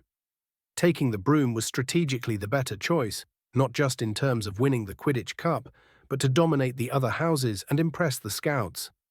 Better brooms mean that Flint has a better chance at getting an internship, then a sponsorship, and finally achieving the career of his dreams. So yeah, at the cost of a single teammate and a slight loss of reputation, the brooms were worth it. The Potter scion looked back to his friends before wondering, that's even assuming the brooms were better than the previous model. What? The three of them exclaimed at once. Harry rolled his eyes. Brooms are known to be released every 3 years. It's the time necessary to develop and remove any issues there might be.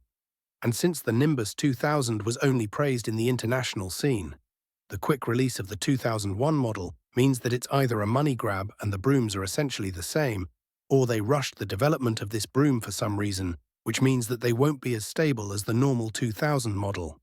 They could be technically faster and just better in some ways, but they won't be as stable. So, in the best case, Malfoy was cheated by buying what is probably a prettier Nimbus 2000, or in the worst case, he bought brooms that might hinder the team, and in this case, everyone loses. And while the Nimbus series is perfect for seekers, beaters would prefer stability over speed to aim properly, and chasers don't really go that fast, but need to be agile. Tracy was the first one to stop staring at him. How do you know so much about Quidditch? I thought you hated the game.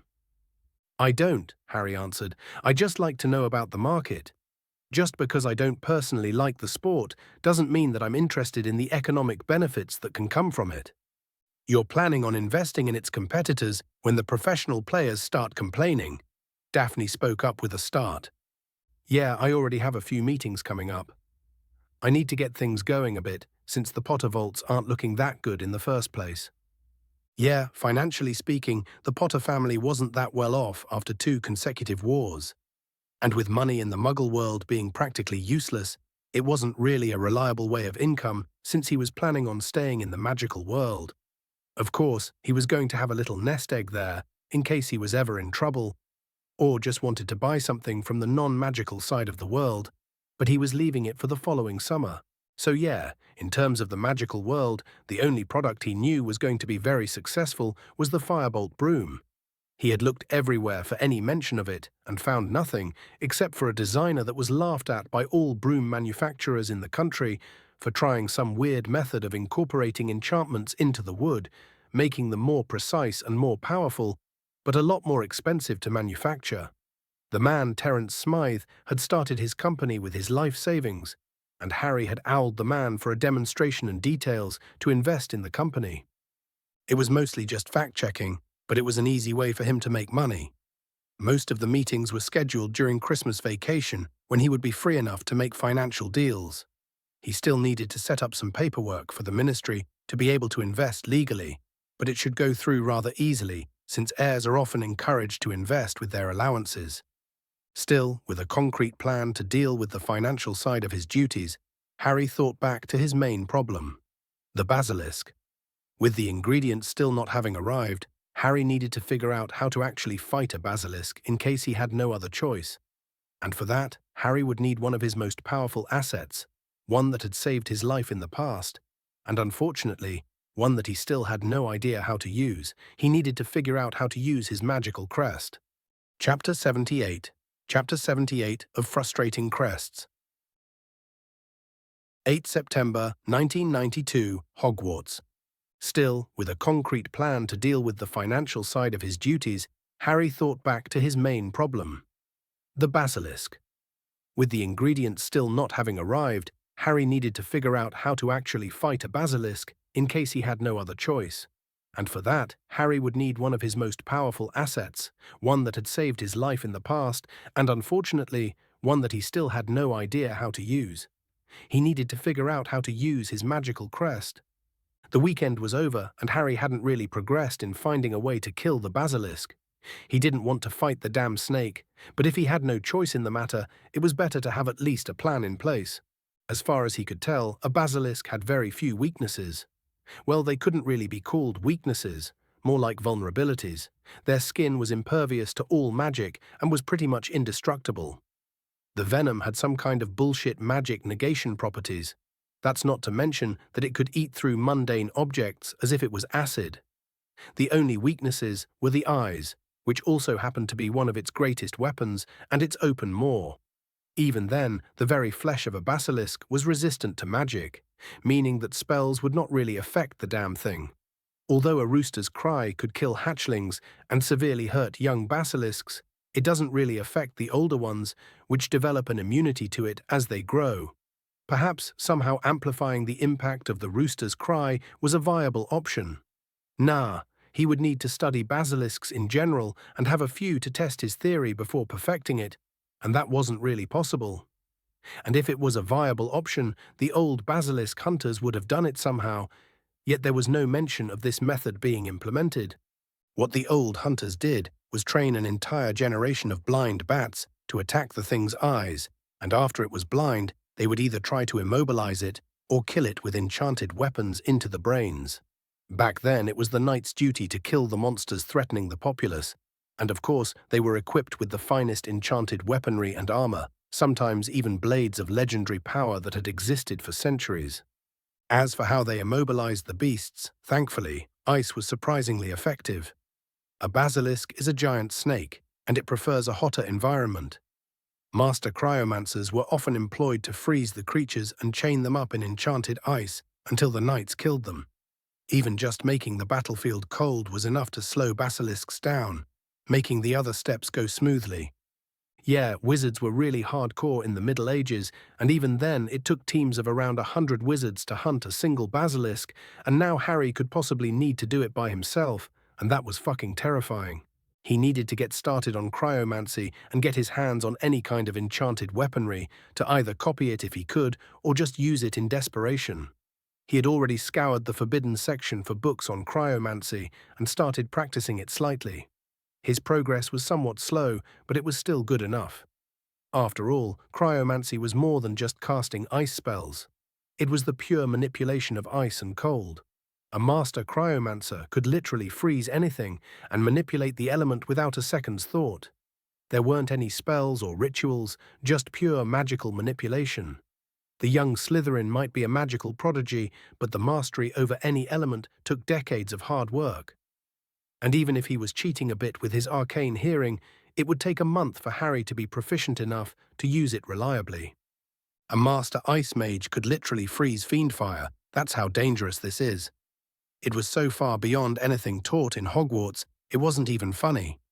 As far as he could tell, only a handful of actual cryomancers were still alive in the world, and they were taught that skill when they joined a guild, definitely not before.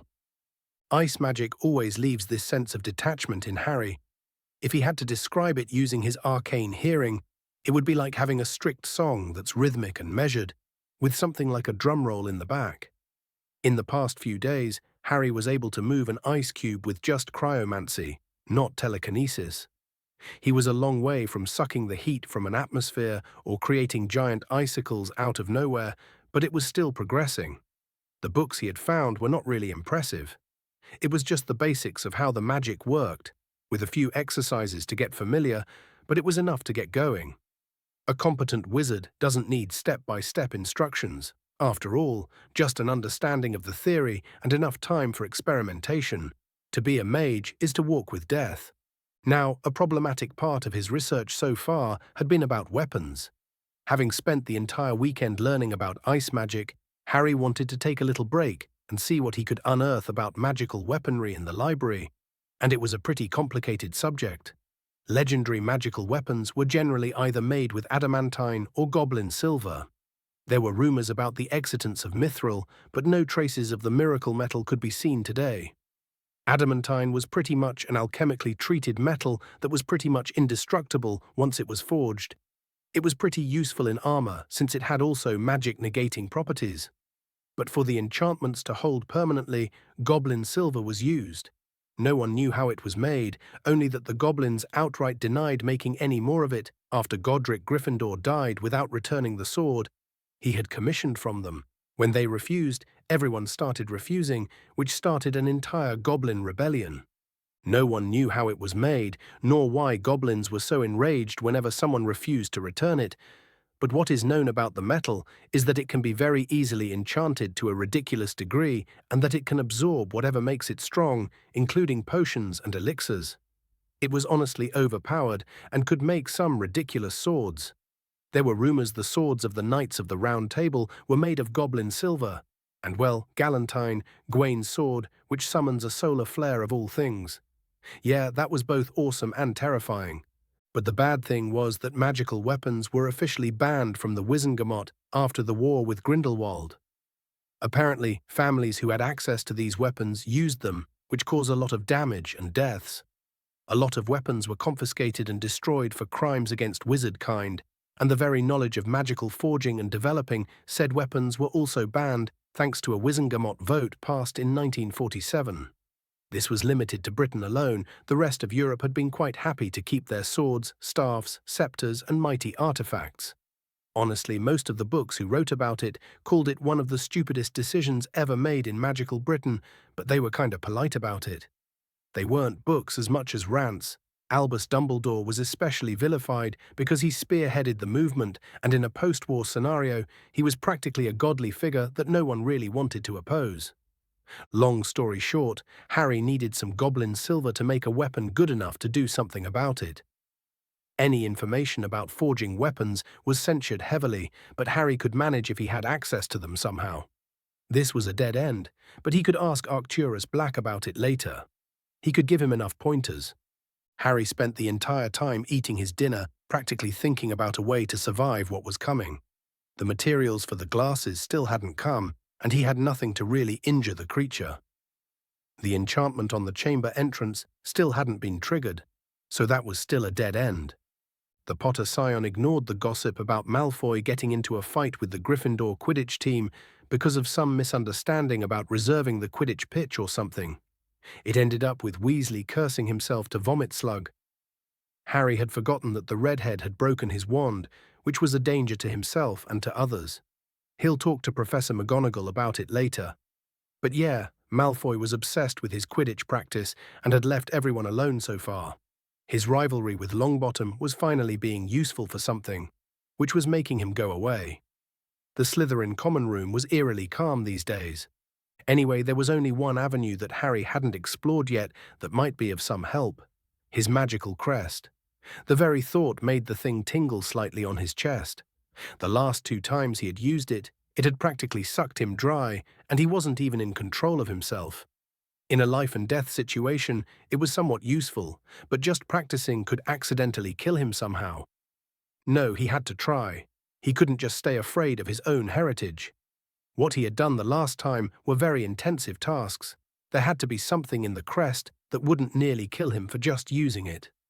Harry nodded to himself, his eyes filled with determination. Hadn't he said that he would no longer act like a coward? It was his family's legacy, his legacy, that he was afraid of. The crest had nearly killed him twice because there was no other choice.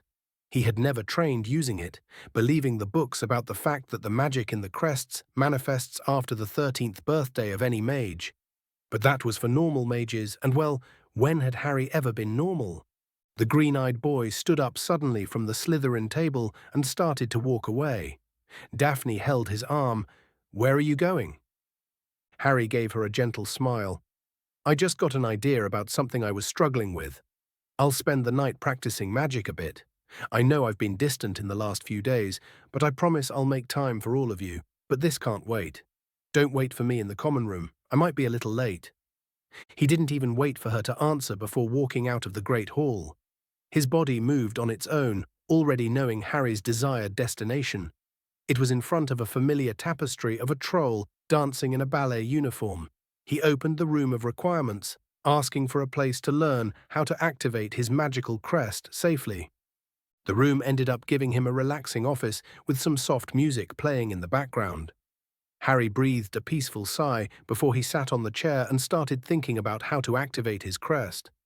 The last time it happened, it was because he was in danger, so the crest must have had an automatic danger-sensing mechanism that activated and allowed it to take over. The young wizard had never heard of any defense measure of this nature in any other crest, but he wasn't a specialist, and people tended to hide what their magical crests could do. But it shouldn't only activate when it deals with a crest. Harry needed to channel his magic through his crest. He expected to feel pain, but it was strangely warm. The raven in Harry's chest started to glow, and it looked like it was moving slightly. Suddenly, Harry's mind was filled with a small arsenal of spells. He knew there was more later, since the spells he had used during the few times he had activated the crest by accident were not there. Slowly, Harry chose one of them while looking at a pillow in front of him. It was a basic telekinetic push spell, and he activated it. Harry could feel his magic start to heat up, and some kind of glowing magical circle appeared in front of him. It glowed slightly, and the pillow was banished away. It was far more draining than a standard banishing charm, but despite it, Harry grinned to himself. He had finally used his magical crest on purpose. Chapter 79. Chapter 79, Off Day. 26th September 1992, Hogwarts. Slowly, Harry chose one of them while looking at a pillow in front of him. It was a basic telekinetic push spell, and he activated it. Harry could feel his magic start to heat up, and some kind of glowing magical circle appeared in front of him. It glowed slightly, and the pillow was banished away. It was far more draining than a standard banishing charm, but despite it, Harry grinned to himself. He had finally used his magical crest on purpose. After a few weeks of school, things started to stabilize slightly.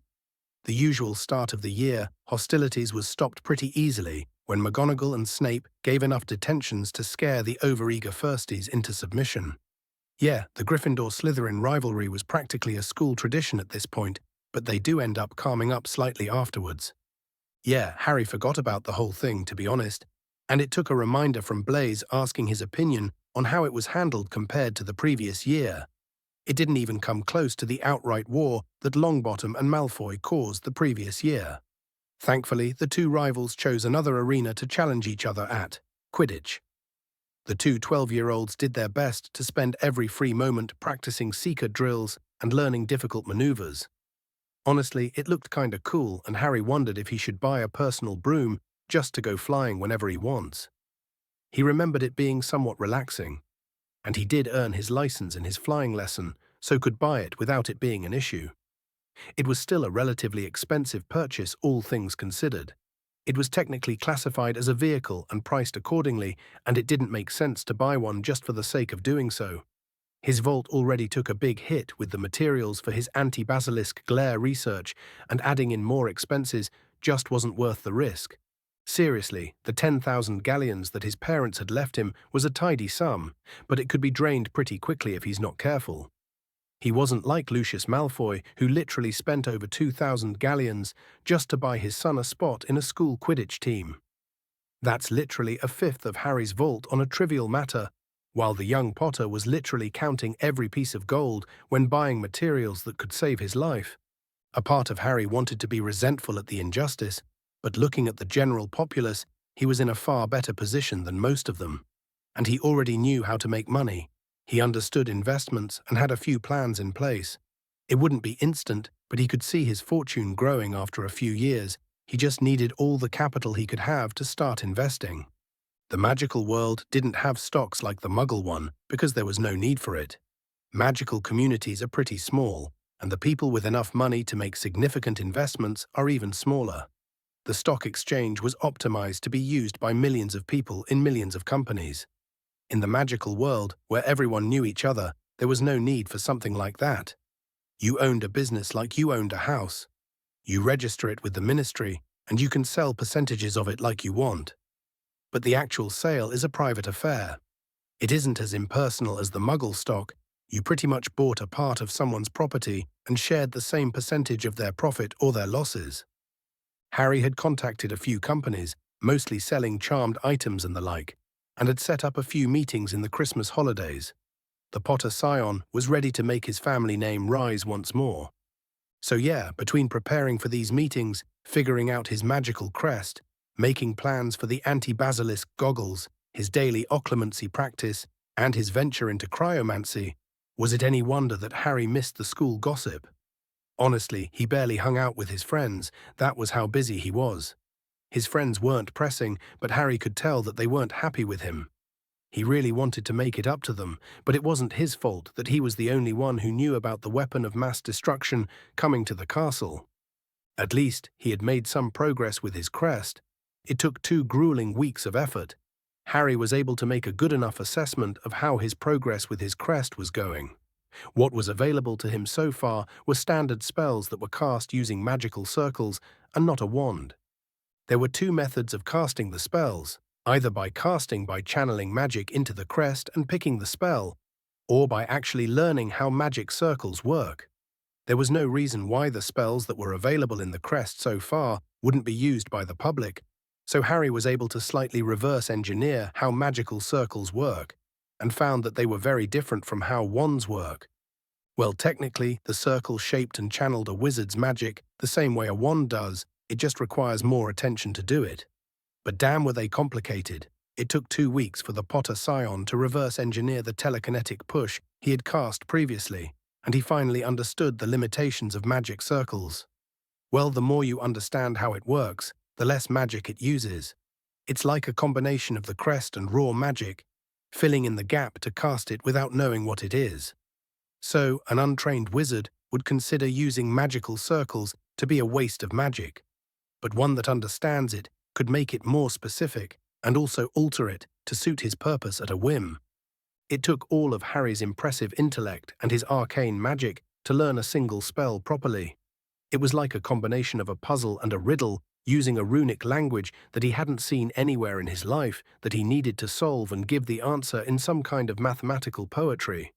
So yeah, it was as much an art as a science, and if it wasn't for the crest helping him understand the language, he wouldn't have been able to do anything. But now he had mastered the single spell, and it was somewhat handy since he didn't need to use his hand to materialize the circle. He could use it to push himself, alter the power of each push, and even make platforms to send him in the air from the base of his feet. It was fun jumping around the room of requirements with it, to be honest. But Harry knew that he had a long way to go still. This was only a single spell of only a fraction of what was really inside the crest. He still had a lot to do, but he decided to spend the day hanging out with his friends. To be perfectly frank, Harry needed to take a breather, to shut off his brain for a little while. He spent weeks doing nothing but focusing on complex arithmetic problems and alchemy arrays. He needed a small break to not overwork himself too much. Plus, his friends already made the effort of joining the dueling club just to spend time with him, and it would be inconsiderate to ignore them. So yeah, after classes, Harry decided to forgo his usual training and just spend time with them in their common room. They seemed somewhat surprised, but glad at the same time. They laughed and joked around until it was time for the first dueling club session of the year. So they made their way to the Great Hall to meet with Flitwick. His welcome speech was around the same, with a broad definition of dueling and the schedules. The biggest change was the fact that only Harry's yearmates were there. It was probably because of the sheer size of the class. For some reason, Harry's own inclusion in the club the year prior made it a commodity of sorts. Harry and his friends were the only ones from Slytherin, but Sue Lee and both the Patel twins and Seamus Finnegan were there. Susan Bones and Hannah Abbott were the only Hufflepuffs around. That is a total of 10 students from just this year, compared to the 5 that made up the third-year group. That was like a quarter of their entire year. Did he do things differently at the beginning of the year?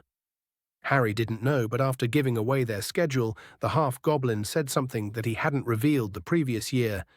Now, here's the kicker. The truth is that dueling isn't for everyone. No matter how much you like the sport, if you don't have a modicum of talent, or you don't even try to improve yourself, you're more likely to be wasting both my time and yours for no reason. I will be investing in every single one of you, and if you decide to make a career out of dueling, I will do my best to give you sponsors and the best trainers around. That is a privilege, not a right. Your entire first semester here will be a test of sorts. During the progression of these sessions, I will be making remarks about your progress. If you show a smidge of potential, I will let you go to the second semester. If you don't, well, I will not be inviting you back and you will be kicked out of the club. That tone was so different from the jovial one he had during lessons. He had this seriousness and intensity to him that Harry didn't know the man could express. But the test thing did surprise Harry slightly. He didn't know about it at all. Although it did explain why people were pretty angry with him when he joined on a whim. He didn't go through the test, and that screamed of favoritism. At least, that was until the professor said that he was a probationary member and that he would be tested. They must have assumed that he had the test as well, only it was accelerated. Of course, the other students had questions. Padma Patil was the first to raise his hand. Is this something new? Because I never heard of this when I asked about the club. The professor shrugged. It's not a secret, but people tend to be ashamed when they leave the club, so they don't really brag about it. Either way, I have been doing this for over a decade, so there are no special circumstances. It's also why each year group is often smaller than the number of people joining. So how many of us will stay? Susan Bones asked. You could all stay if you are all talented, or you could all be kicked out. It depends on your performance, but I found that around half of the second-year members are eliminated. Everyone's eyes widened. Half. It was pretty rough, to be honest. The idea of only half the people passing an exam was alien to them. However, in Harry's previous life, there were university courses that just had a high failure rate. It was worrying the first couple of times, but you got used to it. Of course, Seamus Finnegan couldn't keep his mouth shut. What about Potter? It's not fair that we have to do our exams, but not him. Mr. Finnegan, whatever gave you the illusion that Harry Potter didn't pass the test last year? He did, and he was the best student at his level. The only reason that I chose to make him stay is because you are his yearmates, and the competitions that I'll be signing you in will be often based on age, so it would complicate things. But if it's a demonstration you desire, then it will be one you will get. Mr. Potter, how about we have a little practice duel to show your classmates what they should expect to learn? I always like to start these things with a little demonstration. Chapter 80, Dueling Test. 26th September 1992, Hogwarts. Mr. Finnegan, whatever gave you the illusion that Harry Potter didn't pass the test last year? He did, and he was the best student at his level.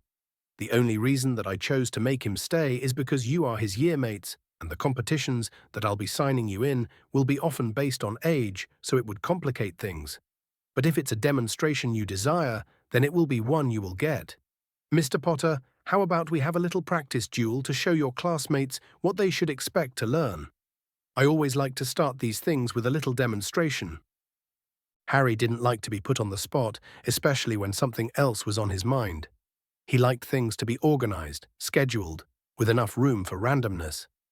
He didn't think that he would be fighting Professor Flitwick for the first time in front of his classmates, and from a look at the professor, the Potter scion knew didn't really have a choice in declining. And so he simply nodded and walked up to the platform. He couldn't hold back in this test, not really. Flitwick would know immediately and punish him for it. And honestly, for all his prowess in dueling, Harry wasn't really a violent person. He was an academic, and that's where he shined the most. Truth be told, he would have declined the invitation to join this club if it wasn't an easy way to get away from Quirrell the previous year, but he grew to like the art aspect of it. There was just something about analyzing and tactically countering spells that were mystifying to Harry, and that was what he liked about dueling.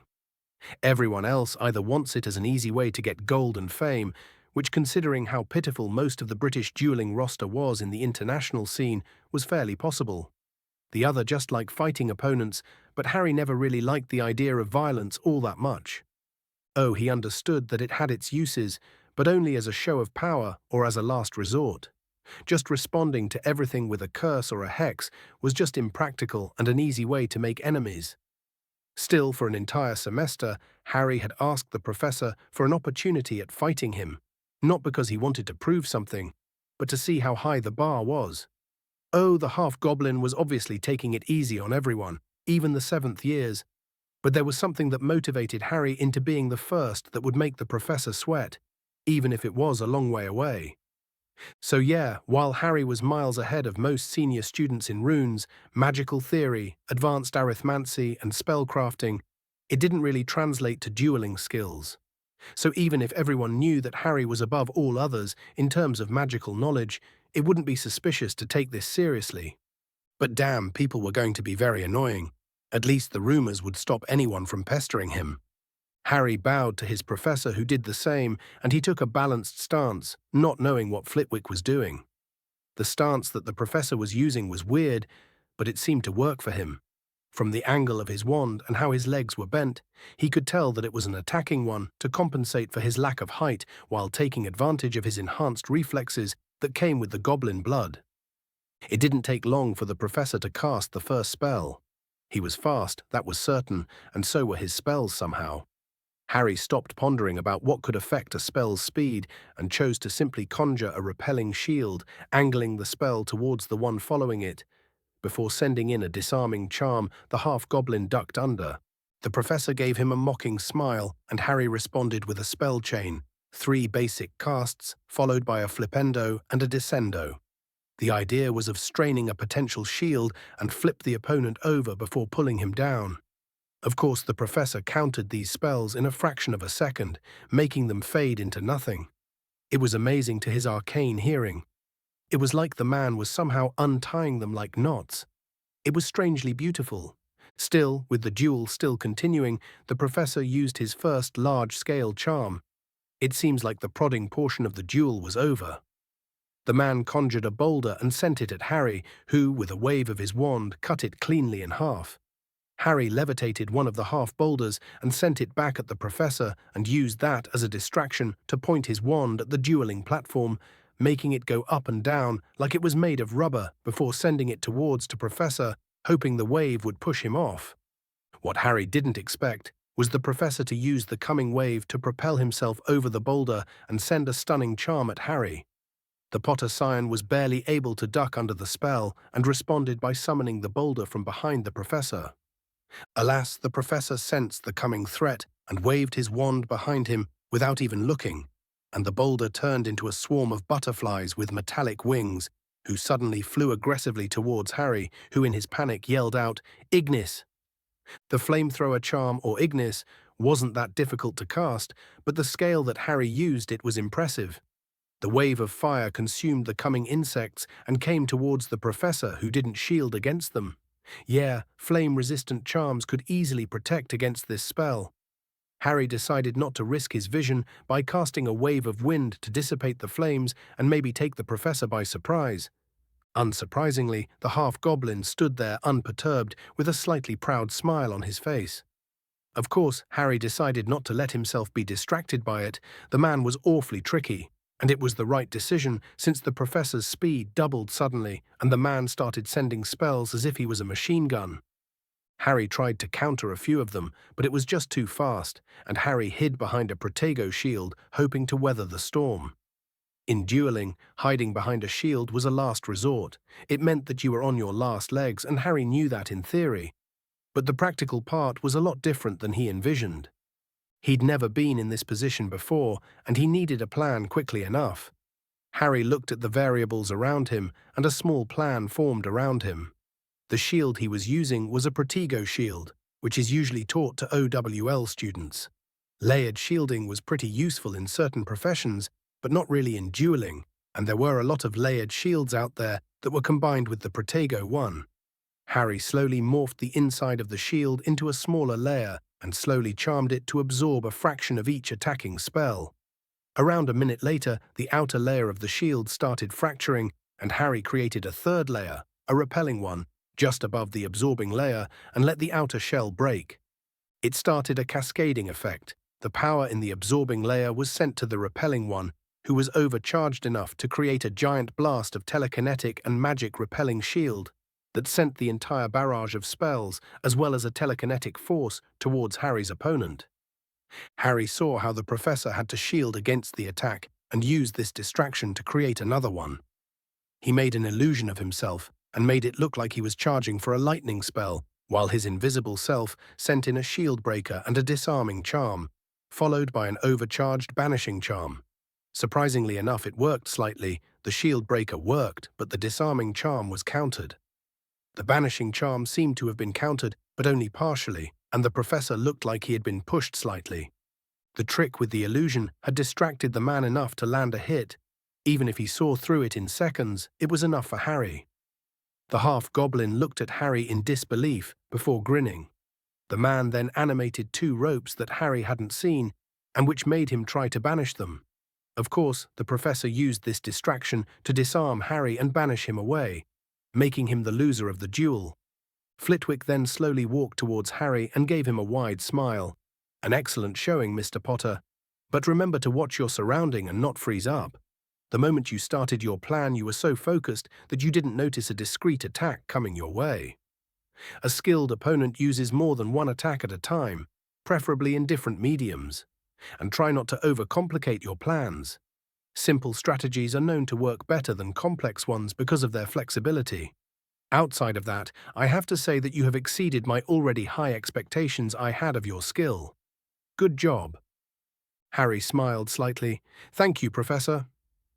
The Potter Scion knew that the man was still holding back a lot in their fight, but he hadn't let the spell hit him. Holding back or not, Harry scored a hit, even a partial one, and that was an achievement and a half. Slowly, Harry got up and stiffened when he noticed his classmates' stares. He had forgotten entirely about them while he was fighting. Yeah, Seamus Finnegan was so pale that he looked sick, but the rest just kept gaping at him. They had probably never seen this kind of magical combat before. It must have grated them how much Harry was holding back whenever they confront him. Damn, there were going to be rumors about this, especially with Parvati Patil being there. Still, that should prevent idiots from trying to provoke him too much. So Harry decided to ignore them all and just towards his friends instead. They were gaping as well, but the moment he walked towards them, he was met with a gushing, "Daphne, Harry, that was amazing. I didn't know you could fight like that." That seemed to wake everyone out of their funk for a few minutes, while Harry decided to answer, "You can learn all of this if you dedicate yourself to these sessions. As long as you take it seriously, there's no reason why you can't do the same in a semester or 2. Professor Flitwick nodded. "That's absolutely correct. Even if Mr. Potter is very talented in the field, with enough time and dedication, there is no reason you cannot reach his level. And now that you know what you have to beat, it's time for me to explain to you how our sessions will work. This semester will be mostly focused on theory. You will not duel each other. Instead, what we'll be doing is learning dueling stances, the rules and regulations, a few necessary spells, and improving your aim and dodging as much as possible. The faster you learn, the more I will be willing to teach you. Before the winter holidays, I will arrange a little tournament between you, with a few special prizes for the top 3 winners." "So we need to win to get admitted to the second semester?" Padma Patil asked. "Number the top 3 will be immediately admitted, of course, but even if you lose in a single spell but show that you work hard enough, you can still be admitted. It depends entirely on you. As I said, this isn't a competition between you with a limited amount of space. Each one of you will need to prove himself to have some potential and enough dedication to be accepted. Nothing more." Seeing that there weren't any questions, the professor continued, "One last thing before you leave. Our sessions will be weekly starting from today. If I give you homework, I will expect it to be done for the following session. And if I find out that any of you used a spell I taught you here to harm another student, I will personally kick you out of the club. There will not be a second warning, do you understand?" They all nodded, and the half-goblin dismissed them. Overall, it was a nice break from the usual stress.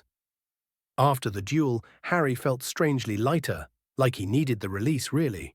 He felt like he was exhausted, but in a good way. His mind was clearer than ever, and he could tell that it was time to begin making progress in dealing with the diary. Chapter 81. Chapter 81. The Game is Afoot. 15th October, 1992, Hogwarts. Usually Tom Riddle didn't like being surprised. This was no different. Back when he was in the orphanage, and the other children liked to hide and beat him up for being different, for being special. Oh, he always got his revenge and probably punished them more severely than he should have. But how else were they supposed to learn? Tom had learnt from painstaking experiments that the best way to make people change their behavior was through pain. It was a biological factor, like animals being trained, that uses that evolutionary reflex to make people wary of what had hurt them previously. And thus it was the path that he had taken as a child to protect himself. He only used it when someone tries to do the same. The worse the act, the worse the punishment. For example, Billy Stubbs had heard that an aristocrat couple wanted to adopt Tom since they liked how calm he was and chose to spread rumors about him liking to burn things. The couple left pretty quickly afterwards. The boy hadn't done it out of self-interest or in the hope that the couple would pick him instead. No, he did it purely to hurt Tom because he was different. And so Tom retaliated by hanging his precious little rabbit. The boy had taken something he had hoped for ever since he understood what an orphanage was, and it was only fair to take away something just as precious from the boy. The same could be said with Amy Benson and Dennis Bishop, who had tried to push him off the edge during one of their rare trips outside the orphanage. Tom's magic had protected him, and he made them stay just at the edge, barely a fraction of a centimeter away from their certain death. They had learnt their lesson after a few hours of staying like this, and Tom had found a nifty little cave that was pretty well hidden. With every conquest, Tom kept a little trinket as a reminder of what they had done to him. It was proof that having faith and trusting anyone other than himself was a fool's hope. At the orphanage, Tom discovered humanity's unfortunate truth. For all they liked to show a mask of civility, every human being would revert to a savage if there were no consequences for their actions. In an understaffed orphanage with little supervision, everyone fought for everything, going back to their roots as beasts just for one hint of comfort and a chance at a better life.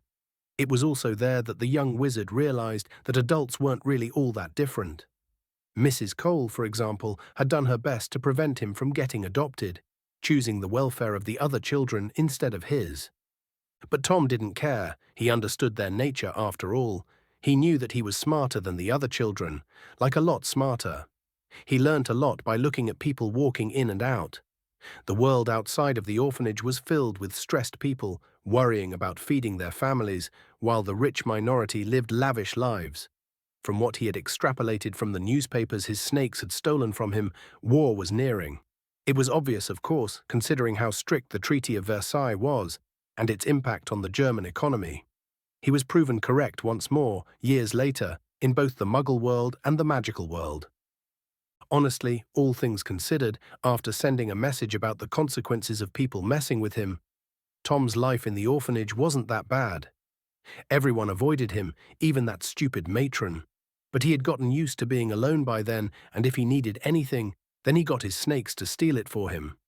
Everything was stable until Albus Dumbledore came into his room after his 11th birthday. The man had this well-hidden arrogance to him that Tom was able to clock. He was righteous and inflexible, yet there was this menacing feel hidden deep down that Tom was able to see when he revealed what he later understood to be his parcel-tongue talent. Yeah, he refused to go shopping with the man because most of all, Tom wanted to understand if the rest of the wizards were like him or not. They were not. They were so ordinary, so human. He expected a community of people capable of altering reality to be condescending, arrogant, with a higher understanding of humanity. But all he got was normal humans with a few skills. Now, the noble families from ancient lines had this inherited arrogance that came with their ancestry, but none of the higher understanding. Of course, that was only for the heirs he met at Hogwarts, not that he ever met an adult head of house, which was very feared in the magical community. As for Hogwarts, it was rough at first. Tom's parcel-tongue meant that he wasn't a Muggle-born and that he was a possible descendant of Salazar Slytherin himself. He kept that to himself, of course, since Dumbledore's reaction was enough to put him off. But being considered a Muggle-born in Slytherin was quite bad. The entire house worked with a hierarchy, with the skill of magic being the most important power. When Tom underwent the crest unlocking ceremony, nothing came of it, even if he felt like it was close for a few moments, and that had sealed his fate. The other heirs and their crests had their own magic to master, and poor Tom was left in the dust. Or he would have been if he hadn't worked 10 times as hard as his classmates, and it showed. Tom Riddle climbed his way to the height of the Slytherin hierarchy.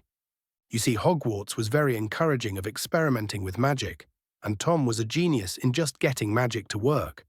It was hard to explain, but things just felt right sometimes, and he could create new spells, potions, and wards on a whim.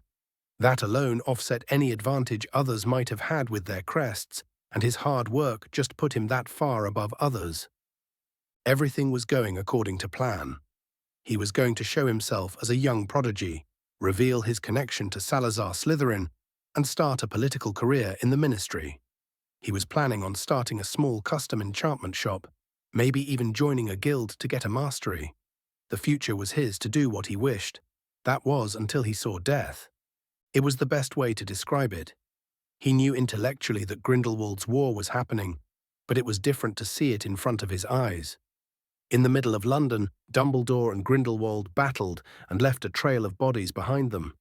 The Hogwarts student just felt weak at their display. It was so far above him that it showed how unremarkable Tom really was.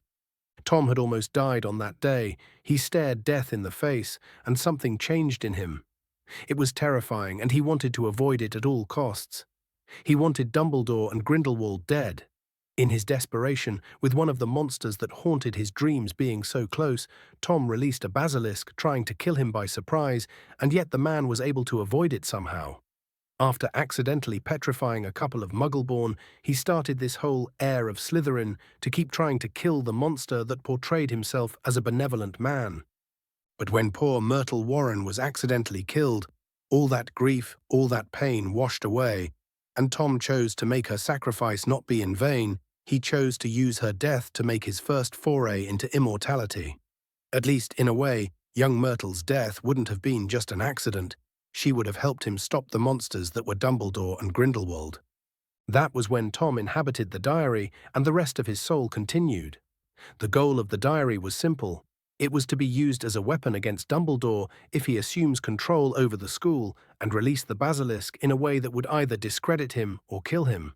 And so Tom stayed in the book, untouched for what felt like seconds and centuries at the same time. Time was odd as an enchanted object.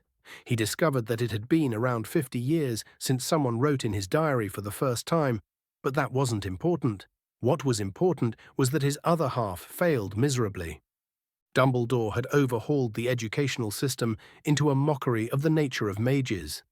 He practically banned experimentation, any kind of weaponry. Sure, he had defeated Grindelwald and ended the war, but that was it. The man even became the headmaster, while still having 2 other posts with high influence. What in Merlin's name happened? Well, his other half decided to become a Dark Lord with the nickname Tom had made for himself when he was 9. It was an anagram that he made since all he had to himself was his name.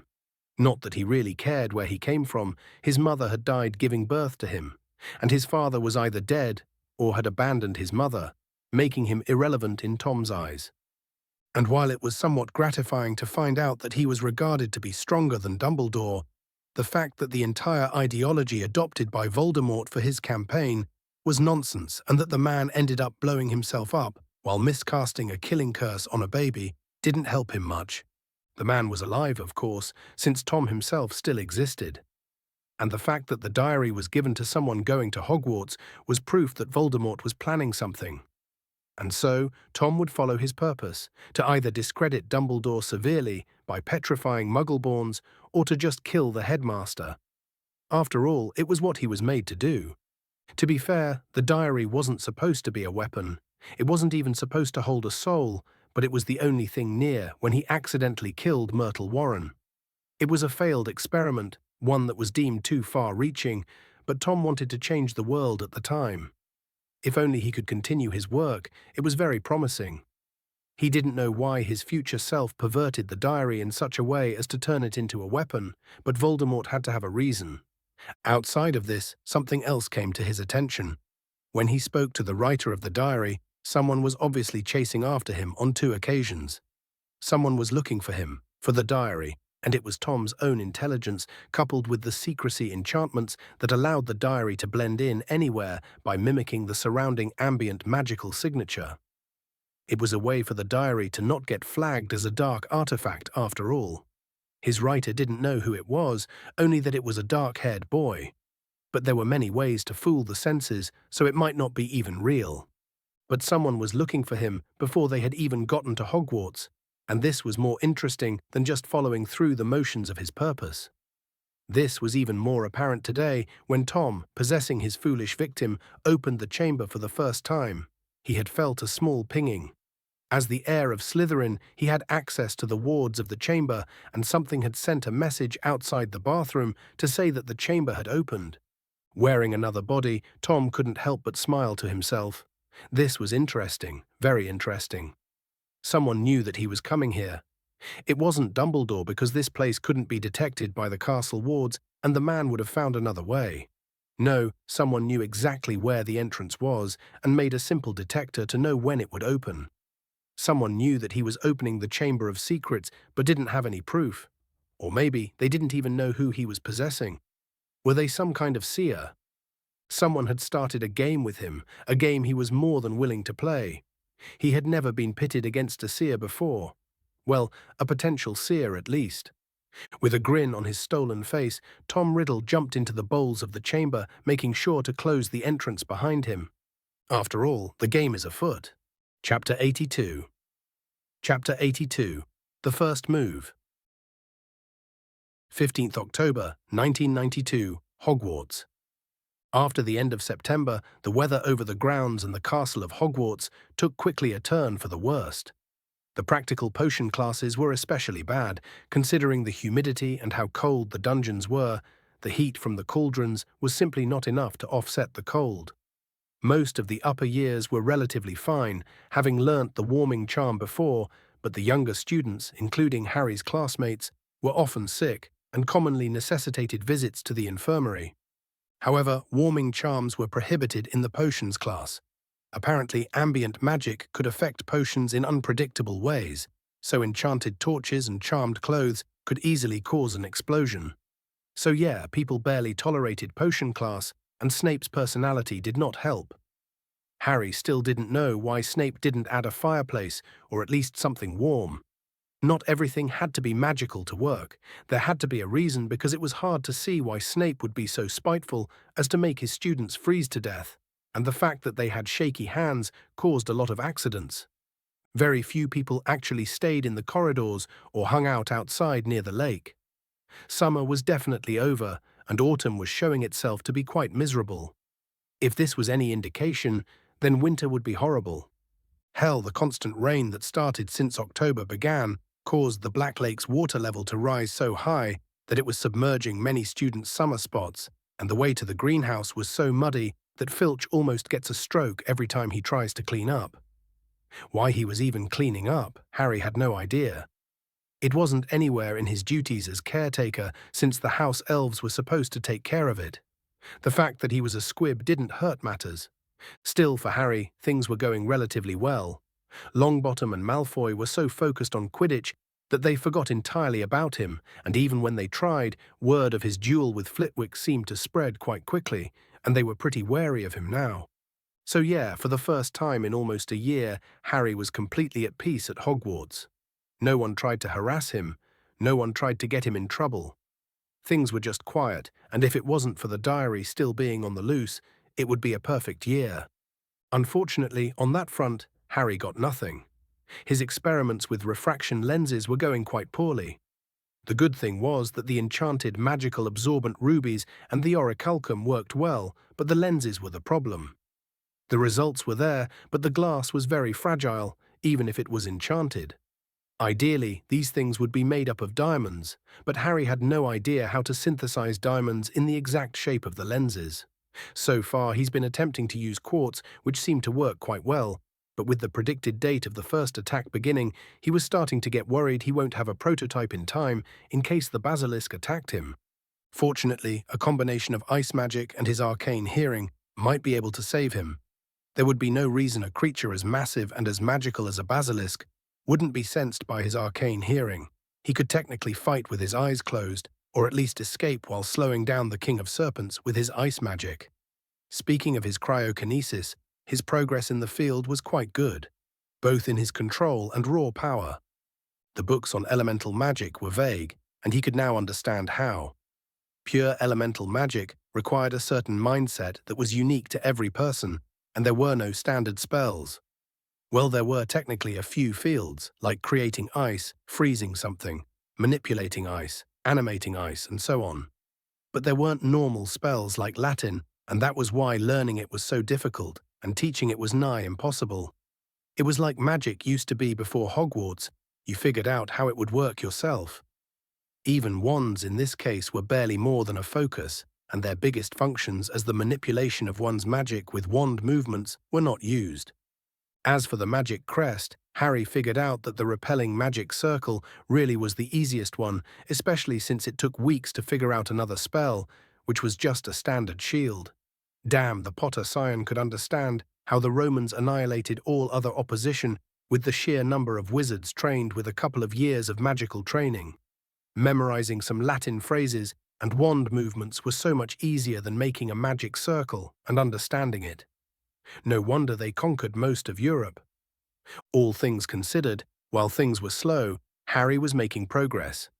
It was currently a Monday, and he sat down for lunch as he usually did next to his friends. Unfortunately, Tracy was being her moody self, to everyone's exasperation. The brunette just looked at Malfoy and sneered, "I want to punch him in his lanky face." Blaise rolled his eyes. "Let it go, Tracy." "Let it go? Do you realize what this idiot did?" the girl responded. Daphne rolled her eyes. "Yes, he bought the Quidditch team new brooms to buy himself a place in the team, and that got Flint to not hold any trials this year." Yeah, the Quidditch trials being cancelled were a bit of a scandal. The trials were supposed to be useful not only for new talent to show itself, but also for the current team members to not grow complacent and keep training so that they wouldn't be replaced. It was a good system that served the team for years, where everyone had a shot if they were ambitious enough. That was, of course, until Malfoy ruined the entire thing by buying his way in. And since he technically gave the brooms to the team members, not the team itself, or it would have been considered as a bribe, and Madam Hooch would have banned the brooms and Malfoy from participating, Flint couldn't afford to lose the brooms, so decided not to hold the tryouts at all. It was hard to be angry at the Quidditch captain since he was in a somewhat difficult position. He couldn't really refuse Malfoy's donation, but the strings that came with it threatened the standing of the team as an organization. Harry sighed. "Look, Tracy, from the look of it, most of our house's team members aren't taking it seriously, since their positions in the team are secured because of the broom, Malfoy and Flint being the surprising exceptions. So either they'll embarrass themselves so bad, Flint will have to do the tryouts, or they win, and in this case, you'll have to wait until next year after Travers and Smith leave the team, and you'll have your shot." "It's just not fair," the brunette grumbled. "I know it's not, but life rarely is fair. Sometimes you just lose for no reason," the Potter Scion explained calmly. Daphne interjected, "And don't forget that this donation is really hurting Malfoy Sr. in the school board. Apparently, he got reprimanded for it being an unethical action and asked to pay a fine. Not one that mattered to someone as rich as him, but enough for people to raise their eyebrows." Harry was prepared to reply when he suddenly got a ping on his magic. He was confused for a moment, only to remember that this was the small alert that came when his rune moved. Someone had just opened the Chamber of Secrets. Damn, he stood up suddenly, startling his friends. He ignored his questions and looked around. Lunchtime was variable in Hogwarts, depending on the schedule. That meant that most of the hall was empty. Damn, he looked around and decided to look for his suspects. From a quick look, none of the first years in any house were there. He looked at the Hufflepuff table and saw Hannah Abbott and Susan Bones talking to each other animatedly. Similarly, Zachariah Smith and Justin Finch Fletchley were still there, if only they were eating in silence, so that's them cleared. The Gryffindor team chasers were also not there. Not that it was a surprise, since Oliver Wood wanted to squeeze every single training moment for no reason. Cormac McLagan was also absent from the hall. However, Cho Chang and Marietta Edgecombe were there, but Penelope Clearwater was absent. Damn, out of the 16 suspected students, he barely eliminated more than 6. As for Lockhart, he wasn't there, but neither was most of the staff, so that wasn't surprising. Fucking hell, this was a disaster. Harry took out a piece of parchment in his hand to figure out the house of who was opening the chamber, but it was a lost cause. It was the middle of classes. There were a few students in the classrooms, but dozens were still in the corridor. He couldn't narrow down who the possessed victim was. Seeing that there wasn't any other choice, Harry stood up and ran towards the entrance to the chamber. It took a couple of minutes to arrive, but when he did, Myrtle wasn't there. It was a long shot too, since Riddle knew about Myrtle's existence, since he killed her and everything. It was too much to hope for a mistake. Still, he knelt down, trying to see if the runic stone he had put under the sink had been activated. The rune was connected to one of the sinks, specifically the one with the snake engraving on it, but there was something odd. Yes, it was activated, and that meant that someone was currently in the chamber. No one tampered with the enchantment itself, but the location of the rune was different. There wasn't an accident. You could only move the stone if the sticking charm on it failed, and that only happens if the magic in the rune is drained while sending the message. The only conclusion was that Riddle now knows that someone is going after him. Harry didn't want to stay because he didn't fancy his chances against a fucking magical weapon of mass destruction that killed with eye contact and had a magical negating venom. Instead, he found another idea, especially since this might be a counter-trap of sorts. Now that he thought about it, casting a spell in a bathroom wasn't really forbidden, was it? Only messing with the enchantment activated the ward. It was why Harry used a small stone and enchanted it instead of directly enchanting the sink itself. What if Harry was able to create a more elaborate spell, like one that divined the information from a magical signature and connect it to the sink again? It's not like he needed to be subtle anymore. Riddle knew that someone was going after him. Harry nodded to himself. He needed to move fast. He quickly carved another rune on a new stone and put it in the same location as the first and fled the scene. He quickly went back to the Great Hall and sat down again. Sorry, I really needed to go to the bathroom. Ignoring his friend's doubting looks, he went back to eating his meal. Half an hour later, he got another ping from his runic stone. It tried to figure out who was responsible. There were 2 magical signatures that were combined somehow. Yeah, it was the possession victim. Both signatures were male, so whoever had done it was a male too. Whoever it was divining must have noticed the magic and destroyed the stone. However, not before something critical was sent as well. The perpetrator's body's age. 26. Yes, whoever had the diary wasn't a student, and from the sounds of it, there was a suspect that already fit this profile. Lockhart. Gilderoy Lockhart had just opened the Chamber of Secrets, and for the first time in over a month, I grinned wholeheartedly. I had my first true suspect, and now I only needed to steal the damn thing. Chapter 83. Chapter 83. Gambit. 18th October, 1992, Hogwarts. Yes, whoever had the diary wasn't a student, and from the sounds of it, there was a suspect that already fit this profile. Lockhart. Gilderoy Lockhart had just opened the Chamber of Secrets, and for the first time in over a month, I grinned wholeheartedly.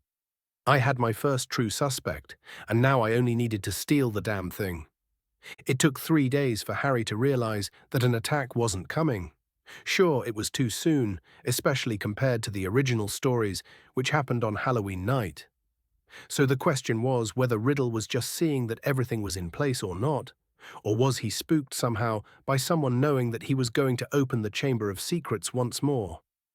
Harry was in unknown territory now, and that was slightly terrifying. Starting from today, the stories would hold little sway on how the future worked. They were already spotty, but now they would be actively false. The heir of Slytherin was coming, and Harry needed to be ready. The good news was that as of now, no one knew about the Chamber of Secrets opening once more, and the basilisk was still locked up.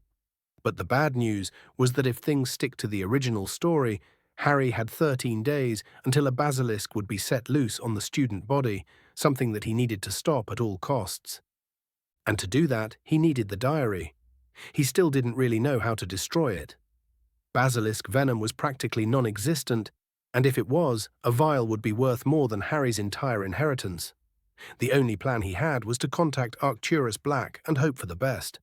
But the main issue was getting to the diary itself. He needed to act quickly.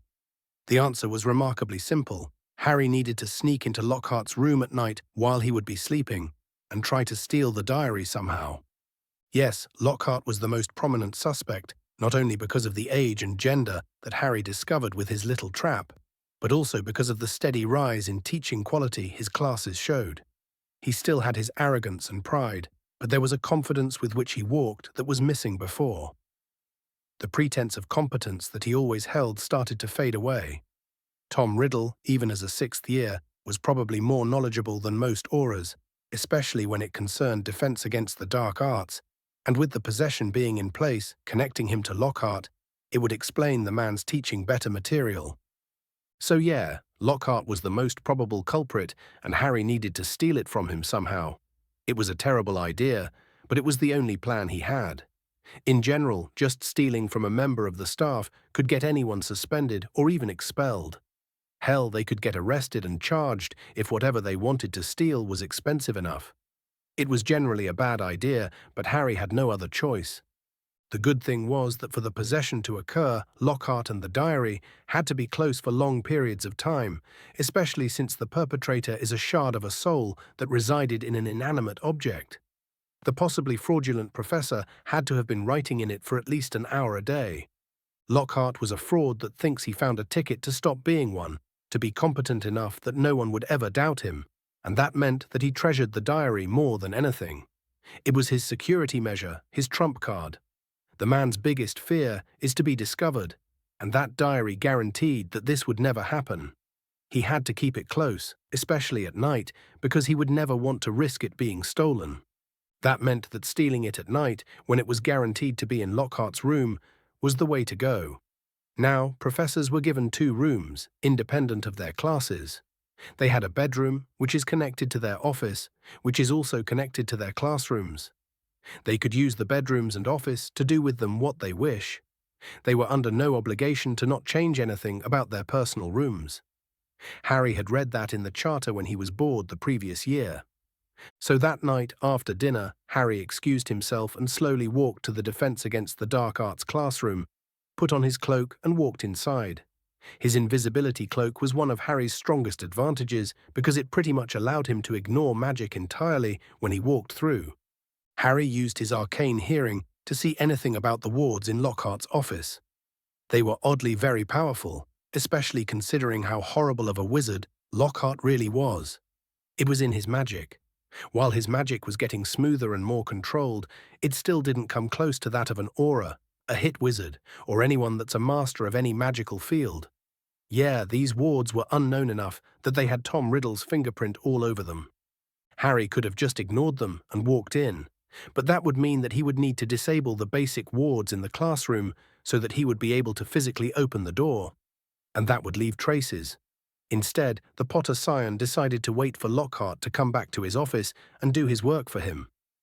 In the meanwhile, the young Slytherin took out a book and started to read. He was advancing pretty quickly with his ancient runes. Having learnt Norse and Elder Futhark, Harry decided to focus on hieroglyphs instead. It wasn't that useful in enchantment, which was what Harry liked the most, but in warding and curses they had few equals. The Aztec ones came close, but with the civilization being pretty much wiped out, and so are half its ruins, the language is still being studied today. It was why there were so many Cursebreaker expeditions in the area. Countless ruins still haven't been discovered yet, and the traps there tended to be less fatal than the ancient Egyptian ones, who honestly didn't give a fuck about crimes against humanity.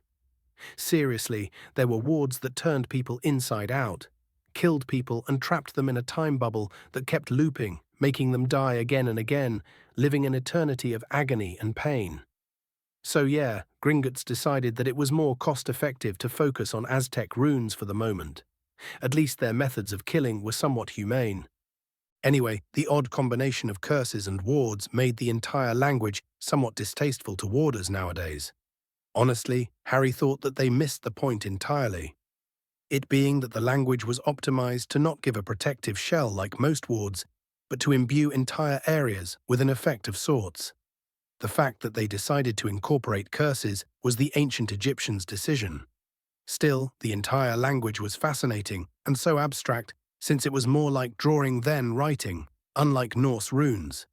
That allowed a certain level of flexibility when designing a ward, focusing more on the intent during the carving than the actual ward itself.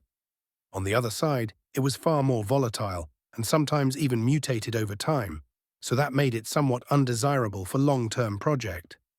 Expert believed that the curses on the pharaoh's treasures somehow had warped the wards to be that deadly and cruel.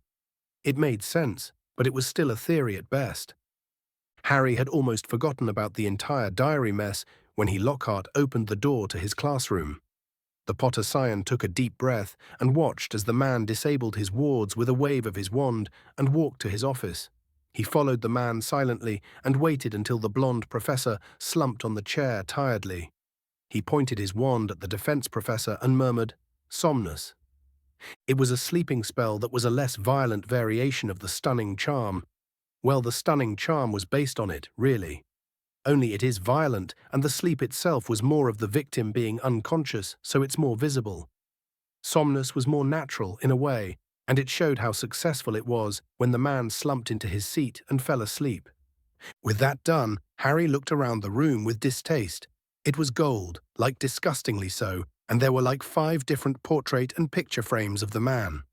With barely more than a thought, Harry waved his wand and froze all of them, and then he finally removed his invisibility cloak. He looked around and saw a stack of autographed photos of the man on the desk, next to a pile of what appeared to be fan letters. The Potter Scion shook his head with disgust. That man was barely more than a celebrity writer. The fact that there were no dark object detectors or anything really was proof that the man really didn't know anything. But Harry wasn't here to prove to everyone that the man was a fraud. He was here for the diary. He looked around the room with his arcane magic and tried to spread his senses. Yeah, barely anything was more than a commodity. Harry didn't expect to see the diary immediately, since he knew that it could hide from his arcane hearing and thus from any magical detection spell. So the answer wasn't to find the diary, but to discover where someone like Lockhart would hide his most prized possession. He wouldn't risk it being stolen, so he wouldn't just keep it on his everywhere, but he would keep it close by for it to advise him. Instead of trying to find something inhuman, Harry decided to just focus on any kind of odd enchantment in the office. He gasped when he noticed something. It was hidden by the giant painting somehow. It must have acted as some sort of protection, both against detection and stealing. It was obvious that it wasn't enchanted by the same person as the one who did the wards. That was further proof that the man was a fraud. Still, with a little focus, Harry disabled the sticking charm on the portrait and allowed it to open. When it did, there was a small safe hidden behind the painting, which would open with a certain key. Harry was sure that he wouldn't have been able to open it since it was obviously enchanted. He could destroy it, but that would show that someone broke into the safe, and that would mean that auras could be involved. Something that Harry wanted to avoid. Now he needed to find the key, and where would someone as cunning yet foolish as Lockhart hide something he uses frequently? No, he wouldn't have it on him. He probably put it somewhere near. Harry focused on a shell of magic outside his body and used his arcane hearing to make it similar to Lockhart's before waving his wand and summoning the safe key. Unsurprisingly, nothing came of it, but what was odd was the small ping of magic near one of the drawers. Harry slowly walked until he found a small golden key inside. Well, that was easy. Harry shrugged and simply put the key in the small vault and opened it. There was some gold, of course, but the most important thing was the small black diary that was inside. It was strangely magical, all things considered, especially for something that could actively camouflage itself like before. Was it taking the properties of the safe somehow? Deciding to just grab the thing and go, Harry first noticed something was wrong when he first touched the diary. He was wearing dragonhide gloves in fear that it would be cursed with something, and yet the entire room turned white. No, it wasn't a curse. That would be impossible. It was an illusion. The diary was connected to the wards of the room somehow and put on an illusion for Harry to look at. The Potter Scion almost jumped when he heard a voice behind him. "Hello, Harry Potter." He turned and took a look at a brown-haired teenage boy that looked around 16, and Harry instinctively knew who that was. Hello, Tom Riddle. Chapter 84. Chapter 84, Encounter. 18th October, 1992, Hogwarts. The diary was connected to the wards of the room somehow and put on an illusion for Harry to look at. The Potter scion almost jumped when he heard a voice behind him. Hello, Harry Potter. He turned and took a look at a brown-haired teenage boy that looked around 16, and Harry instinctively knew who that was. Hello, Tom Riddle. The boy stiffened the moment he heard his name being uttered, and Harry took his time to analyze how his opponent looked. As much as he hated to admit it, the teenager had an imposing presence and possessed an unsettling air of mystery that seemed to radiate from him. His tall and lean frame commanded attention, every movement executed with an eerie grace. The porcelain pallor of his skin contrasted sharply with the inky blackness of his neatly combed hair, which fell in perfect precision over his forehead. Yeah, Harry could see how he could charm a starving man into giving him food. Physically, he was pretty much attractive enough to get away with a lot. But all that innocence disappeared when he met the teenager's eyes. A pair of piercing, intelligent eyes, the color of liquid mercury, gazed out from beneath the arching brows. Their intensity was downright unnerving. Harry understood why he was so unnerved. These eyes were familiar. They were the ones he saw when he looked in a mirror. It wasn't the color or the shape, but the hidden intelligence and cunning that came with it. There was even a trace of the viciousness that Harry likes to deny he has, but the boy that became Lord Voldemort had in spades. Only in Riddle's case, his viciousness was carefully hidden by a faint, calculating smile that played upon his lips, which was accentuated by the sharp angles of his chiseled features, giving the boy a particularly aristocratic look. The Potter scion could understand how people could fall into his charm so easily. The other boy was practically screaming, "Mystery," and in the process of trying to solve him, you would end up entangled in his web. All of this analysis occurred in a fraction of a second, which the other boy used to hide his surprise. "You know who I am?" Harry shrugged. "Tom Marvolo Riddle, son of Merop Gaunt and a Muggle, Thomas Riddle, which she named you after. You are one of the most brilliant minds to come out of Hogwarts, becoming the Slytherin prefect and head boy, and pretty much ruling your entire house, even when you were considered to have no magical ancestry. You later took on the moniker of Lord Voldemort and started a civil war, after which you blew yourself up in a magical accident trying to kill a baby. But that's not you, is it? You a shard of that person, a remnant of the man that people feared uttering his false name." Riddle obviously didn't like that Harry knew so much about him. He definitely hated being in the back foot in our conversation. The Potter scion could see him gritting his teeth in anger before uttering, "And you, my dear Potter, are a seer." Harry raised an eyebrow at this. He could see where Riddle could see it, and it was scarily accurate in a way. The fact that the boy was able to see that Harry held some information about the future, not that it was relevant now. "And how did you come to this conclusion?" The older boy laughed. "Well, the fact that you were chasing my diary twice in a row. You knew that I was going to open the Chamber of Secrets. You knew the entrance of the chamber enough to make your little plans. The counters in the common room and the classrooms, and the rune stone underneath the sink. I have to commend you, they are very inventive solutions, but they gave you away. I can't really blame you, though. You are a little out of your league, little seer. Perhaps if you were older—" "I'm sorry to tell you that I'm not a seer," Harry answered while hiding a grimace, "but I guess that's a nice guess." The older boy didn't seem to want to let go of the theory. "No, you were able to detect me, but my magical camouflage seemed to throw you off, some kind of magical sensing. It would explain you hunting the diary, but not the chamber." "Unless I had already marked the chamber before you even came to Hogwarts," Harry interjected. "That's even more evidence for the seer theory," Riddle commented. "It would be if this was the only place I marked. You see, Hogwarts is so boring. These brats don't even understand the gift they have, or how bad things could have been for them. They don't appreciate magic. Not like we do, don't they?" Harry saw the gleam of interest in Riddle's cold eyes, so he continued, "So when I'm bored as the professors try to dumb down the curriculum, I either start my own project, or I try to solve a puzzle. And what better puzzle than the Chamber of Secrets?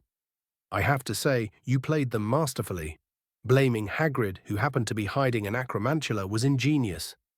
They were all looking for reasons to expel him anyway, and you gave it to them. In wartime, they didn't want people to panic, and since you stopped the attack afterwards, you stuck to patterns, hiding in the shadows and attacking retreating Muggleborns, petrifying them at random places in the castle at random times. You even gave yourself an alibi when a student was attacked while you were in class. That must have confused Dumbledore. Riddle snorted. That man was always too meddlesome for his own good. Yeah, he's still as much of a condescending meddling ass now, but there's something I couldn't help but notice. I could tell that your weapon is a basilisk. There were no signs of wand magic, and a beast controlled by Slytherin had to be a snake since he was a parselmouth. Add in the fact that it had to be long-lived eliminates a lot of serpents.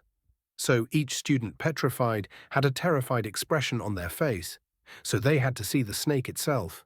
Assuming the large size since a few were looking up, it's obvious that the method of attack had to be visual. So, by removing the other possibilities, the beast was either something of Salazar Slytherin's creation or a basilisk, where the chances of petrification were slim. Unless you were aiming for petrification for some reason, and that suggests advanced planning. You were following a pattern of attacking Muggleborns, but you made a mistake. Myrtle Warren, you didn't want to kill her, and you risked shutting down the school, something you couldn't allow to happen. Riddle shook his head with a regretful expression on his face. She wasn't supposed to be in the bathroom. The basilisk hadn't activated the protection measures since it said it was uncomfortable. I should have been firmer, and poor Myrtle paid the price for my oversight. Harry nodded. And that was a security risk, since the entrance to the chamber was so close. So, after looking around and interrogating her ghost, I found out where the chamber was and added some measures that would warn me. I had deduced you were the most likely culprit to the crimes. Murderers often try to join the investigation of their crimes. It's a common trait in people with sociopathic tendencies. Or maybe you wanted to make sure you framed Hagrid. Either way worked. And when I looked closer into you, I realized what you became. Your name, an anagram. If only people would have realized. But the only thing missing, the only little detail that I don't have is why. Why target Muggleborns? Why risk returning to a war-torn country for seemingly no reason? They were mudbloods. I was simply fulfilling my ancestors' wishes, the teenager protested. Harry shook his head.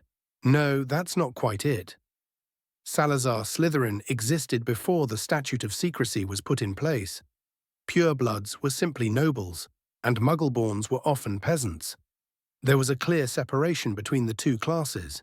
He didn't care about blood purity, since that movement started out centuries later. So what was your plan, your real plan? Riddle looked uncomfortable being on the back foot and just sighed. Dumbledore, he was my target. Do you have any idea what it was like seeing an archmage of all people just stay out of the war, only to do his best to slowly destroy our society instead? He was the Gryffindor head of house, and he never pushed them, never asked them to do better. Hell, he was actively removing books from the library without anyone knowing. Well, I noticed them since I was actively looking for them. I saw the monster that could be born because of his negligence, and I wanted to push the public enough, destroy enough of his reputation so that he would have to start fighting the war and leave the school just to get back the goodwill of the Wizengamot. He is supposed to be a deterrent to stop Grindelwald from attacking Hogwarts as he did to Durmstrang. Unfortunately, Dumbledore was so attached to the damn castle and practically refused to leave. It was so infuriating, and then I made a mistake with Myrtle, and I just couldn't let myself risk killing another student, or worse, having the school closed down. Professor Dippet would have been crucified, and Dumbledore would have been the prime candidate as a headmaster. And you saw how that ended up. Entire magical fields have been banned. The curriculum is now a joke. Hell, fifth years in my generation were much more competent than your graduates, and that's in every single field. That's not speaking on how he pretty much perverted alchemy into a source of income tied solely to him. Harry snorted. That seems very unlikely. The chances of success are very slim if did it this way. Even if Myrtle hadn't died, Dumbledore wouldn't have unwillingly left the castle. The older student became enraged at the accusation. Well, I had to do something. All I wanted was to build a better world where everyone is equal. You've seen it, haven't you? How the Muggle-borns are still considered peasants, and how little room they have to rise in our society. I want to give them opportunities to start their own families, their own crests. I wanted to create a society without any good or evil, only power. And aren't old families more powerful than Muggle-borns? They literally have centuries of magical knowledge at the tip of their fingers. It wouldn't change much, would it? It would give them hope, Tom interjected. I would give them hope. Getting Muggle-born petrified wasn't just to get Dumbledore expelled, since he was our deterrent.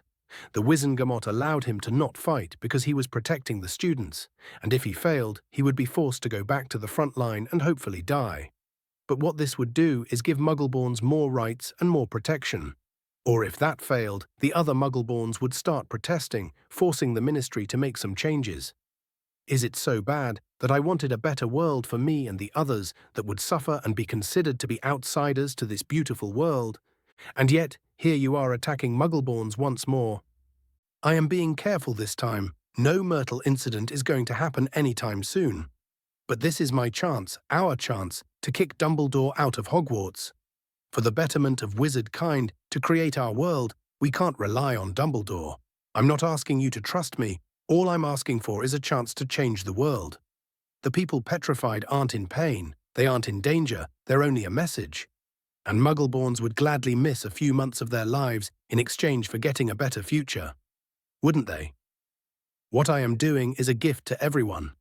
Are you so inflexible that you wouldn't risk improving our world just out of pettiness? The Potter Scion gave the older boy a warm smile before speaking. You're full of shit, Riddle. Chapter 85. Chapter 85. Game of Shadows. 18th October, 1992, Hogwarts.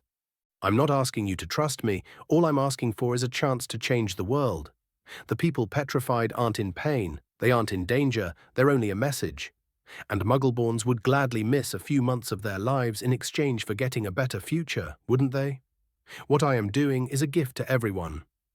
Are you so inflexible that you wouldn't risk improving our world just out of pettiness? The Potter Scion gave the older boy a warm smile before speaking. You're full of shit, Riddle.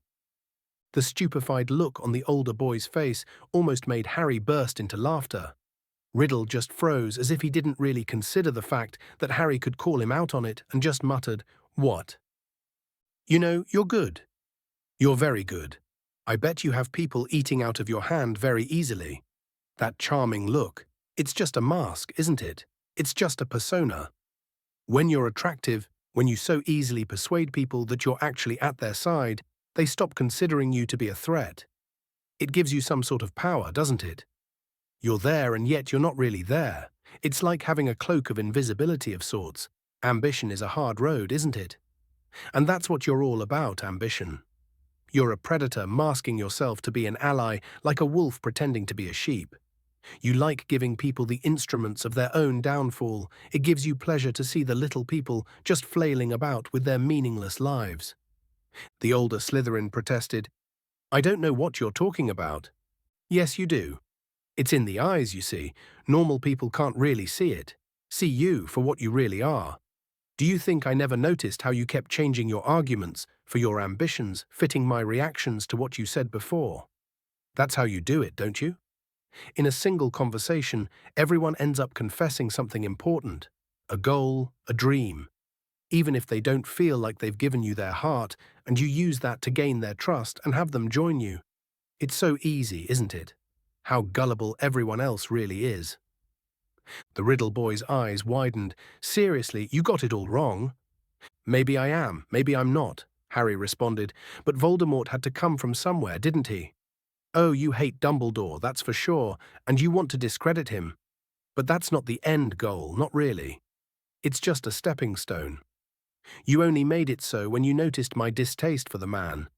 Your eyes lit up like a predator having found its prey, a pressure point for you to push. You should be proud, by the way. Not many people can read me so easily, and your act was very convincing. But come on, stop pretending. It's getting sad. You might as well continue this conversation as your real self. Why don't you talk to me, Riddle? There's no point in hiding anymore. I can see you. Immediately after Harry finished speaking, the smile on Riddle's face disappeared, and his eyes hardened, like that of a snake ready to attack at a moment's notice. The Potter Scion grinned. "Hello, Tom Riddle. It's good to finally meet you." "You're a very irritating boy, Harry Potter," Riddle said with a confident and threatening tone that wasn't there before. "Just because I can see through you doesn't mean that I'm irritating," Harry responded. "And yet no one had ever done it before," the older boy retorted. "Dumbledore did. There's a reason that he disliked you, and it was because he saw it. This fake persona that you showed the world, he's the same. He's like you, like us. His thirst for power rivals yours, only he has a different mask. He chose the grandfatherly kind man, and you chose the mysterious charming boy. They're all masks to hide your ambition for power," Harry retorted. "And where's your mask then?" Harry grinned. "I don't need one. After all, you do all of this to get supporters, to start a movement. I have practically no political aspirations. I don't want to rule the world. I don't want to change the world. My ambition is beautiful in its simplicity. I want to study magic." Riddle burst into laughter. "What a joke! That's your ambition. That's your goal in life, to study magic. And you call yourself a Slytherin. Magic is a means to an end, a power to use to fulfill your desires, not an ambition in itself. To think that all this potential is being wasted on someone like you. What's wrong with studying magic? You want power because you once felt powerless, and you don't want to feel like that anymore. You saw death and you ran away. I can see it in your eyes. You're terrified. I did the same, but instead I found serenity. I saw the beauty of life. Your entire life is based on a single ambition, on a single moment. No, a single emotion. Fear. So how is my ambition that's based on wonder and curiosity any worse than yours?" "That's not true," the boy protested. "Do not try to lie to me. I told you before that I can see through you," Harry said. "For all your preaching, this isn't about changing the world. This isn't about saving it or giving Muggle-born rights. No, you want power, you want safety, you want immortality." "And what's wrong with that?" the older boy exclaimed. "Nothing. I can see the benefits of someone of your intelligence and cunning being in charge. Every politician wants the same. It's not that terrible of a goal. Many have tried before you, and many will try after you. It is the way of the world. But I thought we were being transparent, that you would stop lying. This is a meeting between us, so why don't we just set aside the bullshit and start making this conversation progress? So here I am first. Why are you planning on attacking the students?" Riddle glared at him, but still answered, "I want Dumbledore out of the castle." Harry nodded. "That's true, but why would you need him out? He will return pretty quickly considering his ties and political position. His replacement will probably be his deputy McGonagall, which will be the same." Riddle shook his head. "I am built for this exact purpose. I have no choice in the matter. My older self might need it from me." "No, you know your other self's fate, and you would never take orders from him. I would believe that you were telling the truth about you not having a choice, but I know your nature. I know what you are. You're not just an enchanted, inanimate object with some intelligence. You're a shard of a soul. And that means that you're independent enough to make decisions. No, what you want is more than that." "Oh, that's so simple. How did I not think of that? You want to live. Not as a diary, but as a normal person. You're disappointed with your future self, and you want to be free, to live." Riddle stayed silent, and Harry continued, "But it's not that easy, is it? Getting a body of your own.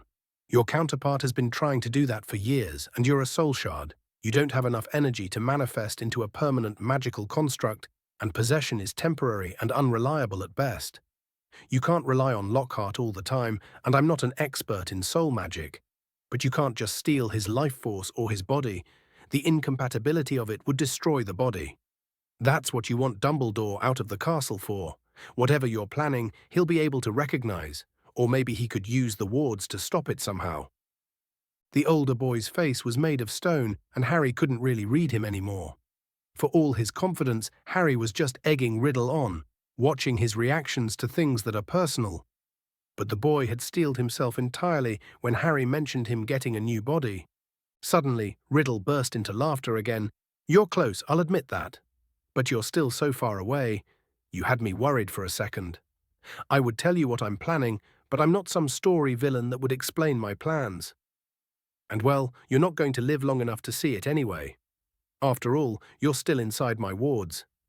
Harry suppressed a grin. Yes, Harry kept talking all the time, but it was mostly a delaying tactic. Staying in enemy wards was just stupid. It was why Harry analyzed the wards thoroughly during his conversation using his arcane hearing.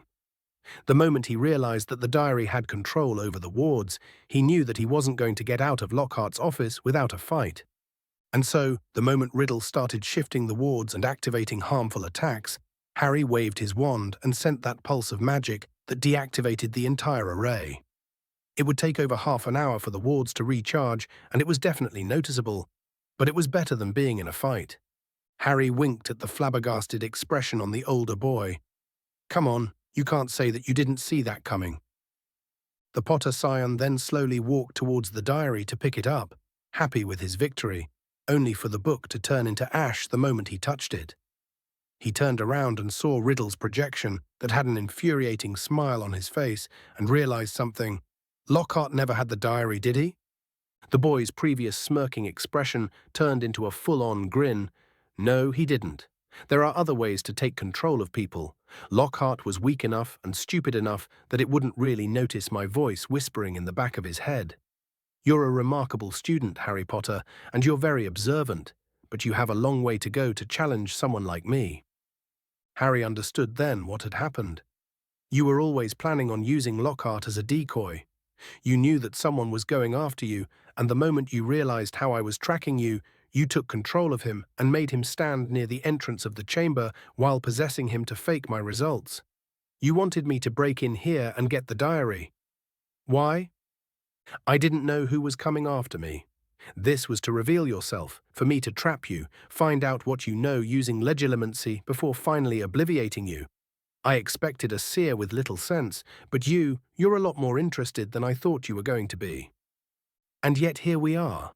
I can't touch you because I don't know where you are, and you can't touch me because I cancelled your connection to the wards. A stalemate.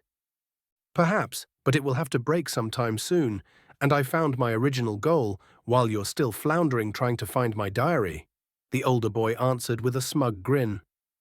At his sour expression, Riddle continued, Oh, don't be so sad, you were very close. And I'm doing everyone a favor by getting rid of Dumbledore.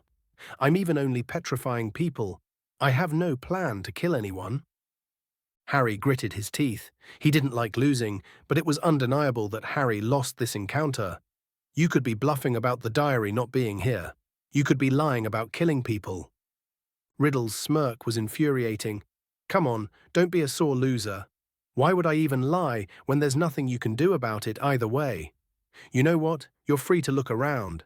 Hell, you're free to even break into the fool's mind. But be quick about it. You only have a few minutes before the wards reset. I have to say that I was going to kill you at first. Or at least petrify you. But now that we spoke up, I have to say that I'm fascinated. I look forwards to our next encounter, Potter.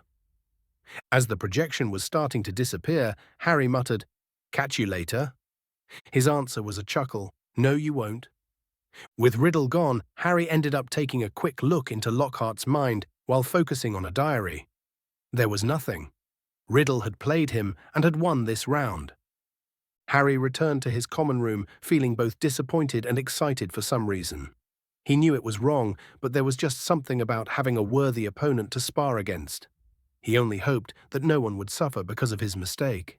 Chapter 86. Chapter 86. Reassessment. 19 October 1992, Hogwarts. Harry returned to his common room, feeling both disappointed and excited for some reason. He knew it was wrong, but there was just something about having a worthy opponent to spar against. He only hoped that no one would suffer because of his mistake. The following day, Harry woke up later than usual. He didn't do his daily occlumency exercises, nor did he read a book. He was up all night analyzing his confrontation with Riddle and trying to figure out clues that he had missed.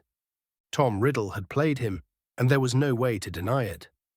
Harry had thought that he was victorious, that the moment he had seen the cursed diary, everything would go back to normal. Now he needed to reassess everything he had thought before. He wasn't dealing with a single soul shard possessing a silly girl of sorts, but with an actually brilliant teenager with a mind that rivaled his own. In this life, aside from magic, Harry's greatest gift was his mind. It was difficult to explain, but compared to his previous life, he was just slow.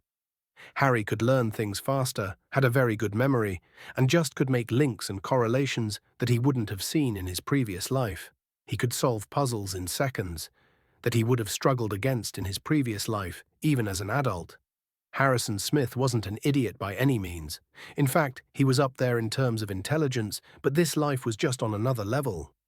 Harry's mind was the reason he could learn magical subjects so quickly after all. Yes, his arcane magic helped, and it synergized terrifying well with his mind, but things like runes and advanced arithmancy were all on him. At first, he didn't know if it was a side effect of having magic, but he hadn't seen anyone exhibit the same intelligence as him in Hogwarts. Until Riddle, that is. The older student was so different from Voldemort that it wasn't even funny. How could someone as brilliant as Tom Riddle end up as short-sighted as the fake Dark Lord who just wanted to live forever and kill his former professor? The seeds were there. Riddle had the arrogance associated with the Dark Lord. He definitely had the magical prowess. But all this planning, the tricks and misdirection were not Voldemort's usual method of operation. Where Tom Riddle was methodical and precise, Voldemort was wild and chaotic. Where he was careful, Voldemort was overconfident. There were similarities, but they were fundamentally different persons, and Harry needed to treat them as such. The wraith that was possessing Quirrell had jumped into Dumbledore's trap without a second thought. He didn't care about subtlety at all, especially considering the manner he tried to recruit Harry. Yes, the Potter scion would have seen through most attempts at manipulation, but he lost nothing by being pleasant. He was so used to terrify people into submission that he didn't even try another way. Or maybe he couldn't think of any. The man just giving a private lesson or two would have enticed any student, and slowly they could convert them into an agent. This whole join me or die routine was just inefficient. But Riddle wasn't like that. His honeyed words could charm anyone. He almost had Harry convinced that his goal was to genuinely try to save Muggle-borns and Muggle-raised students. But how did he know that it would strike a chord with Harry? Lily Potter being a Muggle-born is common knowledge, but his being Muggle-raised was something that he kept closely. Daphne was the only one to have noticed, but if she did, then Riddle must have seen it too. It wasn't legilimency, Harry would have felt it, and with the diary being far away, mind magic was unlikely while the astral projection was technically possible. Did the older boy tailor an argument just to suit the knowledge he gained of Harry in seconds? Because that would be terrifying. If Voldemort had acted like that in his younger years, it was understandable why he got such a large following that was so entirely devoted to him. But that's not important.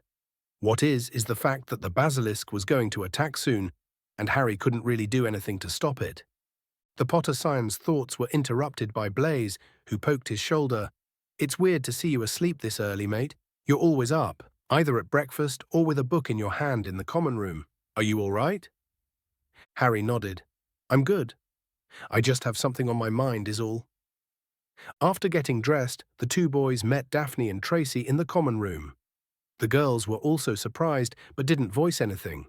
Still, they went to breakfast in silence. Honestly, Harry was happy that he had found friends that understood when he needed to think in peace. They all walked to class afterwards, which unfortunately was with Gilderoy Lockhart. Yeah, he had seen too much of this man the previous night, but he had to stomach it even further. It enraged Harry that a fake was pretending to be a professor without any repercussions. Seriously, what are Dumbledore's credentials for hiring defense professors? All of the other senior professors were masters in their fields and have contributed to the advancement of magic in some way. Sprout had made new ways of crossbreeding plants with surprisingly effective results. McGonagall had written a lot of theories regarding the animagus transformation and helped shorten a few self-transfiguration steps. Snape was the youngest potion master in history, having created over 5 new potions and published altered generalized recipes that improved the potency of potions at lower ingredient costs. Flitwick needed no introduction. From dueling to warding, that man knew his stuff inside out. The fact that he had a mastery of charm with his heritage was proof that he was so good that bigotry just didn't apply to him anymore. The other professors were mostly the same, but Lockhart was honestly a joke. All he had were his books, and Harry had checked. Speaking of the blonde Ponce, he entered the room with that disgustingly bright smile on his face. "Hello, my dear students. Now I have the results of your previous assignments, and I am happy to see that most of you have a good grasp on common magical pests and how to get rid of them. So that means we're ready for this section of the curriculum that focuses on actual defensive and offensive spells." The entire classroom muttered excitedly. Harry wasn't one of them. Sure, the pest section was annoying and boring, but Harry didn't really stand out in them, at least not as much as students like Hermione Granger, who seemed to study very hard for every single one of them. As far as Lockhart was concerned, Harry just already knew how to deal with magical pests, probably from his presumed guardians. The other students caught up pretty fast, since dealing with the pests wasn't that difficult. They weren't dangerous, and Harry actually approved of having them in the curriculum just in case students ran into them by accident at home or in the castle. Things like billywigs, gnomes, bundermans, and ghouls could just show up in a magical household, and having children prepared to deal with them is generally a good idea. Harry was curious as to what the man was going to do next. Defensive and offensive spells could be classified in many ways. Of course, the professor waved his hand to calm the class. "Now, don't get too enthusiastic. Before we can start casting spells at targets, you need to understand a bit about the theory.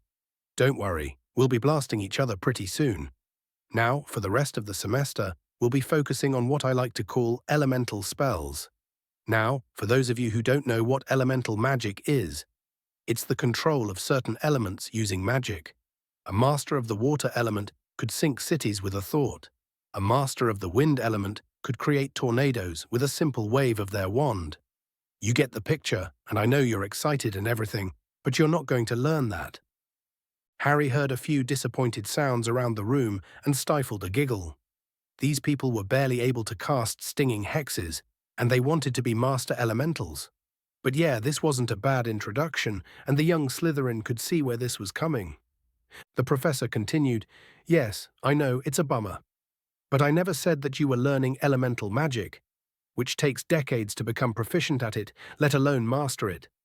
I said we will be working on elemental spells, which are spells infused with a simple element. Spells like Incendio, which you learnt the previous year, are such spells. There are 5 main elements. There are other elements, of course, but you'll rarely see them, so for the time being, we'll pretend they don't exist. Back to the 5 main elements. There is fire, water, earth, wind, and lightning. Each element has an attribute of sorts and its own strength and weaknesses. If we just take these elements and make them fight, we see that some of them have advantages over others. Water is weak against earth, but strong against fire. Fire is weak against water and strong against wind, which is strong against lightning. Earth is strong against water, but weak to lightning. So if I send a fireball spell at you, it's better to counter with a water spell, which will actually not only cancel the element, but will actually counter the very spell. It's also why you could counter large elemental attacks with less extensive spells if the elemental superiority is in your favor." The class continued, and Harry had to admit that even if he hated Riddle's guts on principle, he was shaping Lockhart to be an adequate teacher. Yeah, it irked him that the professor was under some sort of mind control or possession, but the man was a fraud who could have sabotaged the education of hundreds of students, so Harry didn't feel that bad about it. The only issue is the level of access this gave Riddle. Like it or not, professors had a lot of perks in Hogwarts, and it allowed Riddle to move in the castle unrestrained, and that was dangerous. As horrible as having an incompetent professor might be, having one controlled by a younger version of the Dark Lord was just wrong. Harry had tried to see if he could find the enchantment the previous day when he used Legilimency on Lockhart. He could feel the sudden urges to do a few things, or sudden bursts of knowledge, but not their source. There had to be an anchor of sorts to allow these compulsions to work on the blonde Ponce, and that anchor needed to be connected to the diary. Getting the diary would get everything sorted out, but the person who had it remained a mystery. With an opponent as competent as Riddle, plots within plots were possible. He could have been invisible and camouflaged somehow in the train. If the diary could hide itself from Harry, there was no reason its user couldn't as well. Maybe his list of suspects was wrong in the first place. Once you eliminate the impossible, whatever remains, even if improbable, must be the truth. But everything was possible with magic. Thus, what could he trust to make his conclusions? His encounter with Riddle had really rattled him, but he needed to steel himself and continue his investigation. After all, the man had thrown the gauntlet, and Harry hadn't had a challenge in a long time. For all his reservations, the Potter knew one thing for certain. This year is definitely not going to be boring. Chapter 87. Chapter 87. The First Attack. 31st October, 1992, Hogwarts. His encounter with Riddle had really rattled him, but he needed to steel himself and continue his investigation. After all, the man had thrown the gauntlet, and Harry hadn't had a challenge in a long time.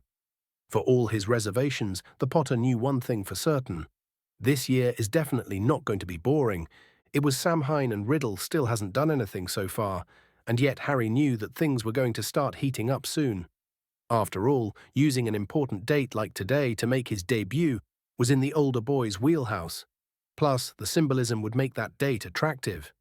While people would be celebrating Voldemort's presumed death, his younger self would start his crusade, whatever that might be.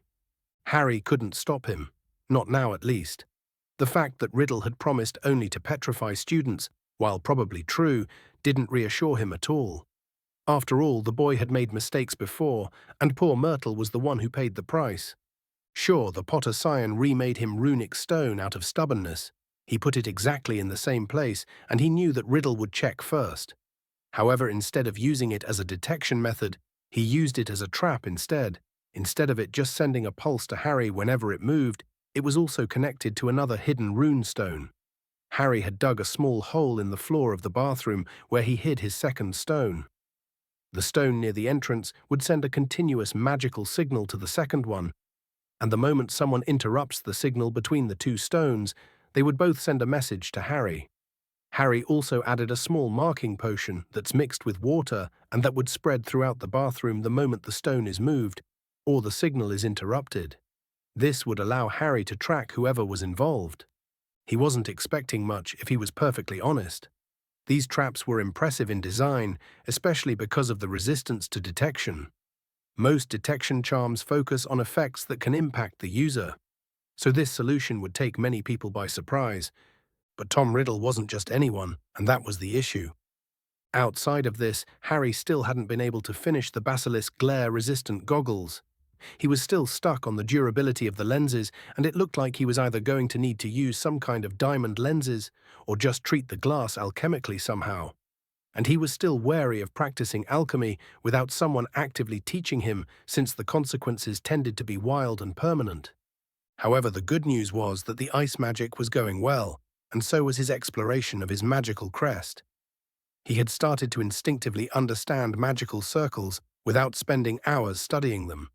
He still couldn't create anything on command, but he could understand the magical circles in his crest as if he was going through a catalogue of sorts.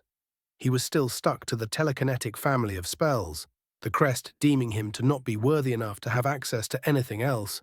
But it was more than enough to occupy him now. Still, it wouldn't be enough to fight a basilisk, not even close. And without making sure that every outcome was covered, Harry wasn't prepared to put himself in danger needlessly.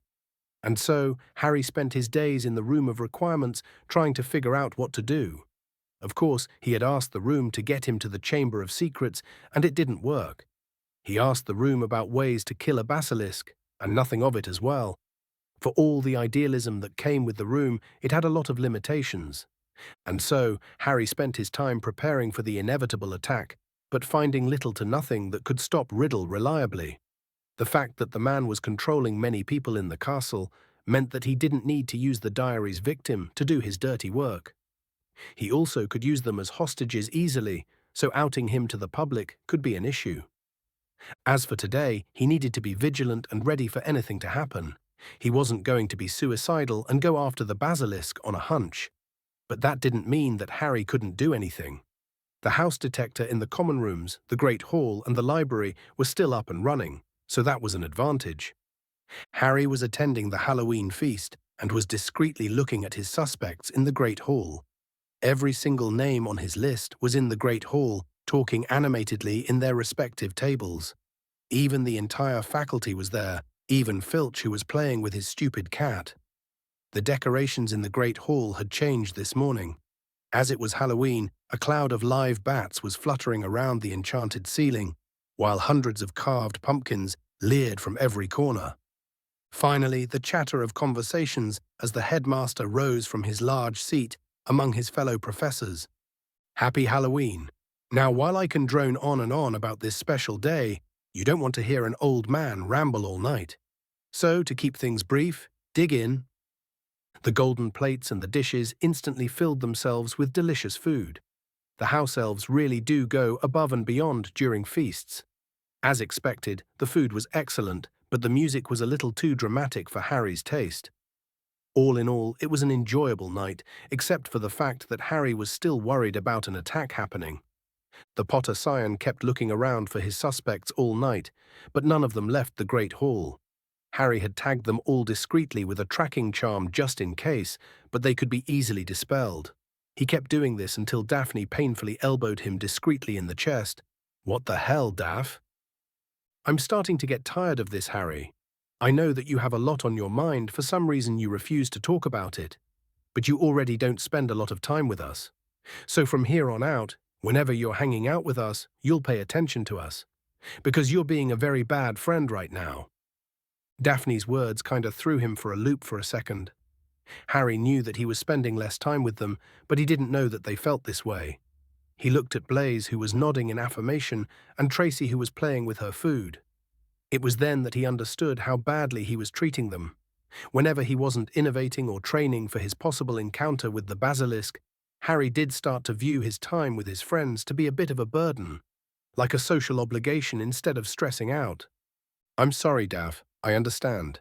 From now on, I'll focus only on you guys whenever we hang out." The blonde looked him in the eyes as if looking for any sign of a lie before smiling. "Good. So, did you hear about Malfoy getting into a fight with Longbottom in the middle of the Quidditch pitch when it was raining last week?" Harry straightened up immediately. "You're kidding. How did that happen?" Tracy was the one who answered this time. Well, apparently the two of them wanted to spend some extra training time on the pitch, and of course, they wanted to get the other to stay away, which ended up in a full-on duel. They both spent the night in the infirmary because of their injuries. Flint wanted Longbottom to be banned for endangering his new seeker, but Professor McGonagall put her foot down. "People take this game way too seriously," Harry commented. "It's a serious game," the brunette protested. "Exactly, it's a game. In school matches, the snitch is always too slow since professional snitches are very expensive and also very hard to catch. It would be hard to have classes if the games last for days on end. So in the end, whoever has the best seeker wins, and the rest of the game has very little effect. If you get your beater to attack the other team's seeker and take them out of the game, even if you're fouled, you'll win the game in the long run. It's a dirty trick that won't do much in a professional match, where the matches are decided by the chasers instead, but it will do." Tracy was outright gaping at Harry's answer. "I thought you knew nothing about Quidditch." "I don't like the sport," Harry answered with a shrug. "That doesn't mean that I'm ignorant." By the time the feast ended, Harry had received no notification from his trap. His suspects had stayed till the end of it, and when everyone started to leave to their common rooms, there was this sliver of hope that Riddle would stay his hand. Of course, this hope was dashed to nothing as he saw the commotion coming ahead. It was in the path just leading out of the Great Hall, just near the stairs leading up to the first floor, which was flooding with water. A circle had been formed by the Hogwarts student population, and in the middle of it were Neville Longbottom, Hermione Granger, and Ron Weasley, who looked very nervous. Next to them was Headmaster Dumbledore himself, who had drawn his wand and was waving it at a familiar petrified figure of Argus Filch, who looked like he was shielding something in his arms with a scared look on his face. When the Potter Scion took a closer look, he realized that it was the form of Mrs. Norris that didn't look petrified for some reason. The little dash of hope that was in Harry's heart had disappeared into nothing as he saw the large words written in blood near the petrified victims. The Chamber of Secrets has been opened. Enemies of the air, beware. Yeah, that's an ominous message, all right. Harry needed to look at his traps. The entire map was useless if he didn't know when the chamber was opened, and the sadistic caretaker was even at the feast until the last minute, alongside his cat. It was a harrowing thought. The basilisk had literally been meters away from the student population minutes before Dumbledore dismissed them. Harry came in close to examine the scene further. He heard Dumbledore reassure McGonagall, "He's petrified, but the cat is dead from asphyxiation. He was protecting her with his arms when he was petrified, and accidentally had his hand over her face. The poor thing couldn't breathe and died." Shit. At least Riddle hadn't killed the cat on purpose, but damn, this was a very bad move. It showed Harry that Riddle could get in and out of the chamber very quickly and hide the attacks very easily at any moment. Harry ignored Malfoy making a fool of himself in front of the professor by gloating and calling that the Mudbloods were next. Instead, he slowly walked to Moaning Myrtle's bathroom, looking if he could find any clues. By the time he arrived there, he immediately noticed that his trap was working flawlessly. No one had tampered with them. The marking potion wasn't triggered. Nothing had happened. It didn't make sense. How could Riddle open the chamber without having access to the entrance? Harry slowly walked towards the sink to look at his stone underneath and saw a little piece of parchment just next to the stone. It had the words, "Nice try," neatly written on it, and Harry knew that it was a message from Riddle. Harry stood up with a snarl and froze when he noticed something. The snake engraving on the sink was gone. Son of a bitch, Riddle didn't disable his traps, he simply changed the entrance to the Chamber of Secrets altogether. Well, Harry had to admit that the man was good, but he needed to get to the common room before anyone would notice that he was away. He needed to plan, but this wasn't the time for it. After all, it was Samhain, and he would be foolish not to use such an important magical event to give himself an edge. He had a ritual to prepare for. Chapter 88. Chapter 88, Pendulum. 31st October, 1992, Hogwarts. Well, Harry had to admit that the man was good, but he needed to get to the common room before anyone would notice that he was away. He needed to plan, but this wasn't the time for it. After all, it was Samhain, and he would be foolish not to use such an important magical event to give himself an edge. He had a ritual to prepare for. In the stupor provoked by the mysterious attack on Argus Filch and Mrs. Norris, none of the other students had even noticed that Harry had left. Honestly, he probably wouldn't figure out something that he didn't already know. Riddle wasn't sloppy. The only clue would be the message, which happened to look like perfect letters in a high-up position. Theoretically, any adult would be able to do it, so assuming that the older student wouldn't let such an obvious clue slip. Tom had obviously enchanted a brush or some paint to do it. So, as callous as it might seem, there wasn't much Harry could figure out from the scene of the attack. His time was better spent on other pursuits, like figuring out how to best use the Samhain ritual to prepare himself. As far as he could tell, the best clue would be to use it to upgrade his magical crest. It was very powerful and filled with countless spells and magics. Magic that he could use against Riddle.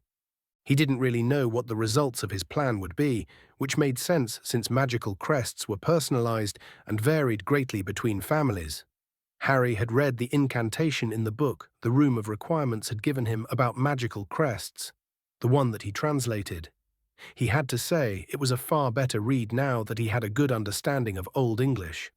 Still, it was an incantation that was supposed to enhance your connection to your crest. It commonly prompted visions of remnants of past users of the crest, and sometimes people ended up with new skills, but that was a rare event. It wasn't something that was commonly known.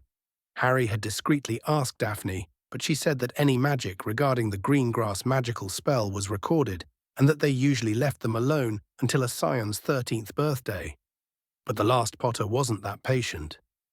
Honestly, the magical circles that the crest was slowly teaching him were already hard enough, and versatile enough for Harry to be busy for the rest of the year. No, the issue was Riddle. He needed an advantage because he was losing quite badly in their little game of shadows. The scales needed to be even once more. Still, it was a risky maneuver, but then again, Harry was preparing to fight a fucking basilisk. There wasn't anything riskier than that, really. When he returned to the common room, the atmosphere was oddly subdued. Preparations for the Samhain ritual aside, the Chamber of Secrets being opened was a big deal for the house, and it wasn't for a good reason. People don't really realize that the blood purists in the House of the Snakes were a loud minority. Sure, there was a little discrimination, but the actual number of purebloods in the house wasn't that much higher than in the other houses.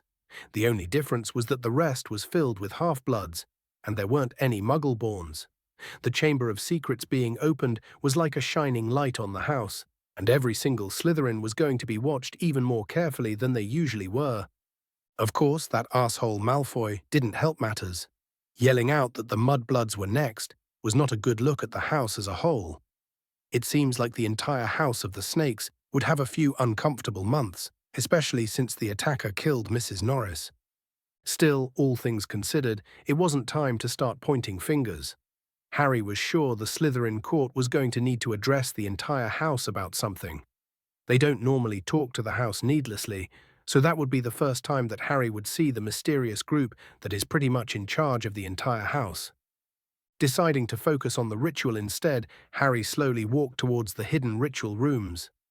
Harry put on his ritual robes and mask and ignored the weird feedback from his arcane hearing of the ambient magic sliding off the robes. He saw the first years follow a prefect towards the general ritual room.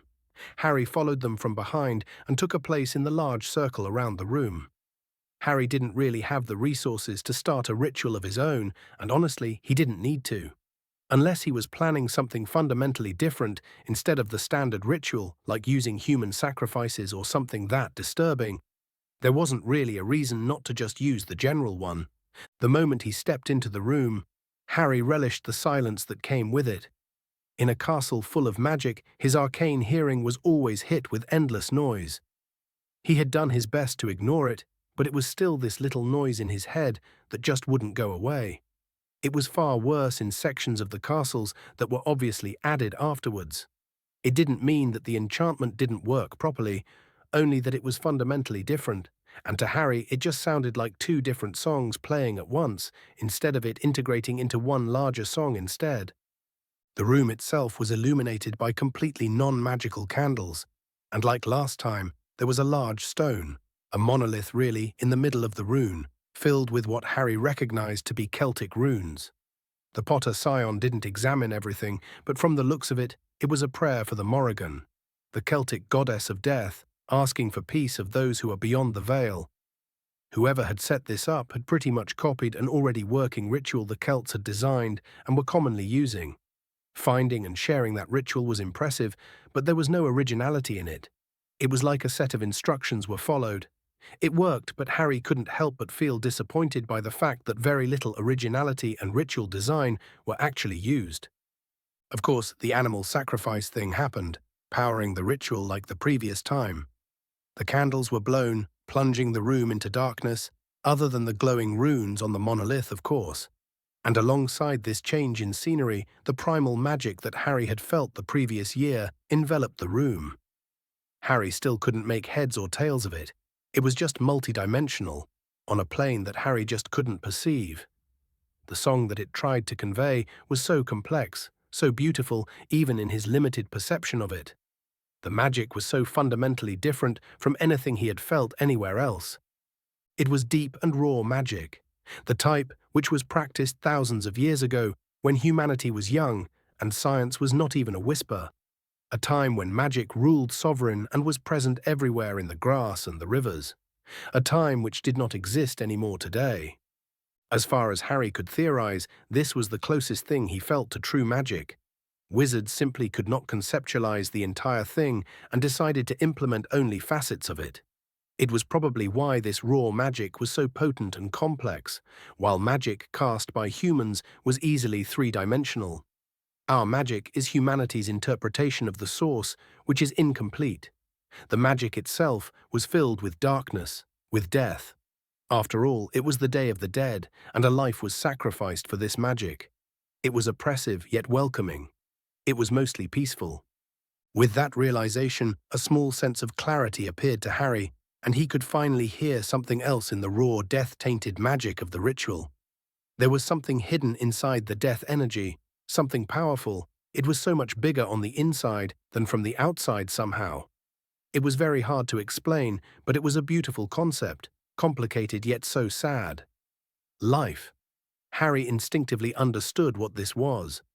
As a person who has experienced death, he knows what life feels like. It was beautiful, just amazing, filled with possibilities and choices. But it always ended the same way, with forgotten memories and tears, thus the sad. After all, everything's got to end sometime, otherwise nothing would ever get started. The question was why there was so much life, on a ritual based on a day of death.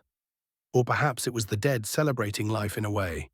When Harry focused even more on the feeling of life, he could almost hear a familiar melody that resembled his own.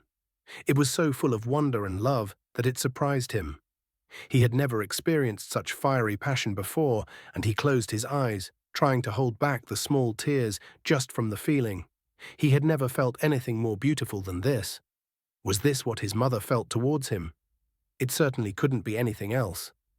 And just as he was going further and further, the raw magic practically dissipated, and Harry realized that he has been absorbing the death energy all this time without realizing it.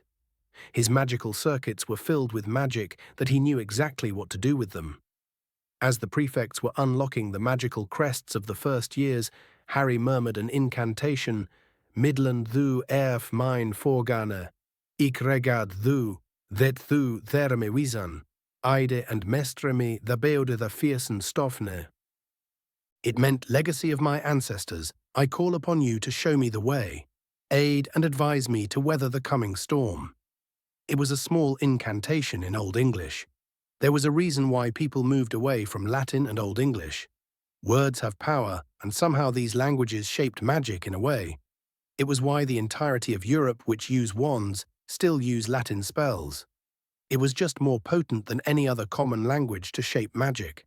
Old English was the same, but since it was connected more to druidism than wand casting, it isn't really known.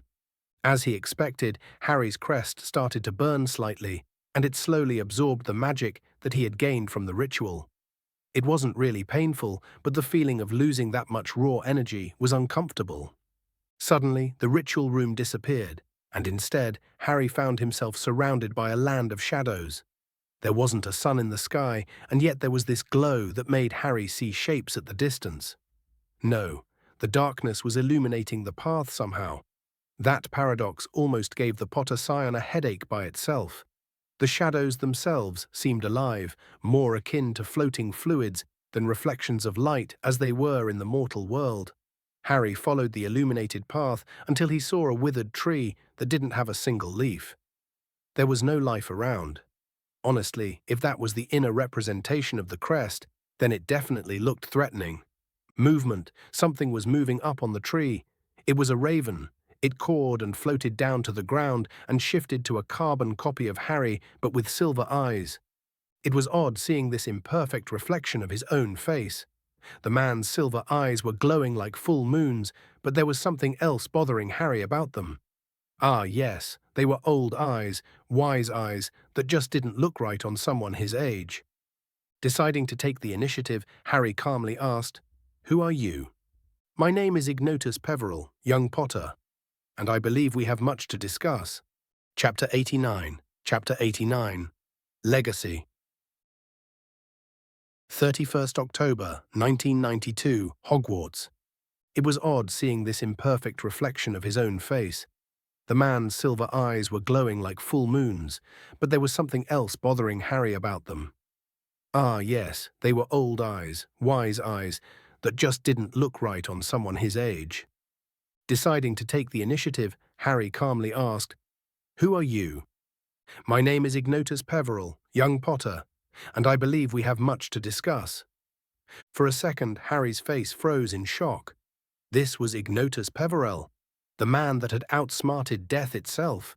He looked so normal. From the legends, he should have looked older. After all, he's the only one of the Peverell brothers that greeted death like an old friend when he died of old age. Wanting to clarify, Harry asked, "As in the Ignotus Peverell from the Tale of Three Brothers?" The man's neutral face frowned slightly. Do not always take legends and stories too seriously. Yes, I am that Ignotus Peveril, but I can tell you with absolute certainty that most of the legends of the Hallows are false. My brothers and I did not defeat death by conjuring a bridge, that's for sure. So where did the Deathly Hallows come from then? The man gave Harry a mysterious grin.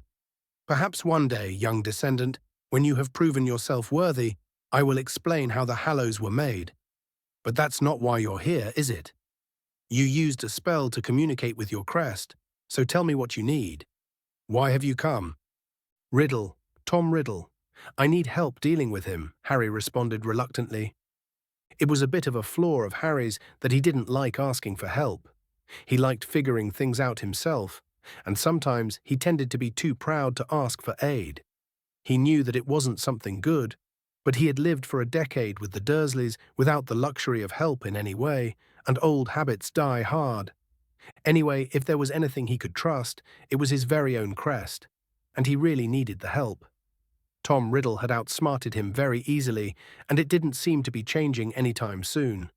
The older student had a network of people under his control, including a professor. It was funny, in a way, that the soul shard of a Dark Lord had deemed the man to be so incompetent that it put him under its control and made him teach properly.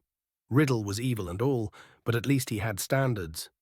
So yeah, he needed to know how to deal with a basilisk in case that happens, and a way to track down the real diary. He also needed to figure out how Riddle was controlling his victims. Mind control spells of that duration need some kind of anchor for the spell to work without it being obvious. The Imperious Curse, for all its advantages, was very easy to throw off after a few days without being reapplied, and Riddle wouldn't risk it on such a large network that he didn't always have access to, especially if he's masquerading as a student. So he had to rely on compulsion charms that are connected to the diary and anchored with some kind of physical artifact to act as a target. That would allow him to send orders from far away without needing to connect to any other. Each order was technically a new spell, and if the compulsion charm was subtle enough, it wouldn't be obvious. As far as he could tell, this was the method Riddle used, since it was the only way to order around Lockhart from inside the chamber without leaving it. So Harry needed to find the artifacts on every single control victim and destroy them just to break Riddle's network. Harry's ancestor broke him from his thoughts. Ah, the Soul Shard. A very peculiar opponent, I must admit.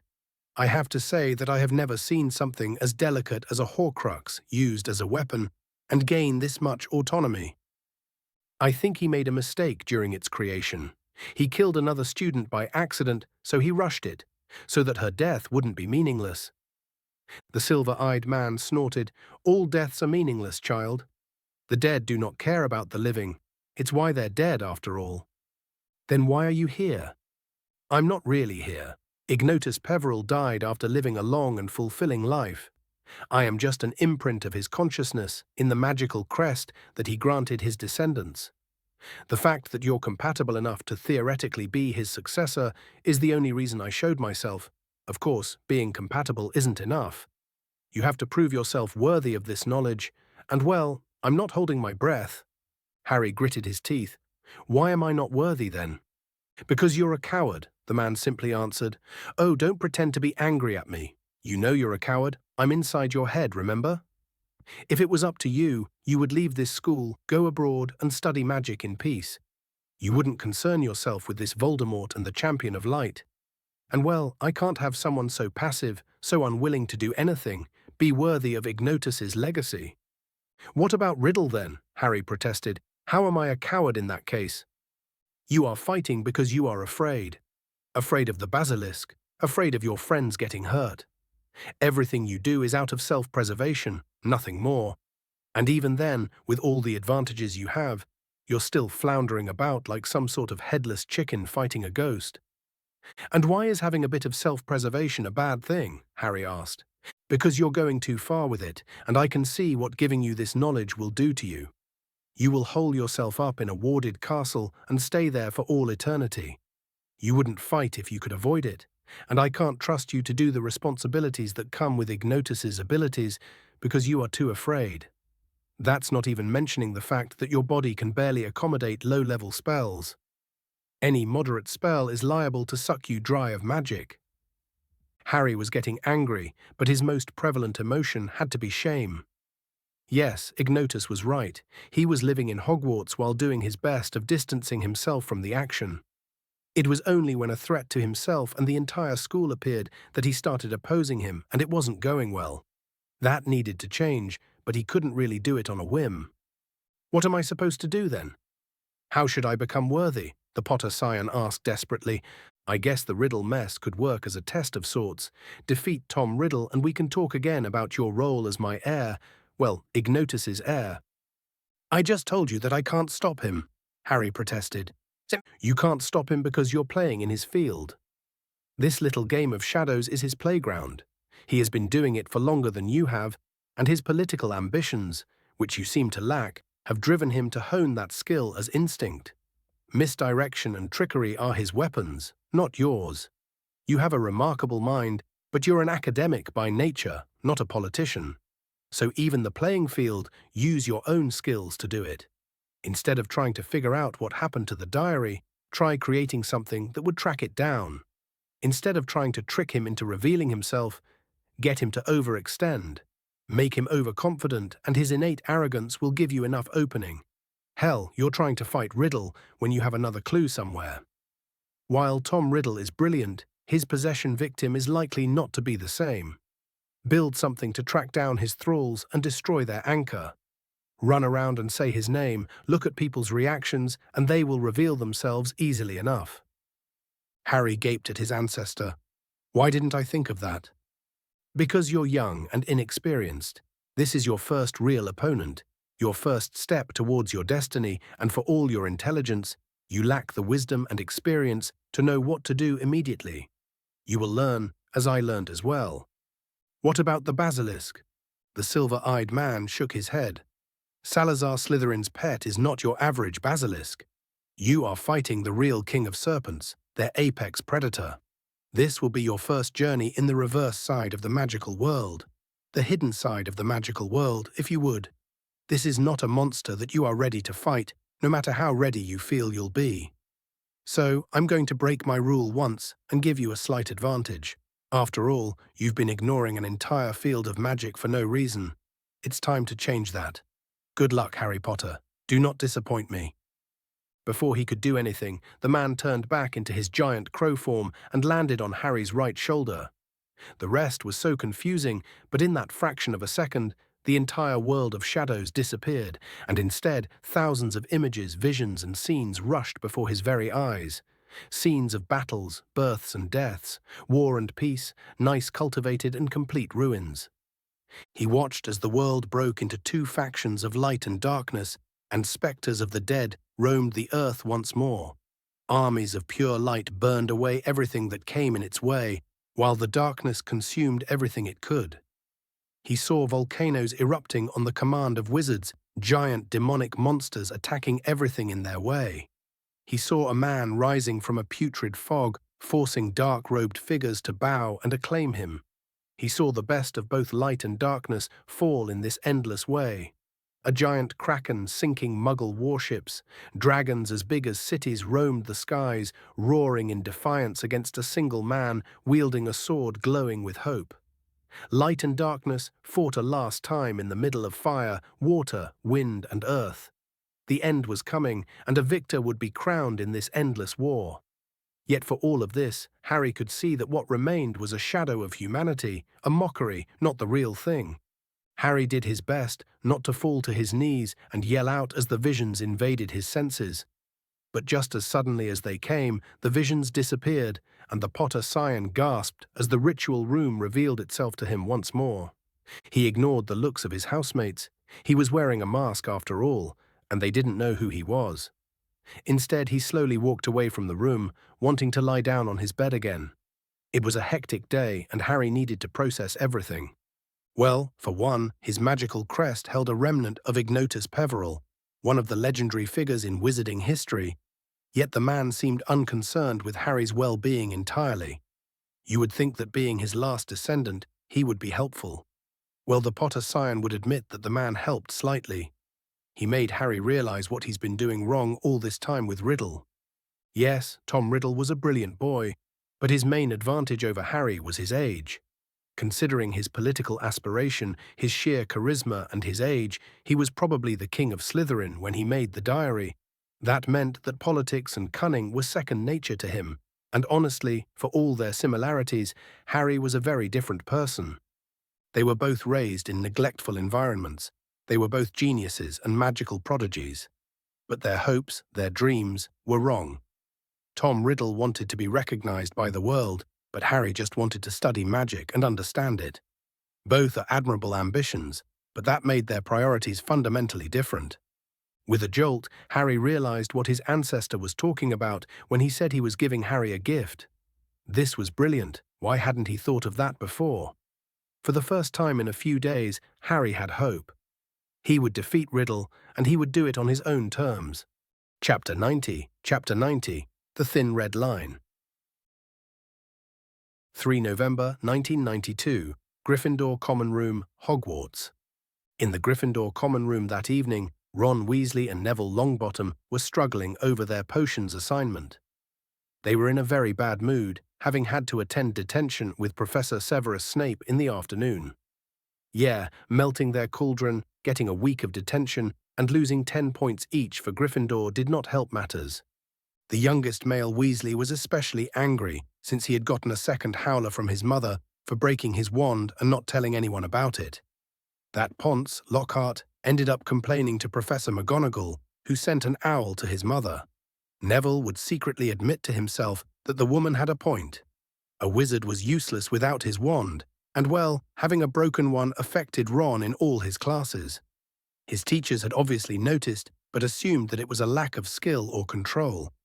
Hermione, on the other hand, was busy doing the following week's Transfiguration homework that McGonagall had just announced.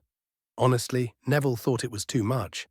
But the Muggleborn seemed to enjoy it for some strange reason, so who was he to judge? Although she had been acting a little more relaxed recently, even if she tended to want more time to herself. She did still help him and Ron with their homework, though, and Neville was grateful for that. That potions assignment was a nightmare. Honestly, Neville just loathed the class. Ron seemed to share his opinion, and even Hermione didn't really look forward to it. The theory lessons with the incompetent junior professor and the nightmarish practical sessions with Snape just made the entire class a living nightmare. The greasy bat hated Neville with a passion, and he was even a former Death Eater. Why Dumbledore is letting him teach and spread his reign of terror was a mystery to the boy who lived. Neville's dislike of the magical field showed in his grade, which tended to iterate between poor and dreadful. The Longbottom scion would admit that he didn't really put much effort into his classes anymore. A little of it was to spite Snape, but it was mainly because the entire class was so boring. Neville was always restless, ready for action, and just sitting down brewing a potion for hours or writing an essay on the properties of Murtlap essence was just so dull. There were so many better things to do, like playing Quidditch, exploring the castle, or most of all figuring out who is opening the Chamber of Secrets. Deciding to distract himself from the mind-numbing essay he was writing, he looked at Hermione. "Any luck with your research about the Chamber of Secrets?" The bushy-haired girl shook her head. "No. I couldn't find any mention of it outside of Hogwarts, a history. If there was, it's probably gone already. Everyone has been curious as well, so any book would probably be taken out by now." Ron stiffened when he heard of it. "What did it say again?" "Seriously, Ron, it's like you have the memory capabilities of a goldfish," Hermione muttered, then continued out loud. "Well, as you probably know, Hogwarts was built by the 4 greatest witches and wizards of the age: Godric Gryffindor, Helga Hufflepuff, Rowena Ravenclaw, and Salazar Slytherin. They hid the castle with very powerful wards to protect the students, since back then, the statute of secrecy didn't exist, so everyone knew about it, and wizards and witches tended to be hunted down in sight. The older ones were safe, of course, since they could easily use their magic to protect themselves. Some even made a sport out of escaping witch burnings. The issue was the children.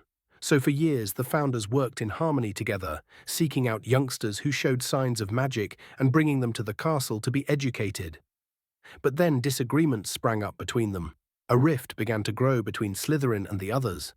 Slytherin wished to be more selective about the students admitted to Hogwarts.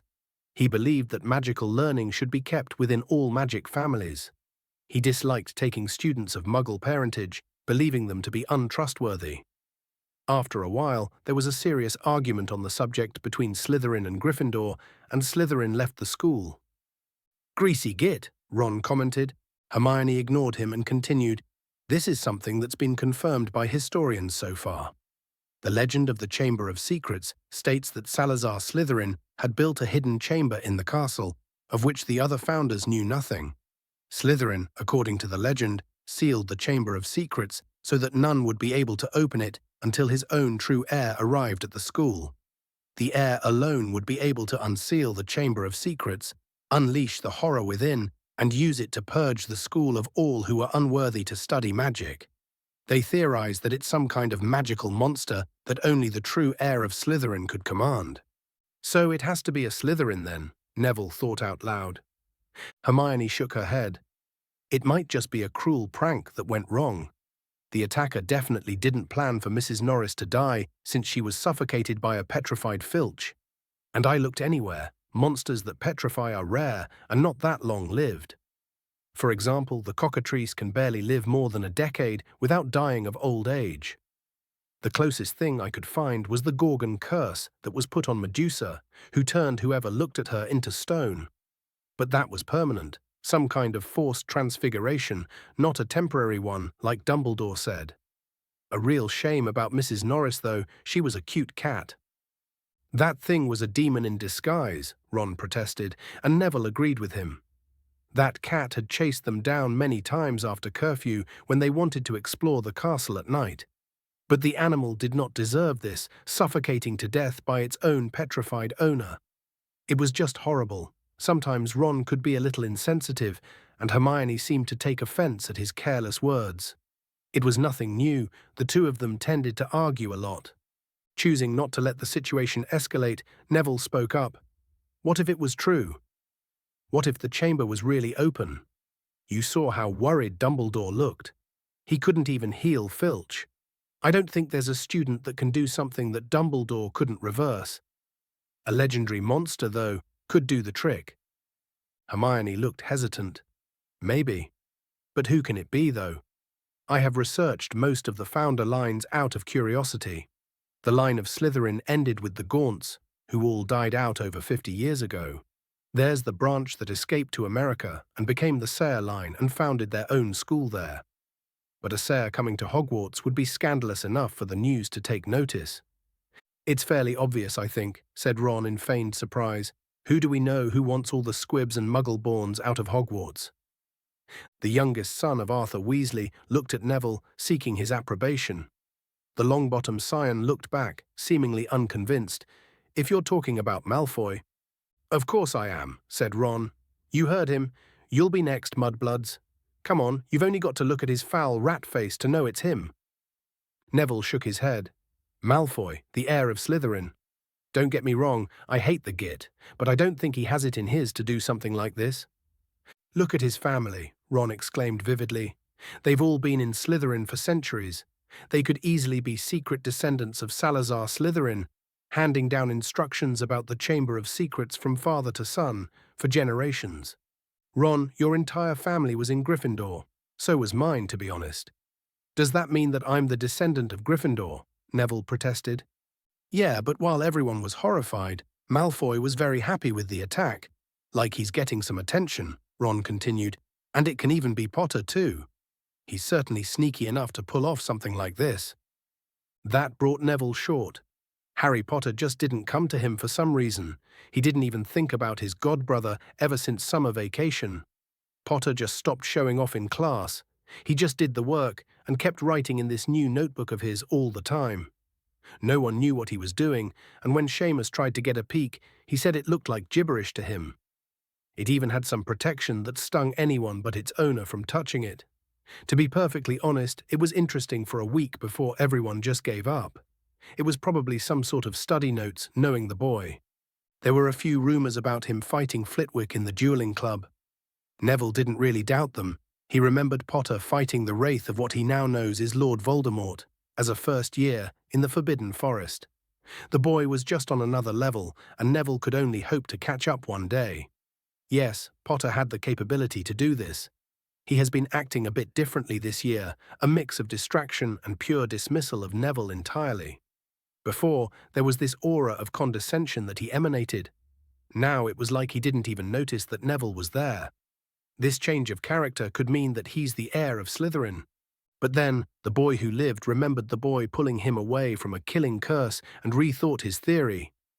He just shook his head. No, it's not Potter.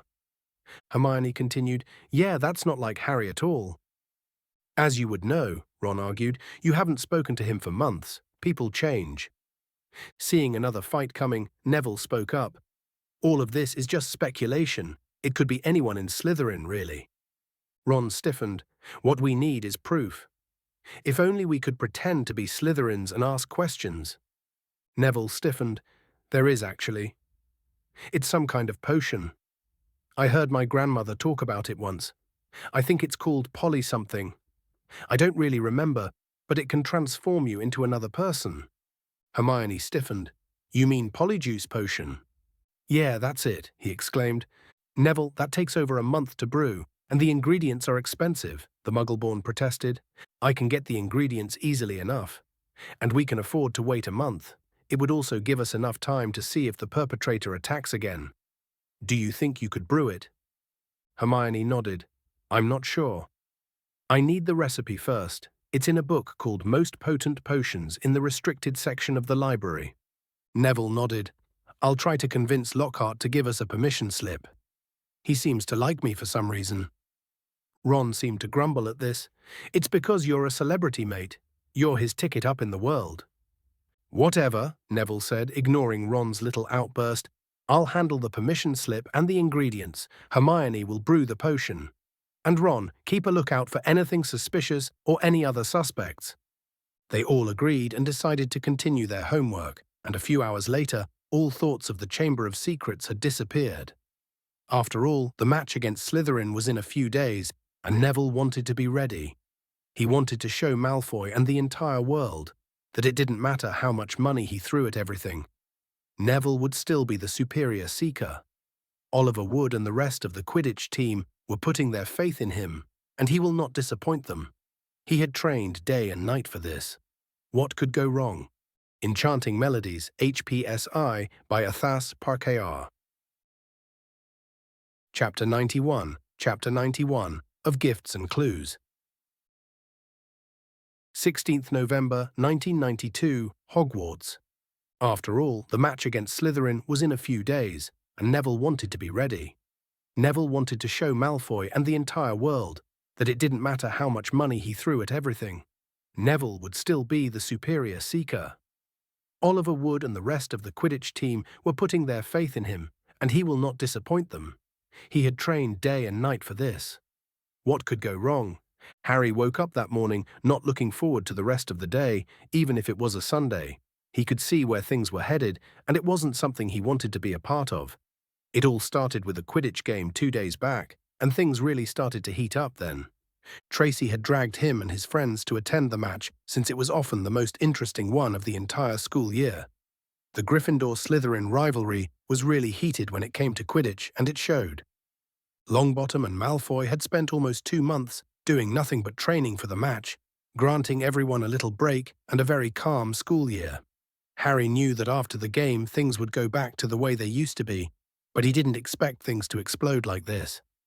Yeah, the game was mostly dominated by the Slytherins because of the brooms Lucius Malfoy donated to the Slytherin Quidditch team, but then, of course, a Bulger started targeting Longbottom for some reason and ended up almost killing the boy by knocking him off his broom and hit him in the head after he had fallen. The young celebrity found himself with severely broken ribs, a cracked skull and legs that were pretty much crushed. He ended up in the infirmary and wasn't seen since. Oliver Wood, of course, had complained that the ball was obviously cursed, and Madame Hooch agreed with him. To be completely honest, if Harry didn't know that a house elf had done it, he would have been impressed. Quidditch equipment is notoriously hard to enchant or curse because of the countless enchantments that are filling it to the brink. If a student had done it, they would have needed to break into Madame Hooch's office without being noticed by the wards, add a curse that is so woven into the enchantments of the Bulger that it would be unnoticed by the flying instructor during the standard pre-match detection. If a Newt student could pull it off, Harry would have raised his eyebrows in surprise. Now, house elves work on a separate magical system. The Potter Scion didn't really understand how it worked, only that it had different properties and rules. Honestly, he didn't have the time to research properly, even if he was planning on getting a house elf the moment he has an actual place. They were dead useful after all.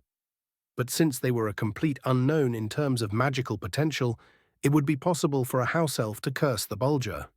Anyway, the match was cancelled, since the Bulger was obviously cursed, but there was no proof that any of the Slytherins had done it. But worst of all, it was proclaimed to be a tie with no points for either house. Considering that the entire Quidditch tournament is calculated using the sum of points that each house has after all their matches, both Gryffindor and Slytherin were penalised and weren't happy with the results. Harry had heard murmuring the previous day of Slytherins saying that the Gryffindors did this so that they wouldn't lose as badly because of their new brooms. The Gryffindors said that it was obviously done to take out their Star Seeker. Tensions were brewing and no one was happy. And if that wasn't enough, Dean Thomas was attacked and petrified just the night after the game. So yeah, things were obviously getting serious and it was threatening to turn Hogwarts into an all-out war at any moment. All it would need is a spark to light things up. To be perfectly frank, Harry was not looking forward to it, especially since he was in the middle of exploring the gift that his magical crest had given him. The repository of spells remained the same, and obviously limited, but the actual gift just activated at random intervals. When the spirit of Ignotus Peverell mentioned that he didn't try most magical fields, he didn't think that he mentioned divination of all things. It wasn't really as much of a sham as he thought it was going to be, but it definitely was relatively unreliable. Sure, there were fields like scrying that give out tangible results, but seeing the future was so fickle that it rarely ever meant anything. All Harry had gotten were some weird dreams about a giant snake eating a black lion the night before Dean Thomas was attacked, and a sudden vision of the boy frozen in his place the moment it did happen. It could be helpful in the long run, but so far all the books he had read about seeing the future seemed to be nonsense. But at least Harry had a halfway dependable way to know when an attack happens exactly, which is something he could leverage. But outside the unreliable gift that his ancestor had given him, Harry was also blessed with a single design, a single theory, so to speak, one that would allow him to craft a weapon that could possibly kill a basilisk.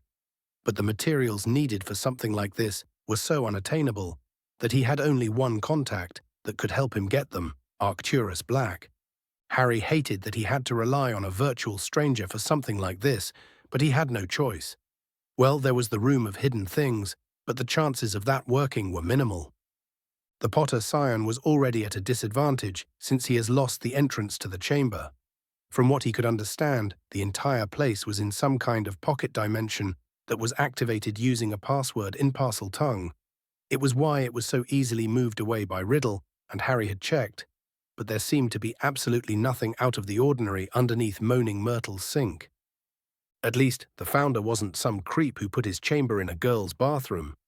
There wasn't even plumbing when they did the castle, so someone moved it there, probably Riddle. If you think about it, it was an intelligent move. Bathrooms are already warded, so no traps could be sprung on him there. The location also made it easier to connect to the castle pipes to allow the basilisk to move around. And finally, no one would think of this being a place to do so. That means that Riddle had to look for another place with similar advantages to his new chamber. But still, it didn't mean anything, since Harry didn't know any Parseltongue. He checked by summoning a snake and seeing if he could understand the hissing. He got nothing. There wasn't much about the snake tongue in the Hogwarts library, even in the restricted section, something that was odd, since it was common knowledge and the founder of the House of Snakes himself was one. Yeah, that had Dumbledore's fingerprints all over it. Not for the first time, Harry wished to know where the man put all the books he kept taking from the library. They would probably be enough to fill an entirely new one by themselves. That's how many books the man just confiscated because they were too dangerous. Now the biggest question was, why did Riddle attack Dean Thomas? The boy mostly kept to himself and liked art. He didn't get into fights. He didn't make a spectacle of himself. Most people didn't even know if he was a Muggle-born or a half-blood, and no one really cared. Hermione Granger would make a better target if he wanted to scare Muggle-borns. She was loud, she was a friend of the boy who lived, and she liked to show up to the purebloods who looked down on her for being a Muggle-born. Colin Creevey was also the same. He was a high-profile target just for annoying everyone around him with nonsensical questions and taking hundreds of photos every day. So yeah, why Dean Thomas? Riddle hadn't attacked him in the stories, so why did this change? Maybe he knew something that Riddle didn't want to be spread out. No, he was smarter than that. A memory charm and a mental compulsion would be enough to silence anyone who wasn't a high-level Occlumens, something that Dean Thomas just wasn't. Harry was so engrossed with his thoughts that he didn't notice his friend sitting next to him for breakfast, and was then poked by Daphne. "What the hell, Daph? You're being inconsiderate again. Remember, we agreed that when you're literally next to us, you wouldn't get lost in your own head." Harry looked down. "Sorry, I didn't notice you sitting down." "Of course you didn't," Tracy commented. "So what's making you this distracted?" "The Chamber of Secrets," Harry simply replied. "So you're like a quarter of the school that wants to be the ones to solve the infamous mystery of the founder," Blaise said with a sarcastic tone. Harry shook his head. "No, I already solved most of it, but the problem I have is why Dean Thomas was chosen as a target." "What, you solved it?" Daphne asked. "Well, most of it, really. It's a bit obvious if you know where to look. You need to go back to the original attack, and you'll be able to have enough information to make your conclusions. Each attack is supposed to make a statement of sorts. Filch was an attack on the staff, showing everyone that no one was safe, especially since he was barely gone for a minute when he was petrified. Every single old attack was the same, so the attacker is using similar means in a way. The next person to be petrified is supposed to be known by most people. It's useless to spread fear if you don't know who the victims are in the first place. So it had to be someone noticeable. Colin Creevey, Hermione Granger, and people like that. The purpose is to spread fear, so the question is, why Dean Thomas? He keeps to himself, and no one outside our year even knows who he is. Before the attack, I bet none of you knew that he was a Muggle-born. So the question is why he was attacked in the first place. Daphne gave him a weird look. "What makes you think that the goal is to make people afraid?" "Well, it has to do with the method of attack," Harry explained. "It's not a spell, because Dumbledore would have easily countered it. Wand magic is structured like that, but a creature's magic can be stubborn and unpredictable. And if the beast is what I think it is, then whoever is controlling it is making sure that it only petrifies people and not killing them. Killing people would actually be easier to do and would leave fewer clues in the crime scene." "Yeah, but you're basing all of this on the attacks that happened years ago. Whoever is doing this is different. What if they don't want to spread fear? What if there isn't a convoluted plan?" Daphne responded. "That's ridiculous. Of course, Riddle wants to spread fear. Oh, maybe he did want that before. But this is different. Tom Riddle woke up in the future and saw how much of a disappointment his future self was. So what would he do? Would he really restart a reign of terror just to momentarily hurt Dumbledore, who was in a much more secure position than he was when Tom was still a teenager? No, of course he wouldn't. There had to be something else, something that's tied to Dean Thomas, something that was different this time. There had to be another motivation. Tom was a brilliant wizard, but he was fundamentally different. He was a Horcrux. So what would a Horcrux need? He didn't have any magic, hence the need to possess people. Wait a minute, Harry was thinking of Riddle as its own independent person. But he wasn't, was he? Harry stood up with a huge grin on his face and just exclaimed, "You're a genius, Daph." He then kissed her cheek and ran out of the Great Hall. He had a diadem to find after all. Chapter 92. Chapter 92, Into the Deep. 16th November, 1992, Hogwarts. He was a Horcrux. So what would a Horcrux need? He didn't have any magic, hence the need to possess people. Wait a minute, Harry was thinking of Riddle as its own independent person. But he wasn't, was he? Harry stood up with a huge grin on his face and just exclaimed, "You're a genius, Daff." He then kissed her hair and ran out of the great hall. He had a diadem to find after all. The room of hidden things was infinitely large, at least it looked that way. And if there was one way to describe it, it would be chaotic. The first time he saw it, he was awed. It was a single room that was about as large as a cathedral from a first glance, but Harry had learnt that its size was nothing more than an illusion. He hadn't found an end to the room yet in over a year of exploration. Paradoxically, the room was illuminated by the windows that were high up on the walls. There had to be some kind of illusion or space warping to have that kind of effect.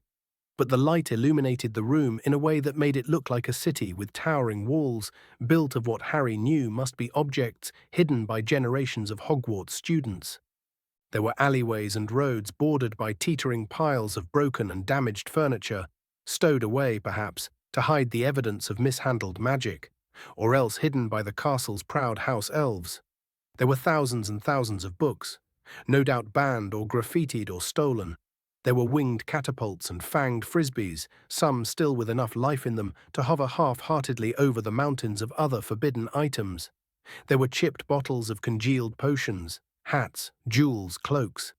There were what looked like dragon egg shells, corked bottles whose contents still shimmered evilly, several rusting swords and a heavy blood-stained axe. But the idea of treasure hunting here was a foolish one. Most objects had their enchantment withering away over the years. It was a side effect of standard enchantment. The truth was that permanent enchantment is nothing more than an illusion, at least to the average wizard. Enchantments just aren't permanent. There's always a leakage of magic when it's used, hell, even if it's staying idle. For all its wonder, magic acted often like energy, and well, a perfectly magically sealed environment was unlikely. A few skilled practitioners go around this issue by anchoring runes that allow them to absorb ambient magic, but that overcomplicated the designs and made the product far more expensive. After all, rune experts are very rare in the Isle. For some reason, the field was often dismissed by the masses, that liked using wand magic more. Although Harry did read mentions of artifact creation, which somehow permanently enchants an object from scratch without rune anchoring it. But he couldn't find anything concrete about the field itself in the library. So much that he doubted its existence if it wasn't for the fact that there are many relics of past magic that still function today without anchoring runes. So yeah, the Room of Hidden Things was pretty much useless to the average wizard. There wasn't any gold, since the house elves put any lost money into the school fund instead of just throwing it away. The enchanted items have faded away, so they were useless. And the items still holding any magic, few as they may be, are almost all broken. The only treasure there were the endless books in the room and the items hidden in the suitcases and pouches that were thrown there. Honestly, Harry could probably get a fair bit of gold just looking around in this room and stealing anything interesting. But the issue was the fact that it would be extremely time-consuming. The Room of Hidden Things just didn't take any commands. It just didn't change in any way, no matter how Harry worded his request, so he would need to do it manually. But Harry wasn't there for any of that. He needed to find a specific thing, a diadem to be exact. He was going after the Horcrux, a lot earlier than he should have. He didn't dare do it the previous year, since Voldemort was in the castle, and messing around with it might have alerted the Dark Lord. But now he was dealing with another Horcrux. Honestly, Harry was theorizing here, but Horcruxes were connected. They had to be for them to work as anchors for Voldemort's soul together, like a net stopping his bodiless soul from moving on constantly. Divided or not, every single soul anchor was a part of Voldemort, a shard of his very self. They all had to be connected in some way. To be completely frank, the Potter Scion knew very little about souls, but for some reason that felt more natural in a way that he simply didn't know how to discuss. And a magical connection could be piggybacked. It could be used to find the real thing. Harry only needed to be careful that he was only looking for the diary and not somehow alert Voldemort of someone messing with his Horcruxes. From the stories in his previous life, Voldemort did not feel his Horcruxes being destroyed, but the Potter Scion, how much his stories could be wrong in a few issues. But what if he didn't really piggyback on the connection? What if he used it to divine the location of the diary? His magical crest did press on the power of divination, and a small scrying ritual could be done easily enough. It should be harmless and untraceable for the actual wraith of Voldemort, since he wouldn't be the target anyway. Yeah, Harry only needed to find the diary. The Potter Scion didn't know how much time it took for him to find the diadem. The room was that massive, and there was so much magic around that it made Harry have a headache whenever he used his arcane hearing. However, after what felt like hours, a glimmer caught Harry's eye. He didn't know if it was a pinging of his arcane hearing or if he had somehow seen it, but he instinctively turned towards it. There, resting on a stone pedestal adorned with intricate carvings, was the diadem of Ravenclaw. The crown-like artifact emanated an ethereal glow, its silver surface reflecting the soft light from the windows. The diadem itself was a delicate masterpiece of craftsmanship. Its base was formed by a band of silver, meticulously etched with intricate designs resembling birds in flight. The birds, eternally frozen in a dance of elegance and grace, seemed to be the embodiment of Ravenclaw's wise spirit. The edges of the diadem curved gently upwards, forming a semicircular arc that would sit gracefully upon one's head. Studded along the arc were gleaming sapphires, their deep blue hues capturing the essence of the night sky. Each gemstone was meticulously cut, reflecting light in a way that hinted at the vast knowledge locked within their depths. As Harry moved closer, the sapphires seemed to wink at him, almost inviting him to explore the secrets concealed within the diadem. The centerpiece of the diadem was a large, exquisitely crafted raven, its wings outstretched as if poised for flight. The raven's beady onyx eyes sparkled with a mischievous intelligence, capturing Harry's gaze and drawing him deeper into the artifact's enchanting aura. The raven's feathers were carved with extraordinary precision, their feathery texture so lifelike that one could almost feel the softness beneath their fingertips. As Harry reached out to touch the diadem, his arcane hearing let out a severe warning. The Potter Scion jolted back in panic. Holy shit, that diadem was dangerous. The compulsion was so subtle that Harry didn't even notice that it had taken hold. Hell, it didn't even seem to affect his mind, but acted more like a cheering charm that's modified towards curiosity and wonder. Now that he could feel it, he could tell what it was. Damn, Voldemort was a subtle asshole. If it hadn't been for his arcane hearing, he didn't know what could have happened. But it wouldn't be good for him, that's for sure. Choosing to freak out later, Harry decided to just go through with his original plan. He wanted to go back to the common room. His friends were probably worried about him. So he took out some chalk from his bag, sat down on the ground, and started drawing the ritual circle. He then took out a few candles and lit them at certain places around the circle. It was a basic ritual that was more spell-like than the actual arcane magic that came with normal ritualism. Harry didn't want anything to do with that, since they tended to be unpredictable. But old diviners wanted standard ways to scry cursed objects without risking a major accident. It wasn't the most powerful or subtle method of scrying, but it worked, and it also made sure that the object itself wouldn't influence the caster in many ways. With the chalk done, Harry levitated the diadem towards the middle of the circle and started muttering the incantation Anam Drayokta, Log Eignia Agus Turas Fogra, over and over again. It was a Gaelic ritual and incantation which roughly translated to magical soul, mind discovery and notice journey. One part of the incantation summoned the magic, the next one invoked the search of mind, and the last one changes the purpose of the incantation to be a scrying one. The chalk around the diadem started to glow and slowly disappeared. The candles blew themselves suddenly, and the diadem itself started to glow. Slowly, the room of hidden things disappeared, and images began to form around him. Somehow, Harry could feel that the incantation could continue in two roads. One was blue and orderly, while the other was dark and sinister. Knowing that it would be Riddle's path, Harry reluctantly chose the dark path. He would have loved to see the founder herself with his own eyes, but he had a mission to fulfill. The moment made his choice, he saw flashes of an older Tom Riddle, his face twisted with malice, with ominous glowing red eyes. There were many ways to proceed, and Harry pushed the word diary to the front of his mind. The ritual seemed to understand and focused on the diary. He saw the younger version of the Dark Lord, with anguish on his face, pick the first thing he had on hand to use Myrtle's accidental death as a sacrifice for his first Horcrux. There was this desperation and fear that were being shown. But as fascinating as this might be, Harry didn't want to see the past, only the present, and the ritual seemed to understand. He saw Lucius Malfoy put the diary in the cauldron that Ginny Weasley was holding, but the cauldron didn't actually belong to her. She was holding it for her friend, who came shopping with them and went to get all her books. By the time it was finished, Ginny handed back her cauldron to her friend and took her own from her mother. Lucius Malfoy had planned on everything, but he made a mistake.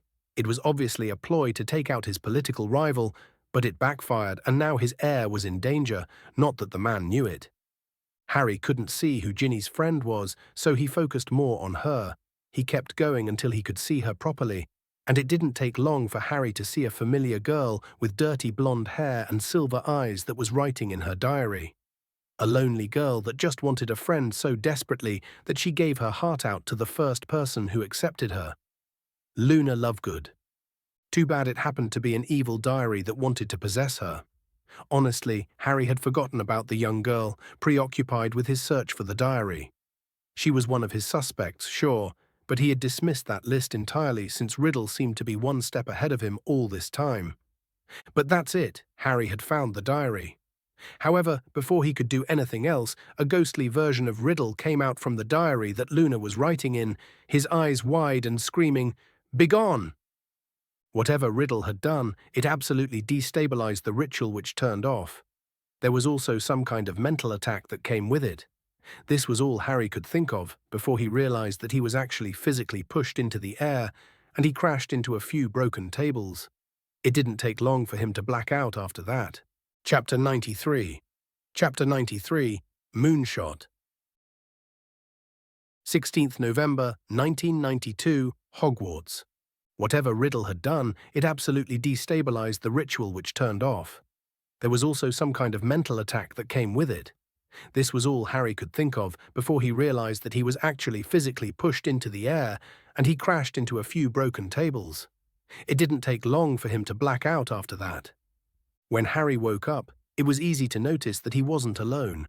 Yes, his eyes were bleary, and he was very disoriented, but there was a presence that just wasn't there before. There was this shift in atmosphere that Harry just didn't know how to explain. He was still in the room of hidden things, of course, but before he could gather his surrounding, he heard a familiar voice. "You're awake. It's earlier than I expected, but it should still be enough for this." "Riddle," Harry snarled back. The older boy looked unconcerned and was twirling a wand in his hand, Harry's wand to be specific. "So, Harry, you found out who I was possessing. I have to say that I'm impressed. Sure, you were led around with my trick with Lockhart, and I was sure that I fooled you into dismissing your initial list of suspects from the Express, that you were going to keep narrowing down. But you went above and beyond what I expected from you, and for that you have my respect. Bravo." Harry shook his head. "You never said that I had to play on your rules." "Yes, who would have expected divination of all things to be my downfall? I always hated the uncertainty of it. It's always so easy to fool, to misdirect. Hogwarts is already practically immune to scrying, but you managed to get past that, haven't you? You used a connection that's stronger than anything else I could stop. It took some time for me to realize where you were, and I definitely didn't expect you to be in a special room of mine with another Horcrux close by too." Harry grinned as he stood back up. Riddle was still pointing his wand at him, but the Potter Scion wasn't really concerned about it. His wand was his. Its allegiance was his own, and it would not hurt him. The thing about Horcruxes is that for them to work, there has to be a connection between them. No one has ever made more than one, but I'm guessing you didn't change the ritual. Soul magic is notoriously finicky, and people made sure that no mention of it exists. So I guessed that for your other self to be a functioning human being, his entire soul had to be connected like a network. I just used one to get another." "I bet you think you're pretty damn clever," Riddle hissed. "You're not. You caught a lucky break." "Maybe I did, but you're here, aren't you?" Harry responded. "Yes," the older boy murmured. "I never expected you to go this far, this quickly. But needs must. You also said that you wouldn't cause any more deaths, That you learnt from Myrtle, Harry interjected. So tell me, why did Filch's cat die? It was a mistake, Riddle bellowed out. Yes, it was. But didn't you say that Myrtle was also a mistake? So tell me, what's stopping you from making even more blunders? What if you kill a first year the next time? It's already bad enough what you're doing to Luna. Don't involve her with this, the older boy gritted out. Oh, Harry had found a weakness, and like a good Slytherin, he pounced on it. What an interesting reaction. Luna Lovegood is supposed to mean nothing to you, be just a meat puppet. That is what you alluded to when you talked about the victim you were possessing. But that's not true, is it? The lonely girl with an innocent heart exposed her soul to you, and you couldn't help but admire her. Riddle twitched, and the Potter scion continued, No, more than that. You started to like her. I have to admit that I can see why you would. That kind of wonder and kindness is just amazing. The older boy sighed with a resigned expression on his face. She was unlike anything I have ever seen. A miracle child that suffered yet all that pain forged her into a kind soul. A girl with a broken gift, whose clairvoyance emerged when she saw her own mother die. The way she saw the world was just so different. And you couldn't help but be entranced, the young Potter continued. You couldn't stay away from her, and yet you knew that you were hurting her. You need to stop, Tom. This isn't a game. You're seriously going to hurt someone. There's a winner and a loser, Riddle said. That makes it a game. What about Luna? Will she win or will she lose? The older boy stayed silent at that, and Harry decided to press on. Why are you even doing this, Tom? What's the purpose of all this? I don't buy that Dumbledore is your end goal. You know that he's politically invincible. He supported every business that came out of Hogwarts. He put people into contact in the Ministry. And 2 whole generations passed where they saw him as this godly being that was their kindly headmaster. Dumbledore isn't going anywhere, and you know it. Your attacks literally have no meaning. The older boy refused to answer, and Harry decided to go for the killing blow. You know what I think. I think you don't really care about Luna at all, that you're using her in a vain effort to absorb her life force and live a mockery of life. How dare you? Riddle exclaimed with madness in his eyes. Then explain why you are going through all of this. Are you seriously letting Luna suffer like this for no reason? I'm doing this for her, the fidgety boy answered. I am creating something beautiful, something wonderful. I want to forge a new world, one without pain, without loss, without death. Is that such a horrible thing to strive for? It does sound like a good ambition to have, but the question is, how does possessing Luna, absorbing her life force, and petrifying Muggleborns and Squibs help in any of that? Riddle released a harrowing laugh. It's sad, you know. You don't see it, but we're so alike. I used to play games like the one you're doing with me, pressing the right button to get reactions. You played on my fondness for Luna, something that I barely even realized how much I treasured, just to get me to reveal my plans. Here you are, wandless, weaponless, and yet you're the one in control. Such is the power of words. Harry snorted. Yeah, your older self didn't really do the same. It was all threats and torture. It's funny when I compare the two of you, you're like night and day. So let's just make it even. Why don't you just tell me why you're doing all of this, and I could even help you if I like it. You're not going to help me, Riddle said while shaking his head, and I'm not going to reveal my plans to you like some idiotic story villain. My plans are my own, and besides, what's the point of having our little game if we're on the same side? It's just not as fun, is it? Harry knew that there was something more to his answer, something Riddle was keeping back, but before he could say anything, the older boy perked up. Now, the question is what to do with you. You see, I'm a bit old-fashioned like this, but you know too much. You're too dangerous. The game we played was fun, even if it was short.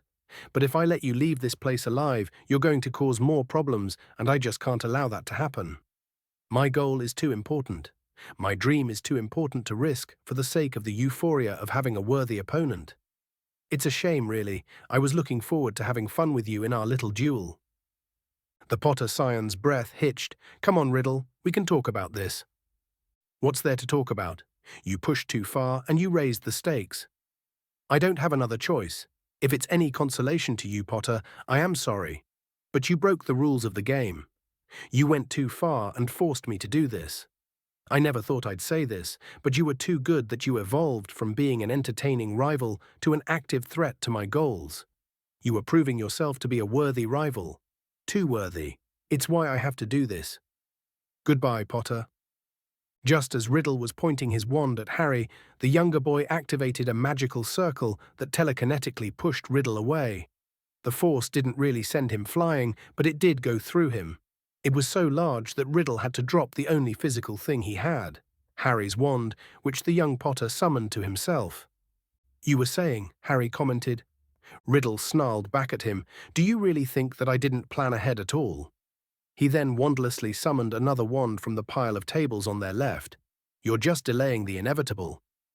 Riddle sent in a piercing curse, which Harry countered by summoning a table into a shield and then banishing it towards Riddle. The shards just went through the projection entirely. That was annoying. The older boy sent him a smug grin. I'm not here. I'm just a projection, and you can't hurt me at all. When the projection went through an entire spell chain without flinching, Harry knew that he had a tough fight on his hand. Of course, Riddle seemed to want to attack Harry using curses that seemed to get darker and darker with each one. The Potter Scion dodged a flesh-rotting curse and transfigured the entire pile of tables into two giant wooden arms to act as shields against any incoming attack. They stayed like this for what felt like hours in this stalemate. Harry's defense was malleable enough to defend Harry, while Riddle just kept attacking and ignoring any spell coming his way. Harry snarled and summoned chains of ice using his cryomancy, and he charmed them into a poltergeist banishing charm. It was a simple spell that Flitwick had told them to use on any object that they didn't want Peeves to touch, and it was simple enough to work. This time, the chain's animated chains actually touched the wraith and sent it flying back. Although the older boy seemed to take things a lot more seriously, since with a wave of his wand, he created a shockwave that obliterated Harry's shielding hand and unbalanced him enough for Riddle to get back up. If the stakes weren't that high, and if Riddle wasn't obviously trying to kill him, he would have burst into laughter at the dumbfounded look on the older boy's face. Who would have thought that it would be a basic charm that solved this issue? Riddle's magical projection must have resembled that of a poltergeist in some way. Harry grinned and animated another pile of scrap into a hand that he charmed as well and animated it to attack his opponent. For all Riddle kept sending one blasting curse after another, the Potter Scion just kept adding more scraps after another to stop it. Honestly, Riddle should have fought back better, but it seems he was restricted in some way. Maybe it was the fact that Riddle was relying entirely on magic stolen from Luna, or maybe it was the fact that he was just a projection and he couldn't really siphon as much magic. Riddle must have been confident that Harry wouldn't have been able to do much without his wand. That was his mistake. Before the young Potter could revel in his coming victory, his opponent did something unthinkable, something that Harry would describe later as the desperate actions of a mad teenager. Tom Riddle summoned Fiendfire in the middle of Hogwarts. Chapter 94, Firestorm. 16th November, 1992, Hogwarts. Before the young Potter could revel in his coming victory, Riddle did something unthinkable, something that Harry would describe later as the desperate actions of a mad teenager. Tom Riddle summoned Fiendfire in the middle of Hogwarts. Fiendfire wasn't technically a fire spell. Its history was honestly easy to track since the ramifications of the spell were pretty big. The entire thing started thousands of years back with an ancient Greek mage called Prometheus that was studying alternate dimensions. Honestly, the study of parallel worlds and dimensions was something that countless civilizations tried to explore, and it always ended in disaster in some way. This was no different. Somehow Prometheus had discovered a dimension of darkness and flames and prepared to open a portal of sorts. Unfortunately, he didn't have a choice. Not many know what happened afterwards, only that one day the mage vanished, with all his research with him. Hundreds of years later, when the mage known as Vulcan discovered a trace of the research and recreated Prometheus's research. Thankfully, he didn't open a portal to the other dimensions entirely, and only a connection of sorts to enhance his forging, as the dimension tended to have a purification aspect to them. This allowed Vulcan to create wondrous artifacts that were superior to any other artificer at that age, so much so that he was known as the god of fire and the forges.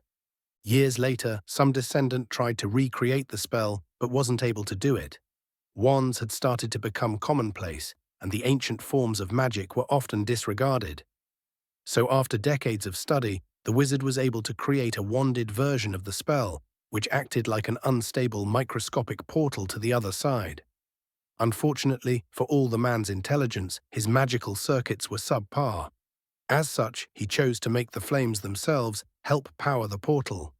What he didn't expect when he cast that spell was that the flames themselves had a basic consciousness that fought back.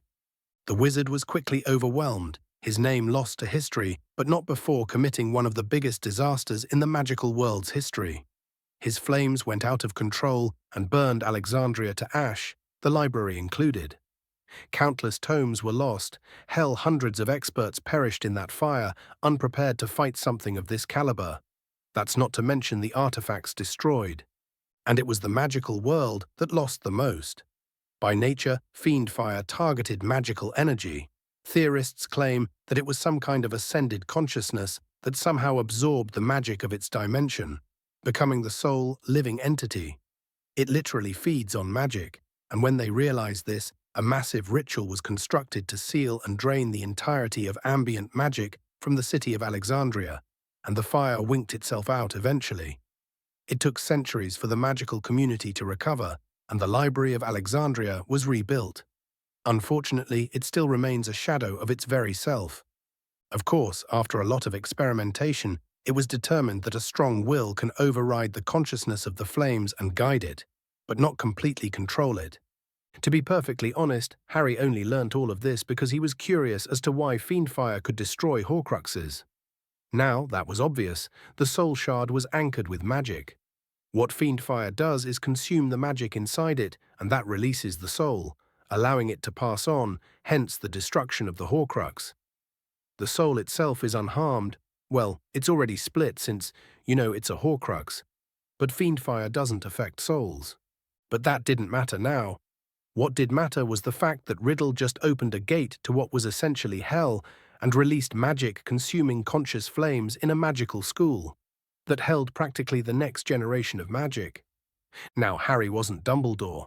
He couldn't just transfigure an extra-dimensional fire with a wave of his wand, but for all his stupefaction at the move, Harry knew how to improvise enough to buy himself some time.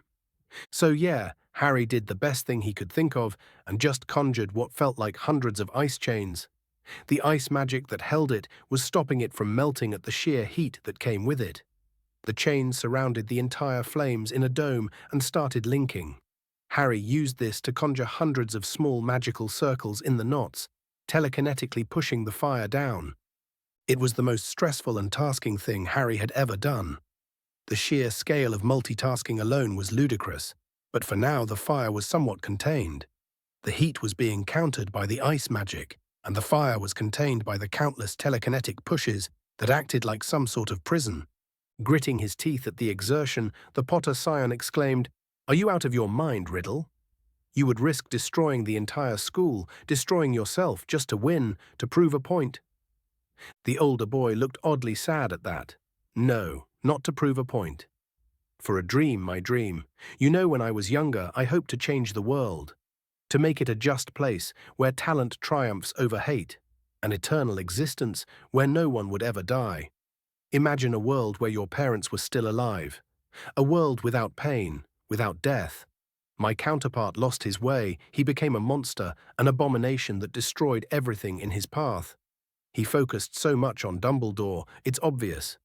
He found out that our dreams would never be possible with the old man around. And so he started a war to stop him, and he forgot why he had done so in the first place. But I refuse. I will succeed where my counterpart began." The pressure was slowly getting to Harry. He couldn't hold on to the magic like that, especially since a giant snake tried to attack the dome, pushing him into putting more magic in the telekinetic magic circle. He couldn't keep this up, but he needed Riddle to keep talking. "You want a body of your own. You think too small, Potter, but I have to say, I didn't expect you to be able to cast something like this. And you're a second year. This magic is even something I have never witnessed before. Your family crest, I assume?" Harry nodded. "Yes, my crest." "That's right. Harry's crest. The answer could lie in the crest somehow. Harry pushed his irritation towards Riddle and pushed some magic into the crest, asking for help. The last Potter felt judged in a weird way, before a small confirmation. In return, he could a magical circle that was more complicated than anything he had ever seen before. Honestly, Harry didn't have the time to study it properly. But that didn't mean that he couldn't cast it from the crest directly. The energy requirements were too large for Harry to handle without passing out, but he could theoretically carve the circle into the ground and ask the room itself to put the magic into it. Harry growled and discreetly started to telekinetically carve his desired circle just outside the chain dome. Harry had to scale down the chains and telekinetic protection slightly, and Riddle took that as a weakness of sorts. Honestly, the older boy didn't need to act clever. He obviously used this spell because he couldn't use a lot of magic, and the raw power of the Fiendfire spell was a lot higher than the cost of casting it. It just required willpower, something that Riddle had in spades. The older boy laughed in glee, taking Harry's struggles as signs of his victory. "You're losing, and you know it. Why don't you just give up and make it easier on the both of us? You must realize by now that you're not getting out of this place alive. For all your skill and intelligence, Harry Potter, it took a shade of my power to defeat you." The projection waved its wand, and the giant snake of fire turned into a dome of sorts that exploded away, shredding Harry's defenses. The magic circles were destabilized, and the ice chains started to melt. Harry could have reinforced them, but he was almost done with his trap. It took seconds for Harry's defenses to come crashing down. The sudden heat and waves of fire burned Harry's chest slightly, and he was sent flying back, the impact taking his breath away.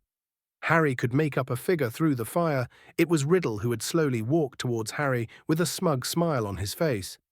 "If it's any consideration, you would have posed me a challenge if you had time to grow. Goodbye, Potter. Know that I do not do this out of hate or anger, only because I must.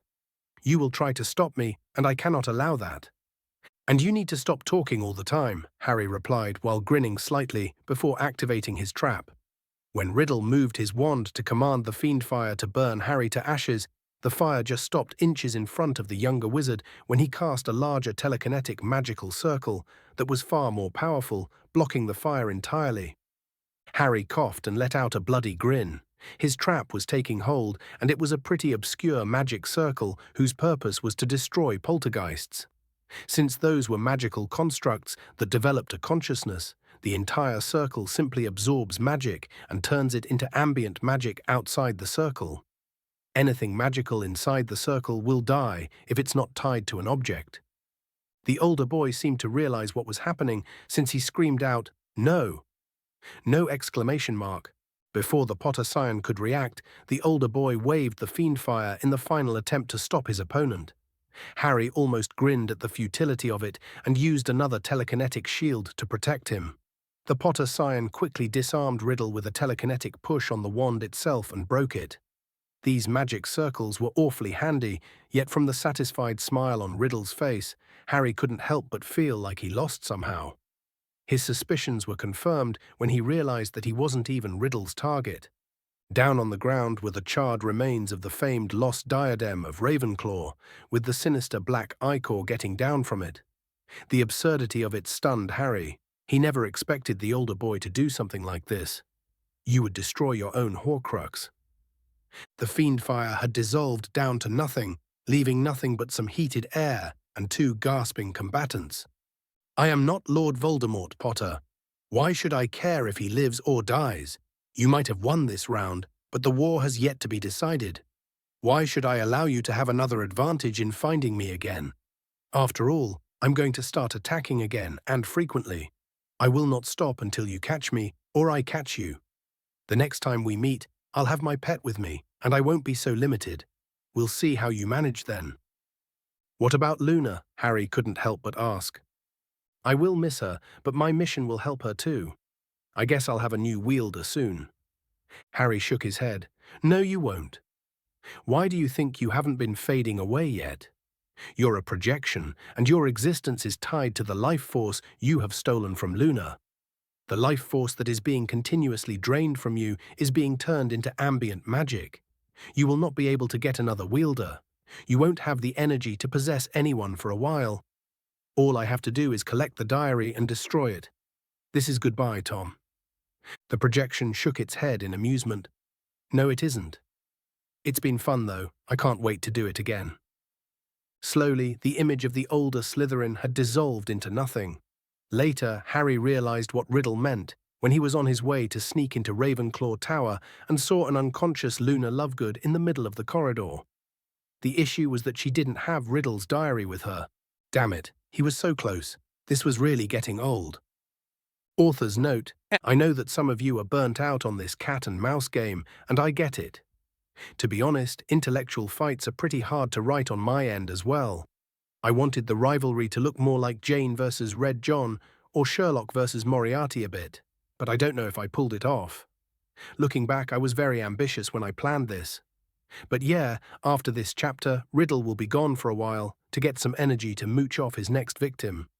I'm planning on focusing on Harry's progress a bit, building himself up to become a powerhouse by himself and getting close to Luna.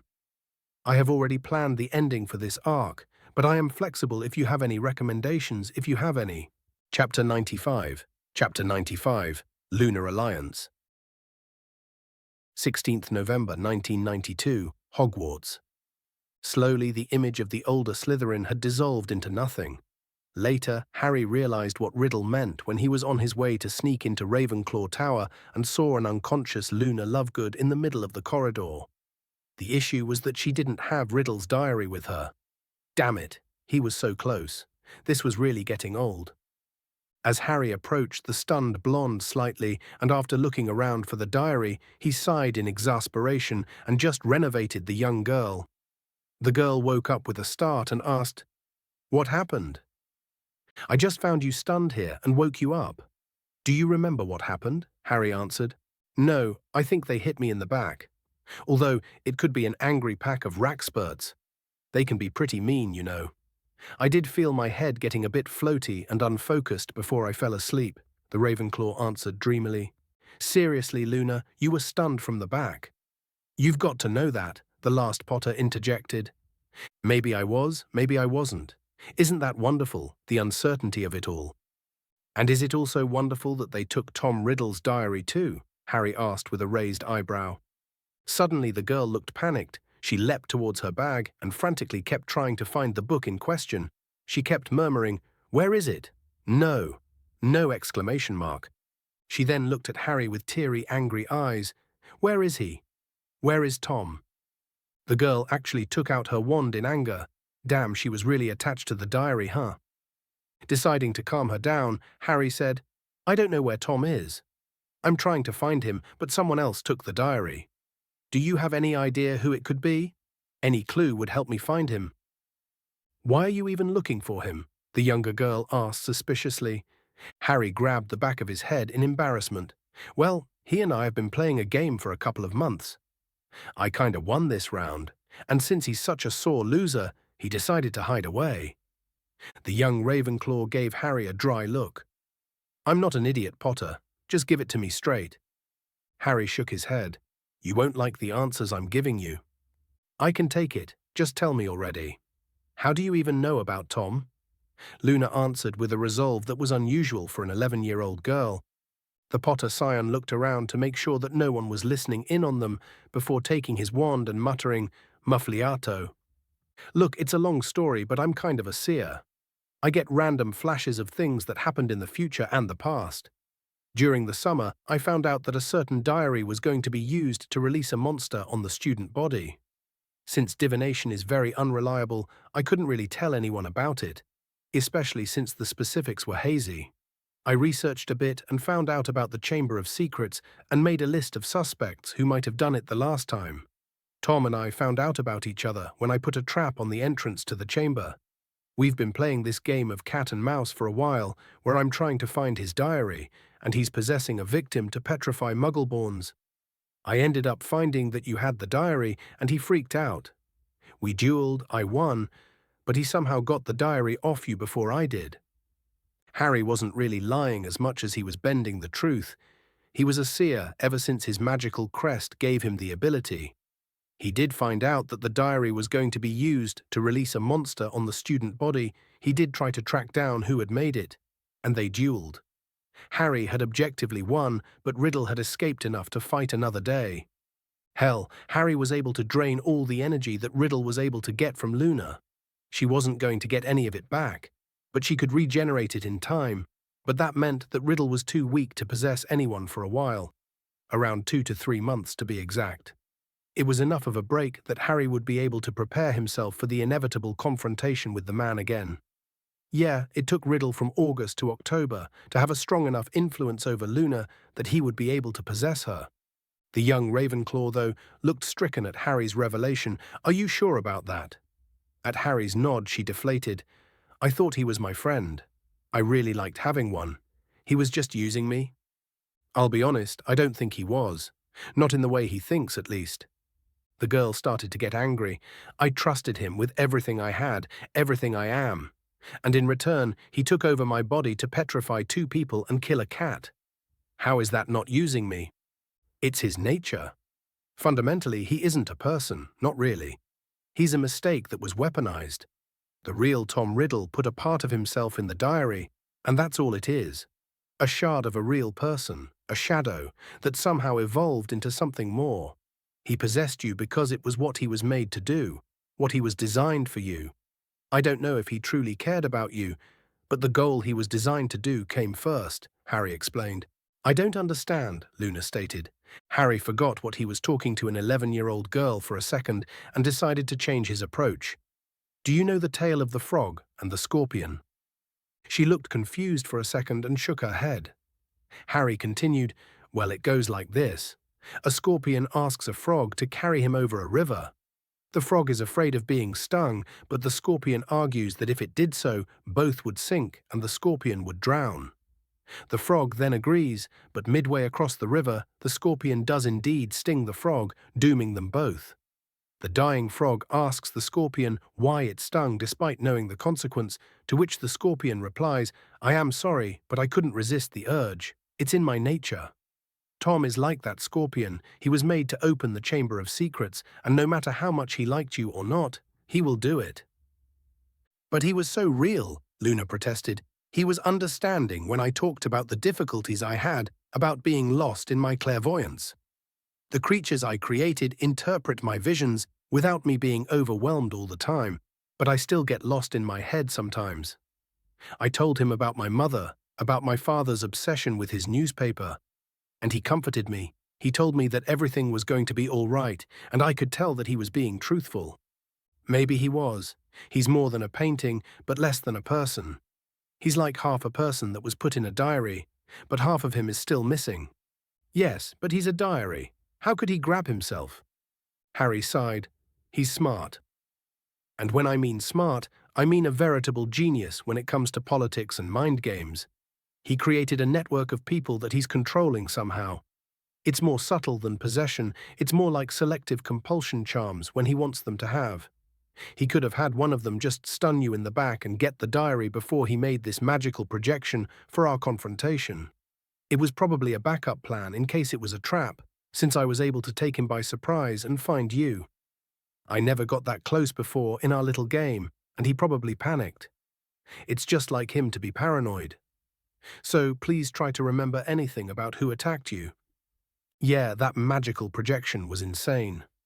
Honestly, the Potter Scion had no idea how the hell Riddle pulled off creating a bastardized version of a poltergeist that was powered by his diary's energy, and that he possessed to create a virtual body for himself. This was some bullshit magic right there. You know, they said that Riddle was a prodigy among prodigies, but Harry never conceptualized just how advanced he was until then, and his control over Fiendfire using an obviously unsuited wand, with limited magical reserves, was just insane. Like seriously, an actual Tom Riddle with a real body would wipe the floor with him. "I'm sorry, I don't remember anything." Harry sighed in exasperation. "Damn it, I'll have to start from scratch. At least I have a couple of months until he's recharged enough to start attacking again with his new victim." "All right, I'm sorry I bothered you, Luna, but I really need to sleep. As you probably noticed, I'm kinda hurt now." Yeah, Harry was practically limping away, with cuts on his face and arms, burned robes and a few patches. It wasn't that big of a deal, especially considering that he was near Fiendfire of all things, but the young Slytherin was just tired. As he made his way to leave, Luna caught his arm and stopped him. "I want to help you." "Luna, you don't know what you're asking. We'll probably end up fighting a 1,000-year-old monster." "I don't care. He used me. I bared my soul to him, and he broke my trust." She looked down and croaked, "I thought that I had finally had a friend." This was just too sad, and Harry instinctively hugged the young Ravenclaw, repressing a hiss as she touched his burns. "Fine, you can help, but only in the research department." The girl looked up at him and grinned. "Thank you." An idea struck Harry. "You said you were a clairvoyant, right? Does that mean that you can tell if someone is under Riddle's control?" "Maybe. When someone is acting oddly, I can see rackspurts around their head. They're in a different pattern. I saw it when we tried using cheering charms in class, but it's hard to see from far. I don't mind trying though, but I need a reference to see." "Lockhart is one of them if you need a reference," Harry answered. "Ah, I remember. He's very fuzzy when he teaches, like there's something else giving the instruction. I just thought he separated himself into two personas, the warrior and the performer, like he was damaged enough by his conflict that he didn't want to show it to the public somehow." Harry shook his head. "No, that was entirely Tom's doing. He's just a performer as far as I can tell, at least." Luna shrugged. "I'll look into it. What else do you need me to do?" "Nothing right now. I bought us some time to plan things out without worrying about students being accidentally killed like Tom did when he was a student. We'll regroup later while I'm not on the verge of passing out, and we'll plan then. Now I need to get to the infirmary." "Here, let me help you," the Ravenclaw responded while grabbing Harry's arm. And thus, a friendship was born. The very next day, people were stupefied to see Harry Potter, the star student of his year, talk to Luna Lovegood, the known oddball that was nicknamed Loony. But neither of them really cared about the opinions of others, focusing entirely on their goal of stopping Tom Riddle and destroying the diary. It was the talk of the school for the entire day, at least until the announcement that Gilderoy Lockhart was opening a public dueling club of his own. Apparently, the man's fame and the general fear of another attack had made most of the school sign up. Harry, though, decided to attend for a single reason. After all, if things went according to canon, he would have his first experience with Parseltongue, and that could be useful. Yes, very useful indeed. Chapter 96. Chapter 96. Emerald Wands. 18th November, 1992, Hogwarts. Daphne Greengrass wasn't jealous. She really wasn't. Well, maybe a little bit, but that was justified. Who in Merlin's name is Luna Lovegood, and why was Harry even hanging out with her? It wasn't fair. He barely even talked to the girl, and now they were best friends. It wasn't fair, and it was mostly because she could tell where this was going. Since Lovegood isn't a Slytherin, he was going to hang out outside the common room, and thus without them there. There was a strict policy of not having non-house members in their common room, and that was pretty severely enforced. Slytherin matters stayed in Slytherins and not with outsiders. Harry was already barely hanging out with her since the beginning of the year, and this was a sign that he was drifting away from her. From the start of the year, Harry barely stood still. It was maddening and somewhat concerning. There was this intensity and urgency in everything he did. The Greengrass scion honestly didn't know where it was coming from, but her friends and her decided to leave Harry be and let it get out of his system. Only it never did.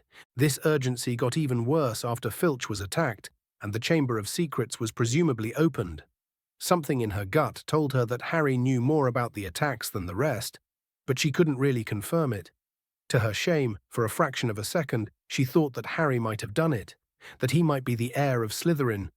But he was with her during both the attack on Filch and the petrification of Dean Thomas. So he, thankfully, wasn't a monster that petrified Muggleborns with an ancient monster.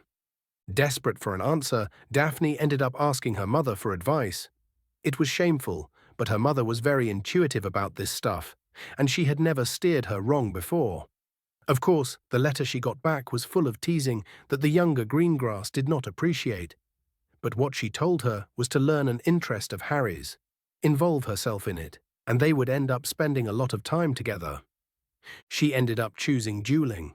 Well, she chose it because she had no clue what Harry really did in his spare time, and when she discreetly looked at his work, she didn't understand a word. For example, he once had a notebook out where he was writing some kind of essay about the benefits of using orichalcum to accelerate the recharging of spell-infused gems. Seriously, it took 2 weeks for her to even understand the title, and it showed just how advanced Harry really was in terms of magic. This was post-Newt research stuff, not something a Hogwarts student, let alone a second-year one, needed to know. So yeah, her only choice was dueling. Her mother had given her some basic tutoring in self-defense, but she could only hope it would be enough to impress Harry. He did look impressed when he saw her use that ice hex on Mulciber when he harassed her that one time. Yeah, he was on another level altogether. His duel with Flitwick was just amazing, even if he lost in the end. Anyway, this was why she was coming to Lockhart's new dueling club altogether. Harry was coming with Lovegood for some reason, and she had joined them. It was maddening how relaxed he started to act right after he met Ravenclaw. It was like the stress that was on his shoulders lessened a lot, and it showed. It was unfair that Loony Lovegood, of all people, helped him in a way that Daphne herself couldn't. Well, that was a bit mean, but Daphne had to admit that the Loony nickname was very well earned. Lovegood was always looking in the air while humming innocently, while always badgering about made-up creatures that her father's insane magazine kept talking about. They arrived at the Great Hall and noticed that it was overhauled in the same way Flitwick did during their first dueling club meeting. The difference was that a quarter of the school was attending. It was mostly due to Lockhart's popularity, but also because it was listed more as an activity than a club, and that meant that people who were already in other clubs could attend. Malfoy, in particular, kept claiming that he was some kind of dueling prodigy and that he was going to beat Longbottom and prove that the boy who lived wasn't that special. Well, Longbottom wasn't special.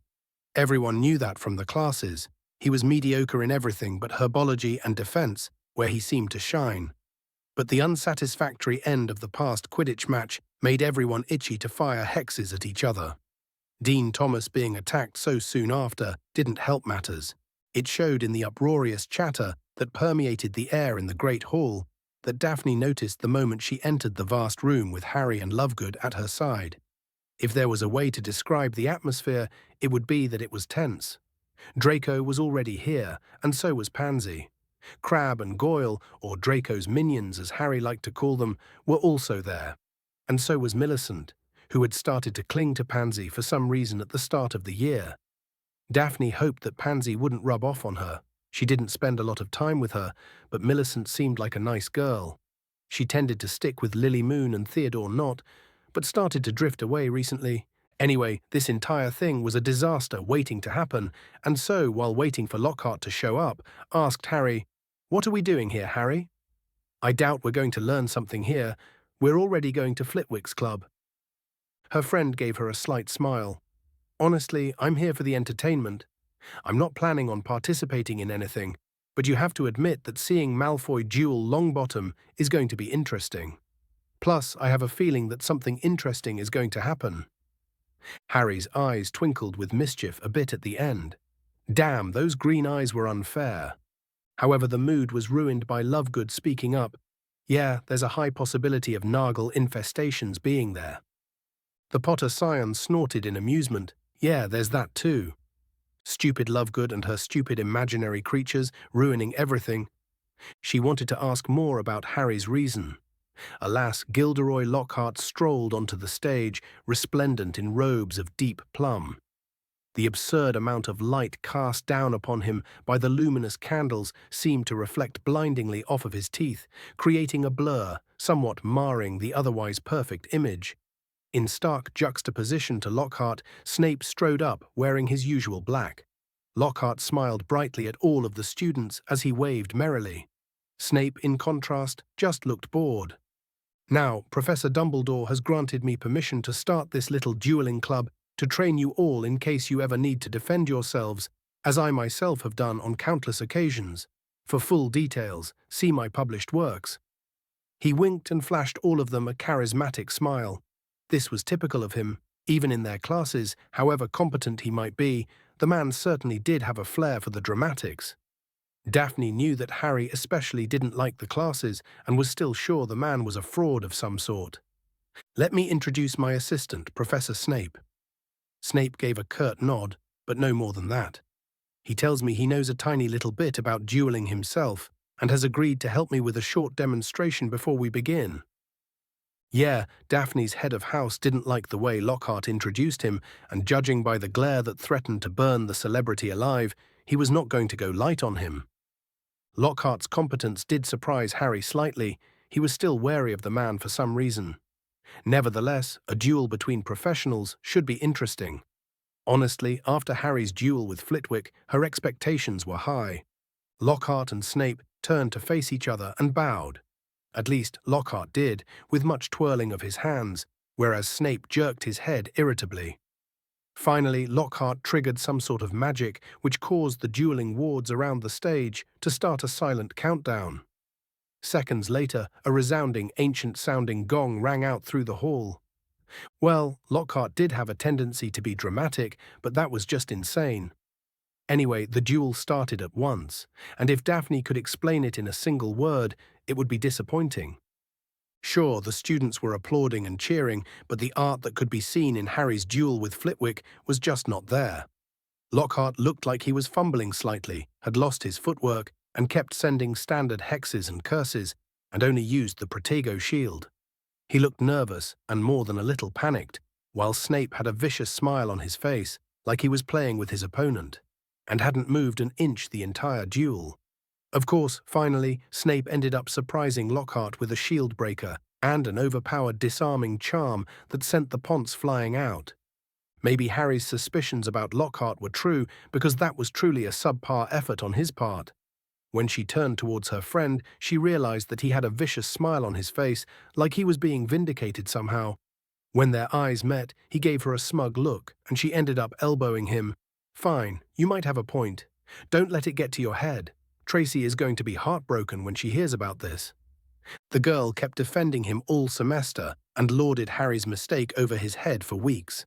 Yet, Harry was sure that Lockhart wasn't who he said he was, that he didn't do the feats in his book, and Daphne had to agree with him slightly. She and Blaise decided not to attend the meeting, since they said that Flitwick was probably more experienced in dueling, and they already had enough work as it is. The professor stood up and gave them a startling smile. "That was a good showing, Professor Snape. Now, as you may have noticed, we both agreed beforehand to stick to our spells or less, since we didn't want to overwhelm you. Professor Snape did a good job with one of the most elementary yet underused pieces of magic, the disarming charm. Of course, as your defense teacher, I know that I taught it to all of you, but what I hadn't taught you is how to chain that spell to a shield breaker. A truly vicious combination, so let's start with that." For the next hour, Lockhart made sure they mastered the disarming charm, the basic Contego shield, how to cast a shield breaker, and a small spell chain of spells they learnt the previous year. Of course, by the end of the lesson, it was time for the sparring, which was strictly voluntary. The duels tended to end in less than a minute. Daphne herself fought against some third-year Hufflepuff girl and won easily. Harry had given her a proud look afterwards. Ron Weasley, who had gotten a new wand for the safety of the entire school, ended up getting easily defeated by Theo Knott. But Crabbe and Goyle both lost their duels with Goldstein and Boot. Anyway, while humorous, the duel between Granger and Millicent was a disaster, especially since it ended up as a physical fight, where the Muggleborn ended up in a headlock and was whimpering in pain. The professors ended up disqualifying both of them since physical contact was illegal in dueling. Neither Harry nor Lovegood decided to put their names forward, and it was noticed. Thankfully, Malfoy was too preoccupied with his coming duel with Longbottom to make a scene. When that particular duel was announced, he stood up straight and looked very focused for some reason. She didn't really understand why Harry was invested in this duel, but it felt like it was exactly what he came to the meeting for. And if Harry is interested in something, the young Greengrass knew that it was worth keeping an eye on. So, as the dueling wards came down once more, and the boy who lived and the Malfoy scion prepared themselves, Daphne decided to see what got Harry to waste almost 2 hours of his precious time. Chapter 97. Chapter 97. The Tongue of Serpents. 18th November 1992, Hogwarts. When Harry attended Lockhart's dueling club session, he didn't really know what to expect, especially with the blonde professor's surprising competence as a teacher. Honestly, the Potter Scion only came to get a first glance at Parseltongue being used. The Tongue of Serpents isn't something that has been studied much, deemed as family magic more than any other spell.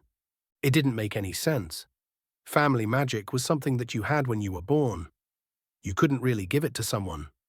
Soul shard in his scar or not, if Parseltongue was genuine family magic, then Longbottom shouldn't be able to speak to snakes. And considering that in the story, the boy who lived was able to do it. And that was a mystery that Harry wanted to solve. Honestly, the mere existence of Parseltongue baffled Harry. It couldn't be a regular language. Snakes were good predators who could hunt in packs with basic tactics to ambush large prey, but they definitely didn't have the intellect to follow precise orders like Voldemort's rumored snake familiar, at least when it came to non-magical snakes. So Harry was curious as to how it worked. It was a mystery worth solving, and it did make a good way to test whether or not Longbottom was a Parselmouth. And examining the use of the snake tongue with his arcane hearing could be a clue to finding where Riddle put the new entrance to the chamber in some way. 10 minutes into the meeting, and Harry already doubted whether it would be worth it. The dueling demonstration between Lockhart and Snape was just despicable on both sides. Sure, the spells were obviously limited to the standard curriculum until OWL level, but that made sense since this meeting was for first years to fourth years, so using any sort of advanced magic would go over most people's heads. But no, what made Harry suppress a sneer while watching the spar was the utter disregard for dueling as a sport was being shown. Snape was obviously a fighter, and so was using ambush and light aura tactics. He was also missing most of his arsenal since he obviously specialized in dark spells. Harry did see the man stiffen in the middle of a spell chain, or suddenly change wand movement, preparing to cast a curse by instinct. It just made him look sluggish. And speaking of instincts, Lockhart didn't have any, and it was obvious. Riddle being stuck in the diary for at least a couple of months made whatever way Riddle was making him competent stop. The man just kept sending spells without any tactics in mind, and cowered behind a Protego shield for most of the spar before Snape had enough of him and sent him flying. So yeah, it was a disappointment. Even Luna and Daphne thought the same, considering the small frowns on their faces. The two girls had insisted to accompany him for some reason, even though he had told them that it would be a waste of time if they wanted to learn anything. After a practicing session that honestly felt like ages, Lockhart announced the spars to practice what they have learned. The two girls ended up participating in a small duel each, both of them winning their own fight. Daphne was obviously a little more experienced, probably because of Flitwick's dueling sessions and whatever self-defense spells she had learnt at home. Anyway, eventually, the duel Harry came to see appeared. Longbottom against Malfoy. For some reason, people were excited about the rivalry. The two boys were obviously incensed with each other. Malfoy was angry at Longbottom because he thinks that the boy who lived was the one who hexed the Bulger that attacked him to spare Gryffindor their humiliating defeat. The blonde Ponce kept complaining about it in the common room, so much so that Harry wanted to punch him just to shut him up. Longbottom, though, just seemed angry in general ever since the attack. The fact that he was a suspect didn't help at all, since he was the one that discovered Filch's petrified body and Mrs. Norris's corpse. The fact that Dean Thomas, his roommate, was petrified later felt more like a taunt than anything else. Apparently, the boy who lived had started a crusade and vowed publicly to the Gryffindor common room that he would get to the bottom of things and avenge their fallen comrades. That boy really was dramatic. Anyway, it was obvious to everyone that the two of them were going to ignore every restriction and go all out the moment the duel started, and well, they did. It was a relief that neither of the duelers knew any permanently harmful spells, and Snape being there would be able to deal with any real issue. Anyway, the duel turned into a common schoolyard scuffle, with practically no shielding and just common spells and hexes. Of course, things started to heat up a bit when Malfoy snarled and sent in a cutting curse of all things, Lachero. It wasn't really a dark curse, but it was a little frowned upon because it was optimized for cutting biological matter, like human flesh. Luckily, Longbottom dodged most of it, But he did end up with a thin red line on his gut, with blood slowly looking down on it. The boy who lived frowned, and well, he went all out on it. It seems that the Longbottom scion had started to learn some self-defense in his spare time because he snarled and started a pretty interesting spell chain. He started by casting a knockback jinx that threw the young Slytherin in the air and followed it with an impediment jinx that froze him in the air. The boy who lived proceeded to cast a veritable barrage of pranking spells before finally casting a descendo charm that pulled the boy back into the ground. By the end of it, Malfoy had orange skin with pink dots all around, pimples on his face, and a horn on his forehead, like a unicorn. Yeah, Longbottom was going to win this handsomely, but Neville's status as a Parselmouth hadn't been tested yet. Lockhart smiled blindingly and started to release the ward. A round of applause for our winner, Mr. Neville Longbottom. And so, with the wards down a bit, Harry decided to involve himself a bit. He slowly used his legilimency to project the idea towards Malfoy. It wasn't even anything harmful. It barely even qualified as a compulsion. It was just an idea that the Malfoy scion grasped like a lifeline while he was still lying on the ground and snarled, "Serpent Sortia." The end of his wand exploded.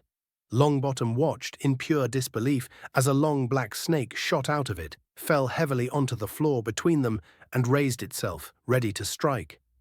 There were screams as the crowd backed swiftly away, clearing the floor. Malfoy seemed to have fainted from the exertion of the last spell, but this was the exact scenario Harry wanted to see. The spell itself wasn't a conjuration, but a summoning. It was very dangerous magic, but not a particularly difficult one. The main danger was the sheer randomness of the outcome. This spell in particular simply finds a random non-magical snake and summons it at the end of the caster's wand. It could just as easily be a giant boa constrictor or a harmless garden snake. And thus, the magical price of the summoning changes with the result and the location, which explained why Malfoy fainted immediately after casting the spell. One thing was for certain, that snake came from Hogwarts, probably in the Forbidden Forest. The wards wouldn't allow something from outside to come in, especially with such an easy spell. To deal with the snake is pretty simple. You either could unsummon it, which teleports that snake back, or you could just kill it. Snape stepped forwards, offering to help out Longbottom, and so was Lockhart for that matter. Longbottom chose not to listen to them, and for some reason, he just tried to blast the damn thing. With surprising flexibility, the snake avoided the spell entirely and started to slither menacingly towards the boy who lived. The two professors tried to act quickly, but suddenly Longbottom started to hiss, and Harry finally started listening to Parseltongue for the first time in his life. It wasn't a language. The hisses and spits were meaningless. No, it was how the ability expressed itself, how it was cast in a way. Because it was a spell, an immensely complex one, but a spell nonetheless. It was some kind of soul projection that enveloped all snakes around and gave them a temporary spark of magic, and thus intelligence. The rest was just a way to communicate an intent in a way. It was like an idea turned into a message that communicated perfectly. The noise was some kind of mnemonic way to communicate. How fascinating. But in the end, it was a spell, which could be used by anyone, but would probably need decades of training to master. Yet here was Longbottom doing it without even realizing it. No, it was more like he didn't even deal with the process of a spell. Why did that sound familiar? Oh yes, magical crests. Salazar Slytherin must have put the ability as a spell in his magical crest. An instant mastery of Parseltongue, but how did Longbottom get the crest? Oh, Voldemort. The crest must have been something that he had inherited it. And when Longbottom became a Horcrux, a shard of the crest must have accidentally been added in the scar as well.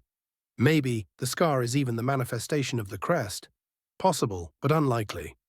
Well, that gives a whole different meaning to the phrase, marked as an equal. Of course, back to the dueling club, the entire crowd was silent, although there were a few gasps around the hall. They all seemed to wait for the metaphorical bomb to go off as everyone started to realize that Neville Longbottom, the fucking boy who lived, was a Parselmouth. Before it could, Hermione and Weasley rushed forward and began to guide their dazed-looking friend swiftly out of the room. Just as the hall started muttering, Harry felt an arm wrap protectively around him, and he was suddenly pulled right up against Daphne. She gave him a slight accusing glare. "Not here. We're leaving." With her arm still draped around his shoulders, Daphne began to lead Harry towards the hall's exit, walking at a very brisk pace. Luna tailed them while humming some unknown tune. The moment they were far enough away from the hall, she gave him an accusing look. "You knew that this was going to happen, that Longbottom was a parcel mouth." "I was just testing a theory. Now, I know that Longbottom is a parcel mouth," Harry replied. Her eyes lit up. "You arranged this to happen. Somehow you made sure that Longbottom would be confronted by a snake." Her smile turned into a frown. "He could have died, Harry." Harry shook his head, not with Snape around. The fastest non-magical snake venom takes 20 minutes to be lethal. It's more than enough time for Snape to give him a bezoar, since he always carries a few with him. In the unlikely chance he didn't, he could have easily frozen the venom and carried him to the infirmary. There was practically no risk there. Hell, Malfoy's Lacero curse was more fatal. "So is Longbottom the heir of Slytherin?" Daphne asked. "Of course not. He was unconscious in one of the attacks, and while he was the one who found Filch, he's simply not clever enough to pull something like this off. No, I did this to get a good read on Parseltongue and on how it worked, which would be very useful to find the actual heir." "You're going too far with this, Harry," Daphne interjected. "We agreed that our time together should be about us, not about your manhunt for the heir of Slytherin." Harry looked down. "I'm sorry." "You better be. I want some time alone." "I'll see you later, Harry," she answered before running off. The Potter scion suppressed a groan and looked at the smiling Luna. "What are you looking at?" "She'll get over it. Just give her some space." "How do you know that?" Harry replied. "I can tell she really likes you," the blonde answered, "but she has a point. Your manhunt for Tom has obviously consumed your time so far. You need to distress. You know, when I feel overwhelmed, I take a stroll by the Forbidden Forest and feed the Thestrals. Do you want to join me tonight?" Thinking for a few seconds, Harry nodded. "You know what? This sounds like a good idea. I'll see you at curfew near the Great Hall." The Ravenclaw nodded and skipped to the other side of the room while still humming. That girl could be intelligent at times, but damn, sometimes she's just weird. Chapter 98 of Foolish Plans. 18th November, 1992, Hogwarts. Neville Longbottom had no idea what had happened. He vividly remembered humiliating Malfoy in their little practice duel after the Ponce started to seriously attack him. It was easy. The training he had received in the summer from a former Auror made his encounters with Malfoy little more than a piece of cake. For some reason, his grandmother gave him a proud look when he suddenly came to her and told her that he wanted to learn how to fight properly. She had arranged for his instructor, and every time the boy who lived wanted to quit, he remembered the infuriating smirk on Potter's face as he played with him and Ron.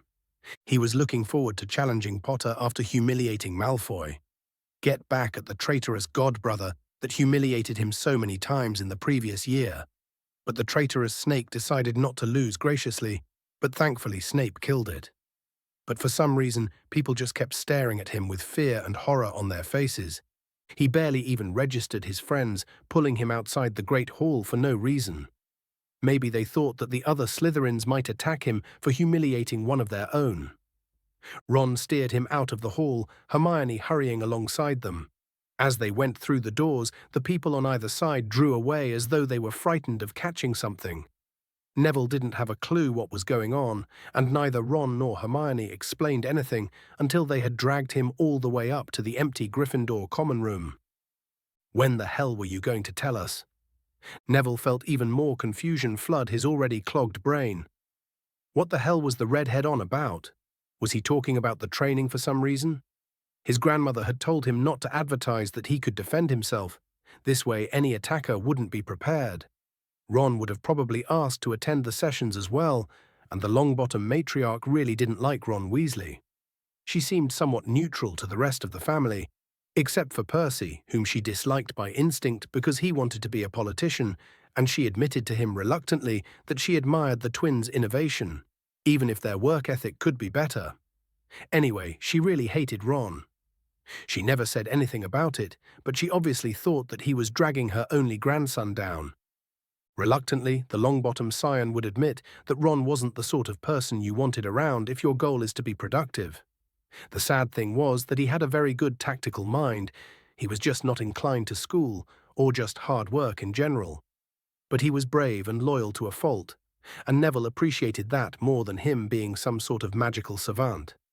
Anyway, Neville realized that his friends were looking at him expectingly and just muttered, "Tell you?" "Yes, tell us." "Tell you what, exactly?" "That you're a bloody parcel-mouth." "Wait, what?" Neville wasn't a parcel-mouth, that's for sure. His grandmother had made him memorize over 1,000 years of ancestry ever since he was a little boy. "None of them is a parcel-mouth." "What are you on about?" "I'm not a parcel-mouth. Believe me, if there was one in the family, I would know.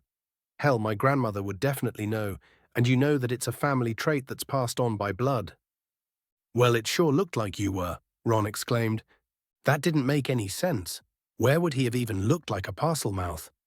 Thankfully, Hermione interjected, "The snake, Neville. You commanded it, didn't you?" "Yeah, but he was scared out of his mind, and that thing was huge. He just asked the thing to stop out of desperation. But I only told it to stop." "Oh, is that what you said to it?" "What do you mean?" "You heard me. I said it in front of the whole hall."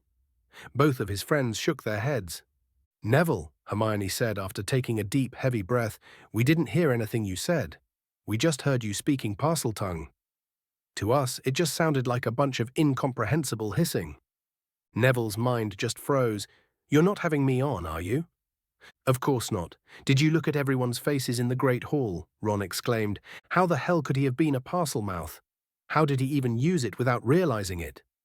Even when he was a child and used accidental magic, Neville knew that he used magic somehow. And the Longbottoms didn't even have a link to Salazar Slytherin in any way. The man was rumored to be the greatest user of the snake tongue in history.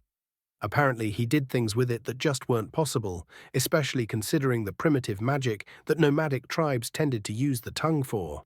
This skill had turned him into a legend. Being a descendant of a founder of Hogwarts, even if it was Slytherin, was an honor, one that his ancestors would have bragged about instead of their druidic origin.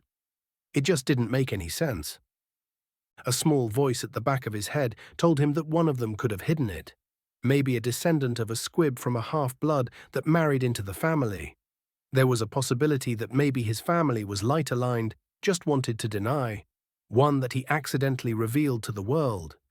He needed to send an owl to his grandmother telling her what happened. This could have a large impact on the family's reputation after all.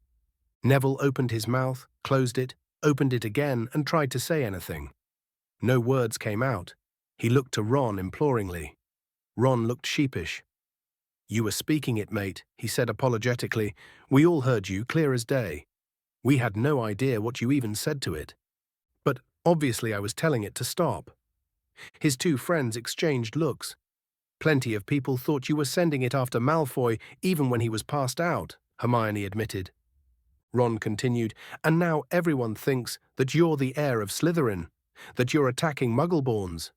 "But I'm not," Neville protested.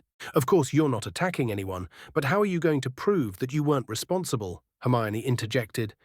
"I was knocked out in the infirmary when Dean was attacked, and I was at Nick's death party with you when Filch was petrified. Isn't that proof enough?" Dean's attack had seemed like a personal insult at the time. The Muggleborn was barely a few rooms away from the infirmary when he was petrified. It was like the heir of Slytherin was taunting him, telling him that he could have gotten him too if he wanted to. Ron shrugged. "You could have been pretending to sleep in the infirmary, especially since Dean was attacked near you, cursed the Bulger to attack you and clear you as a suspect. And you were the first person to find Filch because of that voice you were following. Relax, Hermione and I believe you, but the rest of the school won't. There probably isn't going to be an official investigation since the petrification isn't permanent. No one was really hurt but Mrs. Norris, so Dumbledore is going to protect you. However, the school won't care about that, especially if the attacks continue." Neville couldn't help but think that this was exactly why he was friends with Ron. That boy was loyal to a fault, and there were some rare instances when he chooses to use his head that showed just how smart he would be if he applied himself. And he was right on the nose here. There was no concrete evidence other than him being a parcel mouth, meaning that the auras weren't going to be called. Other than him finding the body the first time, there was nothing linking him to any of the attacks. But there was one thing for certain. He was going to be the school pariah, and that was unacceptable. I need to clear my name, and there's only one way I can do this. Hermione seemed to grasp where he was going quickly, since she paled in fear. You mean? Yes, we need to catch the heir of Slytherin.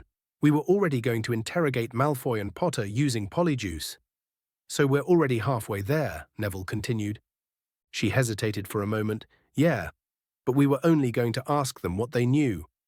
We don't know if they were the heir, really, only that they knew something, Malfoy because of his father, and Harry because of just how smart he was.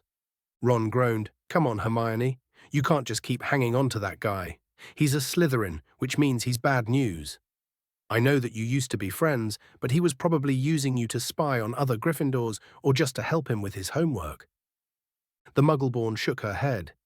He never really asked me anything about my house, and he didn't need help with homework. We just talked about magic and certain useful spells. But trust me, I know Harry. He's not the kind to do these attacks. But he's exactly the kind of guy that would put pieces together that no one has before.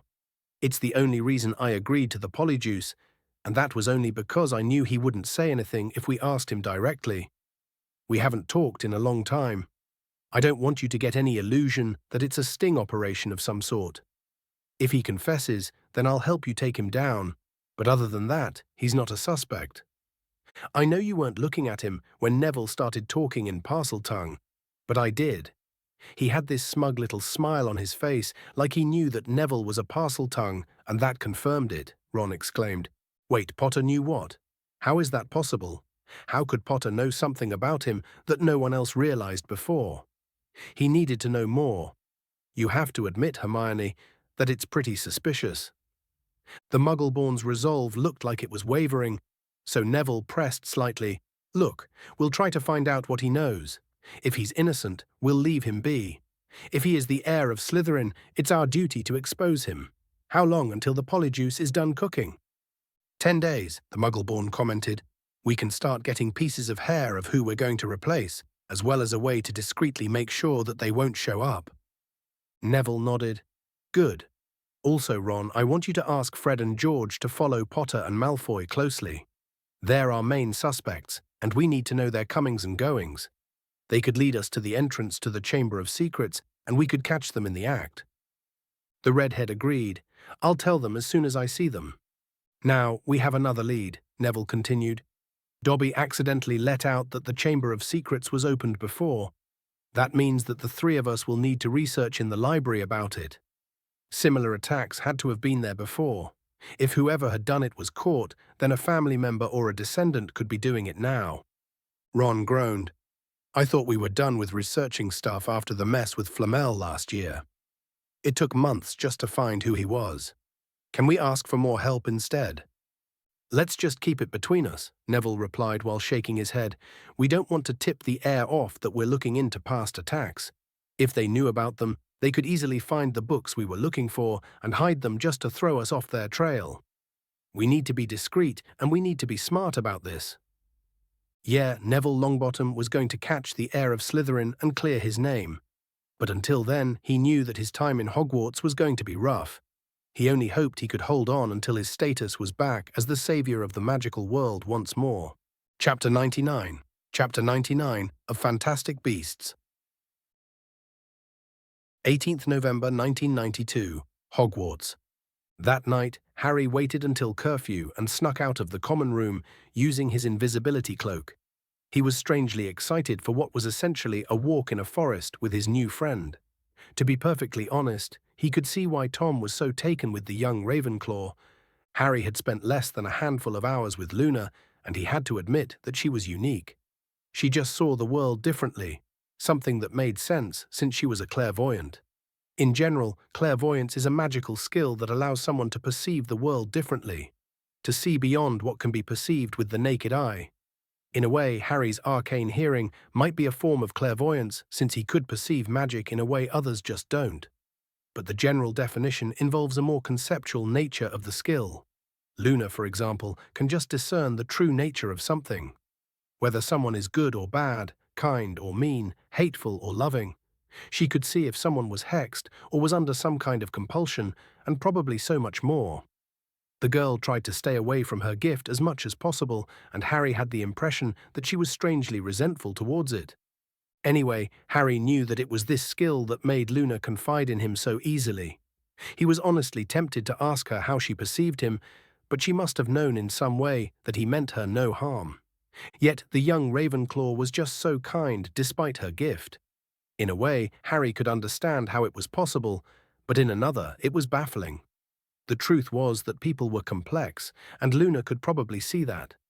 Everyone, especially children, had a kindness to them, an innocence that Luna probably couldn't see in older men and women, one that made Luna forgive their obvious spiteful attempts at putting her down and bullying her. That kind of kindness, that kind of forgiveness, was just something that Harry couldn't understand. Luna had suffered, yet she just ignored her pain and moved on to her carefree life. She wasn't putting on a mask or hiding her suffering, she just forgave them and didn't care, and that was unnatural, that was inhuman. A human being is not supposed to act like that. Even good people simply repressed the urge to have some kind of vengeance, something that would have been quite easy for Luna to pull off, but she just let go. No wonder Tom Riddle was fascinated with her. He had suffered at the hand of other children, yet he always got back at his attackers. Yet, through pure understanding, Luna Lovegood had shown him that there was another way, a better way. She had shown Harry this, but honestly, with all his maturity, he didn't think he would be able to shrug off slights like she did. Before he could realize it, Harry found himself at the entrance to the Great Hall and saw Luna waiting for him while humming. Security was pretty lax now that Filch wasn't there to scare the crap out of the younger years. Prefect patrols had increased, apparently, but they didn't intimidate the younger students as Filch did. The Potter scion honestly thought that Dumbledore hired the squib just for the crazy old man aura that he projected, that children would instinctively fear, even though the average second-year student was technically more dangerous than him. He took off his cloak and revealed himself. "Hello, Luna." The girl twirled around and smiled at him. "Hello, Harry Potter. It seems that we chose a good night for our stroll. There's magic in the air." Harry simply shrugged, having started to be used to her weirdness. "Sure, shall we?" The girl didn't answer him and just started skipping away. They simply walked in silence, their footsteps echoing softly in the empty corridors. The dim glow of moonlight filtered through the tall windows, casting long shadows that danced along the cold stone walls. Minutes later, and they had left the castle and made their way towards the forest. They walked past the Black Lake, its dark waters reflecting the silver glow of the stars above. Harry watched Luna's graceful movements, feeling a sense of calm wash over him. The familiar sound of her humming echoed through the night, harmonizing with the soft rustling of leaves and the distant hooting of an owl. Luna's ethereal presence seemed to blend seamlessly with the enchanted atmosphere of the Forbidden Forest, as if she were a part of it. They reached the edge of the forest, its boundary marked by ancient towering trees that loomed like silent sentinels. Moonbeams filtered through the dense foliage, casting intricate patterns of light and shadow on the forest floor. The magic of the forest was as oppressive as ever. Harry's arcane hearing was all over the place. There was this large magical enchantment that was around the entire forest, that was playful and protective, but with a weird, sinister tint. Yet there were so many creatures inside that it had another layer that just sounded like noise more than anything. There were the cold-blooded predators, the soft magical plants, the severity and discipline that probably belonged to the centaurs. In all truth, it was magnificent in some kind of organized, chaotic paradox that just fascinated him. It was an entire magical ecosystem, and it was as complex as it sounded. They arrived at a clearing, where Luna just stopped suddenly and stood still. "I always like to stay here. It's just on the edge of centaur territory, so the really dangerous creatures tend to stay away, and sometimes I get a few visitors, who I just like to talk to. I find Thestrals to be wonderful listeners.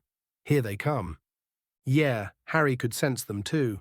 They felt like fleeting shadows that were somehow skittish, their dark forms blending seamlessly with the surrounding darkness. Luna approached them with serene confidence, her pale blue eyes filled with a gentle understanding. The creatures, shrouded in an aura of mystery, seemed to recognize her, responding to her silent call. Luna started stroking one of the smaller thestrals and then proceeded to take a few slabs of meat from her bag and feed it to them. She giggled as the skeletal winged horses licked her hand after finishing the food. Harry was smiling for some reason. He was feeling content. He hadn't felt that way in years, and wasn't that a bizarre revelation? After a few minutes, he chose to break their comfortable silence. "You can see them." "Yes," the girl answered with an airy voice. "It was my mother. She was a spellcrafter, you see. She did something wrong and it backfired. She was like me and had this gift, but it wasn't as strong for her. I guess I considered it a curse in some way. It wasn't nice, feeling her soul leave her body, seeing the sheer terror of death that she felt when it happened. I didn't want to let go of her, and I guess I went too far. Ever since then, I could see the creatures my mother made up for me for my bedtime. She told me stories about rackspurts whenever I was scared, and she told me I could chase them away with positive thoughts and other silly things. I guess I wanted a piece of her to stay with me, and my gift agreed. Now every time I see someone, I see a part of my mother." "What about you? You can see them too, right?" Oh, that sounded like she was traumatized by her mother's death, and she tried to peer too much using her gift. Her clairvoyance must be extremely powerful if she was able to go this far. Maybe it was just the fact that she saw and felt her mother's death that made her repress her gifts in a way that only expressed itself in the form of creatures. Honestly, Harry wasn't going to judge her. A traumatized child didn't need more on her plate from the sound of it. Instead, the Potter Scion replied, "I guess you can say that death is an old friend. I have to ask, though, I know that the other students give you a hard time and you just let things slide.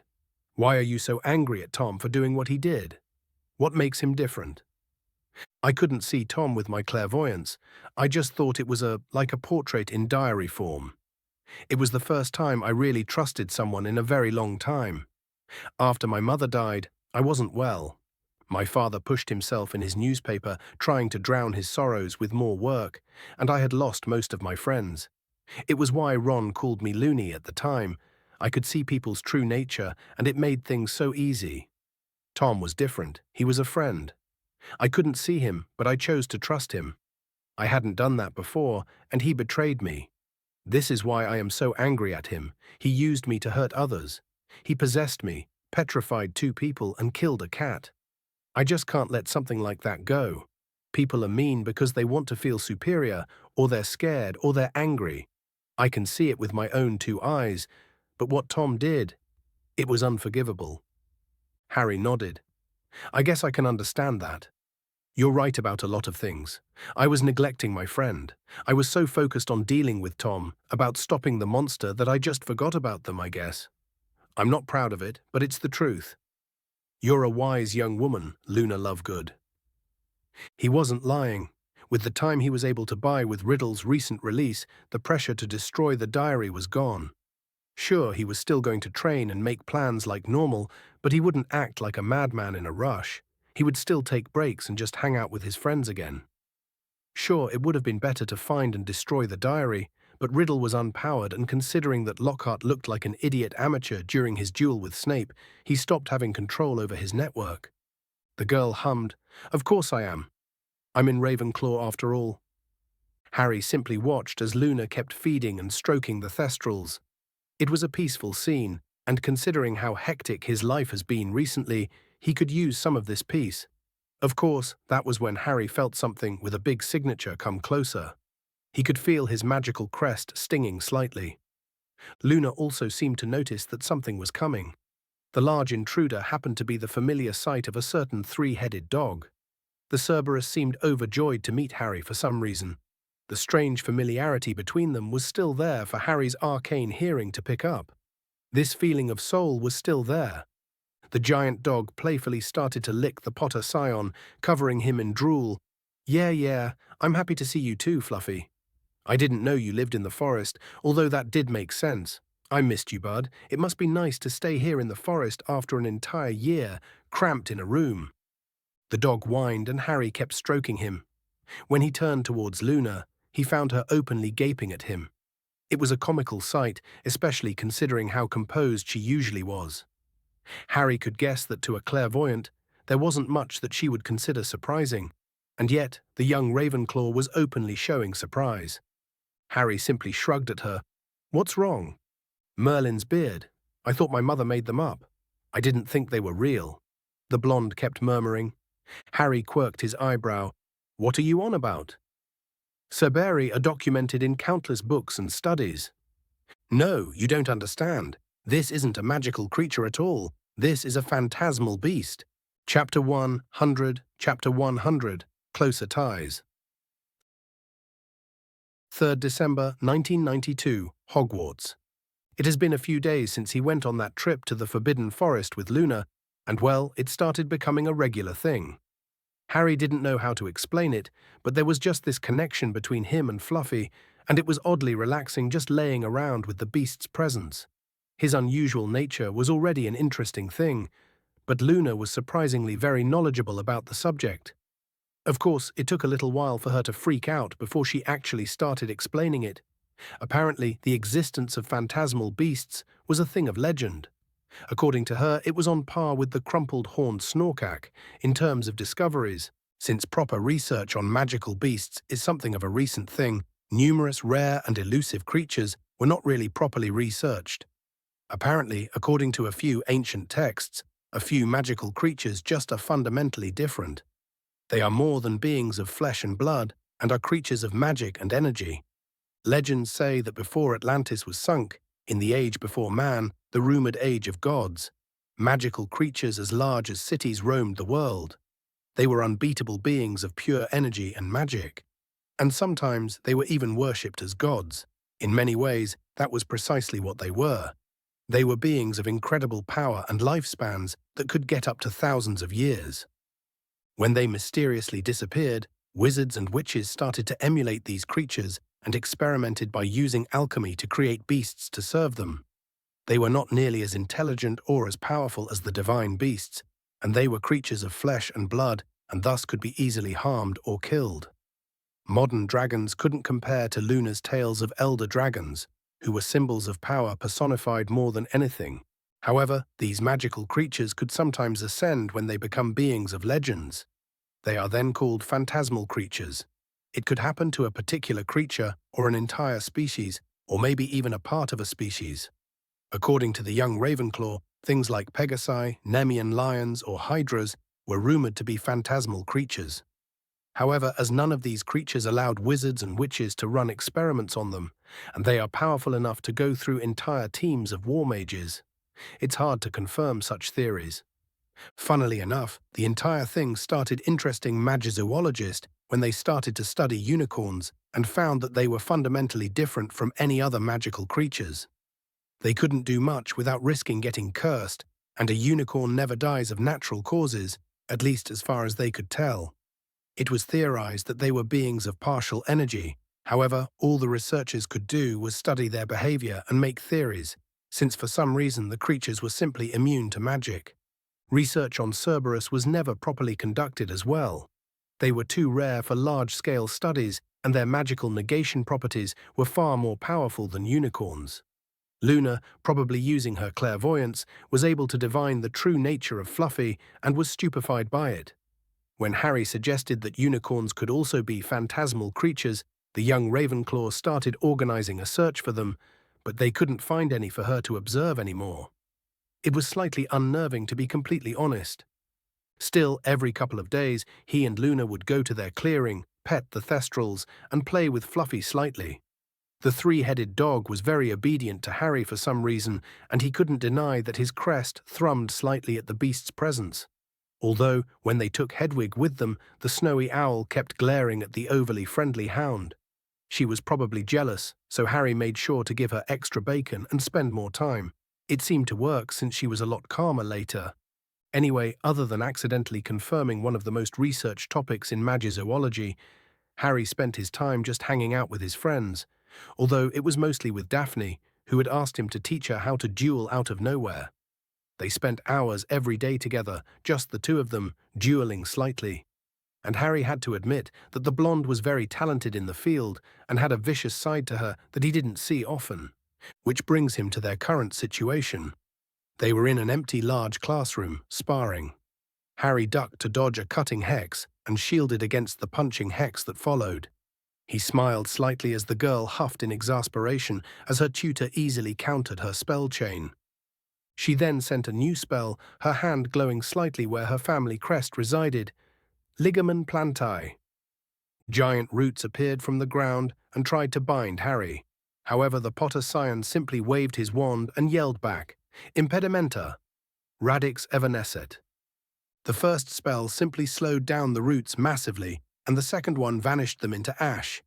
It was a modified vanishing charm that Harry made on the spot that only vanished plants in a wide area. It was faster than doing it individually, but far more energy-consuming. Honestly, it wasn't exactly fair, since Harry was, for lack of a better term, a savant when it came to magic. He could easily modify spells on the fly, and technically this wouldn't be authorized. Well, it would be if it was done silently, as official duels normally are, since it was technically a vanishing charm and not an entirely new spell altogether. Alas, the Greengrass Scion had used one of her family spells, which was definitely illegal. Well, the spell wasn't exactly one cast using the crest. She was going to fully unlock it on her birthday, which was in a few months, but her father had given her a list of spells to warm it up, in a way. They weren't powerful, and Daphne did need to learn how to cast them, but she was naturally gifted when it came to using them. Still, obscure spells rarely surprised Harry altogether. To his arcane hearing, spells were painfully obvious. While enchantments and wards felt more like songs in the background, spells felt more like bullets filled to the brim with magic and intent. The purpose of a spell was usually clear a fraction of a second after it was fired. As such, Harry was able to easily figure out the goal of Daphne's spell. The Potter Scion grinned. "You're doing very well, Daphne. It's a big improvement in such a small amount of time, but remember to not use any family spells since it's illegal in tournaments, and you would be disqualified." Instead of answering back, she snarled at him, "Flipendo. Expelliarmus. Glacius." Harry simply waved his arm. "Don't let your emotions cloud your judgment, and definitely don't let your enemy lead your actions. Protego, incendio." The shield deflected the Flipendo spell towards the disarming charm, and the fire-making charm countered the Glacius spell, turning it into a battle of wills. The freezing charm and fire-making charm are complete opposites.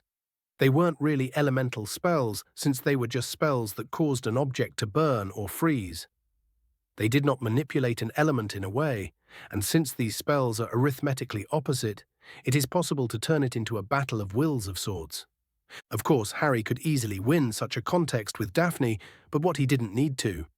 Daphne's own disarming charm went back at her and sent her wand flying back. Harry grinned once more. "And be mindful of your surroundings, especially the spells that you cast." The blonde grumbled, "I still didn't land a hit on you." "Daph, landing a hit in a duel means that you've won the exchange unless it's mitigated somehow. And not to sound arrogant, but I'm a little better than the average second year when it comes to magic. Believe me, you're far ahead of the curve." The Greengrass Scion didn't seem to believe him, and so he continued, "Look, your progress is phenomenal, and even Professor Flitwick thinks so. You know how hard he is when it comes to dueling. You just need to learn a style that suits you, and after a bit of practice, you'll be golden." "A style?" the blonde asked with a puzzled expression on her face. "Oh right, we haven't really covered this yet since we're still doing the basics with Flitwick," Harry answered. "It's more like a way you play, the tactics that you employ. Certain duelers prefer to stick to small and quick spells instead of large ones.